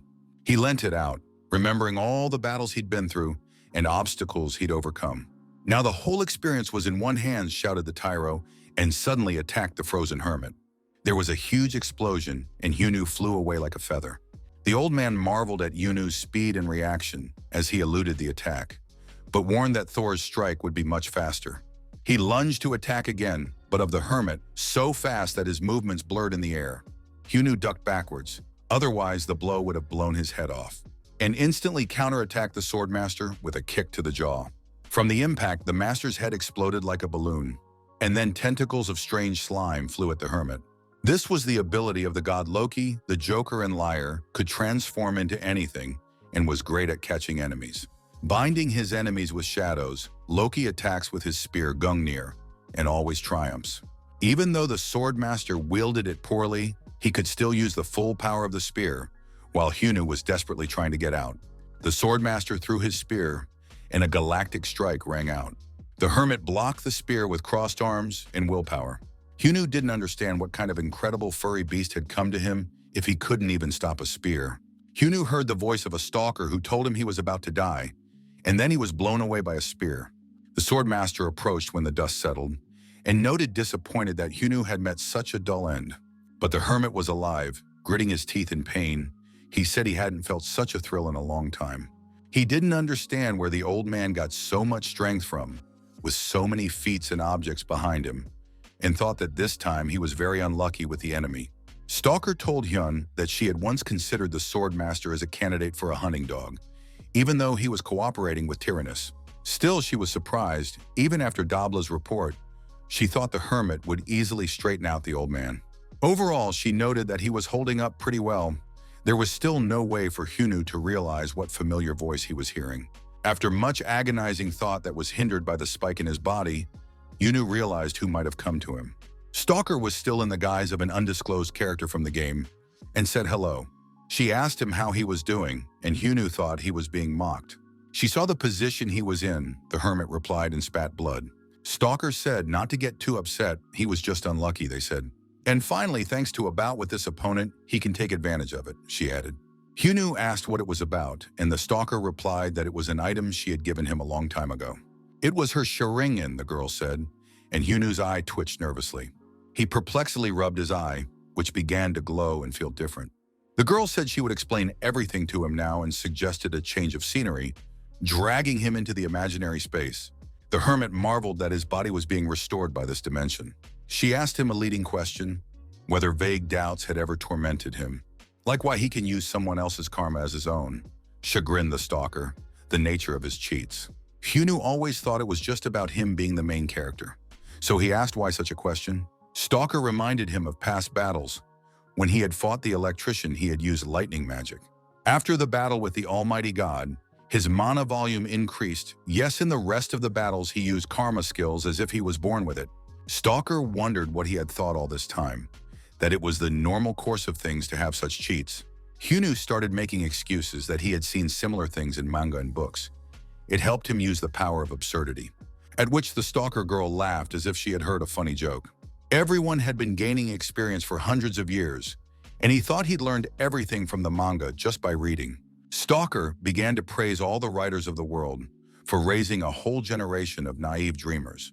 In any case, he could easily deal with karma, precisely because of the power it gave him. Or rather, put it in his eye, the stalker reminded again, and Hyunu touched the lantern. The story of the karma that was revealed to him and the story of its retrieval. All of this was made possible with the help of her sharingan. Now he had to realize what its power was. The swordmaster took a closer look at Hyun. He could sense that there was something about the guy, which meant that he should expect surprises. He had only one wish, that Hyunu would be the one to take his power, but perhaps he was getting his hopes up too high, the old man thought. He had already realized that this time it was a waste of time and expectations. Suddenly, Hyunu disappeared and the old man was surprised.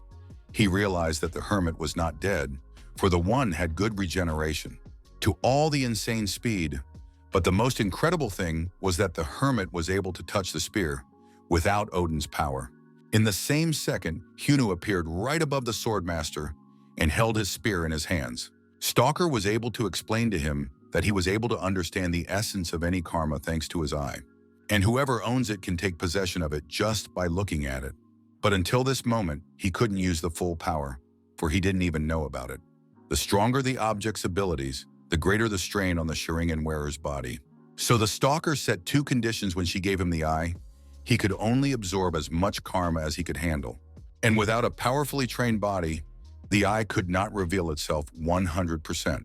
When Hyunu defeated his enemies with astonishing speed, he received a divine body.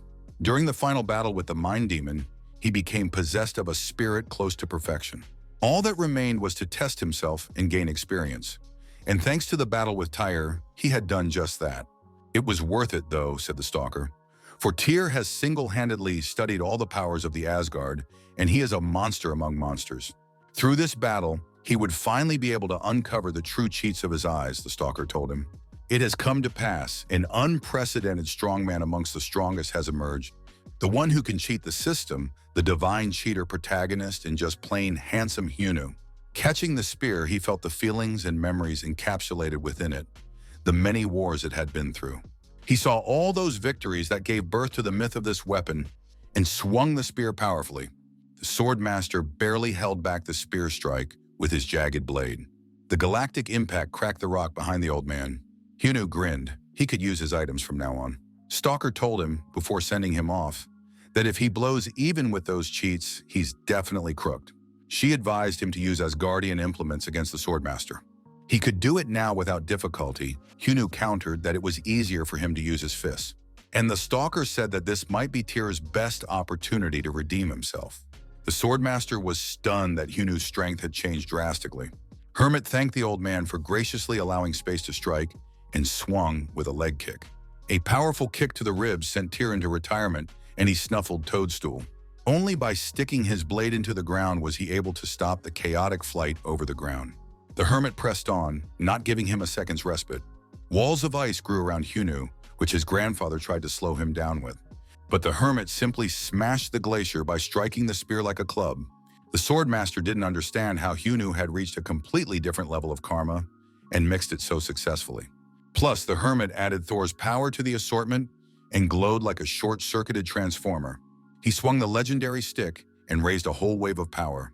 The Swordmaster switched to the power of the Guardian of the Gods and the World Tree, Heimdall, and made many powerful cuts with a metal implement. But the Hermit wasn't hurt because he used the power of the liquid Loki, still grabbing the old man with it. Hyunu decided to talk about his power. Thor couldn't use the power of feats, so what was the matter, he asked the old man.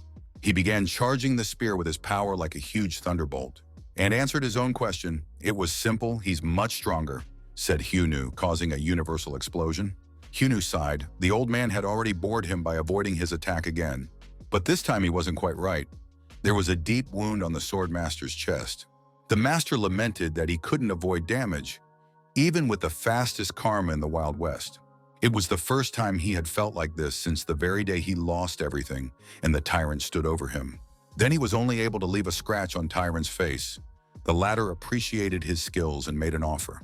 He demanded to become his sword, and in return he promised to let the innocent inhabitants of Asgard live. Of course, there were two conditions, the head of the energy company said. Henceforth he must do all his bidding and do it successfully, swear allegiance, and if betrayed, execute Odin by his own hands, as well as all the other gods and goddesses that lay a human carpet beneath their feet. The tyrant asked how he felt about the offer. The decision was not a difficult one for someone who was on the verge of death. The flashback ended and the Swordmaster returned to reality.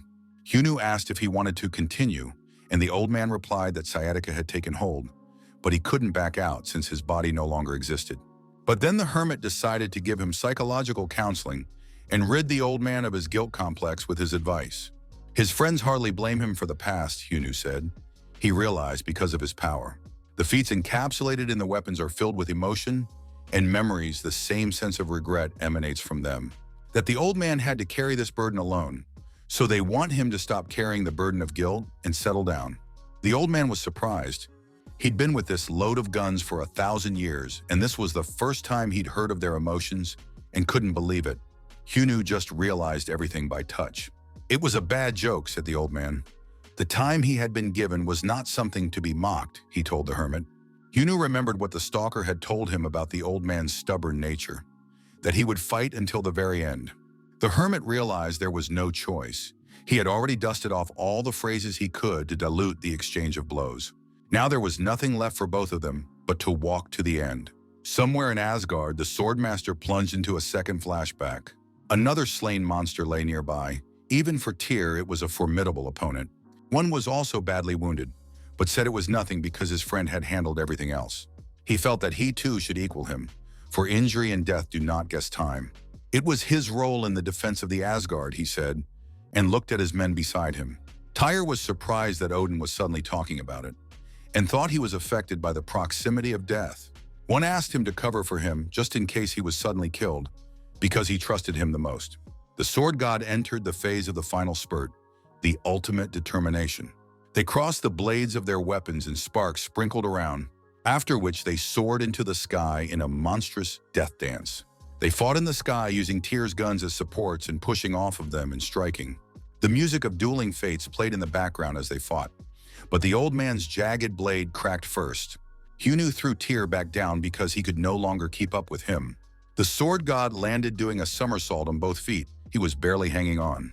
When Hyunu rushed to attack the old man again, the old man used a special sword technique, and with great speed, threw a multitude of blows through the hermit's body. But it was only his remaining cutoff, Hyunu himself catching up with his opponent again. And then the sword master realized that it was really time for him not to retire. He was tired today, which the hermit helped him with, and kicked the old man with his foot, sending him flying. Odin had once told him that he didn't expect much from him, and that if Tyr got tired, he could just leave. Otherwise, he makes you worry about him for no good reason. After all the punches and flashbacks, the old man was still on his feet. He still wanted to show his fortitude, and thought he hadn't done enough, so Hyunu didn't relax either. Hyunu approached the pensioner. He gave him a lot today, so he decided to show him something special. Of everyone the hermit had fought so far, Tyr was the best, and Hyunu fired all the karmas at him at once, a powerful beam of goodness and love. Tyr had already begun to partially evaporate, but continued to walk forward. Shadows of regret lurked at his back. He thought he had unfinished business and clung to his existence like a ghost, but the serrated sword cracked. Before he died, he saw Odin. He called him a fool who had a hard time, and the man told him it was time to rest and give way to the young. The shards of the broken sword fell to the ground, where only a scorched furrow remained. Hyunu exhaled. His mood was great. He didn't even feel like swearing. His battery was dead, and for the first time in a long time, he wanted to sleep after a fight. The white-haired handmaiden scratched his head. After the powerful energy release, he realized that something was wrong with the old man. In such a case, he could have no excuse for idleness, and he reached his hand toward the hermit. But when he touched the portal again, he had to pull his hand back. He was surprised to feel the tingling current on his arm, but the barrier kept him out. Although Hermes assured that no one could stop him, it happened. But that meant that he himself had something to do with the barrier, and the fact that the henchman had been prevented from getting to Hyun, which had saved him. Hermes didn't think that a novice would be able to defeat a master. Besides, he had a strange power that copied karma. And so he decided to keep this guy alive to think about how else he could be used for the sake of executing the plan. It was dangerous this time, the stalker told him as she pulled him into the imaginary space again. He asked her how long she had been lying here. In real-time terms, about 24 hours, she replied. It wasn't bad. For his first feat, he used objects as intermediaries and got off easy. Otherwise, he would have overloaded his mind. But there was nothing to worry about now. Now that he was awake, his body would also quickly return to normal, the stalker said. But the hermit had a question when he had time to get a Sharingan screwed on him. She told him that she had been peeking at him for a long time, yet they had never bumped into each other. Stalker said she had been careful to conceal his presence and had done so while he was still locked in the training tower. Then she came secretly and performed the operation on him while he slept. Hyunu was surprised that it had been so long ago and asked what dictated her choice. And she said the reason is the same reason Noah locked him in there. Of all the people she had seen, he seemed the toughest to her, said the stalker. That's how Hyunu got past the 8 billion candidates. That wasn't so hard, said the stalker. And Hyunu replied that if she did that again, she'd get to his brain. The girl admitted that she had overdone it then, but there was nothing else to do. Plus, it seemed like a great investment, she smiled, and invited Hyun to reflect on how his life had changed after this series of coincidences. The look alone made him a cheater, he thought, when the stalker reminded him that his students were waiting for him and need to return sooner rather than later, and she kindly helped with that despite the hermit's protests. Stalker warned that besides them, there would be someone else waiting for him there, and he could use him, and she told them to find common ground. The hermit awakened his eyes and found the girls leaning over him. They were just testing new ways of healing and awakening on him. Hyunu didn't really understand what his point was or where his shirt had gone. When he saw a lady demoness nearby, who said that this method had been passed down from generation to generation among the monsters. With the help of magic, it was necessary to press on to certain points and accelerate the healing of the body. On the strength of magic depends on the result. The demoness said this was the first time she had used this ability, but since he was awake, he was a worker. Either way, thanks to him, she had a great experience too, she said. The experience was amazing. The words made the hermit fall out, and he promised himself not to faint in their presence again. The tyrant received Hermes' report that Hyun had failed to eliminate. Plus, their chief swordsman took early retirement. The tyrant was surprised that the hermit had overpowered Tyre, though he had sent his white-haired aide along with him. He doubted the newcomer could overpower two at once, and Hermes explained that the two didn't attack together. The swordsman spoke up immediately after receiving the assignment and didn't wait. And the white-haired partner had been packing for 3 hours as usual and left later. And by the time he arrived, it was already over, Tyrant said. Hermes thought about giving the order to continue, but decided that the end did not justify the means and said to retreat. The messenger promised to analyze Hyunwoo's powers again soon and take action, and the tyrant waved him away, for he was soon to be engaged in important preparations for the affirmation of karma. He didn't want to fill his head with unnecessary nonsense and ordered Hermes to sort it all out. Hermes thanked Tyrant for understanding and for giving him another chance. Hyunwoo listened to the demoness. After he fell asleep, Noah moved him to rest and they took care of the rest. Tyr's blade lay in front of him. It was broken so it could no longer be used, and Hyunwoo didn't understand why he needed it. The demoness replied that she thought so too and offered to raise her sword. It was easier to see once than to hear. When Hyunwoo grasped the hilt, it glowed with a bright light. As is usually the case, Hyunwoo plunged into the remote server. He heard the old man, who was surprised to see the hermit so soon, for he thought it would take him longer to recover. Turning around, Hyunwoo easily recognized the one-armed old man as the sword god. He asked if the hermit was feeling well, for he had a quest for him. Hyunwoo wondered how the old man hadn't died yet. Even though all of his opponents had stayed alive on their servers before, the old man himself wanted to retire, so he accepted his death in battle. He had already resigned himself to defeat and was looking forward to eternal sleep. But that was until an eye appeared before him that took possession of his soul. Stalker saved the old man, or rather half of his former self, even after death was not allowed to rest in retirement. His body is definitely dead, but his soul is stored on the sword server. Stalker could create a new body, but first she had to wait. If the power company finds out that he's not quite dead, they'll put him down as a traitor, and that'll be the end of all pension bonuses for long service. Then the tyrant will completely destroy the sword god's home tower with its inhabitants. In the end, he exists as a soul through which he can talk to Hyunwoo. And the latter noticed that the old man's aura had changed. He asked why he accepted the stalker's offer, because he wanted to die and rest. It was exactly what the old man had said, but the possibility of survival reminded him of a long-forgotten wish. He chose to exist for the sake of resting the souls of long-gone friends. And to do that, you have to tap dance on the graves of your enemies. Hyunwoo was very surprised at this desire after years of service to the tyrant. He asked the hermit if he knew about their farm and was surprised, and asked what it meant and how it was different from a regular tower. The sword god told me that the farm also collected karma, and it was like an immeasurably huge round space, within which are contained two dimensions, Asgard and Olympus. Don't ask what the author is smoking. Like the residents of the other towers, the measurements were moved to the farm forcibly. All because the company stole and controlled the magic that was supposed to flow into his dimension. He didn't know it at the time, and thought there had been a disaster. The Asgardians were grateful to be given a new home. But who would have thought it was all part of the vetting on the establishment of the current system of exploiting human misery? After a while, that dreaded day came. Many red balloons appeared in the sky and fell to the ground. And afterward, the tyrant gathered his bloody harvest, slaughtering all the inhabitants of Asgard. Hyunwoo was surprised and asked why, but Tyr himself didn't know. He had to get into the fight right away. Of course, the outcome was terrible. He suffered a crushing defeat and became his servant. But it was yesterday that he learned the whole truth from a stalker, and he was deeply shocked. Turns out people were killed because she attacked a power company. At that time, from her spies, she learned that Tyrant would soon be trying a new method of collecting karma, a way based on the structure of the current tower, a system that replaces contradictory history with karma. In other words, he planned to sacrifice all the inhabitants of the farm to use them as karma material. Stalker attacked to stop him. With great difficulty, she destroyed that place. But Tira proved to be stronger. Eventually, she was forced to retreat, the fight ending with her losing her strength and being imprisoned. Tyrant, on the other hand, realized that there were people connected to the stalker hiding on the farm. So to get rid of all possible threats, he decided to kill them all in one day. The old man asked the hermit if he now understood the reasons for his PTSD and the desire for revenge. Hyunu was horrified to catch a few people the tyrant was committing genocide. The sword god didn't know the reason for such hatred, but he thought it was because tyrant had lost all his karma back then. After all, he is incredibly fixated on collecting it, like a hamster kleptomaniac.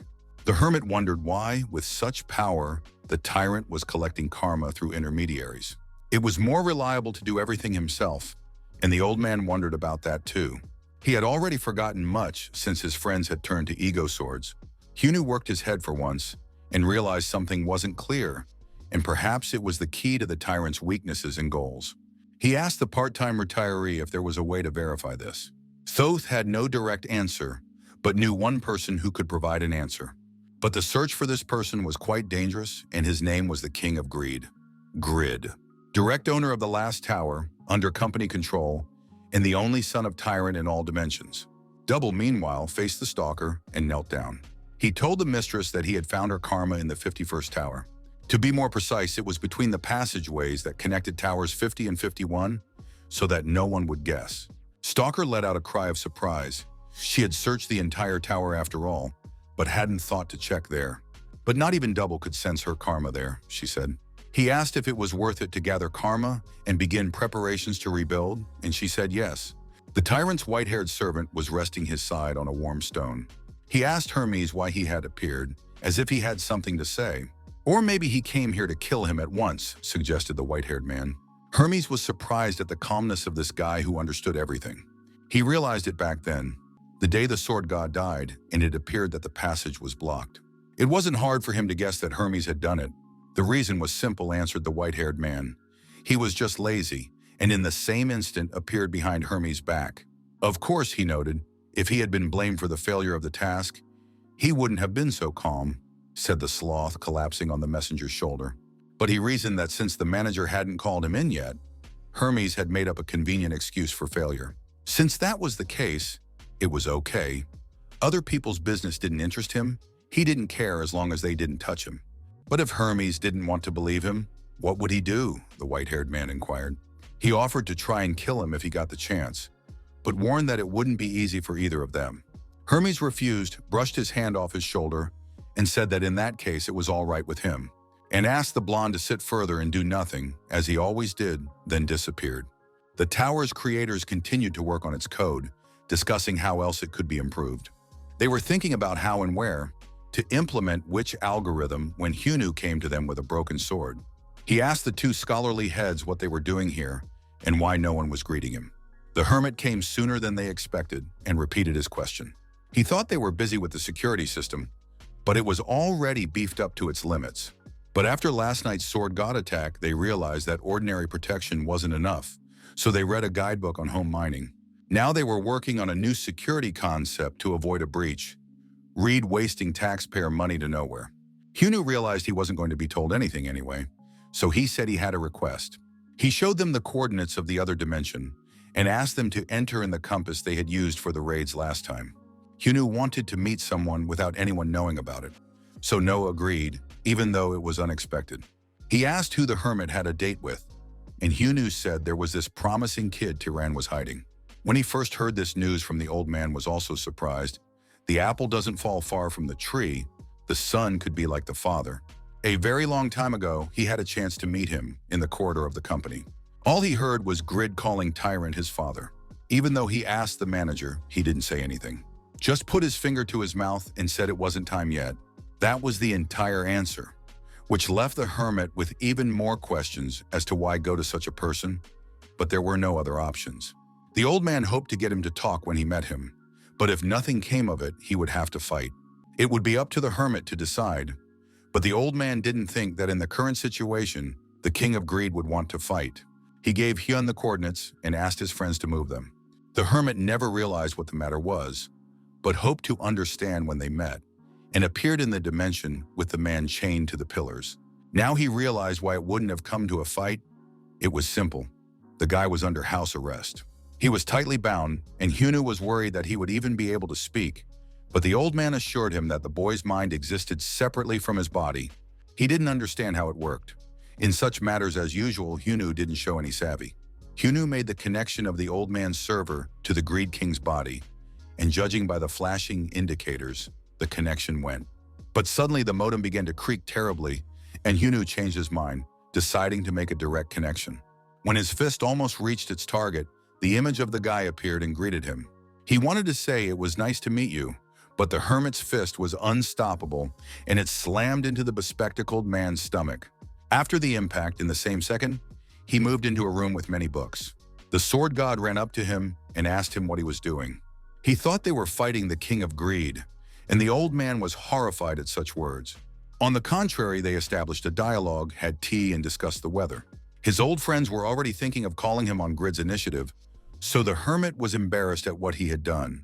Turning around at the guy who cosplayed the Dark Butler, he realized it was the king of greed. It got even more awkward after that, because he turned out to be a dead man. Jay sat over a cup of coffee and thought about how he had never closed that place in the tower before, and anyone could go there to pray in their hour of need. But he wasn't happy about it now. The traitor rebelling against that man had passed through the door. "Open to the young flock," they said, and glared angrily at their brother. Lucius called him rude. They were brothers, and he wasn't even offered tea, to which Jay told him to say what he needed to say and get lost. He wanted to close that door as quickly as possible, and Lucifer chuckled again at such callousness. But he said he didn't care, because when he told him everything, Jay wouldn't want to let him go. Lucifer came today to tell him of the second coming of the one who can neither live nor die.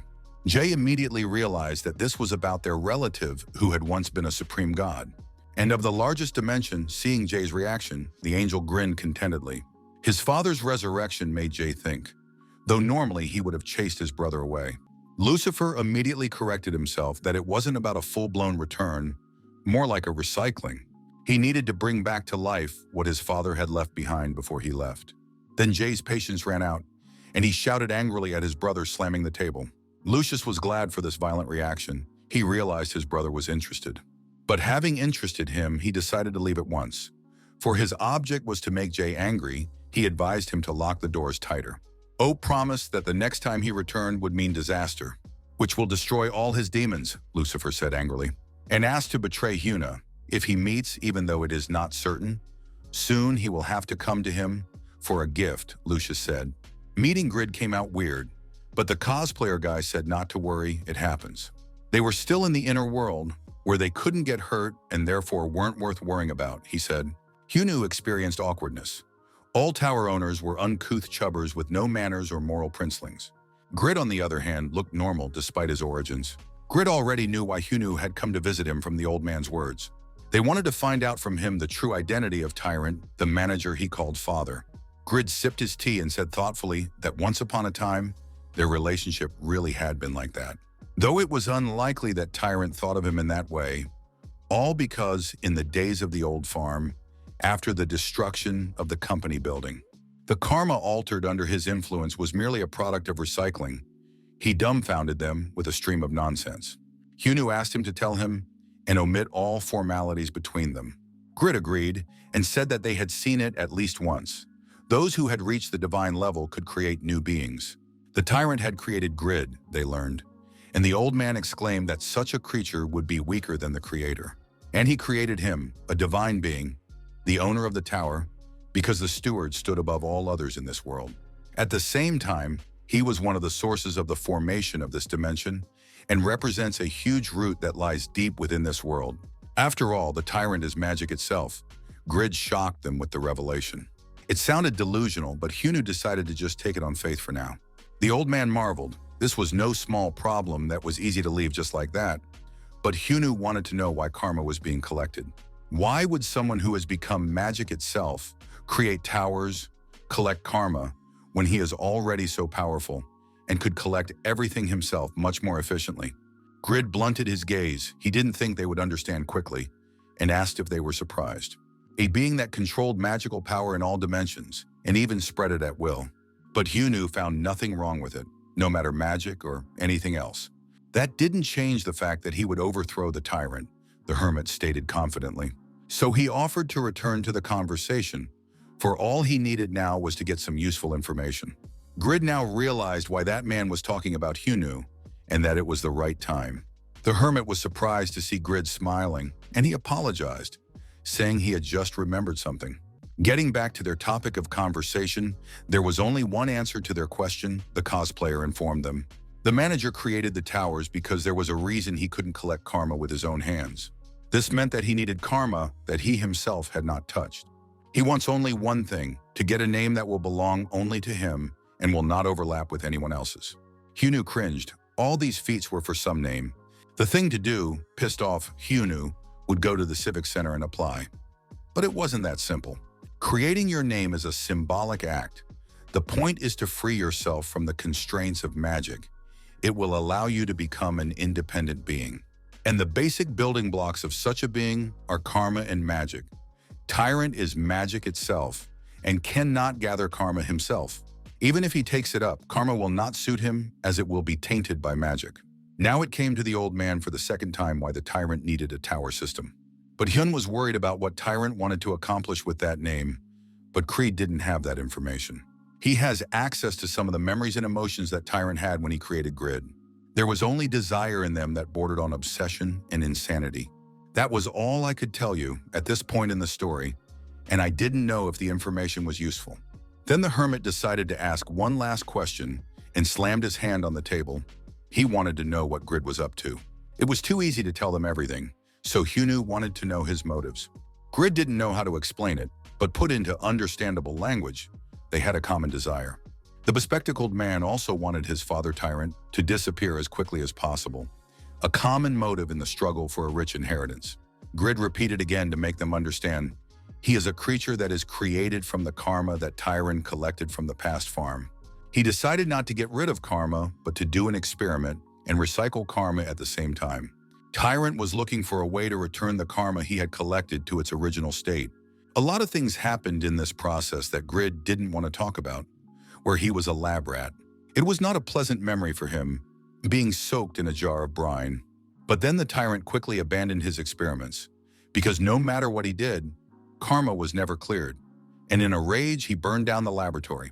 As a result, Tyrant gave up the altered karma and decided to concentrate on collecting new karma and sealed his body for later.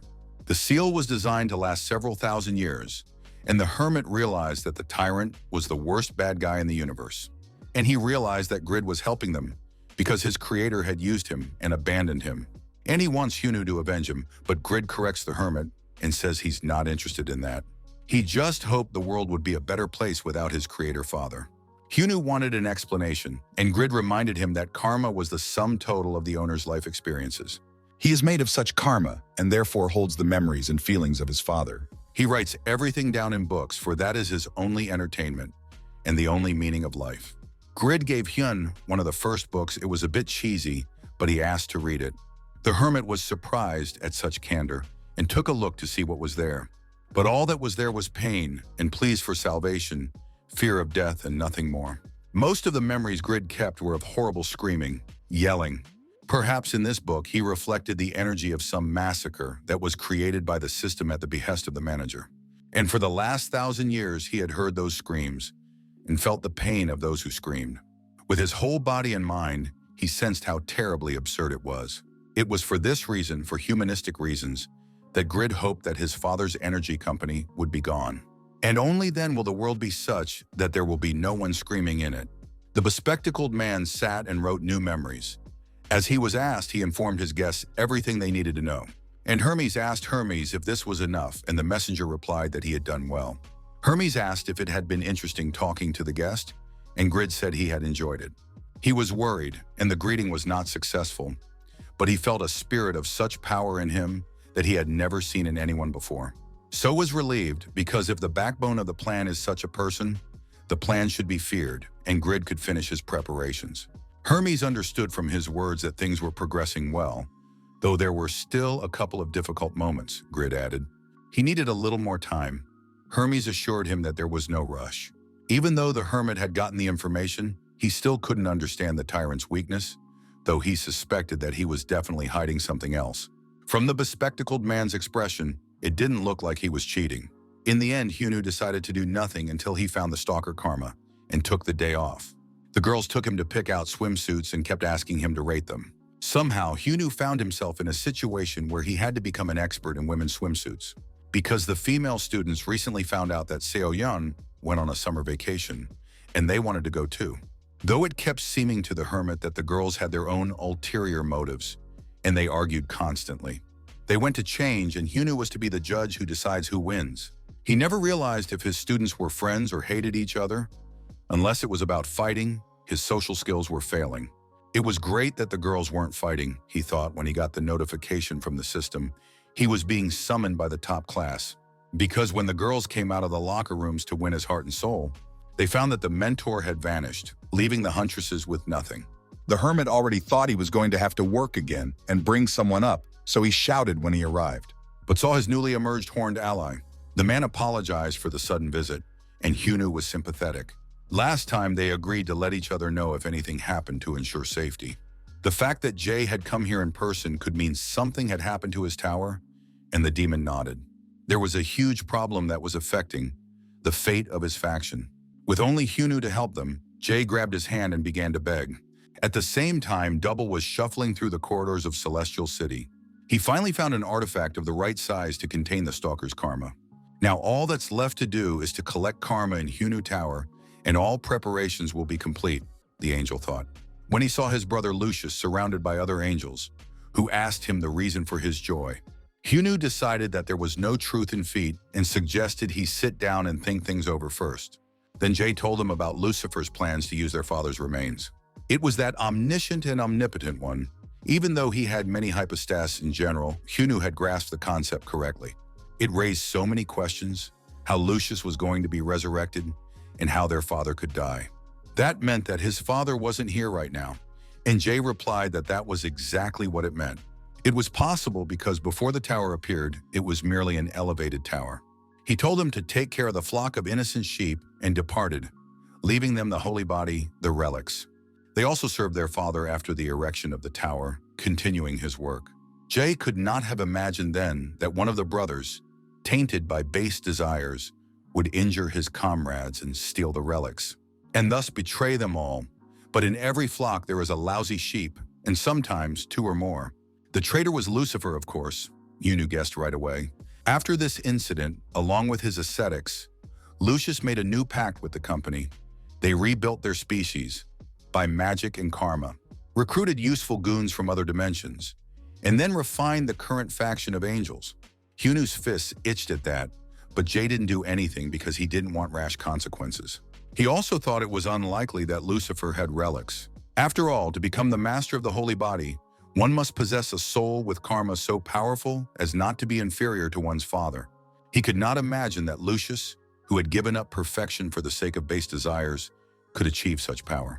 Jay now realized his naivety, for nothing was impossible in a tower where evil karma became karma again. The hermit realized that Lucifer would try to put his soul into the holy relics and become omniscient and omnipotent. Hyunwoo was getting tired of revealing a second character in a row with a complicated background. But Jay continued. Given Lucifer's nature, he wanted to use the relics as weapons and take over all the towers in all dimensions. In that case, Tyrant wouldn't be left out, but the fallen angel likely took that into account and took action, which was why Jay was asking for help. The demons have weakened by cutting off their souls, and they won't have the strength to stand up to the angels. That was a request he could only make to the hermit, and he asked Jay to calm down. He was still going to meet his acquaintance who dwelt in the abode of angels, said to Hyun, and a teleportation circle lit up around him, and realized that Double was light on his feet and was already calling him out. He informed Jay that if anything happened, he would tell him, but for now he'd better get back to the tower, and told him to relax because he was still going to visit Lucifer. When they all decided, Jay thanked him, and Hyunwoo disappeared. Hyunwoo said from the doorstep that he was glad he was called in, since he had just seen Jay. But when he looked around, he saw Lucius, who had already realized that Hyunwoo knew everything, and was holding Double pinned to the floor. Grinning, the fallen angel asked if the hermit liked this picture. Hyunwoo asked what the mayhem was, and Lucius answered with the same question. for he himself had called Uriel Dabble, giving him the agent's nickname. It was, after all, the name of the man he'd sought out at the first meeting of the tower's owners. That meant that ever since then, Hunu had had contact with their faction's traitor, Lucius realized, and was eager to find out what their dealings were. The hermit immediately realized that making excuses was for weaklings, which meant he had to stop the angel. Lucifer began to squirm, feigning fear, for this was exactly the kind of recklessness he had expected from Hunu. He looked up at the top where the magic circles glittered and advised the hermit not to do so. Hunu followed his gaze and saw that the entire room was a magic trap. It was a holy place, and therefore his strength suddenly weakened. Hunu remembered that there was a system that worked in this place that took away powers from everyone but the angels, and Lucifer had confirmed that this was it. No matter how much Hunu floundered, he couldn't win. Of course, they realized that someone like him could still do damage, so they offered him peace. Lucius held out his poorly drawn hand for a handshake. Since Hunu met with Jay, he must have been aware of the plans. Lucius promised that when he became the master of the holy body, he would not negotiate with anyone. He would already have absolute power like the Sith. So now, the hermit had the perfect chance to work things out, just by shaking the angel's strange claw. And then he wouldn't touch his tower as an exception, Lucifer told the obvious lie. But the hermit grasped his hand joyfully, as if he had heard a great offer. Double began to shout, warning the hermit in anger about the dangers of dealing with Lucifer. Toth laughed. The taste of great bargains refreshed him, and he was happy to settle. And then offered to discuss their contract and sign it, but suddenly fell silent. And when it came to him, he fell to the floor and began to scream as if his hands were clenched in a steel vice. Hunu grinned and asked why yell, since he was the one who asked to shake his hand. Lucifer didn't understand how this was possible. In a holy place, Hunu couldn't use even a tenth of his power. This meant that the hermit had gotten stronger, so much so that even the underhanded goons got nervous. Hunu grabbed Lucius and jumped in. He told him that they should be more open as friends. And with friends you have to share, and hurled like a rocket at a fallen angel. After which he jumped to Dabble and told him it wasn't an act, and it was time for him to fly away. He showed the compass and said, "Now is the perfect opportunity to do the legwork." Lucifer was captured by his soldiers, but his enemies were missed. He began shouting at his dummy statues and ordered them to prepare a summons, demanding Huna's return, but the movement circle was still reloading. They would have to wait at least another week. Lucius didn't care. He told them to bring the hermit back immediately. Then he went on a tirade about how they owed him like land to a collective farm, when a mad hermit appeared behind him and asked if he missed him, and took the angel with him. Noah and Av didn't realize what was going on. Suddenly Hunu showed up, left a guest here, and then disappeared again. Then the hermit appeared with a second angel and told Noah to open the illusory space. All explanations asked to be postponed for later due to the urgency of the matter, and Noah panted at the console. A purple portal opened, and the hermit immediately headed there with his captive. He dragged him into a territory where he could do whatever he wanted to the arrogant angel.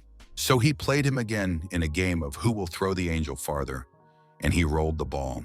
Upon landing, Lucifer began to gather the orb of magic in his hands and gritted his teeth in anger. He threatened to punish the hermit, but suddenly fell silent and stared at him dazedly. Because Hunu mastered the techniques of the Monkey King's shadow clones and applied it, the moral of this fable is, even a lion is extinguished by the crowd, ancient wisdom. Hunu was just about to polish a new skill, and a lucky punching bag came along. Hunu grinned and reminded him that it was impossible to die in this place, even if you wanted to with all your heart. "You can die all you want today," the hermit said, and began his lesson in good manners for the stuck-up angel.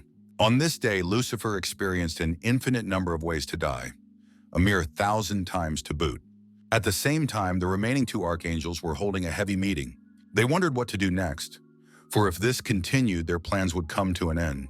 Even if someone else transfers their soul into the holy relics, the karma collected is only good enough for Lucifer. Gabriel jumped up from his seat and said he had to get his brother back by all means, but realized they were powerless to do so.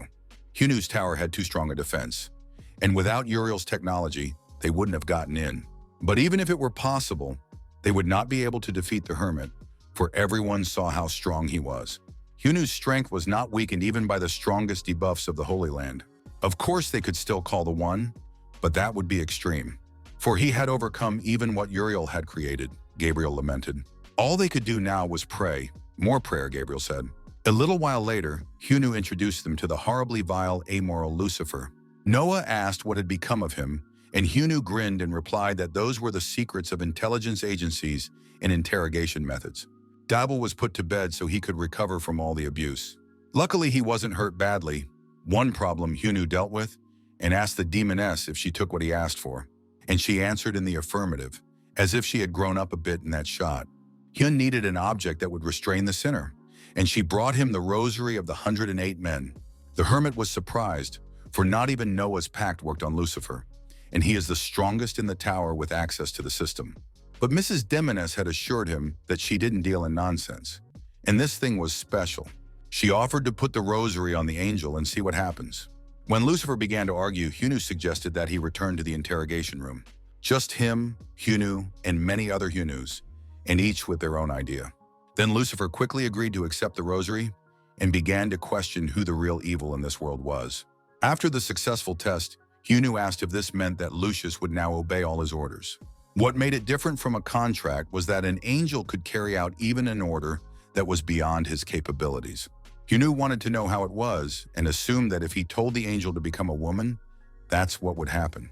To their surprise, the rosary began to glow with unusual energy, whereupon the frightened angel wailed in terror as he felt the workings of magic. After a while, Double woke up with a severe headache. The last thing he remembered was being rescued by a hermit. He saw the company staring puzzled at the man in front of them. The hermit was puzzled that the demoness magic had worked exactly as she had warned. Double walked up to them and asked what was going on and what happened to Lucifer. When he saw the pretty girl in white robes in front of him, of course he knew that angels were sexless from the beginning. Still, he didn't immediately realize who this girl reminded him of. It was only followed by a bolt of lightning as he realized it was his brother, or rather now his sister. After some more time, they stood at the passageway that connected the neighboring towers. Double finished collecting stalker karma. It was successful. All that was left was to hand this artifact to Peter and activate it, he said. But Hyunu still had a hard time believing it was the same karma. Hyunu remembered what Double had told him. Peter, who was now Jay's servant, was formerly a stalker's subordinate. Because of that, Hyunu had a familiar feeling the last time they saw each other. Double started making excuses that he wasn't hiding anything. He just didn't have time to tell.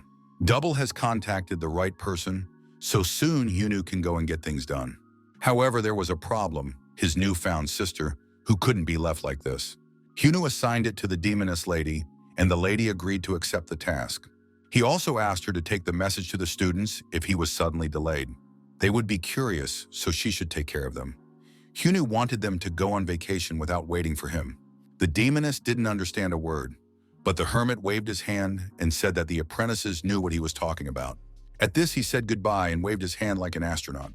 Together with Double, they arrived at some wreck where they were greeted by Pinocchio Peter.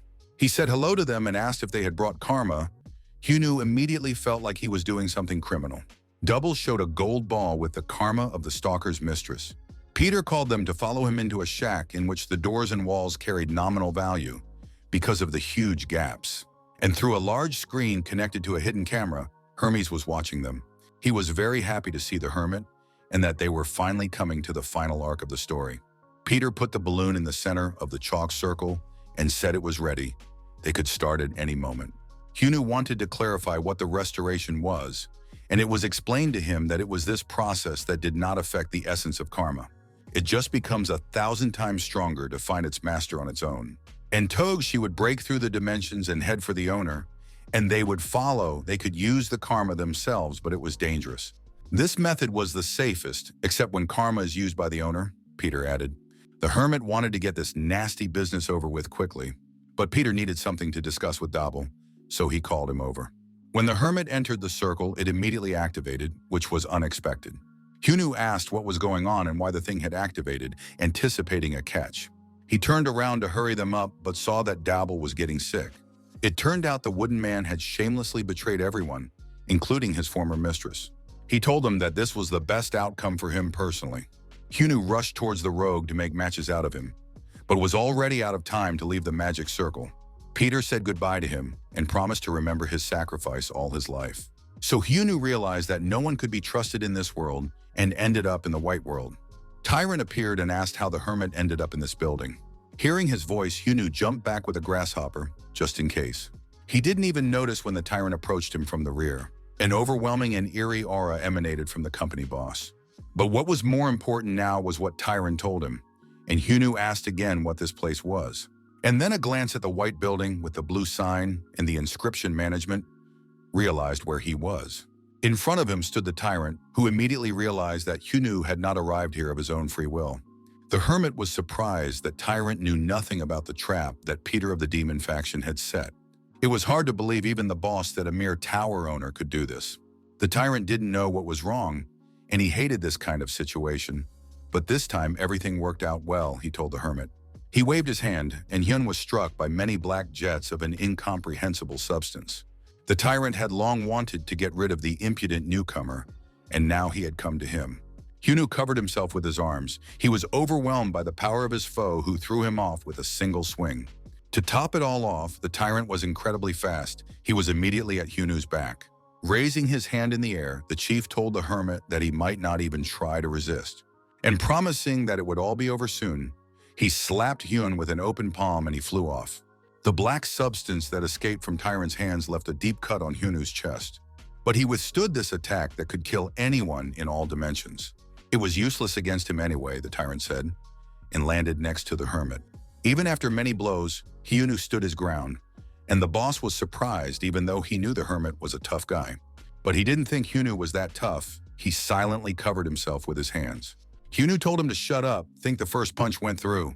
The tyrant grinned. He was even glad he had underestimated his opponent. It was more fun that way.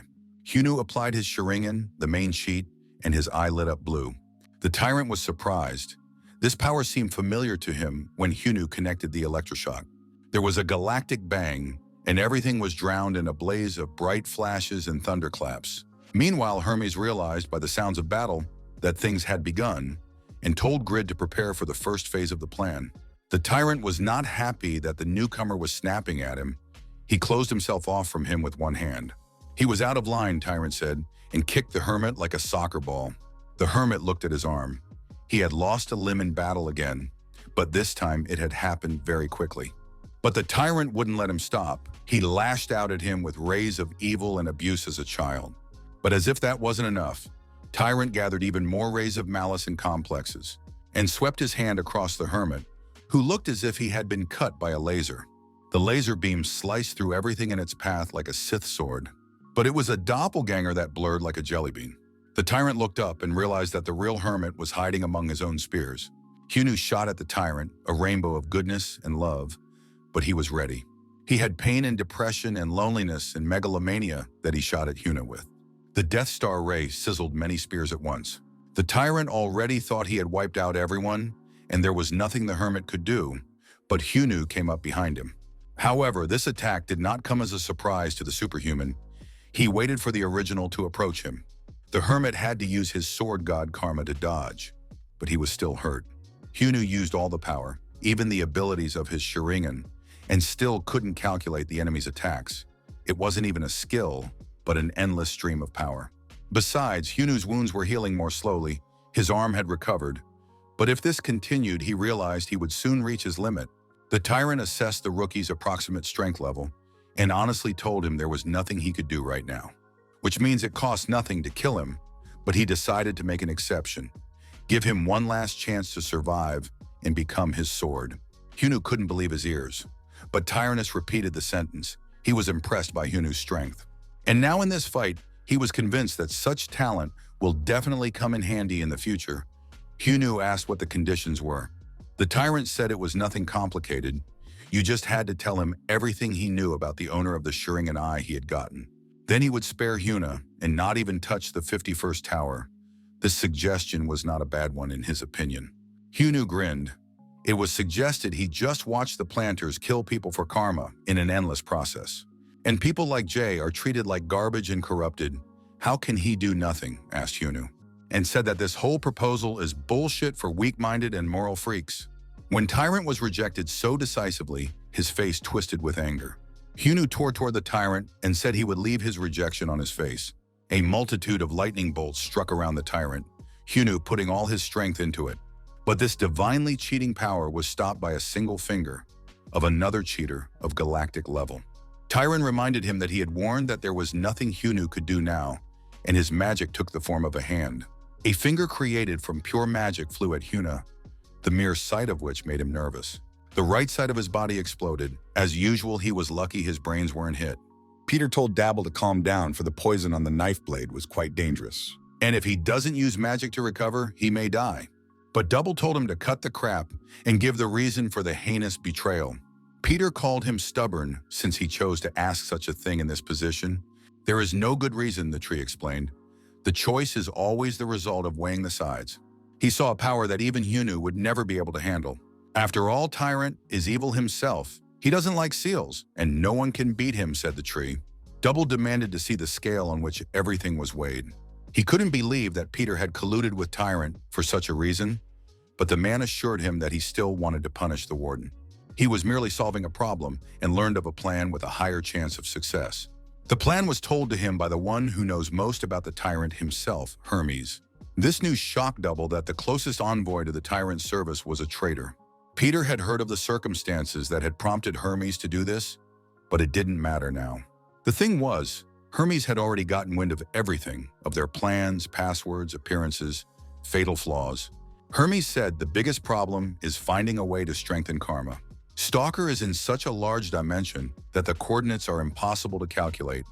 In order to get a result, you need to strengthen karma hundreds of times, which means the Tyrant will feel such tremendous energy that it tears dimensions. Unlike sharing the inner world, physically moving the body would take 30 minutes, Hermes said, and assured Peter that they would die before they reached the Stalker, at the hands of the manager who would follow them. And those associated with this plan will die one by one, especially Jay's weak faction of demons. Since most of the karma has been collected, the faction will serve as mana for him.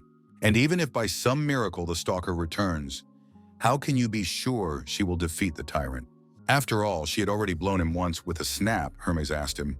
But there was a way to get rid of the manager without having to meet him in person.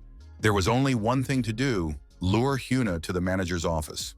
And after that, Hermes would finalize everything according to his plan. Of course, the tree took him at his word. Afterward, he started making excuses that he did everything he could to save everyone else. And to do so was to sacrifice one person, so Pinocchio could not refuse. Hyunu still not dead. He wanted to recover urgently, but he couldn't use his powers due to his proximity to Tyrant. Now all of his magic, both external and internal, was under the control of his superior. That meant that Hyunu wouldn't be able to do anything that would require karma, Tyrion said, and stepped on the hermit. He asked him how it felt to feel like powerless trash again, and offered to talk about it right now. Then he might spare his life. But of course the hermit responded with an obscene gesture. Then the tyrant used his black substance to swat Hyuna again. He had promised to destroy the hermit so that nothing would be left of him, along with his tower, when he sensed something in the main building. Right this minute, while he was distracted by Hyuna, Hermes ran his hands into the company vault. Hyuna was left alone, burning with shame and pain, for he had so confidently promised his students to return. Screaming the loudest, and he found himself in this position. He couldn't do anything about it, and he was bleeding, right on the floor of the white dimension. Lucius' beads cracked, just like that, and he stared at them in surprise. The Lady Demoness noticed too, and was surprised to look at the angel. She realized with horror that this meant the hermit was in danger. When the tyrant appeared in the vault, he found there a barrier that prevented him from accessing the accumulated karma. He tried to figure out who had betrayed him, but he heard a voice telling him that he had arrived earlier than expected. On the other side of the barrier stood Hermes. There was no point in pretending, and he grinned contentedly. The errand boy noted how unlucky Hyun was. He had hoped the newcomer would last another 5 minutes distracting the boss. Tyrant skewered him with anger and asked him what the joke was. He was sure some pathetic barrier wouldn't stop him, but when he touched it, he got an electric shock.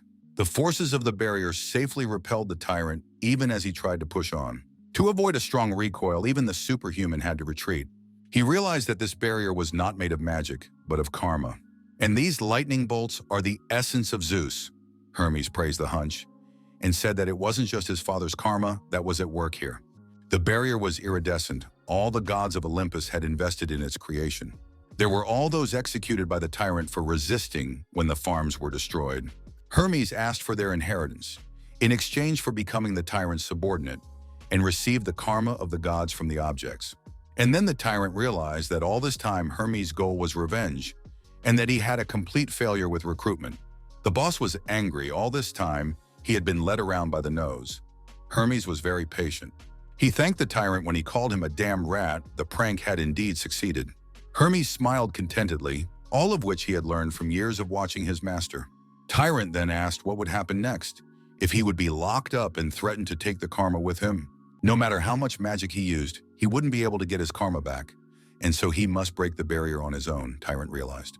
The barrier was a collection of feats, and the explosive force would destroy the entire room if damaged, so forced to give in to Hermes' demands, and said, striking a Spider-Man pose, that if Hermes was counting on such an answer, then his whole plan was garbage. He called Hermes a cockroach and jumped the barrier simply by the strength of his body. The tyrant hoped that the barrier's explosive power would be suppressed by his magic the moment it was thrown. He taunted the traitor, thinking that this was his plan, and easily broke through the barrier that had previously held him back. But being right in front of Hermes, he braked sharply.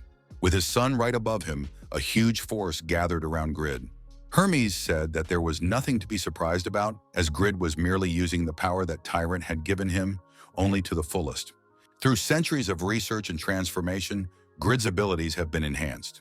From karma accumulation to karma absorption, from absorption to merger, Hermes said. And so to the explosion. And then Tyrannus realized that Hermes had decided to blow up all the infinite karma here by turning his son into a bomb. He didn't believe that they had all just decided to die here, but Hermes had said that his life here was just beginning. After he kills the tyrant and takes his revenge, he can proudly stand before the spirits of the family, the messenger shouted to him. Tyrant squeezed his eyes shut against the bright light and covered his face with his hand. The powerful explosion reached the body of the hermit, who was still lying there. He was picked up like a feather and carried away, the force that burst from the vault destroying the building. Double felt a mad surge of energy that tore through the dimensions and wondered if that was their plan. That meant it was over, he said, and Peter wondered. But then the wooden man's voice trembled and he apologized. With horror, the runaway tree said he was wrong. It was over, their lifeline, the fate of measurement and everything in general. Hermes didn't understand how the tyrant managed to survive after everything. The tyrant looked at his hand and the magical substance.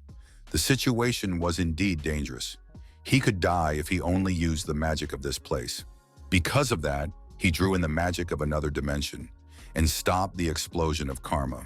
Most likely about 3 towers had been destroyed for the sake of it. But he didn't need to know that, Tyrant told Hermes. The warden asked for a one-question answer, and for that he kept Hermes alive.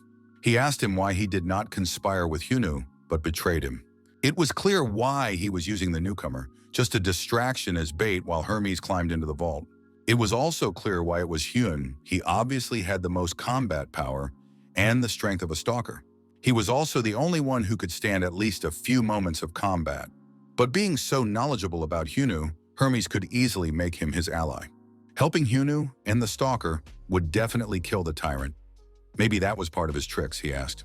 Hermes screamed. He was the one who was supposed to kill the tyrant, only him and no one else. The day the tyrant destroyed Olympus, Hermes was the only one who survived, and it was only for revenge that he continued to exist. Because only he had to kill the tyrant, Hermes screamed again and began to curse him. The supervisor understood everything. The reason was absurd and stupid. He waved his hand and turned away. That was boring, said the tyrant with annoyance, and his magic finger came down on Hermes just before it struck. He smiled, for he had been able to deceive his superior. Hunu came to his senses in the imaginary space the stalker usually summoned him to, and didn't understand what was going on. The day before the fateful battle, Hermes met with Grid to discuss their plan. Their main goal was to fool the superintendent, when in fact they bought him time. A plan as reliable as a Swiss watch, Hermes said. The technique he gave Peter had a second bottom, except for moving. Thanks to her, he met the manager and got a taste of him, after which he will legitimately die and his soul will separate from his body. Then a second technique would come into play, which for some reason could not be used at home without the tyrant's knowledge. This technique was to reinforce the stalker's previously absorbed karma, which will team up with Hunu's soul to find the stalker, at which point they need to distract the tyrant so he doesn't feel the karma. They will do so with the help of the tyrant's warehouse, which is brimming with powerful karma, and what happens next, Grid should know himself. Their main goal was to make the tyrant think the plan had completely failed. That would be the only way to catch him off guard when the hermit returned from another pumping session. Therefore, no one involved in this plan can know about its ultimate goal, except for the two of them, who will disappear after its execution. Grid had nothing to lose, but he wondered if Hermes was willing to sacrifice his life for revenge he wouldn't see. At first, the messenger of the gods thought he would be saddened by this, but it was not so bad. He himself did not realize when, but dead tired at work. Tyrant grumbled. He'd gotten so much trouble from the guy he'd left alive for a courier job, but now Hyunu was dead, and the stalker was left with nothing. The tyrant had enough knowledge and accumulated karma, you just had to build it all back up again. All was lost, Peter wailed. Even the huge explosion had done nothing to the tyrant, which meant they had no hope from the start. Double began to console the traitor. Everything was fine. They just needed to think positive and come up with a new plan. Double suggested running, but Peter said that was impossible. They wouldn't be able to hide from those on top anyway. All they had to do was kneel, but Double objected to him, saying he wasn't talking about those on top. He was talking about the one standing right behind him, and the demoness was clearly in no mood to talk to trees. She cracked the wood pile so that it broke through the flimsy shack. Peter realized who she was. He had heard that Area 51 had a resident stronger than her master, and that horny beast was right in front of him to make a chaff out of him. The demoness grabbed the Dreveled by the throat and said that it was all rumors. Now it was her turn to ask questions.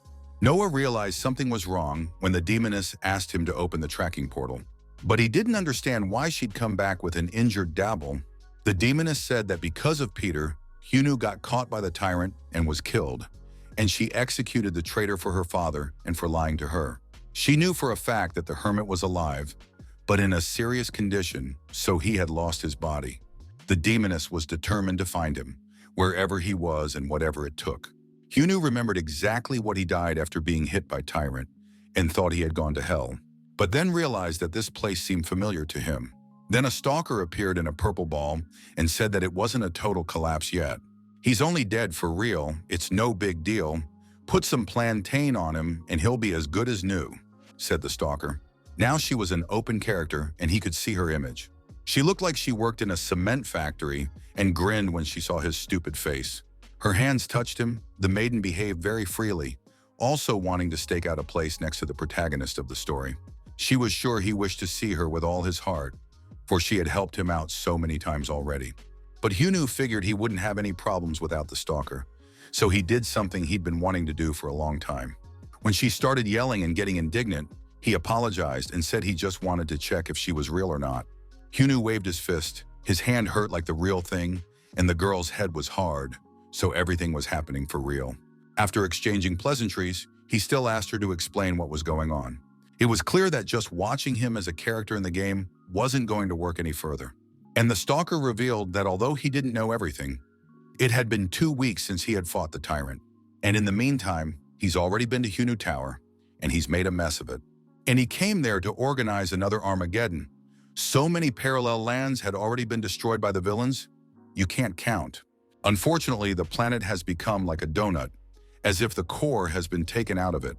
And the stone-faced maiden told him the worst news for a man, that his world was destroyed. The entire tower was also destroyed, as well as his comrades from level 9. So did the menagerie from the outside world that was temporarily touring him. And of course, his lovely female students, who he had to think of first. The hermit seized the maiden and angrily demanded that she tell him it was all a lie. Stalker told him to calm down. She was a master of presenting information, so the hermit couldn't do it. He demanded a way into the tower to see for himself, but she gave him a ringing slap to bring him to his senses. Hyunu barely slowed down on the endless surface of this imaginary world, but immediately got sedated with a leg kick to the head, as he liked to do himself. However, he managed to dodge a blow that nearly took his head off. Hyunu went wild and hit her again with the use of divine powers, but was stopped with a slight movement. The maiden was saved by a shield, the scales of the sun god. She affronted him with the question of what he would do when he returned, and her right arm grew in size. Hyunu saw not only the dragon's karma in her strike, but many others and felt small. He did get a smack in the face from the stalker, because words weren't an option. The maiden stuck it in the ground and created a galactic explosion, and that's when the hermit realized they wouldn't get along. He bit his tongue a little and coughed. Once again, his cheats weren't working. But the stalker didn't escape damage either. Hyunu took down her shield and used external karma to rip her arm off. She realized that in their battle the advantage was on his side, but it didn't matter, for the sheer power was unmatched. Hyunwoo took his time because the stalker draws karma from somewhere, but now he realized the power came from mixing different karmas. And so she is karma, he concluded far and wide. Since there is a man of magic, there must be a man of karma, a man of air, earth, fire. The damsel complimented him on his brilliant guess. For once he was using his brain. The hermit was still doubting whether he had gotten it right. And he said he didn't really care who she was. He just wanted to destroy that rogue who blew up his world, the hermit said angrily. So he demanded again to open the way to the tower for him and began to threaten force, but she turned on his screen. His tower was there, intact, or rather its three-dimensional visualization of four-dimensional space. He couldn't understand how, since the stalker had told him that the tower was destroyed, and the damsel had stated that he had drawn those conclusions on his own. Before the tyrant's arrival, the entire tower and its ecosystem had been transported to another dimension. It was the first time she had ever encountered such an advanced security system, and she asked who had worked on it. Hyunwoo thought it was the power of Noah's new technology, and was in a very confusing dimension that even a tyrant wouldn't find it soon. Then the hermit breathed a sigh of relief and said that was the place to start. The damsel said that now was not the time to relax, the main problem had not been solved.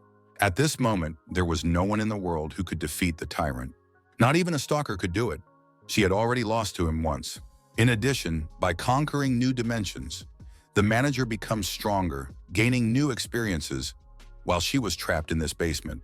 Because of this, her sense of battle has been dulled, she's weakened, and Hyunwoo is out of the question, weak as a sparrow. However, she wasn't going to lock him up with her until the end of time, and said there was a way to defeat the tyrant. Now he would possess her completely, properly, and without abandon, Karma smiled. The hermit shuddered. One more crazy groupie he couldn't stand. 3 was enough.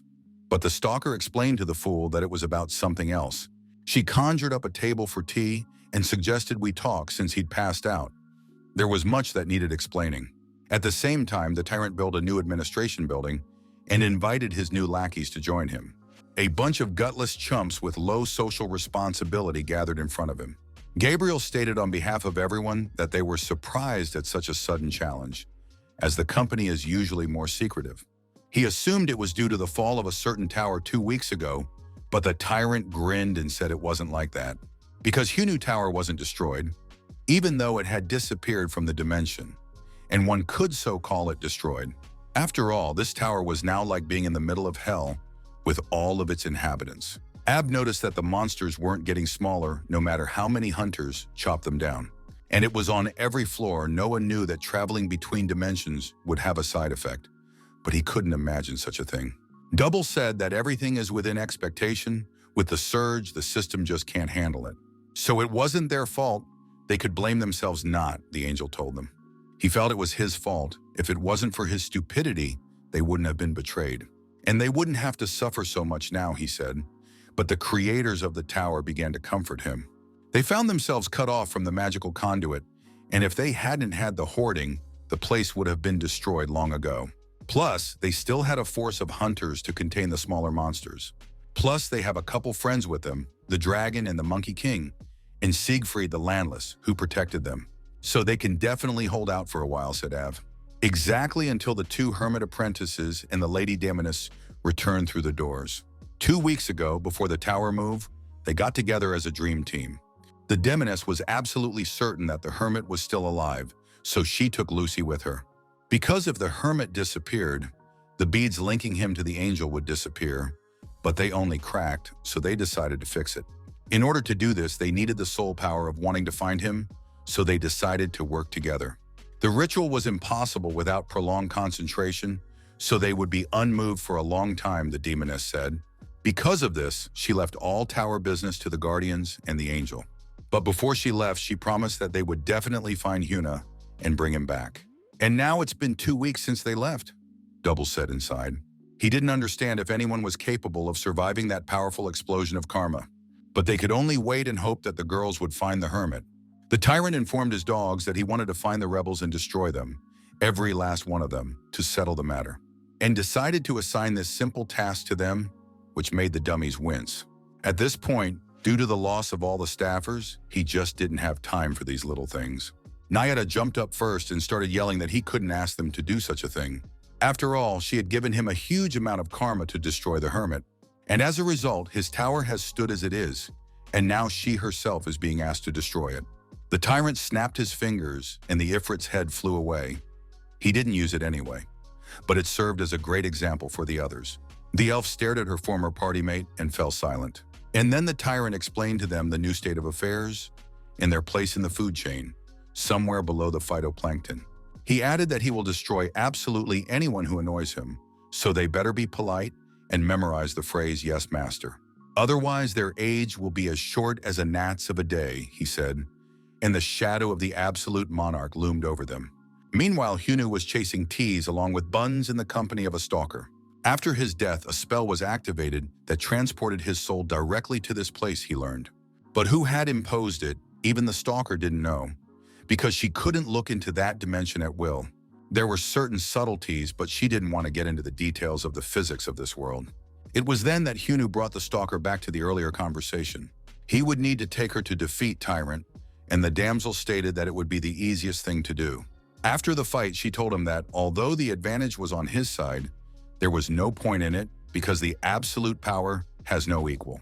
It sounded delusional even as she said it again, so she decided to rephrase it.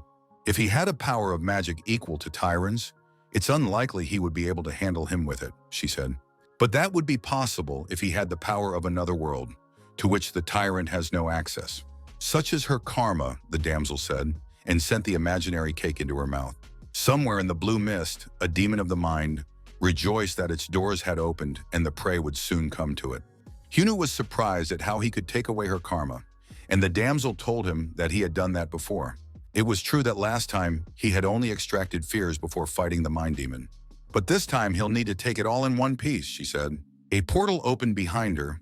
She informed the hermit that he would take away all of her types of karma, which he used to take away one at a time. And now he was to pick up a 6-figure number of achievements. And the hermit cringed. And it was the damsel who removed the repetition and laughed at his joke and his goofy face. Hyunu was indignant. This task could be done for trillions of years. After all, he only has 1-2 karma. But that was before. Now he was mastering karmas faster. Just a glance at her with his Sharingan was enough. Just behind her back was a maelstrom of karmas, compressed for convenience to the size of moments. 11 days and pennies if you spend a second on each without sleep or rest. True, the damsel wasn't entirely sure his mind could handle all that load. A very solid plan, Hyunu thought. She added that karma is a force that is an entity in itself. Therefore, it does not require magical power. It's like the manager does everything with magic, only karma. The same magic, only with a negative sign shorter. Hyunu realized that Tyrant's magic power was too high. The maiden looked at him carefully. He had surprised her again with his acumen in a difficult moment. Hyunu grabbed his head. Even in words, it sounded very complicated. But as usual, reality left the hero no choice but to walk through the fire. He decided to keep going, even if he could fail, and headed for the portal. Stalker warned him that he would meet someone there first. This creature's karma was quite messy, so it was difficult for even her to make an instant out of it. But this power was important. If you think about it, she spent millions of years analyzing every karma to edit the movie. Hyunu understood what it was about. Even though he was annoyed with the next meeting, he went for it anyway. On the other side, a familiar interior awaited him, as if from the depths of the ocean, dark and depressing. The hermit immediately realized who the stalker was telling him about. His longtime acquaintance, a planner, or rather a mind demon. The ogre appeared before him full of pathos from his return, despite being humiliated last time. With a smirk, he gave out the template phrase of all villains for greeting. Hyunu thought it was resurrection, but the effect was temporary. There was only karma here, and part of the user's memory, a temporary effect. And should this simulation end, the mind demon would die again, which he regretted. But through it all, he had a chance to meet his precious destiny again. Hyunu wrinkled his nose at the repulsive sweetness in the demon's voice. He said he was starting since he came for his karma, and there were only 2 choices. Beat the demon until it recognizes him, as was the case with the dragon's karma. Or beat it until the Sharingan absorbs all of the demon's power. The ogre said he was fine with it, and they rushed toward each other. As usual, Hyunu solved everything with a crowbar because there is no defense against a crowbar, remembered the stalker, while watching him. But defeating a demon wasn't easy. She knew that firsthand. Before owning the tower, the demon would appear to anyone who was on the receiving end of karma and put them to the test. And after watching the collapse of their accomplishments and hopes, he is evil incarnate. Also, his story is proportional to karma. She couldn't cut his story in the movie because the demon lived too long. But luckily, because of nature, the former master's strength, the demon had a weakness. Hyunu found this weakness, or rather it told him, that's why he was able to defeat the demon. However, it was different now, and Hyunu should have felt it by now. The demon did not yield to his strength again, and counterattacked immediately. Hyunu noticed that the demon had definitely gotten stronger than before. Last time the mind demon used someone else's karma, but right now he had nothing but his own power. Again, Hyunu's cheating abilities were easily blocked. It was worth the hermit's hesitation as the demon's hand turned into tentacles. A powerful grab resulted in the demon slamming the hermit to the floor like a fish. The demon asked him how he could be so strong if Hyunu had overcome his fear. Hyunu stood up, gritting his teeth, and called it all nonsense. And the demon explained to him that it wasn't about him he stayed the same, it was about Hyunu. There's a beautiful scent around Hyunu now, the demon said, just like when they first met. A deep and delicate scent of fear. Hyun was embarrassed. He had gassed himself once, so why say such nonsense? He exploded with rage. There was no way he was afraid of a demon. The demon noted that Hyunu hadn't changed at all, still swearing the same way and completely lacking in restraint. But the hermit could also move fast, so he was at the demon's back. Then the demon asked him if he was all right, for the hermit was screaming so loudly, but his face was full of fear. The hermit told the demon to shut up again and hit him as hard as he could. He turned his arm into a shield and said he understood, for he had a very annoying opponent. It's frustrating when you can't use your power properly and get defeated. But that's not surprising because the enemy has superior power, and you can get post-traumatic stress disorder after encountering one. But it wasn't just that. Even though the demon wanted to drag out the fight, he had to take what lurked within him and promised to cut out with his scalpel what the hermit fears so much. After which, the mind demon shot its tentacles at Hyuna. The hermit barely dodged all the tentacles, or the manga would have changed drastically genre. Hyunu resented being alive that digital, the demon was simply unbearable. He was able to grab Hyuna and was at his back, and that hermit got nervous. The demon threw Hyuna backward in one fell swoop, and he hit the wall. The demon successfully used its variable body morphology as an advantage. Hyunu gritted his teeth. He should definitely get rid of the pesky demon. He thought he'd never felt a sense of fear before. The demon kicked the hermit like a soccer ball again to teach him about life. Fear is very inconstant, the demon said. It is only felt by the weak. He promoted his delusions. Hyunu might have thought that since he had attained perfection in all things, he no longer had any fear. But if you look at them from the outside, he only continued to get weaker. And the demon, on the contrary, was getting stronger and stronger as he conducted his enhanced PTSD treatment session. He whipped the hermit with whips and asked him what he was so afraid of. The tyrant was an absolute being. Even though he survived and returned, he would still die, the demon voiced his thoughts for the hermit. He called Hyuna pathetic because he was able to surpass the fear demon, then to wet his pants in front of pure power. And decided to do the hermit a favor, his hand turned into a ginormous sized knife. The demon suggested that Hyun die right there, because if he did, he would be cured of his fears forever. But Hyunu had heard enough of the demon's idle ramblings and finally remembered how to enable cheats on the console. Only a demon could think that the best remedy for fear is decapitation. No matter what comes his way, he will always be stronger. Because too many people needed his protection, Hyunu said, and family is the most important thing. The demon noticed that the hermit's strength and spirit had returned. The therapy had worked perfectly. However, he himself didn't become weaker, meaning Hyunu didn't overcome his fear like last time. And then he realized that the hermit's main fear is the suffering of his loved ones, and that is also his strength. He realized that Hyunu had already absorbed his karma, which meant the demon was no longer needed. The hermit flung himself at him with all his fury and told him to get out of his way. The demon found it amusing that fear had become a source of power like his. It was a good thing too, he said as the hermit punched a hole in him. Hyunu turned around surprised. He thought the demon would fight back to the last, but it didn't even try to dodge. All of the tower defenders were severely exhausted after a series of endless battles. Av asked the monkey how the situation was in other areas, and he replied that it wasn't getting any better. They had stopped the monsters for a while, and after a brief respite, they would go back, the macaque said, and Sieg was horrified at the idea. Zig began to complain that he had fought several nights in a row and deserved a rest, and now he was being told to go back in. Though they were the only ones who could defend this place, the Prowler demanded the demoness be returned. The arguing subsided when the doors opened. The team of girls left the meditation room. The demoness was happy to see everyone because she had an assignment for them. The purpose of which is to help her get the hermit back, she said and grinned. The mind demon told Hyun that although he had fun with him, he still found such socializing tiring. The hermit was settling in slower than he thought, and so the demon adjusted to him. The demon said it was a thank you for freeing Hyunu from his severe hunger. It was strange to receive thanks from an ogre who was now pathetically disappearing as a hero. The demon added that he had better not be deluded, for he had not taken his side. He's not on anyone's side at all, but a creature who enjoys the fears of the world. Hearing such a thing made me want to upload him to the hell server. But Hyunu's current fear was weak to the demon, so he was curious which path he would choose, and said he would continue to watch from oblivion, which is how Hyunu realized he had another stalker. He scratched the back of his head, digesting the nonsense the freak had told him. When the level he was in began to collapse, and Hyunu fell into a spool of movie tape that wound itself into a tangle, the hermit realized that this was what the stalker was telling him, her movie of moments. He wondered what to do with them and touched one of the pieces. Whereupon the hermit was electrocuted, information flowing directly into his mind. The fragment connected through his eye, using it as a port, which was why Hyun was in pain. He found himself on a battlefield where some master had put down many assassins already. The master was completely blind, and the enemies were not getting any smaller. Their ringleader was encouraging his expendable goons to spend hero stamina points.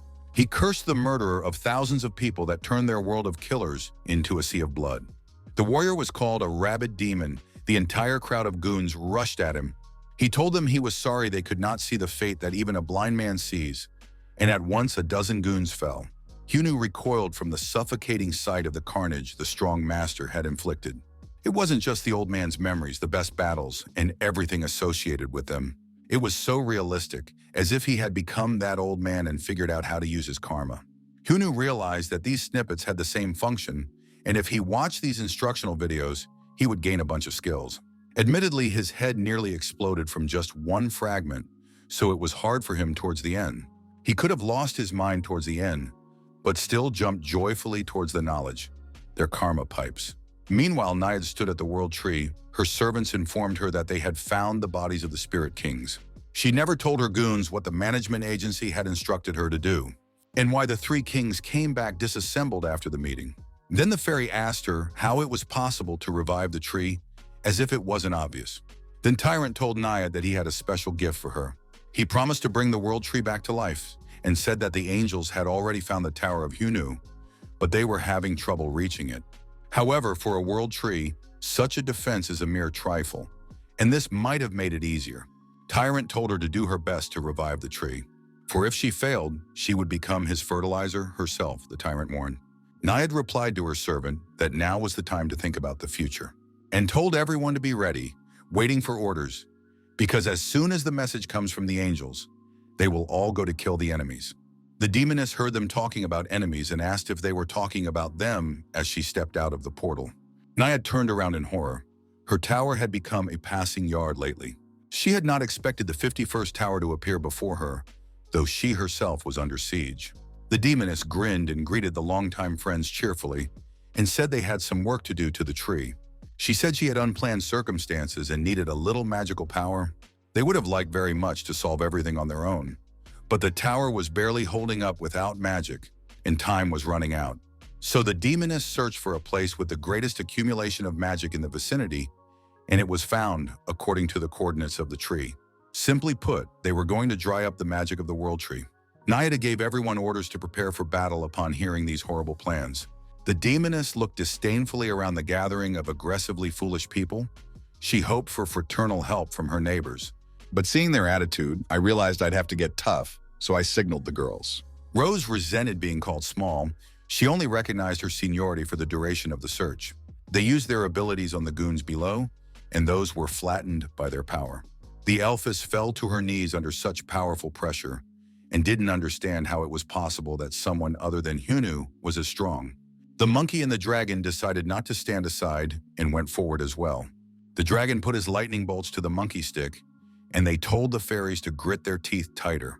With a combined attack, they swept away many of their enemies. The staff stretched out so that it could caress all those gathered on the table-smooth plain. After that, the path to the ringleaders was cleared from the small bipeds. The monkey noticed that Nayada managed to dodge, for she was able to lift up. Expectedly, she was stronger than her subordinates, but Captain Yokai was much stronger. The demoness grabbed the goofy elf by the throat, just like Hyuna had once done. After smearing it on the ground, she pulled out a blue ball to bring to the tree. Nayada began screaming for the demoness to stop, for it had cost them so much effort to revive the tree. But the demoness advised cutting cuttings next time, and stuck the balloon in the hollow tree. With the magic power for the ritual sorted out, there was one more thing left to do, the demoness said. Stalker watched the hermit, the latter coping as quickly as ever. He absorbed karmas that was hard to absorb even individually, whole packets. She couldn't imagine that Hyunu would be able to handle it all at once. It felt like Hyunu just liked to endure pain and enjoyed it. Thanks to this pace, though, it will take him a lot less time. And yet, when his soul has absorbed all karma, he will be an entirely new being. But a body capable of withstanding such power is not yet ready. Stalker didn't think Hyunu would come back to her in pieces, only in spirit. Right now, he had a temporary body, but once he left her space, it would disappear. Stalker lamented that if she had known about this beforehand, she wouldn't have wasted so much energy, and sighed irritably, thinking about where to find a suitable body. A clue in the morgue, said the voiceover. Lucy stirred and flapped her wings nervously, not understanding why she was being looked at like that. The three maidens kept their kind looks and smiles on her. The demoness said that although it was unexpected, they needed her body. Angel started to be stubborn and say it was impossible, but quickly changed her mind when she looked at the demoness.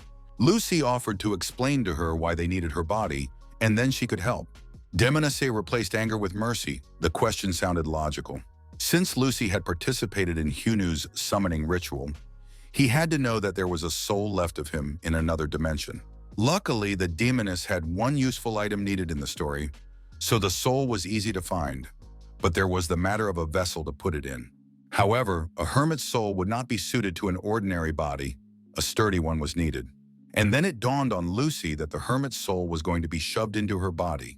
Although his body didn't fit much, for he had become a woman, he was missing an important detail. On the other hand, the demoness believed in the power of plastic surgery and ancient rites, so it could be fixed. So the demoness immediately got down to business, but Lucy pleaded and asked her to stop. Since they needed a body for Hyunu, it didn't really matter whose body it was. She asked for a chance and promised to get them a good body from the angel morgue. Besides, this body is 100 times better than his own, convinced Lucy. The angels gathered in the hall and were discouraged. They felt a familiar energy. Looking closely at his face, they recognized Lucifer in this cutie. Gabriel approached him and said that they had appeared at the sound of the invasion of heaven's forecourt. The angels realized that Lucifer had escaped from the tower alone, and he had been subjected to terrible torture, which is why he had changed so much. Lucy said she didn't want to talk about it and asked if the body was okay at the morgue. Gabriel didn't immediately realize which one he was talking about, and Lucy freaked out at what body she could still be looking for. The divine body, that's what Lucifer wanted to inspect. He asked Gabriel if it was ready, and he replied that they had removed all the restrictions, so it was possible to transmigrate a soul with karma. The angels rejoiced that their long-held dream would come true, and they would conquer all dimensions after all the humiliation. Now with the divine body, they will find Hyunu's tower and destroy it, since the hermit himself is already dead. Lucy told them to wait at the entrance because she needed to get ready. He approached the body, which sat as if it were a living person, even though rigor mortis had set in. Lucy decided that whatever happened, she would take possession of that body herself and become Lucifer again. The potential of the divine body is limitless, and he would be able to break the seal. There was no complete certainty, of course. Exactly what he would have thought, and probably would have done if not for the conversation an hour ago. The demoness immediately realized that he would betray them as soon as the opportunity arose. Angel immediately became nervous and the demoness grinned. She was just kidding after all, and just clarified that Lucy might risk her health and betray them. The demoness recalled that when she restored the seal, she had put not only Hyunu's power there, but her own as well. which meant she had access to control too. She wasn't that strong, but something Lucy wouldn't be able to give up. And the moment she's overcome with doubt, Lucy's heart immediately explodes. But it would be okay if he wasn't up to anything, and reminded him that death always hung over him. Lucy turned to the angels. They were waiting for her to finish her preparations. They could have started, but Lucy pulled out her compass and grabbed the sitting body. They recognized the compass as the thing the hermit had used when he raided paradise. Lucy said she should have saved him more hastily, and now he has no choice but to follow orders. He disappeared before the angels realized what was up and took their most valuable asset with him. The tyrant heard the sad news. The world tree he had revived had dried up before it was used. In addition, the raiders from the hermit's tower escaped unhurt. It was just like that, he recognized from Nayada's words, and that was why she had asked him to resurrect the cursed sapling again. The tyrant was surprised. He hadn't realized she could be so brazen. Nayad was sure they needed her tree for revenge. But the tyrant didn't listen to her words all the way through, grinned and said he understood. The goofy elfess rejoiced, thinking he had accepted her request. But the tyrant moved instantly and stood at her back. He held out his hand for a triviality that was of no use to him. The elfess fell to her knees and asked him why he was doing this to them. She begged for another chance, but Tyron looked at her without any pity. Even in this situation, the insolent elfess was raising her voice at him. If she had the power, she would have killed him, and Tyron called such a course of thought even commendable. For her courage or dementia, he promised to tell her one secret. He wasn't going to let anyone live from the start. "It's so much cleaner," said the tyrant and grinned devilishly. When he was looking for a new dimension for the company, he planned to use the spirit faction as janitors that would clear his path. But now I've decided to end it here. Now that it's come to this, Tyrant said. Nayada turned on the siren and howled as hard as she could with outrage and fear. With one wave of his hand, the tyrant silenced her forever. Then he counted on his fingers all the towers that were given to him, 16 pieces with Jay's tower. Meanwhile, Hunu practiced learning from the karma pipe video. It wasn't long after he started that he realized that there were indeed many karmas here.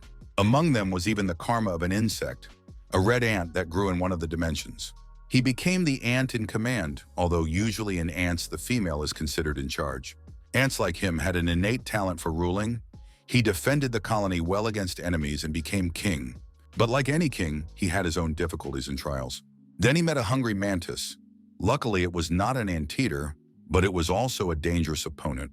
There was nowhere to run, so the king flew straight up to the mantis. But not for victory, but for defense. The outcome of this battle was clear to everyone. However, a miracle happened, and the king protected everyone by killing the praying mantis. And so he achieved the karma of the king of the ant colony, something that does not exist in the world. This shocked Huna. Before this, he had thought that receiving karma was only worthy of legends. But even the life of an ant was considered worthy. And not just the ant. Somewhere a bricklayer got karma for tunneling through a mountain. Somewhere the owner of the orphanage that took care of the children. In reliving their lives, the hermits split into endless selves and then returned again and again. And after countless splits, the realization came to him. Karma is not subject to trials, nor is it dependent on the size of the being. They all climb their own peaks, and that strength lies in the names. When he finished and returned, the girl's stalker congratulated him on his success and asked him if he had the feeling that he had approached infinity. These words made one titan somewhere choked. Hunu replied that he liked it and clenched his fist from the feeling of power. But now it was time for bad news, the stalker informed him. Then the hermit began to mutter that he had just returned, and they were already spoiling his mood. At this time, the tyrant destroyed the paradise belonging to the angel faction. The feathered ones lay around, none of them able to offer him any resistance. He was interrogating Gabriel and couldn't figure out what he was saying with a broken mouth. The angel told him that the men from Hunu Tower had stolen the divine body from the morgue. The tyrant hesitated. He realized that something was being plotted in Hunu Tower, but said it doesn't matter. Even if the gnats try to fix things, it still won't make a difference. The tyrant gently turned the angel's head until it clicked and released it. Finished with mopping up the angels, he decided it was time to pay a visit to Jay's faction. Meanwhile, the girls gathered pure magic from the tree, armor reinforced by Noah, and a divine body to replace the lost one. All was ready. They still had many dimensions to go through, and who knows what they would encounter. The demoness asked the students if they were sure they wanted to go, and the girls didn't hesitate. Miriam stated that since the teacher had saved her, her life belonged to him. and the same was true for Rosa. Then they started arguing over which one of them was the head wife, and the demoness suggested they leave it for later. She led them to find Hyunwoo's soul and return her to her divine body. The hermit learned of his plight from a stalker and was extremely surprised. He couldn't believe it and pounded his fist on the non-existent table. And the stalker tried to calm him down. After all, it was just a body. After he arrived at her place, she began to assemble a new body for him and pointed to the clay mess. But it had to wait a little while for it to form. It was then that Hyunwoo realized he would have to loiter until the body was collected. It was deathly boring, sticking around in the void, since he couldn't peek at others like a stalker. And since there was nothing to do, the girl suggested he master another karma.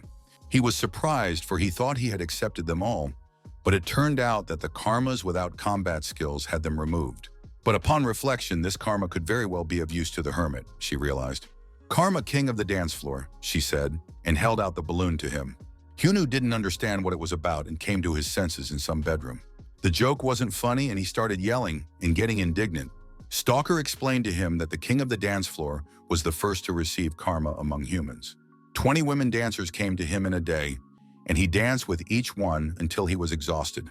And now he must repeat that feat, grinned the stalker, watching an interesting, high-rated movie. And just when she was thinking of going back to work on her body, guests showed up on her doorstep. Hyunwoo, meanwhile, was fighting off the dancers. He didn't want to dance jaga jaga jaga with them. Luckily, at that moment, his students and demoness appeared and saved him from embarrassment. Except instead of the joy of reunion, he saw eyes full of cold fury.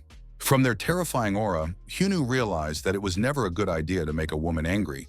Stalker was thrilled to be relieved of her job, but also to have a divine body brought to her. She was impressed and asked the Savior team how they did such a thing. But the girls were too busy punishing a straggling hermit who didn't miss them at all. Hyunwoo asked in a hurry if he could try on the new suit already, and the stalker said she could load it into the shell right now.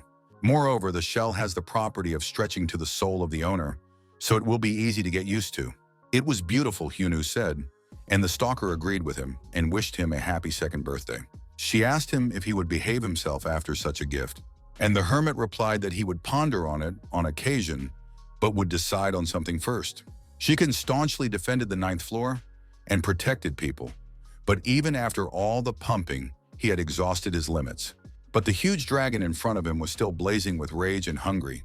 Shiken fell in spirit, the hunters beside him fell, Teacher Electric and the others elsewhere. It would take too long to get here anyway. They wouldn't make it in time. The guy realized that this was it. His hero's journey would end here. He really wanted to protect everyone, but he couldn't, and the dragon spread his wings. But at that moment, the one who will save everyone showed up and decided to celebrate his birthday. He was standing on the roof of a ruined building with monsters flying everywhere. When Hyunwoo jumped, there was a fountain of splinters at that spot. He took down all the flyers in the blink of an eye, just jumping from one to the other, and walked across their bodies straight to the dragon, who had been charging the main caliber all along. Hyunwoo jumped right on the stupid lizard's head and charged his hands with lightning. With one blow, he let the dragon loose on the leather goods and the butcher shop. The hermit thanked his friend for a job well done and said he could rest. For now, he would take over everything. The friend who had been missing for 2 weeks declared confidently. Shiken realized he was living and cried with joy, asking why a friend had only come now. He started crying to Hyung in his new tracksuit. Then the hermit began to joke about the comrade, who was considered a representative of the country. Back then, Shiken had said it was just sweat, but that wasn't the point now, he remembered. There were monsters around and needed to be taken care of, but Hyunwoo said it was okay. He's dealing with it right now, he surprised his friend. At this minute, Cutie So-yeon and the third extra friend were also happy to see him. After all, Hyunwoo mastered the shadow cloning technique and became a human army. He saved all his friends in all the hot spots where monsters invaded. His clones should have cleared the entire tower by now. Shiken was already thinking of breathing a sigh of relief, but the hermit said it was too early to relax. In order to rebuild the tower, they need to return and ensure the flow of magic as soon as possible. And for that, there was only one way to do it, said Hyun to all his friends. He must go and destroy the tyrant, he declared pathetically, though he could have gone already and done. But he couldn't fight the enemy and control the clones at the same time. He couldn't be distracted. So the tower will have to be defended by them again, he told his friend, who had just almost died. The electrician enthused. His apprentice was still just as cocky and looked down on him. The monkey and dragon smugly declared that they alone were enough to defend the tower. Cutie. So Jan admitted that they were desperate, but everything was fine now. The hermit was glad to hear that they were all cheered up. And Hyunu could now go and stretch one crazy tyrant. Jay sat all alone in his tower praying to a dead god. He wasn't the least bit surprised when the manager appeared in front of him. The tyrant was surprised that Jay had removed all defense from the tower, as if he'd lured him here. He'd already thought it was some kind of trap, but he realized it wasn't. Jay assured him that he had no hidden agenda, and as a teacher he wasn't going to hide behind the backs of his students. Tyrant was fine with that arrangement. He had just the question for the hermit. He asked him what it was like to have a name that everyone knew about. The tyrant crossed thousands of dimensions and met many beings. Among them were those who considered themselves the best. Some had a lot of land, some were called God, yet there was no one among them as famous as Jay. That's why Tyrant has always wondered what it's like to be a superstar. Jay hesitated. He accepted his fate completely calmly. He apologized but refused, causing the tyrant's face to immediately twist with anger. Jay said that the name is just a title for each creature. Much more important is what kind of life it lives. But why would his answer to someone who does nothing but live out other people's fates? Jay asked. It didn't really matter what he answered. The tyrant would never realize it. The villain realized that Jay would be useless to him as well, and he shuddered with anger. At this point, he decided to end their short conversation. Jay prayed one last time and asked his father for forgiveness. He couldn't follow his path, but those who were still alive could help each other. But at the same second, the mad hermit broke through the wall of the church and grabbed the tyrant by the face. He shouted to Jay that it was good to see him, since they hadn't seen each other in a while. To keep the tyrant out of their way, Hyunu dragged him across the face and he flew off. The hermit immediately gave the annoying old man a lesson in politeness. That one flashed with lightning and rocketed into the stone wall behind. Hyunu grinned and asked himself if he had hit too hard or if the tyrant had flown farther than intended. A surprised Jay asked him where he came from, and he replied that it was just a resurrection. After all, Jay is also a master in this field firsthand. Anyway, everything was fine now. He just needed to exorcise the evil spirit, so for now Jay could hide somewhere. Jay was worried because Hyunu might not be able to handle everything alone. He thought it reckless, but then he saw the hermit in a new light and got a flashback from the boundless energy that came from Hyunu. Hyunu decided to play a prank and asked Jay what he was thinking about. After all, someone had to teach the villain a lesson, and Hyunu would definitely do it better than anyone else. After all, no other reason was needed for this. Jay then promised to pray for him, and Hyunu asked if the prayers had any effect. Hyunu galloped goatishly toward the tyrant, who should have been waiting by now. Hyunu asked the tyrant why he was sitting here like he was at home. He told him to get up and dished out an encouraging kick. What was happening was very similar to their game last time, only now they switched roles. Hyunu was on top. The hermit grinned gloatingly and said that it was hard to predict what a man was capable of. The tyrant was puzzled. Hyunu was definitely dead. Quite dead, but back and running Karma under his control magic. He immediately realized that this was the work of Karma herself. The stalker had been watching and their fight through hidden cameras. She was nothing more than a spirit at the moment, but gave him trouble until the very end. Still, he reminded her that she had lost to him last time, the tyrant said, and released his tentacles of magic. He laughed at her plan, to give all her strength to a mortal and solve the problem at his expense. The tyrant promised to come after her and destroy her, and whisked Hyuna away with pure force. He shouted that things were definitely different now. Not only would he destroy Hyuna, but he wouldn't even leave a speck of dust from his soul. Then Tyrant threw his black substance of pure magic at him. Hyunu realized that dodging wouldn't work or would trap those behind him, so he used his sword warrior Karma. His hand turned into a huge sword that cut the black slurry in half. Hyunu unleashed colossal power, for his karma could not be controlled by anyone but him.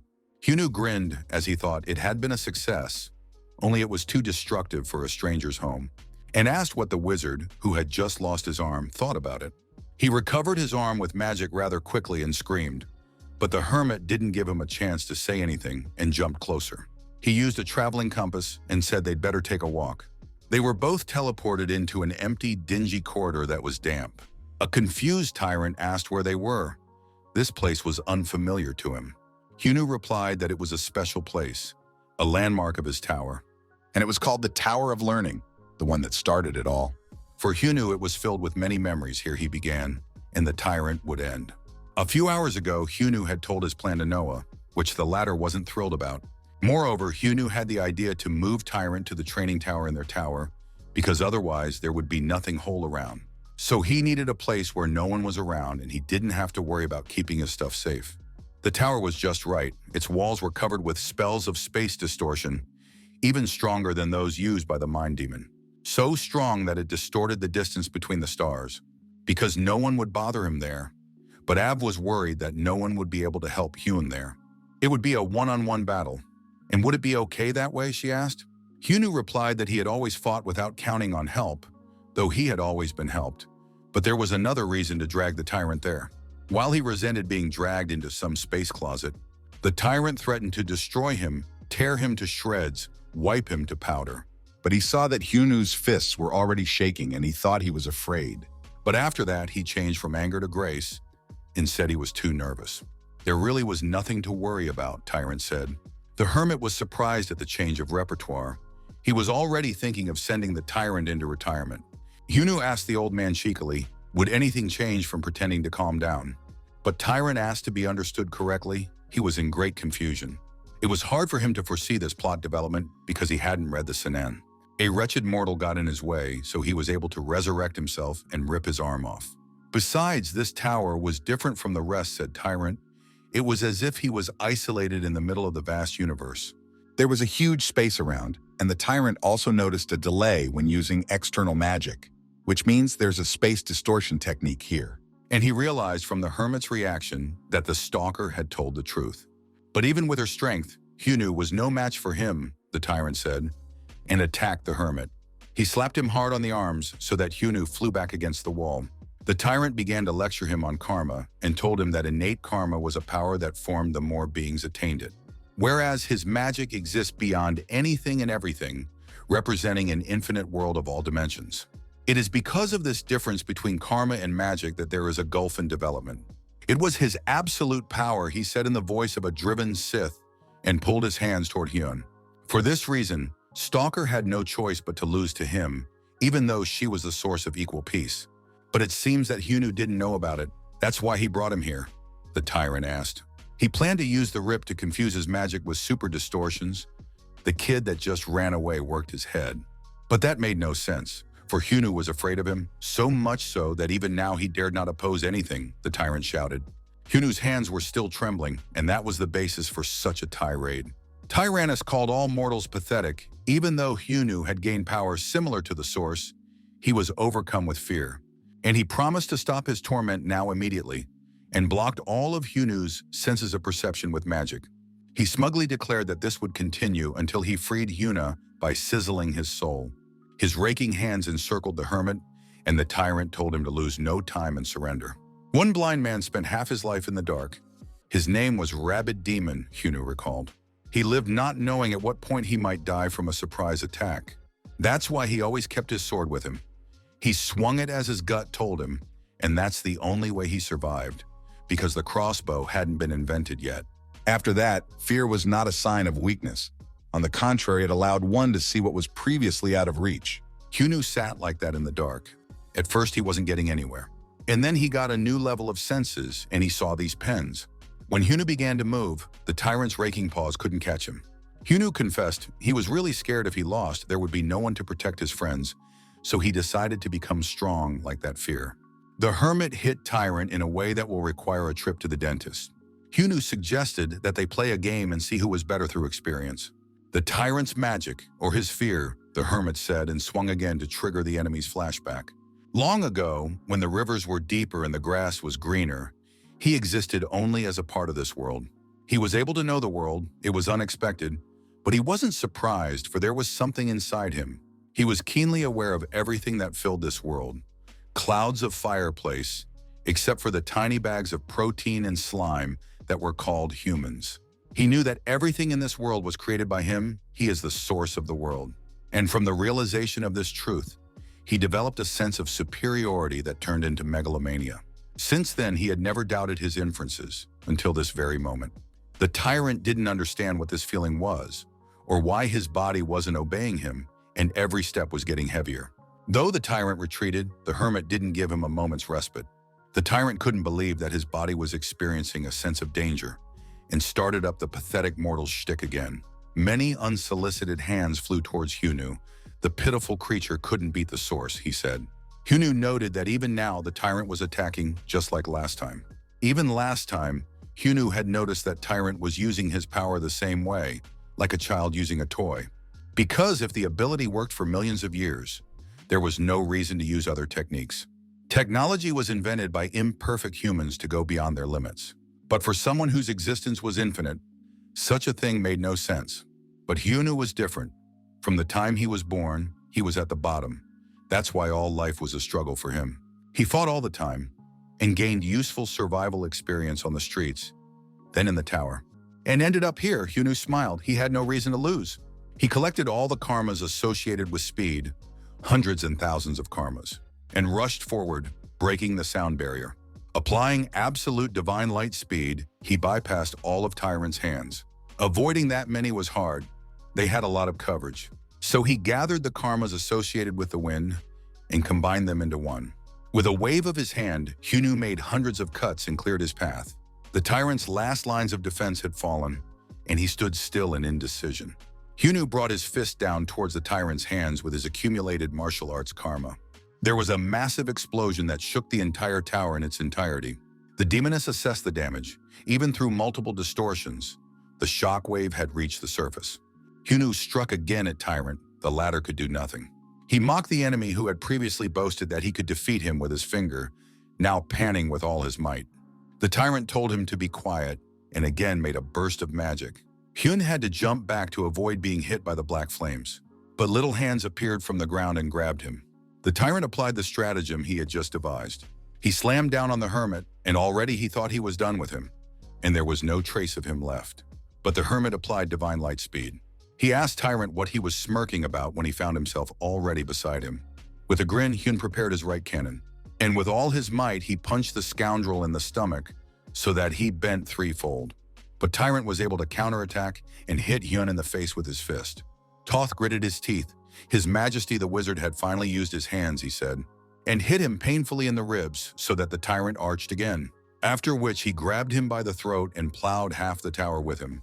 The tyrant shushed Hyuna and reached out to him again from the magic, to which the hermit responded with rays of kindness and love from across the galaxy.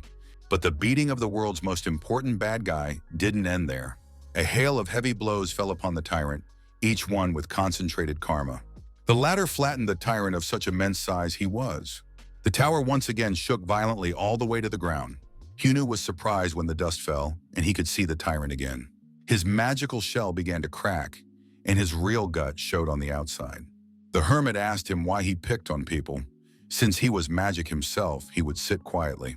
And taking the opportunity, the hermit decided to say hello to his friends and ask why he was so obsessed with people. He should know perfectly well why he can never get a name. Because if he gets a name and becomes independent, all existing worlds will collapse. It was pretty simple math. If you cut off the root of a tree, it dies. Or as if an entire frame of the main building is missing. The hermit marveled then that the tyrant knew everything, but made such a mess over a simple name. Stalker herself didn't know why. Thought they weren't meant to find out someday. But she was still curious if there were times when the tyrant was true to his role in the world. And since that was the case, she offered to ask the spirit herself on occasion, which the hermit did, asking him why he'd made this whole mess, then launched another very useful flashback. One day, the spirit of magic witnessed a conversation between two small bugs that piqued his interest. They were like the two sneaks who met the morning after a party, but they decided to go on a mission anyway, which they were very excited about. The spirit was surprised that they were exchanging strange names. Later, he realized they were names. He didn't think it was a big deal at the time. It sounded good and he liked it. Since that day, between supplying magic to the different dimensions, he had been paying more and more attention to the human villages. They seemed strange to him, their names consisting of a few letters, but sometimes they contained love, sometimes greed and hatred, fear or admiration. It was amazing to him that the name made the owner significant. However, as time went on, one oddity appeared. As soon as the spirit heard a name, it also sensed something. Those were feelings, thought he, and saw the boy create a water balloon with magic. His mom praised the boy and admired his talent. The boy liked magic. He could use it to create fire and water and anything else. The boy thought magic was a god, but his mother said it wasn't. She was like air. Magic is just magic. That fleeting encounter, a simple remark without any anger, but it was in that moment that he realized he was angry because he was devalued. Everyone but him had names, and then the spirit had a need to gain something he never had.